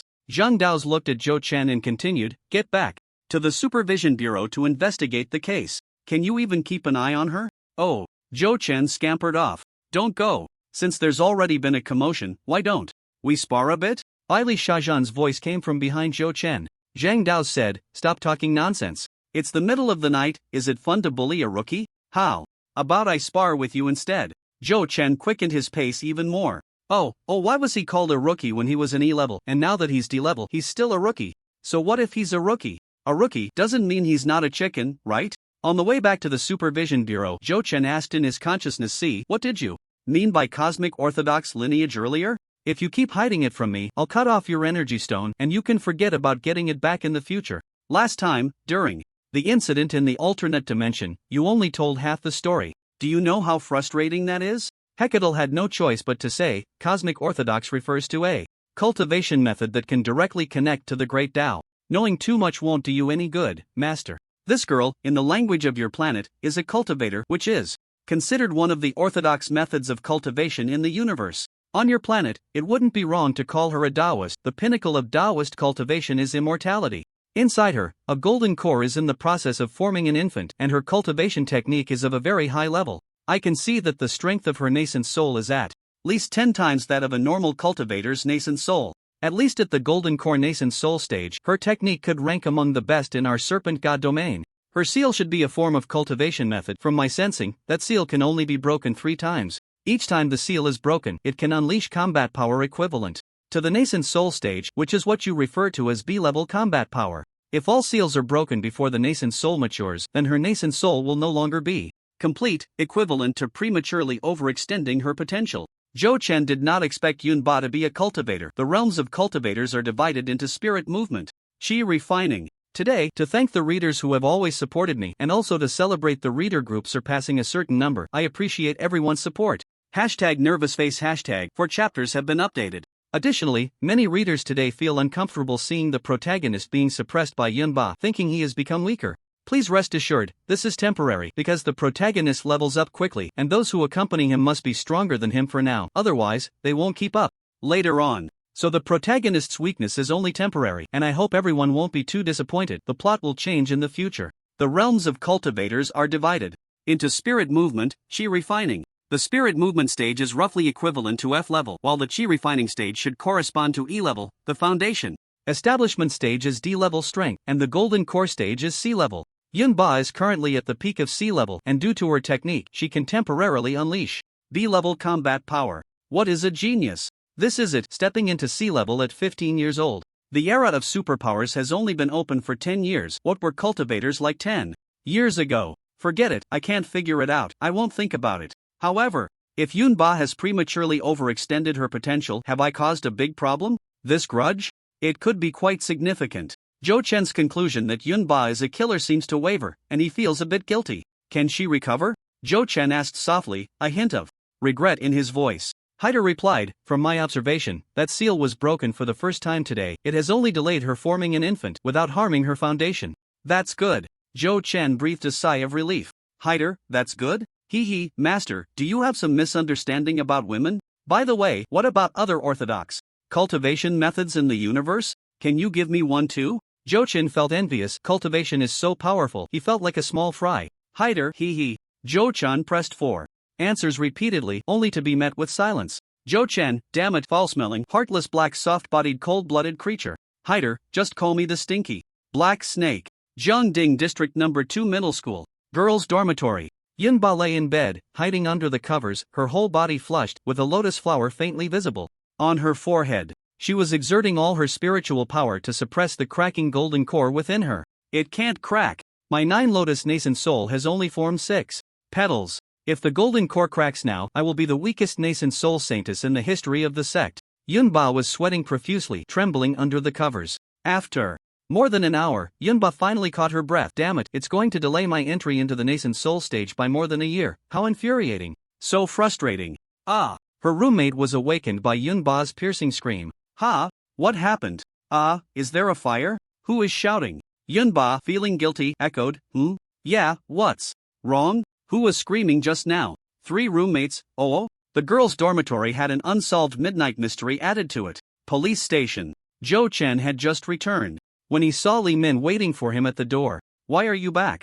Zhou Chen asked. Li Min glanced at Zhou Chen's expression and cautiously replied, I saw that woman flying to chase you, so I came back. Zhou Chen pondered for a moment and said, forget everything you saw today, there are no flying women. Since Yunba wanted to keep it a secret, she must have her reasons. Considering he had broken her seal, he would help her out a bit. Li Min nodded, okay, Brother Fong, I understand. Although he didn't know the reason, following Brother Fong's orders couldn't be wrong. Li Min felt a bit guilty. Brother Fong probably didn't know he had sold him out. Ugh. No, I didn't sell him out.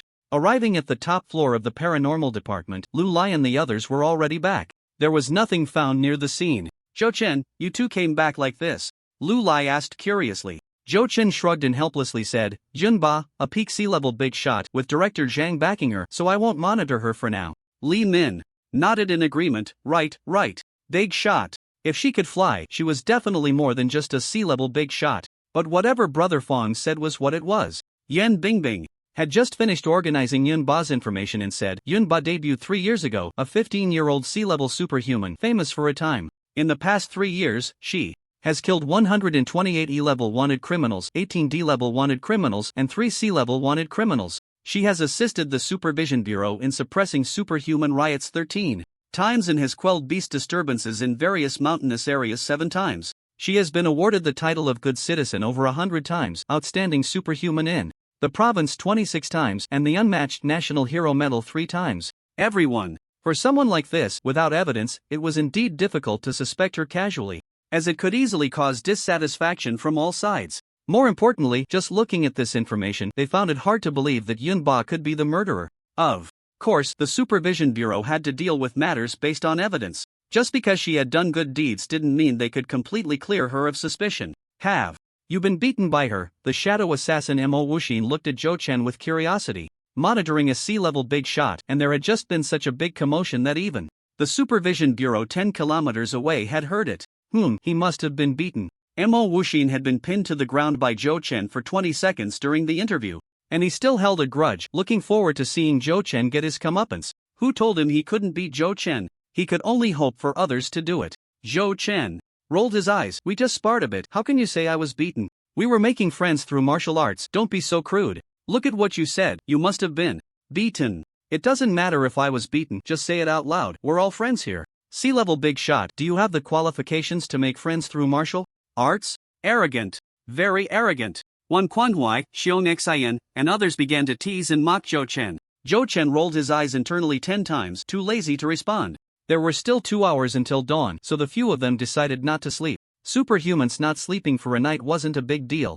Zhao Yi had also finished recording his statement and rested a bit in the Supervision Bureau office, planning to see if he could help. The sky showed a faint red hue. The sun rose in the east. Daylight broke, and after having breakfast, Tang Mengmeng brought the forensic department's death report, along with the identities of the 2 deceased. Tang Mengmeng held a pile of documents and said, according to the examination by colleagues in the forensic department, both deceased were confirmed to have died from falling off a cliff, with the time of death being roughly around midnight last night, as Zhou Chen said. The 2 elderly people were named Su Xiahe and Zhang Xia, and they were a couple. They had a daughter, Su Qing, who is already married, with a son-in-law named Li Shijiang.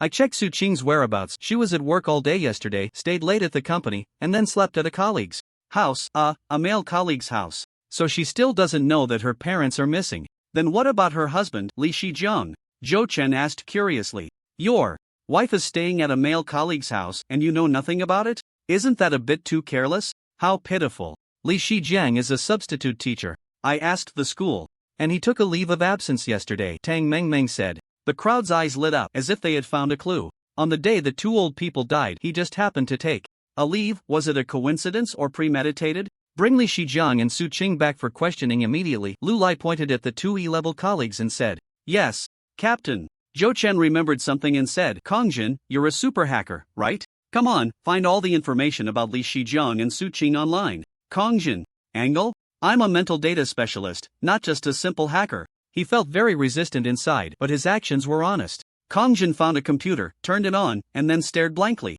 20 minutes later, Kongjin woke up. Li Shijiang, substitute teacher at the school, also takes on some odd jobs from training institutions, with a salary of 5,000 a month. Su Qing, executive at Weisher Electronics Company, with an annual salary of 500,000. The 2 have a set of apartments, which were sold to them by the 2 old people. The information Kongjin found seemed normal. Zhou Chen asked again, what about Li Shijiang's internet browsing history? A person's issues can often be revealed by what they do online. Kongjin continued to check the online information and said, his browsing history is quite normal. He often watches anime like Detective Conan and movies like Sherlock Holmes.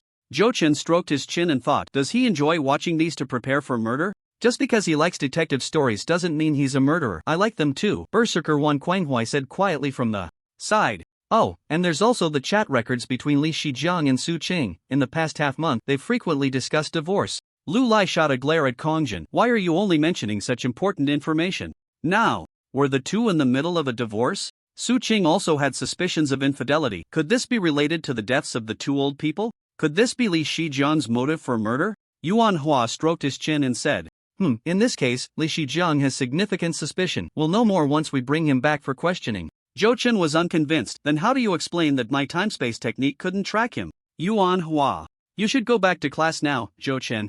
Zhou Chen, I'll circle you with a cross. Li Shijiang, that name sounds a bit familiar. Lu Lai was trying hard to recall something. Kongjin seemed to have found something else and exclaimed, oh, this Li Shijiang graduated from the Enlightenment Academy 9 years ago and worked as a teacher at a certain middle school in the capital, and he was even a regular staff member. 7.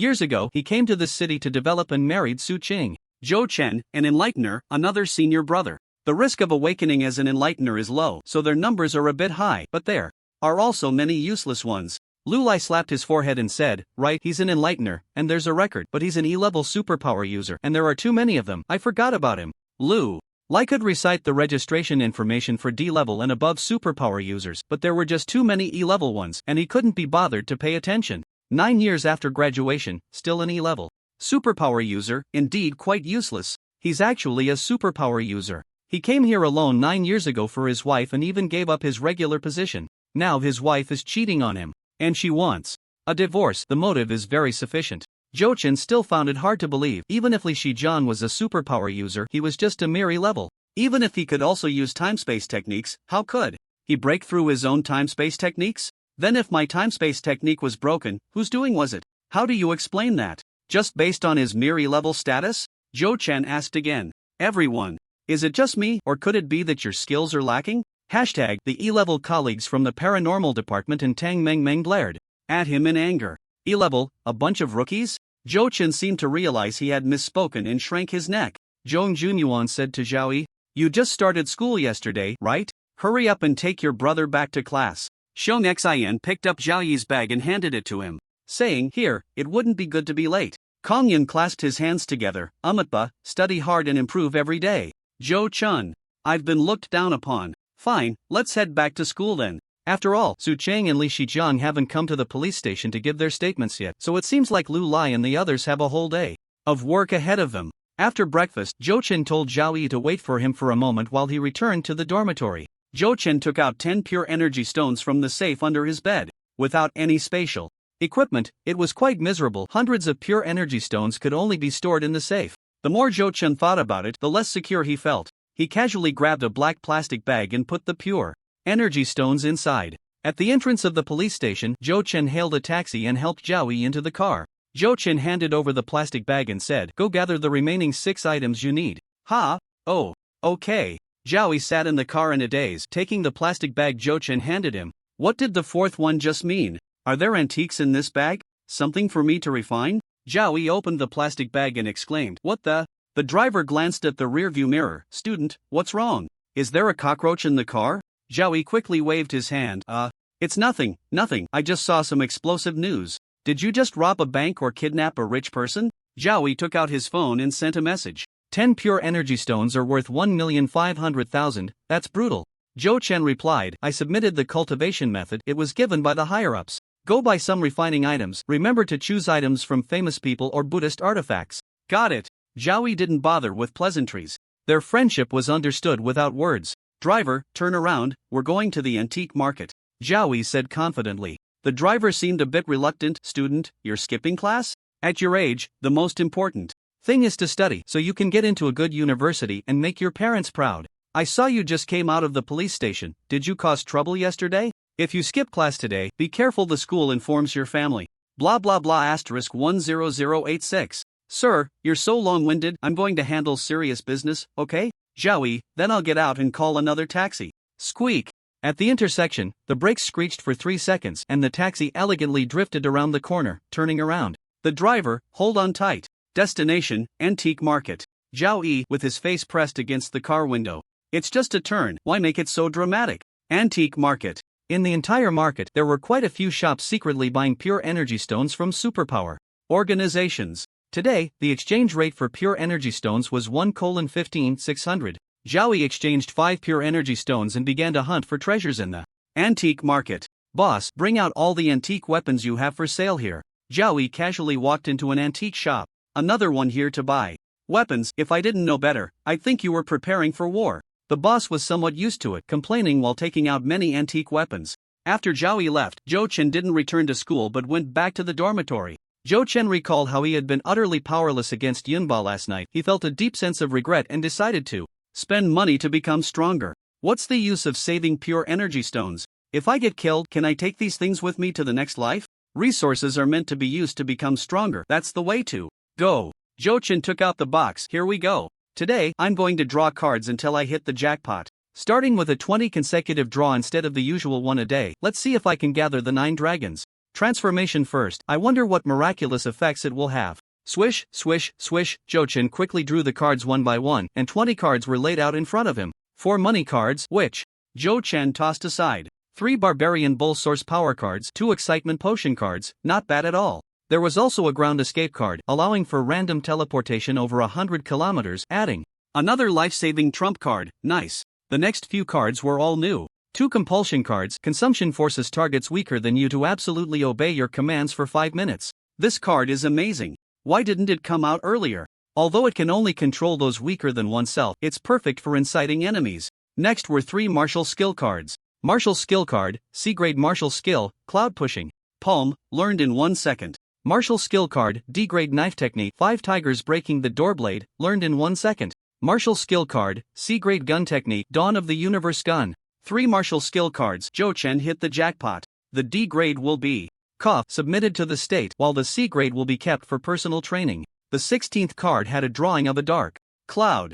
Bad luck card, remaining uses 3 strips the target of their fortune, bringing misfortune for 10 minutes. Zhou Chen. I still believe in luck. Although I don't know how effective this card is, I'm still looking forward to it. The 17th card had a drawing of a turtle. Turtle breath card, permanent upon use, enter a state of false death, lasting 1 hour. CD 1 day, Zhou Chen. Do you think I can't beat Yunba, so you want me to play dead? Zhou Chen slapped the box. What do you mean, box? What are you trying to say? Do you look down on me? Box. For your own good.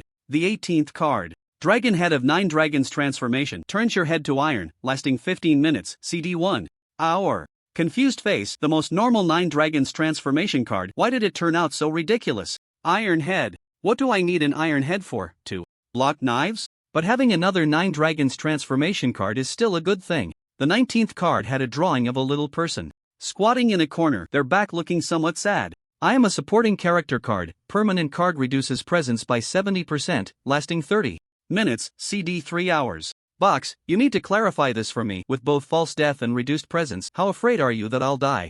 At that woman's hands? No, I don't want that. I want to win against her. The last card, Dragon Bone of 9 Dragons Transformation, strengthens bones, enhancing defense and power, lasting 15 minutes, CD 1 hour. The 9 cards of 9 Dragons Transformation were finally gathered.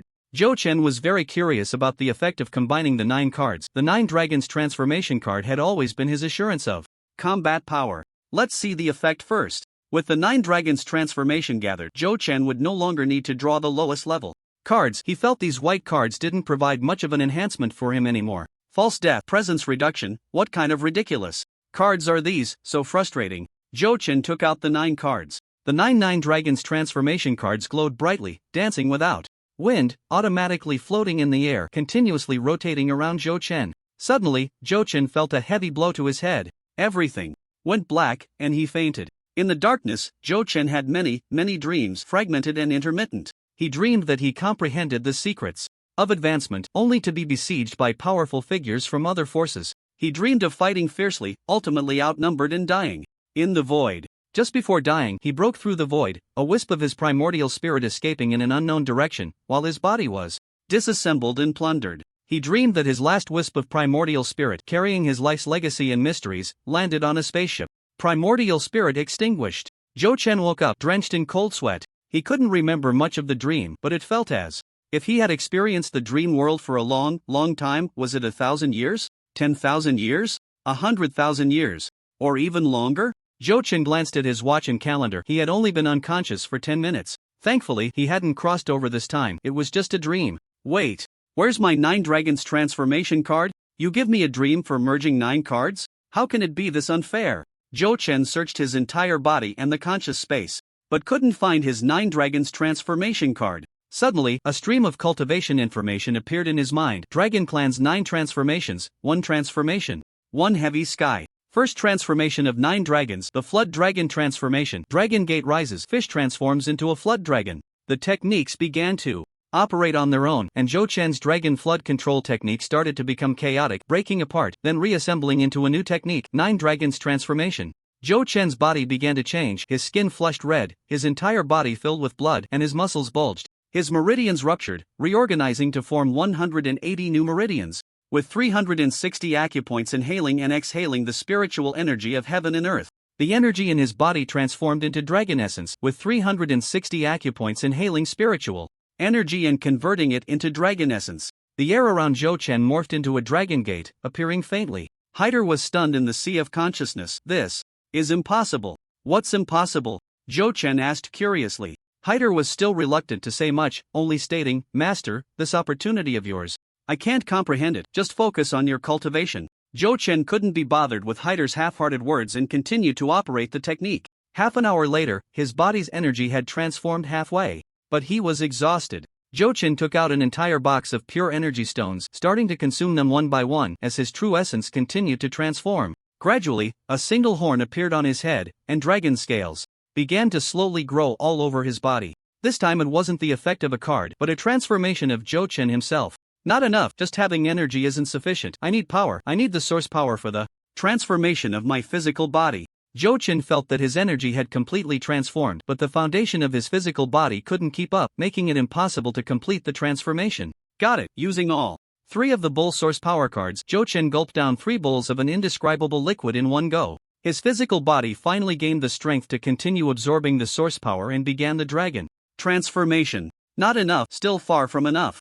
Right, the 3-in-1 card draw. There's the Tiger Source Power card. That would be a great boost. Zhou Chen continued to operate the technique to strengthen himself while starting to spend money on card draws. He directly took out 30 pure energy stones for a 3-in-1 card draw, doing a 50 consecutive draw. Start. Swish, swish, swish. Zhou Chen didn't look at anything, quickly drawing cards, directly searching for the Tiger Source Power card. I only want the Tiger Source Power card. In the 50 consecutive draws, Zhou Chen managed to pull out 7 Tiger Source Power cards. He used them all in one go. Hiss. Zhou Chen gasped. His muscles began to ooze blood. He had been too anxious, and the transformation of his physical body was too rapid. 10 minutes later, Zhou Chen couldn't help but scream in agony. Ah! His entire body trembled, but he gritted his teeth, his goal clear and resolute. He thought of the scene from last night when he was crushed by Yunba, and the despair of knowing that even with all his trump cards, he might not be able to turn the tide. This time, he would become stronger even if it meant death. A suppressed dragon roar echoed in the dormitory as Zhou Chen grew a dragon tail, or rather, a flood dragon's tail. To avoid causing too much commotion, Zhou Chen tried hard to suppress the noise. He collapsed to the ground, convulsing, his body soaked in sweat, blood seeping out and staining the floor. The flood dragon transformation was 80% complete, and all his physical source power was exhausted. Zhou Chen's physical source power was completely depleted. He slowly stood up, preparing to continue drawing cards, but as he moved, he stumbled and nearly fell. Taking a few steps forward, each step leaving a footprint, the cement beneath Zhou Chen's feet seemed as fragile as a cookie. Too much is as bad as not enough. Master, you've already reached your limit. Breaking through too quickly means you can't control your current power. Forcing further cultivation will lead to an unstable foundation, came the voice of Hyder. He could see Zhou Chen's state at a glance. The technique was too powerful, and Zhou Chen had not encountered any bottlenecks in his cultivation until now. However, Zhou Chen was too impatient, rapidly increasing his strength, and at this moment he found it difficult to control his current realm. After hearing Hyder's words, Zhou Chen was momentarily taken aback. I've really lost my mind. Haste makes waste. But I was just beaten up a bit. Why should I care so much? Life isn't always smooth sailing. Zhou Chen waved his arms a few times, trying to adapt to his significantly enhanced strength. Right now, my physical strength must far exceed the peak of D level, but my energy is still at the mid-D level. I should find some time to go to the energy testing area for a check. His physical power had already surpassed his cultivation, and Zhou Chen had no idea how strong his current combat power was. Hyder's voice came again. Entering sea level with your physical body is not bad. Your technique is designed to enhance the physical body. Achieving a balance between energy and physical realms seems impossible forever. Zhou Chen was taken aback, feeling somewhat unwilling. Is this technique really that bad? The cultivation and physical body are unbalanced. In Zhou Chen's eyes, the best technique was one that was comprehensive and developed in balance.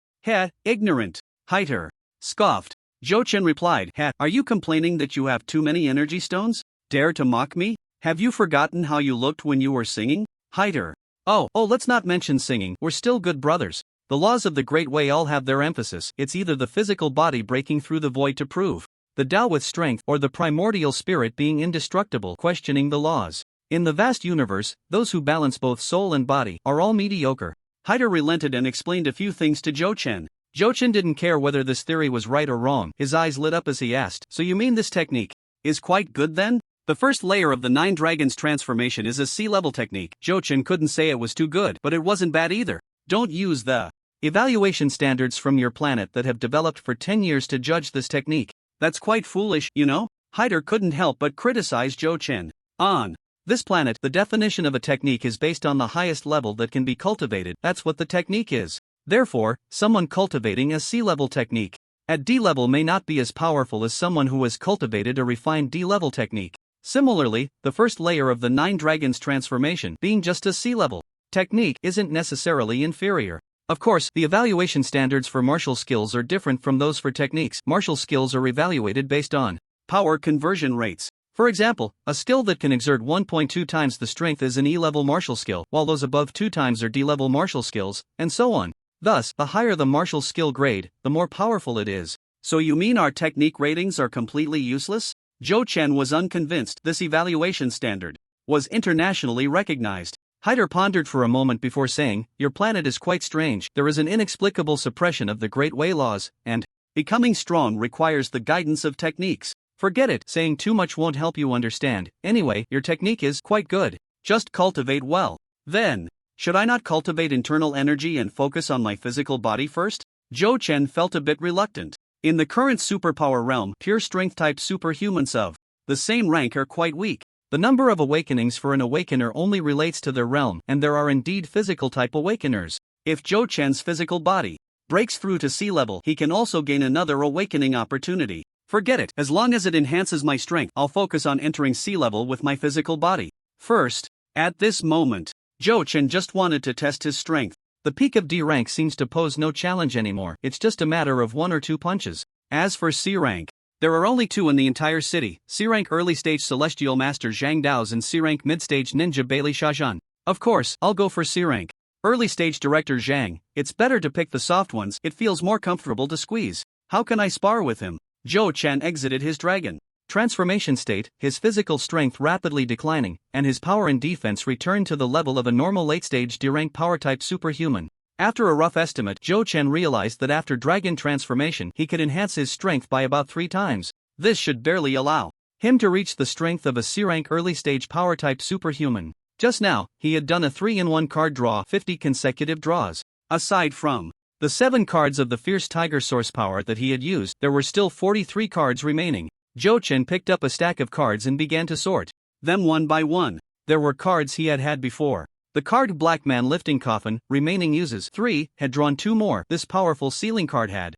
a high cost performance ratio. Worth it. The card Duel, remaining uses 3, had 3 copies, pulling into a spatial barrier where one cannot die or escape. This undead card is terrifying. Jochen didn't dare to use it for now. Who knows if he pulls someone in that he doesn't want to kill but can't kill? Would they be trapped inside for life? He drew 5 flight cards, consumed. Free flying seems pretty good too. He drew another powerful control card.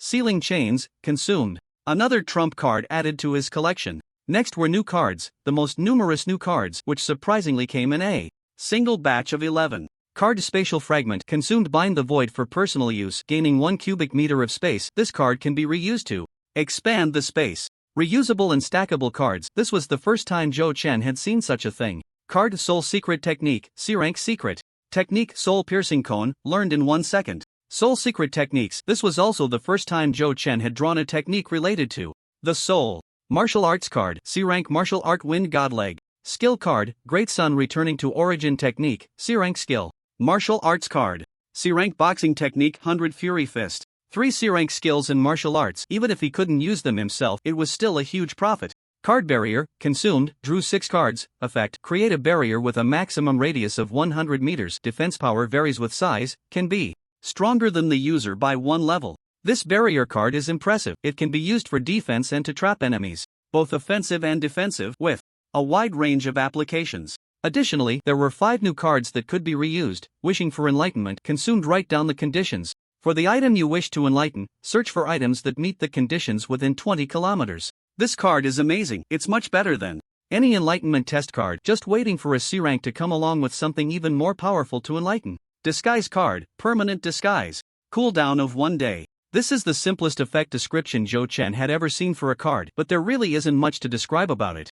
Blood burning card, permanent burn blood and flesh power, erupting several times combat power, after use, vitality is greatly diminished, excessive use poses life-threatening risks. Cooldown of 1 day. Blood burning card. This is an explosive card, indeed very powerful, but the after effects. It can't be used unless absolutely necessary. Finally, there are 3 void summoning cards, remaining uses 3 featuring characters from the 3 kingdoms. Huang Yu, a character from Naruto, Hyuga Niji, and one from the myth of the Great Wilderness, King Silverhorn. This should count as a mythical character, yes. Indeed. Although I don't know what kind of god he has fought with Sun Wukong, so his rank can't be low. The last card, bald head card, permanent turns. The target bald hair won't grow for a month, with a magical effect, cooldown of 3 days. Angle, what kind of ridiculous card is this? Is it meant to be funny? This is too much. Box. This card is definitely useless. As for what the magical effect is and why there's a 3-day usage interval, Zhou Chen completely ignored it. Still not strong enough, should I go for another round? After all, there are still over 200 pure energy stones. Zhou Chen glanced at his savings, noting he had 218 pure energy stones left. Aside from drawing cards, most of it had been spent on the recent transformation of the 9 dragons. How about a 10-in-1 draw? Zhou Chen, that's enough. Using all the resources now would just be a waste. Hider stopped Zhou Chen. Zhou Chen fell silent for a moment, realizing that drawing cards again would only be a waste and wouldn't significantly help his strength. He felt a pang of regret. In just a few hours, over 30 million had been spent. Moreover, after drawing so many cards at once, Zhou Chen clearly sensed his luck had worsened, with a lot of duplicate cards appearing. Perhaps this box also needed a break. If he continued to draw, it would probably end up a complete mess. Alright, but what did you just call me? Getting bold. Ha! The master isn't even being addressed anymore, just calling him by name. Hider. At this moment, silence is golden. Zhou Chen used all his money cards and martial arts skill cards. He gained over 10,000 in cash. A bunch of martial arts skills were crammed into his mind, and Zhou Chen shook his head, feeling a bit dizzy. The white cards drawn for learning skills were all within the realm of martial arts. Other professional abilities were basically unattainable. But is this mysterious technique also part of martial arts? Perhaps the pinnacle of martial arts is the Dao. With 11 space fragment cards left, Zhou Chen used them all at once, feeling a connection to a certain void. With just a thought, Zhou Chen could sense a space of 11 cubic meters, holding a box containing 200 pure energy stones. With a thought, the box entered his personal space. Several tens of thousands in cash were also stored in the space. Just right, he saved money on space equipment, and it had a much larger storage capacity than the space rings developed by the Empire. The official price of a space equipment from the Empire is 200 million, just 1 cubic meter. He just made 2.2 billion, wow, can't even think about it. But that's not how it works. Space equipment can be traded, while his space cannot be traded. The value of something that can be traded in something bound to the soul, that's not the same. On the top floor of the Supervision Police Bureau, Paranormal Incident Investigation Department, Energy Testing Area, Zhou Chen tested his strength. Strength progress, D level 89%, late D level. Energy quality, 130, average 82 for late D level. Muscle strength, 400, average 320 for late D level. Strength type, mental power? Blocked, unable to measure. Zhou Chen directly queried the Supervision Police Bureau system for C-level early-stage superhuman data. Average energy quality for early C-level, 176, average. Muscle strength for strength-type superhumans, 1183. In early C-level, both energy quality and physical strength are more than double that of late D-level. Double the strength and ability quality translates to more than double the combat power. A person with double your strength, speed, and endurance can definitely take on 10 of you. Zhou Chen directly half-dragon transformed, which was different from the previous half-dragon transformation using cards. Now, Zhou Chen had a single horn on his head, incomplete scales all over his body, and his dragon tail was not fully grown, resembling more of an underdeveloped dragon. After half-dragon transformation, Zhou Chen stood back on the testing platform. Beep beep beep. A new set of data appeared. Strength progress, D level 89%, late D level. Energy quality, 170, average 82 for late D level. Muscle strength, 1198, average 320 for late D level. Strength type, compared to the average data for early C level, Zhou Chen's energy quality and strength were slightly lacking, but the system displayed the average data for early C level, and Zhou Chen was already much stronger than some weaker C levels. However, the sudden surge in strength left Zhou Chen's foundation somewhat unstable, requiring a long time to consolidate his cultivation. Leaving the police station, it was already close to noon. It was the first day of school, and skipping class had become a fact, so he might as Well, go to school in the afternoon. Zhou Chen casually found a fast food restaurant and finished his lunch. Then he slipped into a public restroom, and when he came out, he looked completely different. A young man with a sallow complexion, small eyes, and long hair appeared. The disguise card could be used once a day. Unless he cancelled it himself, he could maintain this face indefinitely. As for why he needed to disguise himself, it was, of course, to confront Zhang Dao's. No, not to fight, but to make friends through martial arts. How could he fight a leader? That political awareness wouldn't do. Defeated by his peers, Zhou Chen was indeed deeply affected. He urgently needed an opponent to test his newfound strength. Perhaps it was to vent the frustration of being bullied yesterday, or maybe just to regain his confidence. In any case, if he didn't have a match with Zhang Dao's today, he wouldn't feel right. At the provincial police headquarters, Zhang Dao's was preparing to go eat. Suddenly, a fireball smashed into his office. E-level magic, a small fireball. Zhang Dao's casually slapped it away, extinguishing the fireball, and looked in the direction it had come from. On the opposite balcony, a long-haired young man provocatively stared at him, a fireball swirling in his hand, looking quite arrogant. Zhang Senior, how about we spar a bit? The long-haired youth said provocatively, sensing the opponent's aura, which was only that of a D-level superhuman. Zhang Dao smiled. It had been a long time since he had made a move, and now even the likes of a nobody dared to provoke him. You're really asking for it, using abilities in public and provoking law enforcement. You'll be locked up for at least 6 months. After saying this, Zhang Dao's moved and shot towards the opposite balcony. Zhou Chen quickly changed his appearance and fled like lightning. The sea-level martial technique, wind godleg, first form catching the wind and seizing the shadow, focused on lightness and speed, was the essence of the wind godleg technique. Those who mastered this form could move as fast as a shooting star. Zhang Dao's chased after Zhou Chen, fully utilizing the inner gate technique of Linghua Mountain, Cloud Step. But he couldn't catch up to Zhou Chen for a moment. The pillar of Zhejiang province, Sword Thunder Daojun, is nothing like this. Zhou Chen's arrogant voice came through. Zhang Dao's expression darkened. He hadn't expected this suddenly appearing D-level expert to have such impressive speed. The two concealed their forms and chased each other to the outskirts. At the foot of an unnamed mountain, Zhou Chen suddenly stopped and turned around, saying, "This place is perfect for a spar." Zhang Dao's halted 50 meters away, surprised that the other wasn't running away but had actually found a place to spar. He. Zhang Dao's sneered, saying, "All right, as a senior, I won't bully you, you go ahead." How ignorant could one be to dare challenge a C-level powerhouse with mere D-level strength? Zhou Chen placed one hand behind his back and a card disappeared. A barrier card enveloped a 100-meter radius in a blue shield. Even the ground was covered by the barrier, making it impossible to escape through earth techniques. To avoid causing too much disturbance, let's fight within this barrier, Zhou Chen said casually, his movements lazy and relaxed. Zhang Dao's expression grew serious. Just based on the earlier display, the young man had already used 3 different techniques: magic, martial arts, and barriers. A genius who practiced magic, martial arts, and formations? To dare set up a barrier against him, how much confidence did he have to cut off his own escape route? It's been years since I've made a move, and I've been underestimated. Zhang Dao's took off his coat, and a long sword appeared in his hand out of thin air. It was a spatial ring, the only quota in Zhejiang province. Bailey Shah had actually lost to Zhang Dao's. Zhang Dao's became serious. He began to take the long-haired youth in front of him seriously. Zhang Senior, watch closely. Zhou Chen was not polite either. Executing the second form of the wind godleg, wind in the grass. Zhou Chen's figure flickered and vanished from the spot, his legs turning into afterimages as he attacked Zhang Dao's face. Zhou Chen's movement was as fast as lightning, and Zhang Dao's was no slouch either, his long sword already poised for action. The sword technique of the Linghua Mountain Taoist, the Wuji Two Instruments sword, contained the changes of the 2 instruments and 4 symbols, with sharp and varied sword moves. Zhou Chen's legs contained the power of the wind godleg, colliding with Zhang Dao's 2 instruments sword technique at an incredible speed. Bang, bang, bang. Within a second, a dozen booming sounds echoed. Zhou Chen was seen in midair, while Zhang Dao's was kicked back repeatedly. Yan and skilled. Your technique is impressive. This leg technique is truly refined, Zhang Dao said while retreating in battle, not yet using his full strength. He sensed that the opponent had no intent to kill, likely a newly emerged disciple from a sect, truly a fearless young bull. He decided to give him some pointers. Zhou Chen noticed Zhang Dao's intention and felt it was pointless. If he didn't apply some pressure, Zhang Dao's wouldn't go all out, and that would be boring. Senior Zhang, be careful. The third form, Stormy Rain.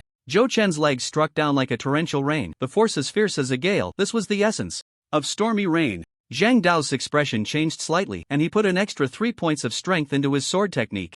Zhou Chen exerted all his strength but still couldn't break through Zhang Dao's sword defense. the power of a late-stage D-class was ultimately lacking. Moreover, Zhou Chen's control over his own strength was still somewhat clumsy, which Zhang Dao's also noticed. Zhang Dao's chuckled. You just broke through, right?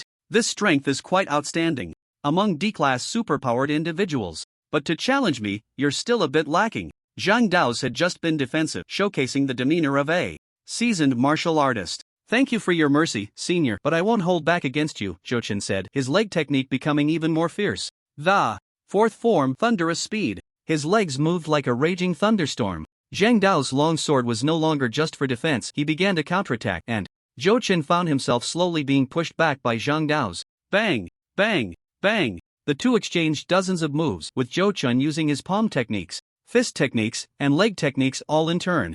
Zhang Dao's could clearly feel that Zhou Chen's control over his own strength was becoming more and more proficient, and his moves were increasingly fluid. This was like feeding himself to the opponent. Zhang Dao's was not angry. Just having broken through, he could control his strength so quickly. This young man was truly gifted. Young man, which school do you come from? Are you interested in joining my police station? Seeing that the other party was a talent, Zhang Dao's felt a desire to recruit him. Zhou Chen secretly laughed. If you knew I was from the police station, would you be furious? It's not over yet, Senior Zhang. That was just a warm-up. The real sparring is just beginning. Zhou Chen quickly retreated, creating distance between them. Zhang Dao's did not rush to pursue. He was also curious about what other techniques the opponent had. The first transformation of the 9 dragons change. The Flood Dragon Transformation. Roar. The sound of a dragon's roar echoed as Zhou Chen, half transformed into a flood dragon, appeared before Zhang Dao's. Zhang Dao's felt a wave of pressure. This was the kind of oppressive feeling only a strong opponent of the same rank could emit. Did this young man have a transformation-type ability? But transformation-type superpowered individuals didn't usually have such a powerful enhancement. We have a young man in our department who also practices a similar transformation technique, but he is more handsome than you. I think you two will have a lot in common. At this moment, Zhang Dao's still had the leisure to compare looks. Zhou Chen? What's wrong with being ugly? I'm ugly, but I'm strong. With legs covered in dragon scales, he stepped forward. Bang! A footprint instantly appeared on the ground, sending dust flying. The first step of the heart-seizing 9 steps. Zhang Dao's figure shook, somewhat surprised. This was the accumulation of movement techniques, along with a soul-shocking presence. Bang! The second step. At this moment, Zhang Dao's could no longer contain himself. His figure flickered, leaving an afterimage in place, and he charged towards Zhou Chen. If he continued to gather strength, who knew what would happen? Bang! As he took the third step of the heart-seizing 9 steps, Zhang Dao's was already in front of Zhou Chen, with no time left to build momentum. Mystical technique of the Yuan spirit, soul-seizing cone. With the 3 steps of heart-seizing, the Yuan spirit's intimidation was enhanced, and the power of the soul-seizing cone surged. A gray cone appeared above Zhang Dao's head, aiming for his Baihui point. The Yuan spirit attack was unavoidable, and Zhang Dao's expression finally changed. His face turned pale, and he paused. His Yuan spirit was under attack, and all his energy was focused on resisting Zhou Chen's soul-seizing cone. Seizing this opportunity, Zhou Chen threw a punch. Zhou Chen reminded him, Senior Zhang, there are no father-son ties on the battlefield. Be careful. The heart-seizing 9 steps, 3 steps of build-up, and the 100 cracks fist's might were unparalleled. With this punch, the heavens and earth changed color, and the wind swept away the clouds. Zhang Dao's Yuan spirit was in turmoil, hurriedly defending himself as a fierce white light flickered in his right hand, and a ball of lightning appeared in his grasp. C-class Dao technique of Linghua Mountain Palm Thunder. Boom! The energy exploded, echoing through the skies, the sound reverberating within the barrier, not a trace escaping. The surrounding vegetation was destroyed, leaving a massive pit in the ground. Zhou Chen retreated to the edge of the barrier, his right arm charred black. Zhang Dao's on the other side of the barrier was not faring any better. His clothes were tattered, and there was a fist mark on his chest. Senior Zhang, do I deserve your serious attention like this? Zhou Chen said with a smile. Today, he wanted to fight a C-class big shot in a fair manner. After today, I, Zhou Chen, will also be a big shot. Upright arrow no longer a rookie. Zhang Dao's brushed off the dust from his clothes, clasped his hands in a traditional Daoist salute. He looked at Zhou Chen solemnly and said, Zhang Dao's, the 36th generation disciple of Linghua Mountain, please enlighten me. At this moment, Zhang Dao's regarded Zhou Chen as an opponent of equal standing. Zhou Chen dared not reveal his identity and could only return the salute, giving a false name. Scattered cultivator Fang Xiaozhou, please enlighten me. Dao techniques of Linghua Mountain's inner sect, Palm Thunder. The Tianxia inheritance's movement technique, Thunder Movement. The ultimate technique of Linghua Mountain, Wild Thunder Dance. Zhang Dao's took the initiative to strike. Since they were opponents of the same level, he held nothing back. With the lightning ball in his left hand and the lightning whip in his right, his entire body was enveloped in thunder, moving as fast as lightning. C-class movement technique, Wind God Leg. Assisting the C-class fist technique, 100 cracks fist. Zhou Chen was not to be outdone. The Wind God Leg was no less impressive than his opponent's movement technique, and his fists poured down like a torrential rain. 100 cracks fist was a fast-paced fist technique, and Zhou Chen's punches grew faster and faster. Boom, boom, boom. 30 punches. Zhou Chen's hands were scorching hot, starting to redden. 5 Thunder Righteous Method. Zhang Dao's did not dare to hold back, unleashing all his power. Lightning flashed and thunder roared. Boom, boom, boom. The rumbling grew faster.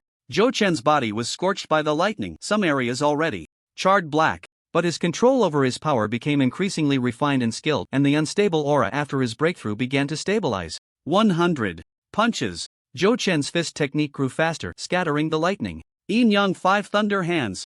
Zhang Dao's hands, one with white Yang Thunder, and the other with black Yin Thunder. His hands moved like lightning, the black and white lightning forming a taiji circle in the air. Clap, clap, clap. Boom, boom, boom. Various sounds intertwined. 1,000 punches. Zhou Chen's hands became afterimages, and Zhang Dao's eyes could barely keep up with Zhou Chen's punching speed. Zhou Chen's hands began to blaze, and smoke rose from his forehead. Today, I will win. 10,000 punches. Soul-seizing cone. Boom. Zhou Chen's power and speed reached their peak, with only flames and the afterimages of his fists in the air. Zhang Dao's was struck by another soul-seizing cone and could no longer withstand Zhou Chen's assault. Poof. Zhang Dao's revealed a momentary flaw, and Zhou Chen's fierce rapid punches broke through his defenses, landing 3 punches on his chest, causing him to spit out blood. Bang! Zhang Dao's was blasted into the woods. Damn, that was too hard, I'm spitting blood, how embarrassing. Zhou Chen withdrew the barrier and took off running. With the Wind God Leg at full power, Zhou Chen shot out like a meteor. He had won, and it felt great. Next time, he would apologize to Director Zhang. Zhang Dao's, with disheveled hair, burst out from the bushes. What are you shouting? About 1,000 punches? At most, it's 30 punches a second. Ha! Where are you? You little brat, come out. I wasn't serious just now, let's have another round. Zhang Dao's roar split the clouds and cracked the stones, but Zhou Chen's figure had long since vanished. After breaking the opponent's moves, Zhou Chen had pulled back his strength on the last 3 punches, leaving Zhang Dao's with only minor injuries. However, being defeated by a D-level superhuman still left Zhang Dao's feeling depressed. As a proud heir of the heavily master Dao, even if he fought with Bai Lisha, who was at the mid-C level, the outcome would be 50-50. He never expected that after beating others every day, today he would be pecked in the eye by a goose, beaten up by a D-level junior from the martial world. It was frustrating, very frustrating. What to do? An hour later, all district supervision police stations received the news. The provincial supervision police headquarters issued a document to integrate the powers of the provincial superhuman group, understand the dynamics of local superhuman group cases, and effectively mobilize various combat forces later on. They required all city supervision police stations' superhuman groups to write a semi-annual work report of over 100,000 words within 3 days. A report. Lu Lai looked at his phone, instantly petrified. Zhou Chen sped along, removing his disguise before entering the city, then took out his phone to book a ride to school. 10 minutes after Zhou Chen left, Zhang Dao's followed the trail of Zhou Chen's dissipated energy. He found that the clues ended here. Zhang Dao's immediately sent Zhou Chen's appearance after the disguise to the supervision police station. Using the city's surveillance to search for the opponent's whereabouts, he found not a single trace. Zhang Dao's frowned. The opponent had truly come prepared, leaving no clues behind. As a member of the supervision police station, how could Zhou Chen be so careless as to be caught on camera? Seeing that the pursuit yielded no results, Zhang Dao's had no choice but to keep this matter to himself. Jiangding District No. 2 High School. Zhou Chen returned to school, and it was already past 2 p.m. The first class of the afternoon had already started. Zhou Chen sneaked into the classroom, and Teacher Pei, standing at the podium, seemed to have eyes in the back of her head and suddenly turned around. Zhou Chen, where were you this morning? You skipped class on the first day of school. I'll have to call your parents tomorrow, Teacher Pei said angrily. She had never seen such an arrogant student, skipping half a day on the first day of school. Although this was class 14, he couldn't be so reckless. Zhou Chen stood up straight and said, my parents went abroad, teacher. Teacher Pei pushed her glasses up. Then have your guardian come in. Guardian? There was indeed such a person on the enrollment information. Zhou Chen recalled that it seemed to say, Lu Lai, identified as Zhou Chen's older cousin. My cousin is quite busy lately, he probably can't make it. Zhou Chen found an excuse. After class, I will contact your cousin. You can go back to your seat for now. Teacher Pei temporarily let Zhou Chen off the hook and continued with the lesson. Zhou Chen returned to his desk, and Yunba shot him a fierce glare. Zhou Chen glared back. What are you glaring at? It's not like you weren't the one chasing me, leading to this. Being sea level is impressive, huh? I just beat one up at noon. Yunba was furious. This freak had caused him to break his seal and still dared to glare at him today. Has he gotten too full of himself? Just wait. Teacher Pei saw Zhou Chen return to his seat, still exchanging glances with his classmates, and was furious. Zhou Chen showed no remorse for skipping class in the morning. He had even scored second in yesterday's placement test. Such a good seedling couldn't be allowed to go down the wrong path.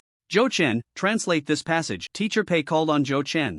Zhou Chen stood up helplessly, opened his book, and glanced at the blackboard, where the title was the classical text The Discourse on the Six States. The fall of the Six States was not due to the ineffectiveness of their armies or poor strategies. The problem lay in bribing Qin. Humph. A piece of cake. Zhou Chen quickly translated The Discourse on the Six States, concluding with this. Story tells us that when facing an enemy, we must not hesitate or delay. Uniting with teammates to take them down in one go is the wisest choice. The whole class of students exclaimed, insightful. Right, so this is the true essence of The Discourse on the Six States. Those who study well are indeed different.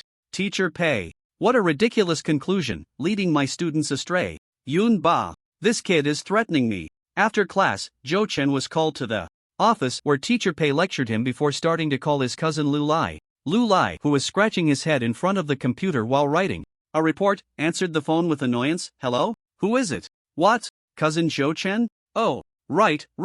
I'm busy, no time to go to school. Skipping class on the first day of school? Teacher, beat him up, really beat him up, don't hold back. Let's leave it at that, I have a lot to do. After hanging up, Teacher Pei and Zhou Chen exchanged glances and the atmosphere became a bit awkward. Zhou Chen shrugged. My cousin is really busy. Teacher Pei looked at Zhou Chen with pity. Zhou Chen, your parents are not around. If you have any difficulties, remember to come to me. Children without their parents around are too pitiful. Zhou Chen. No. Teacher, did you misunderstand something? Zhou Chen returned to the classroom and the Holy Beast gang appeared before him. Again. Paying the gang fee? Didn't Xiao Zhang give you guys anything yesterday? Zhou Chen asked curiously. The 5 members of the Holy Beast gang shook their heads like rattles. Dong Long quickly said, yesterday we were educated by Brother Xiao and we completely repented. From today on, our Holy Beast gang will be renamed the 14th Class Unity and Friendship Support Group. Nanhu then added, Brother Fong, our 14th Class Unity and Friendship Support Group plans to organize an outing this weekend so everyone can get to know each other and strengthen our bonds. Yes, let's go to Phoenix Mountain for a picnic there.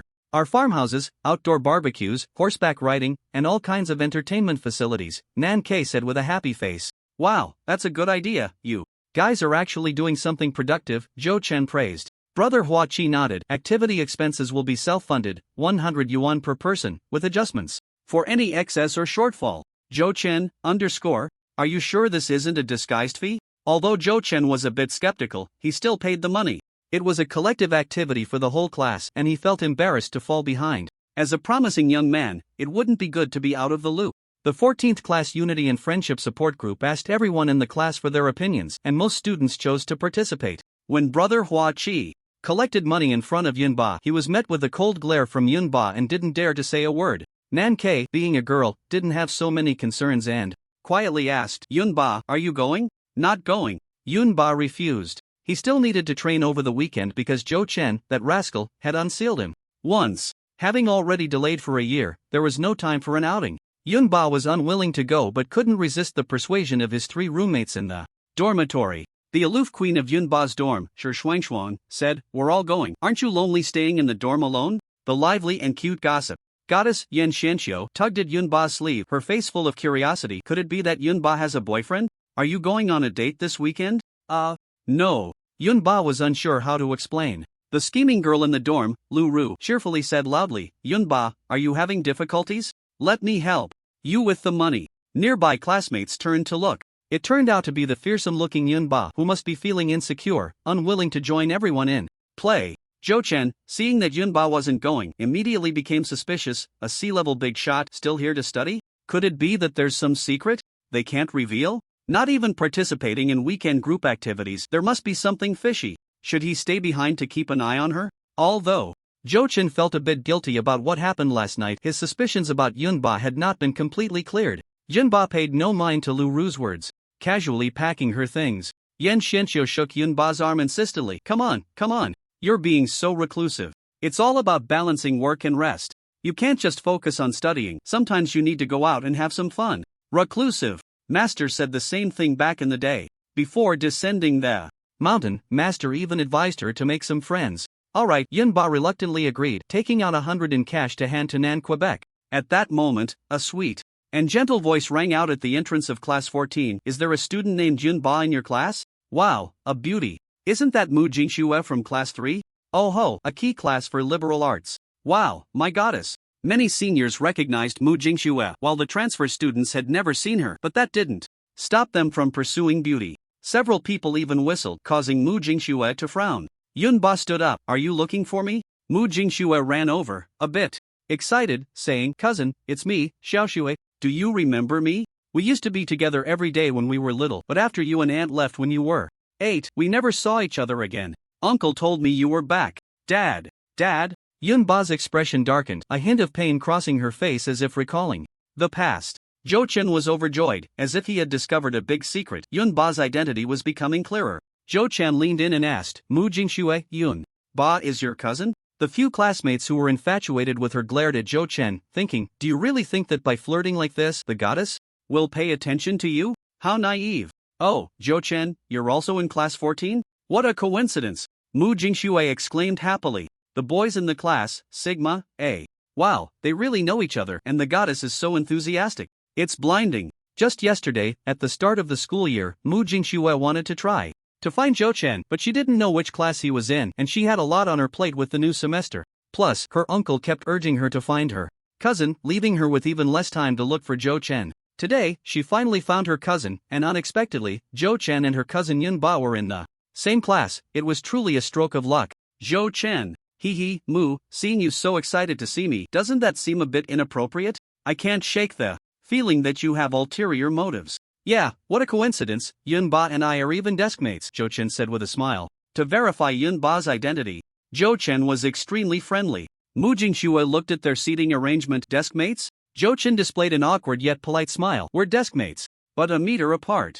By the way, Yunba is your uncle's daughter, right? Which uncle? I remember you have 3 uncles, Zhou Chen asked again. The boys in the class, _angle, you even know how many uncles she has. What are you trying to do? Before Mu Jingxue could answer, Yunba pulled Mu Jingxue back, glaring at Zhou Chen. What does my relationship with Xiaoxue have to do with you? Why are you asking so much? Perverted creep, does he have some dirty thoughts? Yunba was very vigilant towards Zhou Chen. Zhou Chen glanced at Yunba. Her nervousness indicated that her identity must be problematic. Humph. Do you think I can't find out anything if you don't say? At worst, I'll have my colleagues at the supervision police station investigate, ensuring they find out exactly how many times Mu Jingxue's 3 uncles fart every day. Zhou Chen said with righteous indignation, Mu Jingxue is my good friend, and I'm afraid she might be deceived. Who knows? If someone who has been missing for over a decade is really a cousin? You bastard. Yunba's chest heaved with anger, almost ready to strike. Mu Jingxue tugged at Yunba's hand, slightly anxious as she said, Cousin, do you have a misunderstanding with Zhou Chen? Zhou Chen is a good person, he even saved me. Holding on to Yunba, Mu Jingxue stood between the two and said to Zhou Chen, she is my cousin, I can still recognize my own cousin. If there's any misunderstanding, just say it, and we can clear things up. Mu Jingxue didn't want her cousin's relationship with Zhou Chen to become strained, as it would be very awkward for her to be caught in the middle. Zhou Chen waved his hand and smiled. There's no misunderstanding, just a casual question. He could take his time to investigate later, there was no rush. Humph. Yunba snorted coldly and remained silent. The matter of the perverted lecher would only dirty her cousin's ears if spoken aloud. Mu Jingxue, not knowing what had happened, could only cast an apologetic glance at Zhou Chen and continued to speak to Yunba. Cousin, come to my house for dinner tonight, my mom misses you. Yunba's expression showed some struggle. Dad? Aunt? Such distant words. Those were people hidden deep in her memories. Growing up, she only had her master, her mother, and many senior and junior sisters. Contacting her father was definitely not allowed by her master. After struggling for a long time, Yunba still couldn't resist the longing for her family and nodded in agreement. Okay. The afternoon classes passed quickly. By evening, school was out and Zhou Chen left the school again. Watching Zhou Chen's departing figure, Yan Shushan said to Xiao Zhang in the corridor.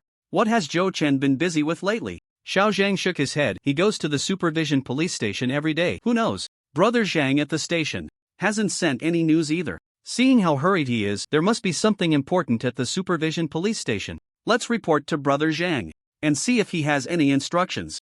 That's good. To be cautious, the two reported any information about Zhou Chen to Zhang Binfan one by one. Upon returning to the supervision police station, Zhou Chen immediately inquired about the progress of the case. He found only Lu Lai in the office, typing away. Is he really writing a report? What report could there be to write recently? Zhou Chen had no idea what had happened at noon. He thought Lu Lai was just brushing off teacher Pei over the phone. Captain, how's the case from last night? Zhou Chen asked gently. Lu Lai scratched his messy hair and said, I don't know. Investigating cases isn't my strong suit. You should ask Bing Bing. Now, the trivial matters of the supernatural department at the supervision police station were all handled by Yan Bingbing. He really didn't know who the captain was anymore. He also didn't know when he could start calling her sister-in-law. Of course, the so-called trivial matters referred to everything other than combat. Zhou Chen ran to the case analysis room and found everyone there, with various photos displayed on the blackboard. Sister Bingbing, how's the case going? Zhou Chen asked as soon as he entered. Yan Bingbing said, You're just in time, we just finished taking statements and are analyzing the case. Come join us. Zhou Chen found a spot to sit down. Yan Bingbing pointed at the blackboard and said to Zhou Chen, In the statements we just took, Su Qing said she was at the company all day yesterday and her husband, Li Shijiang, happened to be resting at home. Li Shijiang said he was going to take the elders hiking, and after that they had no further contact. After Su Qing learned about his parents falling off the cliff, he fainted from crying 3 times while recording his statement. What about Li Shijiang? What did he say? Wasn't he the one who took the 2 elders hiking? What happened later? Why didn't he bring them back home? What about the surveillance footage? Did it capture anything? Zhou Chen, concerned about the case, threw out a bunch of questions. Yan Bingbing raised her hand to signal Zhou Chen to calm down and continued. Li Shijiang's statement doesn't differ much from Su Qing's. Yesterday afternoon at 3 o'clock, he took the 2 elders to climb Tingshan in the north of the city. However, at the foot of the mountain, due to his divorce with Su Qing, he had some arguments with the 2 elders. They insisted on climbing the mountain alone and didn't need Li Shijiang to accompany them. The surveillance shows that Li Shijiang indeed did not go up the mountain with the 2 elders. He left Tingshan by taxi at that time. Afterwards, he went to the youth palace to tutor students, and the staff there can testify that he was tutoring until 9 o'clock in the evening. After the tutoring session, Li Shijiang went home, and the surveillance at the entrance of the community recorded him returning, but there are no records of him leaving the community afterwards. A perfect alibi? No, there isn't. The time of death for the 2 victims was around midnight. It was Li Shijiang who invited them to climb the mountain, and they went missing until they appeared before Zhou Chen and Zhao Yi at midnight. After 9 o'clock, Li Shijiang was home alone, with no evidence to prove he was there. Just because there's no surveillance of him leaving the community doesn't mean he didn't go out. Zhou Chen felt that if he had premeditated this, he would definitely have avoided the cameras. Just like when he went to beat someone up, it was just like that. What is his point object, and what function does it have? Zhou Chen asked. Again, since he is a point awakener, his point object must be key. Yuan Hua said, I contacted the Point Awakening Academy, and the information I received is the same as what I got from the police station. His first point object is a camera, and its function is, it can take pictures without film. Mo Wuxin continued, he is a 3-star point awakener, and we tested his strength. He is only at the mid-E level. Before Mo Wuxin could finish, Wan Kuanghuai jumped in. I think he is innocent. This guy is just a waste. His second point object is his film, which, when placed in the camera, can extend the shooting distance to 3 kilometers. The third point object is a pair of batteries that never need charging and can absorb free electrons from the air. What use is this kind of point awakener? Useless. Zhou Chen rolled his eyes, thinking that in your eyes, everyone is innocent. You were the one who defended Yunba last time. Kong Yun clasped his hands together and softly chanted, Amatba, this Li Shijiang is truly a photography enthusiast. The implication was that Li Shijiang is a waste, a complete waste. Probably an ordinary person who has practiced military boxing for a few years could beat him senseless. Sister Bingbing, I think there must be something wrong with Li Shijiang. He is 99% likely to be the murderer. Zhou Chen felt that the people around him lacked intelligence, and only the wise Bingbing could communicate. Rong Junyuan quietly asked, then, what are the chances that Yunba is the murderer? You were still suspecting Yunba earlier. Xiong Xin mimicked Zhou Chen's previous tone and said, there must be something suspicious about Yunba. She is definitely the murderer. Zhou Chen I feel like you are targeting me. Did I press you during the interview, and now you all hold a grudge? No, I must prove that I am right. The dignity of the police station's predecessors cannot be offended. Ahem. Yan Bingbing coughed and said, Zhou Chen, I don't think the possibility of Li Shijiang being the murderer is very high. Just, based on that camera, he can't break your time-space technique. The few people present felt that Li Shijiang was innocent, and it wasn't without reason. The two deceased died on the spot during the duel between Zhou Chen and Zhao Yi. To kill someone at the scene of a duel between two D-level experts and then leave silently, and without a trace, could it really be Li Shijiang? Yan Bingbing thought it was impossible. Zhou Chen pondered for a moment and said, I think we should investigate Li Shijiang further.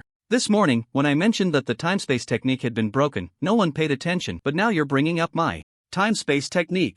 Zhou Chen expressed his dissatisfaction. Just as the few of them were arguing without resolution, a loud rumble echoed through the air, followed by a wave of energy fluctuations. Is it the energy room? Who is training inside right now? Zhou Chen hurriedly ran to the door, asking as he ran. The petrified superpower user Yan Dashi said, it seems to be Sister Meng Meng. She mentioned before the meeting that she was going to train. At that moment, Tang Meng Meng's laughter came from the energy room. Ha ha, I finally broke through. I'm no longer just an E-level rookie. All the E-level superpower users present. It felt like being shot in the chest with an arrow. It was so uncomfortable. The police department gained another D-level magician, which was truly a cause for celebration. Let's go, fatty, let's celebrate with a crab pot. What crab pot? With such a big breakthrough for Meng Meng, we should definitely have hot pot at Lake Bottom. What's wrong with your taste? For such an important occasion, why not have a table at a 5-star hotel? Tang Meng Meng nodded vigorously. Exactly.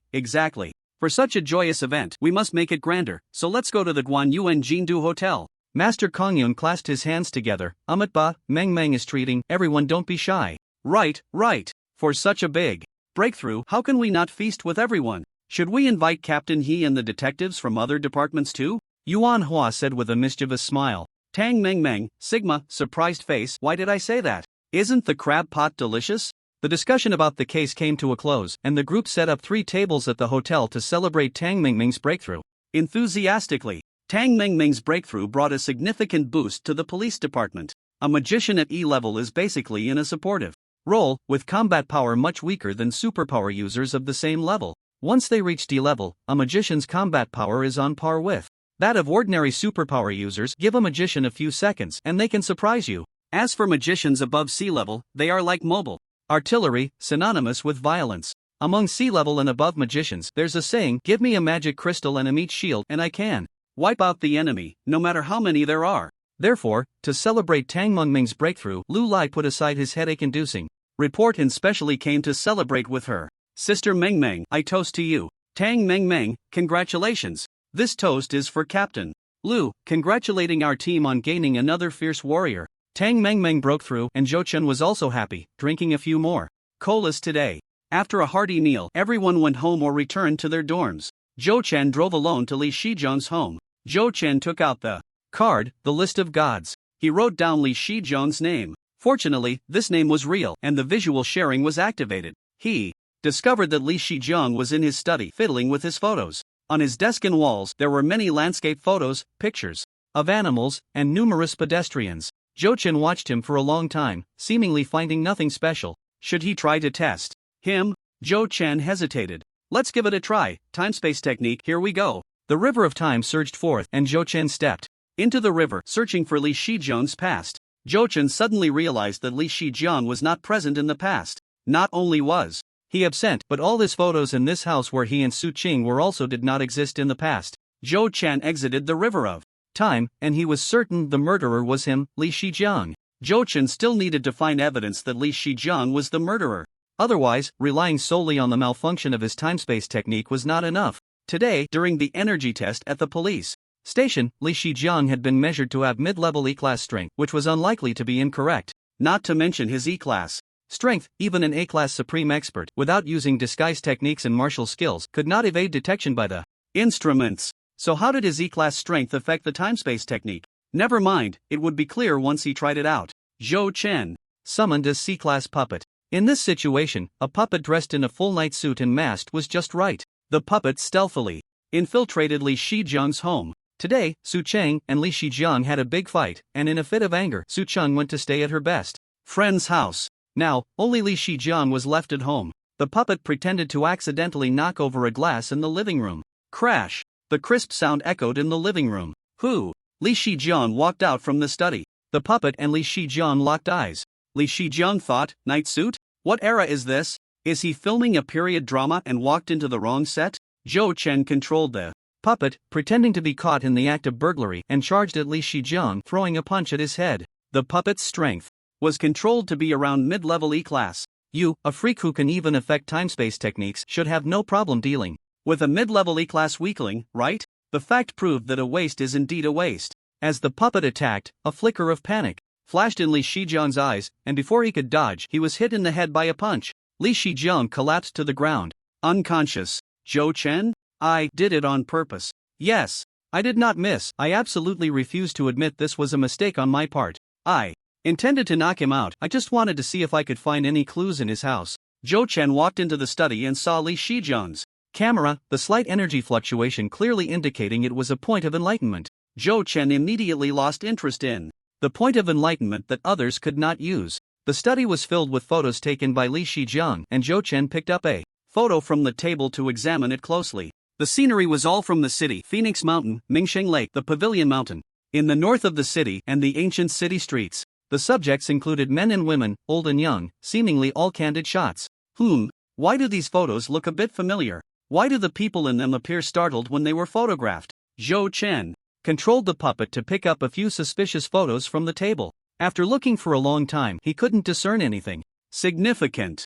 Zhou Chen controlled the puppet to put the photos back in their original place. Forget it, let's call it a day. Just as Zhou Chen was about to retract the puppet, he suddenly thought, wait, what kind of thief enters a house and doesn't steal anything? Zhou Chen controlled the puppet to pretend to be burglarizing, rummaging through everything and turning Li Shijiang's home upside down. In the middle of the night, Zhou Chen returned to the dormitory, and the list of the card god remained open, sharing visual and auditory experiences with Li Shijiang. Li Shijiang slowly regained consciousness, touched his head, and saw the mess in his home. His expression changed, and he hurried into the study. So the secret is in the study, Zhou Chen chuckled. In such a situation, most people would definitely check their most important belongings first. Li Shijiang rushed into the study. He didn't check his point of enlightenment, that thing couldn't be taken by others. Instead, he picked up his photos and carefully counted them 3 times, confirming that none were missing. Only then did Li Shijiang let out a sigh of relief. Zhou Chen. Damn. Is this guy out of his mind, only caring about his photos at a time like this? Could it be that he really is just a photography enthusiast? Am I doubting the wrong person again? How embarrassing. No, this time I won't be wrong. A mere E-class shouldn't be able to exist in the past time-space. Regardless of whether he is the murderer or not, this alone is worth delving into. Let's put this matter aside for now. After all, with visual sharing with Li Shijiang, Zhou Chen plans to monitor him for a while. At 11 p.m., the supernatural department on the top floor of the Supervision Bureau was empty. Zhou Chen arrived at the medicinal bath area. He had yet to draw the Lei Shaojiuxian sacred body, but he had obtained the core prescription for it. The prescription, worth 900,000, only had 1/3 of its efficacy without the accompanying cultivation method. Although it felt a bit wasteful, it was worth a try. Zhou Chen needed to consolidate his physical strength and dragon essence, and this prescription seemed to focus on forging and tempering the body. Perhaps it could help solidify his physical cultivation. Zhou Chen took out various medicinal materials. Each person at the Supervision Bureau had a monthly allowance of 50,000 for materials.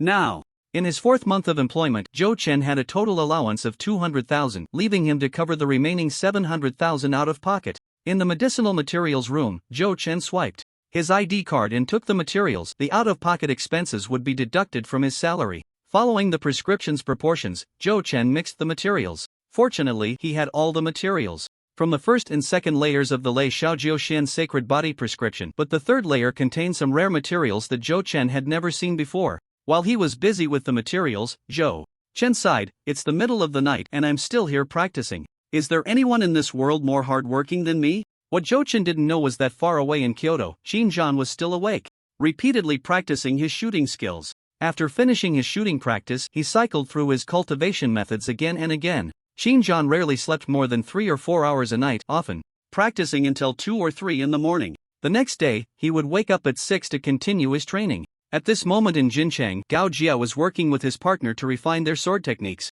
practicing the dual sword fusion. His partner, Huang Li, a member of the Central Unified Bureau's Thunder Team, was the most outstanding E-level martial artist in the Bureau. Huang Li was now drenched in sweat, her legs trembling, her gaze unfocused. I can't give up, I must hold on, I can't lose to this fool. Gao Jia, however, was secretly anxious. He was the least talented in the dormitory, while the other three had all broken through to D level, leaving him behind. With lesser talent, he could only rely on hard work. Diligence can make up for lack of talent. Meanwhile, in Hangzhou, Zhao was sitting cross-legged on the ground. In a small grove at school, practicing the sea-level cultivation method Zhou Chen had given him, the Dragon Flood God technique. For the past few nights, Zhao had basically replaced sleep with cultivation. Zhou Chen had mixed the medicinal materials and poured them into the bath, connecting the power supply. This prescription required electricity, which felt a bit extreme. 220V voltage, I wonder if it will electrocute me, Zhou Chen thought nervously. But after a moment's consideration, he realized he was already at the peak of D level in physical strength. A mere 220V voltage should be fine, right? Zhou Chen took off his clothes and slowly stepped into the bath just as his foot touched the water's surface. Zhou Chen's eyelids rolled back, his whole body trembled, and he fell in. I don't want to soak anymore. I'm going to die. Zhou Chen struggled to get up. It hurt too much. The current combined with the medicinal power was drilling into his body. It was both numb and painful, a piercing pain, and his whole body felt numb. But Zhou Chen, completely paralyzed, couldn't get out at all. After struggling for more than 10 minutes, Zhou Chen still couldn't rise and had no choice but to give up. Lying in the bath, Zhou Chen's body twitched, his eyes blankly staring at the ceiling. Forget it, I'll just wait for someone to come rescue me tomorrow. 2 hours later, the medicinal effect had mostly been absorbed by Zhou Chen, and he began to adapt to the current. Zhou Chen tried to stand up again and found that this time he could move freely, with no hindrance at all. This little voltage had no effect on him. Zhou Chen swung his arm. This medicinal effect is entirely for tempering the body and enhancing defense. Zhou Chen's previously explosive physical strength had been refined to a considerable extent, and he no longer felt any instability in his foundation. After a few more days, he would be able to enhance his strength once again. The Nine Dragons transformation was a method for qualitatively strengthening the body, primarily leaning towards evolution and power. In contrast, the Thundercloud 9 mysterious sacred body was a method for body tempering, completely focused on defense, similar to the Buddha's immortal golden body. The two sets of techniques, Nine Dragons transformation and Thundercloud 9 mysterious sacred body, complemented each other, balancing power and defense, enhancement and refinement. At this moment, Zhou Chen's physical defense was only slightly inferior to that of Yun Kong when he used the immortal golden body. The only regret was that he had not drawn the Thundercloud 9 mysterious sacred body technique. Currently, the efficacy of the medicine was only 1/3. Moreover, soaking in the medicinal bath again would no longer yield any effects. To further enhance his physical defense, he would have to wait until he drew the Thundercloud 9 mysterious sacred body technique. Although Zhou Chen's strength did not see a significant increase from the medicinal bath training that night, the benefits were more rewarding than a mere boost in power. Zhou Chen had a night of sweet dreams. The next day, the first thing Zhou Chen did upon waking was to investigate Yunba's background. Mu Jingxue had 3 uncles. The eldest uncle had a happy family and had never divorced, with 2 sons. The third uncle was in his 30s and still unmarried. The second uncle, Li Guahao, had divorced 10 years ago, and there was no information about his ex-wife except for her name. It goes without saying that this was definitely Yunba's father. Li Guahao had a daughter named Li Mingyu, who should be the later Yunba. What a nice name, and now it was replaced by the alias Yunba. Finally, Zhou Chen had clarified Yunba's identity and let out a sigh of relief, only to realize something was off. What was the use of the information he had found? It seemed to serve no purpose other than proving that Yunba was not the old hag. Zhou Chen found himself a bit obsessed. He should focus on Li Shijiang, as he was the prime suspect. As for Yunba, since Zhang Dao's vouched for her and her background was cleared, he would temporarily ignore her. In the following days, Zhou Chen attended classes obediently. However, he occasionally caught Yunba glaring at him. Zhou Chen chose to ignore it, feeling a bit guilty. He was in the wrong, there was no way around it. After all, he had wronged her and affected her cultivation. Mu Jingxue often came to find Yunba and Zhou Chen, even dragging them to the cafeteria for lunch. Unfortunately, it seemed that Zhou Chen and Yunba were simply incompatible. They found each other displeasing. Mu Jingxue's efforts had no effect whatsoever. Since going to Mu Jingxue's house, Yunba had become much more cheerful and had made quite a few friends in class. Due to Yunba's unattractive appearance, some people inevitably discriminated against her and even tried to bully her, with predictable results. The methods of a C-level boss were not something ordinary people could withstand.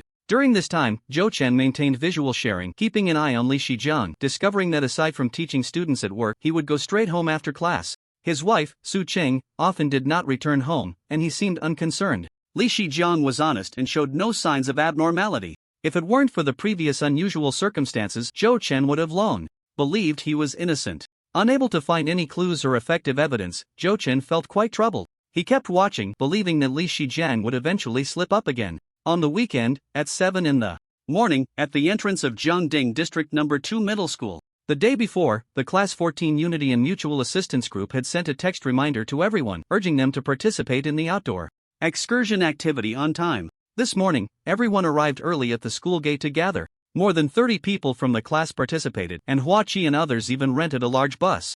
Zhou Chen did not expect that the Sacred Beast Gang had truly transformed and was seriously organizing activities for everyone. It was truly incredible. What had Xiao Zhang done that day on the rooftop? Mu Jingxue stood beside Yun Ba, hugging his arm as they waited for the arrival of the bus. Mu Jingxue, what are you doing here? Zhou Chen had just arrived at the school gate when he spotted the striking black and white duo. Mu Jingxue wore a white, waist-cinched long dress with flowing sleeves, the hem as thin as a delicate mist-enveloping silk, a golden belt accentuating her figure, exuding an air of elegance, like a princess. Yun Ba was dressed in a slightly simple black short-sleeved shirt and black shorts, his long white legs somewhat dazzling. When Yun Ba saw Zhou Chen approaching, he glared, his eyes conveying the message, "Stop right there, you jerk. Please keep a meter away from me." Mu Jingxue was already accustomed to Yun Ba's attitude towards Zhou Chen and smiled as she said, "I came to accompany my cousin. Brother Huaqi said I was welcome." "Welcome, welcome. Definitely welcome. We're all classmates after all." Brother Huaqi suddenly appeared from somewhere. How could they not welcome her? Xiao Zhang bullied the 5 of them as easily as if they were his sons. Yan Shuqiang was clearly in cahoots with Xiao Zhang. The two were on equal footing, equally formidable. Together, they made Zhou Chen seem even more unapproachable. As for Zhou Chen and Yun Ba, Brother Huaqi felt there must be something fishy going on. If there was no fishiness, why the constant glaring, like a couple arguing? This Yun Ba was unapproachable, and as for her cousin, of course, she was extremely welcome. Someone with no sense of awareness or survival instinct could easily trigger hell mode in Class 14. Brother Huaqi felt he was clearly not that kind of person. Dong Long nodded and said, "Those who paid are all the same." Nan Ke slapped Dong Long, "Can you not talk? It's best that Jingxue is here. I see the atmosphere in our class has become lively." The boys in Class 14 eagerly pledged their loyalty. "Exactly, we're all schoolmates, very welcome for Goddess Mu to join our class activities. Mu Jingxue, do you have any other classmates or close friends coming? They can join us too." "Mu, your bag is so heavy. Do you want me to help you carry it?" Right, he had forgotten to consider the collective anger of the boys in the class. Brother Huaqi suddenly felt that not refusing Mu Jingxue's request yesterday was the wisest decision he had made this semester. The bus slowly approached, and Brother Huaqi began to maintain order. "Everyone, please board the bus according to the numbers on my seating chart." A seating chart was posted on the bus door. Yun Ba and Mu Jingxue boarded together, just about to sit down when Lu Ru quickly took Yun Ba's spot, smiling as she said to Yun Ba, "Let's switch seats. The sun shines on that side all the way, you won't get any sun over here." Mu Jingxue frowned and said, "Then won't my cousin get sunburned? Is this even reasonable?" Just because she was afraid of the sun, she wanted someone else to suffer it. This seat was arranged in advance, and to sit in someone else's spot so brazenly was infuriating. Mu Jingxue was truly upset. "What right do you, an outsider, have to interfere in our class matters?" Lu Ru muttered as she looked out the window. "You!" Mu Jingxue was furious. Yun Ba smiled and pulled Mu Jingxue, saying, "Forget it, let's just switch seats." Yun Ba led Mu Jingxue away, secretly pinching a hand sign with his left hand, which Zhou Chen, who was boarding behind them, noticed. Casually using extraordinary powers, this Yun Ba was truly reckless. Just for this, he could be locked up for 6 months. Right, last time during the martial arts meeting, Director Zhang said it would be 6 months. No, if that's the case, he would also be locked up for 6 months. Just after Yun Ba cast the hand sign, Lu Ru screamed and jumped up. This chair is electrified. I want to sit in my own seat." Now she knew where her own seat was? Truly deserving. Yun Ba scoffed, pulling Mu Jingxue back to their original seats. Cousin, there's an electric leak here." Mu Jingxue felt a bit scared, especially after Lu Ru's exaggerated shout. Yun Ba shook his head and said softly, "It's fine, I won't get hurt sitting here, don't worry." Kind, but not pedantic. Mild, but not to be underestimated. This is Yun Ba. The bus traveled for an hour and finally arrived at the foot of Phoenix Mountain. Brother Huaqi pointed to a courtyard and introduced, "This is Old Zhang's farmhouse, a rural retreat at the foot of Phoenix Mountain." They have barbecue grills for rent and over 10 acres of strawberry fields for self-picking. There's a reservoir 3 kilometers away for fishing, and next door, there's a manor with various entertainment options like horseback riding, archery, and tennis. Of course, aside from the barbecue and strawberry fields at Old John's farmhouse, which are within our activity budget, everything else is at your own expense. You can choose freely. Old Zhang's farmhouse is run by a couple in their 50s, the husband surnamed Jiang, and they have a 5-year-old grandson. Uncle Jiang welcomed everyone into the courtyard. Come, everyone, have some fruit. The barbecue grills are all set up for you. It's still early, would you like to go to the strawberry fields first? The group of over 30 people split into several small groups. Some chose to rest in place, some went to the strawberry fields, others paired up to hike or fish, while a few went to play at the nearby manor. Aunt Jiang began moving tables and chairs into the courtyard, and Yunba stepped forward to help. Little girl, go play, you don't need to trouble yourself with this small task, Aunt Jiang said, feeling a bit shy about asking Yunba for help.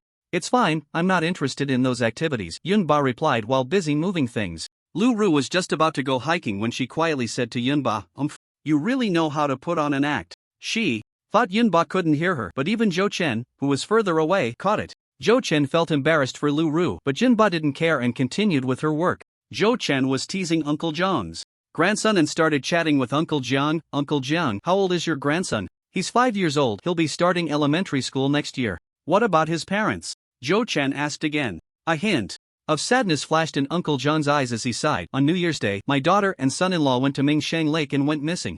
Zhou Chen felt a bit sympathetic towards Uncle Jiang. I'm sorry to bring up your sad story. Did you report it to the police at that time? New Year's Day, missing, why does that sound so familiar? Of course, we reported it, but there has been no news until now. Uncle Jiang seemed to recall his daughter and talked a bit more. Our little Fang is sensible and polite, gets along well with colleagues and neighbors, and hasn't offended anyone. Jiang Xiaofang, Jiang Xiaofang, missing. This New Year's Day, Zhou Chen suddenly remembered. Previously, when helping Inspector He with a case, there was a missing person case and the victim was Jiang Xiaofang. At that time, the case was too old for Zhou Chen's time-space technique to help and it became a cold case. Just as he recalled Jiang Xiaofang's case, Zhou Chen's eyes widened as if he remembered something very important. It was Li Shixiang, yes, his photo. It was Li Shixiang. In the photos from Li Shixiang's study, there were several suspicious images that Zhou Chen found familiar, one of which was Jiang Xiaofang. Zhou Chen had seen Jiang Xiaofang's photo while investigating the case, so he recognized it in Li Shixiang's room. However, there are some differences between casual photos and ID photos, and Zhou Chen didn't think of it at the time. Now, recalling Jiang Xiaofang's case, he realized there was something odd about Li Shixiang's photos. Zhou Chen also remembered that the date on Li Shixiang's photo was January 1st, taken on New Year's Day. He recalled the photos of Li Shixiang that showed a hint of panic. He remembered that several others were also members of some missing person cases, and most of the incidents occurred in January and February. Li Shixiang has a problem. How could it be so coincidental that he captured photos of all the missing people, especially those who disappeared in January and February? There is only one possibility: they went missing because he photographed them. At this moment, Zhou Chen couldn't stay a second longer. He just wanted to rush back, arrest Li Shixiang, study his artifacts, and examine his photos. In the realm of superpowers, cases don't require too much evidence. These clues alone are enough for the police department to conduct a thorough investigation. At the very least, they need to scrutinize his artifacts' abilities and the secrets behind those photos. Just as Zhou Chen was preparing to find an excuse to leave, he heard the screams of Lu Ru, Nan Ke, and other classmates climbing the mountain. Ah, what kind of monster is this? Mom, I'm scared. Woo, woof, woof, woof. The voices of several people were filled with terror. Something horrifying had happened. There were also sounds of barking in the distance. Zhou Chen and Yunba didn't have time to think. They hurried up the mountain. The two moved incredibly fast, darting through the forest like agile monkeys, even while trying to control their speed. In no time, they reached the scene. It was a scene of chaos, with blood everywhere. Lu Ru, Nan Ke, and the other three were also covered in wounds, bleeding profusely. In the distance, there was a giant dog, half a person tall and 2 meters long, baring its teeth, blood streaming from its mouth, blood from others. Beneath the giant dog lay a classmate, one arm bitten off, already unconscious. Flames flickered from the dog's nostrils. It was a demon beast, an E-level late-stage fire-type canine demon beast. The 5 members of the Holy Beast gang were all superpowered individuals, and Nan Ke was also a superpowered person. However, she was only an E-level early-stage superpowered individual who had just awakened her super hearing, making her completely defenseless in this situation. Zhou Chen couldn't care about anything else and immediately rushed to save the person. Bang! With the heart-seizing 9 steps, he took a Step forward. Whoa whoa. The giant dog let out a miserable howl and staggered back. Bang! Heart-seizing 9 steps, the second step. The giant dog's soul suffered a heavy blow and fainted on the spot. The giant dog, which was difficult for everyone to handle, fell unconscious just 2 steps after Zhou Chen advanced. At the same time, Yinba arrived at the side of the unconscious victim and quickly stopped the bleeding. Then, Yinba picked up the severed arm, carried the injured person on his back, and rushed down the mountain, shouting to Zhou Chen as he ran, "Quickly call an ambulance, the other 5 are up to you." The other 5 were only lightly injured, so they were relatively fine. Yunba looked at the injured classmate's condition. If not treated promptly, it could be dire. "Don't worry, I'll handle this," Zhou Chen shouted to Yunba's back. The terrified group calmed down. Before they could even express their astonishment, Zhou Chen made a few phone calls, summoned an ambulance, and notified the bureau. This was a serious matter, an incident involving a demon beast injuring people, even leading to potential fatalities. This was a significant event for the city's official superpower organization. All the injured were sent to a nearby hospital for treatment. About 15 minutes later, superpowered individuals from the nearby police department and the Central Control Bureau arrived. Lu Lai and Ing Xiong also arrived one after the other half an hour later. The dog demon lay unconscious at Zhou Chen's feet. The other classmates from Class 14, still unaware of what had happened, were expelled from the area. The area within 10 miles of the foot of Phoenix Mountain was sealed off by the police department, and nearby personnel were evacuated. Lu Lai and Ing Xiong squatted on the ground, studying the demon beast. How could a demon beast appear here? And it's an E-level late-stage beast. It's normal for demon beasts to exist, but Phoenix Mountain is located within the city, and the demon beasts inside had long been cleared out. Even if there were temporary breakthroughs, they should only be E-level. Early stage at most. How could there be an E-level late-stage dog demon? Several personnel returned from the 3 search teams and reported, "Captain, deep in the mountain, there are many animal carcasses that haven't decayed. They must have been caused recently." Ing Xiong nodded and said, "This should be a ferocious beast, awakened not long ago, hunting other animals in the mountains and forests, cultivating by consuming their blood and flesh." Ferocious beast? What kind of ferocious beast is this? Isn't it a demon beast? What's the difference? Zhou Chen asked curiously, glancing at Lu Lai. Zhou Chen noticed that Lu Lai also looked confused. No wonder the police department was not as good as the Dark Assassins. Just looking at the knowledge gap between the 2 team leaders was enough to tell. Instead, Yan Bingbing stepped forward and said, "This is a research report on demon beasts released by the 3 major research institutes last week. The report categorizes the current global demon beasts into 3 main types. The first is the spirit beast, which cultivates by absorbing the spiritual energy of heaven and earth. Spirit beasts generally do not have strong aggression unless provoked. The second type is the ferocious beast, which cultivates by devouring the blood and flesh of other creatures. Ferocious beasts are the most brutal and violent, possessing strong aggression, and will actively attack other creatures. They are currently the type we need to guard against the most. The third type of demon beast is the spirit monster, which absorbs the essence of the sun and moon, gains sentience, and ultimately breaks free from its shackles to walk the human world. This type of demon beast is called a spirit monster, and they are powerful, feeding on the essence of the sun and moon, with at least sea-level strength. However, the number of spirit monsters discovered nationwide is very limited. But like spirit beasts, spirit monsters generally do not possess aggression. This is the information released by the 3 major research institutes, and due to the limited samples of spirit monsters, the research results have limitations and should not be fully trusted. Without needing to say more, the dog demon in front of them, which chose to devour humans and hunted wild beasts in the mountains, must be a ferocious beast. Ing Xiong nodded in agreement with Yan Bingbing's words and continued, "Global superpowers are gradually getting out of control, and demon beasts are the same. Many countries have reported incidents of demon beasts harming people. Some countries have even experienced beast tides, which the superpowers could not resist, and ultimately, local government troops and heavy weaponry had to be deployed to suppress them." What Ing Xiong did not mention was that the Donghua Empire also had places where demon beasts gathered. In the depths of the towering mountains like Qinling, Taishan, Changbai Mountain, and Kunlun Mountain, there are many powerful demon beasts. Currently, the authorities are making great efforts to eliminate the ferocious beasts on the outskirts and are controlling the number of tourists in these areas. However, the situation has not been good in recent years, with demon beasts frequently emerging from the depths of the mountains, causing some casualties. At this moment, Lu Lai received a phone call from Director Zhang inquiring about the situation. Lu Lai reported briefly, hung up the phone, and said to everyone, "We have received instructions from above. To be on the safe side, everyone will enter the mountains to sweep the area, ensuring that there is not a single demon beast on Phoenix Mountain. All spirit beasts will be captured, and arrangements will be made from above. Ferocious beasts are to be killed without mercy. If you encounter a spirit monster, then just run." Zhou Chen, do you have any questions? Lu Lai pointed at Zhou Chen, who had raised his hand. Zhou Chen asked, how do we distinguish between a ferocious beast and a spirit beast? This. Lu Lai scratched his head. Are you deliberately trying to stump me? I don't know the answer to this question either. Yan Bingbing, standing behind Lu Lai, spoke up. Spirit beasts cultivate by absorbing the spiritual energy of heaven and earth. Their energy is pure, and their eyes are clear and bright. They do not attack unless provoked. When they strike, their energy is a single pure color. For example, a fire attribute demon beast has pure red spiritual energy without impurities. A soil attribute demon beast has yellow spiritual energy, a very pure yellow, and you will know when you encounter them. As for ferocious beasts, they have fierce eyes, often hiding in the dark to ambush, and when they strike, there is usually a bloody smell, and their energy is murky. For instance, a fire attribute ferocious beast has dark red energy, mixed with red, black, and blood colors. Lu Lai kept nodding. Yes, yes. That's it. What Bingbing said is exactly what I was about to say. You all need to remember this. Zhou Chen, everyone. Pa. Shameless. The members of the Dark Sting glanced at Ying Xiong. Are we going together? Ahem. Ying Xiong coughed and said, what Captain Lu said is exactly what I want to say. You all coordinate your actions. Ying Xiong had just received a text message. The instructions from Bailey Shazhan came quite late. Lu Lai. TCH. How shameless, using my lines. D rank 1 person per group, E rank 2 people per group. If you encounter danger, alert immediately and retreat. Lu Lai was the first to lead the way up the mountain.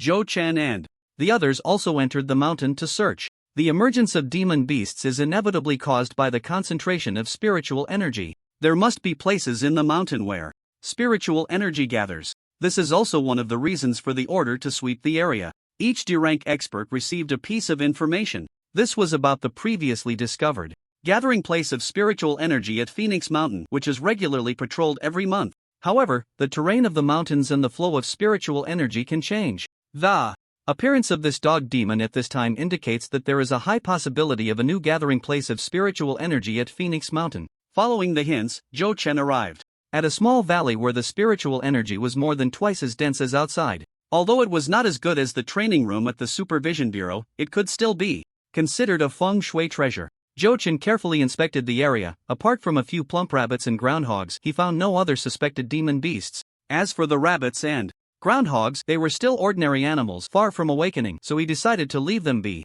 Before leaving, Zhou Chen felt a bit reluctant. It's a pity this is a forest protection area, otherwise, building a house here would be so comfortable. With abundant spiritual energy every day, the cultivation speed would increase by at least 10%.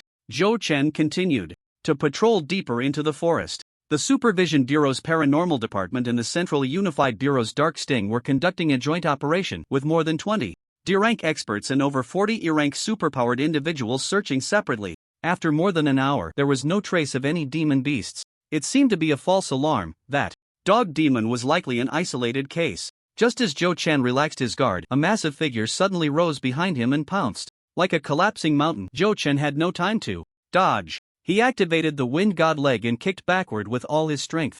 Bang! Bang! Bang! A howl of pain echoed.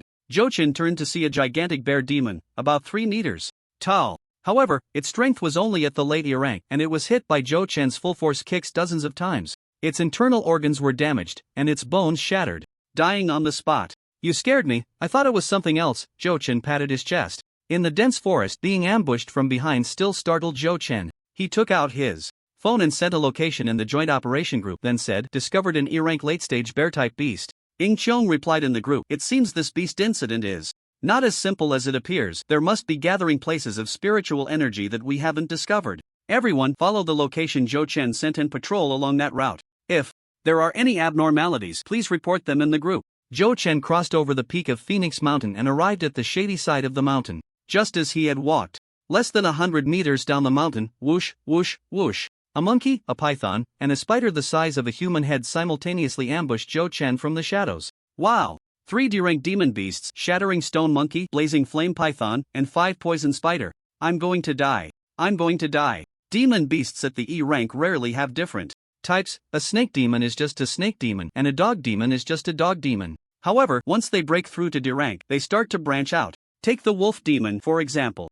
D rank includes Frost Wolf, Gale Wolf, and Highland Fighting Wolf. Ambushed by 3 early D-rank demon beasts, Zhou Chen had no time to transform into a dragon. He blocked the shattering stone monkey's fist with his left rear and kicked at the blazing flame python with his right foot. His right hand unleashed the 100 cracks fist with shadows of fists, attacking the 5 poison spider.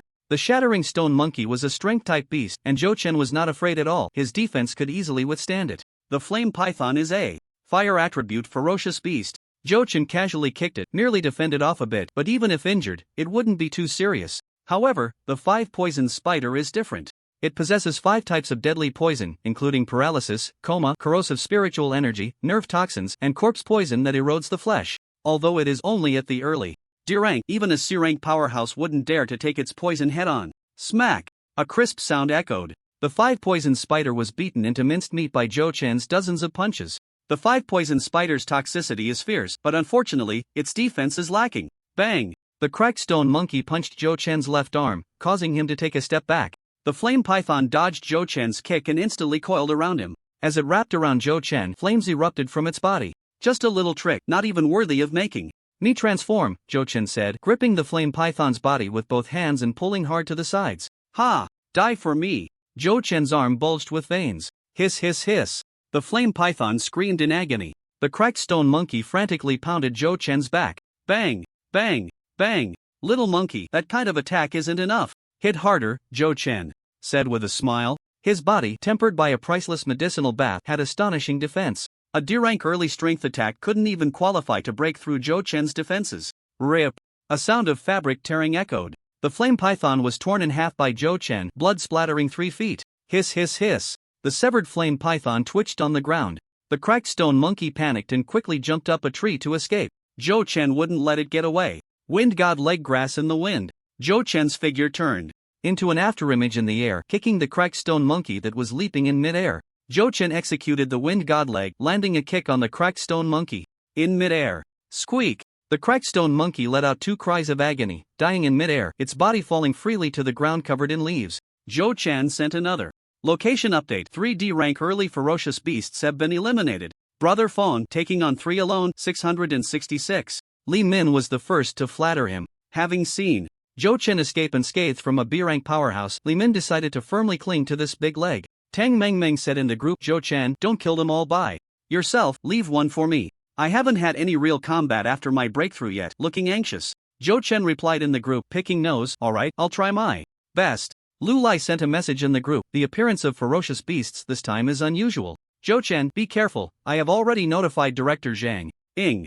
Xiong also said, it's generally impossible for ferocious beasts of different races to team up for a sneak attack, unless there's a C-rank beast king orchestrating everything. Behind the scenes, Zhou Chen, be careful not to go too deep, Boss Bai Li is also on his way. Seeing these messages, Zhou Chen's pace, which had been quick, suddenly slowed down. Forget it, take it slow, let's wait for the main force to arrive first. Zhou Chen sat cross-legged on the ground, beginning to rest in place, closing his eyes.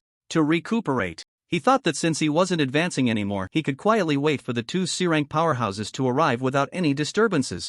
Unexpectedly, the trees wanted to be still, but the wind would not cease. After more than 10 minutes, Zhou Chen suddenly opened his eyes wide, finding himself surrounded by more than a dozen D-rank ferocious beasts. More than half of them were late D-rank beasts. Did he poke the beast's nest? It was hard to believe that so many monsters were hidden in Phoenix Mountain, on the edge of the city. Phoenix Mountain is only 5 or 6 kilometers from the city center. If these ferocious beasts had not been discovered, one day they could all emerge. Thinking about it sends chills down the spine. Zhou Chen, who is half a dragon, is not incapable of fighting against a dozen D-rank monsters. It's just, what if Director Zhang arrives halfway through? The truth of last time's beating him. The reality of making friends through martial arts would be exposed. To hide his identity, Zhou Chen couldn't use half-serpent dragon transformation, wind god legs, 100, cracks fist, heart-snatching 9 steps, or soul cones. With that, Zhou Chen's strength was basically halved. Rush in? No, it was safer to stay cautious. Zhou Chen took out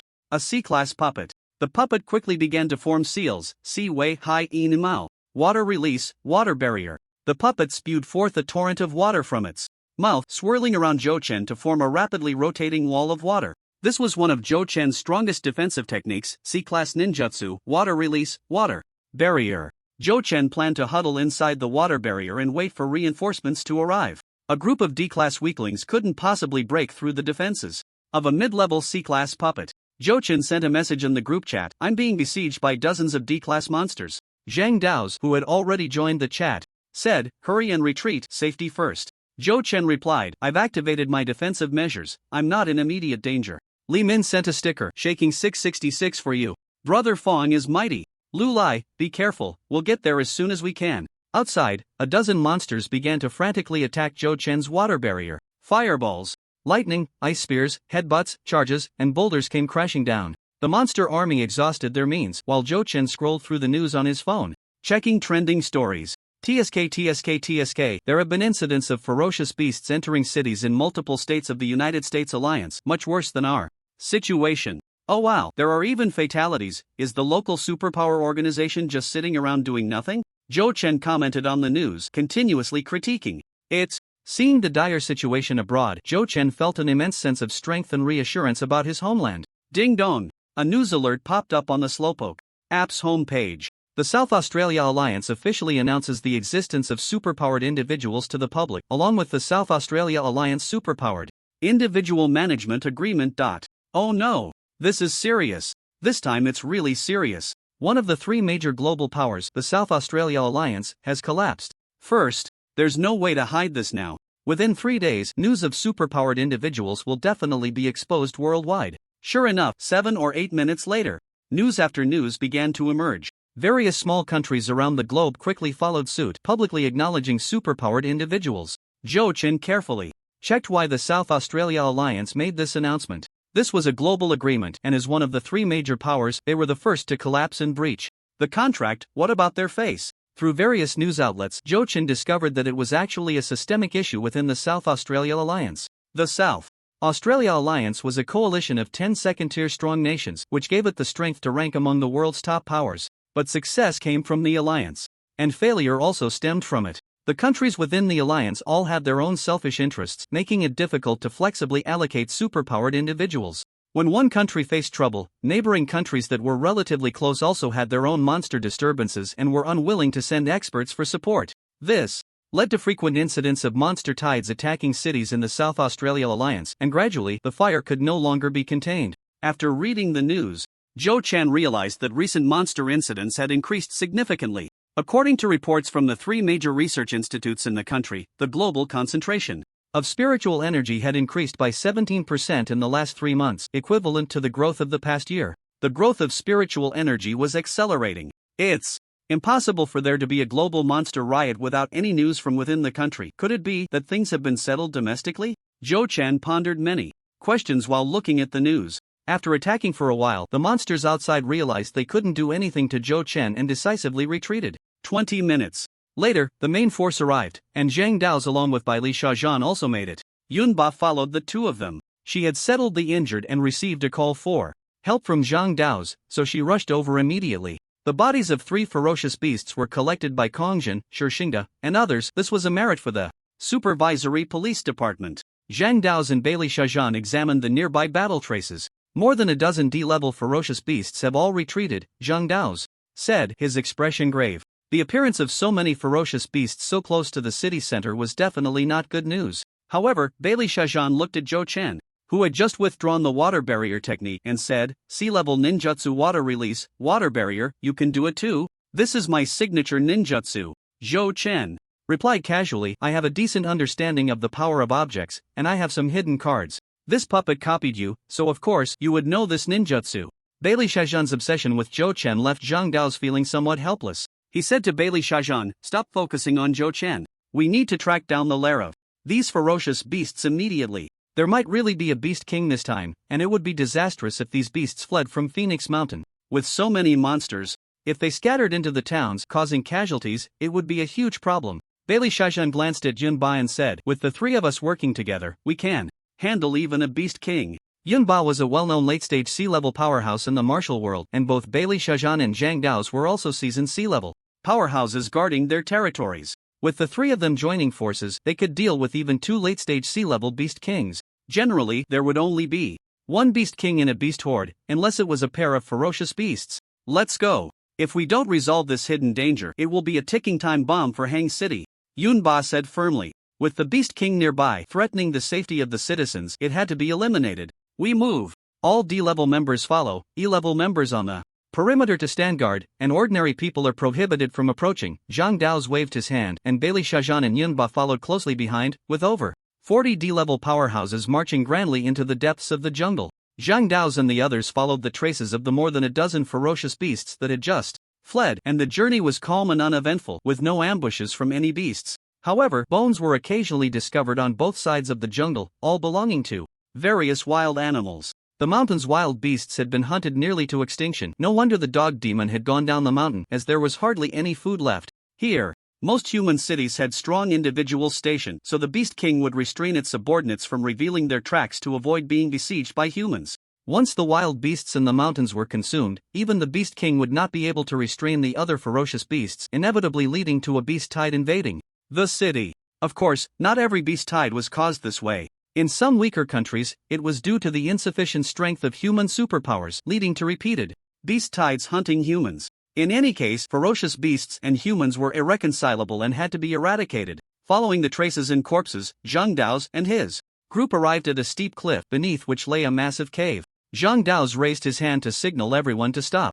Bailey Shajan said, "This is it, the lair of the ferocious beasts is likely within." The traces of more than a dozen D-level ferocious beasts had disappeared right here. "Zhou Chen, can your time-space technique go in and take a look?" Zhang Dao's asked Zhou Chen. This was actually quite risky if a D-level early-stage time-space technique were to probe an unknown Beast King, and it turned out to be a peak C-level Beast King. Zhou Chen's time-space technique could backfire. When Zhou Chen used the time-space technique to probe Yunba, he had experienced such a backlash. Of course, Zhang Dao's was unaware that Zhou Chen had made a breakthrough in strength, reaching the mid-stage of D-level in internal cultivation, with his physical body at the peak of D-level. "Alright, I'll give it a try," Zhou Chen readily agreed. Zhou Chen did not throw out a card. The time-space technique had become instinctual. Channeling his dragon essence, golden light swirled in his eyes. The river of time surged, and Zhou Chen stepped into the cave along with the more than a dozen ferocious beasts that had entered the cave here 20 minutes ago. Not long after entering the cave, Zhou Chen found himself in a massive stone chamber, where he saw a humanoid beast lying on a high platform. Human body, leopard head, yellow spotted tail, covered in long fur.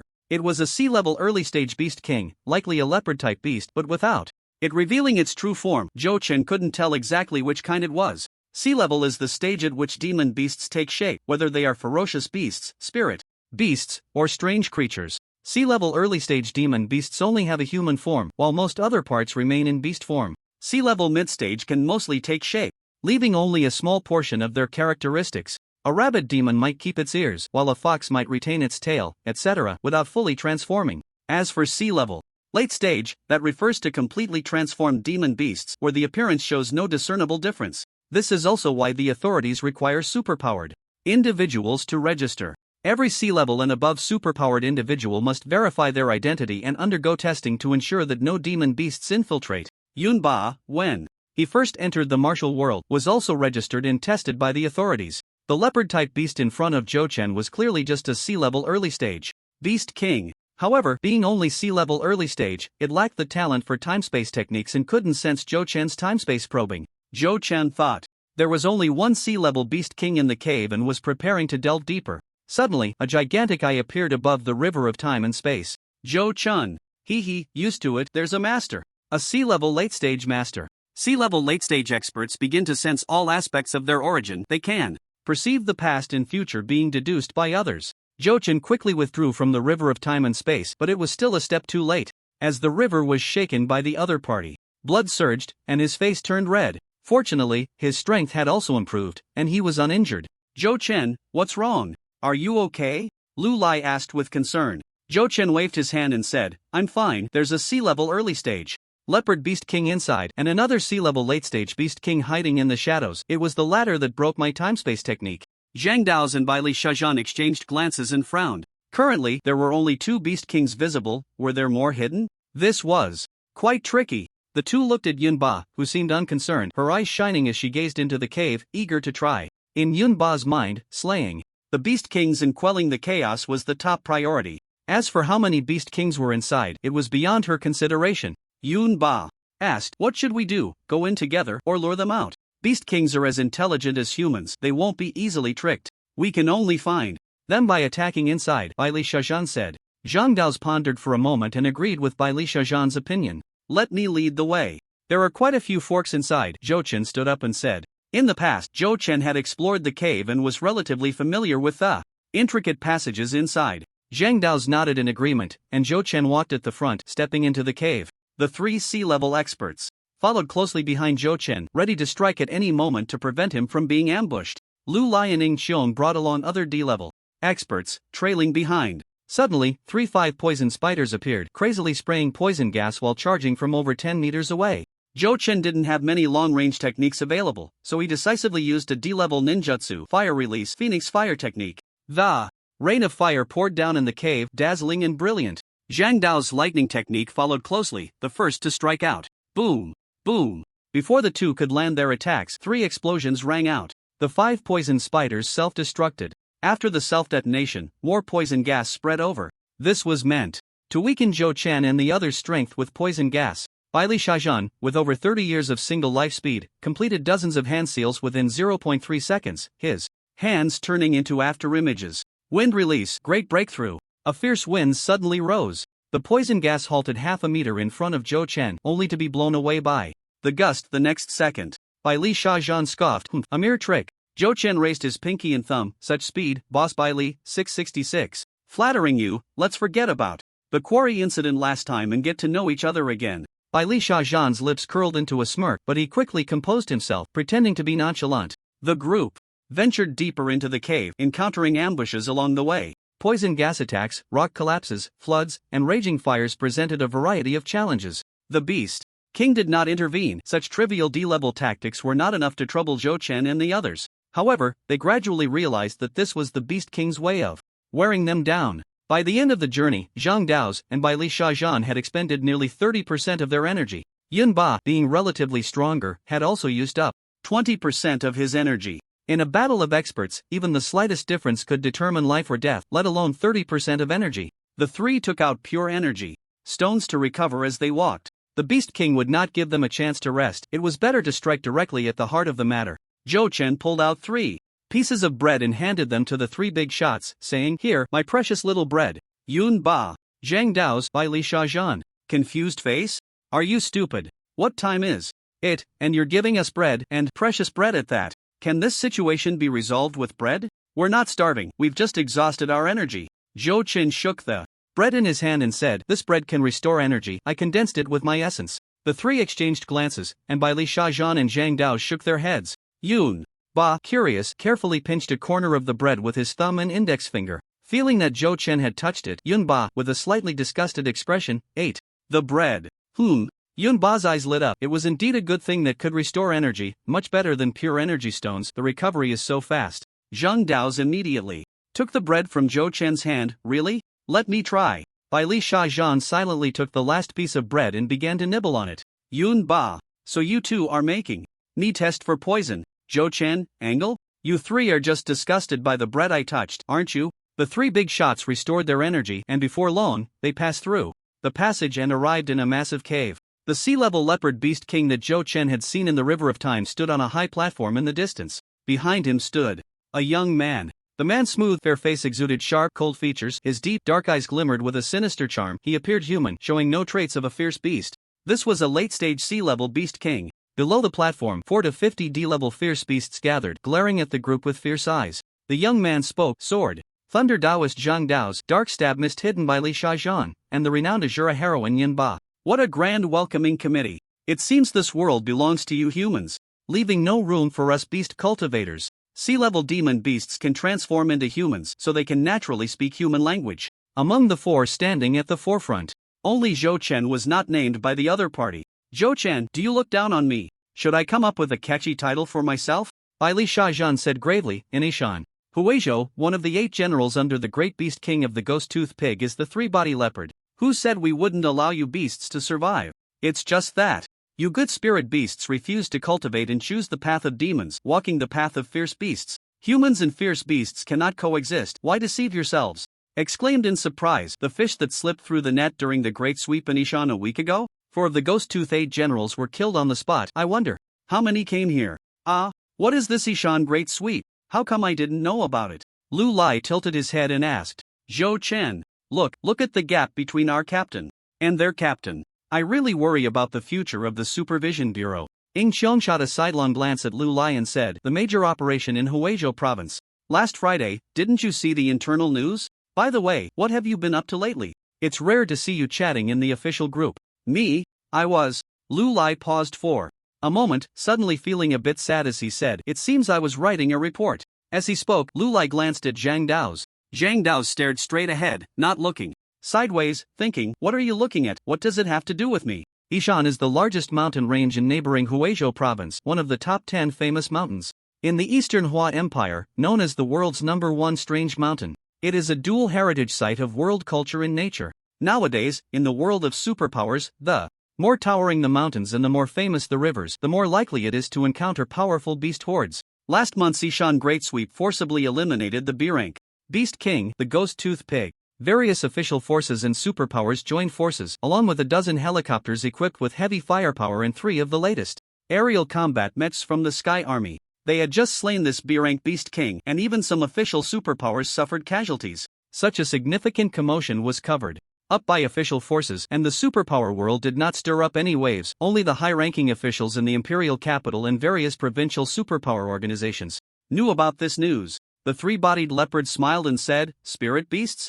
They are just a bunch of pedants, we disdain to bother with them. Besides, I have a name, I am called Leopard Dragon Slayer, you can all call me by my name. As he spoke, Leopard Dragon Slayer pointed to the C-rank early-stage Beast King beside him and said, this is my son, Leopard Dragon Xing. My son and I fled from Yishan to here, just seeking a way to survive. Why must you all press us so hard? Should fierce beasts die? We are all beings of heaven and earth. Why can you humans feed on us beasts while we can't eat a few of you? If we fight to the death today, you won't fare any better. Why not let me go, and we will leave immediately. Zhou Chen was a bit curious. Isn't this a fierce beast? Once it breaks through to C rank, does it lose its ferocity? Why is it so cowardly, surrendering before the fight? Even starts giving off a vibe that we are the villains? Humph. Don't speak so pitifully. Fierce beasts are brutal and deserve to die. You see your own weakness and low chances of winning, so you are just pretending to be conciliatory. If we let you go today, I fear that as soon as you turn around, towns will be slaughtered by you. Yunba said disdainfully, not believing a word of what Leopard Dragon Slayer said. Yunba is right, kill them. Zhang Daos commanded, and the 3 C-rank big shots lunged at Leopard Dragon Slayer. And Leopard Dragon Xing, seeing that negotiation was fruitless, Leopard Dragon Slayer waved his hand, you can divide this food among yourselves. The D-rank fierce beast horde instantly erupted, charging towards Zhou Chen and the others with great momentum. Kill! Lu Lai shouted as he plunged into the horde of fierce beasts. In the chaotic battle involving nearly 100 D-rank experts, the cave trembled and rocks fell. The captain of the Dark Sting team, Ying Xiong, engaged in a 3-move duel with a D-rank mid-stage howling wind weasel, grabbing a tuft of its fur, reciting a mantra in her mind while dodging the howling wind weasel's attacks. 3 seconds later, the fur in her hand ignited. The attacking weasel froze, fell to the ground convulsing, blood streaming from its 7 orifices and black smoke rising from its body. The curse-killing technique of the voodoo master is terrifying. Ying Xiong, one of the top 10 in Hang City, truly lives up to her name. One could see Ying Xiong strolling leisurely among the horde of fierce beasts. 4 D-rank early-stage fierce beasts, there was no need for a medium, she could curse them from 3 meters away. For D-rank mid-stage and above fierce beasts, once Ying Xiong got a hold of their fur, they would find it hard to survive. D-rank late-stage fierce beasts, when cursed with their fur by Ying Xiong, although they did not die on the spot, would tremble all over and spit out black blood. This fierce beast was seized by its opponent, and after 2 or 3 moves, it was killed. In an instant, the fierce beasts all avoided Ying Xiong. Zhou Chen, not far from Lu Lai, wielded the 3-kill sword. His sword danced like a phantom, single-handedly fighting 3 D-grade fierce beasts. Zhou Chen said to Lu Lai, Captain, Ying Xiong is so powerful? How did you fight him before? Captain, I've wanted to complain about you for a long time, and I really can't hold back this time. Lu Lai struck a 4-winged bat away with a palm, saying irritably, what's wrong with me? Fight what fight? It's not that I can't win, that's why the police station is in such a miserable state. After thinking for a moment, Lu Lai felt something was off and immediately said, Bah! Fight what fight? We are all comrades in the same trench, united against the outside, working together sincerely. Zhou Chen, he. With various means unavailable, Zhou Chen could only rely on his swordsmanship to fight. The peak power of D-grade still had astonishing lethality. In just 3 minutes, 2 D-grade fierce beasts had died at Zhou Chen's hands. Tang Meng, in her first real battle since her breakthrough, was exceptionally excited. Continuously casting magic from the back, she unleashed a fire explosion spell every 3 seconds, severely injuring or even killing many D-grade fierce beasts. Xiang Xian transformed into a giant bear, her combat power fierce, even more ferocious than the beasts. Wan Kuang wielded a giant axe, agile and valiant, but as a berserker without frenzy, his combat power was rather average. Mo Wuxin traversed through shadows, and in the chaos, the fierce beasts were powerless to defend against his sneak attacks. Zhong Jun was far beside Tang Mengmeng, moving his hands in the air, controlling the gravitational magnetic field, providing large-scale control and assisting in killing enemies invisibly. Kong Yan stood in front of Tang Mengmeng and Zhong Jun, his immortal golden body as solid as a fortress, protecting the two of them.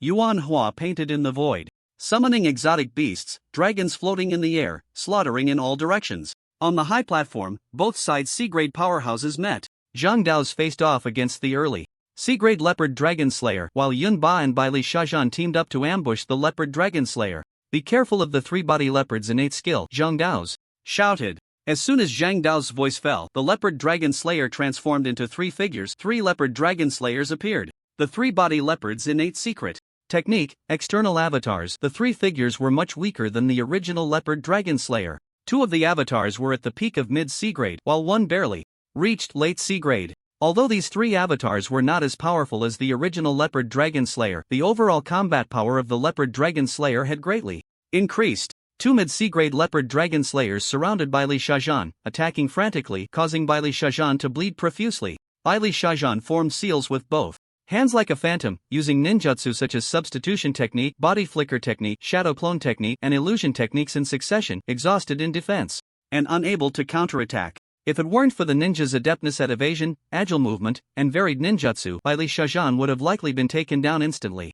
Jinba shouted, "Hold on, I'll take down this avatar first." The late C-grade leopard dragon slayer was being pushed back step by Yunba's powerful soul attack and ever-changing Taoist techniques. Taoist technique, Earth River Carriage. A yellow earth river appeared like a giant dragon from the cave, rushing towards the leopard dragon slayer. Taoist technique, Red Snake. Fire whips appeared around the leopard dragon slayer. Taoist technique, Wind Howl, Thunder Curse, Bloodthirsty Vine. The skillful and varied Taoist techniques left the leopard dragon slayer somewhat overwhelmed. The most terrifying thing was that with just two fingers of her right hand, any part of the leopard dragon slayer that she poked would cause it to tremble, its face turning pale. Stunning finger technique, a soul attack, one of Yunba's signature skills. Yunba's figure was ethereal, her finger techniques agile, her offensive fierce, and the late C-grade Beast King leopard dragon slayer's avatar found it somewhat difficult to withstand. Zhou Chen looked on with some trepidation. Last time the opponent didn't take it seriously, otherwise he would have either died or been severely injured. However, last time it was also because Zhou Chen's kill sword technique appeared suddenly, catching Yunba off guard, forcing her to release the seal. Otherwise, Zhou Chen wouldn't have had the chance to use the kill sword at all. Die for me. Seeing Bailey Shajan unable to withstand the opponent, Zhang Dao's unleashed his full power, launching a killing move. The ultimate techniques of Longhu Mountain, Wild Thunder Dancing. Zhang Dao's, wrapped in lightning, struck Leopard Longxing, whose body was charred black, forcing him to retreat step by step. Leopard Longxing had just stepped into C-rank and dared not split himself, otherwise, three late-stage D-rank clones would likely be instantly killed by Zhang Dao's. Is that all? If you want to kill me, that's far from enough, hahaha. Leopard Longxing spat blood and laughed wildly while defending himself and fleeing. Although Zhang Dao's was much stronger than Leopard Longxing, he couldn't kill him in a short time. Yunba was the same, he had killed a late-stage C-rank clone of Leopard Longtu, but lacked the means to deliver a fatal blow quickly.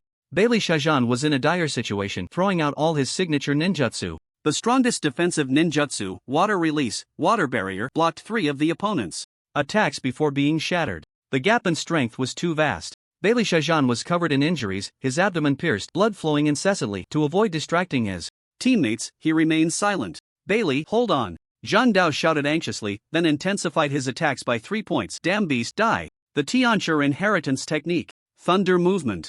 Zhang Dao's figure moved like lightning, chasing Leopard Longxing, his right hand sword targeting his vital points while his left hand unleashed lightning strikes. Leopard Longxing was forced to flee in all directions. If Zhang Dao's gave up on killing him to rescue Bailey Shajan, Leopard Longxing would charge towards the D-rank crowd below. Zhang Dao's had no choice but to turn back and continue pursuing him, allowing Leopard Longxing to successfully restrain him. At this moment, it was a race to see who would die first. Once someone died, the balance would surely be broken. Zhou Chen sighed, "Sigh, luckily I have cards, let's hide for a bit." He still didn't want to transform into a dragon. If Zhang Dao's found out he was the one who had beaten him that day, he would be in for it. It seemed he had offended all three C-rank big shots in the city. How did he have such a high ability to court death? Why hadn't he noticed it before? It must have awakened recently. No more thinking, saving people was the priority, or Bailey would be dead. Zhou Chen threw out a card, summoning from the void, Akai, youth, remaining uses 3, a void projection appeared, gradually materializing into a watermelon-headed boy dressed in a green tight-fitting jumpsuit. A ninja from a certain village, Akai. Zhou Chen, at late-stage D rank, summoned a character whose strength reached early-stage C rank.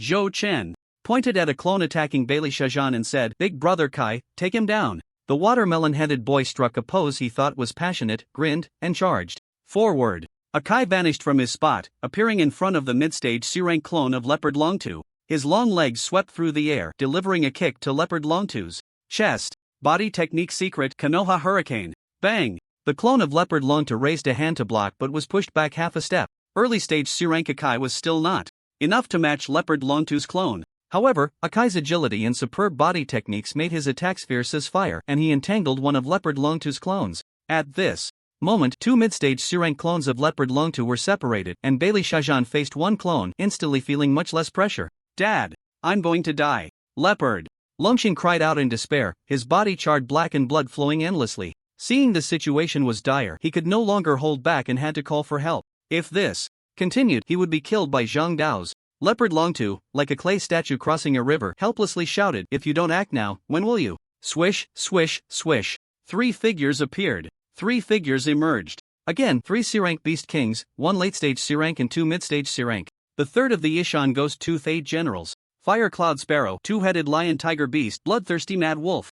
Zhang Dao's expression darkened. The 3 Beast Kings launched a surprise attack, with the mid-level C-class Fire Lark's Flame Fist striking Zhang Dao's from behind. "We have been lurking in the shadows, waiting for the opportunity to ambush, but you, Leopard Dragon Slayer, shouted out loud, ruining our plans." Zhang Dao's turned to block the Fire Lark, while Leopard Dragon Xing seized the chance to launch a fierce assault. Leopard Dragon Slayer roared, "I see you all are just waiting for me to die before you make your move." After the death of the Great Beast King, power struggles and intrigues arose among several Beast Kings, leading to disunity. Originally, they had agreed that Leopard Dragon Slayer would attract attention while the other Beast Kings would ambush from the shadows. Unexpectedly, after the battle began, Leopard Dragon Xing was nearly beaten to death, yet they still did not make a move. With no other choice, Leopard Dragon Slayer had to break the ambush and force them to act. "Hee, we are brothers for many years, how could we do such a thing?" "Brother Leopard is overthinking," the 2-headed Lion Tiger Beast said with a grin, its claws slicing through the air, causing Bailey Shajan to spit blood continuously.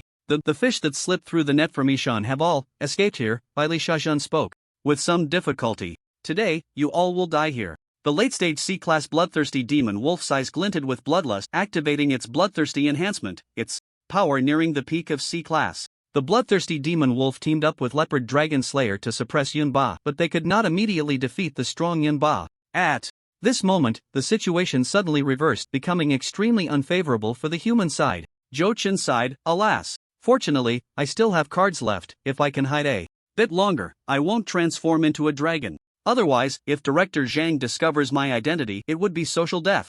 Void Summon, Guijia. Remaining uses, 1, Void Summon.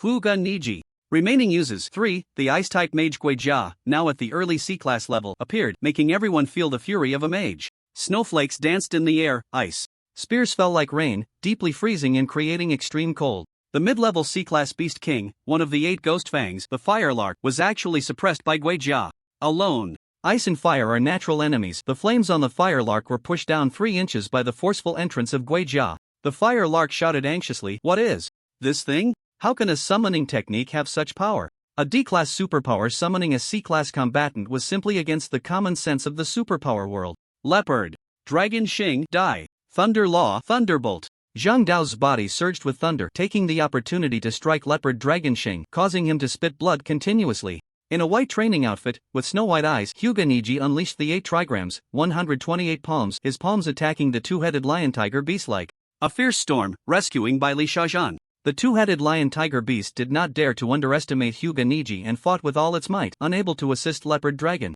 Slayer in surrounding Bailey Shajan. A mere D-class kid must have an extraordinary background, damn it. The trump card given by the family elders. The 2-headed Lion Tiger Beast was furious.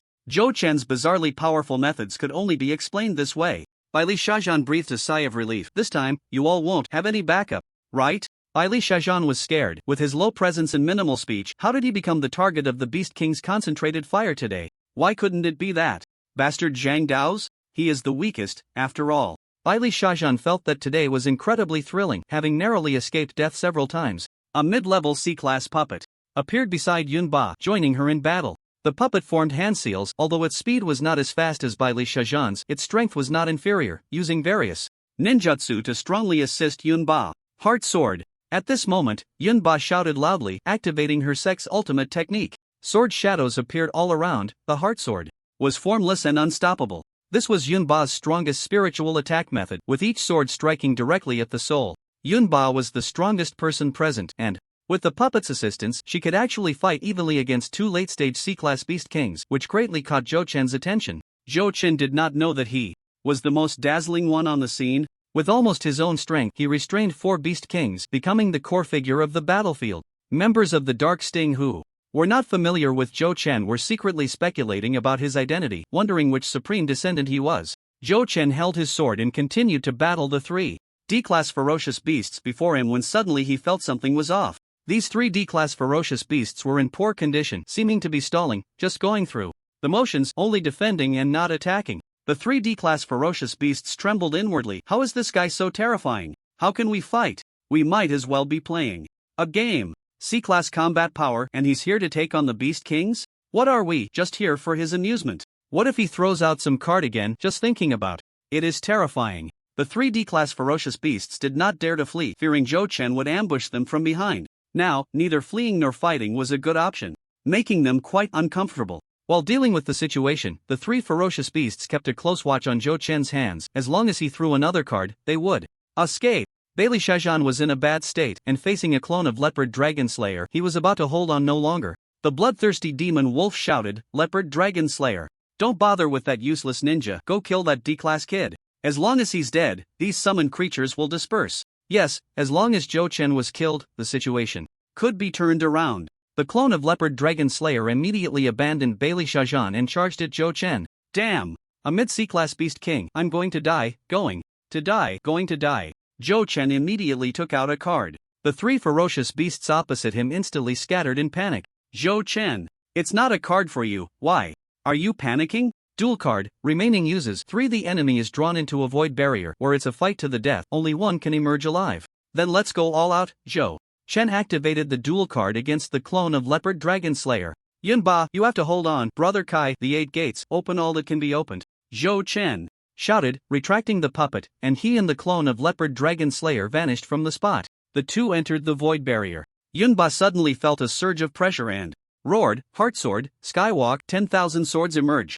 Yunba's face turned pale. He had overexerted himself. The number of heart swords around increased threefold, causing Leopard Dragon Slayer and bloodthirsty demon wolf to retreat steadily. Azura heroine truly lives up to her name. The spirit of Leopard Dragon Slayer was injured, and his face turned ashen. The name Azura heroine was forged by Yunba with the blood of enemies. She was certainly not someone who gained fame without merit. The 2 Beast Kings, their momentum diminished and their souls injured, immediately lost their fighting spirit. Kai, at the moment Zhou Chen entered the void barrier, once again struck a passionate pose. Suddenly, his entire aura surged threefold. It was the forbidden technique, 8 gates of Duanjia. Open the gate, open. Kai's entire meridians bulged, energy erupting around his body, chakra energy as abundant as water. Open the rest gate. The aura continued to surge, his eyes revealing a fierce light. Open the life gate. His body began to flush red, emitting green energy. With the opening of the 3 gates, Kai's aura pressed towards the peak of C-class power. A series of lightning-fast combos struck the clone of Leopard Dragon Slayer,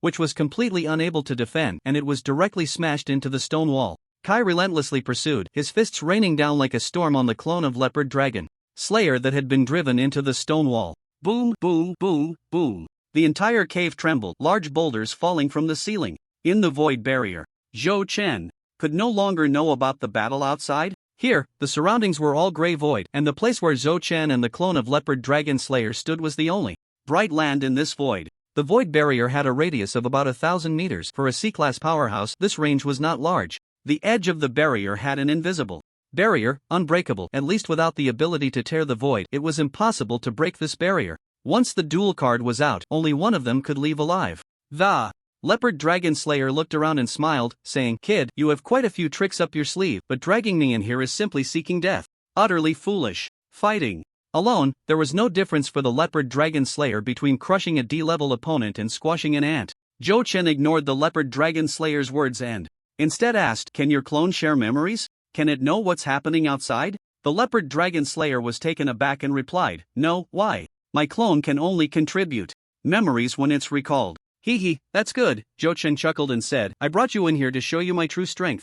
Leopard Dragon Slayer? Why did I answer his question? Just kill him. The first transformation of the 9 dragons, the transformation into a flood dragon. Roar! A half-flood dragon form of Zhou Chen appeared before the Leopard Dragon Slayer, and the latter's expression changed. Bloodline suppression. Why is there bloodline suppression? He didn't know that in ancient times, dragons were the kings of all beasts, ruling over the world's monsters. Even though Zhou Chen was currently only a half-transformed flood dragon, he still exerted a slight suppression over the Leopard Dragon Slayer. The aura of early sea level made the Leopard Dragon Slayer start to take Zhou Chen seriously. This kid in front of him is not simple. A mid-sea level puppet wielding the 3-kill sword appeared beside Zhou Chen. The Leopard Dragon Slayer's expression grew serious. It seemed this would be a fierce battle. Kill! The Leopard Dragon Slayer struck first. Kill! Zhou Chen shouted loudly. The third style of the cloud-piercing palm, turning clouds and rain. Zhou Chen attacked the enemy with an extremely fast palm technique, like turning clouds and bringing rain. The puppet held a sword in its right hand, its swordsmanship fierce, while its left hand formed seals, fire release, phoenix fire. This was the only D-level attack ninjutsu Zhou Chen knew. Boom! 3 figures clashed together. Zhou Chen initially thought that teaming up with the puppet would be enough to suppress the Leopard Dragon Slayer. But he underestimated the peak sea-level Leopard Dragon Slayer. Even though the Leopard Dragon Slayer was currently just a clone, his strength had dropped to the mid-sea level perfection. However, his combat awareness and technique were at the peak sea level realm. Zhou Chen and the puppet were being thoroughly suppressed by the Leopard Dragon Slayer, who fought 1 against 2. The Leopard Dragon Slayer's 5 fingers transformed into sharp claws, leaving Zhou Chen with numerous injuries on his hands, and blood flowing continuously from the shattered scales on his chest. The Leopard Dragon Slayer laughed heartily. "I thought your trump card was something impressive, but it's just a transformation ability. You humans, seizing the initiative, think of yourselves as the supreme beings, suppressing us fierce beasts everywhere. Today, I will make you pay in blood for your debts. Die." A cold light flashed in the Leopard Dragon Slayer's eyes, and his claws turned into afterimages, tearing through the air with a continuous whistling sound. "Ha! Don't speak so grandly. When it comes to the survival of a race, there's no right or wrong. Fierce beasts are bloodthirsty and brutal, cultivating with the flesh and blood of others. If fierce beasts were to dominate the world, they would surely raise humans as food. Where would there be a place for my human race to survive? Unless all human powerhouses are wiped out, there will definitely be no place for you fierce beasts in this world. Today, I'll send you away." Zhou Chen took out the card, Heavenly Lock. Chains. Heavily locked chains, absolute control, forcibly locking those below the master's strength by 1 major realm for 3 seconds. The weaker the target, the longer the locking time. Chains emerged from the void and instantly wrapped around the Leopard Dragon Slayer. The Leopard Dragon Slayer was bound by the chains, frozen in place, and he shouted in terror, "What is this thing? Get away, get away." The moment the Leopard Dragon Slayer was locked, Zhou Chen simultaneously took out the skill card Frostfire Annihilation Arrow. Permanent, a dual-element composite magic, level A, with a cooldown of 3 days. A massive magical wave shook the entire space. "Leopard Dragon Slayer, I will annihilate 1 of your clones, and I will soon send the other 2 to meet you. Die for me." Zhou Chen threw out the card. A gigantic arrow, the thickness of a stone pillar, appeared, interwoven with blue and red energy, terrifying and violent. Feeling a deadly threat, Leopard Dragon Slayer looked incredulous. "Who are you? Who exactly are you? What kind of trick is this?" As the Frostfire extinguishing divine arrow was shot out, Zhou Chen immediately activated the Wind Godleg, bursting forth with all his speed, fleeing in the opposite direction. "I am the human race enlightener, Zhou Chen. Goodbye." At the moment the Frostfire extinguishing divine arrow erupted, Zhou Chen controlled the puppet to cast Water Escape. Water Barrier. He threw out the card barrier, minimizing the range of the barrier to the smallest, sticking close to his body to maximize defense. Leopard Dragon Slayer watched helplessly as he was struck by the Frostfire extinguishing divine arrow. "I refuse to accept this." Boom! A thunderous roar echoed, shaking the entire void barrier. Zhou Chen's double defense was instantly shattered into pieces. Zhou Chen rolled on the edge of the barrier, his scales shattered, covered in blood. "Wow, blowing up in this enclosed space is simply deadly. Wounding 1,000 while harming myself 800. Zhou Chen stood up, looked at his injuries, and thankfully they were just superficial wounds. His two strongest defenses still had an effect, otherwise he would have been severely injured if not dead. After eating the last piece of energy bread, Zhou Chen's energy began to slowly recover. The surroundings gradually faded, the scene around him changed, and Zhou Chen immediately dispelled his dragon transformation, reappearing in the cave.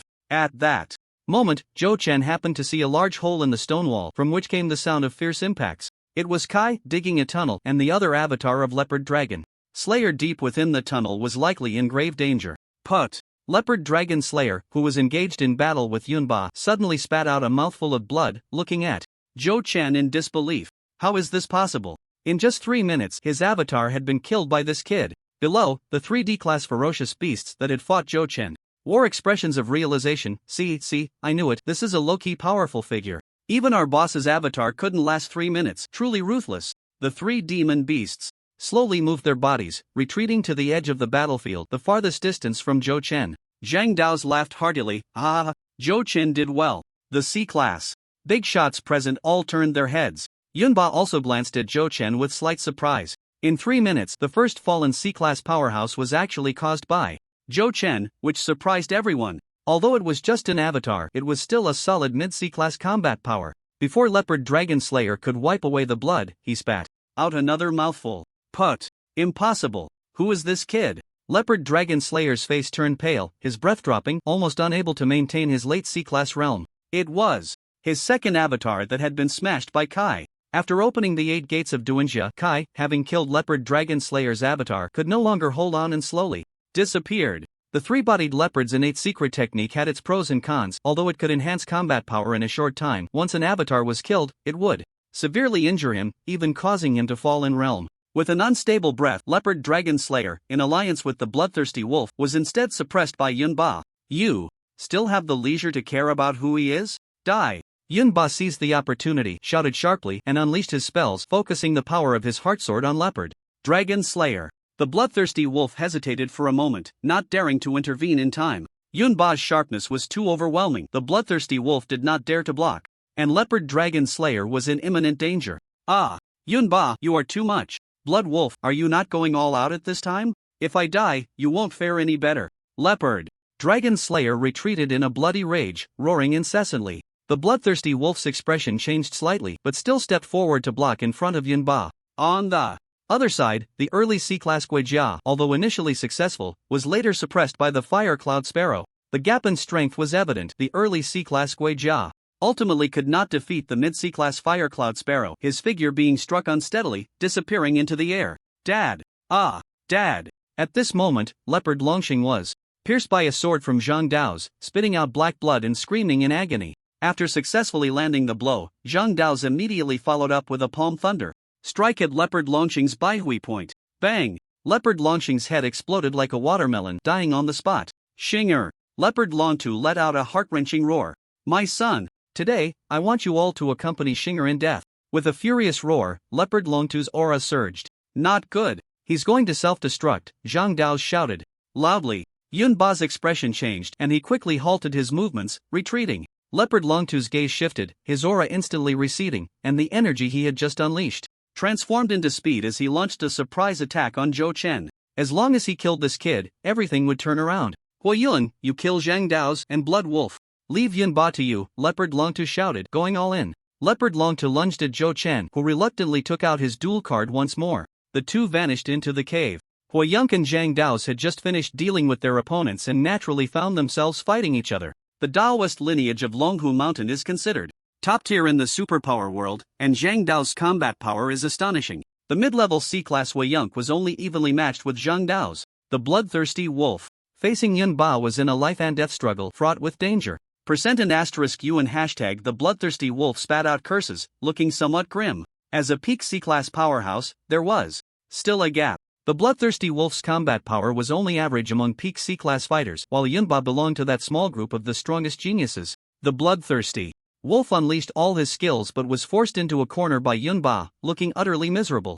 Zhou Chen's final void summon of the powerhouse Hinata Niji was also running low on energy. The double-headed lion-tiger beast's attacks became more frantic.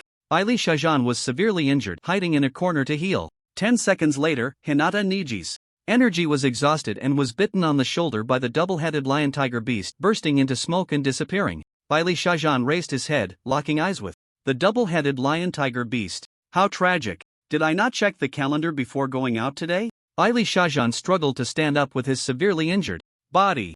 Dog, come help, let's deal with Yunba together. The bloodthirsty wolf shouted urgently, his face pale. The double-headed lion-tiger beast was nicknamed Big Dog among the 8 generals. Just as it was about to confront Bailey Shajan, the double-headed lion-tiger beast hesitated for a moment but ultimately decided to help its big brother, the bloodthirsty wolf.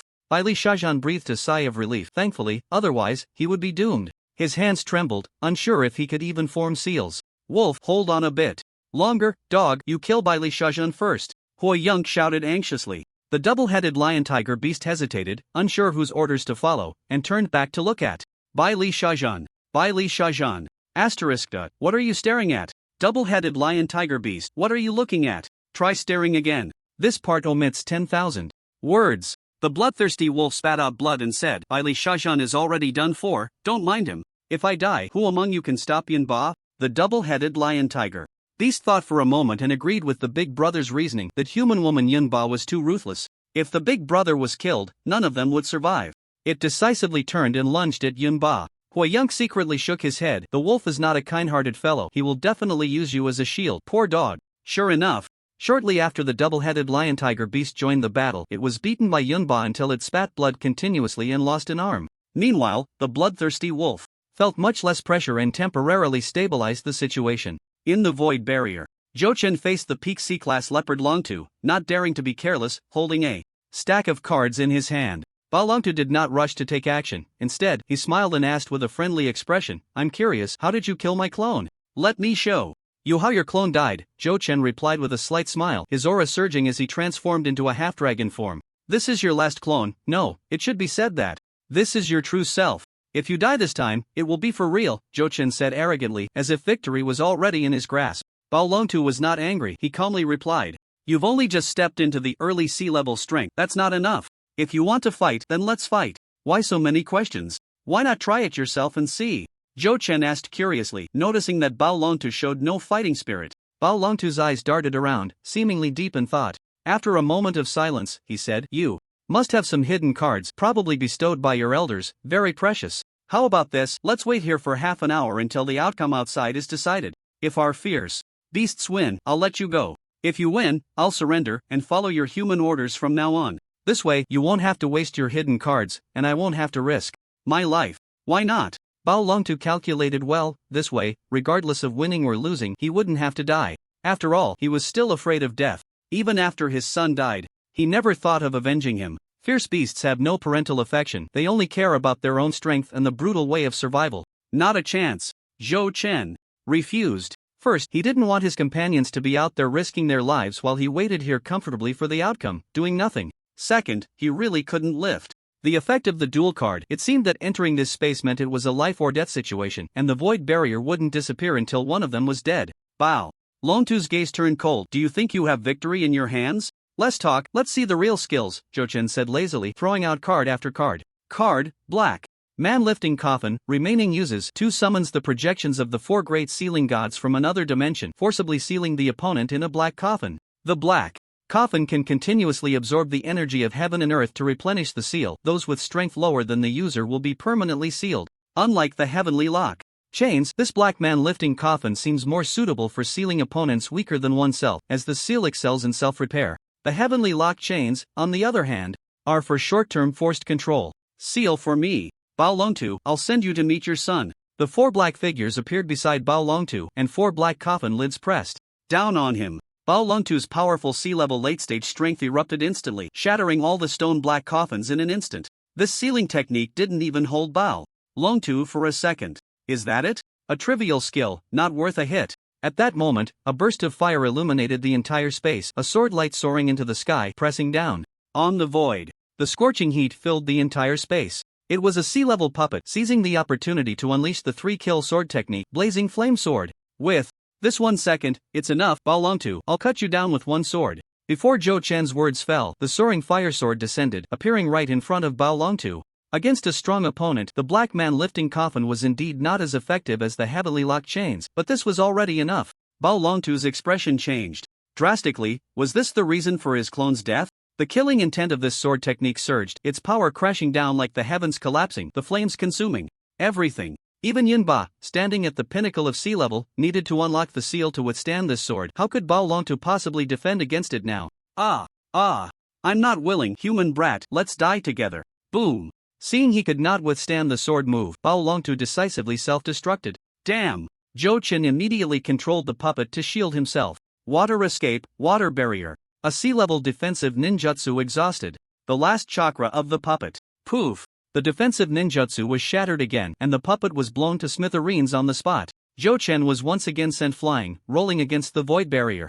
Cough, it hurts, it hurts. Cough, cough. I'm going to die, I'm going to die. Zhou Chen dispelled his dragon transformation, his body covered in wounds, blood flowing incessantly, half of his hair gone, the other half scorched and curled. If it weren't for Zhou Chen's strong physical defense and the sea-level puppet shielding him from fatal damage, he would have likely been gravely injured and on the brink of death by now. Zhou Chen left the void barrier and returned to the cave. Everyone instinctively paused for a moment and glanced at Zhou Chen. The 3D-level ferocious beasts that had previously fought Zhou Chen looked on, surprised. Look, this guy survived again. Truly abnormal. How can there be such a huge gap even among D-levels? So fierce, let's keep our distance. Zhou Chen stood in the center, though covered in injuries, no ferocious beast dared to approach him. Having killed 2 sea-level powerhouses, it was terrifying, truly terrifying. What happened to Leopard Dragon Slayer? You little brat, what did you do to him? Fire Cloud Sparrow shouted angrily at Zhou Chen. Fire Cloud Sparrow didn't believe that Leopard Dragon Slayer could die so easily. He must have been trapped by some special means. Only 4 of the Ghost Fang 8 generals remained, and both Leopard Dragon Slayer and Bloodthirsty Mad Wolf were late-stage sea-level beast kings. Fire Cloud Sparrow belonged to the lineage of Leopard Dragon Slayer, while the 2-headed Lion Tiger Beast belonged to the Bloodthirsty Mad Wolf lineage. With Leopard Dragon Slayer dead, their team's strength would no longer be balanced and it would be difficult to regain real power in the future. Fire Cloud Sparrow, disheartened and unwilling to fight, began to consider retreating. Leopard Dragon Slayer? He went to guide his son, Zhou Chen said lightly. The road of the Naiha Bridge. How dare mere ferocious beasts occupy my East China's beautiful mountains and rivers? Killing Leopard Dragon Slayer is just the first step to warn others who will be next. No one responded in the cave. Zhou Chen's voice echoed continuously. Who will be next? Who will be next? Zhou Chen, heavily injured and his body in tatters, exuded an overwhelming aura, his long sword reflecting the cave ceiling. A single long sword intimidated the beasts, suppressing them. Yunba couldn't help but glance at Zhou Chen a few times, as if this kid was somewhat different from what he had known before. The several sea-level beast kings suddenly felt a bit anxious. The unknown is the most terrifying. What other means does this kid have? Why did Leopard Dragon Slayer not last even 3 minutes? The beast kings exchanged glances, and Yunkei thought to himself, not good, they want to run, I should retreat first. Fire Cloud Palm's power surged, and with several strikes, he temporarily repelled Zhang Dao's, while Fire Cloud Sparrow turned and fled towards a nearby passage. At the same time, Bloodthirsty Mad Wolf and the 2-headed Lion Tiger Beast suddenly erupted, driving back Yunba and escaping into the surrounding passages. Seeing the 3 beast kings fleeing, the D-level ferocious beasts in the cave, who had already shown signs of defeat, immediately scattered. The others hurried to block them, but only a few D-level ferocious beast corpses were left behind. Not good, they want to escape, Zhang Dao shouted, preparing to chase after them. Zhou Chen quickly said, Director Zhang, don't chase anymore. The caves here are complex and easy for them to ambush us. We just need to guard the entrance. Zhou Chen's puppet had already fallen, completely vanished, and the Frostfire extinguishing divine arrow had entered a 3-day cooldown period. He no longer had any trump cards to deal with sea-level powerhouses. Pursuing them now would be extremely disadvantageous for them. Zhang Dao's turned back, seeing Yunba with a somewhat ugly expression, the heavily injured Zhou Chen, and by Li Xiaozhan, who had completely lost combat ability, along with a group of injured D-level superpowered individuals from 2 major departments. Zhou Chen was right, it was unwise to pursue a desperate enemy. If they chased now, the hard-won advantage would be buried by themselves. Alright, let's get out of here quickly, Zhang Dao's nodded and said, then took out his phone to send out a message. The group hurriedly left the battlefield without even having time to clean up, rushing towards the cave's exit. The cave in this direction was predominantly inhabited by humans, and the fierce beasts had not chosen to flee in this direction. The few of them hurried through the cave, and Yunba's expression was somewhat off. Zhou Chen asked, Are you okay? Is something wrong? You're not injured, are you? Yunba was not an official, she was helping out voluntarily, and since she was Zhou Chen's classmate, he felt it was only right to show some concern. Yunba glanced at Zhou Chen, unusually not glaring at him, and said lightly, I'm fine. By the way, how did you kill the leopard dragon slayer? Ha ha, it was just luck, Zhou Chen replied evasively. He couldn't tell her. Director Zhang was right there, and he was afraid Zhang would beat him up directly. Humph. If you won't say, then forget it. Yunba quickened her pace, leaving Zhou Chen with her. Back. After about 20 minutes, they arrived outside the cave. At this point, the area outside the cave was already crowded with people. They were from the Provincial National Third Army. After receiving a report from Zhang Dao's, they immediately contacted the superpowered individuals of the National Third Army. The National Third Army quickly mobilized, and in just 20 minutes, they surrounded Phoenix Mountain, sealing off the foot of the mountain with tanks, armored vehicles, and heavy firepower on high alert. In the sky, dozens of helicopters were searching everywhere. At the cave entrance, 2 late-stage C-Class big shots, accompanied by over 30 D-Class superpowered individuals from the National Third Army, came to provide support. Junior brother Zhang, how could you be in such a sorry state? It's just 2 C-Class Beast Kings, isn't it? Said Fan Shengyang, the captain of the National Third Army's breakthrough team. Fan Shengyang was a disciple of the Wudong Mountain sect, a late-stage C-Class formation master. The 3 pure ones, Linghua Mountain and Wudong Mountain, are the 3 major sects of the current superpowered world, and disciples from these sects refer to each other as brothers. Disciples from the 3 pure ones are low-key and rarely appear in the martial world. Those who do show up are mostly talisman masters and demon catchers skilled in talismans, ghost control, and demon suppression. The core of Linghua Mountain's Tianshi Dao is the 5 thunder rites, with thunder being born from the yin and yang energies. Thunder is yang, while lightning is yin. Most disciples in the sect are experts in thunder techniques, supplemented by extraordinary methods of strange door techniques. Wudong Mountain excels in yin-yang and the 5 elements, as well as the 9 palaces and 8 trigrams techniques, with many disciples being martial arts experts and formation masters.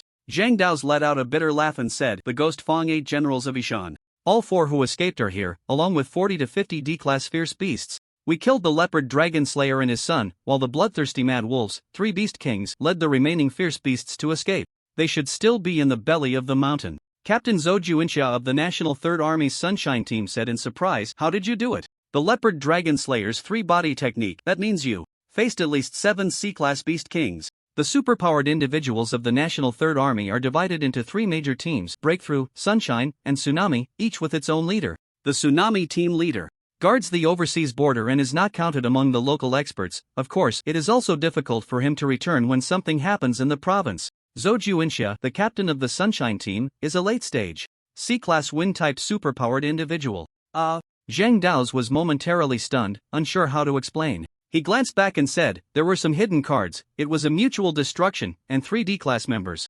died. Fan Changyang, O_O, this is boasting, right? Yes, it's boasting. With your lineup facing 7 C-Class combatants, killing the leopard dragon slayer's 3 bodies and his son, and then saying 3 D-Class members died. What else could it be but boasting? Oh, this is Yunba. Is it because she was here?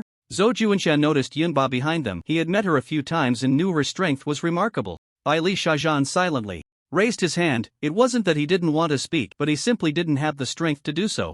Zhou Juinxia and Fan Changyang looked at Bai Li Shajan, wondering if this battle was all his credit. Zhang Dao's immediately understood what Bai Li Shajan meant and hurriedly said, we'll talk about this later, we should quickly get Bai Li back. His condition is not good. You finally remembered me. I estimate I'm about to run out of time. As expected of an old friend after years of competition, you know me best. His stomach was pierced, countless wounds visible down to the bone, and his breath was weak. A dignified C-level boss, reduced to this state, it was simply unbelievable. Quickly arranged for several top-tier D-level superpowers to carry and a few seriously injured members down the mountain. The medical team at the base was already prepared. Even in the belly of the mountain, they might not need to leave from here. There are plenty of beasts that can dig and tunnel, said with concern. These beasts are a disaster. It's best to eliminate them. In this mountain, Sai was not unaware of the situation, as earlier words were merely a way to give everyone an out. It was purely because their side lacked manpower and acting rashly could be dangerous that had spoken to stop them. Asked, when will your country's deep biological thermal energy detector arrive? Replied, it's already halfway up the mountain. The machine is quite large, so it will take some time. You all should rest for now. Took out many healing pills and injections and distributed them to everyone. Decisively took the pills and then pulled out a pure energy stone to begin healing. Curiously glanced at. During the fierce battle just now, she hadn't thought much, but now she realized that thanks to their group might have faced total annihilation. This had some impressive means. He probably hadn't gone all out that day. At the school gate, took the pills as well and began to treat her injuries. She had fought 2 opponents and had forced herself to use her ultimate skill, resulting in some minor injuries. Members from both departments began to rest in place, healing or recovering as needed. Before long, 7 or 8 D-level experts from them arrived at the mountaintop, each carrying equipment the size of a house. After about 10 minutes, a massive 3-story instrument was assembled, with a huge screen in front. Deep biological thermal energy detector activated, starting to detect all life forms within 10 kilometers from the entrance. Images and sounds began to display on the screen. Looked at the screen muttering, "None of these, this isn't it." Found it, their Hera glanced over, it was at the mountainside 7 kilometers away. The beasts were about to dig out of the mountain. Not good, they're about to escape. Quick chase and moved swiftly, immediately heading towards the mountainside. Followed closely and stopped her healing to chase after them. Sighed, should I go? My trump cards are on cooldown and my puppet is dead. Dealing with a C-level boss is beyond my capabilities. Oh, right, he still owes me 100 chances to strike. After thinking for a moment, decided to set off, his figure disappearing like the wind as he pursued. Among the D-level superpowers, aside from the 10 or so who were healing in place, the remaining 20 or so D-level superpowers along with over 30 D-level experts from the all mobilized to follow. Before the others could arrive, a loud explosion was heard. Boom! A massive explosion occurred at the mountainside, rocks flying, and a huge hole appeared there. A large group of beasts rushed out, and the others saw the group of beasts running down the mountain from a distance. Commanded through the radio, the group of beasts is fleeing towards the southeast in the direction of the 718 squad. All squads prepare for fire bombardment. If targets are spotted, attack immediately, no warnings needed, just attack directly. Above, dozens of helicopters moved towards the target while ground forces gathered below. Tanks lined up in front, armored vehicles carrying rocket launchers in the middle, and heavy machine guns were ready in the rear. In the end, all major detection instruments were fully operational, leaving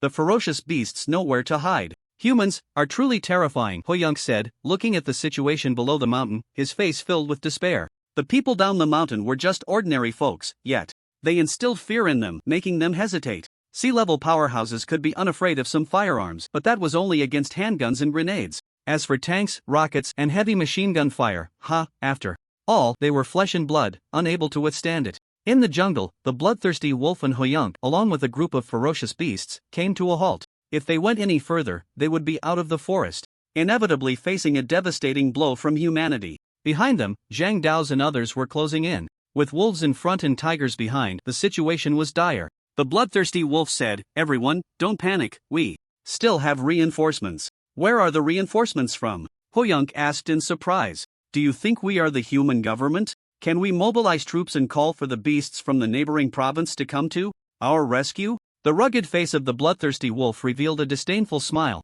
Humans are a very peculiar species. The 2-headed lion-tiger beast, missing an arm, said earnestly, yes, what Big Brother said is right." Huang, right about what? Did you understand? Sucking up like that isn't clever at all. "I'll go check behind. Zhang Dao's and the others are probably not far from us," Huang said, his eyes turning. The bloodthirsty wolf, not suspecting anything, nodded and said, "All right, remember to signal if there's any situation." Huang nodded, turned, and left, secretly thinking, a dead end, might as well. Zhang Dao's, Fan Chengyang, and others rushed down the mountain, when Zhou Chen suddenly noticed that the team had stopped. Zhou Chen looked into the distance and saw a person blocking the road ahead, dressed in a fluttering red robe, holding a massive fireball. The cold wind lifted the robe, brushing against long hair, standing right in front of the group. His expression was calm, his eyes as tranquil as water. It was a mid-level C-class ferocious beast. Huang.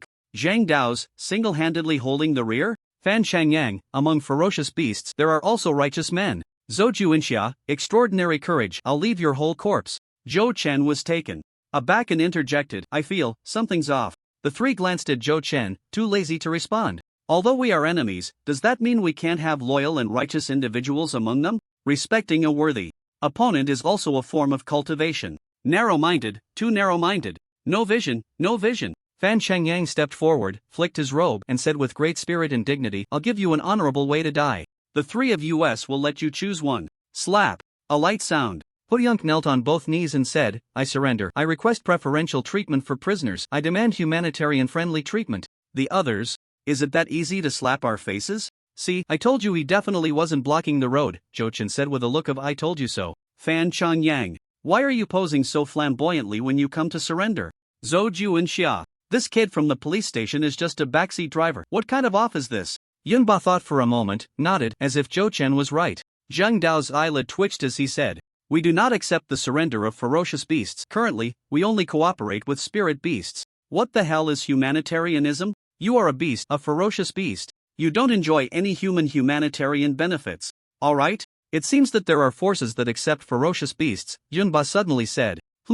The others looked at Yunba. How could humans and ferocious beasts cooperate? They are fundamentally opposed. Could there be some dark force, an illegal organization? How dare they commit such a heinous act, sheltering ferocious beasts? That's a crime against humanity. Why didn't you report it to the authorities earlier, Yunba, to eradicate that organization? Yunba continued, the year before last, while I was traveling in Xuanfu, I came across a restaurant for superpowered individuals called Bagua Jinkun, which had specialty dishes made from fierce beast meat. They often accept fierce beasts year-round. Huang Yukai, I'm still here. Is it really okay for you to say these things? Zhang Dao's facial muscles couldn't help but twitch. He definitely doesn't need this kind of acceptance. Yes, no need. Huang Yukai kept nodding and then said, fierce beasts can be transformed into spirit beasts. You human beast tamers have secret methods that can wash away the blood and slaughter aura on me, turning me into a spirit beast. In the future, I will definitely serve the Eastern Hua Empire, charging into battle, braving fire and water without hesitation, dedicating myself until death. Ah, you've learned some idioms well, Zhou Chen complimented. Hee, that's right, I'm a cultured fierce, future C-class spirit beast, Huang Yukai said while kneeling on the ground and laughing. Zhou Juinxia said, you know the secret method of beast tamers. Do you have any idea how great the cost is to transform a fierce beast into a spirit beast? The resources consumed would be enough for us to recreate a peak C-class powerhouse. You seem unworthy of such resources. The secret method to transform fierce beasts into spirit beasts not only consumes a massive amount of resources but is also prone to failure. The transformed spirit beast might be unable to resist the temptation to continue devouring flesh and blood, thus returning to the path of fierce beasts. Therefore, using these resources on a surrendered C-class fierce beast seems quite unworthy. Fan Changyang nodded and said, let's just kill it. Practical. Convenient. Yunba nodded in agreement. She had no good feelings towards fierce beasts. Huang Yukai, Sigma, what kind of people am I encountering? A dignified mid-stage C-class beast king. Come to surrender, and just because it's practical and convenient, you casually dispose of me? Is there no sense of justice left? Do you have no rationality at all? Buying bones for 1,000 gold, Zhou Chen said lightly. The others were taken aback, and Huang Yukai immediately understood. Right, buying bones for 1,000 gold. If you kill me, what fierce beast would dare to surrender in the future? They would definitely fight to the death, and you humans would only increase your casualties. With the spiritual energy becoming more and more abundant, there will inevitably be more fierce beasts in the future. Once you accept my surrender, you can turn me into. Huang Yukai momentarily didn't know how to describe it. Turn it into a typical case, Zhou Chen reminded. Huang Yukai suddenly realized and quickly nodded, saying, yes, make my surrender a typical case as a banner to continue recruiting other fierce beasts. In that case, when you sweep through fierce beasts in the future, it will definitely reduce a lot of resistance. Zhou Chen nodded in satisfaction. Teachable child, this Huang Yukai is indeed self-proclaimed as cultured beast. I think it's feasible, just some resources, as long as it can strike at the fierce beast's determination to fight us to the death, it's all worth it, Zhou Chen proposed. Fan Changyang looked at Zhou Chen's clothes and said, Jiangding District Number 2? A student? Zhang Dao said, our person. This kid is quite smart, so who should this Huang Yukai surrender belong to? Fan Changyang asked. This matter would most likely go through, and they would definitely bear part of the resources. If they could gain Huang Yukai's service, their team's strength would undoubtedly increase significantly. The others were somewhat tempted by Huang Yukai's surrender. Zhou Chen pondered for a moment and said, the owner of the spirit beast should, of course, let him choose himself. Choosing himself would be more loyal than us forcing an arrangement. Moreover, it's fair, so everyone won't fight over it. We're all brother departments, and it wouldn't be good to fall out over a fierce beast. Zhou Chen wanted to save time. It wouldn't be good to bicker over such trivial matters when there was a group of fierce beasts waiting for them to catch down the mountain. The several C-class big shots exchanged glances and nodded, indicating their agreement with this plan. Alright, then let's do it this way, Fan Changyang said. The fire cloud sparrow knelt on the ground and slightly turned in a different direction, bowing to Zhou Chen and performing 3 deep bows. Master, from now on you are my master, please take care of me. Fan Changyang. What the hell, does it look down on us? Zhou Juinxia. Is this here to disgust us? Choosing a D-level little detective and not us. The two were somewhat confused. What charm did Zhou Chen possess that made this fire cloud sparrow choose him as its master? Was it just because Zhou Chen had said a few words for it earlier? Moreover, Zhang Dao's had an expression as if it was only natural. What was that about? Zhang Dao somewhat understood the Fire Cloud Sparrow's choice, and Yunba also felt it was within expectations. In the battle in the cave, the Fire Cloud Sparrow had a very high opinion of Zhou Chen, who could kill the avatars of the Leopard Dragon Slayer in a short time. Zhou Chen was either backed by a strong force or was an unparalleled genius with extraordinary talent and combat power. Of course, on the surface, Yunba was more of a genius and stronger than Zhou Chen. But first, Yunba was not an official person. The authorities would not pay for her spirit beast, and the resources for transforming a fierce beast into a spirit beast were not small. More importantly, Yunba had always been unfriendly towards fierce beasts. If they relied on her, they would probably end up as a dish by tomorrow. Red-braised Fire Cloud Sparrow, just thinking about it was terrifying.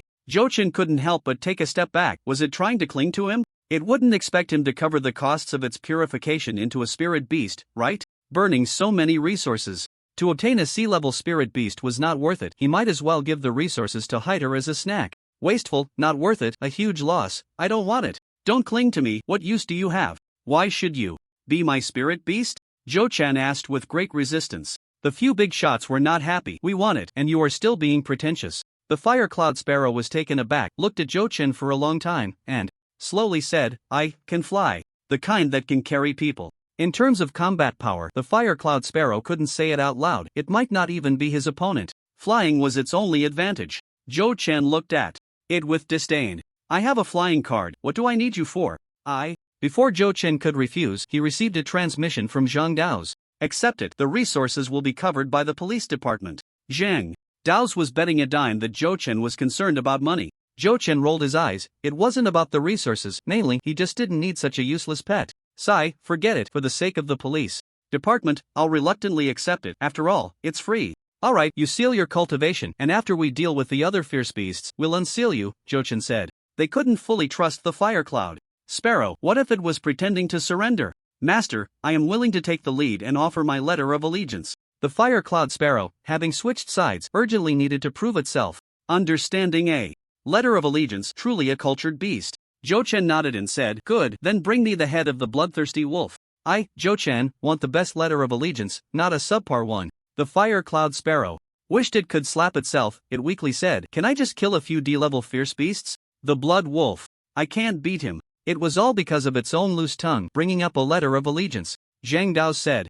Then you lead the way, take us to find them, and you blend in, acting according to the situation. The Fire Cloud Sparrow glanced at Zhou Chen upon hearing this. It needed the master to give the word. From now on, it would only listen to the master. Do as Director Zhang said. Hurry up and lead the way, Zhou Chen said irritably. This Fire Cloud Sparrow had no sense of urgency. Director Zhang had already spoken, and it was still looking at him. Was it trying to make a fool of Director Zhang? It needed a good lesson when they got back. What the Fire Cloud Sparrow didn't know was that it had just recognized its master and was already noted down in the master's little book. The Fire Cloud Sparrow led the way ahead, and Zhou Chen asked, since you can fly, why didn't you escape from the sky just now? The sky is full of helicopters. Each helicopter has a pulse cannon. If it dares to fly up, it's just looking for death, Fan Changyang said with an unhappy expression. What a blind beast. Why didn't it choose our country's third army? Our third army is so powerful. Why didn't you just fly up and get blasted by the pulse cannon? Feeling Fan Qingyang's malice, the Fire Cloud Sparrow turned its head and chuckled. Captain Fan is right. Last week in Ishan, the Mistwalker Goose met its end that way. I remember it vividly. Humans place great importance on aerial dominance, and so far, no beast has dared to fly recklessly over the city. Zhou Chen continued to ask, the Leopard Dragon Slayer has a name, so what's yours? The Fire Cloud Sparrow replied, I don't have a name yet, they just call me whatever they like. Some call me Fire Cloud, others call me Fire Sparrow or Cloud Sparrow. Why don't you give me a name, master? You've given me the naming rights, so you better treat me well in the future. Alright, since your true form is Fire Cloud Sparrow, I'll call you Little Red, Zhou Chen said decisively without hesitation. He might as well give Hider a name too, calling it Little Black. Little Red and Little Black, my naming skills are truly exceptional. Hider, who was cultivating in the sea of consciousness, suddenly felt something was off, as if something significant was happening. Yun Ba. Master, are you terrible at naming? The others? The Fire Cloud Sparrow suddenly felt a twinge of regret, wondering if it had made a wrong decision. My true form is white, what does that have to do with Little Red? Is it just because I have fire attributes? Also, I'm a male, is this name really okay?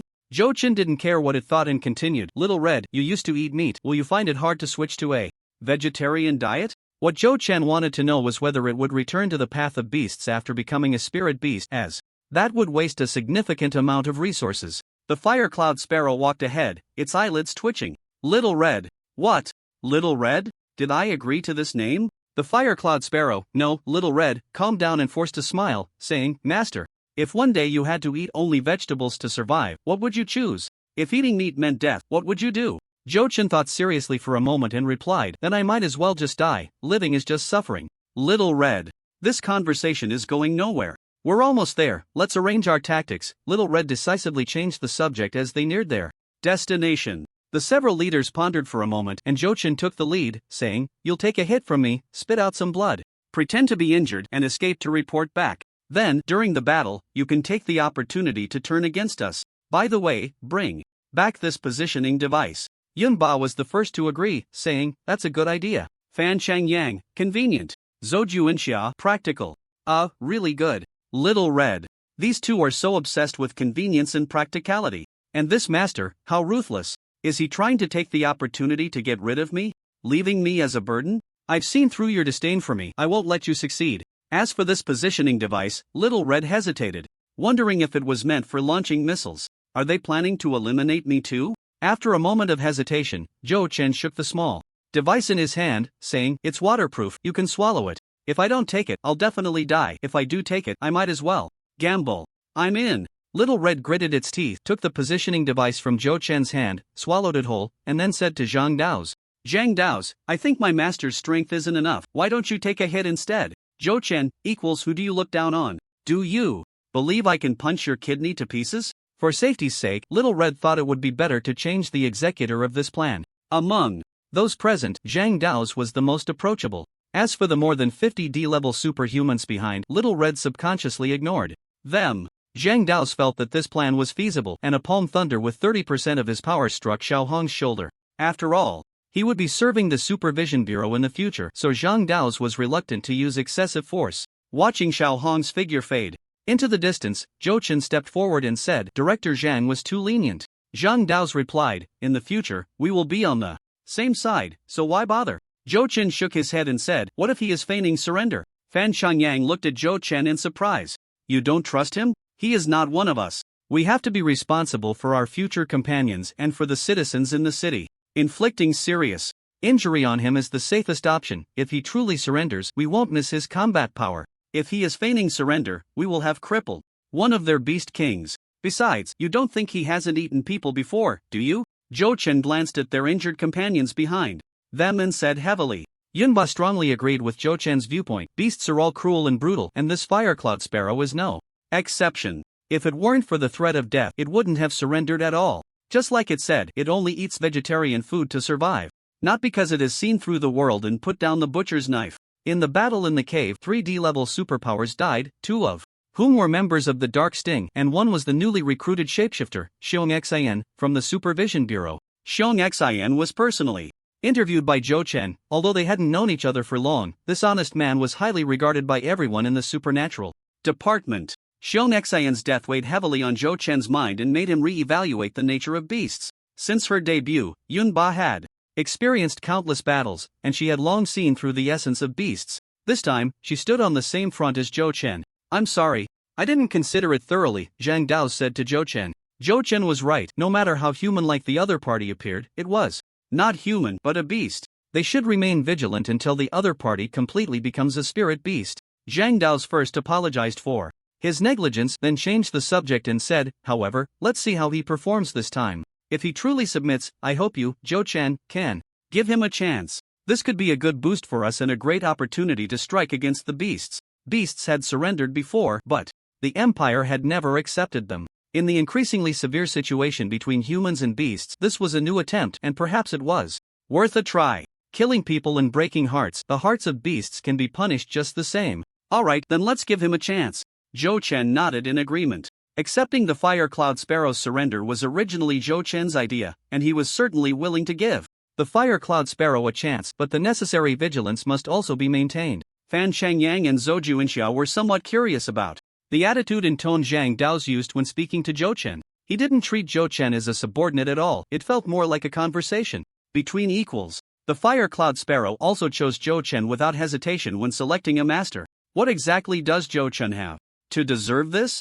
The Fire Cloud Sparrow covered its wound and fled back, and the bloodthirsty wolf looked at the injured Fire Cloud Sparrow and asked, "What happened? Did you encounter Zhang Dao's?" This wound clearly indicated it had been struck by Palm Thunder. "They are right behind us. They will arrive in at most 5 minutes. What should we do? What about the reinforcements you promised?" The Fire Cloud Sparrow looked anxious, as if disaster was imminent, feeling lost and helpless. The remaining 30 or so D-level beasts were affected by the Fire Cloud Sparrow's emotions and became somewhat restless. "Quiet," the bloodthirsty wolf said softly, and the beast pack fell silent, but the uneasy atmosphere grew even thicker. The bloodthirsty wolf continued, "Hold on, our reinforcements will be here soon." The Fire Cloud Sparrow pouted. "What reinforcements?" It was definitely just a tactic to calm the troops. "We should fight back, even if we die, we must." "Take someone down with us," said the two-headed lion tiger beast in a low voice. "Ha!" Huang Yukai scoffed and said, "Fan Changyang and Zhou Juinxia are here too.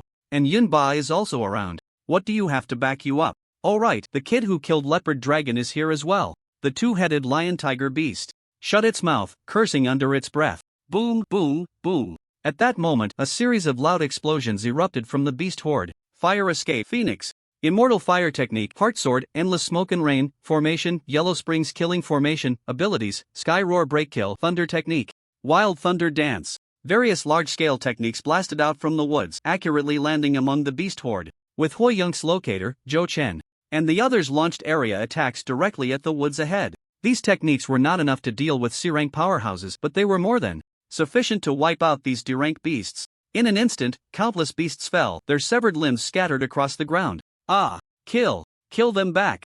The humans are exterminating us, we have no way out," the bloodthirsty mad wolf roared, leading all the beasts back into the fray. The two-headed lion tiger beast rushed out first, the bloodthirsty mad wolf lagging slightly behind, with Huang Yukai closely following the two-headed lion tiger beast. Zhang Dao's and the others also charged towards the beast side. When the two sides were only a dozen meters apart, Huang Yukai unleashed a full-powered punch infused with intense fire elemental energy, striking the back of the two-headed lion tiger beast. "You bastard!" the bloodthirsty mad wolf exclaimed. The two-headed lion tiger beast collapsed on the spot, spitting out a mouthful of blood, turning back in disbelief to look at Huang Yukai. Why are you doing this?" He. "Of course. It's to survive," Huang Yukai said with a twisted expression. The two-headed lion tiger beast was caught off guard by Huang Yukai. Its back took the full force of his strike, its organs shattered, fire energy corroding its meridians, blood pouring from its mouth, and it died on the spot. "Huang Yukai, you betrayed us!"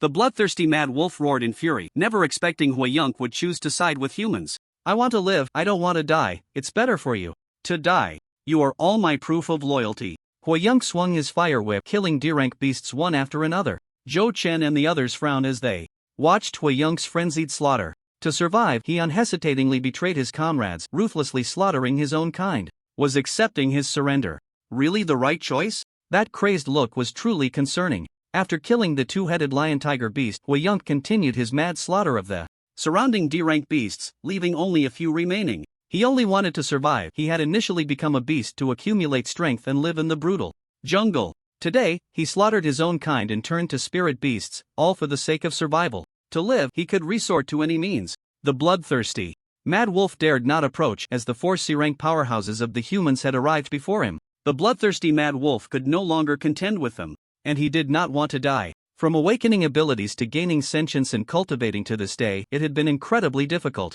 He was unwilling to give up his life so easily. Surrender? If Huang Yukai could surrender, could he not? Just as the bloodthirsty mad wolf struggled internally, a commotion and explosions erupted from the other side of the woods. "Brothers of the beast, we have come to rescue you," a voice echoed through the mountains and forests. Huang Yukai was taken aback. There really were reinforcements? Outside the jungle, the National Third Army's unit was ambushed from behind by a group of men in black, instantly tearing a gap in their ranks. Among the uniformed National Third Army, a few began attacking their teammates, and the scene descended into utter chaos, making it hard to distinguish friend from foe. The bloodthirsty mad wolf was overjoyed and seized the opportunity to escape to the periphery. Blood light erupted from his body, his innate secret technique fully activated, his speed reaching its limit, his figure like a phantom, streaking through the jungle in a trail of crimson light. Zhang Dao's and the others did not dare to delay, their movements quickening as they chased after the bloodthirsty mad wolf. As Zhou Chen passed by Huang Yukai, he stopped and asked, "What's wrong? Regretting it? Do you also want to walk with him?" Huang Yukai lowered his head, fell silent. for a moment, then suddenly raised his head and smiled at Zhou Chen, saying, looking at the history of your human race, those who hesitate and waver always meet a bad end. Since I have made my choice, I will not regret it. Zhou Chen pondered for a moment, glanced at Huang Yukai, nodded, and said, I will keep a close watch on you. I hope you won't disappoint me. Huang Yukai cupped his hands towards Zhou Chen and said, that I hope my master will take good care of me in the future. I just want to live well, nothing more. Zhou Chen nodded and led Huang Yukai towards the outskirts of the mountain foot. The remaining few D-level monsters were left to the dozens of D-level superpowers behind them. The group arrived at the military position. Fan Changyang and Zhou Juinxia's faces darkened. What happened? Is it a traitor? Absolutely impossible. How could there be so many traitors in the army? If there were, then, it would be terrifying to think about. Don't be agitated, maybe it's some control method. They are just ordinary people and have no resistance to abilities, Zhou Chen hurriedly said. The abilities of humans and fierce beasts are bizarre and varied. Mental control or charm techniques are not rare superpowers. Zhou Chen's words eased the expressions of the two. The bloodthirsty wolf dashed through without stopping, taking advantage of the chaos to escape straight out of the encirclement. The bloodthirsty wolf did not kill anyone, not out of kindness, but out of fear of death, afraid that acting would affect its speed of escape. When Fan Changyang and the others arrived at the scene, they worked hard to quell the unrest. Fan Changyang and Zhou Juinxia looked grim and directly grabbed a traitor, asking, why? Why betray, this? The traitor in hand was pale, clawing at Fan Changyang, seemingly unaware. Moreover, his body was cold. This was a zombie. Zhang Dao seemed to recall something. The corpse-driving lineage? Zhou Juinxia frowned. Wasn't the corpse-driving lineage wiped out by Director Yu of the Enlightenment Academy many years ago? What was wiped out were the zombies, not the hearts of men. There will always be ambitious individuals who will rebuild the corpse-driving lineage, Yunba reminded. Let's deal with them first, he said. Fan Changyang and the others looked grim and acted ruthlessly, quickly bringing the situation under control. The strength of the zombies was not strong, most were only E-level, and all the zombies were killed. As expected, the suddenly appearing fierce beast reinforcements and a few traitorous members were all corpses that had long been dead. Zhang Dao's examined a few of the traitorous corpses and said, these people just died today. Then he looked at the corpses that had emerged to save them. Some of these corpses died months ago, and some have been dead for years. This one still has a skeleton. It seems to be the combat power prepared by the corpse-driving lineage before. Zhou Chen felt something was off and suddenly had a flash of inspiration, asking, shouldn't these corpses be considered as enlightened objects? Why can we kill them? Enlightened objects, when shattered, should return to the owner's sea of consciousness to be repaired, right? Enlightened objects are not completely living beings. They do not die at all. Even if shattered, they can only severely injure their owner's sea of consciousness. After being broken, enlightened objects can be slowly repaired in the owner's sea of consciousness. Zhou Juinxia said, this is the final research result of Mo Fong. We are not clear about the specifics. The corpse-driving lineage was not tolerated by the Empire for this reason and was personally wiped out by Director Yu. This is not an enlightened object. This is a derivative function of an enlightened object, Zhou Chen said after examining the zombies. Just like his box is an enlightened object, but the cards drawn from it, in theory, do not count as enlightened objects. They can only be considered as a derivative function of the enlightened object. These zombies are also different from the Hong or Yuan I encountered before. Hong or Yuan was a manifestation of Mo Fong and could be absorbed into Mo Fong's sea of consciousness, but these zombies cannot. If they can create zombies without limit, the corpse-chasing lineage, this inhumane superpower user, should not exist. Zhou Chen's expression darkened. Killing, controlling, zombies, it reminded Zhou Chen of some apocalyptic movies. If the corpse-chasing lineage grows stronger, it will surely be a disaster for humanity. The corpse-chasing lineage stands opposed to humanity. No, it stands opposed to the living. Beasts need humans as food, while the corpse-chasing lineage needs corpses. There is competition between them. However, currently, both the beasts and the corpse-chasing lineage are weak, which is why there is a basis for cooperation. The bloodthirsty wolf has escaped. Should we pursue? Yunba asked. The Beast King has escaped, and it is definitely a threat. Who knows how many people will suffer? Fan Changyang said, having been delayed for so long, who knows where he has run off to? How can we chase him? Upon hearing this, Zhou Chen secretly stepped back a few paces and took out the list of the card gods. He wondered if this thing would work on the beasts. Xiaohong, what do you usually call the bloodthirsty wolf? What name is most common? Blood wolf? Zhou Chen asked the fire cloud sparrow beside him. Although he didn't know why Zhou Chen was asking this question, the fire cloud sparrow still thought seriously and replied, both crazy wolf and blood wolf are used. Zhou Chen imagined the appearance of the bloodthirsty wolf in his mind and wrote the words blood wolf on the list of gods. In an instant, Zhou Chen's consciousness seemed to connect with something. This was the feeling of the list of gods taking effect. Zhou Chen closed his eyes and shared vision with the bloodthirsty wolf. In a small village more than 10 kilometers away. Mr. Blood Wolf, welcome to join our symbiosis society. A familiar voice to Zhou Chen rang out. Following the bloodthirsty wolf's line of sight, a figure in a wheelchair appeared. It was Xiang Binfan. Zhou Chen did not expect that the mastermind behind this was actually Xiang Binfan. Recently, in order to monitor Li Shijiang, Zhou Chen had neglected Xiang Binfan, only knowing that he had fled to Xiangxi. He never expected that he would return and bring many powerful members of the corpse-chasing lineage with him. There were many people around Xiang Binfan, most of whom were D-level superpower users, but the zombies standing behind them exuded an extraordinary aura, with many zombies possessing C-level strength. There were about 5 C-level zombies and more than 20 D-level ones. Besides the bloodthirsty wolf, there were also 3 beast kings and over a dozen D-level beasts present. The bloodthirsty wolf said discontentedly, "Humph. You all came late. I didn't bring any of my subordinates. The symbiosis society implies a coexistence between humans and beasts, and the beast forces within the society are not small. However, without any subordinates, it would be difficult for the bloodthirsty wolf to gain real power."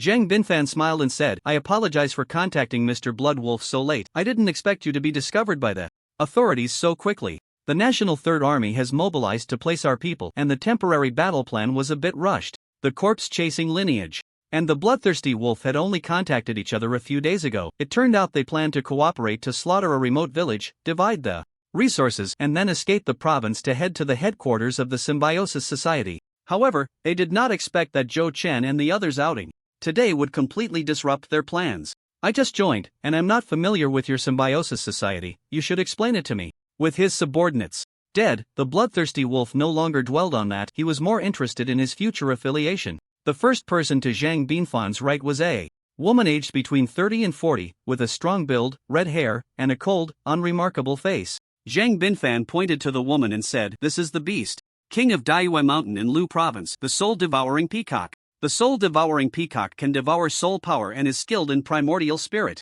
attacks." The cold woman spoke, "You can call me Kong Rui." The bloodthirsty Mad Wolf nodded and said, "You can call me Mad Wolf." Xiang Binfan pointed to another burly man with a face full of flesh and said, "This is the beast king of Daiyue Mountain in Lusheng, the Six Paths Hyena." The Six Paths Hyena got its name from its proficiency in 6 major abilities: ice, darkness, fire, strength, speed, and perception. The burly man grunted, "You can call me Go Lu." The bloodthirsty Mad Wolf nodded.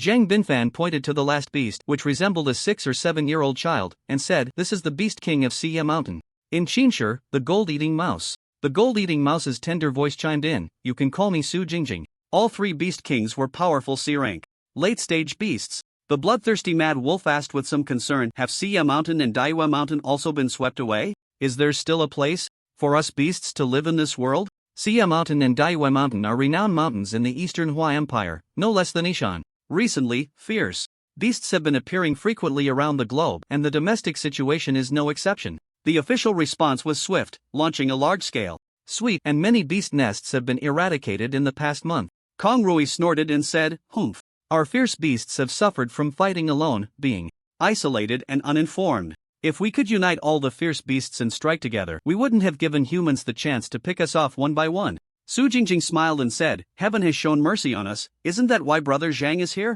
Brother Zhang, please tell us about the current situation in the world." C-rank late-stage fierce beasts often hide their identities, cautiously mingling among humans to gather information, and they are not completely unaware of the legends and anecdotes in the martial world.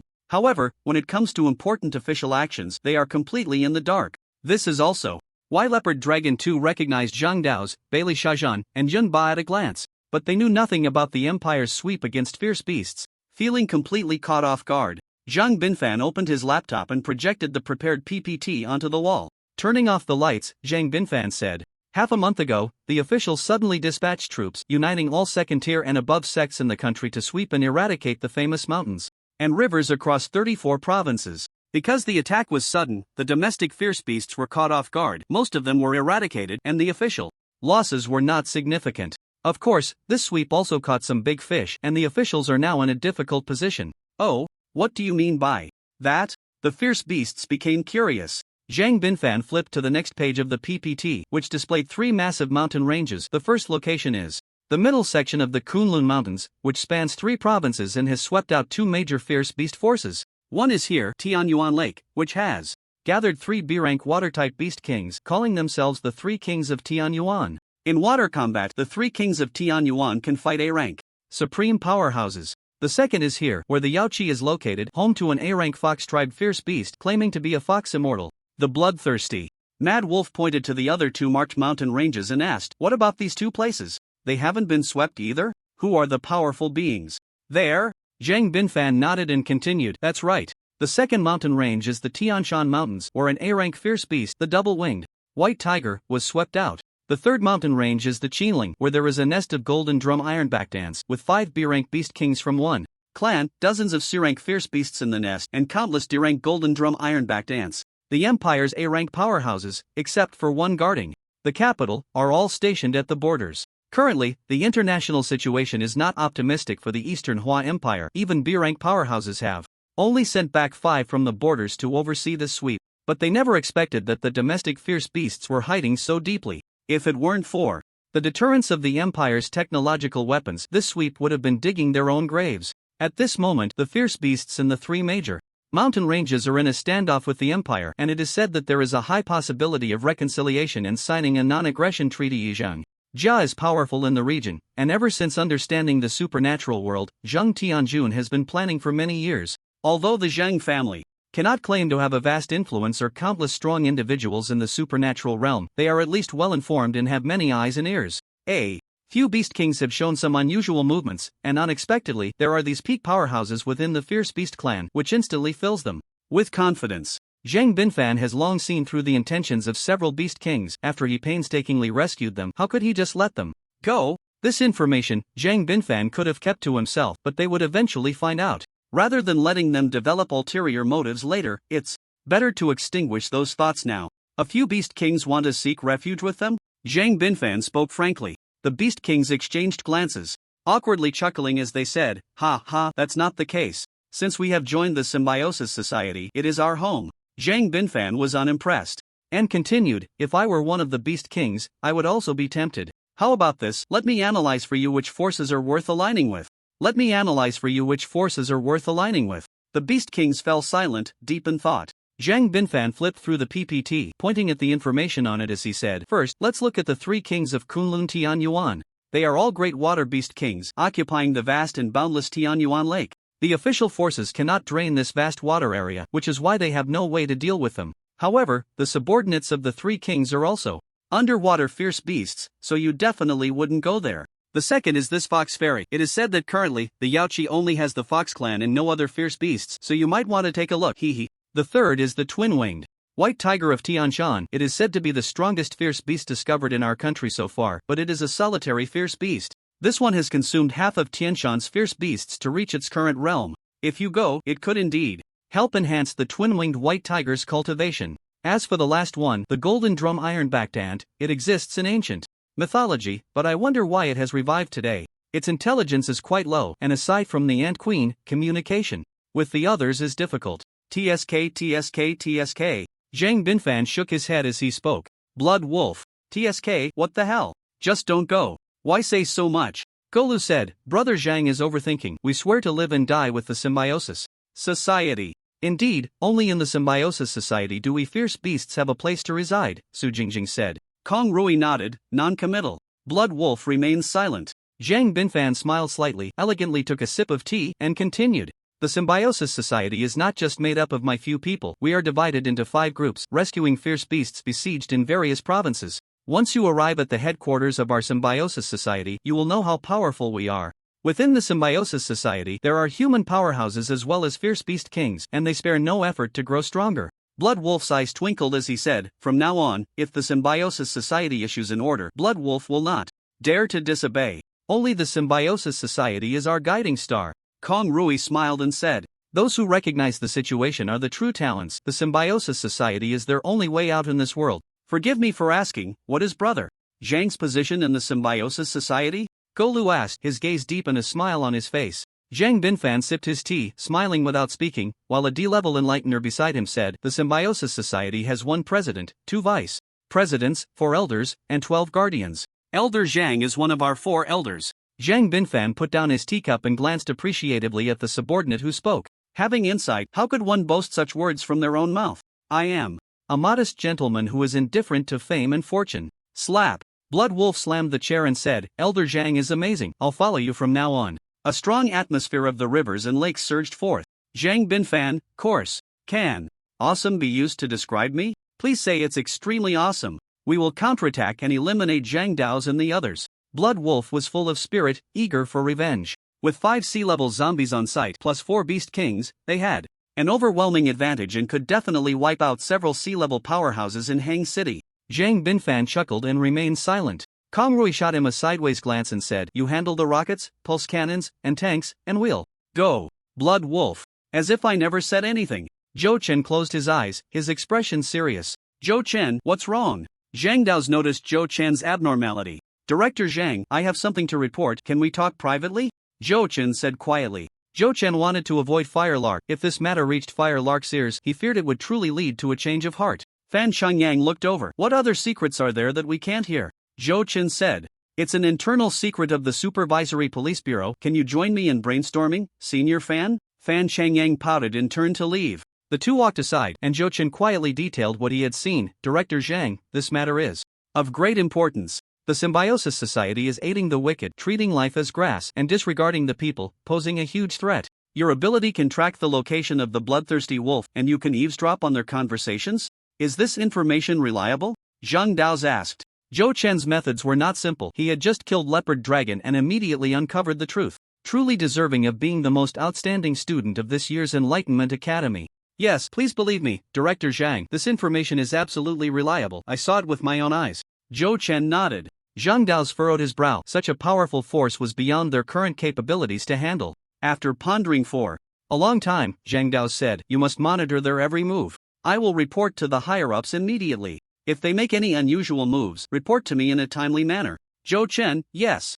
Zhou Chen monitored the Symbiosis Society's every action. Zhang Binfan was planning the next steps with several beast kings. At this moment, Zhang Binfan received a phone call. During the call, he said nothing. After hanging up, Zhang Binfan's face darkened as he said, Received instructions from the Vice President, we are being watched by the authorities, we must evacuate immediately. How could they be under surveillance when they acted covertly? Zhang Binfan, is there a mole? Impossible. The Symbiosis Society cannot have a mole because everyone was somewhat surprised but did not question the information from the Symbiosis Society and immediately began preparing to evacuate. Why are we being watched? Kang Rui asked. The Beast Kings glanced at Blood Wolf. He was the newest member. As soon as he joined, they were put under surveillance, which raised suspicions. Not me. Blood Wolf could only weakly and pale say 3 words. Zhang Binfan defended Blood Wolf, saying, Don't jump to conclusions, it could be a powerful seer. Or other means. We need to evacuate quickly. Zhou Chen was even more surprised. Who leaked the information? Was there a spy? It had only been a few minutes and the news had already reached Zhang Binfan's ears. How terrifying was the intelligence network of the Symbiosis Society? Zhang Binfan and the others traveled light, crossing mountains and ridges, quickly fleeing outside the province. Director Zhang, they received the news and fled. Zhou Chen found Zhang Dao's and detailed the situation. Was Zhang Dao suspicious? Perhaps. As Zhou Chen spoke, he observed Zhang Dao's expression. The moment Zhang Dao's heard the news, his shocked expression revealed no flaws to Zhou Chen. Zhang Dao's picked up his phone and communicated with his superiors for a long time. After hanging up, he said to Zhou Chen, It's better that they fled. The current situation in the Empire has some internal and external troubles, and we cannot spare manpower to deal with the Symbiosis Society. A few days later, apart from the Bai Li Sha exhibition, the 3 of us have tasks and will be temporarily reassigned to support elsewhere. For now, you'll have to continue monitoring. I hope the Symbiosis Society doesn't add fuel to the fire. Sigh. Zhou Chen sighed, then it can't be helped. After gathering intelligence on Zhang Binfan, Zhou Chen understood the severity of the current situation and wasn't surprised by what Zhang Dao had said. Strong individuals guard the borders. The international situation seems grim and a powerful beast force has emerged domestically. This situation has led to a severe shortage of experts in the country, with masters from various provinces being requisitioned. The Phoenix Mountain incident has come to a close, and various departments have begun wrapping up post-war matters. All beast corpses have been confiscated and submitted. The list of casualties is being compiled, and compensation funds are being distributed. Each party is required to submit a report, and Zhou Chen has naturally caught the attention of the higher-ups. The Fire Cloud Sparrow has had its powers sealed and is imprisoned in the supernatural prison of the Supervision Bureau, awaiting the arrival of a beast master from above. After all, it is the first beast to accept surrender, and the higher-ups are taking it very seriously and cautiously. As for the death of the leopard dragon, no one came to inquire about Zhou Chen. The dark C-grade beast core naturally ended up in Zhou Chen's possession. In a prison made of C-grade metal, Zhou Chen handed a tray to the Fire Cloud Sparrow and said, "Eat up, I don't know if you'll like it." The Fire Cloud Sparrow took the tray and began to eat heartily, mumbling as it ate, "There's nothing I'm not used to, I've eaten anything to survive before." Zhou Chen sat on the edge of the bed in the cell, looked around the environment, and asked the Fire Cloud Sparrow, who was eating on the right, "Do you resent this? You clearly agreed to accept your surrender, yet they still locked you up here." "No, not at all, it was expected. I am a man-eating beast. If you had easily trusted me without sealing my powers and locking me up, I would have looked down on you." The Fire Cloud Sparrow continued to eat the cafeteria food with great enjoyment. Zhou Chen nodded and said, "Yeah, a man-eating beast. How many people have you eaten? How did you cultivate to your current level? Tell me about your past." Beasts are not like humans. There were certain cultivators even before the spiritual energy revival, and after the revival, they can instantly break through to C grade or even B grade. The beasts that have cultivated the longest started their training 10 years ago. After finishing its meal, the Fire Cloud Sparrow took the tissue Zhou Chen handed over, wiped its mouth, and said, "I was originally a hidden sparrow. All my kind are red, but I am white, born different. 9 years ago, I gained intelligence and began to cultivate. I have no memories from before the spiritual energy revival.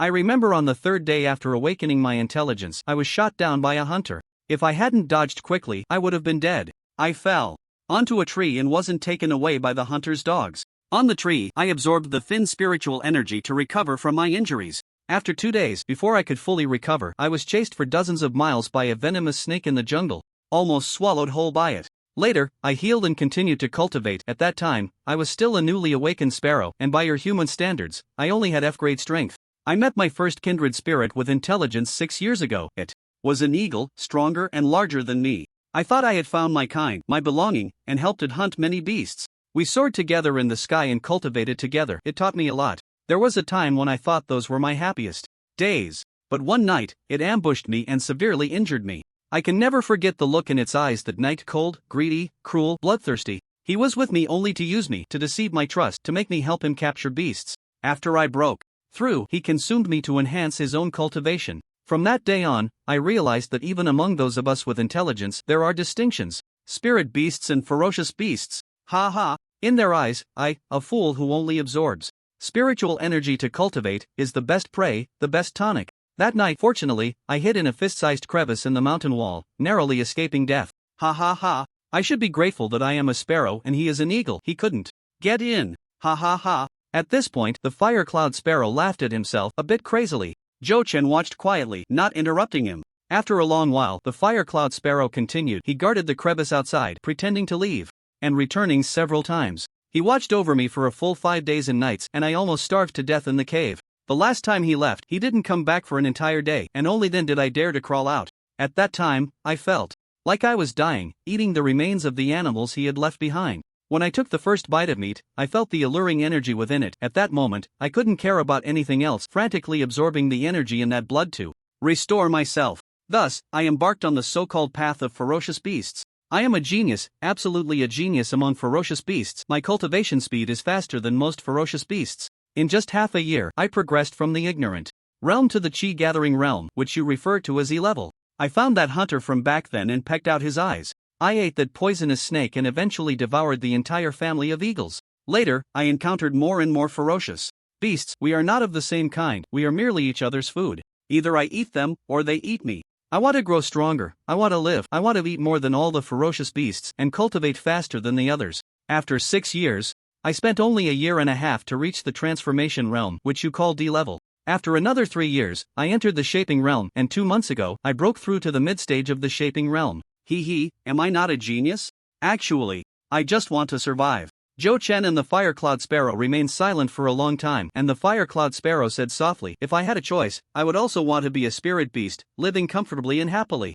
Zhou Chen patted the Fire Cloud Sparrow's shoulder and said, "Welcome to our human society. I believe you have some understanding of it. You will definitely live better here. But if one day you betray us, I will kill you with my own hands. Trust me, because I am also a genius." The Fire Cloud Sparrow looked at Zhou Chen, their eyes met, and suddenly they both laughed. Ha! That day will never come. I don't want to go back to the forest. The fire cloud sparrow handed over a plate. Perhaps this plate was a token of allegiance. Jochen took the plate and said, I hope you will enjoy your future life, Xiao Hong. The fire cloud sparrow, winky face. Xiao Hong, what the hell? My emotions reminiscing about the past are all over the place. Can I have a different name? What if I have no expectations for the future? The day after the weekend, Sunday. In the morning was Xiong Xian's memorial service, and everyone from the paranormal department sent him off.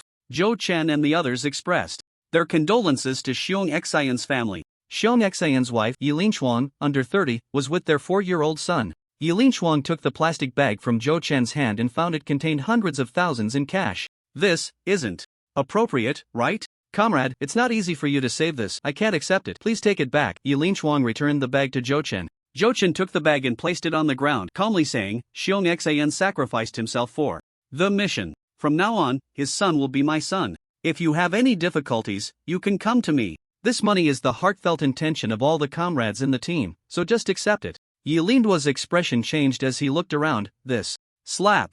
Zhou Chen received a smack on the back of his head, and Lu Lai said gruffly, You're just young, otherwise, I'd think you were teasing him. What do you mean his son is your son? Lu Lai smiled at Yilinduo and said, The little guy doesn't know how to speak. From now on, this kid is the son of everyone in our police department. Zhou Chen rubbed his head and rolled his eyes. Sigh. I just said it casually. But Captain, why are you still so arrogant, hitting my head? Do you believe I'll sneak up on you at midnight, stuff you in a sack, and beat you like a little kid? Tang Mengmeng squatted down and touched Xiong Xian's son's little face, asking, What's your name, little friend? My name is Xiong.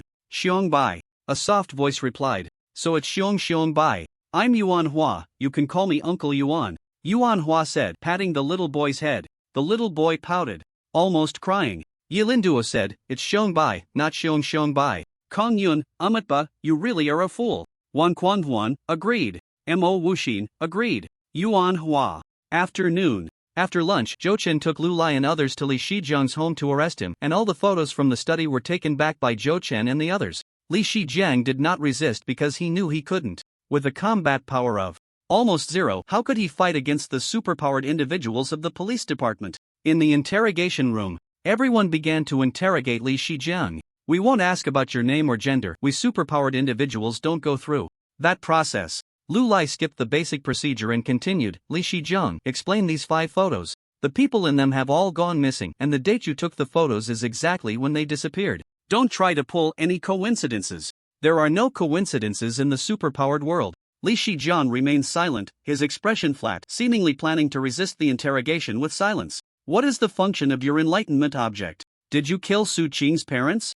Lu Lai asked a series of questions, but Li Shijiang showed no reaction. Yuan Hua said, Send him back to the Enlightenment Academy. He can only be sent to the 4th level of the Linghua Tower to look into the heart mirror and have his powers abolished. Li Shijiang still remained silent. Mo Wuxin was somewhat speechless, not even afraid of having his powers abolished. He really is a tough guy. It's not that he's tough, it's because this time he committed a crime he can't escape from, so he has nothing to fear, right?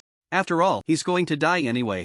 Zhou Chen walked in front of Li Shijiang, resting his hands on the table and staring directly into Li Shijiang's eyes. So, you're indirectly admitting your guilt, aren't you? If you hadn't committed a capital crime, why wouldn't you be afraid of having your powers abolished? Li Shijiang's brows twitched, but he didn't speak. Zhou Chen continued, You and Su Chang don't have children yet, right? Is it because you're incapable that you're getting a divorce? Li Shijiang looked up at Zhou Chen, his eyes twitching slightly. Zhou Chen pressed on, Did your parents support Su Qing in divorcing you, and out of resentment did you kill them? And Su Qing cheated on you because you're incapable and you killed her parents in revenge. Bullshit. Bullshit. You're talking nonsense. Li Shijiang shouted angrily. Zhou Chen crossed his arms and smiled. With the information we currently have, you can't escape. I suspect your photos conceal people inside. Once they enter the Linghua Tower and are exposed to the light, their true forms will be revealed. Whether we live or die, it's better to find someone to confide in. Keeping it all bottled up inside is hard, isn't it?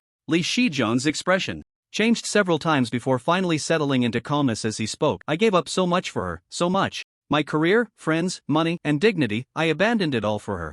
Why did she still betray me? A modern urban love and ethical drama slowly unfolded, nothing particularly surprising. Li Shijiang and Su Qing could not have children, and the reason lay with Li Shijiang, so Su Qing wanted a divorce, which Li Shijiang refused. During a mountain climbing trip, Li Shijiang intended to persuade his parents to convince his wife to return, but unexpectedly his parents turned out to be the biggest supporters of the divorce. In a fit of anger, Li Shijiang sealed his parents in a photograph. His camera, film, and battery formed a set of enchanted items. When the three items combined, a new ability would emerge. He could seal a living being within the photograph and then release them from any location within 3 kilometers using the camera. It was through this method that he tossed his parents into the air from 3 kilometers away, causing them to fall to their deaths. Li Shijiang had conducted experiments and found that those sealed in photographs could only survive for 24 hours. If not released within that time, they would die. Any superpowered individual who resisted could not be sealed inside. It seemed to only work on ordinary people, or on superpowered individuals who did not resist.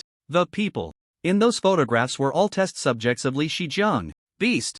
Zhong Junyuan couldn't help but mutter under his breath. Does your camera have any other functions? Zhou Chen continued to ask. Li Shijiang numbly shook his head.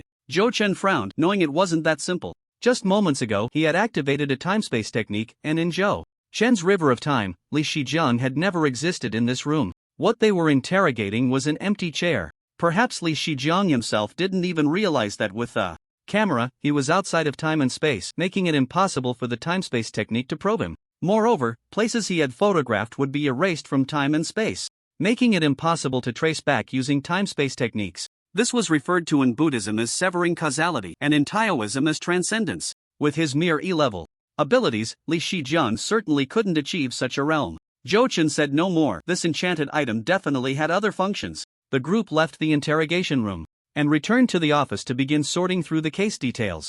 Mo Wuxin said, he has confessed, shouldn't we just take him out and execute him?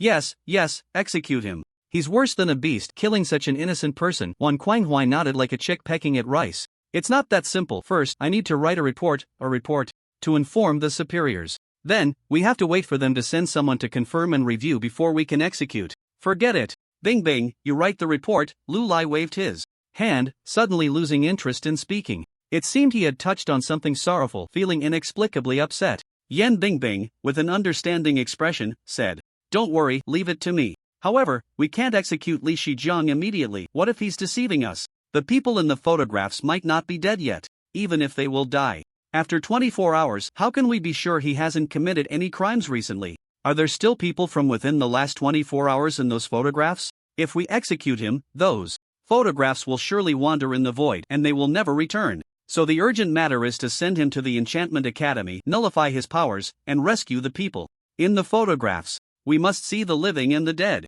Yan Bingbing's words awakened those in a dream. Nullifying Li Shijiang's powers was the most pressing matter. Yuan Hua said, Sister Bingbing is right, she has a meticulous mind and is resourceful. Kong Yun clasped his hands together. Amatba, Sister Bingbing, you have quite the wisdom. Shut up. Bingbing is not entering the Buddhist path. Lu Lai quickly interrupted Kong Yun from continuing. Kong Yun, Zhou Chen, not yet a sister-in-law, and everyone is already starting to flatter her. This bad habit needs to be curbed. Zhou Chen's expression was serious as he said, Sister Bingbing, I think you are the one writing reports and managing the overall situation. The captain's position should be given to you. Brother Lu, you should step aside. Everyone, oh, you're ruthless. How come we didn't think of that? Lu Lai, Brother Lu, are you not even going to call me captain anymore? Yuan Hua, step aside.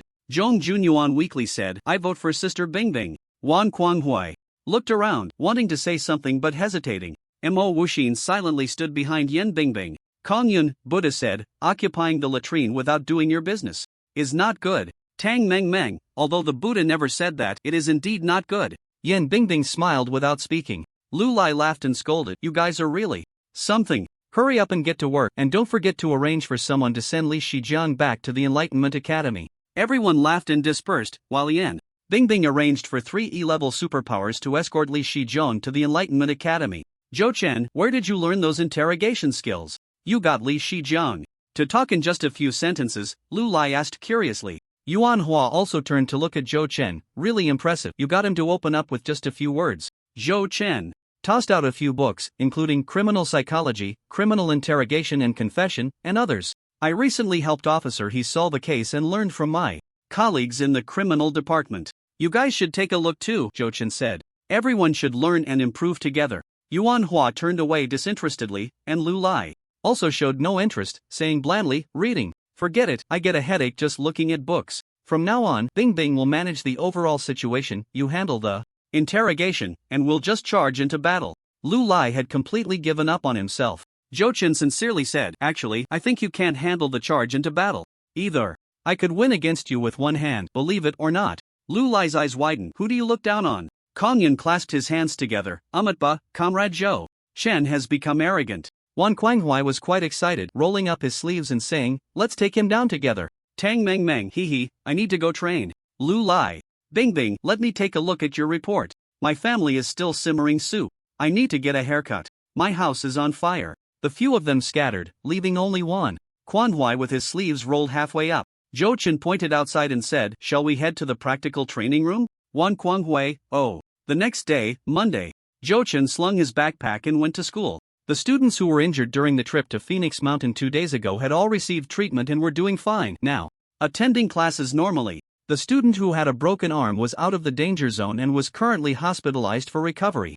Zhou Chen walked into the classroom, and the injured students warmly greeted him. On Phoenix Mountain, Zhou Chen had knocked out the vicious dog with a single step, a move they completely couldn't comprehend. Not understanding was fine, it was just very powerful, and their lack of understanding didn't hinder their awe for Zhou Chen. However, under the gag order, they couldn't ask too many questions.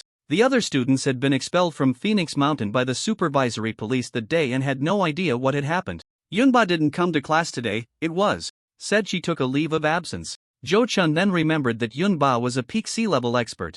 Although she wasn't an official, it seemed she had never refused any official actions. Maybe she went somewhere to provide support. What a righteous girl. I wonder if she accidentally broke the seal again this time. In the afternoon, Mu Jingxue came to class 14 again. She had become a regular in class 14, and everyone was starting to treat her like a classmate.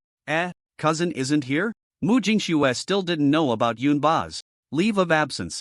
Zhou Chen nodded and said, Teacher Pei said she took a week off, probably for some personal matters. I see. Why didn't my cousin tell me? She must have left. In a hurry, Mu Jingxue frowned, unsure of what her cousin was going through. Then let's go. It looks like it's just the two of us for dinner today. Zhou Chen, when did our meals together become a fixed arrangement? It seems like a fixed arrangement. It's been over a week since school started and they've been eating together. However, it feels strange without Yunba around. In the cafeteria, as soon as Mu Jingxue and Zhou Chen sat down, 3 figures joined them at the table. Zhou Chen glanced over and recognized them. Mu Jingxue's good friend Zhao Huibing, along with Chen Jian and Yi Wenkai. Here they come, the melodrama is about to unfold. Is this going to be a face-slapping moment, or am I going to slap back? Is it flaunting wealth, a rooftop duel, or a basketball game, or a competition of family backgrounds? Zhou Chen was not surprised by their arrival. It was all expected, and he even thought they were a bit late. It had been over a week since school started, and they should have shown up on the first day to slap faces,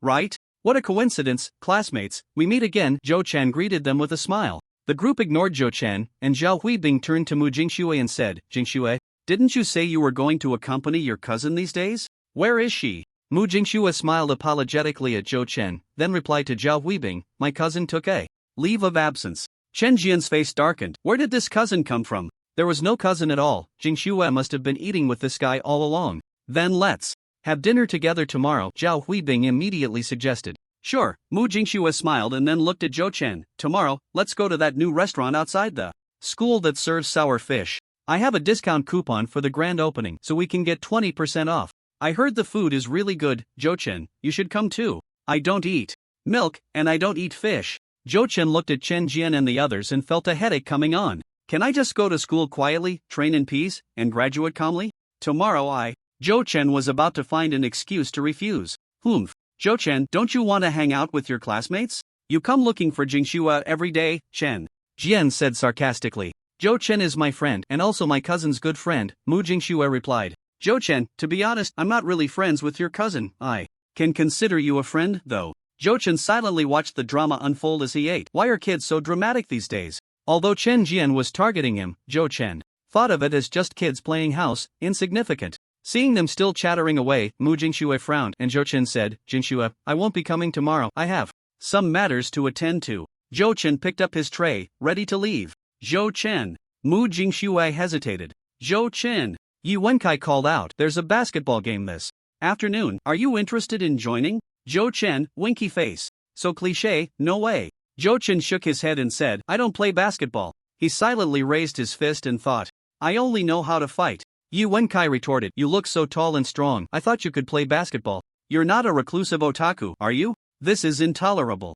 You can call me ugly, but you can't call me an otaku. Because I really am. No, I used to be, in my past life. Sigh, why bother? Every minute of mine is precious. I really don't have time to waste on slapping your faces. Jochen turned back helplessly. In 2 lifetimes, he still felt a bit young and impulsive, full of vigor. Playing ball? There's no need for Brother Fong to step in. I'll play with you. A voice came from nearby. Brother Huachi approached with the Sacred Beast Gang. Ever since Nan K returned and said that Jochen had easily knocked out that powerful dog demon with a single step, Brother Huachi was determined to cling to this big leg. Of course, in their eyes, that errant dog demon was already incredibly strong. Huachicho, are you going to interfere in our business? Yu Wenkai stood up and arrogantly walked in front of Brother Huachi. Huachicho was Brother Huachi's name. Brother Fong can't be bothered with you, so don't disturb him. If you have something, come find me. From now on, Brother Fong's business is my business. If you want to trouble Brother Fong, you'll have to get past me first, Brother Huachi said, patting his chest. Zhou Chen was also unceremonious, patting Huachi's shoulder and saying, thanks, then I'll leave it to you. Zhou Chen had no interest in slapping these little brats' faces. He might as well go home and sleep. Brother Huachi smiled and said, don't worry, Brother Fong, take care. Come on, let's go play ball. Brother Huachi pulled Yu Wenkai towards the basketball court. I haven't eaten yet, let me finish my meal first. Yu Wenkai and the others couldn't understand how Zhou Chen, who had just started school for a week, could make the notorious Sacred Beast Gang so obedient to him. Beep beep. Just as Zhou Chen came out of the cafeteria, he received a message. He took out his phone and opened it, stunned. Li Shijiang had escaped. No, to be precise, he had been rescued. With 3 year-rank superpowered individuals escorting him, it should have been more than enough. Someone like Li Shijiang had no friends in the superpowered world. Who would save him, especially under the protection of 3 superpowered individuals? Zhou Chen instinctively wanted to take out the Divine List card to switch targets and track Li Shijiang. But then he thought, Zhang Binfan and the others posed a greater threat. He couldn't let his guard down for a moment. At that moment, Zhang Binfan and the others had already entered the territory of Xiangxi, in the forest known as the 10,000 Great Mountains. As soon as Zhang Binfan stepped into the forest, Zhou Chen suddenly felt a pain in his head. The connection between the Divine List and Zhang Binfan was unexpectedly cut off. Zhou Chen hurriedly took out the card, and the list that materialized still had Zhang Binfan's name on it. However, he could no longer connect with Zhang Binfan. Was it too far away? Zhou Chen switched to Qin Zhan's name, sharing vision, and before him were numerous gun shadows. It was his older brother Qin Zhan practicing shooting. It wasn't a distance issue, Xiangxi was no farther than the capital. Was it a matter of time? That didn't seem right. This card had monitored others for half a month. What was the reason? Was it some kind of power? Forget it. Since he couldn't monitor Zhang Binfan, he would go find Li Shijiang. Instead, Zhou Chen couldn't figure it out, so he stopped dwelling on it. The list was changed, and vision sharing was activated again. Zhou Chen discovered that with Li Shijiang were several zombies and 3 beast kings. It was another group from the Symbiotic Society, but not Zhang Binfan. The opposing side had many strong members, and Zhou Chen was at a loss. Even if he caught up to Li Shijiang, it would be useless if he couldn't defeat them. Are there any casualties?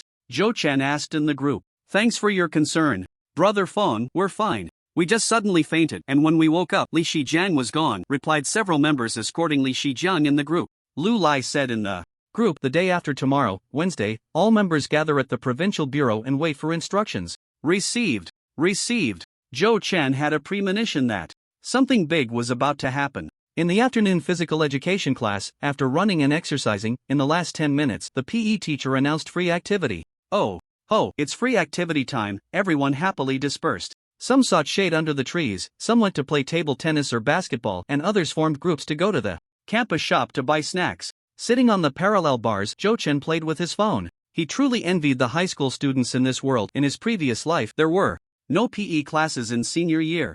Zhou Chen. Xiao Zhan walked over, propping himself up on the parallel bars and sitting down opposite Zhou Chen.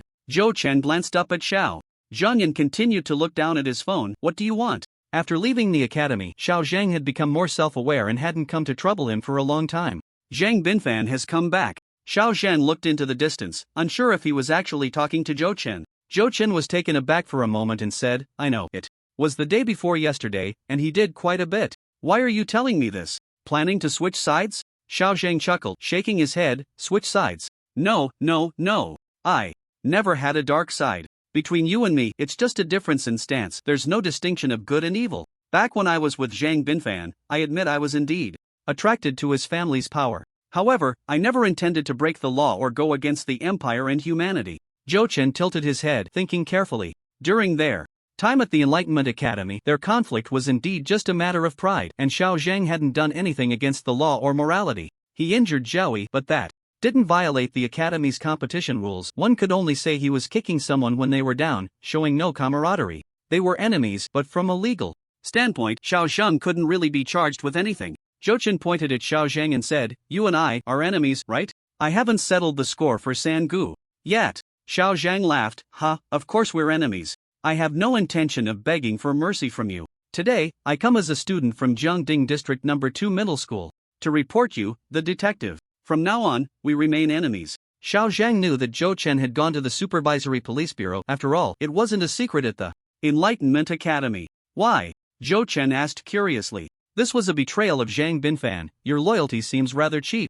I said, "I never intended to betray the country. I followed him for a better path in future, not to become a fugitive. I didn't expect him to be so insane. I, Xiao Zhang, still consider myself a person." Zhou Chen thought about it.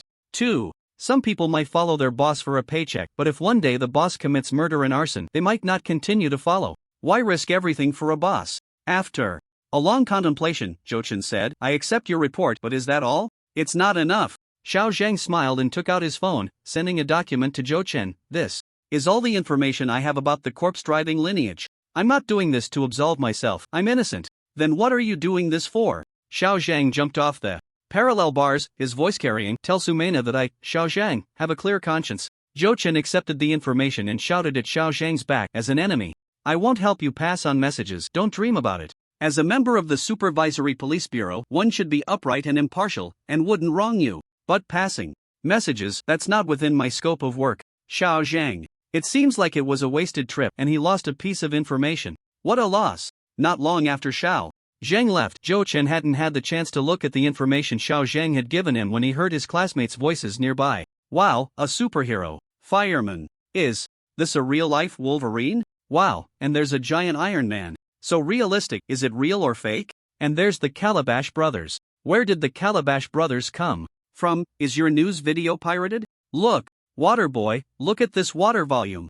Zhou Chen immediately asked, "What are you guys watching?" Dong Long handed over his phone, saying, "Here, I accessed a foreign portal site through a VPN, and it's all these videos."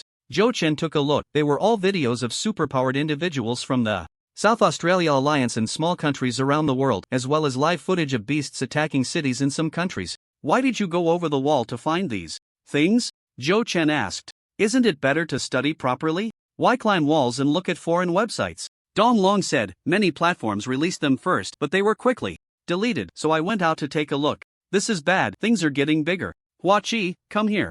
Zhou Chen called out to Hua Chicho, who was enthusiastically discussing the video content from a distance. Hua Chicho ran over eagerly. "Brother Fong, what's up?" Zhou Chen said, "You go spread a rumor, saying these videos are fake, that Dong Long made them up to attract attention."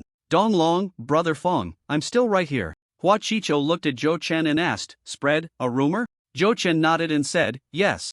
A rumor." Dong Long, "So this video is real, and saying it's fake makes it a rumor." Hua Chicho clapped his hands and said, "What rumor? Where's the rumor coming from? What Brother Fong says is the truth. Come on, Dong Long, you come over and apologize to the whole class." Dong Long, _angle, damn it. Zhou Chen continued, "Go check other classes. 2. This matter shouldn't spread within the school, it affects everyone's studies." "All right." Hua Chicho nodded in agreement and dragged Dong Long away. Zhou Chen thought that this matter could be hidden for a while. The higher-ups must be worried about it too. At least it should be dragged out until Wednesday, and stability must be ensured on campus. Dong Long was somewhat unwilling. "Brother Hua Chi, it's clearly true, why should I take the blame? Selling out a brother just to cling to someone powerful is too much." Hua Chicho said, exasperated, "Are you stupid? This is a blessing. You take the blame for Brother Fong, and when you have trouble later, can Brother Fong just stand by and do nothing?" Dong Long's eyes turned, and he said to Hua Chicho, "Brother Hua Chi, what are you talking about? What blame? This matter is on me, I did it." Brother Hua Chi was instantly speechless, pointing at Dong Long. You have insight." After school, Zhou Chen returned to the police station and called in LV Lai and others for a meeting. The information on the corpse-chasing lineage was given by Xiao Zhang. Zhou Chen placed the information on the big screen. This information was revealed to him by Xiang Binfan to entice Xiao Zheng to join. The corpse-chasing lineage developed from the Enlighteners who transformed demon beasts and human corpses to obtain powerful zombies, enhancing their own combat power. According to the research results left by Mo Fong, the transformed zombies can be divided into 3 categories: ordinary zombies, combat zombies, and biochemical zombies. Ordinary zombies can only retain about 50 to 70% of their strength from when they were alive. Combat zombies not only retain all their abilities from when they were alive but may also gain some enhancements, making them stronger than they were in life. Biochemical zombies can spread corpse poison to create ordinary zombies. Each biochemical zombie can produce between 20 to 50 ordinary zombies. According to the current statistics of the corpse-chasing lineage, 90% of E-level and below corpses are ordinary zombies. For corpses of D-level experts, there is a 30% chance of becoming combat zombies and a 10% chance of becoming biochemical zombies. For C-level strong corpses, if transformed, there is a 50% chance of becoming combat zombies and a 40% chance of becoming biochemical zombies. If ancient corpses that have been preserved for a long time are transformed, they may have other miraculous effects, but the specific rules are not yet clear. All of this has led to an extreme desire within the corpse-chasing lineage for the corpses of strong individuals. Upon seeing this, LV Lai and the others couldn't help but feel a chill. No wonder the corpse-chasing lineage developed so rapidly and is hard to eradicate. LV Lai said, "This power comes too easily. How many people can resist such temptation? This corpse-chasing lineage grows stronger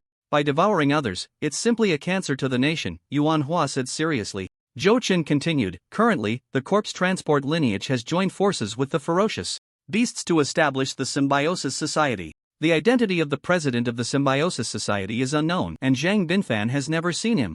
According to Zhang Binfan, the identities of the 2 vice presidents should possess strength above B level, one of whom is even a ferocious beast." Zhang Binfan did not disclose the specific details to Xiao Zheng. As for the 4 elders, Zhang Binfan is one of them, and he possesses a mid-stage C-level combat zombie. The other 3 elders are in a similar situation. Among the 12 guardians, almost everyone has more than 3D level combat zombies. The zombie we killed the day before yesterday at the foot of Phoenix Mountain was controlled by a biochemical zombie, right? Mo Wuxin suddenly thought of this matter. Zhou Chen nodded and said, "That's right, the sub-zombie does not belong to the enlightened objects, and cannot be reclaimed after being killed." Kong Yan clasped his hands together. "But then killing the enlightened zombies is useless. As long as the master does not die, they can be reborn infinitely. Sub-zombies can be recreated even after being killed, and combat zombies, biochemical zombies, and the enlightened ordinary zombies all belong to the enlightened objects, making them difficult to eliminate. Only by killing the enlighter behind them can the root of the problem be addressed. The Symbiosis Society is quite troublesome," Lu Lai frowned and said. Yan Bingbing flipped through the materials and said, "Enlighters are the awakened with the highest safety coefficient among ability users, which is why the graduates from the Enlighter Academy are the most numerous among all academies each year. With so many Enlighters nationwide, they are all reserve forces for the Symbiosis Society." Zhou Chen pondered for a long time before saying, "After the provincial office matter on Wednesday, I plan to take a look at the Wanshan Mountains in Xiangxi." Zhou Chen, "Don't be impulsive. What can you do by going?" Lu Lai advised Zhou Chen. Zhou Chen said, "Don't worry, I'll be careful. I can't feel at ease without understanding the details of the Symbiosis Society." Zhou Chen decided to go to Xiangxi to investigate. On one hand, the Symbiosis Society is an extremely unstable factor, and the situation in the Empire is severe. He fears that the Symbiosis Society might take the opportunity to cause chaos and bring disaster to the region. On the other hand, once the information about the Symbiosis Society is exposed, Enlighters might become the target of public criticism. The way the corpse transport lineage strengthens itself could very likely implicate the Enlighter Academy, making it the public enemy of the national superpower community and even the global superpower community. Because any Enlighter could potentially be a member of the Symbiosis Society. Then you need to pay attention to safety. Better to be cautious, Yan Bingbing said. She believed that Zhou Chen's choice was the wisest, given the current situation. Taking the initiative was the best strategy for the country and for their responsibilities, with all C-level and above strong individuals being reassigned.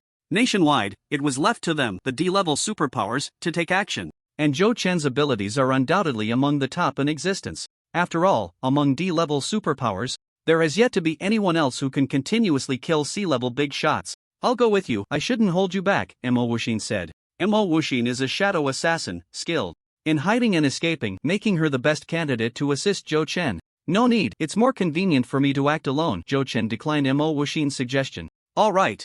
Then. It's not that I look down on you, it's genuinely dangerous. The other party can even break the list of gods, and their mysteriousness should not be underestimated. If it weren't for Hyder being present, Zhou Chen wouldn't choose to take the risk. In the past few days, Mu Jingxue has been entangled with Zhao Huibing and others, and has not come to find Zhou Chen again. Chen Jian and Yi Wenkai are being schooled daily by brother Hua Qi and others on the basketball court. As members of the prestigious academy basketball team, they were defeated by the notorious brother Hua Qi with overwhelming advantage in front of many classmates. How did a few academic underachievers from the Holy Beast gang, along with brother Hua Qi's hefty physique, acquire such basketball skills? Chen Jian and Yi Wenkai felt very unconvinced, repeatedly fighting and repeatedly losing, yet they continued to battle on.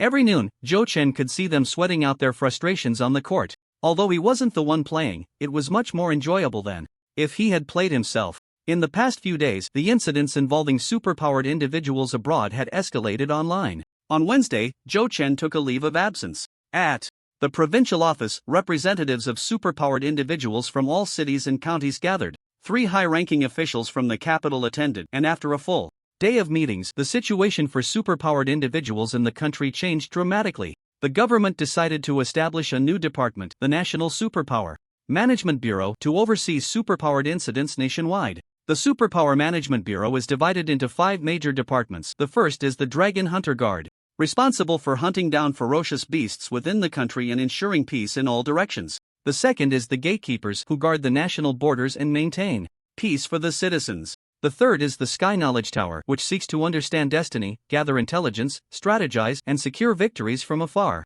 The fourth is the For Directions Office, which monitors all regions and has the authority to investigate, capture, and judge superpowered individuals who commit crimes. The fifth is the Cabinet, responsible for logistics and internal affairs, determining rewards and punishments for each department, and managing rare treasures and the exchange of cultivation resources. The cabinet holds the highest status, with the director of the Superpower Management Bureau also serving as the head of the cabinet. The 3 high-ranking officials announced that the director of the Zhejiang provincial branch of the Superpower Management Bureau would be Hua Tianqi, a high-ranking official transferred from the capital. Hua Tianqi, 57 years old, is a high-ranking official of the empire. He is not a superpowered individual but is the father of the head of the Hua family. The Hua family is one of the 7 prominent families in the capital, specializing in life energy. Within the Hua family, there are magicians, ninjas, Taoists, Buddhists, and various superpowered individuals, but over 80% are skilled in healing techniques. The 3 high-ranking officials, representing the government, not only announced Hua Tianqi's appointment but also declared that the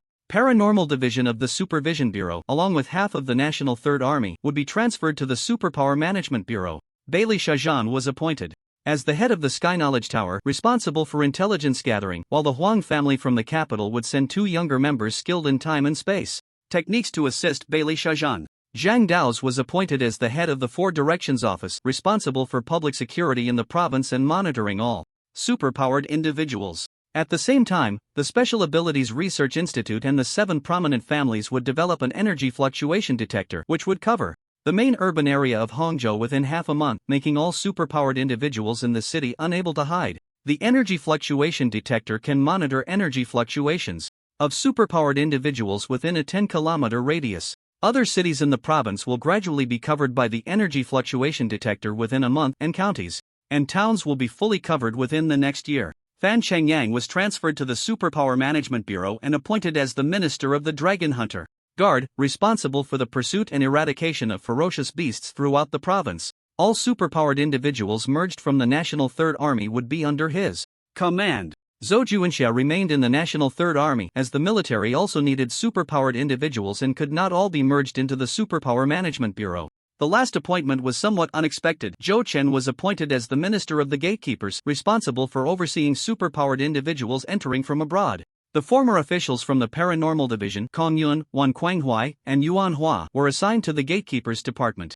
Upon this announcement, the city captains and representatives from the superpowered departments were somewhat taken aback. Zhou Chen, an unknown figure, was known by some. He had just joined the Supervision Bureau this year. But why was he qualified to lead a department? He was the only D-level superpowered individual among the other 4 departments, aside from the cabinet. Even if the city lacked C-level strong individuals, if they were to select from D-level superpowered individuals based on qualifications and contributions, it should have been Ing Xiong. However, the former members of the Dark Sting from Hangzhou and the members of the Supervision Bureau seemed completely unfazed, showing no signs of resistance. Had the superpowered individuals in Hangzhou been mentally prepared in advance? Xia Yun, the representative of the superpowered individuals from Ning City, said, "Leaders, I don't understand why Zhou Chen is the head of the gatekeepers department.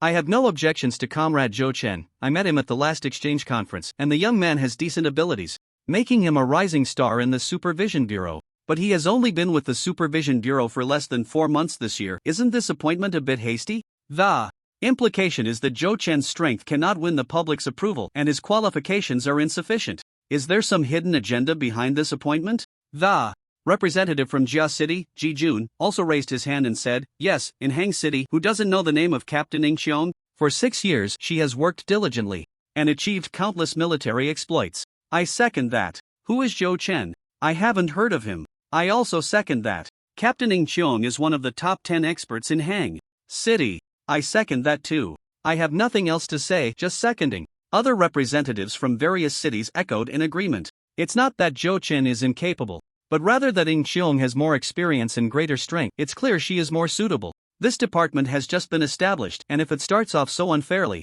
it might lose the support of the people. The representatives from various cities also hope that the new department can bring a fresh atmosphere to the domestic superpower community.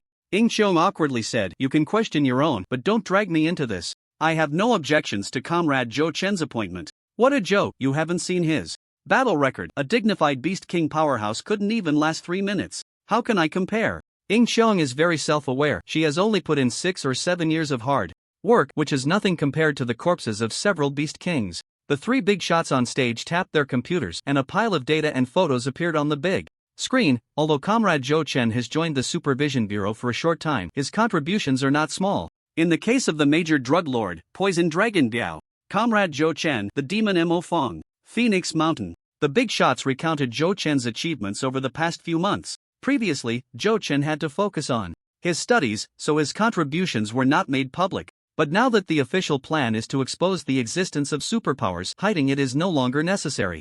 Zhou Chen's achievements surprised the captains from various cities, and they were also shocked by his combat power. The Leopard Dragon Slayer is a notorious beast. The heads of various departments in the Superpower Management Bureau not only need to have outstanding achievements in their original positions, but combat power is also one of the very important criteria for evaluation. After all, the superpower community is also a martial world where strength reigns supreme. Director Hua Tianqi is mainly here to oversee the overall situation, and will not interfere too much with the actions of the ministers. The meaning from several high-ranking officials of the empire is very simple. Zhou Chen has achievements, and more importantly, he has strength. Without the power to intimidate, it would be difficult to carry out work even if he ascended to a higher position. Even Director Hua Tianqi is not here to dictate, he is just here to manage internal affairs for everyone. As long as there are no major issues, he will not interfere with the minister's actions. Looking at Zhou Chen's simple yet impressive resume on the screen, the representatives from other cities had nothing to say. No wonder Ing Xiong did not oppose from beginning to end. Perhaps even without Zhou Chen, the official might have arranged for someone else to take charge of the gatekeeper department. The leader on stage called out, "Comrade Zhou Shen." Zhou Chen stood up. "Present." The leader said, "Zhang Dao's and others currently have other tasks and may not be able to return in the short term. You and Director Hua Tianqi will need to take care of the matters regarding the Superpower Management Bureau." Sitting in the front row, nearly 60 years old with a head full of white hair, Hua Tianqi stood up and said, "Rest assured, the country, I will do my utmost to ensure the completion of the tasks and to build a good Superpower Management Bureau in this province." As he spoke, Hua Tianqi turned his head and nodded at Zhou Chen with a kind smile. Zhou Chen loudly said, "Please rest assured, leaders, I will fully cooperate with Director Hua to handle all matters." With that, Zhou Chen nodded in return to Hua Tianqi. The meeting concluded. A major reshuffle of superpowers took place across the province, and the low buildings near the provincial bureau were cleared out to serve as a temporary office for the Superpower Management Bureau. The Supervision Bureau and the Dark Thorn, along with the original members of the National Third Army transferred to the Superpower Management Bureau, will all move over within 3 days. Representatives of superpowers from various cities were also assigned to the major departments of the Superpower Management Bureau. The heads of the Superpower Management Bureaus in each city will be appointed by Director Hua Tianqi, and the announcement will be made within 3 days. Representatives of superpowered individuals from various cities hurried back to begin cooperating with the restructuring and reallocation of the new department. "Director Hua, what about the bureau in our city?" Zhou Chen asked. Their department was the Provincial Superpower Management Bureau, which oversaw the entire province, and it seemed that there was no bureau in Hangzhou anymore. Hua Tianqi smiled and said, "All matters in this city will be managed by us. After all, the provincial bureau is in Hangzhou. Splitting off a bureau would only disperse our combat strength. Comrade Zhou Chen, what do you think?" Zhou Chen thought for a moment and immediately understood, saying, "Director Hua is right. Matters in the superpower realm should be handled with special consideration, prioritizing national interests. Given the current severe situation in the empire and the shortage of superpowered combatants, it was best to conserve strength wherever possible." Hua Tianqi nodded in satisfaction, relieved that Zhou Chen was not a troublemaker and could understand his concerns. In the following days, Zhou Chen fully assisted Director Hua Tianqi, busy with the restructuring of official superpowered individuals throughout the city and even the province. The plan to go to Xiangxi had to be postponed. At this time, Zhou Chen was still monitoring Li Shijiang, but it seemed his surveillance had been uncovered. Their group had rescued a beast king in Jin province, and after receiving a phone call, they hurriedly retreated to their stronghold in Xiangxi. At that moment, Li Shijiang was sitting in the back of a van, eating fast food and asking, "You've captured me for 5 days, what exactly do you want?" A dark-skinned man in the passenger seat of the van replied, "Hee, brotherly, we're not capturing you, we're saving you. Without us, you'd be dead by now." Li Shijiang's eyelid twitched slightly, and he said helplessly, "All right, thank you for saving me. How can I help you?" Although they had saved him, they had kept him under house arrest for days, not allowing him to leave. There's no such thing as unconditional love in this world. Li Shijiang knew that he must have something they wanted. At that moment, the van stopped, and ahead was the entrance to the Wanshan Mountains. A dense forest with lush foliage and shady trees lay before them. A young man in a gray suit sitting in the front turned around and smiled at Li Shijiang. "You have no idea how important you are, nor do you know how miraculous your enlightenment object is. You've been wasting your talent all along. Being noticed by the president is your fortune." Li Shijiang remained silent. They had said this many times along the way, couldn't they come up with something fresh? The suited man extended his hand and said, "My name is Jin Zerwa, an elder of the Coexistence Society. Welcome to the Coexistence Society. We have arrived at our headquarters." Li Shijiang, "When did I agree to join?" Jin Zerwa ignored Li Shijiang's reaction and continued, "The Coexistence Society is composed of fierce beasts and the corpse-driving lineage. We, the corpse-driving lineage." Jin Zerwa introduced the powerful capabilities of the Coexistence Society and some information about zombies, shocking Li Shijiang. But he was just an E-level enlightener. Even if he joined the corpse-driving lineage, he would only be an ordinary member. What use would that be? Jin Zerwa continued, "I don't know what use you have, but I do know that you are the person the president specifically wants. You are more important than all the beast kings in this operation." Li Shijiang did not easily believe his words. "Hee, you tell me all this, and you're not afraid I won't join the Coexistence Society and betray you?" Li Shijiang asked. P.S. In the next episode, the superpowered incident will be made public to the people tomorrow. Stay tuned. Just because they saved him, they assumed he would definitely join the Coexistence Society? What kind of logic is that? Even if he could enlighten corpses and gain powerful combat strength, he wasn't interested. Li Shijiang had no grand ambitions. His once beloved had turned away from him, and now he was even wanted by the authorities, leaving him feeling desolate and devoid of desire. Jin Zerwa was not angry. He looked at Li Shijiang calmly and said, "This is why I told you the truth. The headquarters is almost here, and it's time for you to decide whether to join us. If you choose not to join, I will kill you now and turn you into my zombie. If you choose to join, please ensure your loyalty. You have 1 hour to think it over. Once you enter the headquarters and walk through the path of conscience, you won't have the chance to regret it." Li Shijiang, "Where is there room for me to consider the path of conscience? Even if I haven't seen it, I know what it's for just by the name. Not joining means death, and joining without loyalty also means death." An hour later, Li Shijiang and the others entered the 10,000 Great Mountains. At that moment, Zhou Chen felt a sharp pain in his head. The divine list was once again disconnected, and he could no longer connect with Li Shijiang. Zhou Chen rubbed his temples. It seems to be an issue with the 10,000 Great Mountains. Last time Zhang Binfan knew I was monitoring, could it also be due to some reason in the 10,000 Great Mountains? Twice in a row, the divine list was cut off. There must be a secret in the 10,000 Great Mountains, even thousands of miles away. I can sense Zhou Chen's monitoring? The thought is chilling. Impossible. If there were such a strong presence, the Coexistence Society would have long dominated the world. Why be so timid? Zhou Chen immediately dismissed the speculation of interference by a strong presence. He would wait for Bailey Shajan and the others to return before going to explore Xiangxi. At this moment, Zhou Chen had responsibilities and could not travel far. On the day the National Superpower Management Bureau was established, at 7 in the evening, the news broadcast began to announce the existence of superpowered individuals. The nation was in an uproar. A wave of interest in supernatural abilities, cultivation, and martial arts surged online. Where can I find a master? I think. I'm a martial arts prodigy. I've been able to dream of immortals since I was young. Is there any expert who can verify this? I feel like I'm a genius. My name is XXX and my address is XXX. I feel like I'm about to awaken. I can now see anyone as if they are not wearing clothes, and the more beautiful they are, the clearer I see. What kind of supernatural ability is this? The person above has awakened a lecherous wolf ability, greatly increasing their lethality towards women. Impressive, you'll be the future guardian of the world. 666. The building is tilting. I want to learn martial arts. I want to cultivate. I ask the country for a chance. Most netizens were quite interested in becoming superpowered individuals, while the public's concern for fierce beasts was comparatively less. After all, the Eastern Hua Empire had not yet experienced significant issues with fierce beasts. The news of the existence of superpowered individuals escalated online that night, with public enthusiasm surging wave after wave. Countless people were unable to sleep, and the officials were also restless, with many administrative websites crashing due to excessive traffic. Finally, at 11:30 at night, the officials temporarily announced several ways to become a superpowered individual. Superpowered individuals are divided into cultivators and ability users.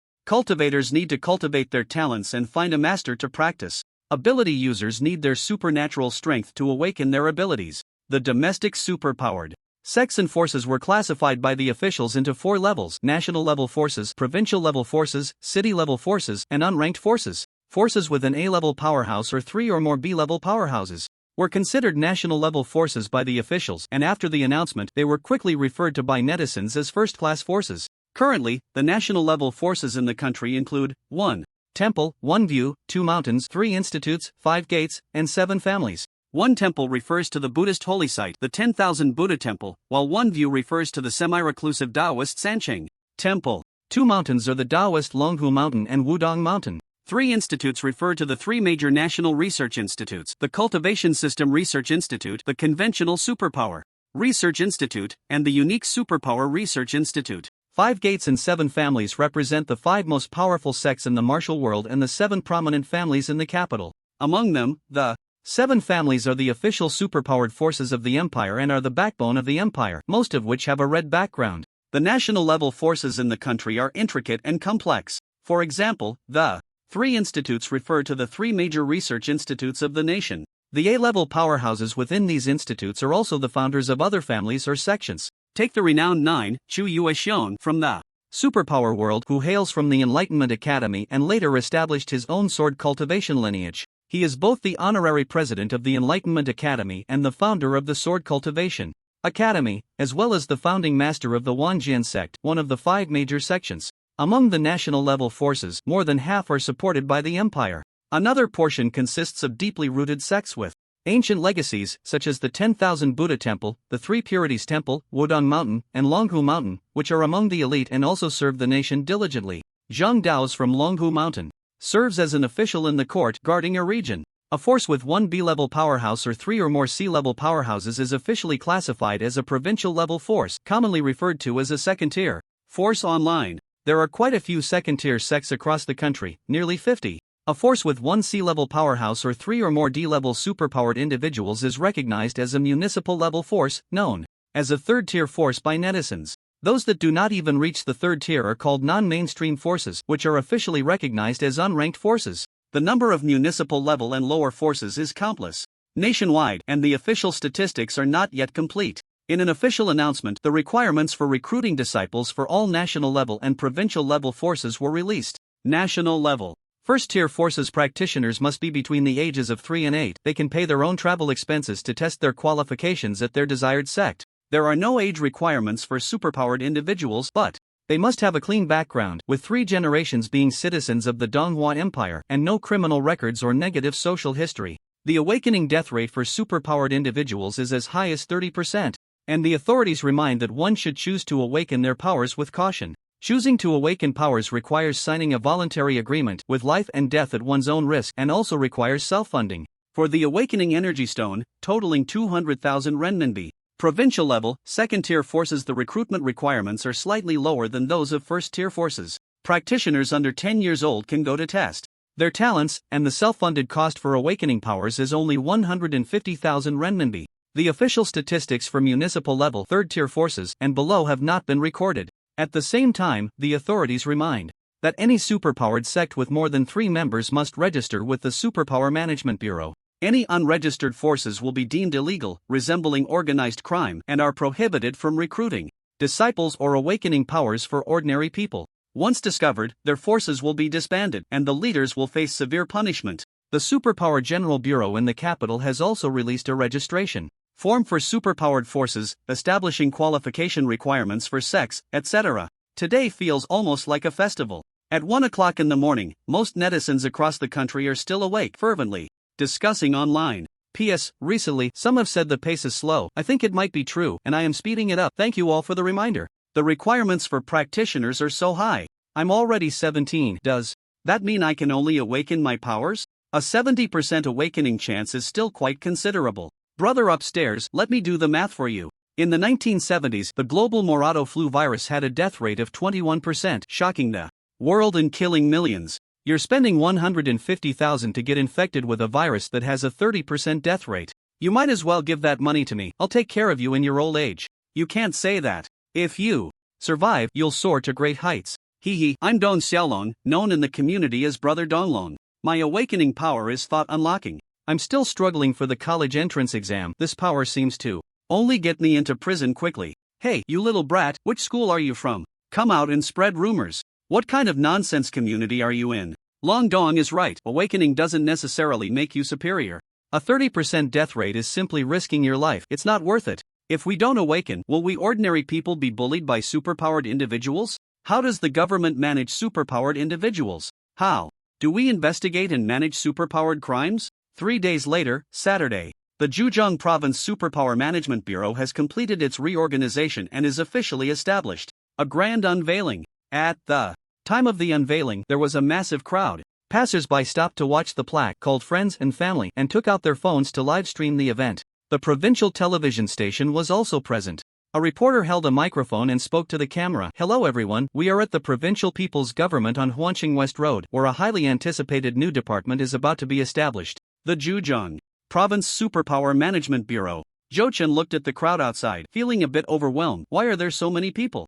Zhao Yi stretched his neck to look out the window and said, that sign is too eye-catching. The pickup truck brought it out from the factory without even covering it with a cloth.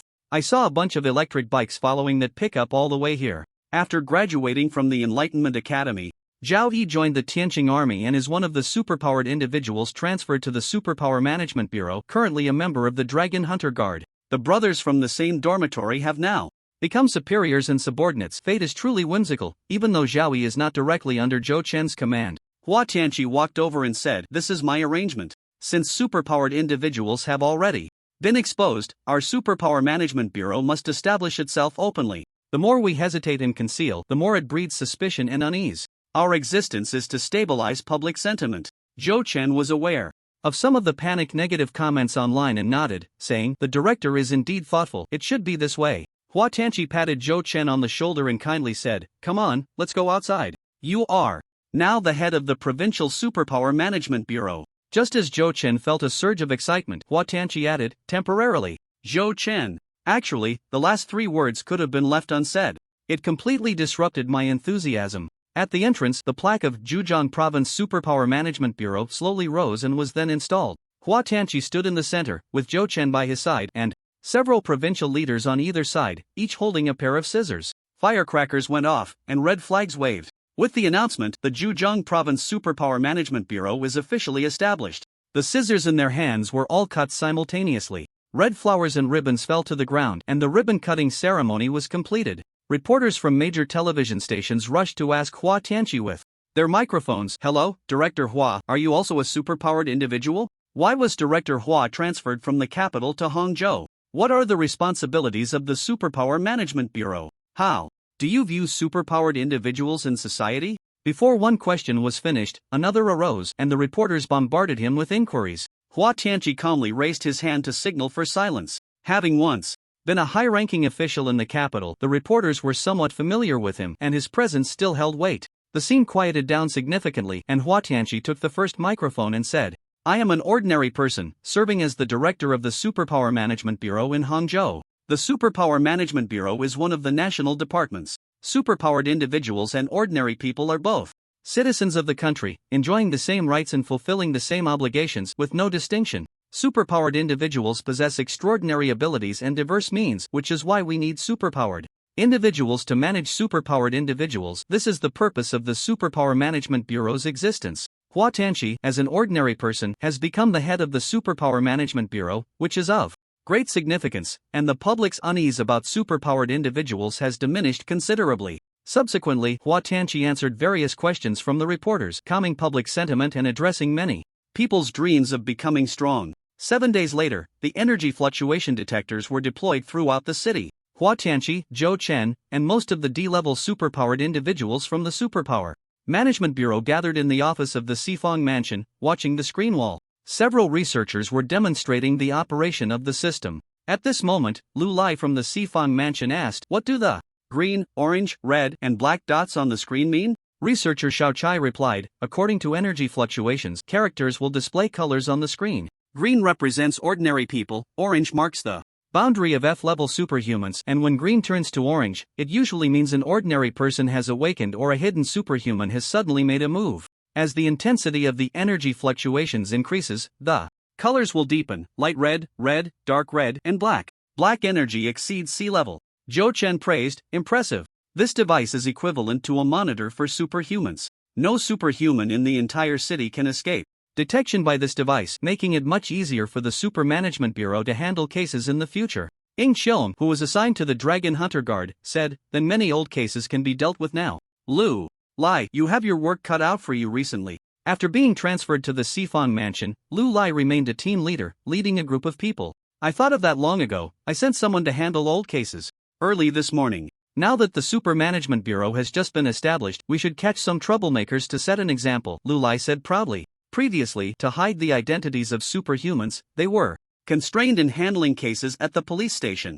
Now that superhumans are exposed and the Super Management Bureau has been established with authority, they would no longer be threatened by those underground forces. Just then, Mo Wuxin walked in looking disheveled, followed by a few injured colleagues. Lu Lai stood up in surprise and asked, "What happened to you?" Mo Wuxin helplessly replied, "We tried to capture the habitual thief Lu Xiongfeng from the South District, but he was stopped by his cousin Huang Yukai. Huang Yukai is one of the bodyguards of the Super Merchant Alliance, one of the three major financial groups. The Super Merchant Alliance was once the second most powerful force in Hang City after the Dark Sting, and they had not come to register as required by the authorities." The others looked at Lu Lai, who asked with a serious face, "How many of them came?"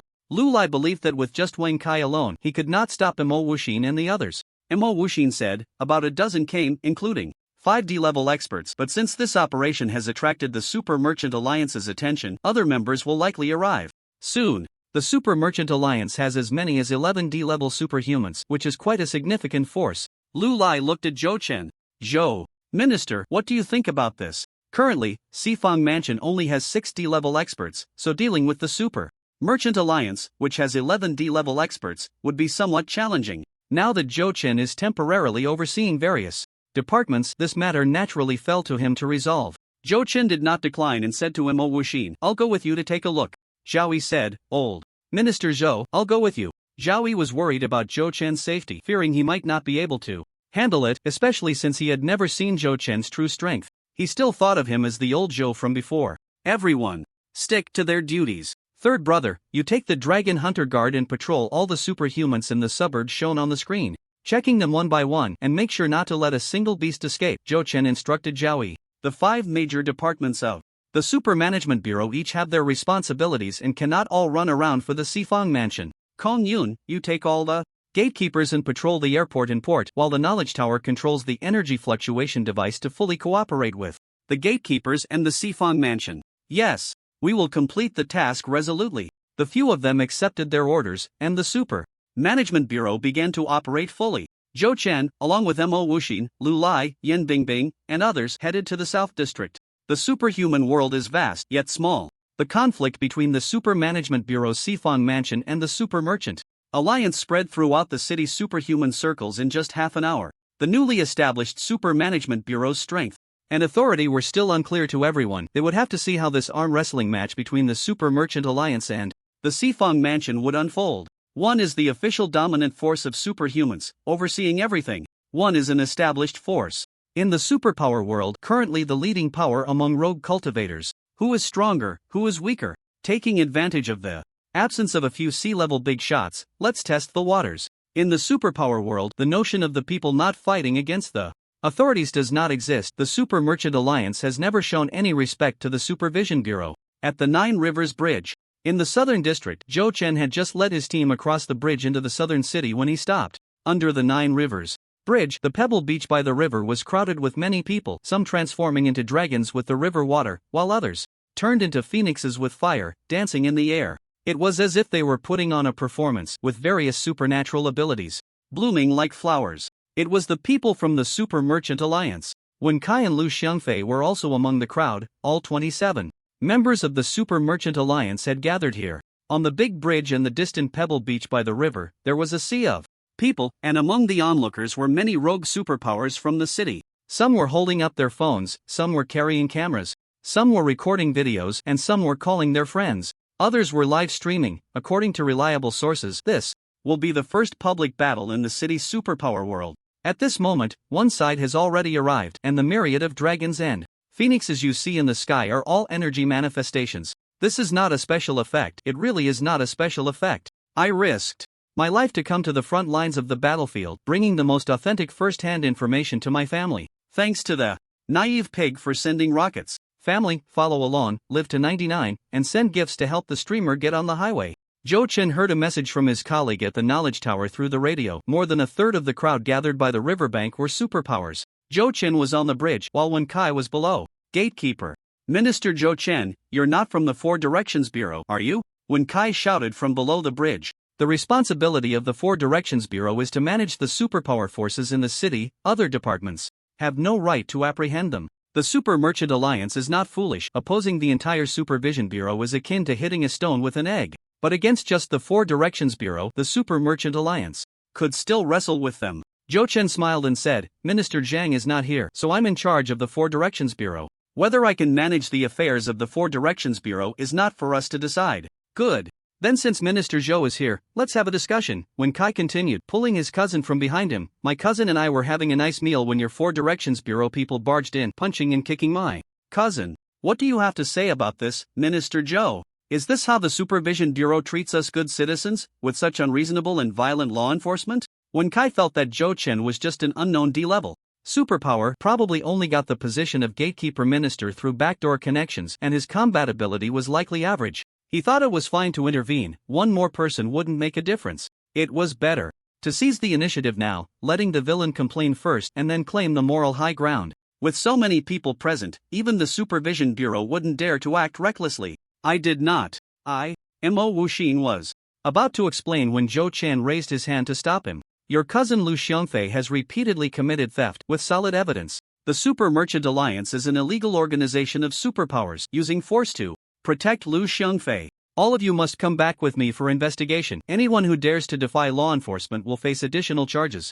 Zhou Chen declared loudly, his voice echoing in all directions. Bullshit. Huang Yukai pointed at Zhou Chen, furious. He didn't expect Zhou Chen to be so aggressive, leaving no room for negotiation. Zhou Chen stood with his hands behind his back, his voice booming. Will you surrender, or do you want me to take action? Myself? The mere Super Merchant Alliance was not worth Zhou Chen's time to say much. If it's a fight, then let's fight. The Supervision Bureau was not afraid of a battle. When Kai's face darkened as he said in a low voice, then, let us experience the skills of the Four Directions Bureau. Lu Lai and others were eager to try, and Zhou Chen raised his hand, saying, I'll handle this alone. You maintain order and protect the civilians on site. Lu Lai and the others exchanged glances and then dispersed. The people from the Super Management Bureau all know about Zhou Chen's achievements and are not worried at all. The personnel dispatched from the 3rd Military have never seen Zhou Chen in action, and are somewhat curious at this moment. The members of the Super Merchant Alliance have grim expressions. Zhou Chen actually looks down on them this much. Arrogant. He thinks he can take on all 27 of us by himself. Having control over the gatekeeper has inflated his ego. When our Super Merchant Alliance was renowned, he was still playing in the mud. Let's show him what he's up against today. Among the 27 members of the Super Merchant Alliance, 11 are D-level experts, while Zhou Chen is alone. Without saying a word, Zhou Chen leaps off the bridge, stepping 3 times in the air. Sea-level assassination technique, 9 steps to seize the heart. With the First step, the faces of the Super Merchant Alliance change, their bodies trembling. Among them, 15 E-level superpowered individuals involuntarily take a step back. As Zhou Chen takes his second step in the air, the 11 D-level superpowered individuals turn pale. The E-level members of the Super Merchant Alliance all sit down on the ground. Bang! With the third step, Zhou Chen lands on the stone beach. Put! Several members of the Super Merchant Alliance spit blood, all E-level members faint, and 7 D-level experts are unsteady, unable to stand.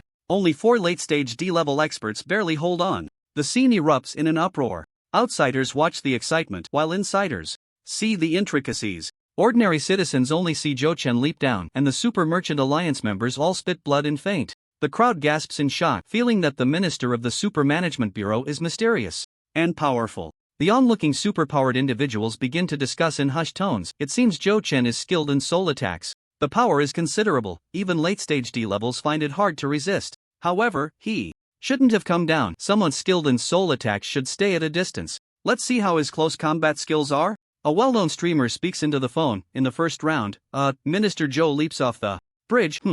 A tremendous aura rushes forth. Instantly dark clouds gather, the wind and clouds change color, the sky is filled with clouds, and the river churns. The opponents are all scared to the point of spitting blood and fainting. Currently only 4 are still standing. Thanks to the adorable lamb for sending 10 rockets. Love you, moi. I believe these people are not hired by Minister Zhou. Definitely not hired. They might just be weak. Thank you to the domineering fake CEO for sending a truckload. Love you for 10,000 years. Huang Yukai, someone help me take down this annoying streamer. Zhou Chen, was my move really that impressive? By the way, where are the dark clouds? It's a clear blue sky. However, these people in front of me are really not the ones I invited. Zhou Chen looks at the 4 who are still maintaining their combat power and smiles, saying, you all can come at me together. Arrogant, then we will oblige you and come together. Huang Yukai, furious, clenches his fists, his index finger pointing to the sky, his muscles tensed. Petrified giant. Huang Yukai's figure continuously rises, transforming into a 5-meter-tall stone giant. His aura surges, reaching the peak limit of D-level. Elemental transformation is also one of the transformation abilities, each having its own advantages and disadvantages compared to Beast Fusion Transformation.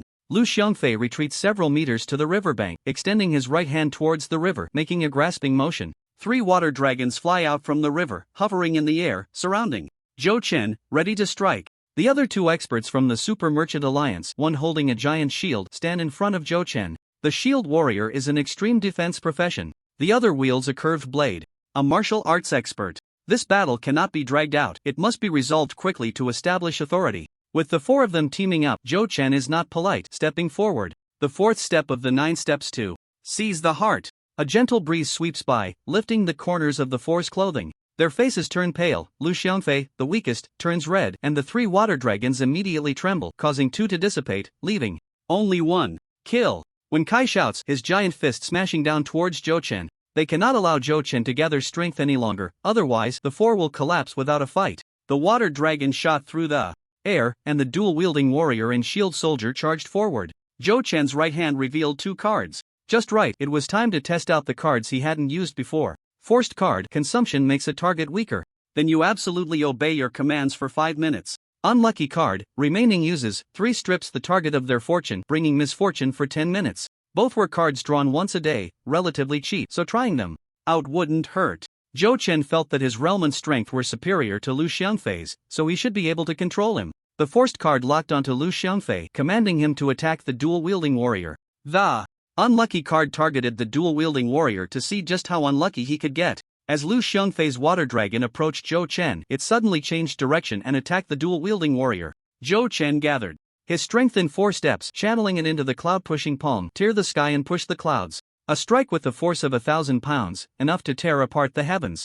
Bang! When Kai's giant rocky hand collided with Zhou Chen's arm, one large and one small, creating a jarring impact. Bang bang bang! The 5-meter-tall giant When Kai staggered back 5 steps on the rocky shore before collapsing onto the beach. The dual-wielding warrior quickly raised his hand, swinging his blades to intercept Lu Xiangfei's water dragon. Lu Xiangfei, are you crazy? The dual-wielding warrior shouted angrily. When Kai, who was just getting up, yelled, Xiangfei, what are you doing? Lu Xiangfei's eyes were vacant, numbly controlling the water dragon, as arrows of water shot out from the river, densely aimed at the dual-wielding warrior. The dual-wielding warrior stumbled as he was attacked by the water dragon, nearly falling over. Each prediction failed. His internal energy almost went haywire. At a critical moment, he nearly lost his breath. After repeated failures, surrounded by a rain of water arrows, the dual-wielding warrior danced his two curved blades in a frantic defense, like a shield, like a wall. After the water arrows passed, he was hit by over a dozen.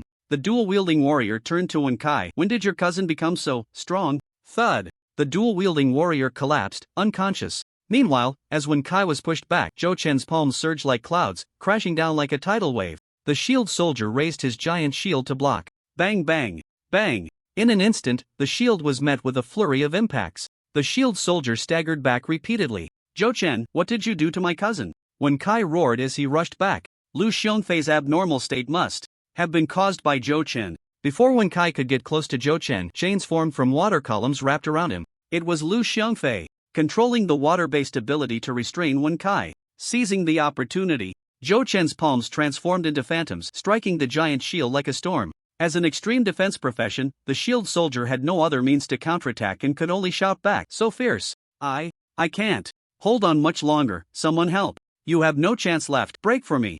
Zhou Chen shouted, unleashing a palm strike imbued with the power to pierce clouds and shatter stones, containing the might of endless storms aimed at the giant shield. Boom! With a loud crash, the giant shield shattered into pieces, and the shield soldier was sent flying, spitting blood. As the shield soldier was knocked back, Zhou Chen swiftly changed his position, appearing like the wind in front of Yukai.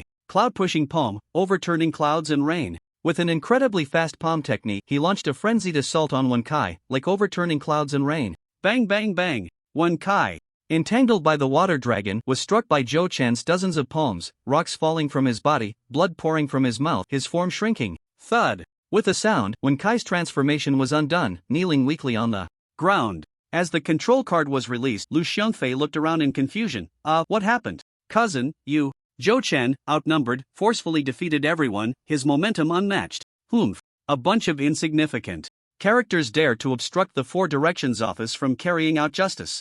Zhou Chen surveyed the surroundings, his voice echoing. The Four Directions office oversees all superpowered individuals in the world. Anyone daring to gather unlawfully, break the law, or resist enforcement will meet this fate. Take them all away. The venue fell silent. The Four Directions office, so powerful, so ruthless. Lu Lai and the others completely ignored Lu Xiongfei, focusing instead on lifting the other members of the Super Merchants Alliance into the car. Zhou Chen remained silent, watching Lu Xiongfei with a calm expression. I have one more trick, one I haven't tried yet. Let's give it a shot with you. Another card appeared in his hand. Bald card, permanent, turns the target bald. Hair won't grow for a month, with a magical effect, cooldown of 3 days. No, I surrender. Lu Xiongfei said as he backed away. The Super Merchants Alliance had already lost. What was the point of him struggling? P.S. 2 chapters are done. I have to go back to work in Hangzhou today, and I will work hard to design the upcoming plot. Zhou Chen didn't understand why this card had a 3-day usage interval like the Frostfire extinguishing arrow. The card vanished, and a gentle breeze brushed against Lu Xiongfei's temples. Clumps of hair fell away. No, my hair, you bastard.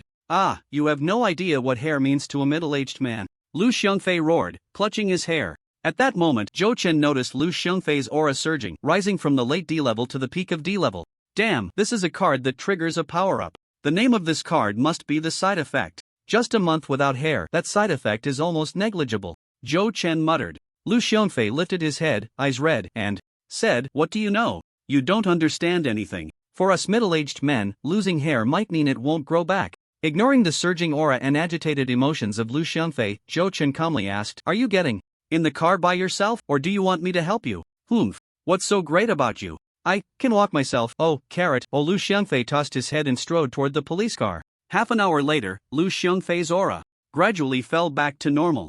Zhou Chen really liked the bald card. What's hair anyway? His looks didn't rely on his hairstyle. Being handsome is just that carefree. As for those who are ugly, they can't blame their hairstyle. Today's provincial news headline was about the battle in the South District. The battle at the Four Directions mansion determined the Four Directions.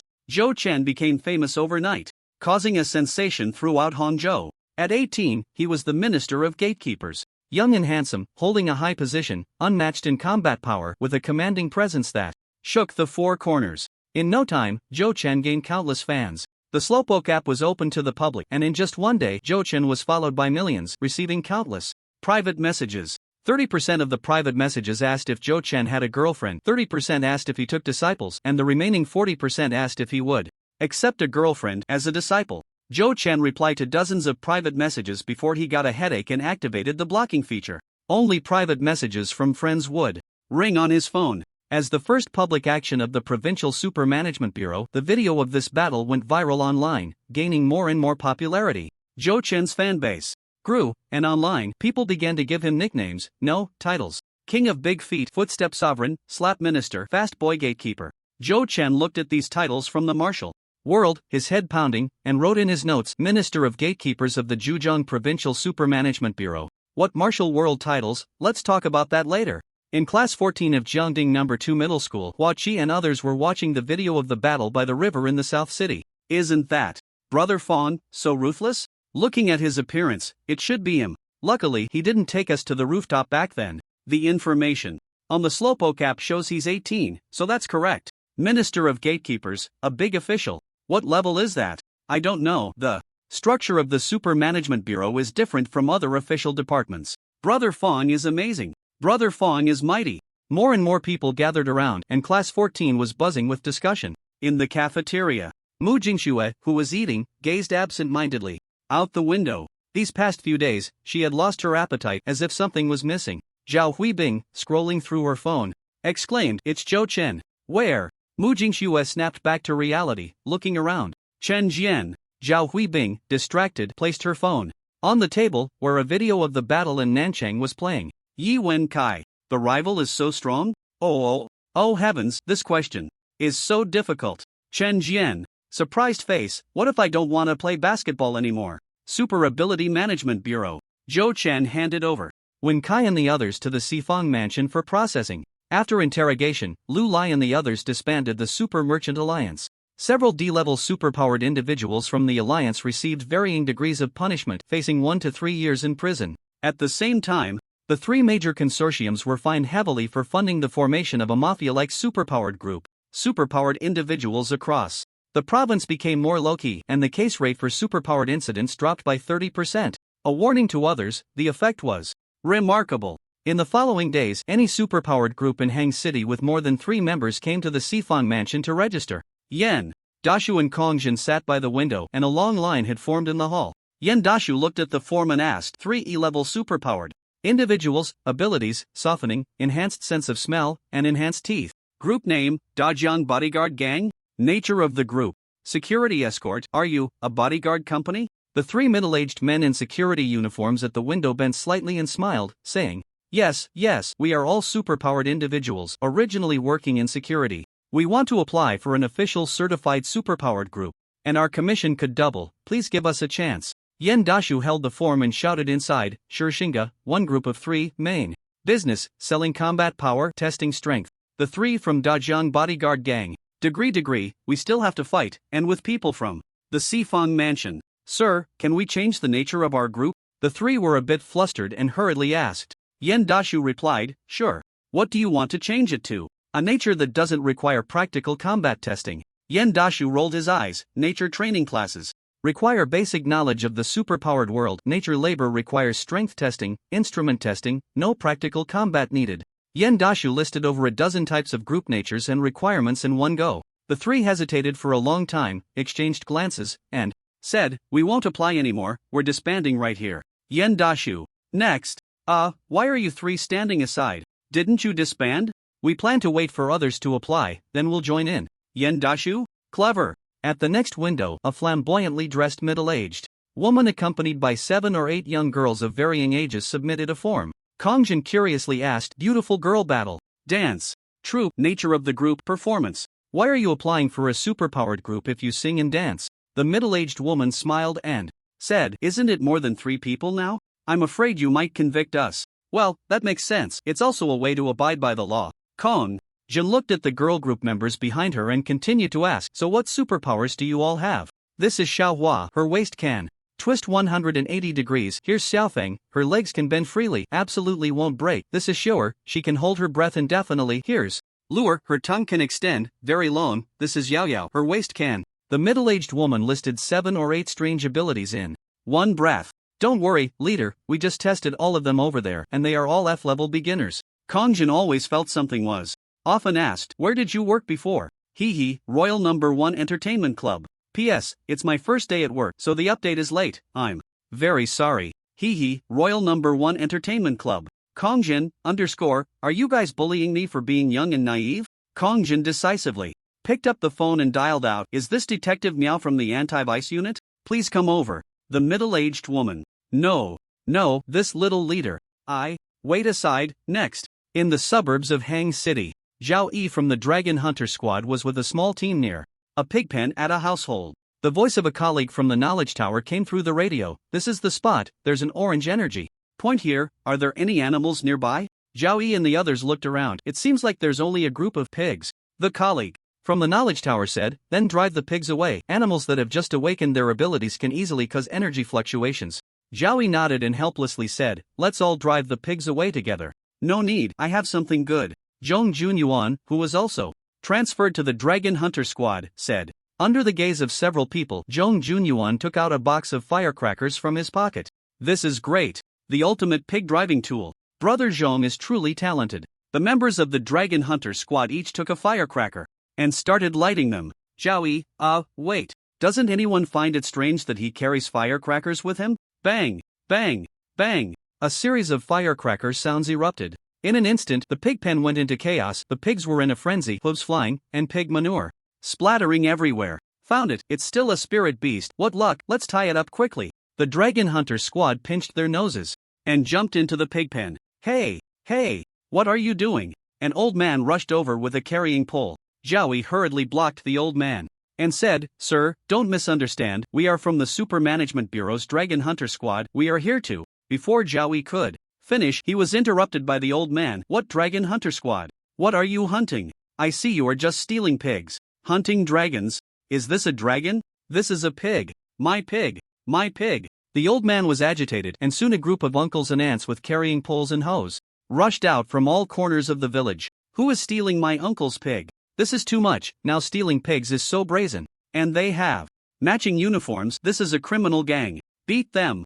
Zhao Yi grabbed the over 300-pound spirit beast pig and jumped over the wall to run. The other members of the Dragon Hunter Squad followed closely behind. Behind them, the civilian armed forces charged in with great momentum, and the scene became extremely chaotic. The cabinet needs to send someone to handle this, calm the villagers down, and provide ideological education. The cabinet duty officer, Omega, I have a sentence of MMP that I don't know whether to say or not. The gatekeeper was stationed at the airport in port, with no other abnormalities. Zhou Chen calculated that Yunba's week-long vacation was about to end. He had asked the teacher and knew that Yunba did not extend the vacation, so he was probably coming back soon. Zhou Chen planned to head to Xiangxi after Yunba returned. The Super Management Bureau was currently in the limelight, and no one dared to overshadow its brilliance. If Yunba could lend a hand, it would be foolproof. In the dormitory, Zhou Chen took out a box. Since he was going to Xiangxi, he might as well draw some cards to enhance his strength. It had been more than half a month since the school started, and he had 20 chances to draw cards. Zhou Chen took out 10 pure energy stones. In total, he had 70 chances to draw cards. 10 in one blue card, 7 consecutive draws. Let's go. A flash of golden light, and a blue glowing card lay in the box. The first blue card flipped open, revealing a grotesquely ugly golden apple. Enchanted golden apple.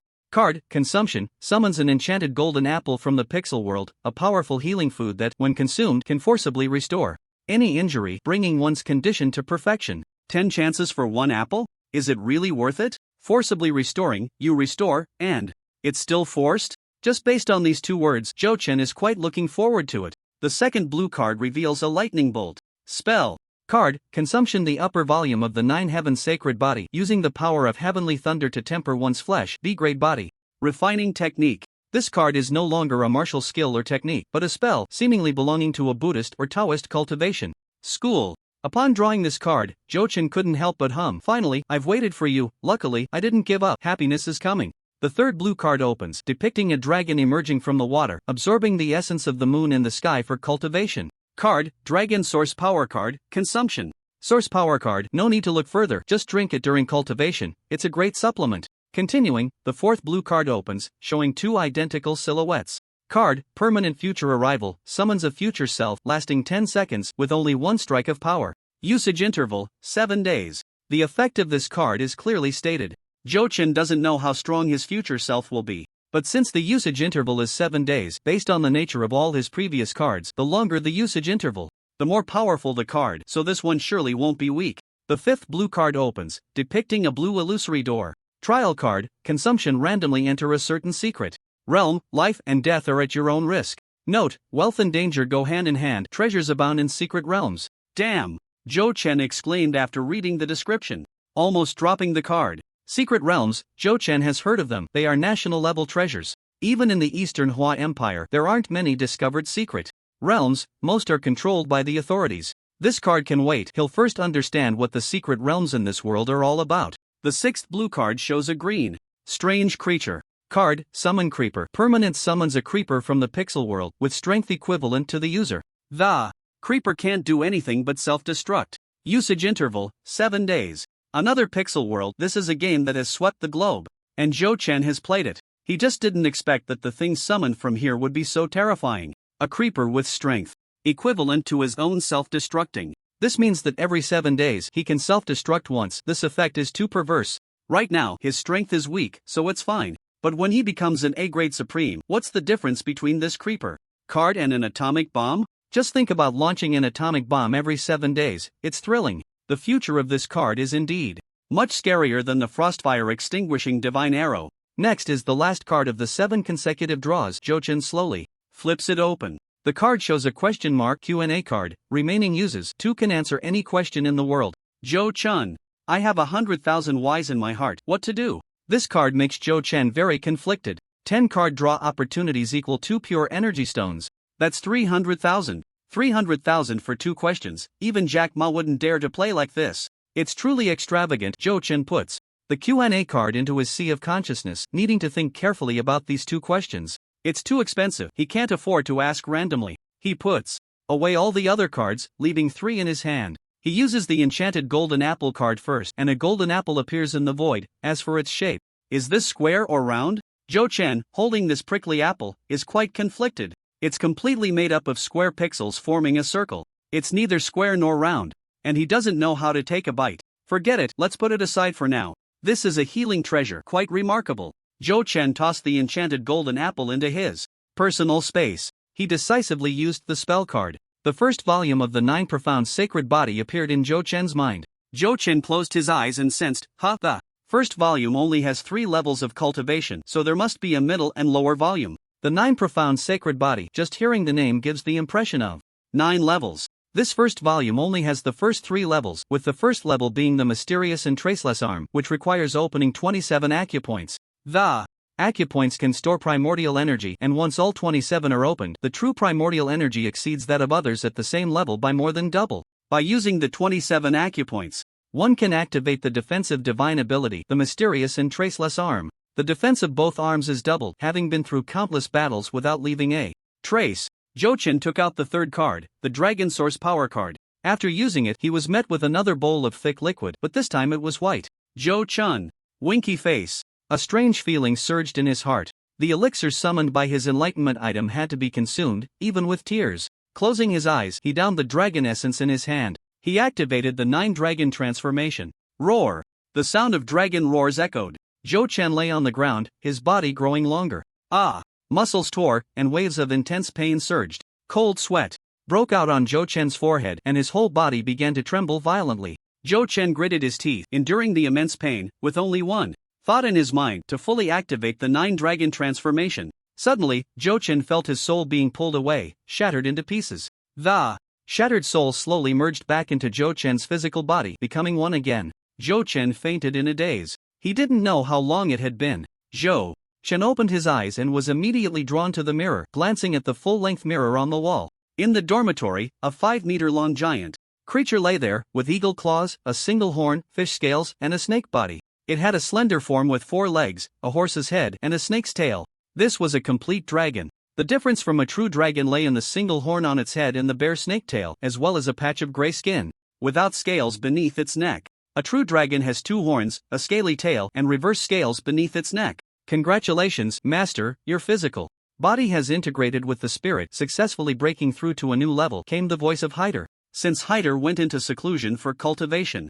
last time, he hadn't appeared for a long time. Zhou Chen asked, Xiao Hei, you're out of seclusion? How's your injury recovery? Haida replied, as long as you don't exert too much force, your injuries won't worsen. What does it mean to exert too much force? The simple Xiao Hei has also become clever, being evasive. Zhou Chen couldn't be bothered to delve deeper and continued to ask, what do you mean by the physical body integrating with the spirit?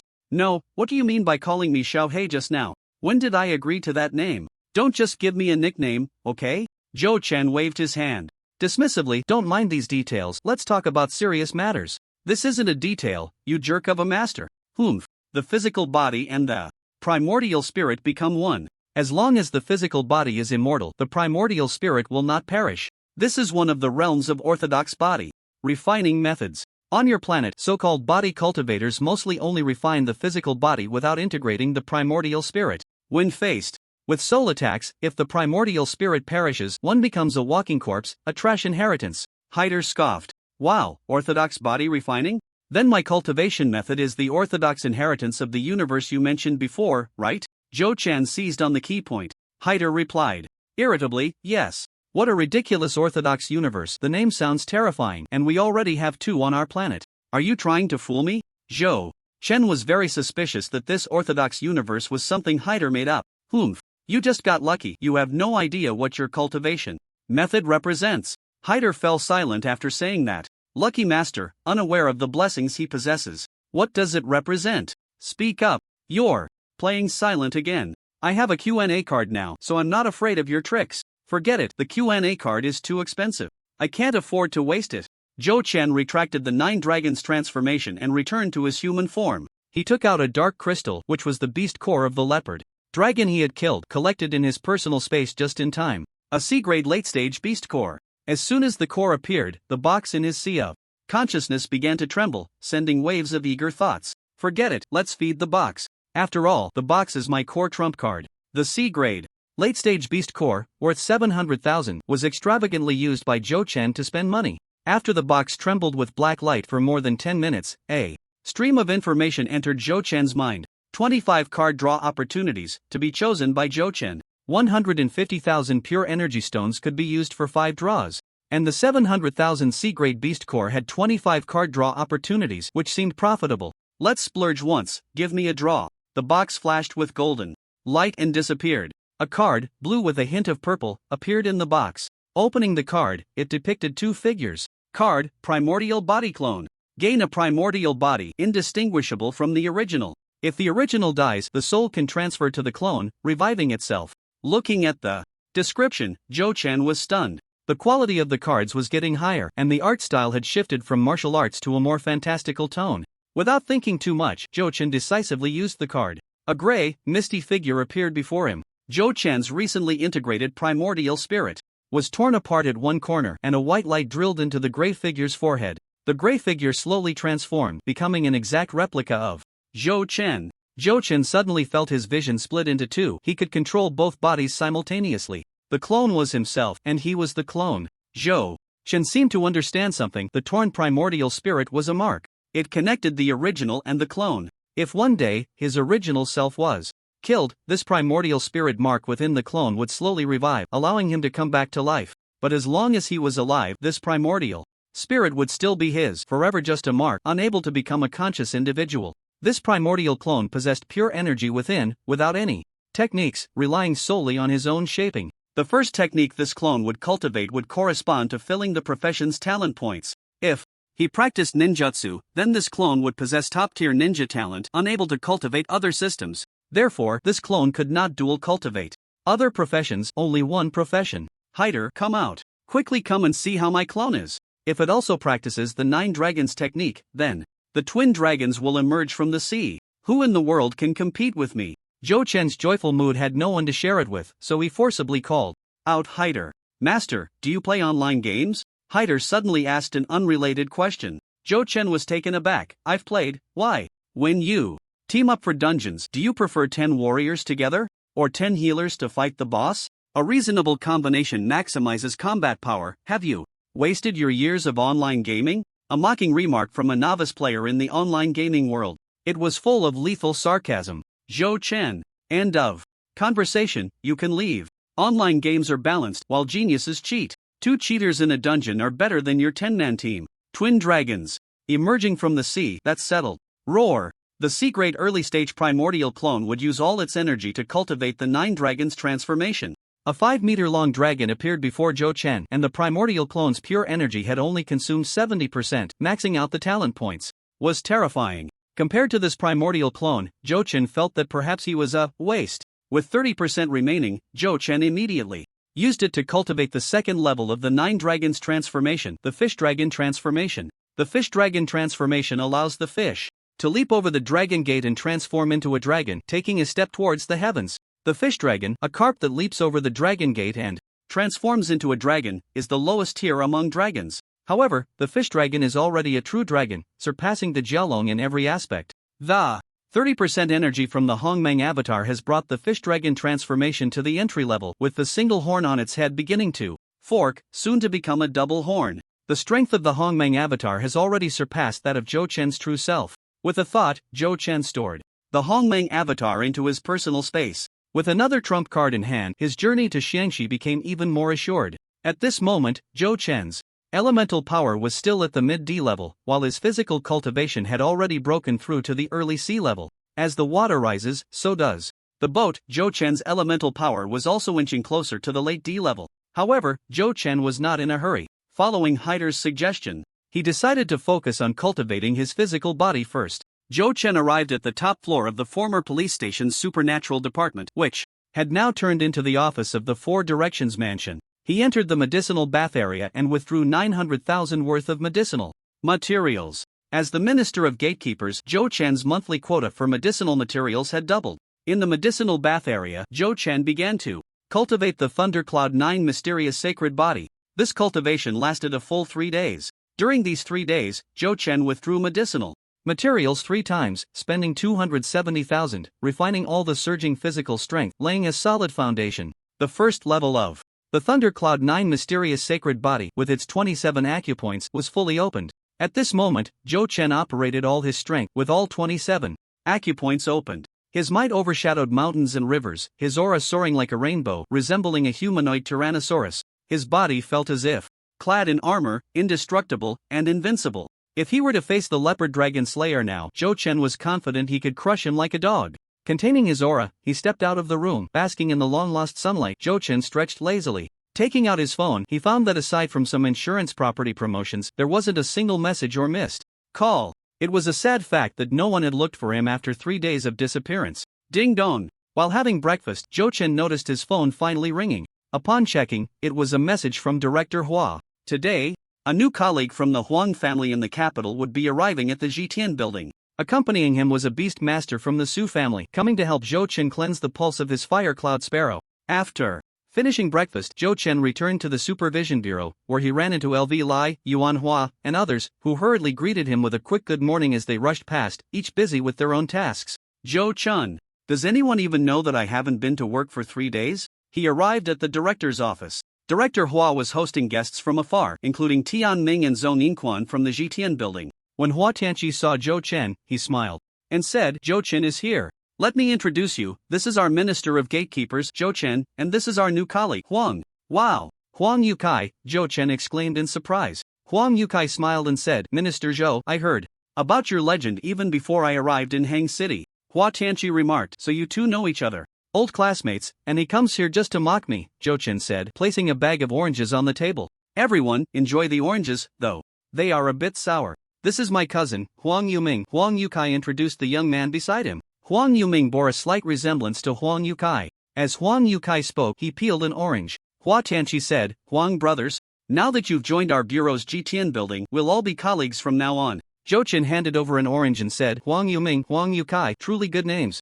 Yuming, come, have an orange." "Thank you, Brother Fong, I hope to count on your guidance in the future," Huang Yuming replied as he took the orange. Zhou Chen nodded. "Huang Youcai's brother will now be my brother. Huang Yukai. I always feel like something's off." Hua Tianqi pointed at another old man and said, "This is the Su family from the capital." Zhou Chen turned around and saw a familiar face. "Butler Su, we meet again." "Hua Tianqi, how do you know everyone? Kid, your connections are impressive." "It's all my own delusion to introduce you." Su Zhengliang nodded and said, "Comrade Zhou Chen has extraordinary talent. In less than half a year, he has reached the mid-level of D rank. Truly, the new waves push the old waves forward." Zhou Chen's physical strength was retracted. Without making a move, it was hard to probe, and Su Zhengliang could only sense Zhou Chen's cultivation level. Butler Su, you're overpraising me. This time, you came to help me with the pulse washing for the fire cloud sparrow. Before Zhou Chen could finish, Huang Yukai exclaimed, "Hiss, this is really sour. How did you buy such sour oranges?" Huang Yuming, who was halfway through peeling an orange with Hua Tianqi. Should we continue peeling or quietly throw it away? Let's peel it. Wasting is shameful. Zhou Chen said, I met an old lady selling oranges on the way. Seeing her move with some difficulty, I bought the remaining 3 pounds of oranges. You guys can share them, consider it a good deed for the day. Huang Youtsai's eyes watered from the sourness, gritting his teeth as he asked, who is doing a good deed? Why are you being so excessive? Huang Yuming, Hua Tianqi, Su Zhengliang, Zhou Chen. In the prison, Zhou Chen brought Su Zhengliang to the place where the fire cloud sparrow was held. As soon as they met, the fire cloud sparrow spoke first. Master, I've thought it over, and I've given myself a new name, K Baiju. Sparrow and K are homophones. Bai represents the color of my body, and Zhu represents fire, which is my ability. What do you think of this name, Master? I don't want to use Xiao Hong anymore, let me go. Zhou Chen thought for a moment and said, how about K Bai Zhua? Zhua also has the fire radical, and by the way, I'll give you to Yunba, she will definitely like this name. The fire cloud sparrow turned to Su Zhenliang and said, hello, sir, please call me Xiao Hong. Su Zhenliang smiled and said, alright, Xiao Hong, it seems you are doing well here, quite lively. Thanks to the master's care, the fire cloud sparrow flattered. Butler Su, it's up to you now, Zhou Chen said as he opened the door. Su Zhenliang nodded, walked into the cell, and said to the fire cloud sparrow, let's begin, take off your clothes. Sigma, degree, what happened? What are you going to do? Master, are you selling me out? I like female sparrows, Master. Ah, no, Master, help me. Zhou Chen stood outside, scrolling through his phone, ignoring the fire cloud sparrow's cries. After leaving the cell, Zhou Chen said, why has your strength decreased? Your fierce beast energy isn't pure enough. The mid-level fire cloud sparrow, after the pulse washing and spirit crossing, was left with only the initial level of C rank. The fire cloud sparrow looked at the tall buildings in the distance, eagerly anticipating future life. Right.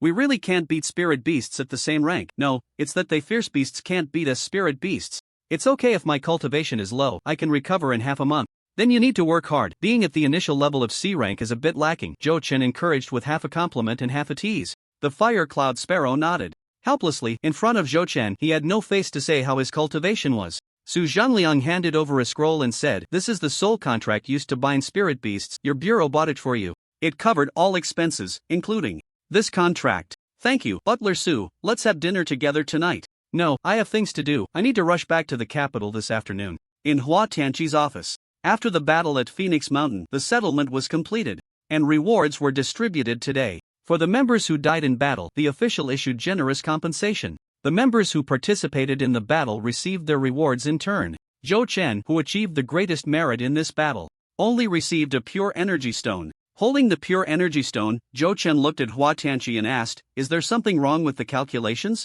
After killing the late-stage C-class leopard dragon and capturing the fire lark, he had also uncovered information about the corpse transporting lineage. Was such a significant achievement only worth a pure energy stone? Hua Tianqi took a sip of tea and said helplessly, the cost of transforming the fire lark into a spirit beast is a bit high. Zhou Chen, still holding the pure energy stone, turned to look at the fire lark. Fire lark? Why are you looking at me? It has nothing to do with me. Even if you roast me now, it would be a loss. You said the costs would be covered. It shouldn't be like this. Zhou Chen struggled desperately, trying to negotiate for more. Hua Tianqi shook his head and said, the potions, formations, and talismans used by the Su family are all top-notch. Your reward only covered 1/10 of the cost. Plus, you've been promoted to the Minister of Gatekeepers, and the fire lark belongs to you, which counts as a reward. You are the biggest winner in this Phoenix Mountain incident. Win my ass. What use is this broken bird? Thank you, Director Hua, for clarifying. I'll go try out my new pet. Zhou Chen politely bid farewell to Hua Tianqi. Pulling the fire lark to an open area, Zhou Chen pointed to the sky and said, come on, take me up for a spin. After going through such great lengths to obtain it, he had to give it a try and let everyone in the city see his mount. Just like an ordinary person spending millions on a luxury car, it couldn't just sit in the garage gathering dust. The soul-bound fire lark wouldn't betray him. He didn't have to worry about it dropping him from the sky. If he died, the fire lark wouldn't survive either. The fire lark hesitated at this moment, wanting to say something but stopping short. Zhou Chen blared, you promised it could carry people, you're not lying to me, are you? The fire lark quickly waved its hands and said, no. It really can carry people, it's just that the experience is average. Hurry up and transform. Even if the experience is bad, I can accept it. What the hell? How am I supposed to ride you? Can you get bigger? A mount? Is this how you act as a mount? Zhou Chen was halfway through his sentence when the firelark had already revealed its true form. A palm-sized white sparrow. This was the firelark's true body. Sit on it? That would definitely be very uncomfortable. The voice of the firelark came from below. Hee, master, you can stand on me with 1 foot. Although I'm small, I have plenty of power. I can carry things weighing over 10 tons and fly. Changing. My true form size is a capability of a Unity Realm beast. Oh, Unity Realm is B-class. Why does it feel like everyone is bullying me today? So frustrating. Surprised face. After pondering for a long time, Zhou Chen said, you better train hard. You said half a month, remember? If your cultivation isn't restored in half a month, you'll have to hang out with Yunba. Master, don't.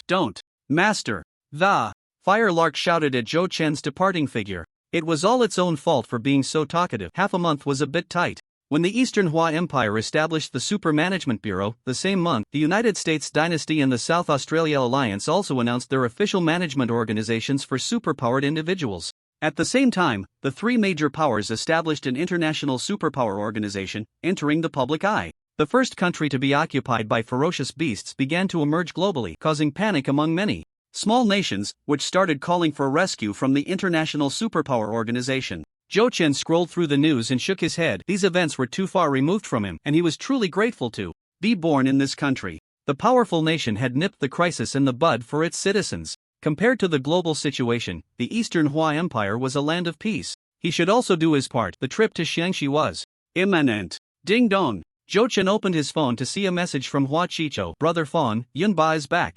Zhou Chen had previously instructed Hua Chicho to notify him as soon as Yunba returned. Hua Chicho did not dare to be negligent. As soon as Yunba appeared, he immediately notified Zhou Chen. Great, thank you. Zhou Chen put down his phone, got into the car, and prepared to search for a catalyst. After stepping into the sea-level realm, a golden fruit appeared on the spiritual tree in his sea of consciousness. It was time to find a new catalyst for himself and to add some support for his trip to Xiangxi. Zhou Chen took out 5 cards. Catalyst Wish card. Consumption. Write down the conditions for the desired catalyst and search for items that meet the conditions within a 20-kilometer radius. With 5 Catalyst Wish cards, he was sure to find the catalyst he desired. After using the card, a light screen appeared. Zhou Chen had already thought it through and wrote down the words the strongest. I want the strongest catalyst. The light screen transformed into a radar, scanning all items within a 20-kilometer radius centered on Zhou Chen. 10 minutes later, a map appeared on the light screen, marking a location. Next to the location, an item was displayed, Tyrannosaurus Rex fossil. Catalyst power 5 stars. Catalyst attributes. Healing bias 5%, time and space bias 2%, Earth attribute defense bias 13%, Earth attribute attack bias 79%, other attributes 1%. Comprehensive catalyst index 5 stars. Zhou Chen was speechless. The location turned out to be a museum. As the minister of the Super Management Bureau, he certainly couldn't break the law and steal from the museum. That was impossible. This strongest catalyst was only 5 stars. There were items above 5 stars that were off the charts. I want something off the charts, it must be off the charts. Originally, as a struggling 1-star catalyst user, he could only catalyze 1 item each time he broke through. If he didn't carefully select this, it would be a disaster. Zhou Chen drove out of the garage and made his way out of the city. Half an hour later, Zhou Chen stopped in a suburban village. This is just 40 kilometers from the bureau. The search range of the Catalyst Wish card won't overlap. Zhou Chen decisively took out a card and used another Catalyst Wish card. This time, Zhou Chen wrote down Catalyst Index off the charts. The radar scanned a radius of 20 miles. After a few minutes, the light screen displayed no options found that met the filtering conditions. Zhou Chen pressed the accelerator, refueled at a gas station, and continued on his way. After using the next card, Zhou Chen had already entered Shao City. Each time he used a Catalyst Wish card, he had to move 40 kilometers. After 4 cards, Zhou Chen entered Ning City. With the last Catalyst Wish card, Zhou Chen had stepped into Tai City, a coastal city already at the edge of the province. Without hesitation, Zhou Chen used the last card. If this Catalyst Wish card still couldn't find an off-the-charts catalyst, he would have to give up. The Tyrannosaurus Rex fossil was still quite good to think about. After a few minutes, 2 markers appeared on the screen. Oh ho ho! After searching for several hours without finding anything, unexpectedly he found 2 at once here. Zhou Chen looked closely. One was in the suburbs, and the other was in the sea. First, he checked the one in the suburbs. This is an urn? This is a cemetery, right? Zhou Chen was speechless. Sandalwood urn, catalyst power, 5 stars. Catalyst. Attributes: control attribute bias 100%, undead attribute bias 100%, ceiling attribute bias 100%. Comprehensive catalyst index, off the charts. It seemed quite good, similar to the triple kill sword with all 3 attributes. At 100%. It just lacked a bit in power, only 5 stars, not off the charts. Zhou Chen drove to the public cemetery where only 4 or 5 graves had people paying their respects. Zhou Chen would never disturb someone else's grave. He came to take a look just to scout the place. You never know when it might come in handy in the future. Following the location, Zhou Chen found that grave. Just in time. Someone was paying their respects at this grave. It was a man and a woman with a little boy. Zhou Chen prepared to approach and gather some information, but he was now somewhat of a well-known figure. The level of recognition is at least not worse than that of some internet celebrities. It wouldn't be good to just go up and ask directly.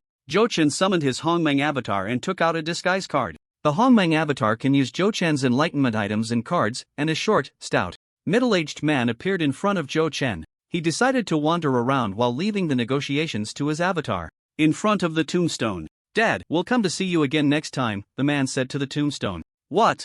About what I mentioned last time? Have you thought it over? The woman asked her husband. The man frowned slightly. That so-called feng shui master is just a bunch of superstitions. Other people's ancestors are buried here, so why can't ours? Ha! The woman scoffed. In this day and age, there are fierce beasts and people can cultivate immortality. How can feng shui masters be superstitious? There are feng shui masters among the superpowered.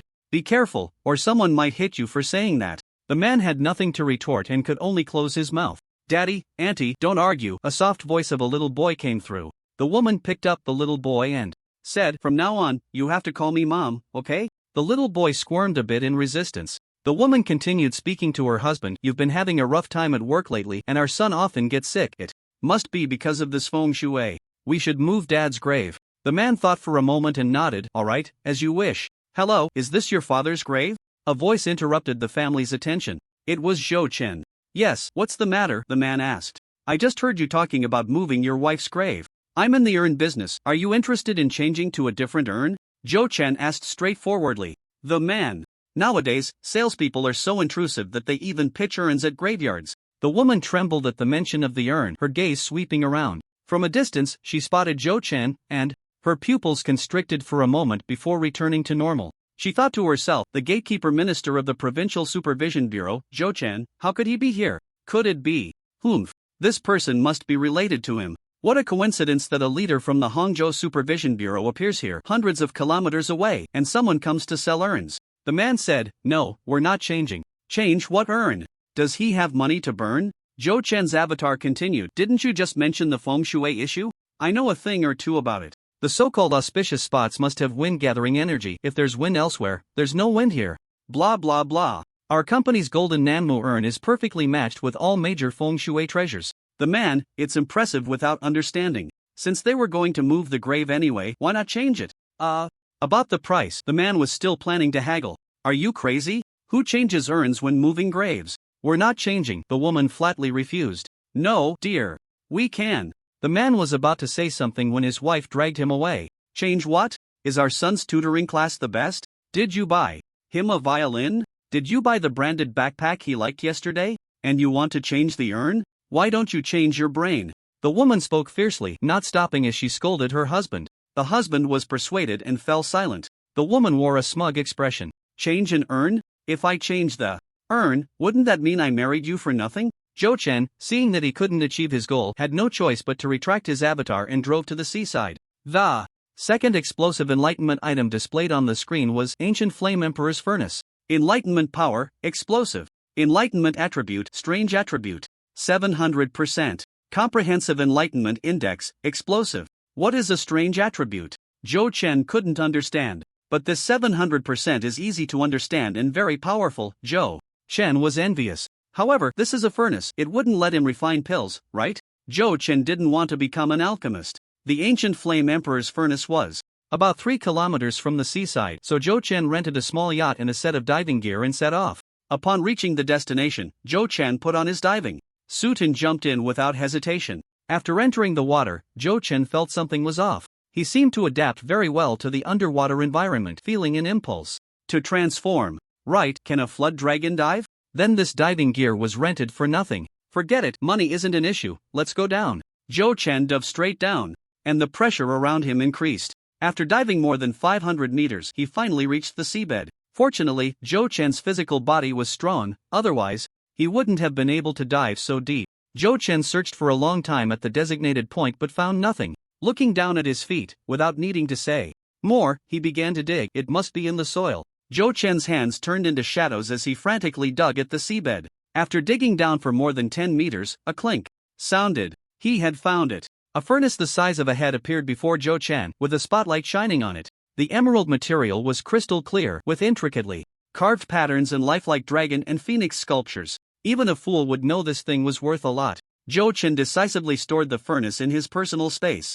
By the time he rushed back to Hang City, it was already past 10 at night. Pushing open the dormitory door, the fire cloud sparrow was inside eating instant noodles. Zhou Chen was taken aback. Xiaohong, why are you here? Can't spirit beasts just absorb air? Why are you eating my instant noodles? The fire cloud sparrow slurped the noodles and said, I am your spirit beast, where else would I stay? Also, we spirit beasts cultivate by absorbing the spiritual energy of heaven and earth, not by not eating. It's just one pack of instant noodles. Is it really that serious? You're so stingy. Zhou Chen replied, how did you get in without a key? The fire cloud sparrow pointed to the open window. I flew in. I'm not used to sharing a room with a man, Zhou Chen said lightly. The fire cloud sparrow widened its eyes and looked at Zhou Chen. Master, are you bullying us spirit beasts for being uneducated? Didn't you graduate from the Enlightenment Academy? Aren't dorms in the academy shared by 4 people? 4 men. Alright. Zhou Chen couldn't convince the fire cloud sparrow, so he had to change his approach. Choose a bedding you like, I'll take you to a bigger room with a private entrance. Just for you. So good? The fire cloud sparrow excitedly put down the instant noodles. The master had changed his ways and was treating him so well, giving him a big room all to himself. 3 minutes later, in Zhou Chen's 11 cubic meter personal space, the fire cloud sparrow hugged the bedding. I am still too young. After settling the fire cloud sparrow, Zhou Chen took out the crystal clear ancient flame emperor's furnace. A golden fruit appeared in Zhou Chen's hand. Another item with an explosive enlightenment index. Zhou Chen excitedly fused the golden fruit with the furnace. Golden light illuminated the entire dormitory. After a long time, the light faded. The furnace moved slightly, and a piece of information entered Zhou Chen's mind.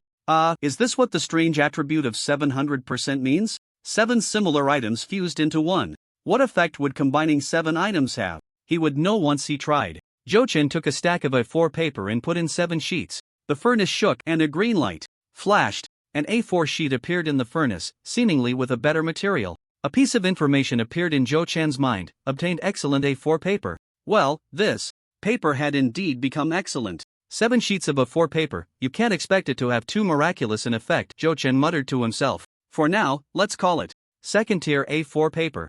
Zhou Chen placed 7 sheets of A4 paper into the furnace again and again, obtaining 7 sheets of second tier A4 paper. Then, Zhou Chen put all 7 sheets of second tier A4 paper inside. It wouldn't turn into refined A4 paper, would it? That would be too frustrating. Obtained 1 sheet of Wanfu paper. The power of talismans increases by 3%. Zhou Chen was stunned. 49 sheets of A4 paper had only exchanged for a sheet that could enhance talisman power by 3%. Just a moment ago, he had said not to expect too much from A4 paper, and now he was slapped in the face. This furnace function is too powerful. I like it. Wanfu paper. Let's temporarily call it third tier paper.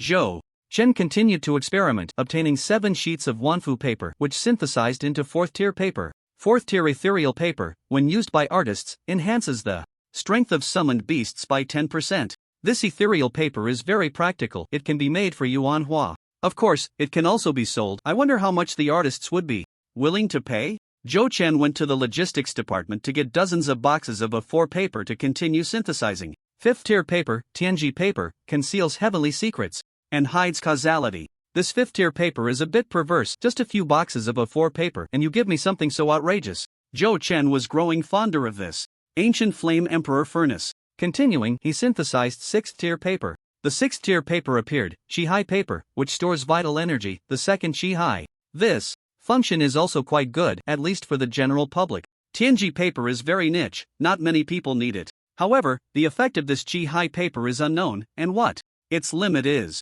He produced 5 sheets of 6th-tier paper, but they wouldn't fuse anymore. Why is there no reaction? Is the engine overheating and needs to cool down? A message entered Zhou Chen's consciousness, energy remaining 7%.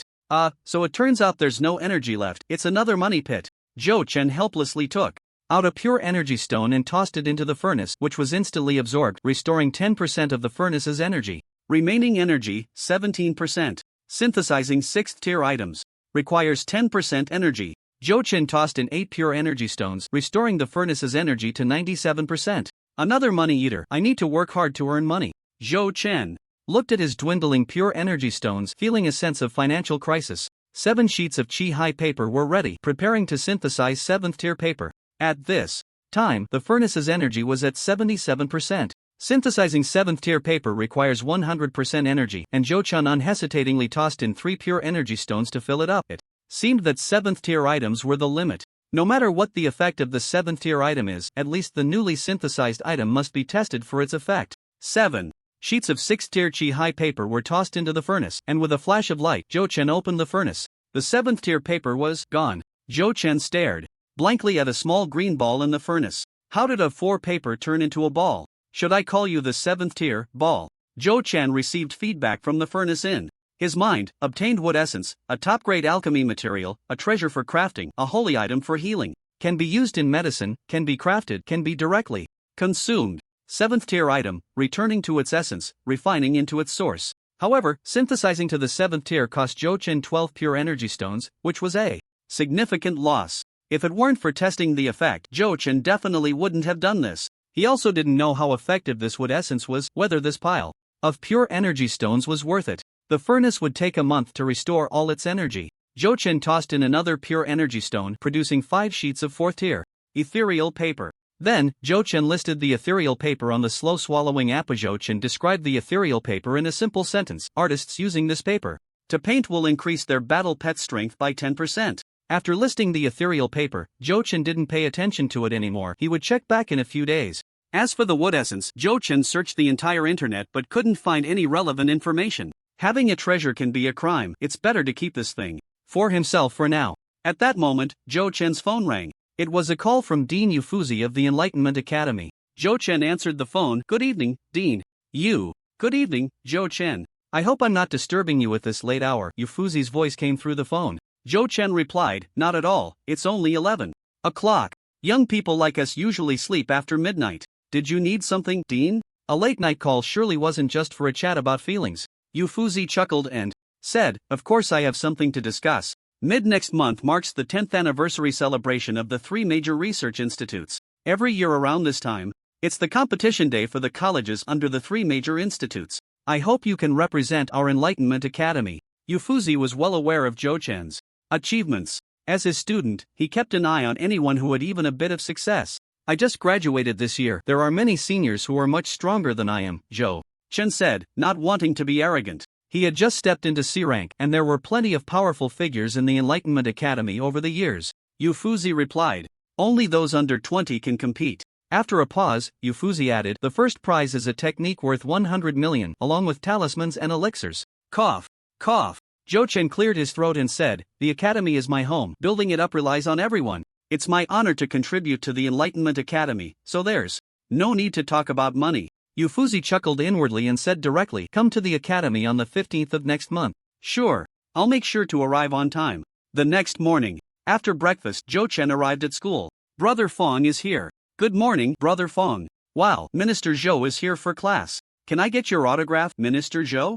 As a newfound celebrity, Zhou Chen found it a bit overwhelming to handle the enthusiasm of his classmates. The class bell rang, granting him some relief. During class, Zhou Chen moved his desk back and aligned it with Yun Ba's desk. Yun Ba shot Zhou Chen a glare. A bet is a bet. Zhou Chen smiled and said, I have something to discuss with you. Yun Ba remained silent, tacitly agreeing. Where have you been these past 10 days? Zhou Chen asked. Yun Ba, recalling their past battles together, replied, supporting various provinces in exterminating fierce beasts. The domestic situation is basically stable, and Zhang Dao's and the others will be back soon. Zhou Chen nodded and continued, I plan to head to Xiangxi today. Could you help keep an eye on the Supervision Bureau for me? Yun Ba asked, why do you want to go to Xiangxi? Since the Supervision Bureau needed someone to guard it, why leave? Was there something urgent? The corpse-driving lineage. is in the 10,000 Great Mountains of Xiangxi. Zhou Chen shared information about the corpse-driving lineage with Yunba. I must go there as soon as possible, otherwise, I won't be at ease. Yunba said, I'll go with you. No need. You still have to help me watch over the Supervision Bureau. Zhou Chen quickly declined. If he weren't worried about the Supervision Bureau lacking a strong guardian, he wouldn't have waited so long. Yunba said, then you stay at the Supervision Bureau, I'll go to Xiangxi. Zhou Chen. This plan was too powerful. How to break it? Online waiting, super urgent. Do you know the location of the corpse-driving lineage in the 10,000 Great Mountains? Zhou Chen asked. Yunba turned and asked, do you know? Zhou Chen decisively nodded, yes, I know. At this moment, even if he didn't know, he had to say he did. Yunba rolled his eyes, then just tell me. Zhou Chen shrugged, not telling you. Yunba. Hashtag, this kid is so infuriating. What to do if my hands itch? Then it's settled, I'll set off this afternoon, Zhou Chen decided. Cheerfully, regardless of whether Yunba agreed or not. Today, I informed him that if something happens at the Supervision Bureau, in the future, I believe Yunba won't just stand by. Humph. Yunba snorted coldly, non-committal. After class, Yunba made a phone call. Junior sister, where are you? Senior sister is treating you to a meal. There's your favorite chopped chili fish head. At the airport, Zhou Chen bought a plane ticket and waited in the lounge for an hour. Before boarding, Zhou Chen used time-space techniques to conduct a probe. In his previous life, a Flight 370 had crashed for various reasons, so Zhou Chen was still a bit apprehensive about flying. After 3 consecutive time-space probes, the results showed that this flight to Xiangxi was very safe. Only then did Zhou Chen pass through security and board the plane. Once seated, Zhou Chen closed his eyes to rest. A fragrant aroma wafted in as the plane started and slowly ascended. Cough. Where is the lair of the Symbiosis Society? You can tell me now, right? A familiar voice came through. Zhou Chen opened his eyes in surprise and couldn't help but raise his voice. Yunba. Shoo. Lower your voice, Yunba said, placing a finger on her lips. Zhou Chen suppressed his voice and said angrily, you came? What about the Supervision Bureau? What if LV Lai and the others can't handle the situation? Director Hua is just an ordinary person, there's no way he can manage. We can't just let the military roll in with tanks and cannons for a small issue. Zhou Chen rambled on without stopping. Yunba didn't interrupt, quietly waiting for him to finish, then calmly said, I have a junior sister visiting me. I asked her to help keep an eye on things. Zhou Chen curiously asked, is your junior sister as strong as you? Not really, Yunba shook her head. Then what's the point of mentioning her? Zhou Chen turned his head dismissively. Yunba added, she just broke through to mid-sea level. Zhou Chen immediately turned his face back, a smile spreading across his face. Hee, thanks for your help, Yunba. By the way, aren't you a rogue cultivator? Where did you get a junior sister? Although Zhou Chen knew Yunba had a mysterious inheritance, her official profile noted her as a rogue cultivator. Yunba replied straightforwardly, it's a lie. Zhou Chen. How can one say lie so confidently? Beep beep. Yunba's phone received a message, senior sister, where's my fish head? Yunba casually sent a red envelope, go buy it yourself, behave while I'm gone. Straight face winky face. Someone's junior sister was left in disarray in the wind. The Dragon Hunter Guard had been busy recently, sweeping through all counties and towns within the city limits. They had hunted down quite a few newly awakened, dazed beasts. However, there was only one spirit beast, a spirit pig, which yielded a good amount of rewards after being submitted. In the past few days, the Dragon Hunter Guard had completely relaxed, and Zhao Yi also started going back to school. Just as he walked out of the Supervision Bureau's main gate, Zhao Yi saw a beggar begging at the entrance. His gaze was inevitably drawn to him. So poor. Why does this beggar seem especially destitute? He wore a tattered white t-shirt with a dirty basin beside him. There were no coins in it, just a few steamed buns. His whole body was in tatters, hair unkempt, emaciated, and a pitiful sight. But aren't all beggars in the world like this? Yet Zhao Yi couldn't understand why he felt this beggar was particularly poor. A sense of poverty emanated from him, evoking an inexplicable desolation. To put it simply, Zhao Yi felt overwhelmed by the beggar's aura of poverty. People nowadays are too much. They won't even spare change? Zhao Yi looked at the buns in the basin, about to take out some money to toss in. The beggar immediately covered the basin and glared at Zhao Yi, asking, what do you want to do? Aren't you a beggar? I'm giving you money, Zhao Yi said, holding out 2 banknotes. The beggar hesitated for a moment, thought for a while, and said, I am a beggar, that's true. But I only want food, not money. Can you buy me a plate of stir-fried meat? Zhao Yi. Even beggars are this hard to deal with now? Sigh. How pitiful. 15 minutes later. In front of the food stall, the beggar was wolfing down the 3 dishes and a soup in front of him. Sitting across from him, Zhao Yi asked, Uncle, why are you begging here? This isn't even a bustling area and there aren't many people around. The beggar replied while eating, do you know Zhou Chen? I'm here to find him. This beggar actually came to look for Zhou Chen. Could it be that he's here to claim kin? Is this Zhou Chen's biological father? P.S. Sure, your Xiang Qiong has arrived. He, so you know Lao Si, huh? He and I are dorm brothers. Zhao Yi immediately became enthusiastic and turned to shout at the food stall owner, "Boss, another serving of sauerkraut fish, a serving of kung pao chicken, and a serving of..." "I don't know Zhou Chen. I just want to get to know him." The beggar licked his fingers and said, "I just want to know, can the dishes I just ordered be returned?" Zhao Yi rolled his eyes and said, "Uncle, you should go back. Recently, there have been quite a few people wanting to meet Zhou Chen. Besides, he's not even in Hang City right now." Implicitly, he meant that Zhou Chen isn't someone you can just meet whenever you want, especially since you're a beggar. The beggar looked regretful and said, "Sigh. Then he's missed a great opportunity. I think his talent is quite good. I was planning to take him as my disciple." Uncle, you should focus on taking care of yourself first." Zhao Yi didn't believe the beggar's nonsense. He was almost starving to death and still had the heart to take on a disciple. Moreover, what kind of talent does Lao Si have? That's just okay? The beggar must have read too many fantasy novels. Believe it or not, the beggar didn't want to say more. The owner came over. "Here's your sauerkraut fish." "Alright." The beggar buried his head and continued eating. "Zhao Yi, I want to pack this sauerkraut fish to take back to school." "Forget it, I won't argue with him, this uncle is too pitiful. However, just in case, I'll leave a contact number so I can tell Lao Si when he comes back." Zhao Yi asked, "What should I call you, uncle?" The beggar replied, "My name is Tsang Qiong." Tsang Qiong? That's a really powerful name. I've seen many novels that use this name, like Doput Tsang Qiong, Jin and I Tsang Qiong, and Tunshir Tsang Qiong. Zhao Yi gave a thumbs up. Even a beggar can have a powerful name. "Tsang Qiong, what did Tsang Qiong do to offend you all that you have to treat it this way? It's either doing or breaking. Tsang is in warehouse, Qiong is in poor. Tsang Qiong. Dopai is useless to me, and Tunshir is also of no use," the beggar said irritably. "No wonder he's so poor. It turns out it's all because of his name." Zhao Yi, Uncle Tsong, what's your phone number? When Lao Si comes back, I'll have him call you. What's meant to be will be, what's not meant to be cannot be forced. He and Zhou Chen have no fate with each other." Tsang Qiong shook his head. The implication, Zhou Chen has no chance. "Well, that's fine. Uncle, finish your meal and head home early." Zhao Yi picked up his backpack, preparing to leave first. "I've inexplicably been entangled with a beggar for so long. Meeting you is fate. I have a secret manual."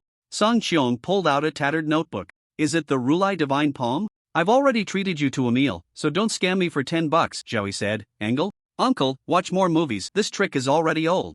Do I look like a scammer?" Tsang Qiong threw the manual at Zhao Yi's face. Zhao Yi was caught off guard and got hit squarely. "Unbelievable, with my skills, I couldn't dodge this beggar's book throw?" "No, it's just that you look like a beggar selling divine palms."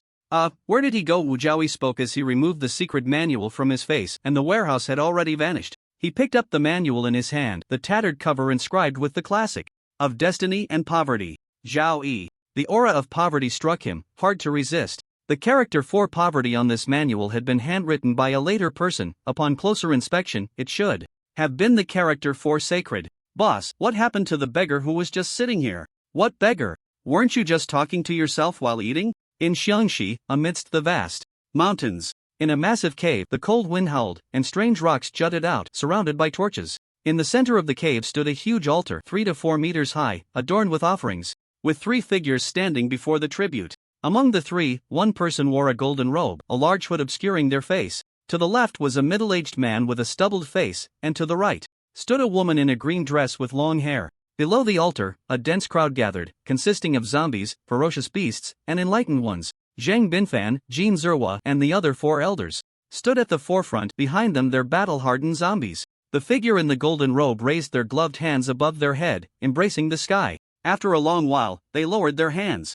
A hoarse voice echoed in everyone's ears. "By the decree of the Creator God, Zhou Chen and Yun Mengyu have entered Xiangxi and will soon enter the vast mountains. Kill Zhou Chen, and Yun Mengyu may be spared, expelled from the vast mountains." Zhang Binfan asked, "What if that Yun Mengyu refuses to cooperate and opposes us?" In his heart, anyone related to Zhou Chen deserved to die. The figure in the golden robe pondered for a long time, seemingly communicating with someone, and after a while, said, "Then kill them." The 2 beside the golden-robed figure knelt, raising their hands above their heads, and shouted, "Thank you, Father God, for the divine decree, we will obey the decree." The crowd bowed down. "Thank you, Father God, for the divine decree." No one doubted the authenticity of the decree, and Zhang Binfan and the others firmly believed in the existence of the Father God, because the decree had not been wrong, because the Father God knew everything. because the Father God could make them feel power. In the vast mountains, they were invincible. Vice Presidents, this operation is entrusted to you. The Father God is watching you, said the figure in the golden robe. Yes, the two Vice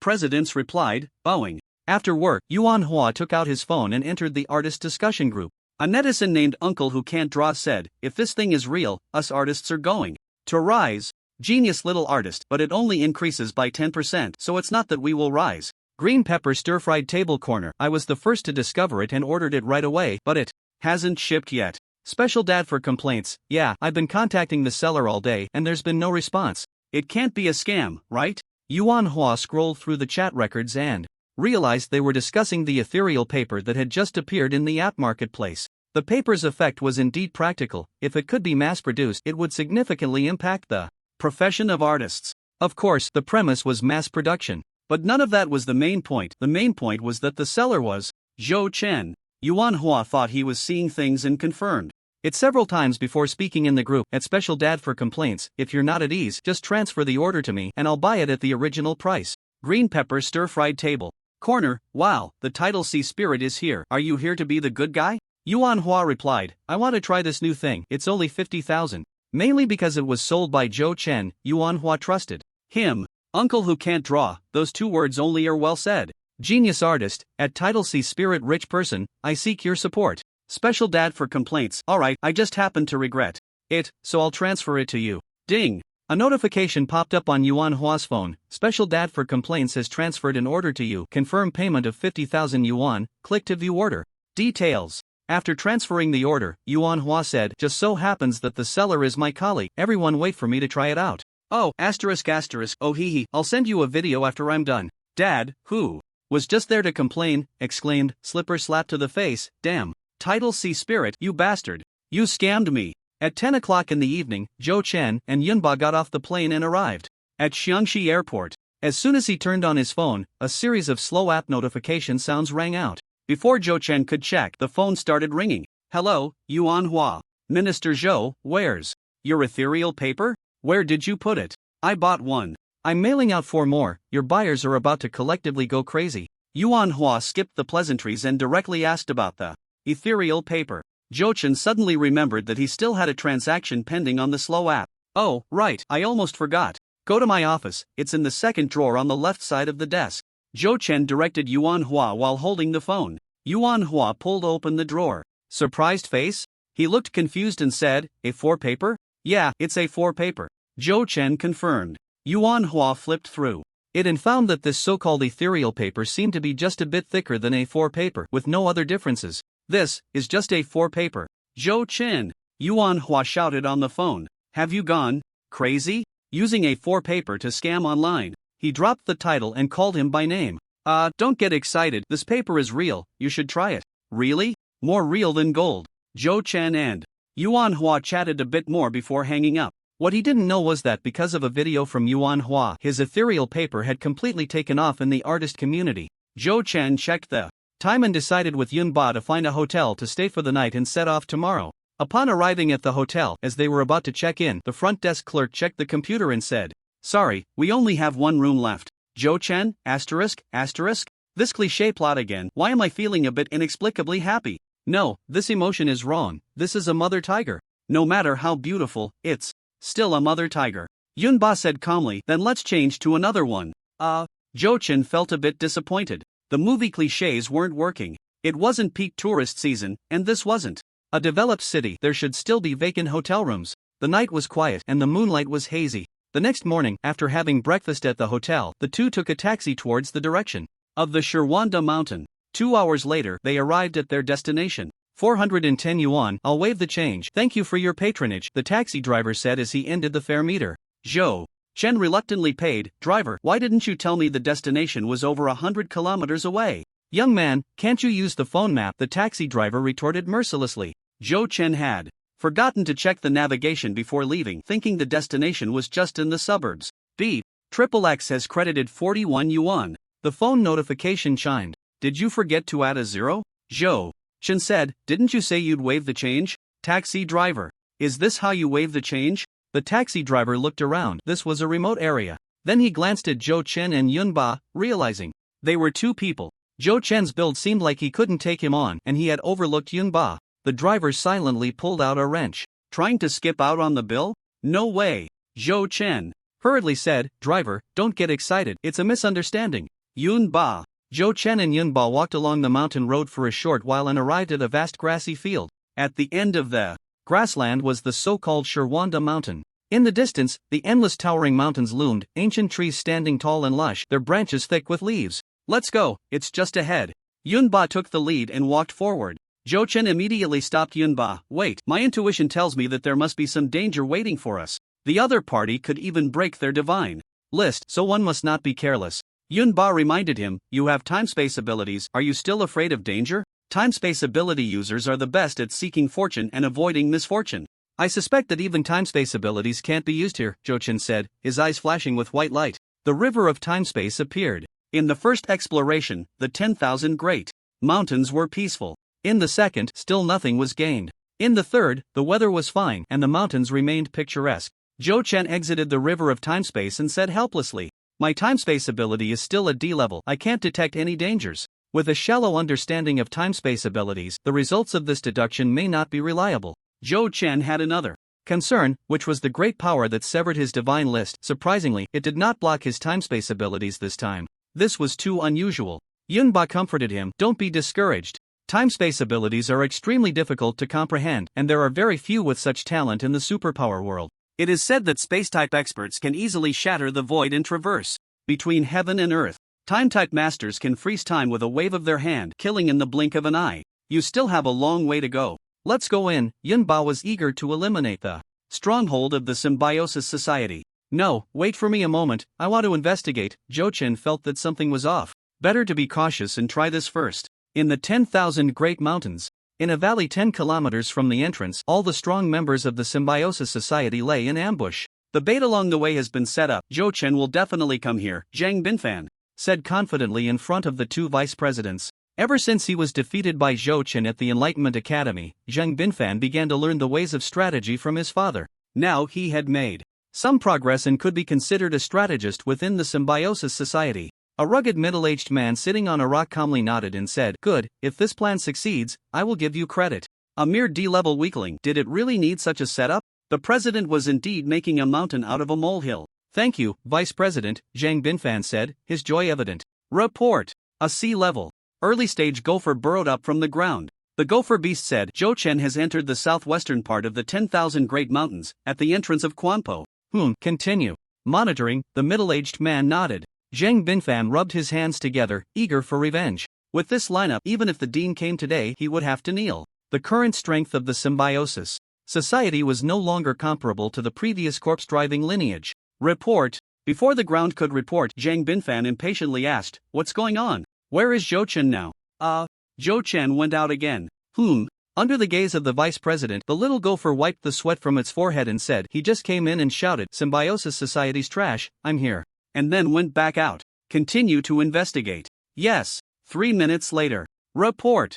Zhou Chen came in again. Report. Zhou Chen shouted and then went out again. After repeating this more than a dozen times, the two vice presidents had already stood up from the rock. Zhang Binfan, the experts of the Symbiosis Society. The long-haired vice president in a green dress flirtatiously tossed her hair and softly said, "Zhang Binfan, are you reliable or not?" Zhang Binfan immediately panicked, trembling as he said, "It will definitely work, let's ignore him for now. When he loses patience, he will come in." That would be good. This back and forth is quite uncomfortable," the green-dressed woman said seductively. The members of the Symbiosis Society couldn't help but shake their heads. The vice president must not have any other intentions, right? Yes, definitely not. Zhang Binfan gritted his teeth, feeling angry inside. Zhou Chen must be incompatible with him by fate. Outside the 10,000 Great Mountains. Yunba looked at Zhou Chen with some exasperation. Zhou Chen rushed into the 10,000 Great Mountains for 500 meters and shouted at the distant mountains, "Zhang Binfan, your dad wants me to call you home for a blind date. He's worried the Zhang family will die out." The mountains echoed, "Will die out. Die out, out, out." After shouting, Zhou Chen retreated, much like a mischievous child who breaks your window and runs away. 3 minutes later, Zhou Chen rushed back in and continued shouting, "Blood wolf, you are the most cowardly beast king. Your wolf cubs have no buttholes." Buttholes. Holes. This went on for dozens of times. "What are you doing going in and out like this? Is it effective? Yunba couldn't help but ask. Zhou Chen muttered. If you don't go in, it won't be effective, right? Ha? What did you say? Yunba didn't understand.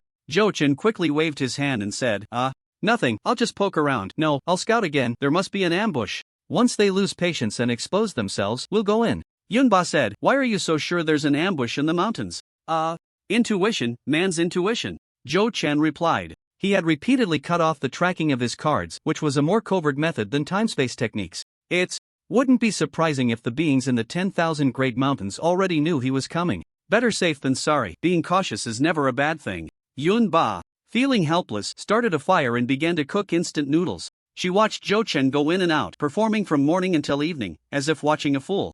I have to say, he really has patience. In the valley, the members of the Coexistence Society watched the back and forth of the little gopher like it was a show. Of course, the center of attention was also the instigator, Zhang Binfan. One of the 4 elders of the Coexistence Society, Jin Zerhua, couldn't help but say to the 2 vice presidents, I have a plan. I remember Elder Zhang has a grudge against Zhou Chen. The alluring vice president in green lay gracefully on a boulder and turned to ask softly, oh, what clever plan does Elder Jin have? Jin Zerhua bowed and said, if Elder Zhang appears in front of Zhou Chen, he will definitely come. As soon as Jin Zerhua said this, a chorus of agreement arose around him. Good. Great strategy. Elder Jin is so smart. He is the top strategist of our Coexistence Society. Zhang Binfan. What kind of strategist? More like a fool. What kind of strategy is this? It's just using someone else's knife to kill me. Wanting me dead. A bunch of sycophants forcibly flattering Jin Zerhua. The 2 vice presidents couldn't be bothered with their little schemes and directly said to Zhang Binfan, in that case, you should go. Yes. Zhang Binfan reluctantly agreed. The plan was his. And in the end he became the bait. He just hoped his battle zombie would be strong enough to withstand the violent Yun Mengyu. Yunba finished cooking the instant noodles and looked at Zhou Chen, who was still going in and out, and asked, the noodles are ready, do you want some? With limited space, besides some dry rations, there were only instant noodles. Zhou Chen was a bit tired and thought it would be better to have dinner first. What instant noodles? Look at this. Zhou Chen stretched out his hand and his arm disappeared into the void. He then pulled out soy sauce duck, braised pig trotters, roast chicken. Yunba. Is this how spatial storage is used? Finally, Zhou Chen even took out a living fire cloud sparrow wrapped in a blanket, sleeping. Ha? What's wrong? Is it dawn? 3______. The fire cloud sparrow sleepily crawled out of the blanket, looking around. Dawn my leg, it's dark. Why aren't you practicing properly inside and just sleeping all day?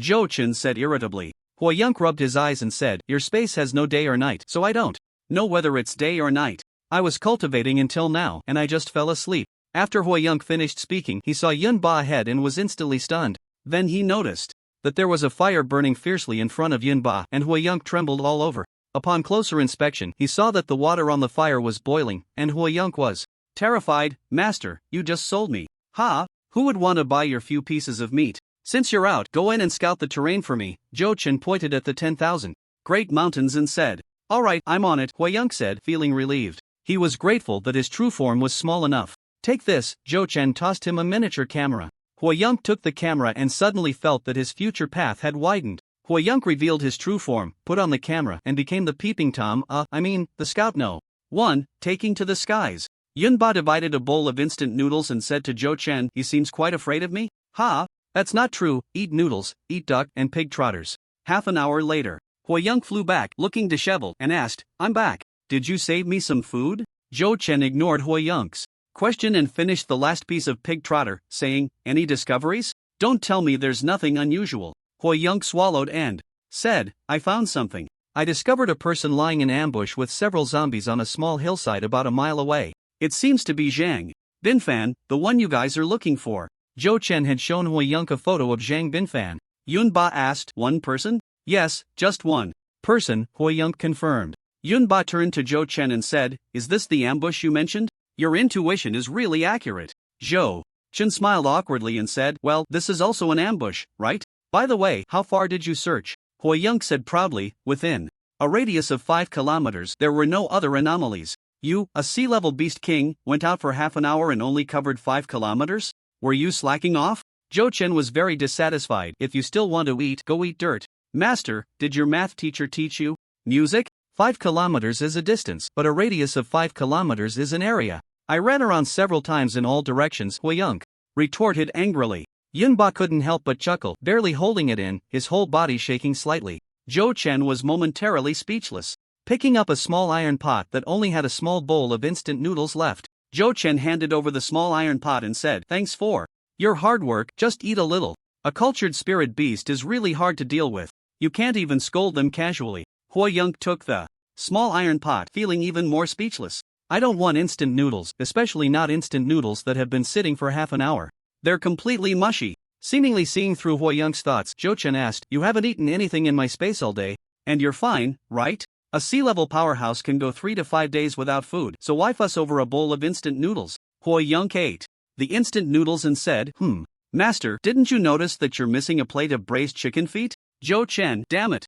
P.S. In the next chapter, we officially enter the mountains. I'm not dragging it out, I just want to bring everyone some joy. Since there was only one person lying in ambush, the 2 people and 1 beast decisively entered the 10,000 Great Mountains. Before leaving, Zhou Chen cast a D-level magic for fixed-point teleportation, setting a teleportation point outside the 10,000 Great Mountains. The fixed-point teleportation was a D-level magic Zhou Chen received when he drew the mage physique. It can locate 10 points within 500 kilometers for teleportation at any time. Of course, this magic has a 10-second chant time, making it completely unsuitable for use in battle.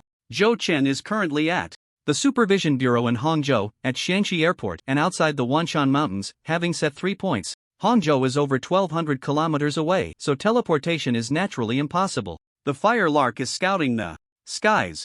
Zhou Chen and Yunba are heading straight for Zhang Binfan's ambush location. Before Zhou Chen could get close, it seems Zhang Binfan received news and decisively turned to flee. "Master, he's trying to run," the Fire Lark reminded from the air. Zhou Chen exerted all his strength to unleash the sea-level wind godleg, his figure darting like the wind towards Zhang Binfan. Yunba's speed was no less than Zhou Chen's, closely following behind. The wheelchair Zhang Binfan was in moved swiftly, only slightly slower than the 2 of them. This speed was indeed unparalleled among D-level superpowered individuals. Zhou Chen frowned and complained, "How can this guy run for his life so fast now? Wasn't he supposed to be just a brainless face-smashing type before? Assassins are just like that." At this speed, it would take at least 10 minutes to catch up to Zhang Binfan. All the capabilities of that wheelchair seem to be focused on speed. "No, I can't let him lead me around. Only within 5 kilometers is safe." Zhou Chen was still worried about ambushes. The Fire Lark had only scouted a mere 5 kilometers, which was just the outskirts of the Wanshan Mountains. Zhou Chen decisively took out a flight card, capable of soaring for an hour. Rays of holy light shone from behind, and a pair of pure white wings appeared behind Zhou Chen. Zhou Chen felt that these wings were like extensions of his arms, undoubtedly connected to his hands. With a flap of the wings, Zhou Chen soared into the sky, swift as a startled swan. "What kind of technique is this?" Zhang Binfan glanced back, startled.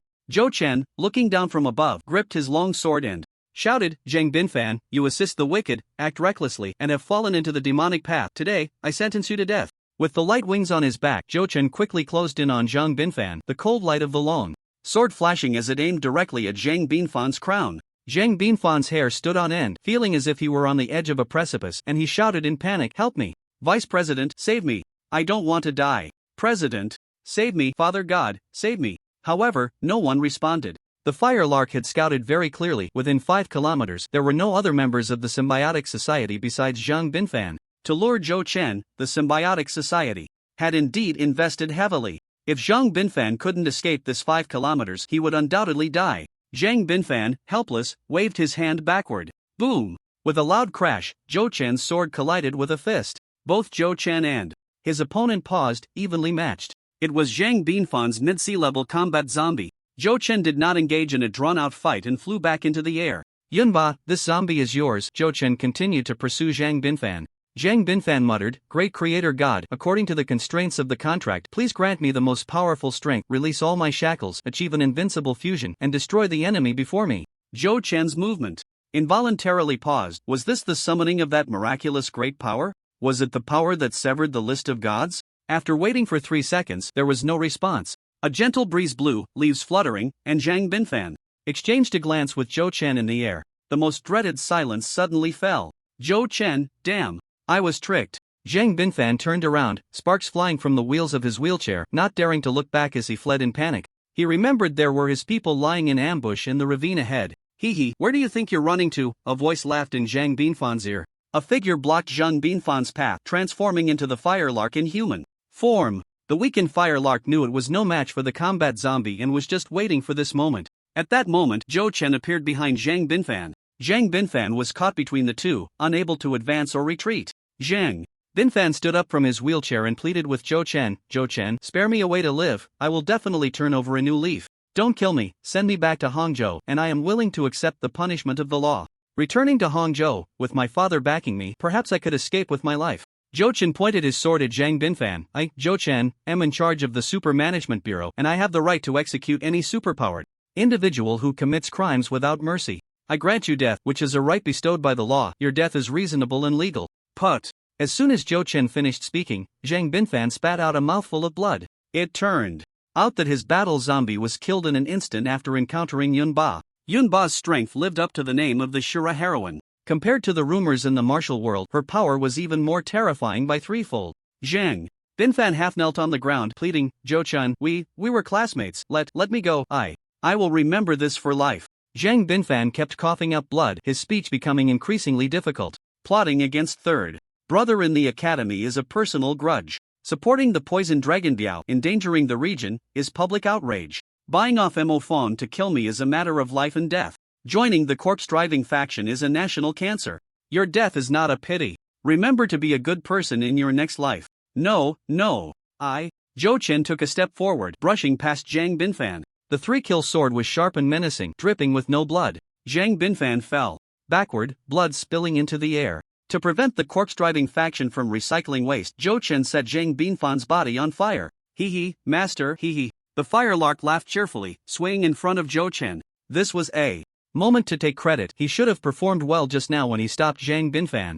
Zhou Chen was too lazy to pay him any mind and said lightly, Kang Shuifu instant noodles, you can choose any 2 flavors. Alright, thank you, Master. The firelark was very satisfied. The quantity wasn't the point, the key was the affirmation from the master. Zhou Chen looked at Yunba, who was walking over slowly, and said, thank you, consider it a favor I owe you. Yunba was indifferent and replied lightly, no need, just treat me to a late-night snack after we go out. Zhou Chen laughed heartily, sure, how about some crayfish with a bottle of beer? The perfect match for a summer night snack. Firelark? Master, did you consider that I'm still here? I was just given 2 packs of instant noodles? What, does the sparrow have no beast rights? Fly ahead, continue scouting. Alright. Since we're in, let's explore the truth of the mountains. Ha! Yunba exclaimed softly, it's purple heart grass. Is it the purple heart grass used to refine the purple heart-breaking barrier pill? Zhou Chen followed Yunba's gaze. Among a patch of weeds, there was a unique plant, its leaves dark purple, like congealed blood. It was indeed the extremely rare medicinal herb, purple heart grass. The purple heart-breaking barrier pill can clarify the mind and enhance comprehension of techniques, increasing the chances of a D-level peak superpowered individual breaking through to C-level by 30%. It is usually combined with the sky-mending pill and the soul-stabilizing talisman, making it safer and less likely to lead to madness during the breakthrough to C-level. For ordinary people, breaking through is a matter of life and death. Back then, Xiao Yan had taken Mu Jingxue hostage to extort resources after failing his breakthrough. Zhou Chen thought for a moment. This thing seemed useless to him, as he had simply broken through. The sky-mending pill was completely unnecessary for his already powerful physical body. The soul-stabilizing talisman was to ensure the soul's stability and prevent confusion and madness. His physical body had already integrated with his spirit. As for the purple heart-breaking barrier pill, it was even less necessary. Zhou Chen's technique could reach completion in a second, so there was no issue of comprehension. Therefore, Zhou Chen's energy cultivation would break through to sea level without any bottlenecks. It was just a matter of time. Purple heartgrass, I'll give it to you. The other materials should be available for purchase. Find someone from the Super Management Bureau to refine it. The purple heart-breaking barrier pill will help you break through. Yunba, unaware of Zhou Chen's physical breakthrough, still thought Zhou Chen's strength was at the D-level stage. Just now, that sword in the air made me think that Zhou Chen was repelled by the battle zombie. No way, you found it first, so it's yours. I don't need this thing to break through, Zhou Chen said, not wanting to take advantage of Yunba. The fire cloud sparrow flew over and said, how about giving it to me? I'm just starting out in society and need money. The purple heartgrass has a market price close to 900,000. Generally, D-level experts can't afford it. Zhou Chen's annual salary used to be insufficient to buy a single purple heartgrass. Of course, Zhou Chen has now been promoted and his salary has doubled, earning 10 pure energy stones each year. Yunba silently pulled out the purple heartgrass, tore it in half, and said, let's split it. Zhou Chen thought for a moment and said, alright, I'll consider it.